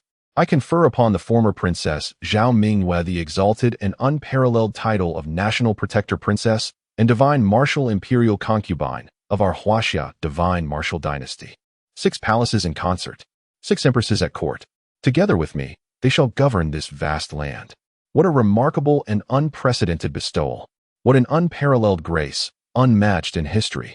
All present were utterly astonished by the new emperor's audacious and unconventional actions.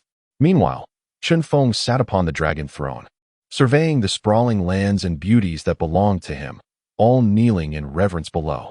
A surge of unprecedented ambition and grandeur filled his heart, as he realized that from this day forth, a brand new era of divine martial prowess belonging to him, Chen Feng, had commenced, unfolding the most glorious and legendary prologue. Chapter 130.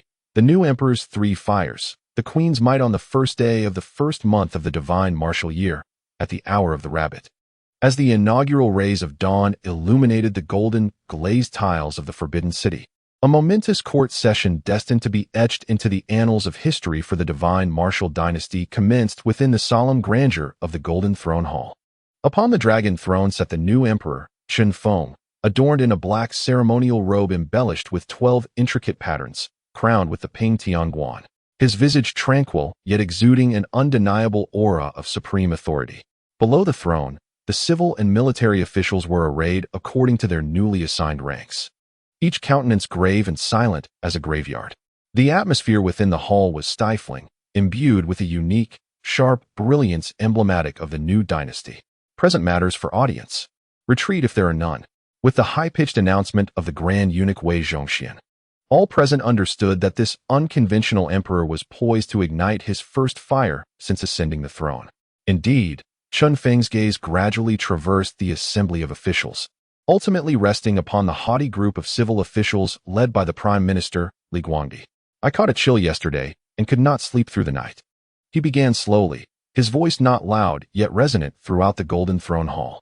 In my idle hours, I perused the examination papers from our illustrious dynasty's past. A smile played upon his lips as he observed the attentive ministers. I discovered an intriguing issue. For 3 centuries, our examinations have revolved around but 2 subjects, poetry and the doctrines of the sages. I find it perplexing. Can the ability to compose a few insipid verses truly govern the people effectively?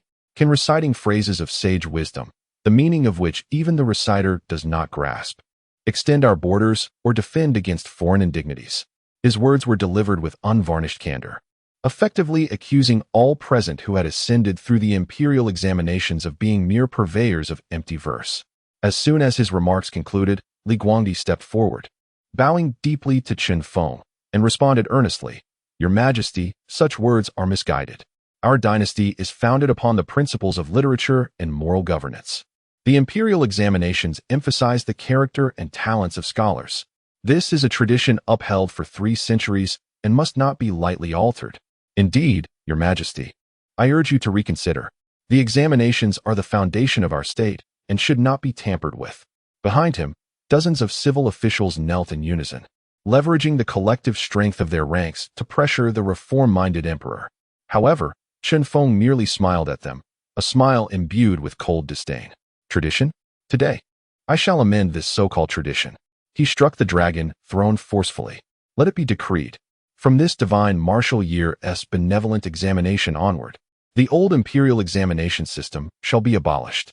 Instead, a novel examination system is introduced, bifurcated into the arts and sciences. The arts encompass strategies for governance, theories for the well-being of the populace, essential military tactics, and the benefits of agriculture. What I seek are practical ministers who can genuinely alleviate my burdens and resolve my dilemmas. As for the sciences, they shimmer with a wisdom that transcends the ages. Assessing arithmetic, geometry, physics, and chemistry, I desire scientific talents capable of innovating national treasures akin to the divine crossbow and the treasure ship for our great nation.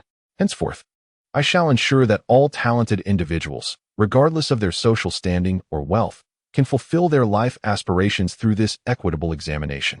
I aim to usher in an era of everlasting peace for our great land. When Chen Feng proclaims this earth-shattering reform of the imperial examination, the entire Golden Palace erupts in turmoil. The officials of noble lineage turn ashen, fully aware that if this new examination system is implemented, the privileges they have monopolized for centuries regarding knowledge and official positions will be irrevocably dismantled. They are, in essence, digging up their very roots. Your Majesty, this cannot be. Li Guangdi weeps profusely, beating his head on the ground, exclaiming that such actions undermine the foundation of the nation and self-destruct the walls of the empire. Your Majesty, reconsider. Reconsider. All the officials behind him kneel in unison, crying out in protest. They attempt to compel this young and unsteady new emperor to retract his decree through a collective display of desperate counsel. However, just as the atmosphere in the court teeters on the brink of conflict, 6 breathtaking figures, whose beauty could dim the very sun and moon, gracefully enter through the side door of the Golden Palace. These are none other than Chen Feng's 6 empresses. Observing the scene before them, their serene faces reveal no hint of panic. The first to step forward is Lu Nianci, the wisest empress of the Southern Palace, who oversees the cabinet's deliberations. She regards the lamenting scholars with a cold smirk and with a rhetoric enriched with references and wisdom. She embarks on a discourse that can only be described as a masterful rhetorical assault against the gathered scholars. Minister Li, you claim this initiative undermines the foundation of the nation? I would like to inquire, is the foundation of our great land constituted by your esteemed families, who are consumed with poetry and devoid of productive labor, or by the countless diligent common folk? You incessantly invoke the laws of our ancestors. Let me enlighten you on the true essence of those laws. The Book of Documents states that the people are of utmost importance, the state follows, and the ruler is the least significant. This is the genuine foundation upon which our great nation stands. Your Majesty's actions aim to dismantle your monopolization of knowledge, granting all humble scholars a fair chance to compete. This is the true path of harmony with the people, the authentic way of the sage. Your opposition arises not from concern for the nation's foundation, but rather from a threat to your own vested interests. Her words pierced the heart, each sentence resonating with profound impact. The arguments she presented left all the corrupt scholars, led by Li Guangdi, flushed with embarrassment and rendered speechless. Just as they contemplated further evasions, the second to step forward was Qin Hongyan, honored as the Empress Dowager of the Western Palace, commanding the military forces of the realm. Unlike Lu Nianci, she did not engage in reasoned discourse with them. Instead, she coldly gestured towards the outside of the hall. In an instant, 1,000 heavily armored royal guards, wielding formidable crossbows, surged like a tide of darkness, encircling the Golden Lawn Hall to the point of utter containment. Gazing at the civil officials, who were already rendered mute by fear, her voice was devoid of any emotion, icy as winter's breath. His Majesty, in his benevolence, is willing to discuss matters with you. However, I, along with the blade I wield, am not inclined to do so. Should anyone dare to oppose the new policies and obstruct His Majesty's divine will, they shall be treated as traitors. There shall be no mercy. This was the most direct and effective threat of force. As the dual pressure of rhetoric and might bore down, the voices of dissent were on the brink of obliteration. The third, fourth, and fifth queens soon joined the fray. Su Wanqing, representing the Southern Merchants Association, proclaimed the provision of full royal scholarships for all students from humble backgrounds who supported the new policies. Lin Chuxue announced that the Xinju Gathering would publish a special edition for the imperial examination, offering comprehensive outlines and study materials free of charge to all students. Lin Chuxia even transformed the substantial profits from shipments of snow salt and Zue Hongyan into scholarships for outstanding students from humble origins. Even the usually reticent Princess Zhaoyang publicly declared, in her capacity as the Princess of National Stability, that she would personally serve as the honorary chief examiner for the inaugural new-style imperial examination. The 6 of them operated like a masterfully engineered war machine, each fulfilling their roles with seamless coordination. Some led the frontal assault, others threatened from the flanks, while others ensured logistical support and managed public opinion. Under this seemingly insurmountable and multifaceted offensive, the so-called civil official faction, the ancestral laws, and the collective pleas for death appeared utterly ludicrous and feeble. Ultimately, the old powers, led by Li Guangdi, could only kneel, faces ashen, and accept the dawn of an era they could not resist. Seated upon the dragon throne, Chun Feng watched with immense satisfaction and pride as these 6 queens, in perfect harmony, executed a monumental reform capable of stirring tremendous waves with such grace and precision. He knew that with these 6 empresses co-ruling the realm, the grand ambitions of his resplendent era were bound to flourish. Chapter 131. The Grievances of the Old Dynasty. The perils of the imperial harem in the spring of the first year of the divine martial era, within the capital city, at the examination hall. The moment the imperial list announcing the results of the inaugural modern imperial examination was unveiled, a resounding cheer erupted across the vast square. A tumultuous chorus of elation and tears that seemed to move the heavens and the earth. Countless scholars hailing from humble backgrounds, upon seeing their names emblazoned upon the gilded scroll, embraced one another, weeping and kneeling, striking their foreheads against the ground in reverence towards the palace, exclaiming the emperor's wisdom. They understood that it was the new emperor, unbound by convention in his pursuit of talent, who had bestowed upon them these scions of impoverished families. long oppressed by the powerful clans, a genuine opportunity to alter their destinies through their own merits. In the ensuing 3 months, these invigorated and industrious newly minted scholars became a refreshing stream of vitality injected into the once decaying and stagnant bureaucratic system of the Great Xia dynasty.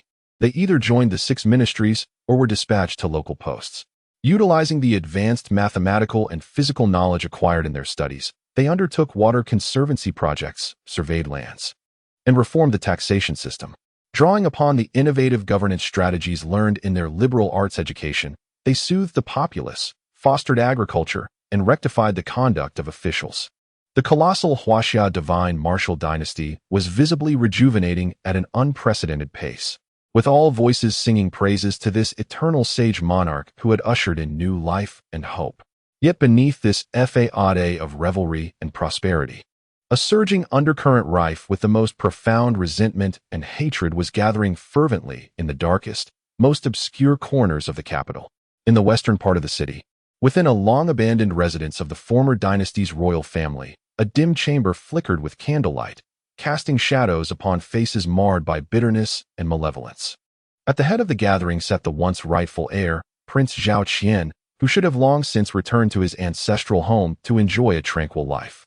At this moment, he was devoid of the elegance and gentleness he once possessed, replaced instead by a venomous and vengeful demeanor bred from the loss of all power. Esteemed gentlemen, his voice was hoarse, laden with profound animosity. The usurper who has seized all that rightfully belonged to us now sits upon the dragon throne, basking in the adoration of the masses. Meanwhile, we, the true masters of this nation, the esteemed families, have been stripped of all privileges, reduced to a state akin to stray dogs, struggling to survive. Are you content with this? Not content. The heads of the old aristocracy, whose interests had been grievously undermined by the recent examination reforms, and the deposed scholars, echoed with gritted teeth and fervent shouts. Very well. A frenzied glimmer sparkled in Zhao Qian's eyes. Since we are discontented, let us ensure he pays the price. I concede, he admitted, in terms of military might and cunning. We are no longer a match for that aberration. However, a malicious and cruel smile crept upon his face. There was no need for us to confront him head-on. We could devise a more cunning and agonizing method to bring about his demise. Oh, what insights does His Highness possess? An elderly scholar, his hair and beard entirely white, inquired eagerly. He Zhao Qian emitted a strange, owl-like laugh. Gazing at the assembly, he articulated, with deliberate pauses, the most venomous and lethal scheme he had concocted during countless nights filled with hatred. We cannot reach him directly. However, we can target the women he cherishes most. What? The crowd was momentarily taken aback. I have already dispatched individuals to investigate, Zhao Qian replied coldly. That Qinfeng may appear ruthless and unfeeling, yet he is, in truth, a man of profound emotions. He dotes excessively on his 6 so-called empresses. These 6 women are his sole and most vulnerable weakness. Should we succeed in destroying them, it would equate to shattering the very pillar of his existence. Even if he retains supreme power and an army, he would merely be a living corpse. But another aristocratic family head expressed his concern. Those 6 empresses are currently immensely powerful, surrounded by skilled protectors and fortified defenses. How can we possibly reach them? Direct confrontation is out of the question. A more sinister smile spread across Zhao Qian's face. He retrieved several small figures wrapped in black cloth from his bosom. Each figure bore talismans inscribed with the birth dates of Su Wanqing, Qin Hongyan, and others. We shall employ a subtler approach. He looked at the assembly, his eyes gleaming with madness. Through my mother-esque connections within the palace, I have learned from a mysterious shaman from the western regions the most ancient and malevolent art of witchcraft. This technique is formless and faceless, capable of killing from a great distance. Provided I possess their birth dates and a drop of their blood or a strand of their hair, I can set a deadly curse within this chamber, invoking the 7 stars of life and the 7 stars of death. At that point, they will unknowingly wither away, their life essence gradually depleting, ultimately becoming mere skeletons after 49 days, beyond any remedy. All the imperial physicians will merely assume they have succumbed to some incurable malady. No one will suspect us. Hiss. Upon hearing Zhao Qian's diabolical plan, all present instinctively gasped. Their gazes towards Zhao Qian shifted to one of fear. They had not anticipated that this prince, once renowned for his benevolence, would become so deranged and twisted after losing his power. 7 days later, Qin Manor, rear garden. In the height of summer, the garden was ablaze with a riot of colors, flowers blooming in splendid array. Su Wanqing, now the revered and benevolent empress, was tending to her beloved rose garden alongside Lin Chuxia. A radiant smile, filled with the joy of being a wife and mother, having recently conceived a dragon seed with Qin Feng, graced her face. Suddenly, she felt an inexplicable, sharp pain piercing her heart, followed by an overwhelming wave of dizziness. "Sister, what is wrong?" Lin Chuxiao exclaimed, noticing her sister's complexion turn as pale as parchment, rushing to support her. I am fine." Su Wanqing shook her head, attempting to rise. Yet, before she could finish her words, darkness enveloped her vision, and she fainted, collapsing backward. On her flawless, jade-like wrist, a sinister black line, reminiscent of the slenderest serpent, oozed with an aura of foreboding and death, silently coursing through her veins, creeping upward. In that moment, an unseen battle, more bizarre, perilous, and malevolent than any war, officially commenced. Chapter 132. The Emperor's Fury and the Peril in the Harem Sister. Your Majesty, the sudden fainting of Su Wanqing struck like a colossal stone, unleashing tumultuous waves in the once tranquil garden of the Chun residence. Lin Chuxia, in a state of panic, clutched her sister's limp body, emitting piercing screams filled with dread. Meanwhile, Lin Chuxia, who was discussing the latest issue of Immortal Abode gathering with Lu Nianxi and Qin Hongyan not far away, turned pale upon hearing the commotion. They rushed over in a frenzy. Upon witnessing Su Wanqing, her eyes tightly shut, her complexion as pale as paper, devoid of vitality. Their hearts plummeted to the depths of despair. The sight of the eerie black line, resembling a serpent, slowly creeping up her flawless wrist, instilled an unprecedented fear and ominous premonition in each of their hearts. "Quick! Summon the imperial physician. No, fetch my husband. Hurry!" Half an hour later, in Kuan-Ning Palace, the main chamber, the atmosphere was so oppressive it felt as though it could drip with moisture. A dozen of the kingdom's most esteemed imperial physicians, all well past their 70s, knelt by the bed, their faces ashen, trembling like leaves in a storm. Their expressions bore the weight of endless fear and confusion. For as they checked the Empress's pulse, they found it steady and robust, devoid of any pathological signs. Yet, she remained unresponsive. The ominous black line on her wrist continued its slow, yet resolute ascent towards her heart. What manner of affliction is this? They had devoted their lives to the study of medicine, perusing every medical tome, yet had never encountered such bizarre and peculiar symptoms. Useless. All of you are useless. Beside the dragon bed, Chun Feng gazed at this group of impotent physicians, who could only bow and plead for mercy. For the first time, his usually calm visage was shrouded in a tempest of terror and fury. A bunch of self-proclaimed divine doctors. What use are you to me? Guards, he barked. Drag them out. Execute them. Your Majesty, spare us. Please, Your Majesty. The physicians, frightened to the point of losing control, cried out in desperation. Husband, no? It was the tear-streaked faces of Qin Hongyan and Lu Nianxi at the bedside that restrained him. Husband, now is not the time for punishment. Saving Sister Wanqing is of utmost importance. Qin Feng took a deep breath, forcibly suppressing his rage. He dismissed those nearby and approached the bedside alone. He reached out, grasping Su Wanqing's cold, delicate hand. Then, within his mind, he urgently inquired of the system. Scan. Quickly. Scan Wanqing's body. What is wrong with her? Ding. Scanning initiated. Scanning in progress. Ding. Scanning completed. Warning. Target detected. Su Wanqing. Her soul and life force are being eroded by an unknown high-level curse.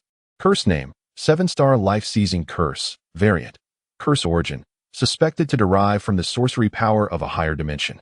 Curse effect, the cursed individual will have their vital essence completely drained within 49 days, their soul withering, ultimately transforming into an eternally unreborn corpse. Warning, this curse exceeds all medical and physical comprehension of this world. Warning, with the host's current strength and all redeemable items in the system store, it is impossible to eradicate this curse. Boom. As Qin Feng beheld the blood-red warnings of despair flashing before him, he felt as though his entire world was collapsing in an instant. An overwhelming, chilling despair and a furious wrath, far more terrifying than facing an army of 300,000, engulfed all his reason. Wanqing, the gentlest, most virtuous woman, the one who had given him a sense of home after arriving in this world. His empress, whom he had long regarded as the most vital part of his life. Was she truly to perish? And in such a vile, tragic manner? No, absolutely not. I shall not permit it. Ah! Chun Feng let out a roar akin to that of a wounded dragon, filled with boundless pain and frenzied rage. Boom! An invisible wave of spiritual energy, having long surpassed mortal limits, erupted from him, shattering the grand dragon bed made of golden silk Nanmu into fragments. The magnificent Kuan-Ning palace trembled beneath the weight of the emperor's wrath. Wanqing, my Wanqing. He gazed upon the ravishing beauty lying amidst the ruins, her complexion growing ever paler, and tears of blood-red despair streamed down his cheeks. Regret consumed him. Hatred surged within him. He despised his own carelessness. He loathed his mercy. He should have eradicated Zhao Qian and all remnants of the previous dynasty the moment he ascended the throne, leaving no one behind. It was his absurd compassion that ultimately led to this irrevocable tragedy. Zhao Qian, I demand your death. I desire that all connected to this matter be buried alongside my empress. He slowly rose to his feet. The gentle, confident smile that had always graced his face was replaced by an icy, terrifying killing intent, as cold as ancient ice. He stepped out of the palace, facing the throng of palace maids, eunuchs, and queens who had knelt in fear before his wrath. He issued the coldest and bloodiest edicts since his ascension. First, proclaim my decree. The commander of the 9 gates must immediately seal off the capital's 9 gates. From this moment forth, not a single fly shall be permitted to escape. Secondly, he gazed at Qin Hongyan, whose delicate visage was etched with fury and murderous intent, and at Chao Shaoqin, who had hurried over upon receiving news of the empress's misfortune, alongside the hidden figure of the supervisor of the Western Depot, Yu Huatian. I command you, Dragon Guards. Eastern Depot, Western Depot, the 3 mightiest instruments of imperial might. Unite. Conduct a relentless and indiscriminate search throughout the capital, digging 3 feet into the ground for answers. He looked at them, his voice hoarse yet infused with an insatiable madness, roaring each word with fervor. I care not what methods you employ, nor what means you resort to, whether through interrogation, severe coercion, or even the slaughter of cities. Within 3 days, I demand that the filthy rat, who lurks in the shadows casting curses, along with all those who stand behind him, kneel alive before me. I shall ensure they are stripped of all hope for survival. To seek life is impossible. Chapter 133, A Night of Blood in the Capital, the Weeping of Gods and Demons in the Year of Divine Martial, the phrase. When the emperor is enraged, 100,000 lie dead, and blood flows for miles, found its most vivid and terrifying manifestation on this night, filled with carnage and dread. With the issuance of Chun Feng's decree, infused with boundless madness and murderous intent, the Dragon Guards, the Eastern Depot, and the Western Depot, 3 formidable instruments of violence belonging to disparate factions, which should have been in a state of mutual check and even hostility, united for the first and only time. They surged forth like famished and ferocious demons released from the abyss of hell, crashing into the prosperous capital, still basking in the revelry of song and dance. Boom! The gates of the Zhang residence, home to the Minister of Rights, were violently breached by dozens of dragon guards clad in black heavy armor, wielding divine crossbows, using the most brutal of battering rams. By the Emperor's command, Qin Hongyan, donned in blood-red leather armor, brandishing a longsword, her fair visage etched with frost, resembled a stunning martial goddess emerging from a sea of corpses and blood. The Zhang family is suspected of colluding with the deposed crown prince Zhao Qian, engaging in witchcraft to harm the empress and subvert the imperial authority. Seize them. Spare no dissenters. Ah, who are you? What do you want? I am a court official. You cannot. Inside the residence of the Minister of Rights, Li, the Eastern Depot chief, Chao Shaoqin, made his presence felt. He regarded the foolish, shouting Confucianist, revealing a cruel smile upon his handsome, otherworldly visage. He could hardly be bothered to exchange words. With a mere flick of his wrist, 2 shadowy eunuchs at his back sprang forth, their elongated, shimmering blue daggers effortlessly piercing the throat of Minister Li. Take him away.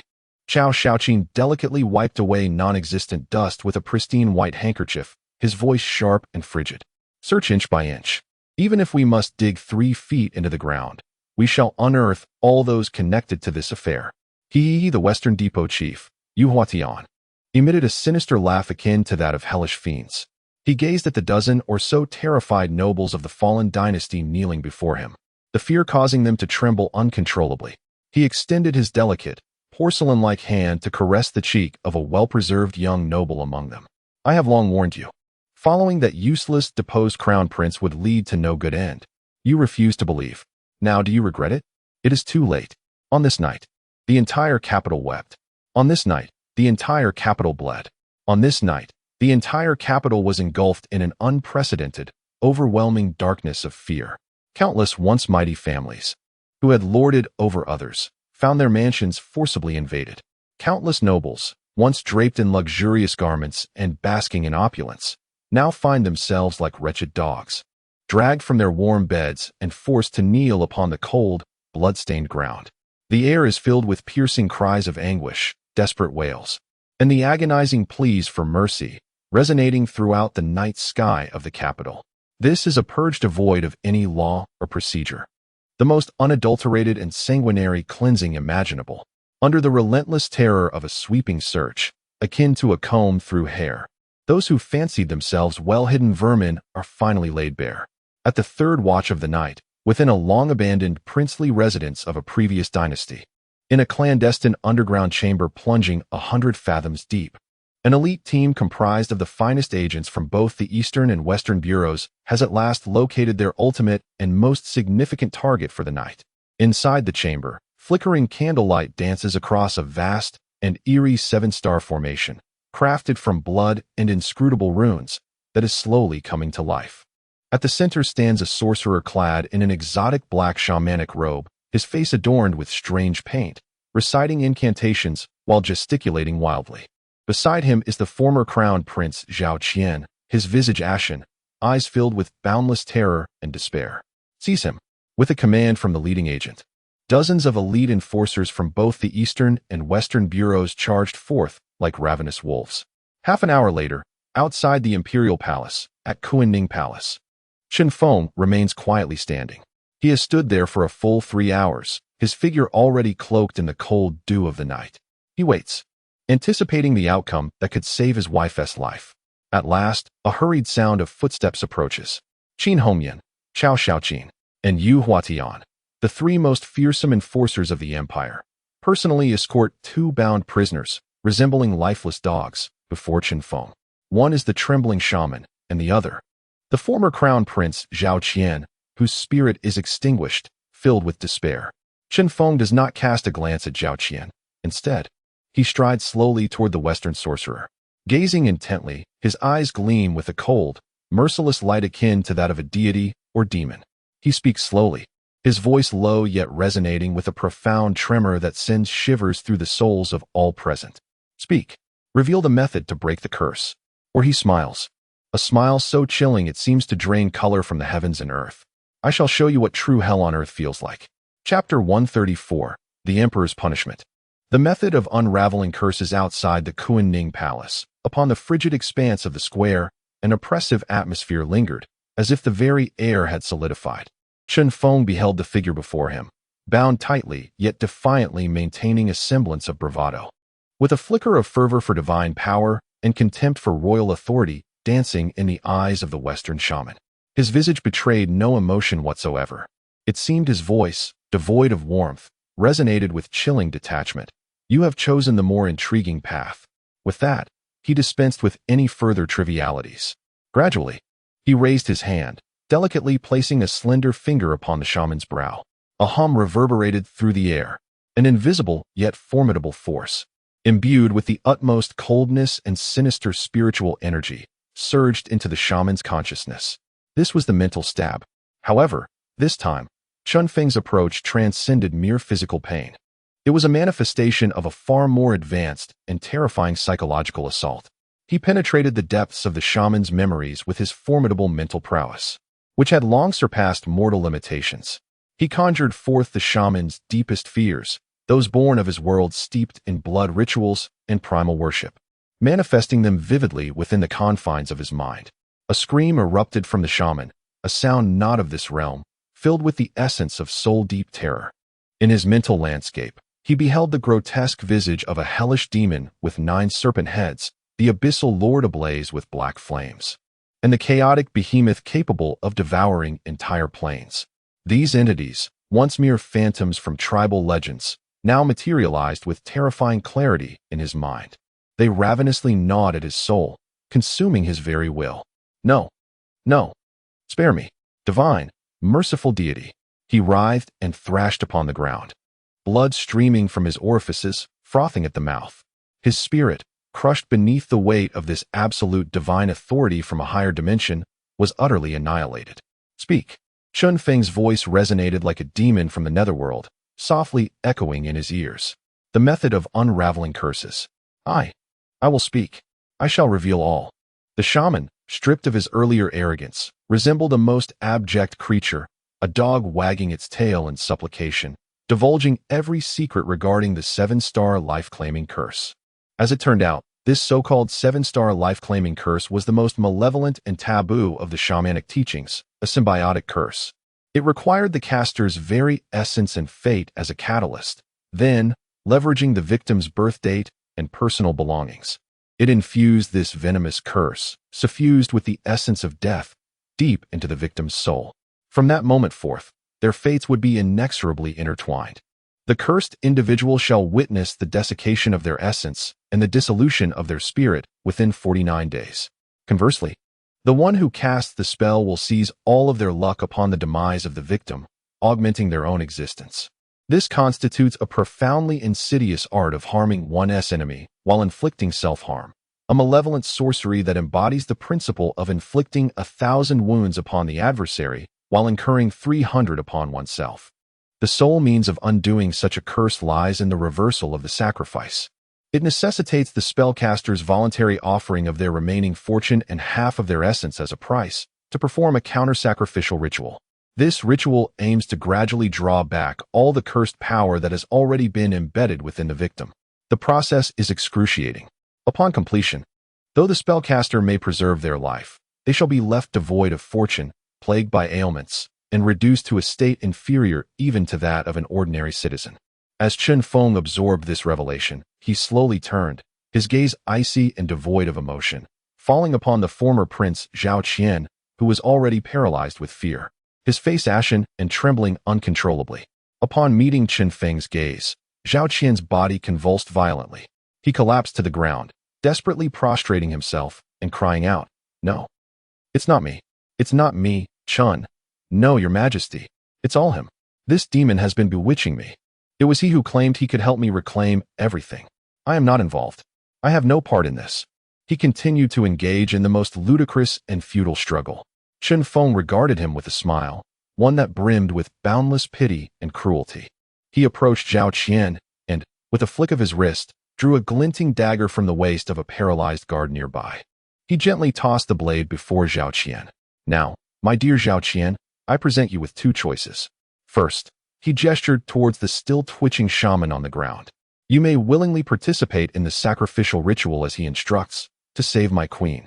In return, I might spare your wretched life, allowing you to exist as a frail and useless being, guarding your ancestors' tomb in the Zhao family mausoleum for eternity." As for the second choice, a terrifying glint of murderous intent flickered in Chun Feng's eyes. "Should you refuse, I shall promptly consign you to the Eastern Depot's dungeon, where you will be subjected to the 1,080 tortures devised by Chao Shaoqin, each more excruciating than the last, until you are willing to comply." He paused, his voice dropping to a whisper that echoed like a devil's murmur. "But let me caution you. Though I possess myriad methods to compel your consent, my patience is not infinite. Should my queen suffer any misfortune due to your hesitation, I promise, your death will be a fate far more harrowing than that of the most tormented souls in hell. I shall ensure that the entire Zhao royal lineage, be it your 3rd brother residing in the Northern Territories or my sister who is soon to be wed to you, will accompany her to the grave." This threat, stark and unabashed, is imbued with an endless fervor of madness and a murderous intent befitting an emperor. Upon hearing these words, Zhao Qian was utterly shattered. He gazed upon the man before him, who resembled a deity or demon. He understood there was no room for choice, and he recognized that this man would fulfill his words without fail. Ultimately, engulfed by insurmountable despair and humiliation, the once proud heir of the great Xia dynasty bowed his head. No longer noble, before Qinfeng. Criminal. Zhao Qian, obeying your command. Chapter 135. The Phoenix Weeps Blood. The people pray for blessings before the grand entrance of the Kunning Palace. An oppressive and eerie atmosphere enveloped the expansive plaza made of white marble. A colossal counter-reversal 7 stars formation, inscribed with the blood of the former crown prince, Zhao Qian, mingled with an unidentifiable, foul-smelling talismanic liquid, emanated a sinister dark red glow upon the cold ground. Zhao Qian knelt at the very center of the formation, his visage ashen, resembling a pitiful sacrificial offering destined for a malevolent deity. Your Majesty, the already terrified shaman quivered as he addressed Qinfeng. The ritual may commence.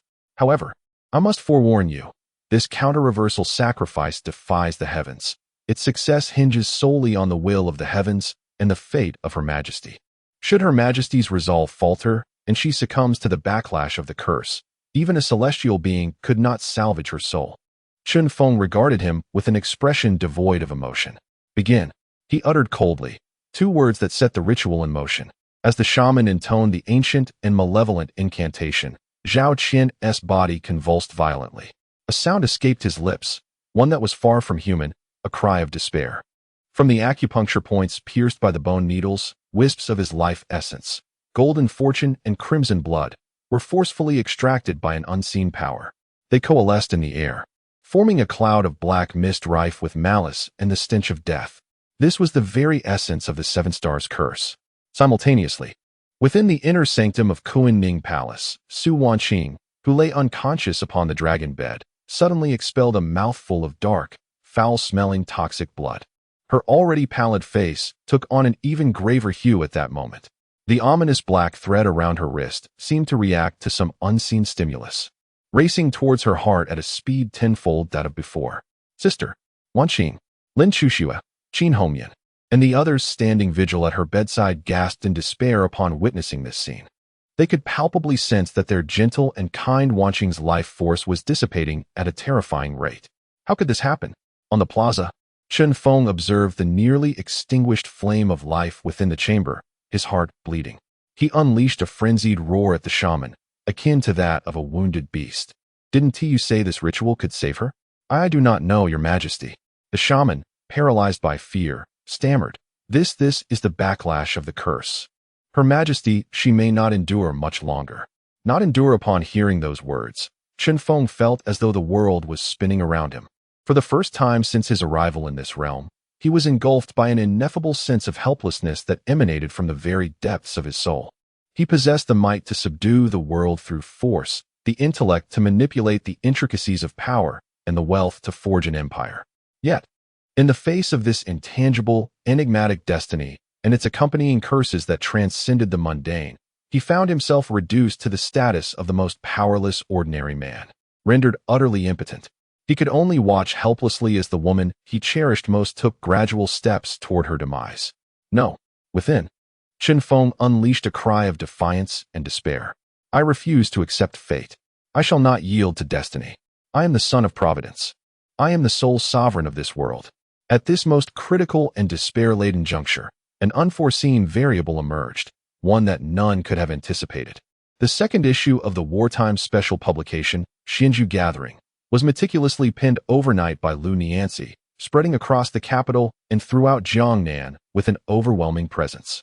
This special edition contained no content related to commerce or frivolous pursuits. Instead, it featured a poignant, tear-jerking essay titled I Weep and Pray for Our Benevolent Empress, Queen Su Wanqing. The article vividly recounted how their compassionate and filial empress tirelessly labored day and night for the sake of state affairs, selflessly exhausting her own vitality to pray for the well-being of her husband and the common folk. She fasted and bathed at the altar of heaven, kneeling for 9 days and ultimately succumbing to a grave illness that incurred divine wrath, her life hanging by a thread. This artfully crafted and emotionally charged narrative spread like wildfire the moment it was printed, permeating the entirety of the Huaxia divine martial dynasty. Countless simple folk who had benefited from the grace of Xianju Pavilion, ordinary citizens who had prospered due to the snow-salt policy, and impoverished scholars whose fates had been transformed by the new college entrance examination, all resonated with the news of their benevolent empress, who, like a living bodhisattva, was on the brink of demise in her quest to pray for them. In unison, they undertook a singular action. They set down their work, stepped out of their homes, and surged into the streets, converging upon every local city god temple and earth god shrine. They even knelt before their ancestral tablets at home.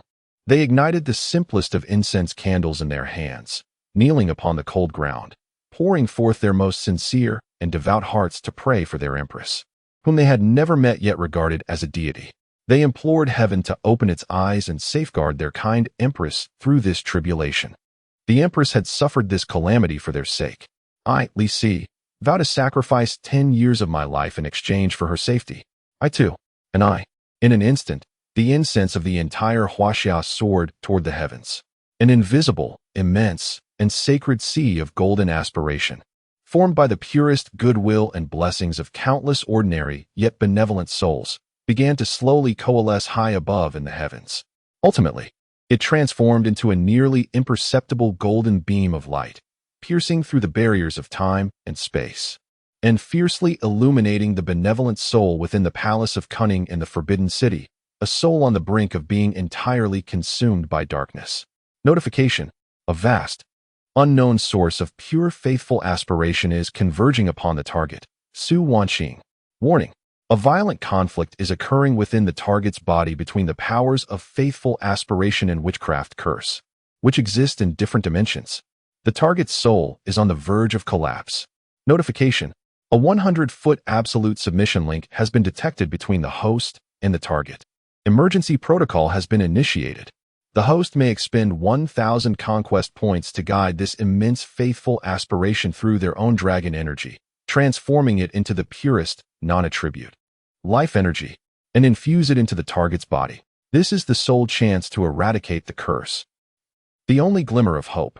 Chapter 136. The Dragon's Lament and the Phoenix's Rebirth. The Sole Hope. As the cold yet hopeful chime of the system resonated within Chun Feng's mind, a flicker of brilliance ignited in his blood-red eyes, which had previously succumbed to boundless darkness and despair. The system, he bellowed internally, a voice of undeniable fervor and desperation. Exchange. Now. Immediately. Regardless of how many conquest points it required or what sacrifices it demanded. I demand my queen to live again. Ding. Command confirmed. Consuming 1,000 conquest points. Ding. Conquest points confirmed. Please, host, immediately expel your essence of the dragon, to serve as the guiding and transformative core of divine power. The essence of the dragon. Chun Feng gazed upon Su Wanqing, whose breath had dwindled to a mere whisper, her beauty fading into an icy pallor. A profound tenderness and determination flickered in his eyes. Without a moment's hesitation, he bit his tongue, drawing forth his most precious royal blood, infused with golden dragon essence, and forcefully sprayed it onto Su Wanqing's already cold lips. A resounding roar, reminiscent of ancient epics and imbued with supreme majesty, echoed throughout the Forbidden City. The golden dragon essence, upon contact with Su Wanqing, transformed into a small golden dragon, no larger than an arm, yet vividly detailed with glimmering scales, formidable claws, and delicate whiskers. It affectionately nuzzled her frigid cheek with its regal head before soaring into the heavens like a streak of golden lightning, unhesitatingly piercing through the immense sacred column of collective will descending from the ninth heaven. Boom. As the small golden dragon, emblematic of the Emperor's dragon essence, collided with the pure and holy golden light representing the benevolent will of the people and the sinister black death energy symbolizing witchcraft curses. The air above Kuan-Ning Palace seemed to tear asunder. The very fabric of space twisted, like collapsed. The golden benevolence and the black death energy clashed like two irreconcilable armies of gods and demons, waging a fierce and deadly battle within the fragile sea of Su Wanqing's soul. Meanwhile, the five-clawed golden dragon, born of his essence, became the sole arbiter and harmonizer of this divine conflict. With an unparalleled blend of dominance and gentleness, it forcefully subdued the tempestuous faith that could shatter any mortal soul. It purged the malicious witchcraft curses that threatened to wither all vitality. Then, it ignited its golden royal blood in a near-sacrificial act, forcefully merging, purifying, and transforming these two opposing powers into one. Ultimately, they were transformed into the most pure, sacred, and immense attribute-less chaotic life energy. As this colossal life force, akin to a celestial river surging forth, began to gently flow into Su Wanqing's body, which resembled a riverbed on the brink of desiccation, a true miracle unfolded. Her previously pallid and bloodless visage began to regain a visible blush, becoming vibrant and full. The once cold and rigid frailty of her form began to radiate warmth and supple vitality anew. The ominous and grotesque black thread of fate, which had spread to her chest, withered away upon contact with this sacred life energy, as if snow were meeting the most scorching sun. A chilling, piercing shriek echoed, reminiscent of a malevolent spirit, before it vanished into thin air, utterly purified. Moreover, the immense life energy did not cease its benevolent work after healing her. Instead, it commenced a profound metamorphosis, refining her mortal body. Her skin became more exquisite than the finest mutton fat jade, delicate and smooth. Her veins transformed, becoming purer and more transparent than the clearest mountain spring. Her soul, nourished by the vast collective will of the people, emanated a faint yet profoundly sacred golden halo. Imbued with the compassion of a divine maternal figure, she was no longer an ordinary mortal woman. Through adversity, she had found fortune. After undergoing this life and death resurrection, she had acquired a fragment of divinity. She became the true mother of the nation, revered by the people and blessed by the fortune of humanity. At last, when the final vestige of dragon energy had burned away, and the resplendent golden pillars of light began to dissipate, Su Wanqing, lying in bed, fluttered her long eyelashes, reminiscent of butterfly wings. Slowly, she opened her gentle, beautiful eyes, akin to tranquil autumn waters. "Husband?" A call, imbued with weakness and confusion, resonated like the most exquisite celestial melody, instantly salvaging Chun Feng's world, which had been on the brink of collapse. Wanqing. He could no longer contain the overwhelming joy of having regained what he had lost. He rushed forward, enveloping his beloved in a tight embrace. Yet, having exhausted the most precious life force of an emperor, he found himself unable to sustain his already depleted body. Darkness enveloped him as he fainted, cradling the soft and fragrant form in his arms amidst the chaos of the ruins. Before losing consciousness entirely, he gazed upon the enchanting beauty in his embrace, who, although still somewhat frail, was safe and even radiated a more profound sanctity than before. A weary yet blissful smile graced his face. He understood that through a gamble of sacrifice, he had ultimately reclaimed the most precious treasure of his life. Chapter 137, The Wrath of the Dragon King. Blood for blood. When Qin Feng opened his eyes again from a slumber steeped in darkness and fatigue, he was met with an unforgettable visage, one that radiated boundless tenderness and love. It was Su Wanqing. "My husband, you are awake," she said, gazing at him. Her autumn-like eyes, usually gentle as flowing water, were now brimming with scalding tears of concern. She extended her delicate hand, now restored to warmth and vitality, and tenderly caressed Chun Feng's slightly pallid face, a result of his depleting his life force. "It is all my fault. I have caused you such distress." Her voice trembled with a hint of hoarseness and remorse, as if she had narrowly escaped from calamity. As Qin Feng beheld his beloved wife, now more radiant and angelic than ever, his heart, which had been suspended in anxiety, finally found solace. He smiled, a smile filled with relief yet tinged with exhaustion. Without uttering a word, he reached out and embraced her, along with the other 5 queens, who stood vigil by the bedside, their eyes glistening with unshed tears. Countless words transformed into a single wordless embrace, laden with both trepidation and gratitude. Under the meticulous care of the 6 queens and nourished by the countless treasures sent from the palace, including millennia-old ginseng and 10,000-year snow lotuses, Chun Feng's body, weakened by the depletion of his life force, swiftly regained its vigor. However, those familiar with him could distinctly sense a profound and chilling transformation in their sovereign.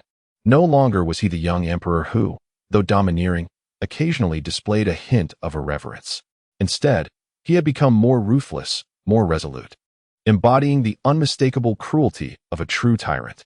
His gaze towards everyone, save for his queens, resembled that of a man observing mere ants, disposable and insignificant.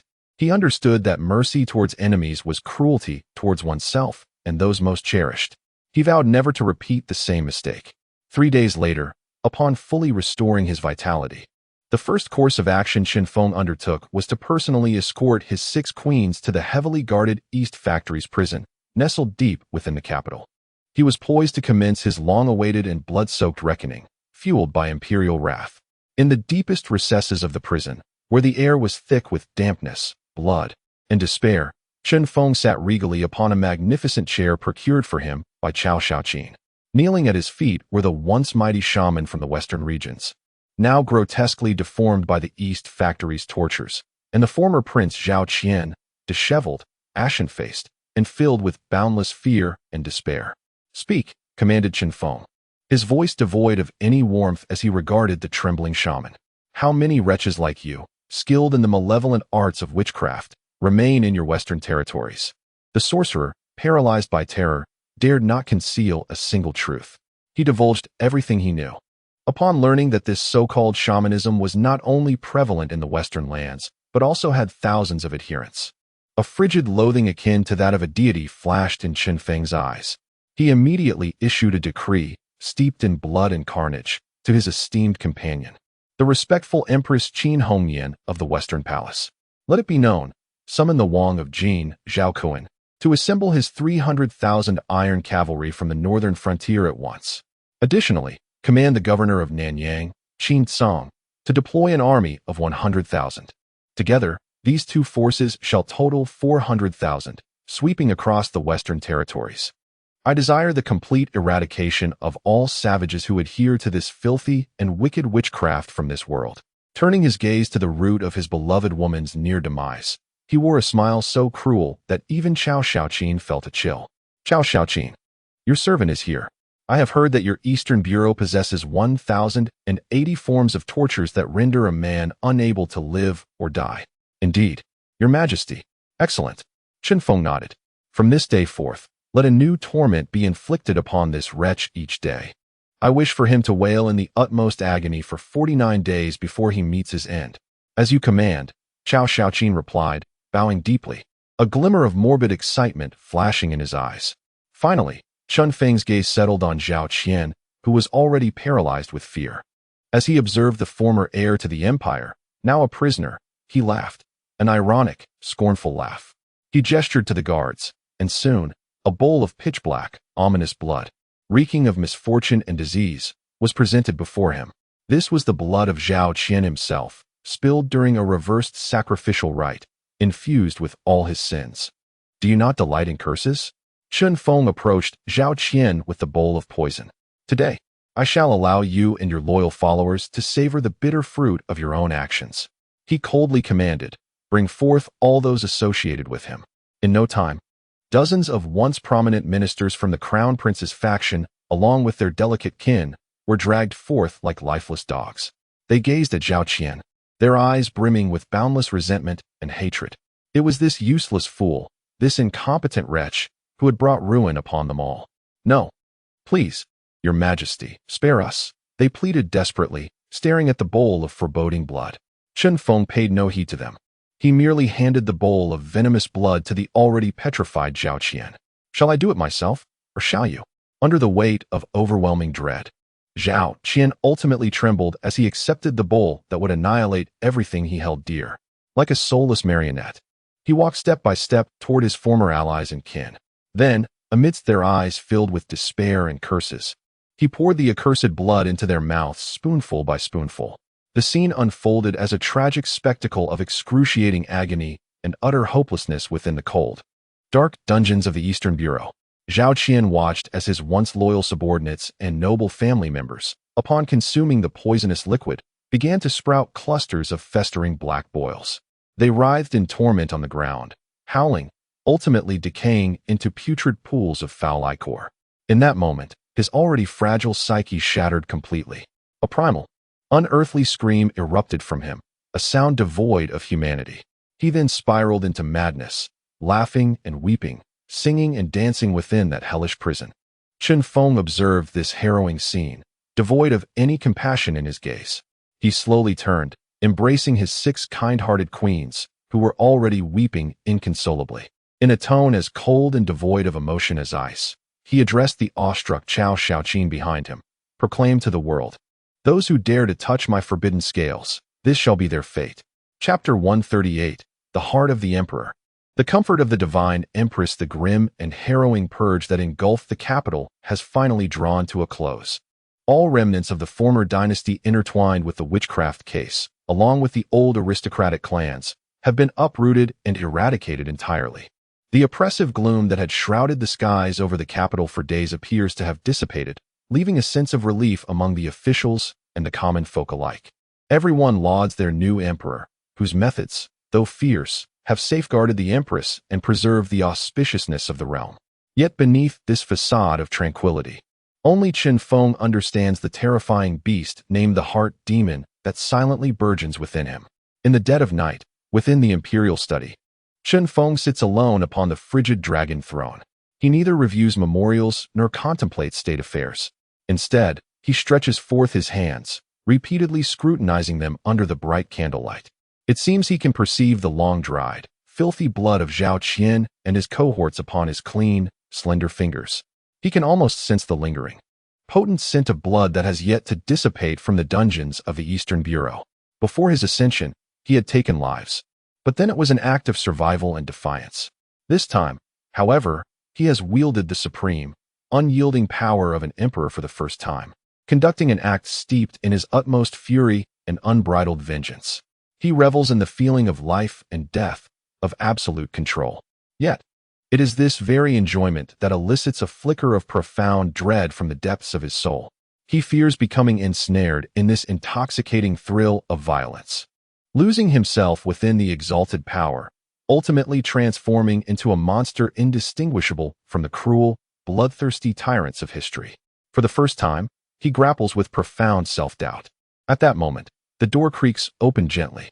A stunning figure clad in a pure white phoenix robe, exuding a faint, sacred golden aura, enters, cradling a steaming bowl of calming soup. It is Su Wanqing. After attaining a hint of divine essence, the connection between her soul and Chen Feng's has deepened.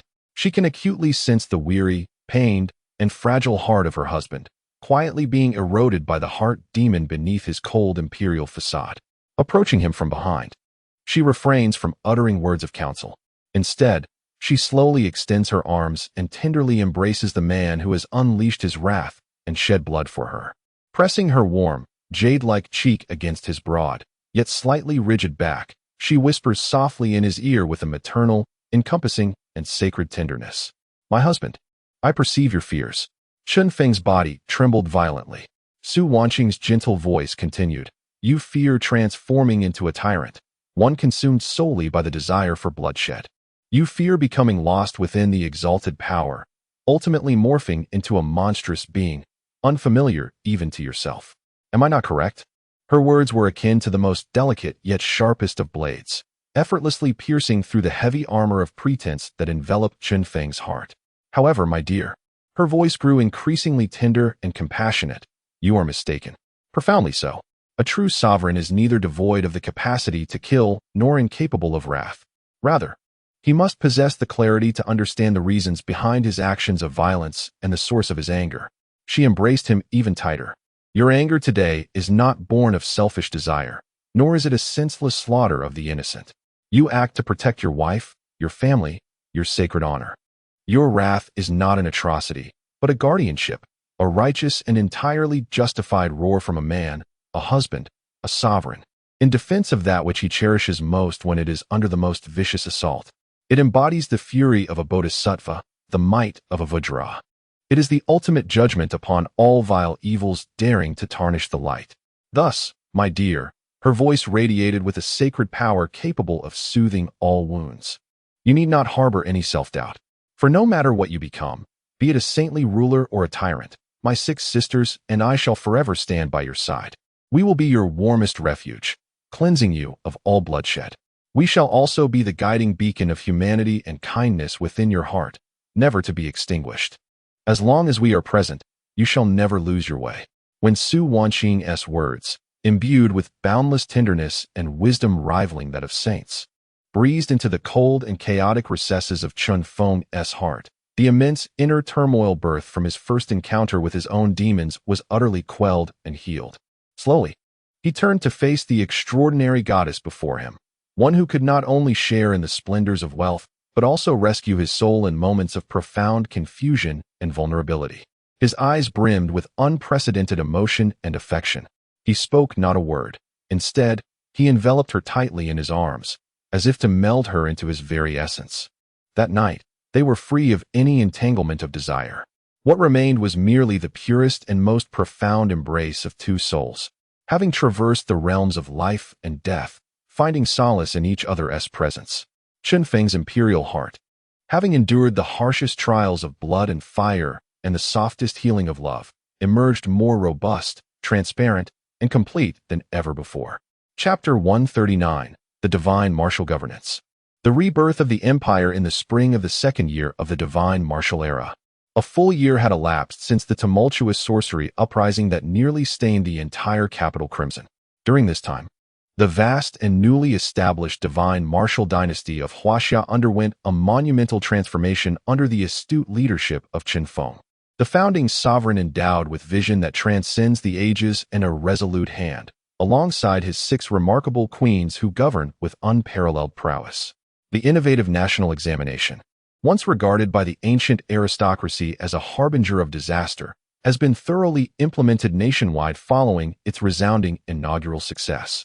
Countless capable and idealistic scholars from humble origins have, through this unprecedentedly equitable examination, continuously ascended into the echelons of governance, invigorating this ancient and colossal empire with the vitality of the purest and most dynamic blood. Moreover, the Jiangnan General Merchants Association, spearheaded by Qin Feng, has transcended its regional confines. It has metamorphosed into a colossal commercial entity monopolizing the most lucrative industries in Huaxia, including salt, iron, silk, tea, porcelain, and maritime trade. The wealth it generates annually not only sustains the empire's ever-expanding military expenditures, but has also filled Chun Feng's personal treasury to a staggering sum that astonishes even him. As for the pivotal Dragon King Island, it has evolved into an industrial marvel revered by every visiting merchant from the western regions and foreign envoy.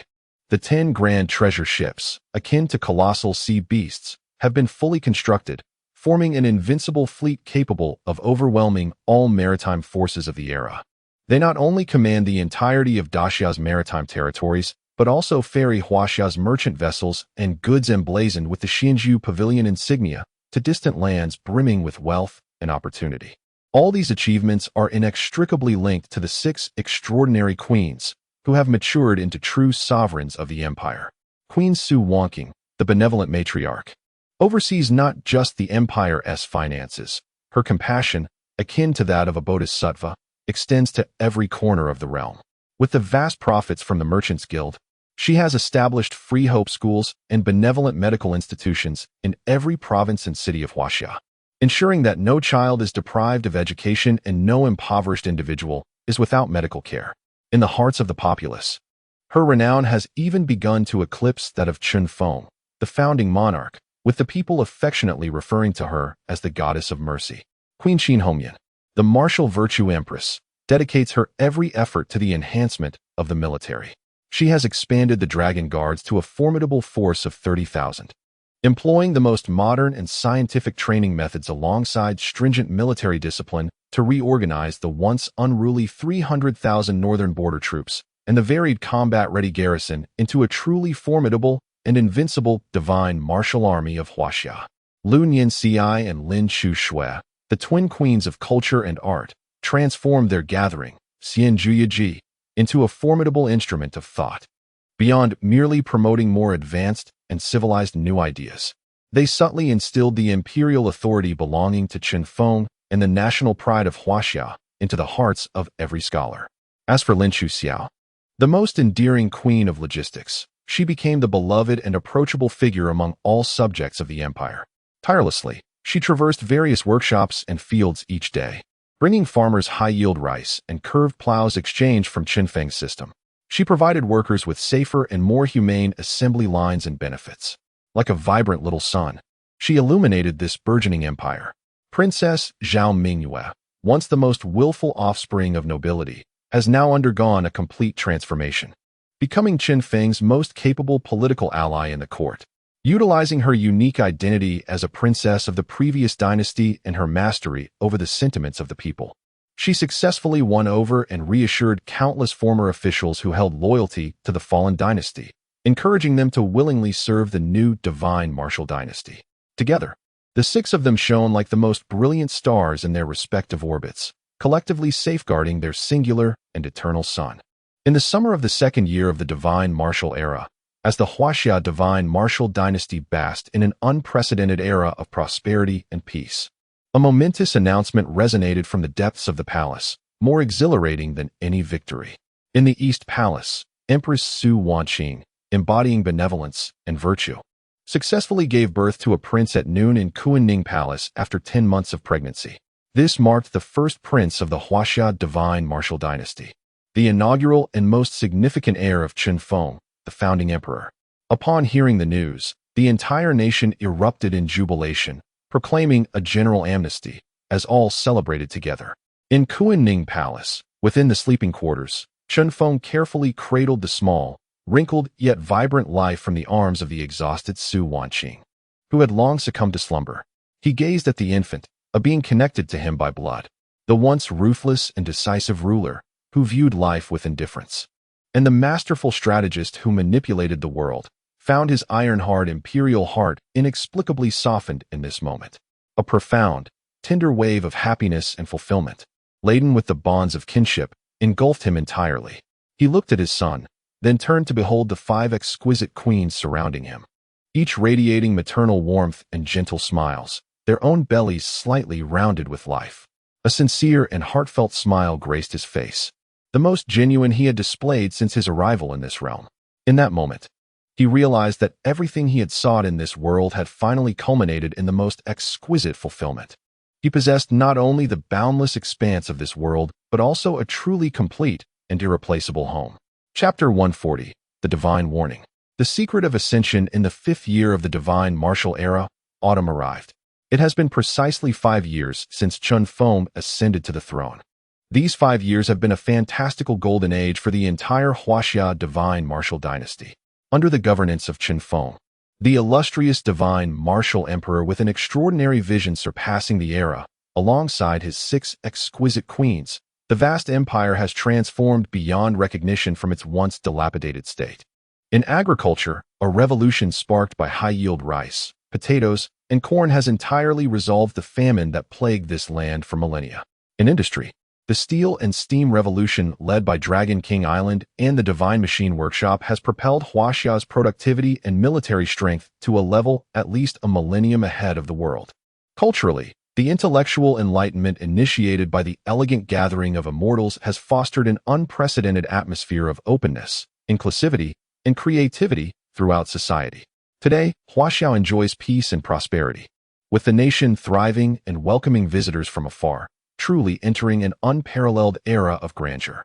Qinfeng himself has embarked on a life he once dared not dream of. He shares a deep bond with his 6 queens, and his offspring have multiplied. His eldest son, Chen Yinan, born of the Empress Su Wanqing, is now 5 years old, wise and benevolent. He has been designated as the crown prince at an early age. Qinfeng feels as if he has become an omnipotent deity in this mortal realm, believing he can eternally savor this tranquil and perfect life.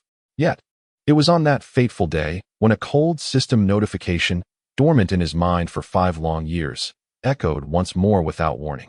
In the quiet of the night, within the imperial study, Qinfeng was indulging in the tender company of both Lu Nianxi and Princess Zhaoyang, one on each side.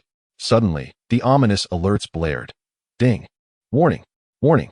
Highest level, red alert.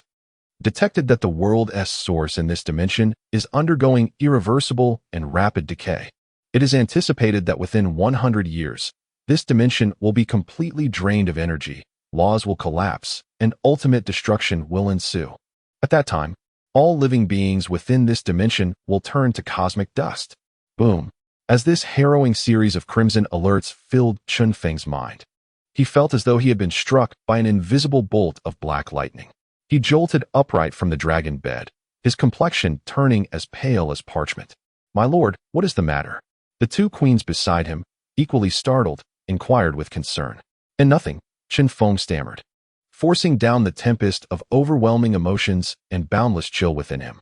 In his heart, he urgently and fearfully questioned the system. System, what is happening? What does it mean for the world's source to decay? What does it mean for the dimension to collapse? Ding.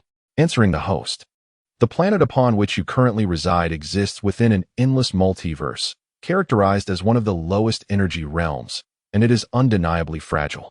Such realms, akin to the mortal body, experience the cycle of life, aging, illness, and death. Alas, this realm's time is nearly at an end, as its core essence inexorably approaches demise. Is there a remedy? Chun Feng's voice trembled with trepidation. Ding. There exists but one solution: ascension. Before this realm faces total annihilation, the host must exhaust the entire might of the empire to seek out and construct the fabled vessel, the only means to traverse the dark and frigid seas of dimensions, enabling superluminal cosmic travel, the celestial ascension arc. This arc shall carry your most essential and cherished spark, allowing ascension to a realm replete with boundless higher spiritual energy and the more merciless laws of cultivation, a higher dimensional world of cultivation. The system has issued its ultimate and sole mandatory main quest, the Arc of Ascension. Quest duration, 10 years. Quest requirements, within 10 years. Construct at least one vessel capable of sustaining the lives of 10,000 individuals. Quest success. The host will gain the right to lead 10,000 core subjects to ascend to the new world. Quest failure. The system refrains from detailing the consequences of failure. Yet Chun Feng comprehended all too well that it would mean perishing alongside this world on the brink of oblivion. 3 days later, within the deepest recesses of Dragon King Island's most heavily guarded underground military base, Chun Feng convened all 6 of his queens and his most trusted civil and military officials, including Qin Song, Zhao Kuan, and Chao Xiaoqin, to conduct a high-level emergency meeting that would determine the fate of the entire Huaxia divine martial dynasty. He withheld nothing, revealing the impending apocalypse and the ascension plan to his most trusted core team. After absorbing this tale, which was nothing short of fantastical and steeped in destruction and despair, a profound silence enveloped the room, punctuated by overwhelming shock. After a lengthy pause, Su Wanqing was the first to rise. She approached Chun Feng, grasping his hand. Her eyes devoid of fear, filled instead with unwavering tenderness and trust. "My husband, whether we face the mountain of blades or plunge into the sea of fire, whether we remain in this world on the verge of annihilation or venture into that unknown, peril-laden new world, my sisters and I shall remain steadfast together." Indeed, Qin Hongyan also rose, her eyes ablaze with fervent battle spirit. Is it not merely a change of locale to reclaim a new dominion? What is there to fear? Absolutely. Zhao Kuan laughed heartily. To witness that legendary world of cultivation and engage in a contest of strength with true immortals. This life of mine shall be fulfilled. Good. Let us fight. Only death remains. Each and every one of them exhibited not a trace of retreat or fear. Their unwavering trust and admiration for Chun Feng had permeated their very essence. They believed that as long as they followed this man, even in the face of apocalyptic despair, they could carve out a path through bloodshed. Gazing upon the faces before him, filled with trust and courage, Chun Feng felt his heart, which had grown somewhat cold due to the looming crisis, surge with an overwhelming warmth. Slowly, he rose to his feet and walked to the center of the conference hall. Standing upon a platform crafted from immense black mystic iron, with a sweeping gesture of his sleeve, a notification chimed. Ding. Consumed 500 conquest points. Exchange for the complete design blueprint of the elementary ascension vessel, human race standard. Buzz. A golden light, composed of countless intricate, three-dimensional images imbued with a sense of both science fiction and mystique, was projected from the platform.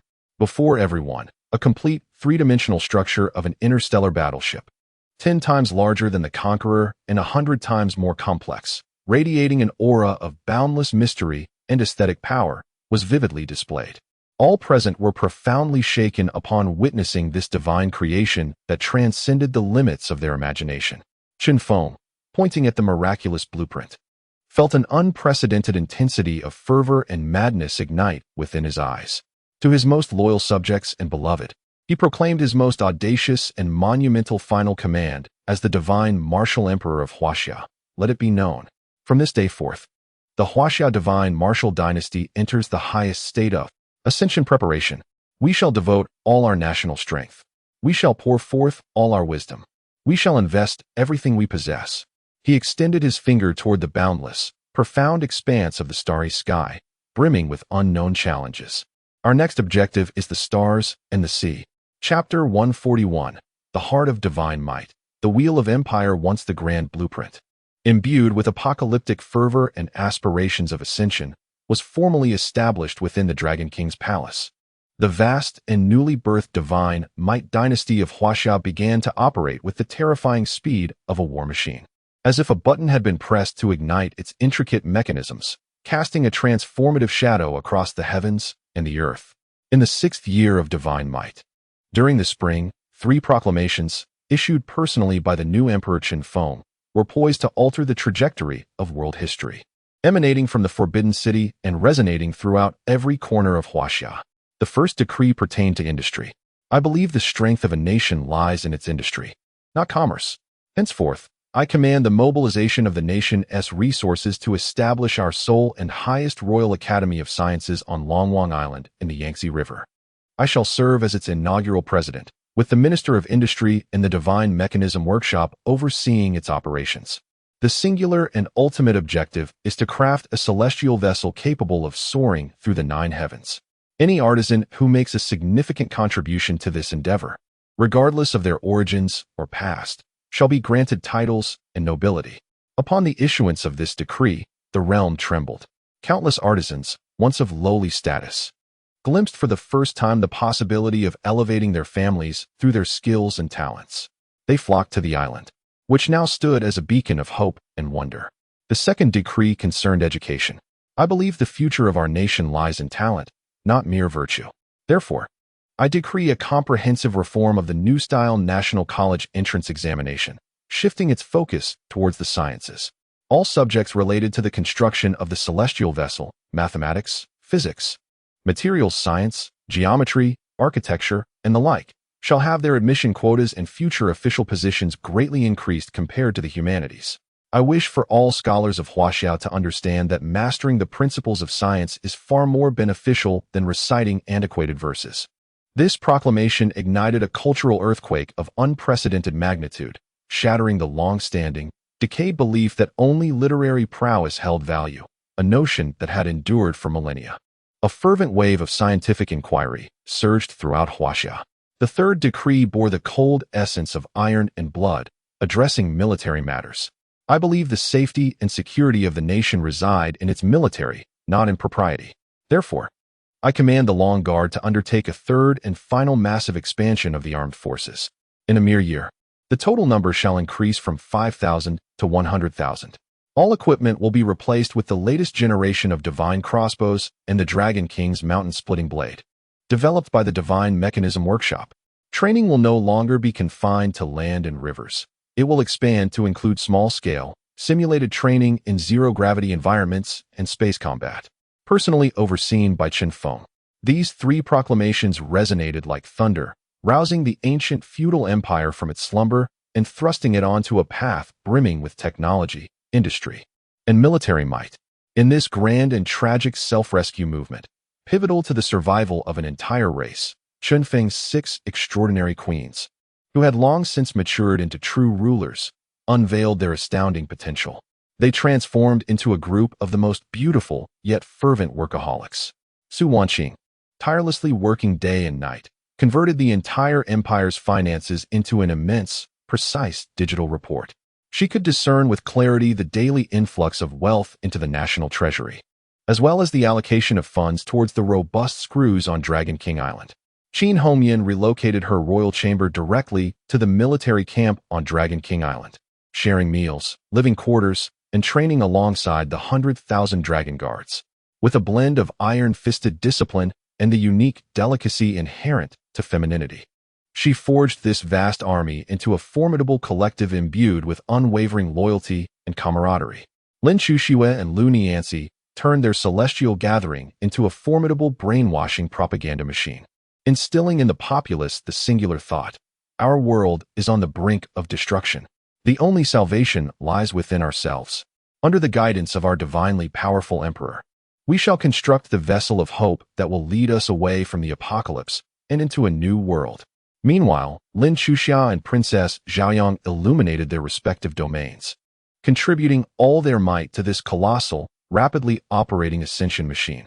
In the 9th year of the divine martial era, autumn arrived.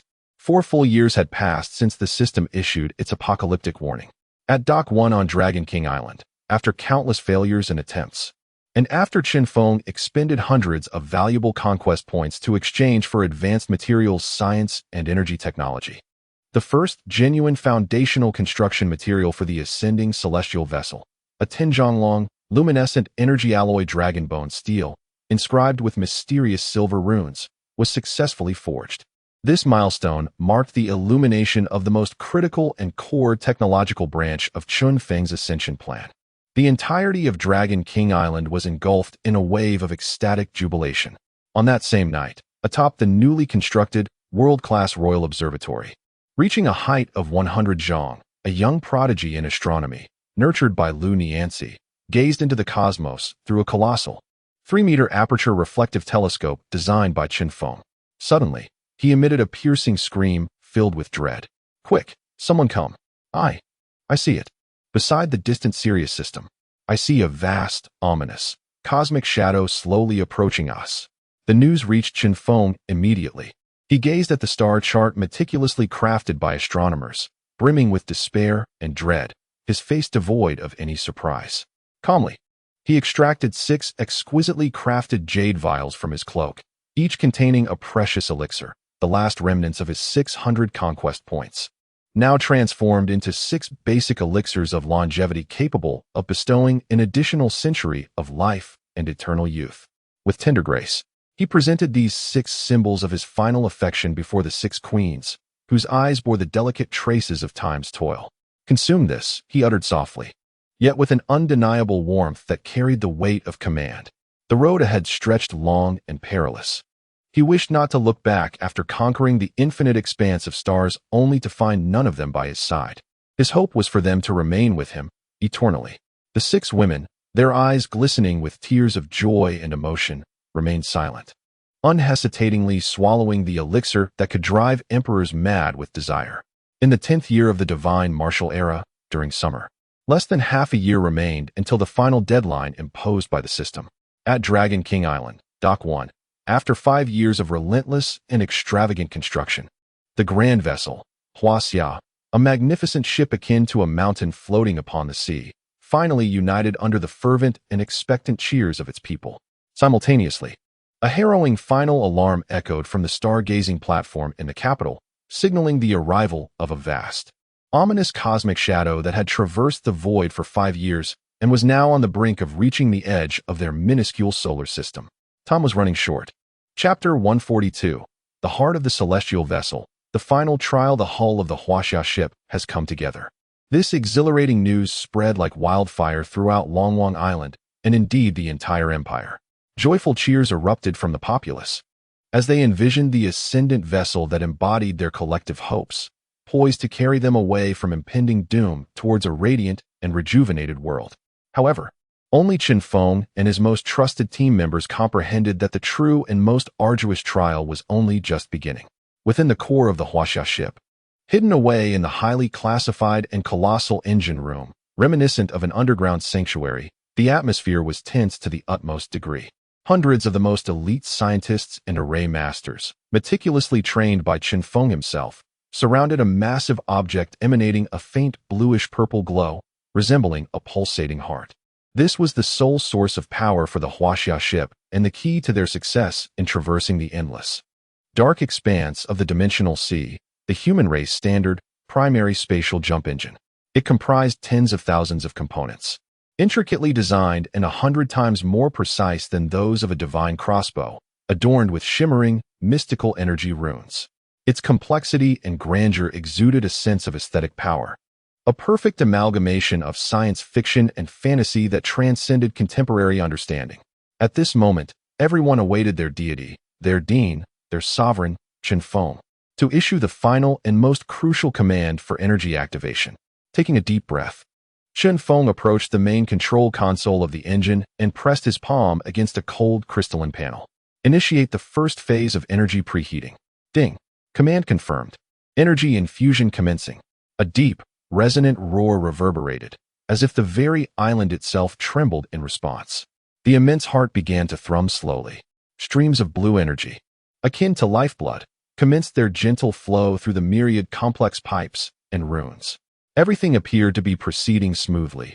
Excitement and anticipation illuminated the faces of all present. However, as the energy infusion reached the critical threshold of 30%, a sudden change occurred. Alarm! Alarm! A shrill, piercing alarm echoed throughout the engine room. The main control console illuminated with a blood-red light, signaling imminent peril. What was happening? A chill ran through Chen Feng's heart. A chief scientist, responsible for monitoring the core energy metrics, scrambled toward him, panic etched across his face as if the end of the world had arrived. Your Majesty, it's not good. His voice trembled. The core of the engine, the void crystal serving as the energy conversion center. It cannot withstand the overwhelming energy surge. A minuscule crack has formed within it. What? Upon hearing those words, the countenance of every individual present turned as pale as a sheet. They understood better than anyone else the implications of this minuscule crack. It signified that the heart they had fought for tirelessly over 9 long years had, in theory, declared its demise. It meant that their dream of imminent ascension, so tantalizingly close, was utterly shattered in this final moment. A chilling, dark cloud of despair enveloped the hearts of all, as they resigned themselves to the thought of impending failure, awaiting the cataclysmic judgment a century hence. Chen Feng suddenly made an unexpectedly audacious decision. He recalled a deeply concealed ultimate hint regarding soul linkage that the system had provided him upon first activating the dual cultivation mode. When a host achieves a perfect 100 compatibility in soul linkage with multiple partners, the host may temporarily merge the soul essences of all partners, forming a transient yet immensely powerful entity endowed with the ability to create a pantheon of deities. He gazed at the void crystal before him, which had begun to exhibit signs of energy leakage, and a flicker of mad, resolute hope ignited in his eyes. He would wager everything on this final chance. Half an hour later, within the vast, frigid engine room, only Chen Feng remained alongside his 6 companions, who were already aware of everything yet displayed no trace of fear. Only absolute trust and unwavering resolve. Have you all made your decisions? Chen Feng rasped, looking at them. This is a true gamble. If we win, we shall ascend together to behold the vastness of the cosmos. But if we lose, we shall perish in an instant, our souls obliterated. My husband. Su Wanqing stepped forward to adjust his slightly disheveled collar, her face adorned with the gentlest yet most resolute smile. To live alongside you is a joy. To die alongside you is our greatest happiness. Indeed, in life and death, we shall remain inseparable. The remaining 5 echoed in unison, their eyes reflecting unwavering determination. Excellent. Chen Feng beamed at them, his laughter resonating with grandeur. Then let us, the 7 of us, use our souls to mend the heavens. Let us undertake this act defying fate. He approached the colossal void crystal, extending his hand towards his queens. Come forth, my queens. Entrust everything to me without reservation.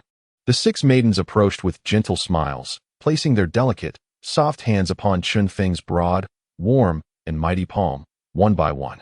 Subsequently, the 7 of them clasped hands, forming a circle, and simultaneously closed their eyes, preparing to embark on the final soul sacrifice infusion, fraught with uncertainty and peril.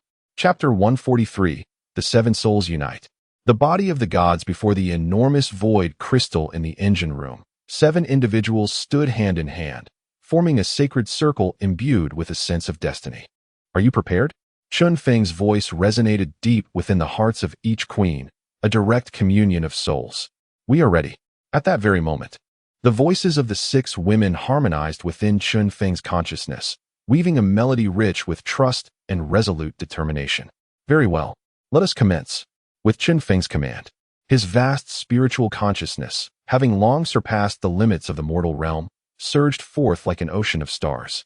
A powerful, intangible force erupted from him, one capable of commanding the world's submission. This energy flowed through their tightly clasped hands, akin to golden, warm streams gently cascading into the spiritual realms of his six beloveds, who had laid bare their souls to him. This was the deepest connection of souls.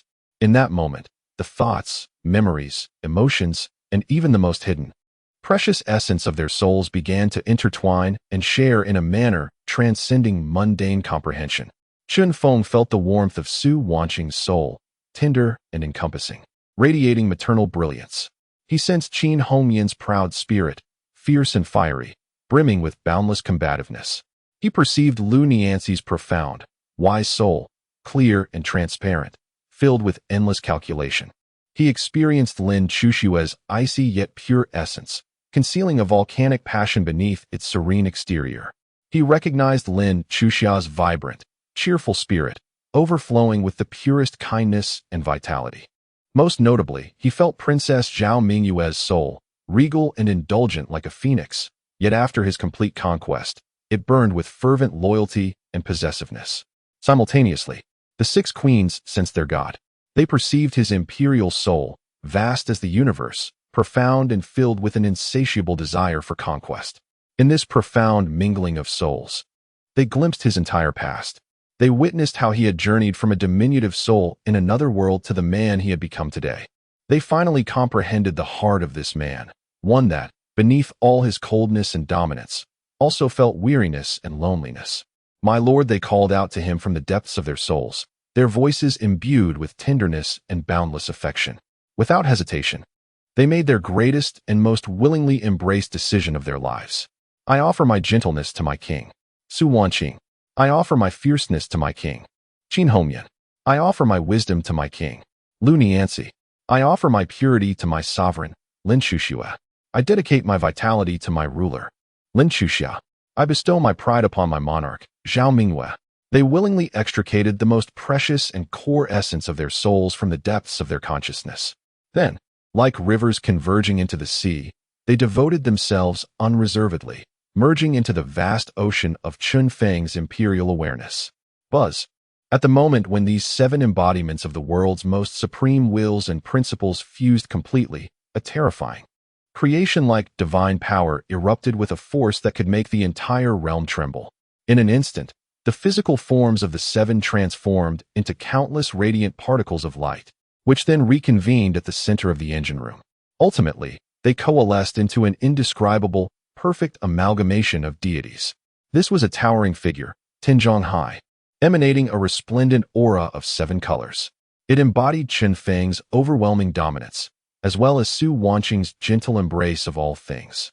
It contained Qin Hongyan's fierce intensity that incinerates all, alongside Lu Nianxi's wisdom that perceives the future. It was the unity of 7, the convergence of divinities. It possessed the supreme might akin to that of a true creator deity. The newly born amalgamation of deities slowly opened its eyes. What kind of eyes were those? They seemed to encompass the birth and demise of stars throughout the universe, as well as the cycles of all existence. It merely cast a calm glance at the crystal of void, which was still fracturing. Then, it gradually extended its enormous hand, composed of 7 colored light, and with an unmatched, unequivocal grace, it directly melded into the already crumbling core of the crystal. ZZZZ. A terrifying energy storm, filled with both destruction and creation, instantly surged through the entire engine room. The amalgamation of deities was ablaze. It burned with the essence formed from the fusion of 7 souls. With its most powerful and precious creative force, it endeavored to forcibly mend the irreparably lethal fissure in the laws. This was a grand and sacred act of self-sacrifice to repair the heavens. In that moment, time seemed to lose all meaning. Indeterminate moments passed, perhaps a heartbeat or perhaps an eternity. Finally, with a sound as crisp and melodious as shattering crystal or the rebirth of a phoenix, the menacing and fatal crack upon the void crystal was truly restored. Moreover, after undergoing this divine power baptism of destruction and rebirth, it became even more resilient, purer, and stronger than before. Buzz. At that moment, The entire spatial jump engine erupted in an unprecedented display of brilliant, stable, azure light, reminiscent of a newly born universe. It had succeeded. It possessed a perfect and powerful heart of the celestial vessel. The colossal assemblage of deities, having accomplished this creation akin to the dawn of the universe, began to lose its resplendent seven-colored radiance as it exhausted the last vestiges of its power. Ultimately, it transformed into seven feeble, weary, and nearly transparent ethereal manifestations, gently descending from the heavens. They seamlessly reintegrated into the seven perfect bodies that had long since collapsed to the ground. They had triumphed, employing their very souls and wills to forge a miraculous phenomenon capable of defying fate. Yet, this monumental achievement came at an immense cost, one that rendered them nearly extinguished. Could they awaken once more? Would they manage to steer this vessel, which bore the hopes of all, towards the uncharted cosmos before the impending doom? No one knows. Chapter 144. The 10-Year Pact. Before the end time flowed in a silent vigil. Days turned into months, and before long, 3 months had passed. Within the heavily fortified underground engine room of Dragon King Island, Chen Feng and his 6 exquisite queens lay undisturbed upon 7 jade beds crafted from a millennium-old cold jade. They remained ensconced in the depths of a profound soul slumber, showing no signs of awakening. Yet, the vast and powerful Huaxia Divine Martial Empire, a meticulously engineered and efficient state apparatus built by Chen Feng himself, did not descend into chaos or stagnation due to the absence of its emperor. For Chen Feng had already infused this empire with the most potent and unshakable spirit, namely, its systems and beliefs. In the capital, a temporary regency cabinet composed of the Prince Zhao Qian, who had been reinstated and appointed as the regent prince, and the Duke Zhao Kun, secretly recalled from the Northern Front to oversee the capital's defenses, efficiently managed the daily affairs of the court, having long been devoted to Chen Feng. In the south, the Southern Merchants Association, led by Lu Wanjin and Lu Mingxian, continued to provide an unceasing stream of substantial financial support for the Ascension Plan. Meanwhile, atop Dragon King Island, the thousands of artisans and citizens, fervently devoted to their King Chen Feng, were inspired by a sense of solemnity and mission, igniting an unprecedented fervor for construction. They aspired to present this ark of salvation, embodying the hopes of all, in its most perfect form before their king awakened. At last, 3 more months passed. In the 10th year of Divine Martial, winter arrived. Only 3 months remained until the deadline set by the system. At Dock 1 on Dragon King Island, the colossal Huaxiao Ascension vessel, resembling a black steel mountain floating upon the sea, had its final cable untethered. Its last armor was affixed, and all 300 of its third-generation divine ballistae, glimmering with a cold light, were fully loaded. This creation, the culmination of a decade's worth of effort from the entire empire, the greatest and most audacious artifact in the annals of human civilization, at that moment, presented itself in its most flawless and awe-inspiring form to all. With a hum, as the Huaxiao vessel reached completion, its heart, the void crystal engine, restored and enhanced to an epic degree, seemed to resonate mysteriously with the massive hull. It emitted a deep, sonorous roar, one that could make the entire world rejoice. A vast, pure energy, imbued with hope and renewal, radiated from it, transforming into 7 warm and resplendent golden beams of light that precisely illuminated the 7 bodies that had been in slumber for half a year. Within the confines of the engine chamber, as Chen Feng and his 6 queens were infused with this immense surge of nascent power, their souls, which had been on the verge of withering like a candle flickering in the wind, were rejuvenated as if parched seedlings had encountered the most nourishing rain. They began to be restored, nourished, and activated at an astonishing pace. Finally, under the rapturous gaze of the remaining dragon guards, filled with tears of joy, the 7 figures lying on the jade bed felt their long eyelashes quiver almost in unison. Gradually, they opened their eyes. We. Su Wanqing was the first to rise, gazing at her hands with a hint of bewilderment. To her delight, she discovered that she and her sisters had undergone a profound transformation, as if they had shed their former selves entirely. Their souls, after experiencing the sacred baptism of the divine convergence, had become stronger, purer, and more attuned than ever before. Between the 7 of them, words were no longer necessary. A mere glance sufficed to convey their innermost thoughts. They had truly achieved a communion of souls, a harmonious unity. We have succeeded. Chen Feng slowly stood up, feeling an unprecedented surge of power within him, a confident smile breaking across his face.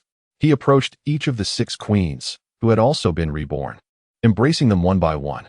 Together, they stepped out of the engine chamber, where they had spent a full 6 months, and ascended to the highest and most magnificent bridge of the Huaxiao vessel, poised for departure. They gazed down at the countless fervent subjects below, who were bowing in frenzied reverence. Then, they lifted their eyes to the distant, profound, and frigid cosmos. There, the ominous cosmic shadow representing the apocalypse was no longer a mere indistinct silhouette.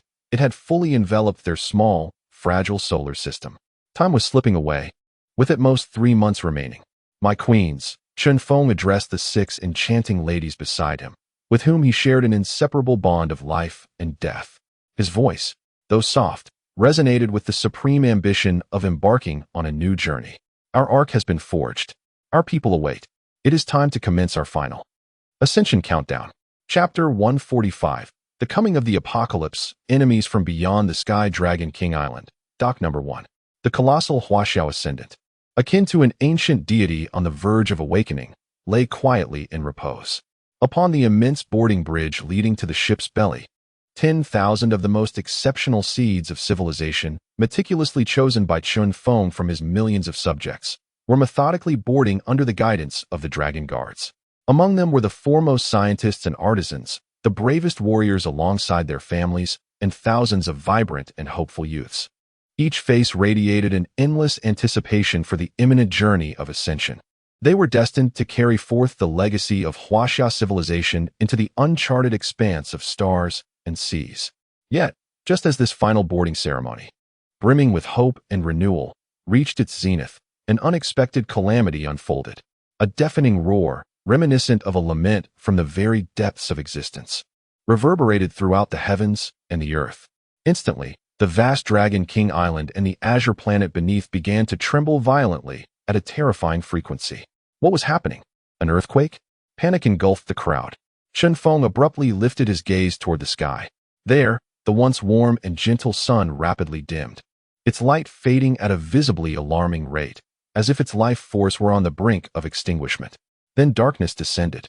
No, it was not mere darkness, but an onslaught of meteors, both large and small, ablaze with destructive flames. They rained down upon the beleaguered planet like a cataclysmic storm of despair, emerging from the cold, shadowy depths of the universe. The apocalypse. The apocalypse had truly arrived. All were paralyzed with terror, their faces ashen, collapsing to the ground before the dreadful spectacle that seemed a divine retribution. However, Chen Feng's gaze pierced through the fiery rain of meteors, seeking the distant, ominous shadow that had enveloped the entire solar system. In that moment, it revealed its true, ghastly visage, shedding all disguise before this insignificant world it intended to consume. This was no natural disaster. It was a fleet comprised of thousands of grotesque, living battleships, their forms constructed of an unknown black shell glistening with a metallic sheen and interwoven with sinew and blood, brimming with the most malevolent, primal essence of biotechnological horror. They resembled the alien and insectoid entities of the cosmos. Their numbers were overwhelming, with some vessels larger than the entirety of Dragon King Island itself. They hovered ominously in the starry void, weaving a death net that would instill despair in any civilization. They are the locusts of the cosmos, the scavengers of realms, the apex cosmic predators that subsist by devouring the very essence of worlds. At this moment, this chilling and merciless horde, with billions of multifaceted eyes brimming with avarice and a desire for destruction, fixated their gaze upon Dragon King Island. Their attention was drawn to the Huaxia, the celestial vessel poised to clandestinely transport the last and most exquisite fragment of this realm's world essence to safety. In their eyes, Chen Feng and his people were mere thieves and brigands daring to pilfer the most delectable morsels from their banquet. In the next instant, without warning or hesitation, countless grotesque biological warships, their enormous cannons glistening with slime and sinew, ignited with a devastating green luminescence. Then, tens of thousands of fearsome biological energy beams, capable of effortlessly rending the fabric of space, surged forth like a torrential storm of green death, striking mercilessly at the Huaxia. Still docked, and yet to complete its final energy infusion. Activate the highest level energy shield. Chun Feng bellowed from the bridge, his voice a frenzied roar. With a resonating hum, a colossal, translucent azure energy shield surged upward from the vessel's hull, enveloping the entire ship and dock in a protective embrace. Boom, boom, boom, boom, boom. The green death beams collided violently with the blue shield of hope, unleashing a cacophony of thunderous roars that reverberated as if the heavens themselves were crumbling. The entirety of Dragon King Island trembled violently. Alert! Alert! Energy shield strength has decreased to 70%, 60%, 50%. The shrill alarms blared from the control console, intermingled with Lin Chuxia's anxious reports. Though the Huaxia represented the pinnacle of technology in this mundane realm, the chasm in technological advancement compared to these higher-dimensional cosmic predators remained insurmountable. Just then, the smaller biological warships in the sky opened their underbellies, revealing enormous, gelatinous sacs. Subsequently, thousands of grotesque, oversized insect-like landing crafts, resembling monstrous fleas and cockroaches, descended upon Dragon King Island in a swarm reminiscent of a locust invasion. They disregarded the annihilating energy beams, fearlessly crashing their chitinous bodies against the already faltering energy shield.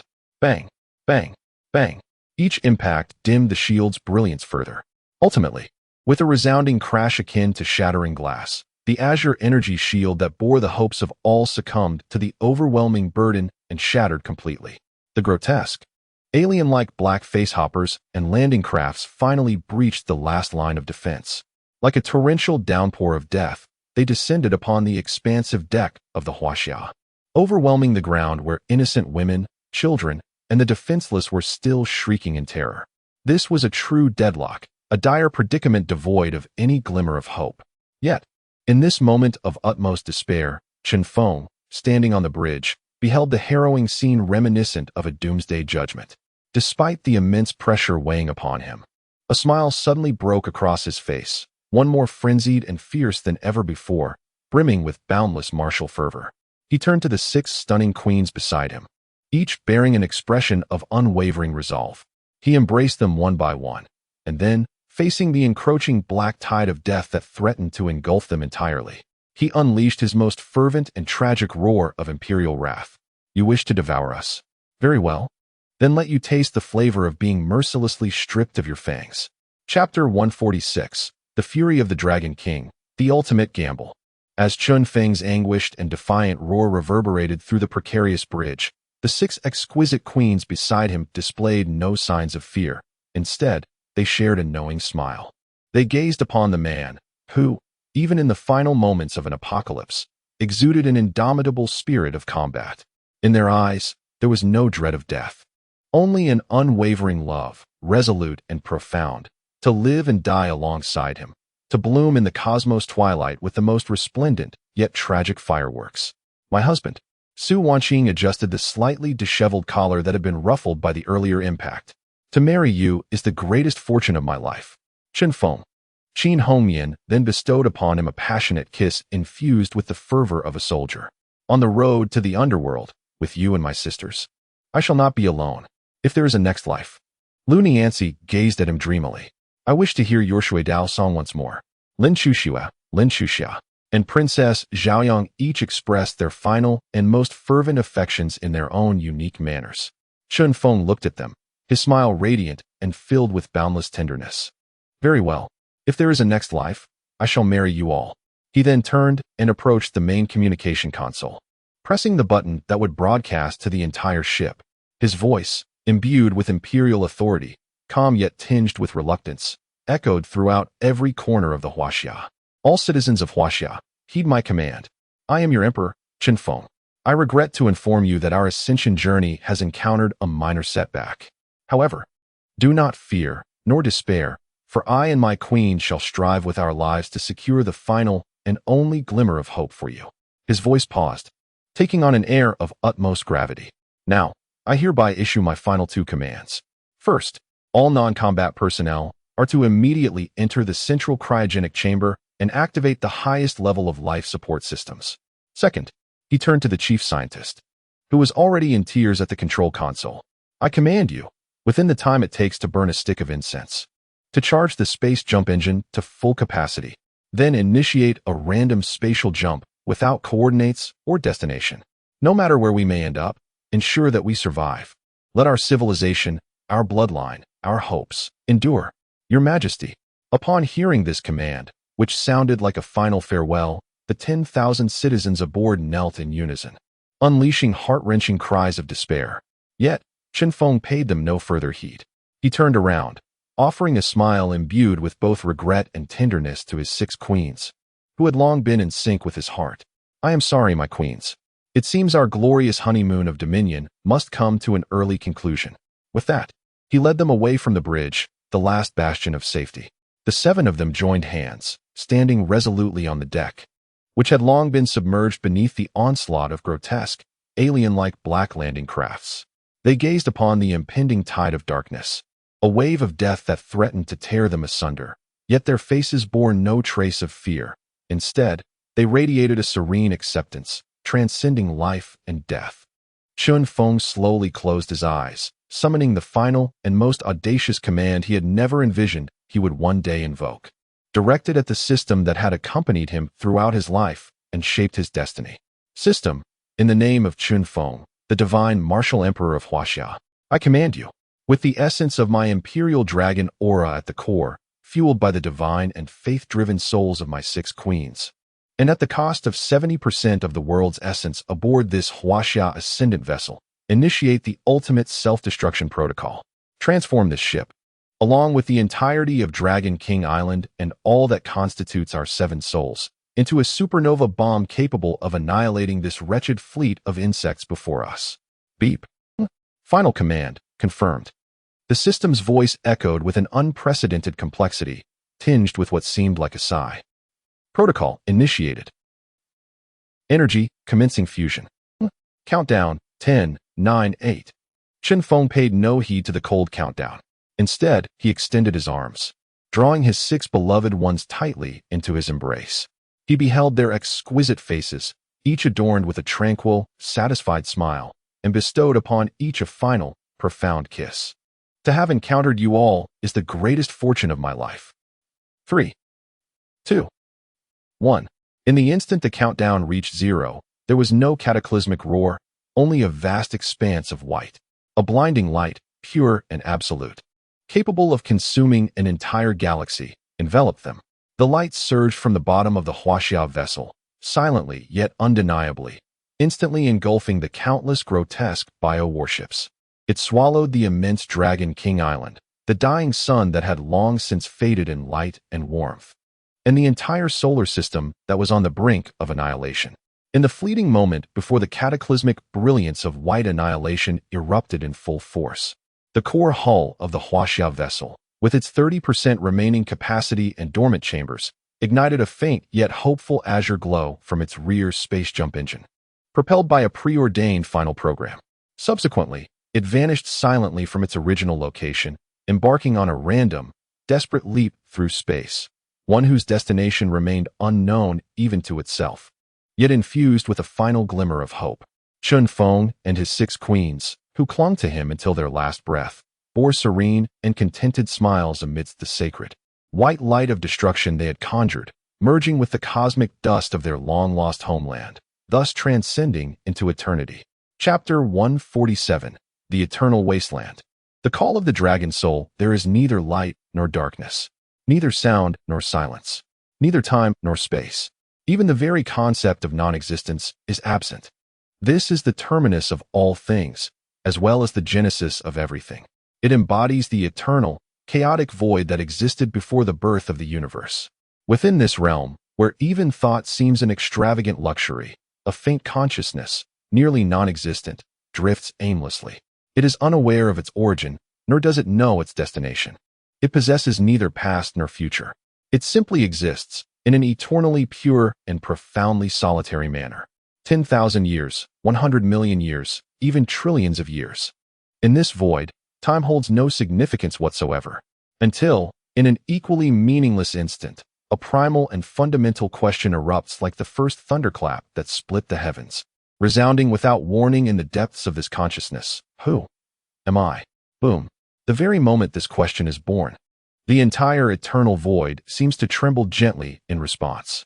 Following this, countless memories, which ought not to exist here, filled with joy, anger, sorrow, happiness, love, hatred, affection, and enmity, surge forth like a torrent unleashed, flooding into this once blank pure consciousness. It is the story of a humble soul named Chen Feng, hailing from a distant azure planet known as Earth. A tale of traversing through an ancient feudal dynasty, evolving from a destitute country boy to a sovereign wielding immense power. It encompasses wars rife with conspiracy and betrayal, bloodshed and slaughter. It narrates love affairs filled with conquest and possession, tenderness and sweetness. Furthermore, it culminates in a poignant tableau, where one chooses to dissolve into dust along with the world to protect all that is cherished, imbued with a sense of endless tragic resolution. At the moment when all memories converge, Chen Feng's consciousness emits a silent roar, laden with insurmountable pain and unyielding regret. He remembers everything: his empire, his people, the grand vessel known as Huaxia, which bore the hopes of all, and his 6 beloved companions, who clung to him until death. Wanqing, Chuxue, Chuxiao, Hongyan, Nianzi, Mingwe, where are you? Where are you? A tidal wave of unprecedented, heart-wrenching longing and profound loneliness inundates his very soul. He must find them, regardless of whether they dwell in heaven or have plummeted into hell, whether they have long since lost their souls or are similarly adrift in this endless void. He is determined to seek them out. This formidable willpower, imbued with love and unwavering obsession, ignited the deepest recesses of his long-dormant soul, akin to the most potent fuel. It rekindled the essence of his being, the core of his identity as both emperor and dragon, the tenacious and resilient dragon aura. A resounding roar, suffused with the majesty of the highest sovereign, reverberated through the absolute void. Before him, the once insubstantial consciousness manifested a faint yet resplendent golden light, which swiftly transformed into a diminutive yet noble 5-clawed golden dragon soul, brimming with indomitable spirit. This dragon was Chen Feng. It represented his sole and final testament of existence amidst this sea of death. The small golden dragon opened its regal, golden eyes, surveying the infinite, despair-inducing darkness surrounding it. Within those eyes resided no trace of fear, only an overwhelming solitude and a profound yearning for its beloved, a longing potent enough to transcend life and death. It parted its lips and, addressing the eternal silence of the void, released its first utterance after awakening, a call imbued with the gentlest, most heartfelt, and commanding essence of a husband and king. Wanqing, Chuxue, Chuxiao, Hongyan, Nianzi, Mingwe, your husband has come to seek you. Return home. Though his call should have been lost in the void devoid of any medium, the profound soul link forged through absolute submission transcended all physical laws. It transformed Chen Feng's longing into invisible yet resilient threads of causality, weaving through the endless dark expanse. 10,000 years, 100,000 years, 1,000,000 years, time passed, so long that even the light of Chen Feng's dragon soul teetered on the brink of obliteration within the boundless solitude. At last, at the farthest reaches of the dark void, a faint, gentle, and responsive lavender glimmer was ignited by his call. Following that, a second cool white point, akin to an iceberg, a third vibrant pink point, reminiscent of the sun, a fourth fierce red point, like a raging fire, a fifth translucent turquoise point, as clear as glass, and a sixth proud golden point, akin to a phoenix, all illuminated in succession. They heard him. They finally heard their king, their husband's heartfelt call that transcended life and death. They had not perished, for their souls awaited their king amidst the void, longing to be reclaimed. As Chen Feng gazed upon those 6 faint yet familiar sparks of soul light, he felt warmth return to his once icy dragon soul. He no longer hesitated. He dragged his weary and tattered dragon soul towards the distant starlight of 6 o'clock, striving forward with unwavering determination. Thus began their journey of soul reunion in this eternal, desolate void. Chapter 148. The 7 souls return to one. The chaos divine embryo in the void. The concept of distance is non-existent. Those 6 points of seemingly nearby starlight are, in truth, separated by an unfathomable expanse, one that would require light billions of years to traverse. Chunfeng's dragon soul, in its solitude and unwavering determination, swam toward the faint lavender glow that was the closest to him. This journey was interminably long and excruciatingly painful. With each inch he advanced, the already feeble light of his dragon soul dimmed further under the relentless force of the void's assimilation. His consciousness began to blur amidst this eternal solitude and depletion. He nearly forgot who he was and the reason for his relentless pursuit. Yet, whenever his will seemed on the brink of being devoured by darkness, the distant 6 points of starlight would flicker in unison. The silent call from the indomitable souls of his beloveds surged through him like the warmest currents, reigniting the flickering flame of his spirit. I cannot give up. They are still waiting for me, he repeated in his heart. With that resolve, he dragged his already battered and nearly transparent dragon soul forth, launching a most tragic yet steadfast charge into the eternal darkness. Time passed, perhaps an era or merely a fleeting moment. At last, when the light of Chunfeng's dragon soul was on the verge of extinguishing completely, he arrived.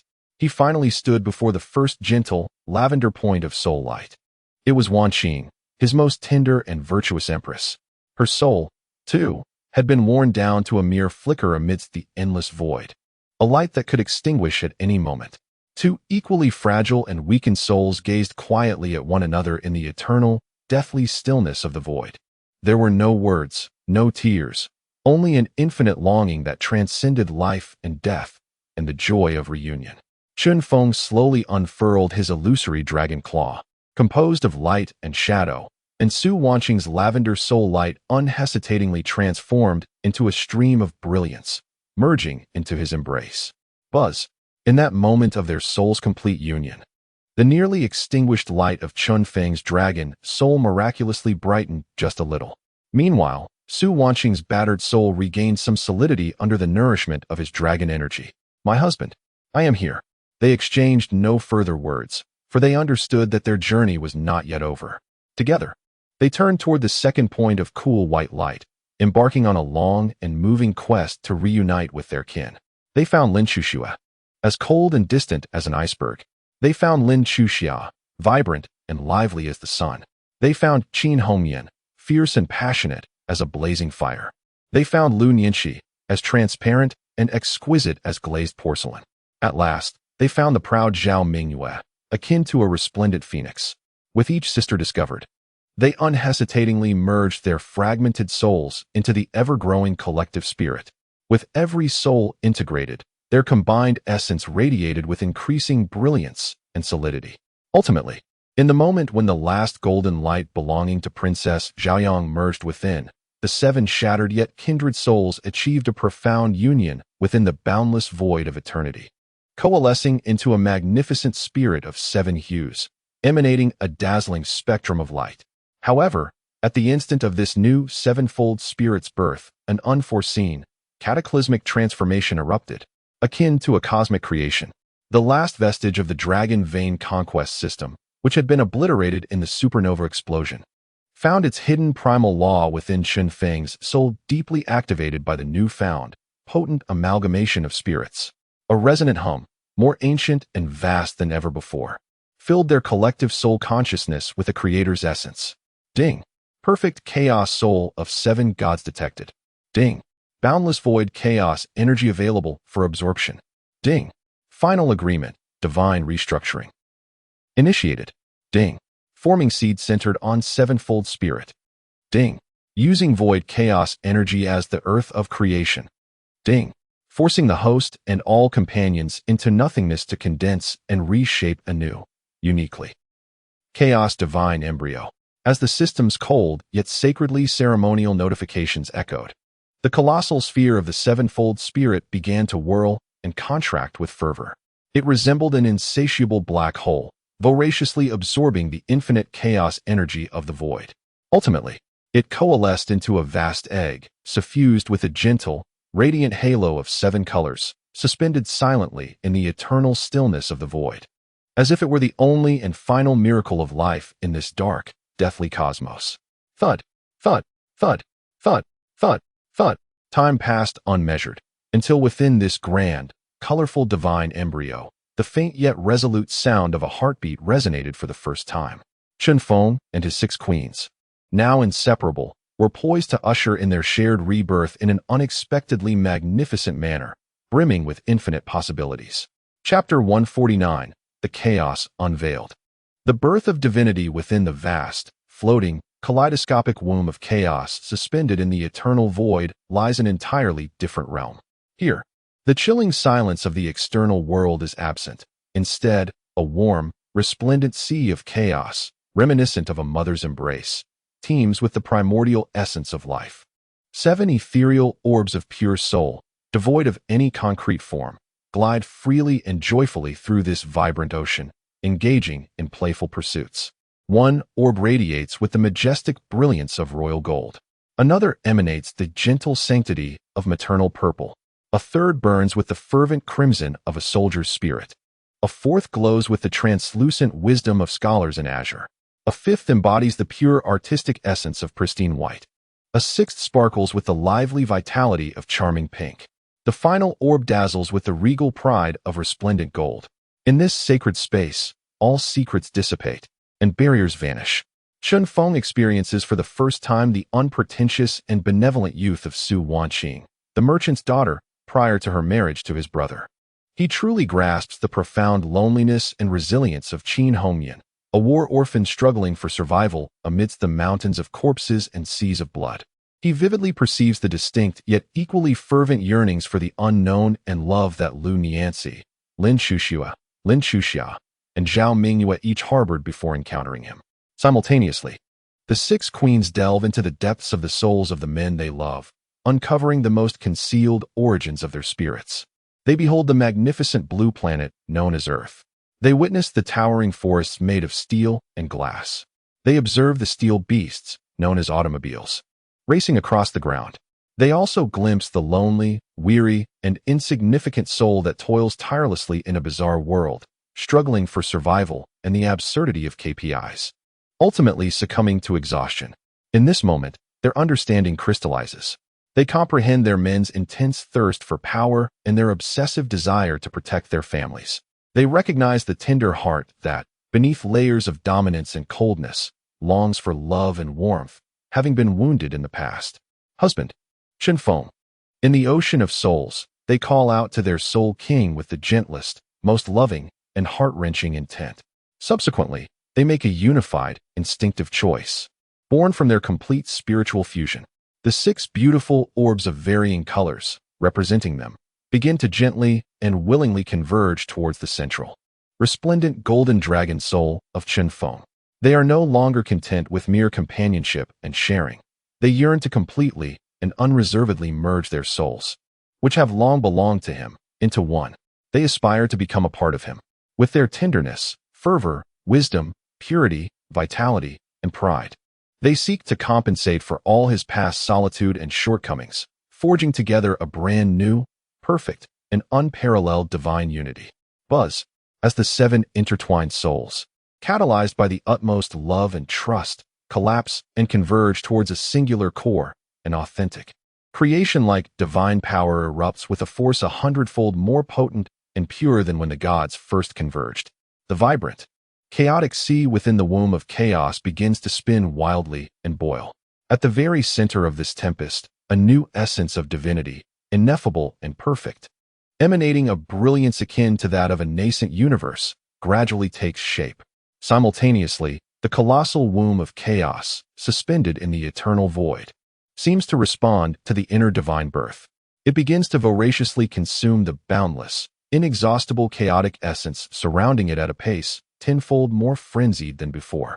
Its volume expands, its shell solidifies, and its surface radiates an increasingly dazzling spectrum of colors. It prepares the most powerful and perfect divine body for its imminent emergence. Time passes unmeasured, and as the energy frequency of the newly birthed divinity within the womb aligns in perfect harmonious resonance with the divine body formed from the infinite chaotic essence outside, a faint yet profound sound resonates, a sound akin to the first cry of the universe. A minute crack appears, filled with boundless hope for new beginnings. Then come the second, the third, the 100th, the 1000th. At last, with a thunderous, silent roar capable of shaking the entire eternal void, the womb of chaos, which had gestated for countless eons. Shatters. A brilliance, surpassing a supernova's explosion by billions of times, infused with the essence of ultimate creation, instantaneously illuminates the eternal darkness of the void. A new, magnificent deity is born. Chapter 150. The rebirth of the divine, the vessel in the void as the primordial light of creation. Capable of illuminating the entirety of the eternal void, gradually dissipated, a brand new and magnificent life form, indescribable by any earthly language, quietly hovered at the very center of nothingness. He, or perhaps she, or even it, was a being of extraordinary essence. This entity possessed the noble and commanding silhouette of Chen Feng, yet its features, skin, and every inch of its texture exquisitely blended the gentleness of Su Wanqing, the coolness of Lin Chuxue, the charm of Lin Chuxia, the valor of Qin Hongyan, the wisdom of Lu Nianxi, and the pride of Zhao Mingyue. This being embodied the grandeur of mountains, characteristic of masculinity, while simultaneously possessing the grace of flowing water, akin to femininity. It exhibited the imperiousness of a sovereign, while also encompassing the compassion of a deity. It was the ultimate amalgamation of male and female, strength and wisdom, a unique deity birth from the profound love of seven souls who had traversed death and rebirth together. Is this me? No, this is us. The newly formed god slowly opened its eyes. What a sight those eyes were! The left one shimmered with a deep, chaotic gold reminiscent of Chen Feng, sparkling like countless stars, while the right glimmered in a radiant kaleidoscope of colors, a harmonious blend of the six queens' essence. It gently raised its hand, a divine hand, both powerful and exquisitely slender, delicate, and flawless. With a mere thought, a small yet immensely solid star, radiating light and warmth, appeared in the palm of its hand. With another fleeting thought, that star instantaneously extinguished and collapsed into a miniature black hole capable of consuming all. So, this is the power of creation? A soft exclamation of wonder escaped its lips, imbued with a unique, sacred charm, its voice a harmonious blend of deep masculine resonance and sweet feminine clarity. Having familiarized itself with this formidable and terrifying new power, this new god, a fusion of seven souls, found its vast divine consciousness converging upon a singular, shared objective. The Huaxia, our child, our last hope, carrying the ember of an entire civilization, our true bloodline, still in its cradle. An unprecedented and overwhelming yearning and concern for parenthood enveloped its entire essence. No longer hesitating, it gently closed those extraordinary eyes, akin to the sun and moon. His immensely powerful divine consciousness, which has long transcended the concepts of time and space, resembles an infinite radar network, fervently radiating and probing into the cold, dark expanse of the void, teeming with myriad dimensions of varying energy levels. 1 dimension, 10 dimensions, 100, 1,000, 10,000. His divine awareness traversed through fantastical realms brimming with magical energy, as well as through the eerie dimensions saturated with the essence of death. He even glimpsed realms driven by advanced technology, embroiled in brutal interstellar warfare. Yet none of these were the home he sought, imbued with the familiar essence of his homeland. Huaxia, time once again lost its significance, as an indeterminate duration passed.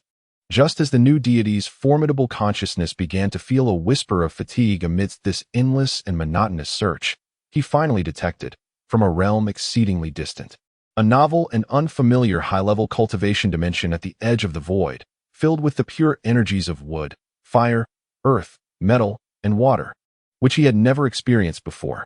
He caught a faint yet profoundly familiar distress signal, emanating from the Huaxia spacecraft's main control system just before its energy was to be depleted, a last, desperate emergency beacon.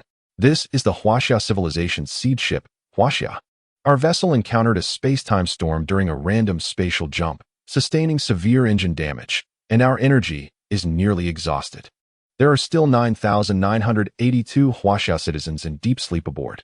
Additionally, 18 newborn royal infants. Our coordinates are XXX, XXX, XXX. We are about to lose contact. We request any civilization that receives this signal, save our children. Boom. As this desperate and tragic distress signal resonated within the new deity's mind, an overwhelming fury capable of shaking the entire void erupted from him, coupled with the heart-wrenching anxiety of a parent. For the first time, his divine visage, which harmonized 7 emotions, displayed an expression filled with the utmost urgency and the coldest intent to kill. Without a moment's hesitation, his colossal hand, composed of radiant 7-colored light, tore forward. With a rip, the sturdy, eternal void was effortlessly torn apart like a fragile sheet of paper, creating a vast, bottomless rift leading to an unknown space-time. He then transformed into a stream of radiant colors, resolutely plunging into the chaotic currents of time and space, embarking on his first and swiftest divine leap towards the coordinates of the distress signal he sensed. Thus commenced their journey of reunion and the adventure into a brand new world of cultivation, replete with boundless wonders and challenges. Chapter 151, Arrival in the Noble Land. Soul severance. Coldness, darkness, chaos, such is the nature of the turbulent currents of time and space, an eternal chasm suspended between realms. Here, there exists neither up nor down, only an infinite expanse of spatial rifts, sharp as shards of glass, and the tempest of time capable of obliterating both matter and spirit. Amidst this perilous turmoil, a colossal figure of light, enveloped in radiant hues, struggles to navigate. It is the new deity, a convergence of Chun Feng and the 7 souls of the 6 queens. Suddenly, an imperceptible, obsidian rift, like the fangs of a venomous serpent, silently lunges towards it. Humph! The new god scoffs, casually waving its immense hand of radiant light. A resounding boom echoes as the rift, potent enough to rend a planet asunder, shatters like a fragile soap bubble. Yet, this is merely the beginning. In the course of its voyage, an unending array of spatial rifts and time storms converge like a frenzy of sharks drawn by the scent of blood, rushing from all directions at this intruder unfit for this domain. The new god is compelled to wield its divine hand, capable of reshaping the cosmos, time and again. To shatter these lethal threats, the once resplendent 7-colored light begins to dim amidst the relentless drain of energy. Time elapses, and as the new god senses its seemingly boundless divine power nearing depletion, a glimmer distinctly different from the surrounding eternal darkness appears before it. It is a vast crystalline wall, exuding a soft, multicolored radiance. The deity realizes it has arrived, the new world that embodies all its hopes. Without a moment's hesitation, it expends its final vestige of divine strength and collides forcefully against the solid, imposing crystal barrier. With a thunderous roar, when consciousness returns, the new god finds itself in a fresh, unfamiliar realm, teeming with vibrant vitality. The sky above is a kaleidoscope of colors, reminiscent of a massive, shimmering glass. The air is saturated with an unprecedented, pure, immense energy, not of the mundane, but of a higher, purer essence, imbued with the quintessence of the 5 elements: gold, wood, water, fire, and earth. Gazing downward, it beholds an endless expanse of primordial forest. Each tree towers to great heights, while every blade of grass emanates a radiant glow. Occasionally, ethereal creatures, mythical deer and celestial cranes known only from earthly legends, stroll leisurely through the woods. This is a realm brimming with miracles and opportunities for cultivation. However, just as the new god prepares to expand its consciousness in search of the long-lost Huaxia ship, an unexpected change occurs. The entire world seemed to awaken at that singular moment. An invisible, colossal, and frigid force, imbued with the essence of extreme repulsion and annihilation, descended with a thunderous impact from the celestial realms above, bearing down relentlessly upon the divine form of the newcomer, an outsider to this realm. A sharp pang of agony coursed through the new deity's soul. The divine body, already significantly drained from traversing the turbulent streams of time, began to fissure under the weight of this world's hostility. Damn it! The laws of this plane are rejecting me. My divine essence is too potent, surpassing the limits it can accommodate. The voice of Chun Feng echoed in his mind, filled with a sense of bitter defiance. He understood that unless he found a way to immediately lower his divine rank, which was incompatible with this realm, he would face inevitable obliteration at the hands of the world's celestial laws. But what could he possibly do? Just when the situation appeared most dire, a gentle voice, imbued with boundless love, and unwavering resolve resonated in his mind. Husband, do not fear. We are with you. We are willing to sacrifice ourselves once more for you.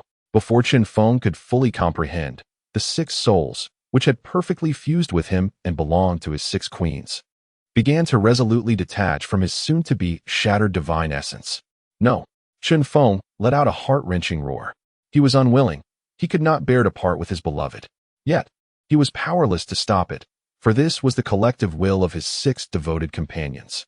Ultimately, amidst immense anguish and longing, the newly reborn god could only watch as the 6 most cherished soul orbs soared away from his body.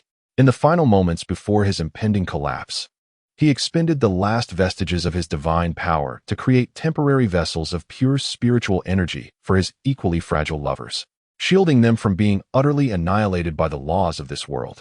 Having accomplished this, he could no longer sustain himself. His once magnificent form, towering at 10 zhong, dimmed completely, reverting to the mortal visage of Chen Feng. Then, like a meteor that had burned through all its light and heat, severed from its tether, he plummeted from the heights toward the vast, unfamiliar, and perilous primordial forest below. Simultaneously, the 6 newly formed ethereal, radiant figures, exhausted like 6 powerless leaves, drifted towards the far corners of this expansive and unknown land. Their paths to reunification and the quest for kinship were destined to be fraught with endless challenges and extraordinary adventures. Chapter 152, The Forest of Divine Fall. The enchanted valley of herbs. With a resounding crash, Chen Feng's body plummeted like a meteor stripped of all light and warmth, crashing through the towering canopy of the ancient forest. After enduring countless impacts from the vast, umbrella-like branches and vines, he finally landed with a thud upon a soft, lush, moss-covered meadow. He succumbed to the deepest unconsciousness he had ever experienced since traversing through realms. His once formidable physique, akin to that of a deity, lay battered and on the brink of collapse, having lost the divine support and endured the dual exhaustion of temporal turbulence. His soul, even more ravaged, was rendered exceedingly frail. At this moment, he was not merely vulnerable as an ordinary cultivator. Even the most commonplace wolf in the forest could easily tear him to shreds and feast upon him as a delectable dinner. Time passed unmeasured until a melodious, tinkling laughter, reminiscent of silver bells, pierced the stillness of the primordial forest. Hee, Xiao Kai, don't run away. A delightful girl, clad in a simple light green herbalist gown and carrying a small bamboo basket on her back, appeared. She appeared to be around 15 or 16, exuding an aura of vitality and kindness as she chased after a magnificent butterfly that danced amidst the blossoms, radiating a spectrum of colors. She was Baiji, the most cherished and benevolent little healer of the secluded valley of herbs, known as the only one within 1,000 miles. Today, she had ventured to the perilous outskirts of the beast forest at her master's behest to gather ingredients necessary for concocting the elusive 100 herb elixir. Unexpectedly, she stumbled upon the legendary 7-colored treasure-seeking butterfly, a creature said to exist solely in the ancient texts of the valley. It was rumored that this ethereal butterfly possessed an extraordinary sense for all treasures imbued with spiritual essence, guiding those who followed it to rare celestial herbs. Xiao Kai, fly slowly. Wait for me. Baiji panted excitedly as she pursued the enchanting creature. In a moment of enchantment, the butterfly suddenly halted, circling down to a nearby patch of soft moss, landing delicately upon the bloodied nose of an unmoving figure, clothed in tattered garments. Baiji approached, her curiosity piqued. Yet, upon realizing the true nature of the figure before her, the innocent smile that graced her face turned pale with terror. A dead person? She shrieked in fright, instinctively turning to flee. However, after a few hurried steps, she hesitated. The compassionate heart of a healer, unwilling to abandon a life hanging in the balance, overpowered her instinctual fear. With determination, she gritted her teeth and cautiously returned. She extended a finger as white as jade, trembling as she placed it near the blood-streaked nose of the man. Is there still a breath of life? Upon confirming that the man was indeed alive, Baiji finally exhaled in relief. Gathering her courage, she began to scrutinize the mysterious figure who had descended from the heavens. He appeared to be in his 20s.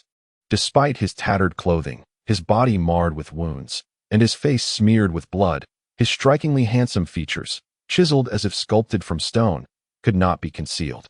Even in unconsciousness, he radiated an innate regal aura that quickened her heartbeat. What a remarkably handsome young man. As Bai Ji gazed upon him, her cheeks flushed unexpectedly. Yet, she quickly regained her composure. Oh dear, Bai Ji, what are you thinking? Saving him is of utmost importance. She hastily shook her head, dismissing the inappropriate fantasies that had invaded her thoughts. Setting down her medicinal basket, she assumed the role of a professional healer and began to examine the injuries of this unfamiliar man. To her astonishment, the extent of his injuries was far worse than she had anticipated. His body was riddled with numerous deep gashes, some so severe that the bone was visible, inflicted by sharp blades and jagged stones. Moreover, it seemed as though his internal organs had been violently displaced by a tremendous force. Most alarming of all was the broken black arrowhead that was lodged in his back. My heavens! Bai Ji gazed at the horrifying wounds, her face turning pale once more. What kind of brutal battle had he endured? Without a moment's hesitation, she retrieved various sacred healing remedies, meticulously crafted by the apothecary valley. First, she gently washed away the blood with clear mountain spring water, then carefully applied the crushed green ointment to his ghastly wounds, followed by wrapping them with clean white gauze. During this process, her delicate, warm hands inevitably made intimate contact with Chun Feng's strong, sun-kissed skin. Each encounter left the inexperienced maiden, who had never been this close to any man, blushing and her heart racing. She even dared not gaze directly at his perfectly sculpted physique, brimming with potent male energy. After an hour of diligent work, she finally tended to all of his external injuries. Phew! Wiping the perspiration from her brow, she released a long sigh of relief. She looked upon the man before her, still unconscious, yet his complexion had improved significantly, and felt a small swell of accomplishment as a healer. A glance at the sky revealed that the sun was on the verge of setting. She knew that the night in the beastly forest was fraught with peril, as countless powerful, bloodthirsty beasts would emerge to hunt. Leaving him here alone would only lead to his fate as a meal for these ferocious creatures. What to do? What to do? Bai Ji anxiously paced back and forth. She gazed at the man before her, whose weight exceeded hers by more than double. She understood that, as a frail woman, it was utterly impossible for her to carry him back to the Valley of the Medicine King, located dozens of miles away. Yet, could she simply stand by and watch him be devoured by wild beasts? She could not, just as despair threatened to engulf her, her pet. A peculiar creature she had raised since childhood, which bore a striking resemblance to both a small pig and a kitten, suddenly opened its jewel-like black eyes. It leapt to the ground and, to Bai Ji's astonishment, grew in size with the gust of wind, transforming from a diminutive pet into a colossal, adorable creature resembling a panda, towering over her. The massive, furry head nuzzled against the bewildered Bai Ji. It then approached the unconscious Chun Feng and effortlessly hoisted him onto its broad back with its enormous paw. Gong, gong, gong. You. Bai Ji stared at her mysterious pet, which had revealed its true form for the first time, speechless with astonishment. Meanwhile, Gong Gong let out a couple of playful calls, as if to say, what are you waiting for? Hurry, lead the way home. Ultimately, this kind-hearted, charming little healer, untouched by the world's troubles, remained blissfully unaware that the extraordinary creature she had retrieved from the forest of 10,000 beasts was a substantial trouble from a higher divine realm, one that would profoundly alter the course of her destiny. Chapter 153. The Spring of the Medicine Valley, the Awakening of the Divine Monarch, the Medicine Valley. Nestled deep within the majestic 10,000 mountains, exists in splendid isolation, resembling an otherworldly paradise. Here, the tumult of the outside world fades away, replaced by an eternal spring where blossoms bloom in abundance, and rare birds and exotic beasts roam freely. The air is infused with a refreshing and intoxicating fragrance, a unique blend of myriad spiritual herbs and medicinal plants. Within this valley reside hundreds of families, known as the healers, who have dedicated their lives to herb gathering, alchemy, and medicine. They are uncontentious, simple, and kind-hearted, and among them, Bai Ji is cherished as their most beloved and singular little princess. When Bai Ji returned to the Medicine Valley, accompanied by her now larger pet, rolling along with a mysterious man she had rescued from the forest, the tranquil valley erupted in excitement. Curiosity drew everyone close. Ah, Jir, where did you find this wild man? Look at his severe injuries. Will he even survive? He is indeed handsome, but who knows if he is a good or bad person? Ultimately, it was the valley's venerable leader, the old medicine king, who had lived nearly 3 centuries and possessed an ageless visage, who stepped forward. After meticulously examining the man, Chen Feng, he displayed an unprecedented look of shock and gravity on his otherwise placid face. How peculiar! How strange! He murmured, noting that the man's meridians were completely shattered, his internal organs displaced, and his spirit as frail as a candle flickering in the wind. Given such grievous wounds, one would expect him to have perished countless times. Yet, within him resided an extraordinary and immense dragon energy, teeming with unparalleled vitality. It was this very essence that tethered his last breath, plunging him into a wondrous state of suspended animation, neither truly alive nor dead. Sighing deeply, he conceded, since my Jir has encountered him, it must be our fated connection. I shall certainly endeavor to save him. However, whether he awakens again depends solely on his own fortune. The days ahead would be long and fragrant. Chen Feng's injuries were grievously severe. His physical form had been utterly annihilated in the terrifying supernova explosion, and the body he now inhabited was merely a temporary energy vessel materialized from the chaotic divine womb. Furthermore, his already unified 7 spirits had been forcibly separated once more due to the need to combat the heavenly laws of this world. The wounds to his spirit were 100-fold more severe than those to his body. Thus, even with the old medicine king investing countless precious spiritual materials and his own invaluable life essence in a desperate effort to heal him, Chen Feng remained in a deep coma, akin to a living corpse, with both heartbeat and breath. The one responsible for his daily care was none other than the kind-hearted little healer, Bai Ji, who had brought him back to life. Each day, she meticulously prepared a bitter yet life-infused medicinal concoction for Chen Feng, feeding it to him spoonful by spoonful with a delicate jade spoon. She would gently cleanse every inch of his skin with a warm towel infused with the essence of spring water. Initially, she felt an overwhelming shyness, her heart racing with embarrassment, as this was her first intimate encounter with a man's bare body. However, she gradually acclimatized, even becoming somewhat enchanted by the powerful, perfectly sculpted bronze muscles that adorned him, by the furrowed brow that remained etched with tales even in slumber, and most profoundly, by the commanding, aggressive aura that set him apart from all other men in the valley. While tending to him, she would secretly let her fingers glide over his firm chest. In the stillness of the night, she would quietly sit by his bedside, confiding in this man, whose name she did not even know, her innermost thoughts and dreams that she had never shared with anyone else. Unbeknownst to her, she had already come to regard this man, whom she had rescued, as the most unique and significant presence in her life, her heart entwined deeply with his. Finally, after 3 long months of unconsciousness, on a particularly radiant morning, as Bai Ji entered the room with a basin of warm water prepared for his cleansing, she was suddenly struck motionless. For before her lay the man, who had resembled a living corpse for 3 months, now awakening, his eyes fluttering open. What extraordinary eyes they were, deep and luminous, akin to a brilliant night sky that contained the entire cosmos. One eye shone with a chaotic golden hue, imbued with imperial majesty, while the other sparkled with a kaleidoscope of 6 beautiful colors, reminiscent of exquisite stained glass. When Bai Ji met his gaze, she felt as though her very soul were being drawn into the depths of those enchanting orbs. A flush crept across her cheeks, and the copper basin clattered to the floor. You're awake? She stammered, a mixture of shock and joy evident in her voice as she looked at Chen Feng. He, however, offered no reply. Instead, he regarded her with his mysterious eyes, one gold and one multicolored, silently assessing the innocent, endearing figure before him, the one who had saved his life.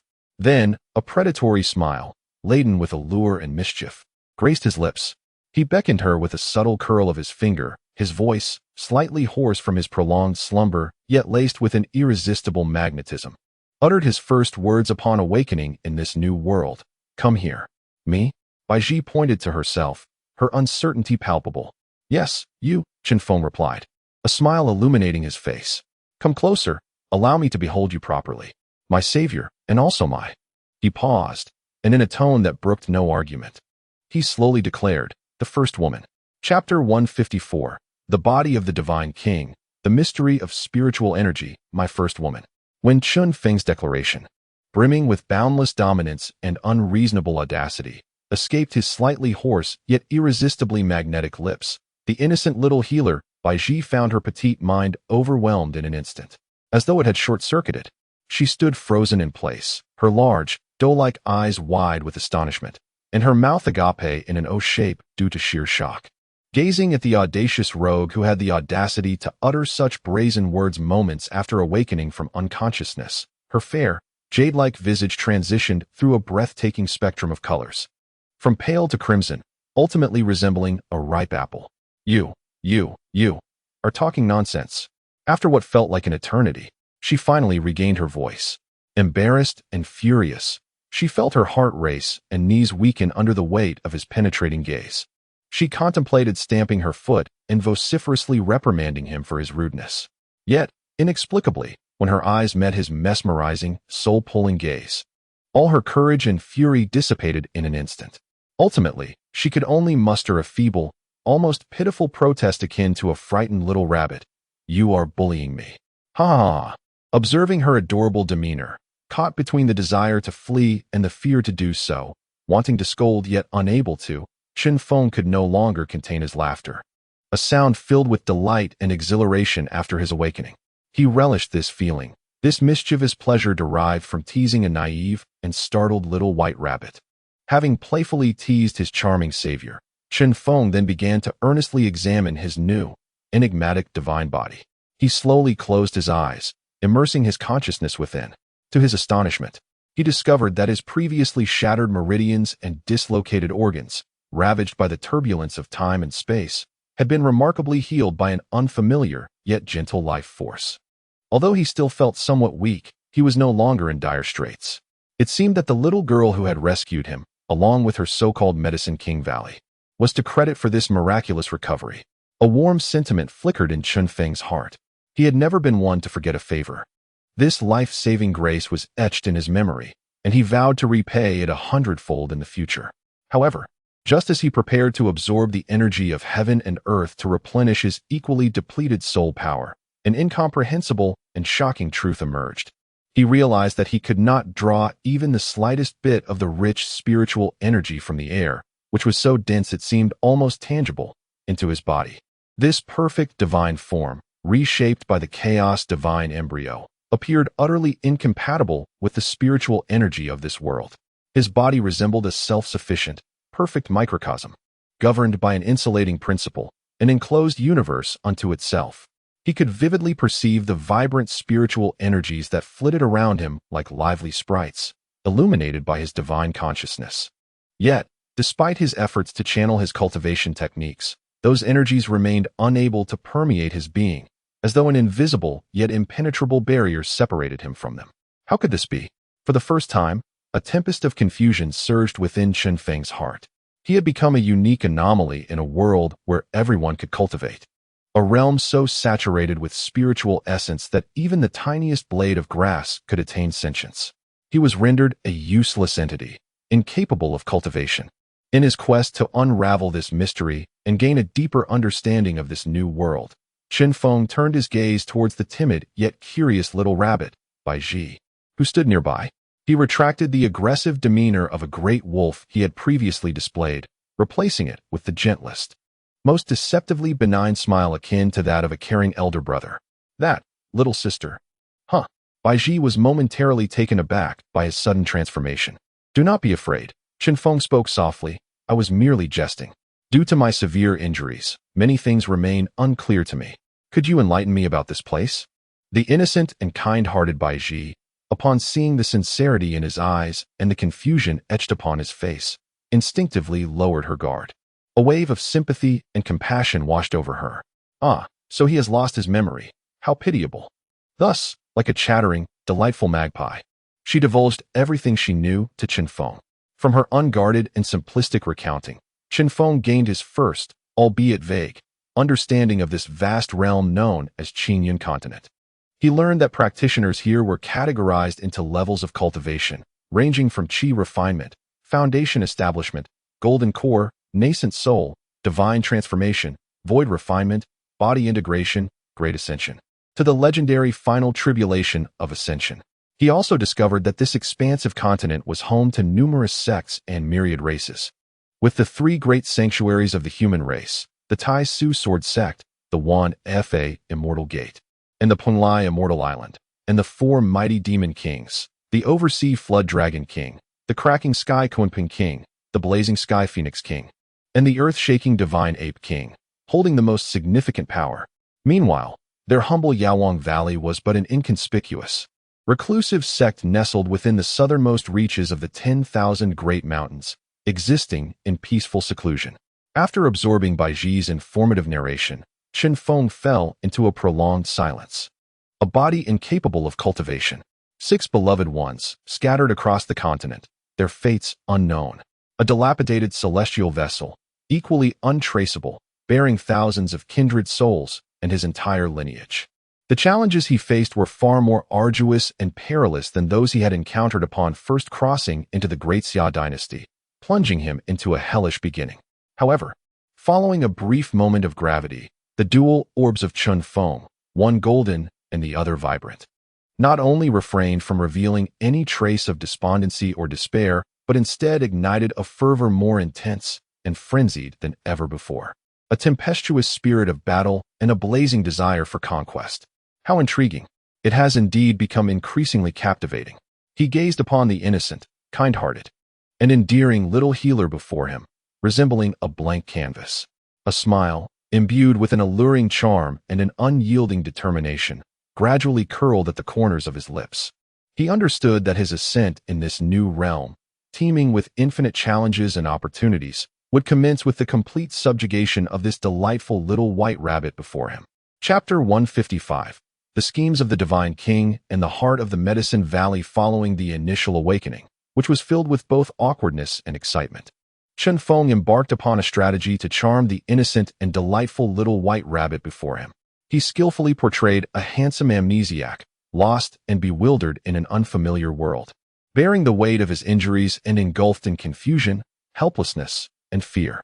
His eyes, often betraying a melancholic and fragile essence, shone with a pure curiosity about everything, a reflection of his amnesia. For Bai Ji, the kind-hearted little physician who could not bear to harm even an ant, Chen Feng's performance was utterly devastating. Her already overflowing compassion and maternal instincts were thoroughly awakened under the exquisite acting of this master of disguise. Aside from completing her master's assigned tasks, she dedicated all her time to caring for the pitiful patient she had rescued from the forest. She would bring him the sweetest spiritual fruits, which she herself hesitated to eat, offering them to him first. On nights when he would awaken from nightmares, which he feigned, she would sit by his bedside, softly humming the calming lullabies of the Medicine King Valley. She even selflessly lent her beloved pet, a fluffy creature, to serve as Chen Feng's living warm mattress throughout the night. Chen Feng, in turn, savored these attentions with unspoken delight, while subtly enacting his premeditated psychological tactics. One day, in the alchemy room of the Medicine King Valley, Bai Ji was diligently concocting a restorative elixir prescribed by her master, the old Medicine King, to mend Chen Feng's broken meridians. This was a closely guarded secret remedy of the Medicine King Valley, its preparation intricate and demanding, requiring precise timing and careful selection of ingredients. Although Bai Ji had long memorized the entire formula, she approached each refinement with utmost caution, treading as if on thin ice. As usual, Chen Feng settled himself on a small stool beside her, his face alight with curiosity as he observed her busy, charming figure. Bai Ji, he suddenly spoke. Isn't the 7th auxiliary herb, the dragon blood grass, being added a tad too early? Startled, Bai Ji turned to him, puzzled. Not at all. The formula specifies this timing. The dragon blood grass must be added immediately after 30% of the ancient blood ginseng's potency has been released to counterbalance its overwhelming effects. Oh, is that so? Chen Feng smiled gently, shaking his head. While I may not grasp the intricacies of alchemy, I can't help but feel that if we were to wait a little longer, allowing the potency of the ancient blood ginseng to reach a critical point before introducing the dragon blood grass, the results might be even more remarkable. What he expressed was not merely a feeling, but a definitive judgment derived from the heart of the divine craftsman, a system-endowed insight that had already analyzed the principles of matter and energy throughout the universe, Nonsense. Upon hearing this, Baiji's cheeks flushed with a delicate hue, and she shot him a reproachful glare. What do you know about alchemy, you mere mortal devoid of spiritual energy? She chided. My master has stated that this formula has been passed down through our apothecary valley for over a millennium. It cannot possibly be flawed. Yet, for reasons unbeknownst to her, when she beheld Chen Feng's eyes brimming with confidence and certainty, her previously unwavering resolve inexplicably wavered. Ultimately, she gritted her teeth, deciding to take the risk of incurring her master's wrath and attempt it in secret. Suppressing her anxiety over potentially missing the opportune moment, she fixed her gaze intently on the ancient blood ginseng within the cauldron, now transformed into a pool of crimson elixir. At last, when the blood-red liquid reached its zenith, even beginning to emit a faint scorched aroma, the moment had arrived. Chen Feng's voice thundered in her ears. Without a second thought, Baiji cast the dragon's blood herb, which she had carefully prepared, into the cauldron. Boom! In an instant, the cauldron erupted with a violent roar. A fragrance more potent and pure than any she had ever encountered surged forth from the cauldron. When the tumult subsided and Baiji tremblingly opened the cauldron to reveal 3 exquisite, crystal-clear spirit pills radiating a gentle crimson glow, she was utterly astounded. She gazed at the elixirs, then at the enigmatic man whose expression reflected a knowing satisfaction. In that moment, her entire worldview was irrevocably upended. She could scarcely fathom how a mortal, one completely devoid of spiritual perception, could possess such divine mastery in the sacred craft of alchemy, which demanded innate talent and spiritual energy. Who was he truly? Such miraculous events unfolded daily in the days to come. Chen Feng would casually, in the tone of an amnesiac as if he had encountered her before, guide her on how to utilize ultrasonic vibrations for more efficient cleansing of herbs. He would instruct her on purifying the precious herbal essences, even more valuable than gold, using a method of triple filtration and centrifugal sedimentation based solely on physical principles. Each piece of guidance led to a remarkable enhancement in the quality of the elixirs produced by Apothecary Valley, elevating Baiji's admiration and curiosity for Chen Feng to an astonishingly terrifying height. Her gaze towards him had long transcended mere sympathy and pity, now filled with an absolute reverence and awe akin to that reserved for deities.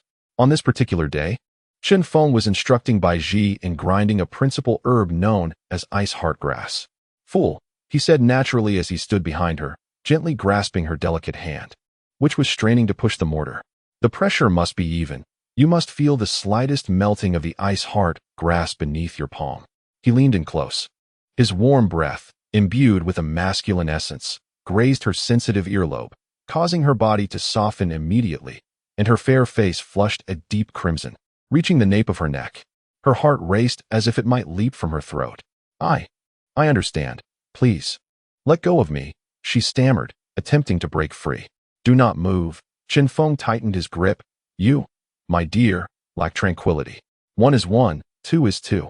How can one forge a true elixir with a heart so fickle? His voice, imbued with a magnetic charm and tinged with reproach, acted like the gentlest of incantations, compelling Baiji to relinquish all resistance. She could only allow that rascal to embrace her from behind, guiding her hand slowly to teach her the essence of tranquility.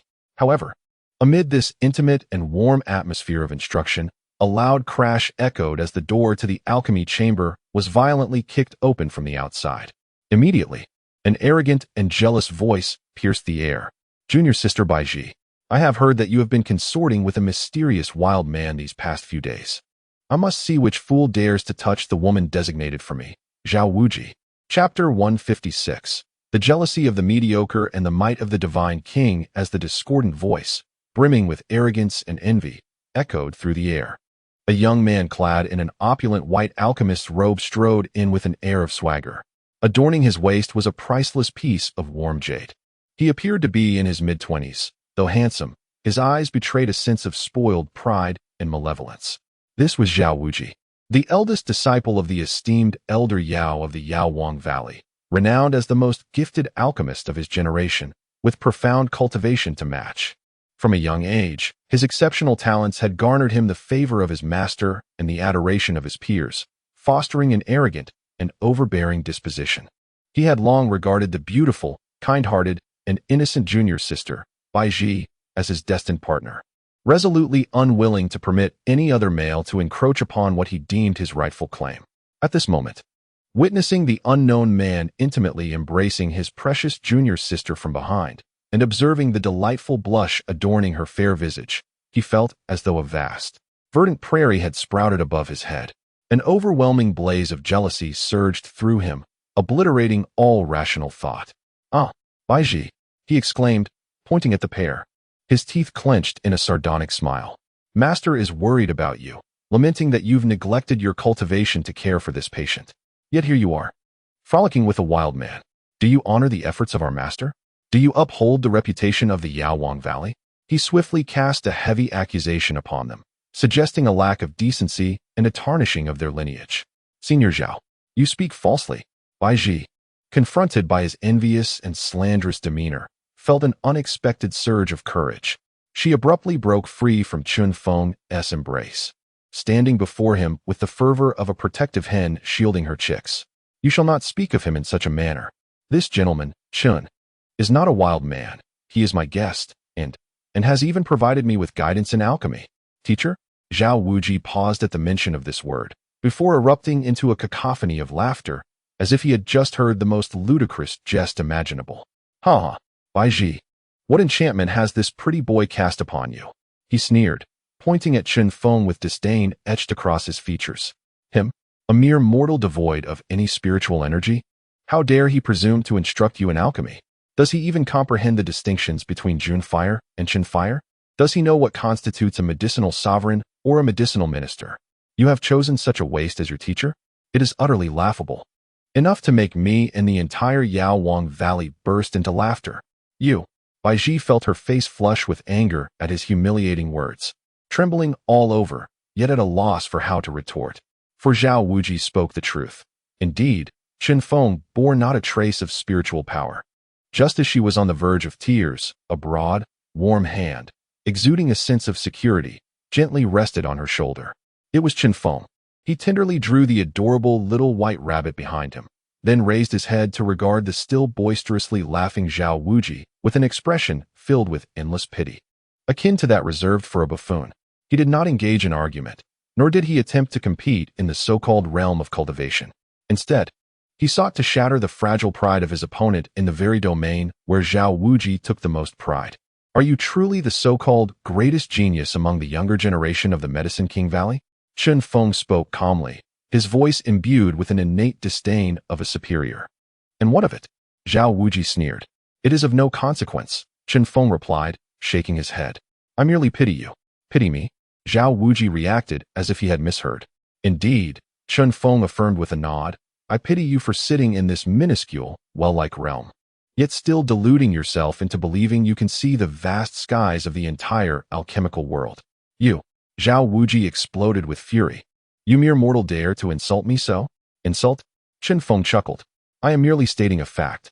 He gazed at Zhao Wuji, a glimmer of absolute confidence flashing in his eyes, reminiscent of a deity looking down upon ants. "How about this? I shall grant you, this frog in a well, an opportunity to broaden your horizons. Let us each refine a cauldron of the Medicine King Valley's finest baijiao, dan before all present. We shall not compete on cultivation, but rather on the quality of the final product. Do you dare to wager against a mere mortal?" "Wager?"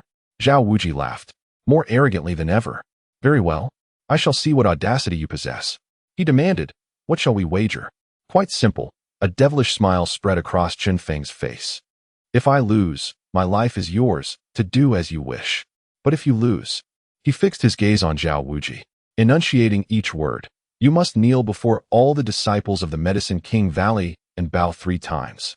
From that day forth, whenever you see me, you must address me as Ancestor. Do you dare?" "What is there to fear?" Zhao Wuji, driven by immense anger and pride, unthinkingly agreed. To him, this was not a wager, but rather an opportunity for the other to place his head upon his blade. He had begun to contemplate the manner in which he would slowly torment this audacious creature, who dared to challenge his authority, to death. Young Master Chun, beside him, Baiji, witnessing this sudden gamble of life and death, was nearly brought to tears by her anxiety. She tugged at Qin Feng's sleeve, shaking her head fervently. "Please, how could you bet on this?" He is the most formidable genius our Medicine King Valley has seen in a century. You will perish. Chen Feng, gazing into her sincere, tear-filled eyes brimming with genuine concern, felt a warmth in his heart. He affectionately brushed his fingers against her cute little nose, dusted with furnace ash, and then bestowed upon her a smile imbued with unwavering confidence and reassurance. He approached the throng of Medicine King Valley disciples, drawn by the commotion, and made his way to the most resplendent and advanced purple-gold alchemy furnace belonging to Zhao Wuji. He regarded the proud first genius, who wore an expression of assured victory, and then looked at the anxious young admirer, who seemed on the verge of fainting. He spoke slowly, his voice not loud, yet resonating throughout the entire alchemy chamber. Today, I shall show you and all the frogs at the bottom of this well what it truly means to engage in alchemy.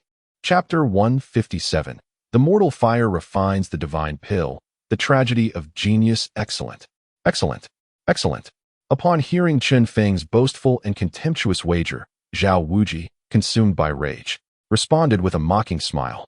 He regarded Chen Feng as one would a lifeless figure who had foolishly placed their neck beneath the executioner's blade. Since you are so eager to court death, allow me to fulfill your wish today. Let this ignorant frog at the bottom of the well witness what true genius entails. Let him comprehend the despair that he shall never aspire to.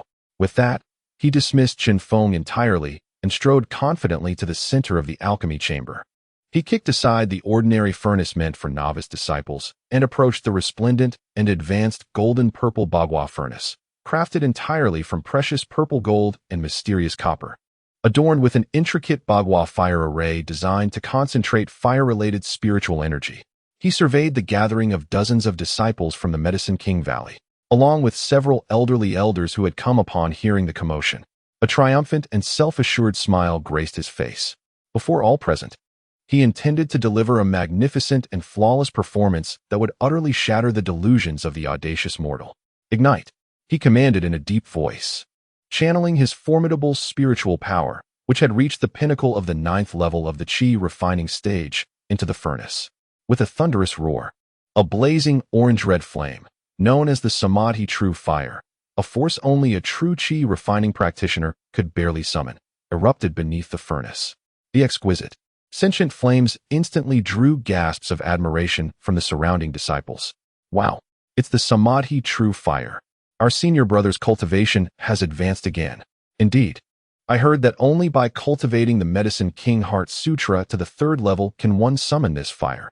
Among the younger generation of the Medicine King Valley, only our senior brother has achieved this. Our senior brother is truly remarkable. As the waves of adulation washed over him, Zhao Wuji's proud smile broadened. He commenced his personal performance, flowing with grace and fluidity. With a single hand gesture, dozens of spiritual herbs and elixirs, essential for concocting the 100-herb pill, animatedly soared from the shelves, gracefully and precisely landing into the roaring furnace. Next, both hands flew into action, fingers fluttering like butterflies as he executed arcane and intricate alchemical formulas, meticulously controlling every fluctuation and temperature of the Samadhi True Fire within the furnace and the subtle moments of fusion among the various herbs. Each of his movements radiated a dazzling display of skill and artistry, captivating the onlooking disciples, leaving them entranced. Even the elders, who had initially come to hold him accountable, nodded in approval as they observed his superb alchemical skills, stroking their beards in admiration. Indeed, this child, Zhao Wuji, has become increasingly adept at refining the 100-herb pill. It seems that within a decade, our apothecary valley shall witness the emergence of a true master alchemist. At last, after the incense had burned down, Zhao Wuji executed the final incantation for pill collection. With a soft pop, a rich and ethereal fragrance emanated from the purple gold 8 trigrams furnace. A pristine, vibrant green, perfectly round pill, radiating a delicate glow, was successfully created. Wow, it's a superior grade pill. The senior brother actually refined a superior grade pill. My heavens. This must be the pinnacle standard for an alchemical apprentice. The entire pill chamber erupted in thunderous applause. Zhao Wuji, basking in the roaring praise, exhibited the pride of a victor. He picked up the pill, which he regarded with considerable satisfaction, and approached Chen Feng. With a gaze filled with boundless disdain and pity, he sneered, "Young man, do you see this? This exemplifies the chasm as vast as the heavens between a genius and a mere mortal like you. Now it's your turn. Come, allow me to witness your final and most desperate struggle. As all eyes were upon him, filled with mockery and anticipation, Chen Feng slowly stepped forward. Unlike Zhao Wujie, he did not opt for the resplendent purple-gold furnace. Instead, he directly approached a humble corner of the chamber. There, amidst a pile of dust-laden refuse, he unearthed a rusty, forsaken black iron furnace, which was so worn it was missing a leg. A burst of laughter erupted from the onlookers.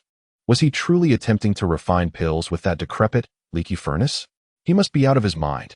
Ignoring their jeers, Chen Feng relocated the battered furnace to the center of the chamber. Like an ordinary cook, he gathered a pile of common charcoal from the corner and ignited a simple flame beneath the furnace using primitive flint. This comical and raw spectacle caused the audience to double over with laughter. Yet, amidst the mirth, Bai Ji gazed at Chen Feng's calm and self-assured profile, and inexplicably, a flicker of hope, one she herself scarcely dared to believe, began to rise within her heart. Finally, Chen Feng commenced his alchemical endeavor. His approach was unadorned, even somewhat clumsy. He eschewed any ornate manipulation techniques, instead opting to manually place each spiritual herb into the furnace, one by one. He did not employ any esoteric alchemical techniques. Instead, he merely stirred the contents of the cauldron with an ordinary iron spoon at a leisurely pace. Yet, each seemingly casual motion resonated with a profound understanding of a divine science that transcended the comprehension of all alchemists in this world. At the precise moment the flames transformed into a specific shade of blue-violet, he introduced a particular herb, demonstrating the absolute mastery of the optimal temperature for chemical reactions bestowed by the heart of the divine craftsman. He utilized a revolutionary method of extraction at low temperatures followed by high-temperature fusion to handle the spiritual herbs whose properties would otherwise conflict, showcasing a perfect application of material separation and synthesis. Remarkably, at the most critical juncture when the elixir was on the verge of taking shape, he casually picked up an unremarkable stone from the ground. Yet it was, in fact, a rare mineral imbued with a unique catalyst, and ground it into powder to sprinkle into the cauldron.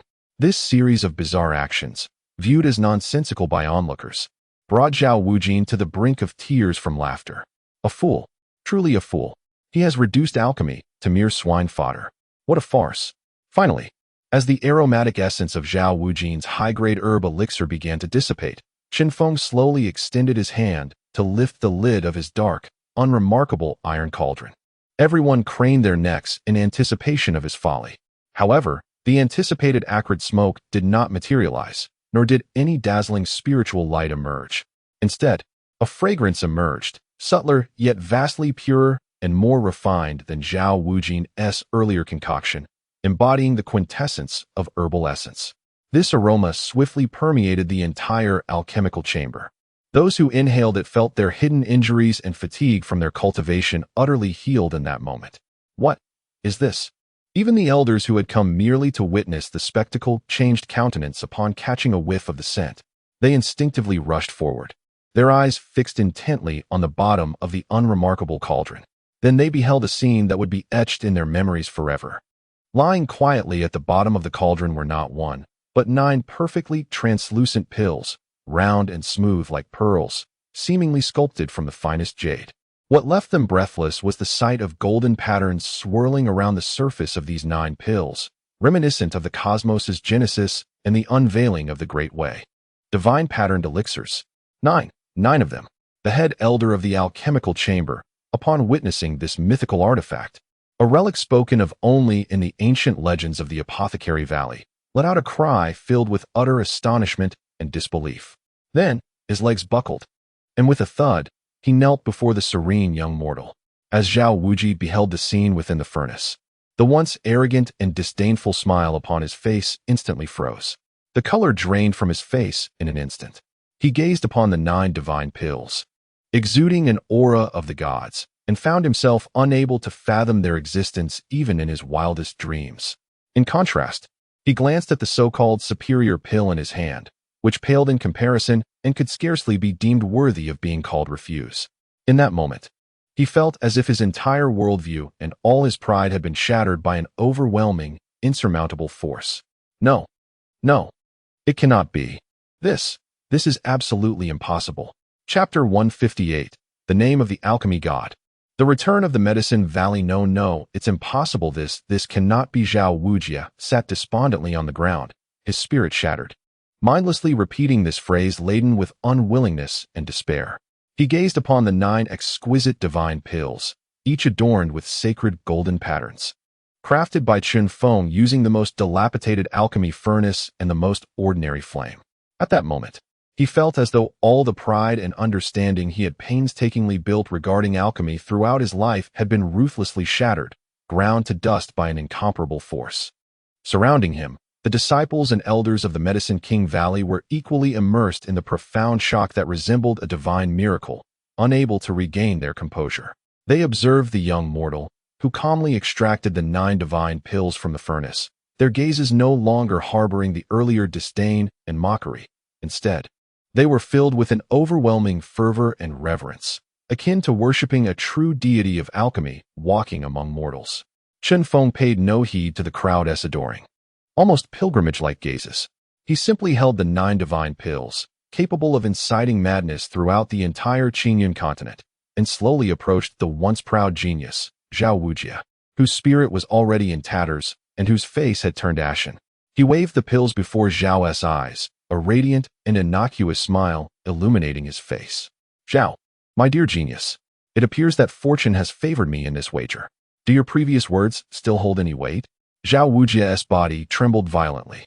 He lifted his gaze to meet Chun Feng's eyes, which sparkled with mockery and amusement, then glanced at the surrounding disciples and elders, who regarded him with a mixture of sympathy and anticipation for a spectacle. A burning shame flushed across his face, as if seared by a hot iron branding him. He yearned to cheat, to deny the truth. Yet, when his gaze met that of the grand elder of the alchemy chamber, cold and laden with warning, he understood that there was no escape. His once lofty pride and dignity as a genius were thoroughly crushed beneath the weight of this stark, irrefutable reality. Ultimately, he slowly, ever so slowly, bent the knee that had never bowed to anyone before. Thud! The resounding sound echoed as he, once the favored son of the Medicine King Valley, prostrated himself before Chun Feng, a man he had deemed a mere mortal fool. He struck the ground with 3 heavy, humiliating blows, each louder than the last. Bang! Bang! Bang! Then, with a voice trembling with endless humiliation, he forced the words from between his clenched teeth, each syllable a reminder of the shame he would carry for a lifetime. Disciple Zhao Wujia pays his respects to the ancestral master. Chun Feng regarded him, satisfied by his defeated demeanor, and nodded in approval. He ceased to further humiliate him, for he understood that the humiliation inflicted upon Zhao Wuji, a proud and lofty genius, had utterly shattered his resolve. Henceforth, he would make no further progress on the path of alchemy. He had become a mere shadow of his former self. Chun Feng disregarded him, approaching the enchanting Baiji, whose eyes sparkled with admiration and affection, and presented her with one of the 9 radiant spirit pills he held, the largest and most resplendent among them. This is for you, he declared. No, this is too precious, young Master Chun. I cannot accept it. Baiji exclaimed in alarm, hastily gesturing to decline. What I give is never to be retracted, Chun Feng stated firmly, his tone brooking no argument. He then turned to the esteemed elder of the alchemy chamber, who regarded him with the utmost reverence. Elder, please present the remaining 8 spirit pills to your valley master. Inform him that this is a modest token of gratitude from me, Chun Feng, for the life-saving kindness and hospitality extended to me during my time here. Yes, I shall obey the command of our esteemed ancestor. No, Master Chun, the elder stammered, reverently accepting the pills before hastily departing to deliver them to the valley master with all the urgency of one bearing a rare treasure. Soon, within the core of the Medicine King Valley, a chamber accessible only to the valley master and a select few elders, the venerable old alchemist, who had lived for over 3 centuries and achieved the pinnacle of the Golden Core stage, cradled the 9 spirit pills crafted by Chun Feng with trembling hands, overwhelmed by a mix of incredulity and astonishment. As he brought one to his nose and inhaled, he felt a long-standing bottleneck in his Golden Core cultivation begin to loosen ever so slightly. Divine pills. These are truly the legendary elixirs spoken of in ancient tales. He bellowed with uncontainable excitement. In a moment of unprecedented fervor, he turned towards Chen Feng, who had only just been invited into the hall, and performed a profound 90-degree bow. Master Chen, his voice trembled with emotion. I am an old fool who failed to recognize greatness, and I humbly ask for your forgiveness for my previous neglect. Today, on behalf of the entire Medicine King Valley and its 732 inhabitants, I earnestly beseech you to assume the position of— He paused, uttering a title that sent shockwaves through the gathered elders. Honorary Valley Master. From this day forth, all medicinal formulas and the millennia-old legacy of the Medicine King Valley would be entrusted solely to your esteemed judgment. He was indeed prepared to relinquish the entire lineage of the Medicine King Valley into Chun Feng's hands. That evening, within the quaint bamboo cottage of Baiji, filled with the essence of youthful charm, young Master Chun, Baiji gazed at the enigmatic man before her, who had transformed from an ordinary patient into the venerated Grand Master of the Taishang Valley within a mere day, eliciting profound admiration and curiosity in her sparkling eyes. Who exactly are you? She finally articulated the question that had lingered in her heart for far too long. Chen Feng regarded the charming young lady, whose heart he had completely ensnared, and smiled. He extended his arms, enveloping her heated form, which had grown warm with anticipation and anxiety, into his embrace. Then, leaning closer, he whispered in a voice that was both gentle and commanding, "Who I am is of little consequence.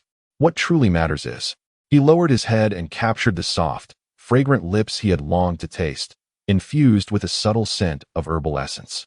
From this night forth, you, Baiji, shall be my first and only true woman in this world.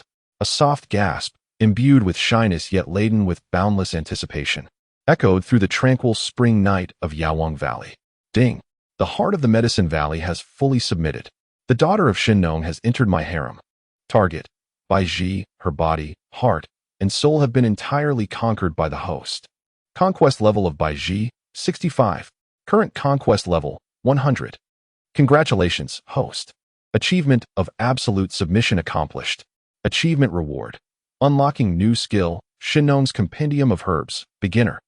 The host will gain extraordinary discernment and affinity towards all spiritual herbs and elixirs in the world, significantly enhancing the success rate and quality of alchemical creations. Chapter 159. The Abilities of Shinnong. The beginning of the quest for the vessel on the following morning, as the first rays of sunlight, imbued with an ethereal essence, filtered through the delicate gauze of the bamboo cottage, Baiji awoke from the most blissful and exhilarating slumber she had ever experienced. Upon opening her eyes, she beheld the handsome visage of the man who had captivated her throughout the night, a faint, languid smile gracing his features. Awake now? Chen Feng inquired playfully, gazing at the charming woman in his embrace, who bore the indelible mark of his essence. Baiji's cheeks flushed a deep crimson once more. The scandalous scenes from the previous night surged back into her mind like a tidal wave, igniting her heart and stirring her very soul. She was no longer the ethereal healer untouched by worldly affairs. She had transformed entirely into this man's most tender and sweetest companion. Her being was imprinted with his domineering essence, inside and out. Gazing into Chun Feng's eyes, which were once as clear as mountain springs, she now saw them softened by a layer of affectionate allure akin to the gentle waters of spring. Without uttering a word, she leaned in, greeting their first morning together with a kiss that radiated youthful innocence and the fervor of a new bride. After indulging in an hour filled with boundless tenderness and sweetness, Chun Feng finally released the adorable woman, who resembled a blossom kissed by rain, from his embrace. He allowed Baiji to dress and style his hair like the most obedient of wives, while he internally reviewed the newly acquired, crucial divine skill that held significant importance in this realm of cultivation. Shinnong's Compendium of Herbs, beginner level. Skill description: this supreme alchemical tome was authored by the ancient Shinnong, who tasted all herbs. The host will automatically gain extraordinary identification and affinity with all known and unknown spiritual herbs and elixirs in the world, and during alchemical processes, will activate the Shinnong perspective, greatly enhancing the success rate and quality of the concocted elixirs. What a remarkable boon! Chun Feng marveled at the skill that seemed tailor-made to grant him an advantage in this new world, his heart swelling with elation. He recognized that the significant drawback of his spiritless body, which had hindered his cultivation, would be perfectly compensated by this skill. While he might not ascend to become a cataclysmic warrior, he could indeed emerge as the revered deity of alchemy, sought after by the most formidable powers and sects in the world of cultivation. To test the formidable capabilities of this new skill and further solidify his absolute authority in the Valley of Medicinal Kings, Chen Feng took Bai Ji, who was hopelessly devoted to him, to the heart of the valley, the cherished Millennium Herb Garden. This sanctuary housed all the rare spiritual herbs and elixirs collected over millennia by the valley. As Chen Feng stepped into this sacred space and activated the Shenong's compendium of herbs, the world before him transformed entirely. In his eyes, what were once ordinary flowers and grasses radiated a myriad of colors and varying intensities of ethereal auras. Each herb's name, age, medicinal properties, and even the minutest details of its growth state were vividly presented in his mind, akin to a flowing stream of data. Is this the realm of the divine farmer? Chen Feng's heart was overwhelmed with astonishment. He took the curious Bai Ji by the hand and led her to the most unassuming corner of the herb garden, overgrown with weeds. Pointing to a seemingly wilted and nearly withered ordinary foxtail grass, he smiled at Bai Ji and inquired, "My dear Ji, do you know what this is?" "Huh." Bai Ji glanced at it, puzzled. "Chen, my lord, isn't this just a common, useless weed? I usually feed it to the piglet." "A weed?" Chen Feng burst into laughter. He gently crouched down, as if treating the grass as the rarest of treasures, and carefully uprooted the foxtail grass along with its roots from the soil. He held it in his palms before the astonished Bai Ji, speaking in a tone imbued with mystery and profound depth. "You foolish girl. Do you realize that this so-called weed you use to feed to nourish the iron beast, is none other than the legendary 9-turn resurrection herb? This herb, long extinct in the Azure Cloud continent for nearly 10 millennia, can disregard any injuries and, as long as there is a breath left, can revive the dead and regenerate flesh." Half an hour later, when the esteemed elder of the Medicine King Valley and all the elders rushed over upon hearing the news, they witnessed Chen Feng, as if he were the divine farmer surveying his own garden, effortlessly uncovering dozens of ancient legendary herbs from their herb garden that had evaded their recognition for centuries. They were utterly captivated. The way they looked at Chen Feng transcended mere admiration and reverence. It was a fervent and devout faith, as if they longed to offer their very souls in sacrifice. They immediately presented the Medicine King's Divine Farmer Order, a symbol of utmost authority, to Chen Feng with the highest respect, unanimously deciding that from that day forth, the entire Medicine King Valley would be wholly integrated under his command, venerating him as the sole eternal sovereign of alchemy. Having transformed the Medicine King Valley into his most secure garden and the production base for elixirs in this new world, Chen Feng recognized that he could no longer linger. He had more pressing matters to attend to. He must embark on a quest to locate his lost Huaxia, along with the 6 queens and children, equally adrift in this vast and unfamiliar land, their fates uncertain. That evening, within Bai Ji's cozy bamboo cottage filled with warmth and youthful charm, she asked softly, "Are you leaving?" Bai Ji leaned against Chen Feng's embrace, her voice tinged with a profound and lingering reluctance. Chen Feng nodded, gently caressing her silky long hair as he spoke softly. "I have more important family awaiting my search." "Are they women like me?" Bai Ji inquired softly, a subtle hint of jealousy lacing her tone. "Indeed," Chen Feng replied with a smile, "they are all as kind and lovely as you. Just like you, they are irreplaceable treasures in my life." Seeing her somewhat forlorn and pitiful expression, his heart softened. He kissed her forehead and solemnly promised, "Jir, rest assured. Once I have found them, once I have found our home, I will surely return for you. I will wait for you." Bai Ji nodded, tears shimmering in her eyes. Then, as if making a monumental decision, she retrieved a small jade cage crafted from the finest warm jade from her bosom. Inside the cage, a stunning, multicolored, treasure-seeking butterfly lay peacefully asleep. "Husband," she presented the jade cage to Chen Feng, her eyes filled with both reluctance and unwavering determination. Shao Kai can not only seek rare treasures, but it also possesses an acute perception of the bloodline of all those who have formed a soul contract with it. You are my man, thus it will naturally recognize you as its master. Your children also share your bloodline. Perhaps. She gazed at him, her eyes brimming with hope, It can help you find them. Chen Feng looked at this kind-hearted girl, willing to offer her most treasured companion to him, and his heart swelled with boundless emotion. He did not refuse, for he understood this was his only hope at present. He accepted the jade cage and embraced it tightly along with Bai Ji. Jir, wait for me. Chapter 160, The Gift of the Divine King. Farewell to the Valley of Medicine on the eve of departure, within the most grand and sophisticated central alchemy chamber of the Valley of Medicine. The flames burned brightly throughout the night. Chen Feng sequestered himself in this sanctuary, refusing to rest. He toiled in contemplation of his imminent departure from this, his first home in a new world, for the benevolent and unpretentious valley that had saved his life, for the venerable old medicine king who had long regarded him as a deity and a beacon of hope, and most importantly, for the endearing Navi girl who had selflessly dedicated everything precious to him, preparing a final, bounteous farewell gift. He understood that the road ahead was fraught with peril and uncertainty, ranging from 3 to 5 years at the least, to decades at most. It was imperative that he leave behind a foundation robust enough to sustain and nurture this first enterprise, which he had nominally claimed as his. Drawing upon the vast pharmacological knowledge of the divine farmer's classic of herbal medicine, which had long since merged with his very soul, and employing his scientific and logical reasoning that transcended millennia, he embarked on an ambitious and transformative upgrade of the valley's ancient alchemical system, one that had been honed over a millennium. He meticulously optimized every existing formula, from the most rudimentary healing elixirs to the most sophisticated essence-nurturing concoctions. He eliminated the extraneous, discarding incompatible auxiliary herbs that had been haphazardly mixed due to unclear pharmacological principles. Furthermore, he incorporated those extraordinary herbs, once dismissed as toxic due to limited understanding, which possessed remarkable efficacy. In the span of a single night, he personally crafted 108 brand new superlative formulas, each boasting potency at least tenfold greater than their predecessors. Yet, this was merely the beginning.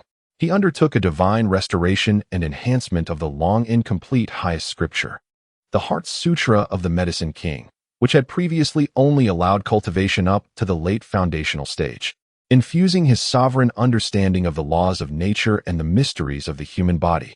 He elevated this second-rate cultivation method into a genuine top-tier compendium capable of guiding one towards the golden core, or even unveiling the path to the nascent soul. Finally, he personally ignited the furnace, employing his unparalleled alchemical prowess, akin to a living deity, along with dozens of ancient herbs unearthed from the herbal garden, to forge a batch of 100 exquisite foundational elixirs, each so remarkable that any second-rate sect would envy them, even to the extent of instigating extermination wars to seize them. On the following dawn, as Chen Feng emerged from the alchemical chamber, his slightly weary form was met by the venerable old medicine king and all the elders, who had been waiting with bated breath. Upon witnessing the 3 divine gifts he had prepared, capable of altering the destiny of the Medicine King Valley for the next millennium, they could no longer contain their overwhelming excitement and gratitude. In unison, they knelt before him. Two esteemed Valley Master. No, it is Master. The old Medicine King, a venerable figure of over 3 centuries, was moved to tears, bowing deeply in the most solemn act of apprenticeship to Chen Feng. Your boundless grace towards our Medicine King Valley is akin to a rebirth. We shall never be able to repay this debt. Chen Feng smiled gently, assisting him to rise. There is no need for such formalities, Valley Master. From this day forth, I shall be the honorary Valley Master of your Medicine King Valley, while you remain its actual ruler. He gazed at the old Medicine King, delivering his final directives in an irrefutable tone befitting a sovereign. During my absence, I require you to accomplish 3 tasks. First, cultivate your strength in secrecy and develop discreetly. The events of today must not be shared. Should they be, calamity shall befall you instead of ascendance. Second, utilize the resources I have provided to vigorously train our loyal alchemists. Within 10 years, I expect to see at least 100 adept alchemists capable of crafting superior elixirs. Third, a profound glimmer flickered in his eyes. Await my return. Yes, the old minister shall faithfully adhere to the Lord's edict. The old medicine king bowed deeply. After fulfilling these tasks, Chen Feng finally returned to the small bamboo cottage filled with bittersweet emotions, where Bai Ji awaited. He recognized that the most challenging farewell would be with the first woman he encountered in this new world. He uttered no comforting words. Instead, he directly imprinted the essence and most intricate principles of the newly refined Heart Sutra of the Medicine King, along with some of the finest alchemical insights, into Baiji's mind through spiritual resonance. He observed her tear-streaked, adorable visage, feeling a pang in his heart. This is my final gift to you. You possess the greatest talent for alchemy I have ever seen. Do not squander it. When I return, I hope to find a queen of alchemy who can stand by my side in crafting divine elixirs. Husband. Baiji could no longer restrain herself, collapsing into his embrace, weeping openly. I do not wish to be a queen. I only want you. Chen Feng refrained from further speech, holding her tightly, responding to her pure and profound love with the gentlest and most lingering warmth of their final moments together. On the next dawn, at the entrance of the Dragon King Valley, all disciples and elders of the Medicine King Valley spontaneously gathered to bid farewell to their elusive honorary valley master. Baiji stood at the forefront of the crowd, her eyes reddened and swollen, resembling two ripe peaches, yet her face bore a resilient smile imbued with hope. Chen Feng approached her, gently wiping away the last tear that lingered at the corner of her eye. He then mounted the enormous bear, which had been waiting patiently and had grown considerably in size. Xiao Kai, lead the way. At his command, the exquisite, multicolored treasure-seeking butterfly emitted a cheerful sound and transformed into a vibrant stream of light, soaring into the depths of the beast forest, a realm fraught with uncertainty and peril. Chen Feng cast one final, lingering glance at the adorable girl still fervently waving at him, then resolutely turned his steed around. Go. Thus, the solitary figure of a man, a bear, and a butterfly gradually faded into the vast, primordial sea of trees. At that moment, his quest for family and his true journey to conquer this new realm of cultivation officially commenced. Chapter 161. Into the Abyss. Reunion with the Queen. As one ventures deeper into the forest of beasts, the scenery transforms into an increasingly primal and perilous realm. Towering ancient trees, their heights reaching 1,000 feet, obscure the sun, shrouding the entirety of the forest in a dim, foreboding shadow. The air is thick with a damp, putrid scent, intermingled with the potent aura of various formidable beasts, creating a palpable sense of danger. A fearsome roar, brimming with ferocity, reverberates from a nearby thicket. A massive iron-backed wolf, its size akin to that of a calf, and already possessing the cultivation of an early Foundation establishment stage beast, bursts forth from the dense underbrush. It opens its gaping maw, capable of severing steel, and lunges ferociously at Chen Feng, who is mounted upon his formidable companion, Gun. In the face of such a sudden and lethal assault, an ordinary Qi refinement stage cultivator would likely be paralyzed with terror. Yet, Chen Feng remains utterly unfazed, not even flinching. Instead, he watches as Gun, appearing endearingly clumsy, suddenly emits a roar that belies its adorable exterior, an ancient, primal bellow filled with wrath. In a swift motion, Gun rises to its hind legs, its seemingly soft and fluffy paws striking with a speed that contradicts its hefty form. A resounding crash follows. The ferocious iron-backed wolf, unable to utter a single cry, is sent hurtling through the air as if struck by a speeding locomotive, crashing into a colossal ancient tree, splintering the trunk that would require several men to encircle. After a feeble struggle, the wolf succumbs to silence. Well done, Gun, Chen Feng chuckles, affectionately patting the enormous head of his now docile iron-eating beast. He is aware that this seemingly innocuous pet, inherited from Baiji, possesses combat prowess that likely surpasses that of an ordinary golden core stage beast. Thus, the trio, Chen Feng, Gun, and the vibrant treasure-seeking butterfly, Xiao Kai, continues their slow advance into the depths of the forest, rife with the unknown and peril. Throughout their journey, Xiao Kai proves invaluable with her extraordinary sensitivity to spiritual and life energies. From miles away, she alerts them to the presence of overwhelming golden core stage beasts, allowing Chen Feng to meticulously chart the safest detours. She serves as an exceptional biological radar, clearing much of the peril from their path. At last, after delving nearly 100 miles deeper, Xiao Kai, who has been leading the way, suddenly bursts with exuberance. Her iridescent glow intensifies as she flits around Chen Feng in joyous spirals, emitting a series of cheerful and urgent chirps. Chun Feng's heart leaps with excitement. He understands that Shao Kai has sensed something, an essence resonating with his own, the bloodline of his queen and children. Quickly, Gungun, follow her. Chun Feng urged the massive rolling beast beneath him, fervently pursuing the direction in which the petite figure of Shao Kai had vanished. He traversed a deep, fog-laden gorge, ultimately arriving at a colossal waterfall where Shao Kai had come to a halt. Upon witnessing the scene unfolding beneath the waterfall, Chun Feng felt his blood congeal instantly, as if an invisible hand had clenched his heart with a vice-like grip. There, beside the immense pool, a gargantuan golden-eyed lion-tiger beast, towering 10 zhang and embodying the terrifying pinnacle of the golden core great perfection realm, was relentlessly assaulting a striking figure clad in tight-fitting black leather armor, wielding twin blood-red, curved blades. The sight was so familiar it nearly stole his breath away. Qin Hongyan, his beloved, who commanded military and intelligence with a fierce, fiery spirit. In this moment, she appeared somewhat disheveled. Her sleek leather armor was riddled with deep gashes inflicted by the beast's razor-sharp claws. A trace of crimson blood stained the corner of her mouth, and her cultivation seemed inexplicably suppressed to the late Foundation establishment stage. Faced with the insurmountable golden core demon, she seemed diminutive and powerless. Yet, there was no sign of retreat in her demeanor. In her beautiful, proud phoenix eyes burned an unyielding, icy resolve akin to raging flames. Her movements resembled those of a lithe red leopard, and the twin blood-red blades in her hands struck the lion-tiger beast with the precision of a venomous serpent's fangs, each strike leaving gruesome, bone-deep wounds. Though she was undeniably at a disadvantage, she resembled a thorny red rose defiantly blooming amid a tempest, beautiful enough to shatter hearts, yet equally poignant. Hongyan, upon witnessing his beloved embroiled in such a desperate struggle, Chun Feng felt as if his heart would rupture.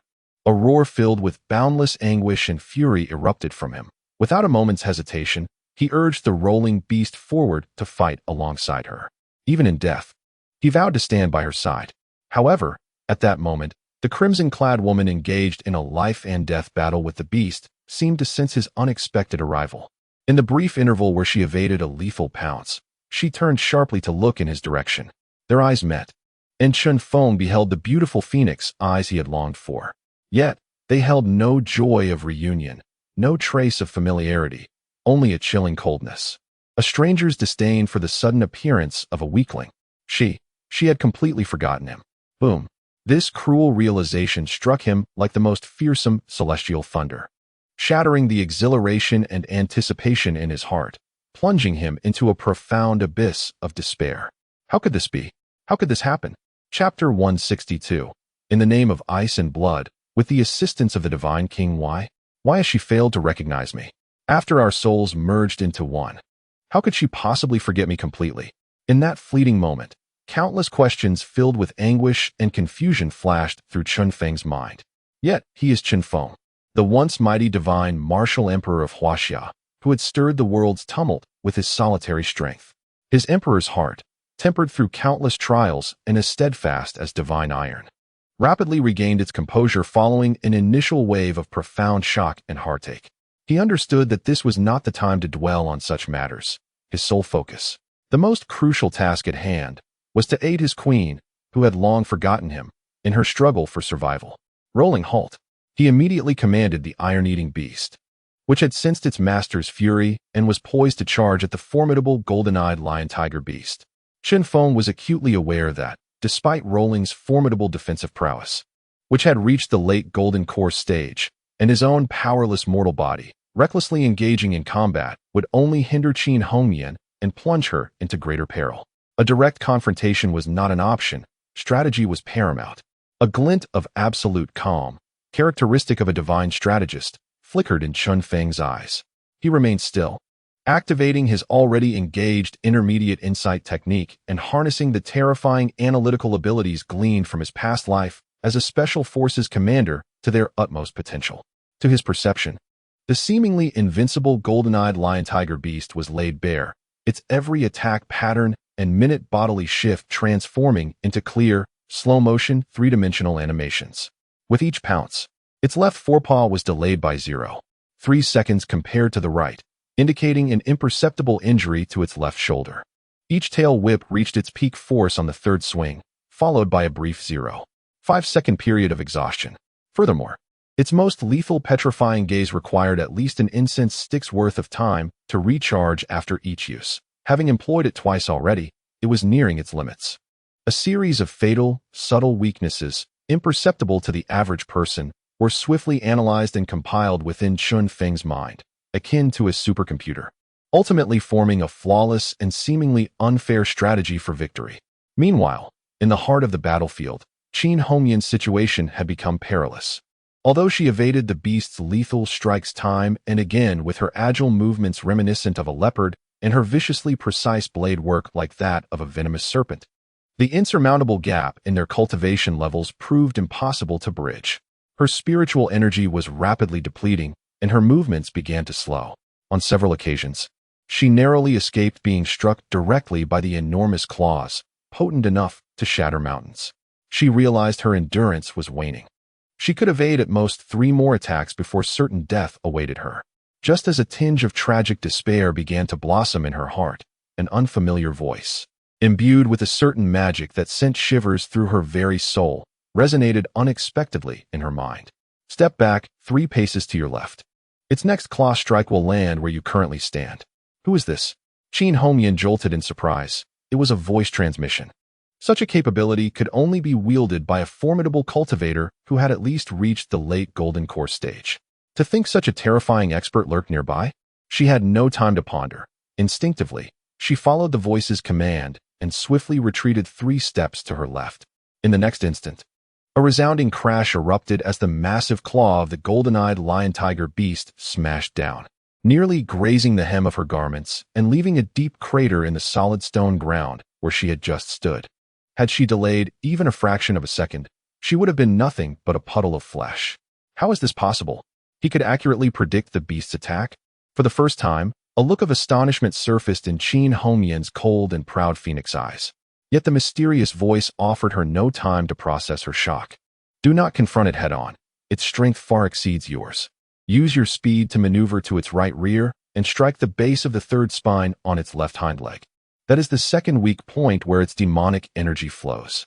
It will lash its tail. The first strike will be a feint, the second a false attack, and the third will be a fatal blow. The moment it exhausts itself on the third tail swipe will be your sole opportunity to close in. It will unleash its final golden-eyed divine light. Do not look into its eyes. Roll left with your utmost speed and channel all your spiritual energy into your dual blades. Now is the moment. Its eyes are its only and most lethal vulnerability. Precise, undeniable commands, akin to divine foreknowledge, echoed relentlessly in Qin Hongyan's mind. She relinquished her own thoughts entirely, instinctively becoming the most obedient and meticulously crafted combat puppet, executing each command with flawless precision. Evade, maneuver, counterattack, and evade once more. Ultimately, as the golden-eyed lion-tiger beast, having exhausted all patience, opened its gaping maw to unleash the final, petrifying golden light from its unique golden pupils. Plunging into a brief moment of exhaustion, Qin Hongyan seized the once-in-a-lifetime opportunity created for her by that mysterious voice. She let out a cry brimming with cold, unending murderous intent. She fervently channeled the meager remnants of her spiritual energy into the 2 blood-red curved blades clutched in her hands. Her figure transformed into a scarlet flash of resolute lightning, and before the colossal beast, which was filled with terror and disbelief, she plunged the blades mercilessly into its 2 enormous golden eyes. With a sickening squelch, a final wail echoed throughout the canyon, a lamentation steeped in the utmost agony and resentment.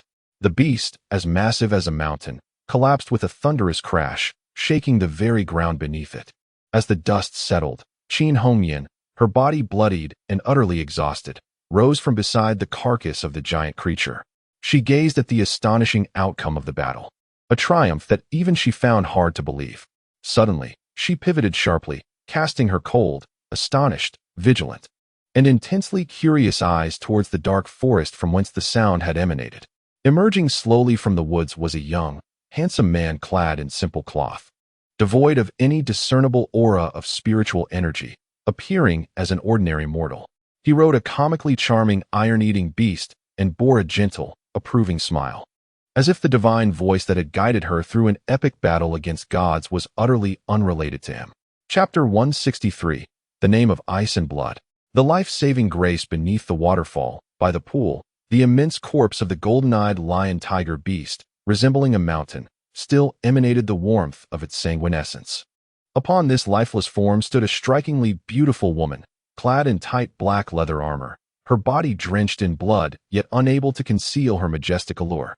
She gripped two blood-dripping curved blades, her gaze a mixture of astonishment, vigilance, and profound curiosity, directed toward the young mortal who was slowly emerging from the forest. "Who are you?"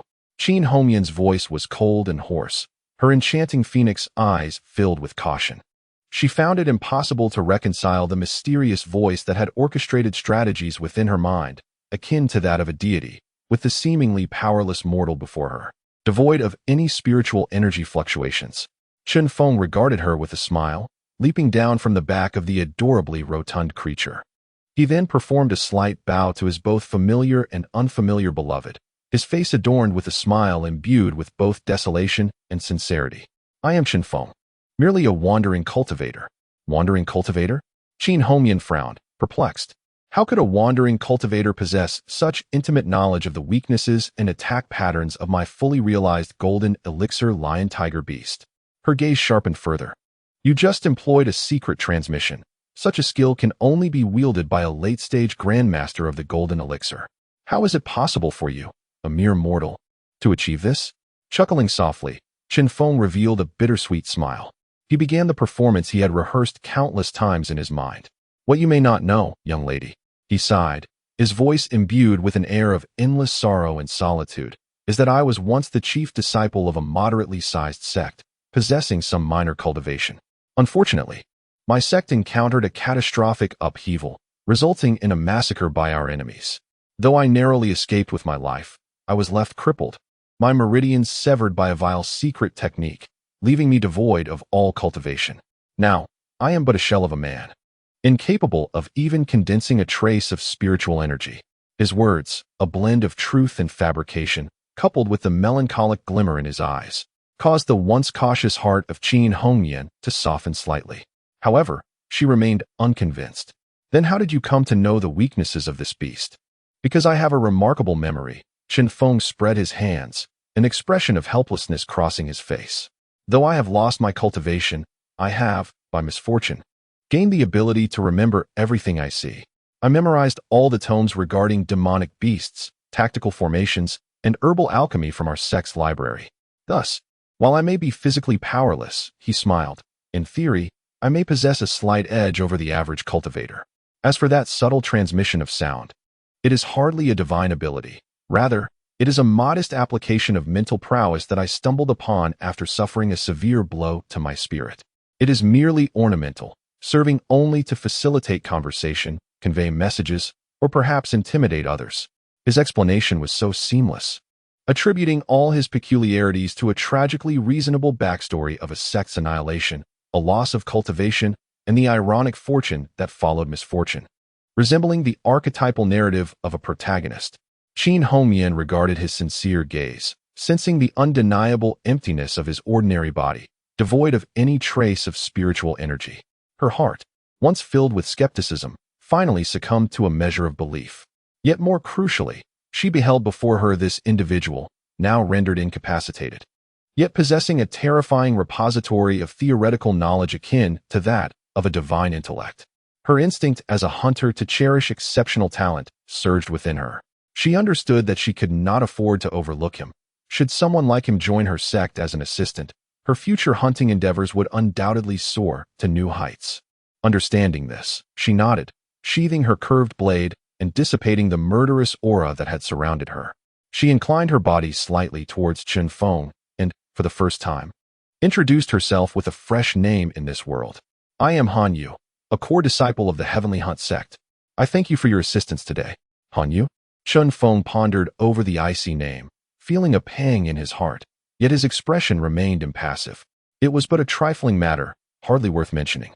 Just as the two were about to exchange further words, a sudden pallor washed over Qin Hongyan, or rather Hanyu, as she violently expelled a mouthful of dark red blood clots. Her body, already gravely injured from the battle with the colossal beast, could no longer endure the relaxation of her spirit. She felt darkness envelop her, and her form began to collapse towards the ground. "Homyan!" Chen Feng exclaimed in alarm, instinctively rushing forward to catch her fragile body before it fell. Cradling her familiar yet chilling form, he sensed her faint heartbeat, which was on the verge of ceasing, piercing his heart as if 1,000 steel needles were driving into it. Without a moment's hesitation, he retrieved a small jade vial from his bosom. Within it contained the true 9-turn resurrection herb, which he had refined in the Valley of the Apothecary into a life-saving elixir for himself and his loved ones, a genuine divine pill capable of reviving the deceased. He extracted a golden elixir, exuding a powerful aura of life. Then, under the watchful gaze of the equally anxious Rolling and Little Kai, he unhesitatingly placed the priceless divine pill, capable of driving all the ancient beings of the Yuanying and Huashan stages across the entire Qinyan continent into a frenzy, gently into the soft, pale lips of his queen, who had long forgotten him, yet still captivated him profoundly. "Hong Mian." He cradled her gradually warming body, his voice hoarse yet imbued with boundless tenderness and heartache. "This time, let me be the one to save you." Chapter 164, The Sect of Ice and Blood. The scheme of the God King. The moment the 9 revolutions golden elixir was consumed, a surge of magnificent, gentle, and infinitely pure life force enveloped Qin Hongyan. It began, akin to the tender caress of a nurturing mother, to gradually mend the grievous internal injuries and shattered meridians that had resulted from the backlash of spiritual power. Remarkably, within the span of a single incense stick, her serious internal wounds had nearly healed completely. When Qin Hongyan, or rather, Hanyu, reopened her eyes, the first sight that greeted her was the concerned visage of a young mortal gazing intently at her, coupled with the undeniable intimacy of being held in his embrace. Her delicate face flushed crimson, and she abruptly pushed Chen Feng away, springing from his arms like a startled rabbit, creating distance between them. "What did you just give me?" she inquired, her beautiful phoenix eyes filled with wariness and a hint of anxiety that she herself was unaware of. She could distinctly sense that her injuries had healed significantly, yet the miraculous efficacy of such a pill was beyond anything she had ever encountered, even in hearsay. This so-called mortal harbored secrets far deeper than she could have ever imagined. "Nothing much," Chen Feng replied, observing her adorable yet vigilant demeanor with a smile. He shrugged his shoulders, feigning innocence. "It's merely a few inexpensive healing pills given to me by an elder from my former sect for self-defense." "Inexpensive?" Hanyu could not help but twitch at the corners of her mouth. Healing pills capable of mending the injuries of a late-stage foundation establishment cultivator within the span of an incense stick could hardly be considered trivial. If they were deemed worthless, then what of the so-called miraculous elixirs from her heavenly hunt sect? Every word that escaped this man's lips dripped with deception, leaving her with no grounds for rebuttal. Just as she contemplated further inquiries, a series of figures clad in black, tight-fitting leather armor, exuding a chilling aura of lethal intent, approached with the speed of agile leopards from the opposite end of the canyon. "Senior Sister Hanyu, are you unscathed?" The leader, a tall and stern young man, exclaimed. Upon witnessing the lifeless corpse of the golden-eyed lion tiger, which loomed like a small mountain, astonishment and reverence flickered in their eyes in unison. "Heavens! It's a golden-eyed lion tiger. Senior Sister Hanyu, you truly managed to slay it all by yourself?" They marveled. "Senior Sister, you are magnificent." However, as their gazes fell upon Chen Feng, who stood beside Hanyu and appeared to be an utterly ordinary mortal, their expressions of admiration were swiftly replaced by cold, hostile scrutiny. "Senior Sister," the leader, his brows furrowing, inquired in a low voice, "Who is this mortal? Why is he here?" In the face of her peers' skepticism, a fleeting glimmer of intricate emotion flickered within Hanyu's cold, proud phoenix eyes. Yet, ultimately, she stepped forward for the first time, positioning herself resolutely in front of Chen Feng. She recounted to her fellow disciples the tragic tale he had shared with her, of his sect's annihilation and the loss of his cultivation, in a succinct manner. Then, with an undeniable tone befitting a core disciple, she stated coldly, "This young master Chen Feng is my savior. Had it not been for his subtle guidance, I would have perished at the jaws of that beast." From this moment forth, she gazed at the assembly, enunciating each word with conviction. He shall be my newly recruited tactical advisor. I intend to bring him back to our sect. Do any of you dissent? The disciples exchanged glances. Though doubt still lingered in their hearts, they ultimately refrained from uttering another word in the face of Han Yu's unwavering, frigid gaze. Yes, we defer to our senior sister's judgment. An hour later, Chun Feng rode on the back of the massive beast, escorted by the curious yet wary gazes of the Tianlai sect disciples, as he arrived for the first time at a true cultivation sect within this new world, the Tianlai sect. This sect's ambience starkly contrasted with the tranquil nature of the Yaowang Valley. It was nestled within a perilous valley formed by colossal black stones deep in the forest of 10,000 beasts. The entire sect exuded a raw, iron-blooded essence, imbued with the spirit of the hunt. The structures were predominantly constructed from massive stones and the bones of demon beasts, while disciples, regardless of gender, donned flexible leather armor, radiating a chilling aura that only those who have grappled with life and death could possess. They arrived at a modest courtyard situated at the farthest, most secluded edge of the sect, comprising several rudimentary thatched cottages. This was where the mundane servants, devoid of spiritual roots and unable to cultivate, resided. You. She regarded Chun Feng, her expression somewhat complex. For now, you shall reside here. Although you are my advisor, you are not a member of our sect. And being immortal, I can only arrange this per the sect's rules. Her words were frosty. Yet Chun Feng discerned a hint of reluctance behind her icy exterior in her eyes that bore a trace of regret. It's quite all right, he replied with a smile, nonchalantly dismounting from the beast. Since I am here, I shall make myself comfortable. I am immensely grateful to have a place to shield me from the elements. His calm acceptance of the situation only elevated Han Yu's regard for him. Rest assured, she spoke, as if making a promise or merely musing to herself.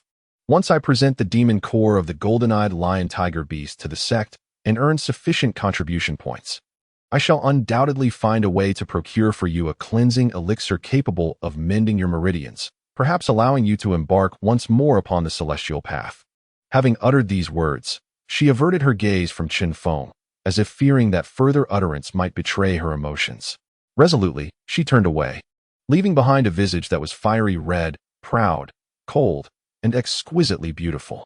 Chun Feng beheld her retreating silhouette, reflecting on this queen who had long forgotten him, yet continued to clumsily express her concern in her own unique manner. A smile, imbued with helplessness, indulgence, and an undeniable gentleness, graced his lips. He understood that the intricate game of disguise and renewed pursuit between them, a captivating and novel hunt, had officially commenced at that very moment. Chapter 165. The Wisdom of Mortals and the Heart of a Huntress. Life as an ordinary errand boy at the Heavenly Hunt Gate is both monotonous and intriguing. The allure lies in Chun Feng's first close encounter with this vibrant world steeped in the essence of cultivation. He observes the youthful disciples, brimming with vitality, as they diligently engage in arduous training to enhance their meager cultivation levels. He witnesses their fervent, often immature rivalries as they vie for scarce resources essential for their growth. The novelty of it all captivates him. Yet, the sole source of his boredom stems from his nominal superior, the icy beauty Han Yu, who had recruited him. Surprisingly, she has not sought him out even once in recent days, seemingly avoiding him intentionally. Chun Feng understands this is a consequence of the overwhelming impact he had on her in the canyon, as well as the ambiguous assistance he rendered that disrupted her frozen heart.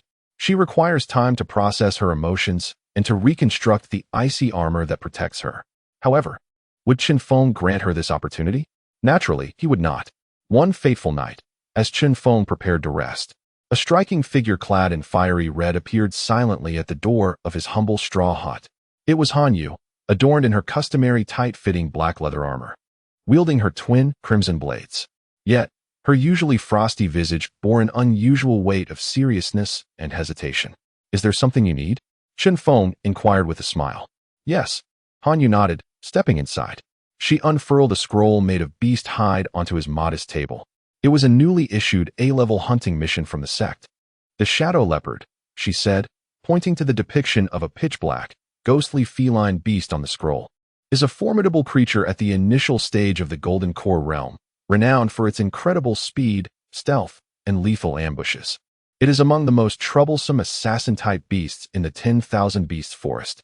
3 hunting teams led by core disciples have already suffered significant losses at its claws, with one disciple even perishing. Consequently, the sect has issued a top-tier bounty. Any who can successfully hunt this predator will receive 10,000 contribution points and a golden yuan pill personally refined by an elder. After delivering this information, she lifted her gaze, her exquisite eyes filled with struggle and hope, looking intently at Chen Feng. I wish to undertake this mission. However, I lack complete confidence. So, she bit her lip, ultimately setting aside her proud dignity to express her intentions to Chen Feng, the mere mortal. I would like to hear your thoughts. Observing her endearing facade of seeking assistance while maintaining an air of cold professionalism, Chen Feng felt a wave of amusement swell within him. He did not respond immediately. Instead, he slowly walked to the center of the courtyard. He crouched down and swiftly constructed a miniature sand model of the Black Wind Forest, the habitat of the shadow leopard, using merely the simplest sand and stones. He then beckoned to the astonished Han Yue, inviting her closer. Thus commenced his flawless strategic simulation from a divine perspective. A black stone represented the shadow leopard, while a red stone symbolized Han Yue. Observe, his voice resonated with an unwavering confidence. The creature's greatest strength lies not in its claws, but in its cunning. It never confronts its prey head-on. Rather, it maneuvers through the forest it knows intimately, employing its innate ability to conceal itself, wearing down your patience. Then, at the moment you are most fatigued and least vigilant, it strikes from the most unexpected corner with lethal precision. Therefore, to combat it, you cannot merely be stronger. You must outweed it, be more patient. He traced a path on the sand, laden with traps and ambushes, illustrating a hunting strategy. First, you must set the initial bait with its favored blood spirit flower here. Next, you will prepare entangling talismans at these locations to hinder its speed, ultimately guiding it into this open area where escape is impossible. He smiled at Han Yue. Your greatest weakness is not your cultivation, but your pride. You place excessive faith in your own strength, opting for direct confrontation with your foes. Yet, the most elite hunters understand the art of utilizing traps and patience. You must learn to feign weakness and become a hunter more cunning than your prey.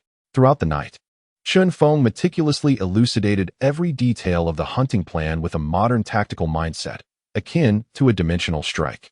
Han Yue absorbed every word, entranced and deeply moved by this revelation of combat. For the first time, she realized that fighting could take such a form. She gazed at this enigmatic man, devoid of spiritual power, yet seemingly possessing the cosmos within his mind. The long-frozen admiration and reverence in her heart began to flourish uncontrollably. As dawn broke, Han Yue observed the impeccably devised strategy laid out in the sand by Chen Feng, and her once anxious heart settled completely. She knew victory was assured this time. With a solemn bow, she expressed her gratitude. "Thank you for your guidance, sir," before preparing to depart without delay. "Wait," Chen Feng called out, retrieving an inconspicuous porcelain vial from his pocket and placing it in her hand. "What is this?" Han Yue inquired, puzzled. "Just in case." Chen Feng gazed at her, his eyes revealing an irresistible, domineering concern. Within his grasp lay 3 hastily concocted chi-replenishing pills, capable of saving her life in the direst moment of exhaustion. "Take it. Return alive to see me." Han Yu stared at the warm porcelain vial still imbued with the man's body heat, then met his gaze, which brimmed with both authority and care. In that moment, her heart, long encased in ice for countless years, surged uncontrollably for the first time. Her delicate face flushed crimson, and she dared not meet his eyes again. Clutching the vial tightly, she turned abruptly, a flurry of red vanishing like a flash of lightning into the night before dawn. Meanwhile, Chen Feng watched her adorable figure, akin to one fleeing in haste, and smiled. He understood that this most passionate, yet thorny red rose of Jiangnan had begun to feel a tumult within her heart.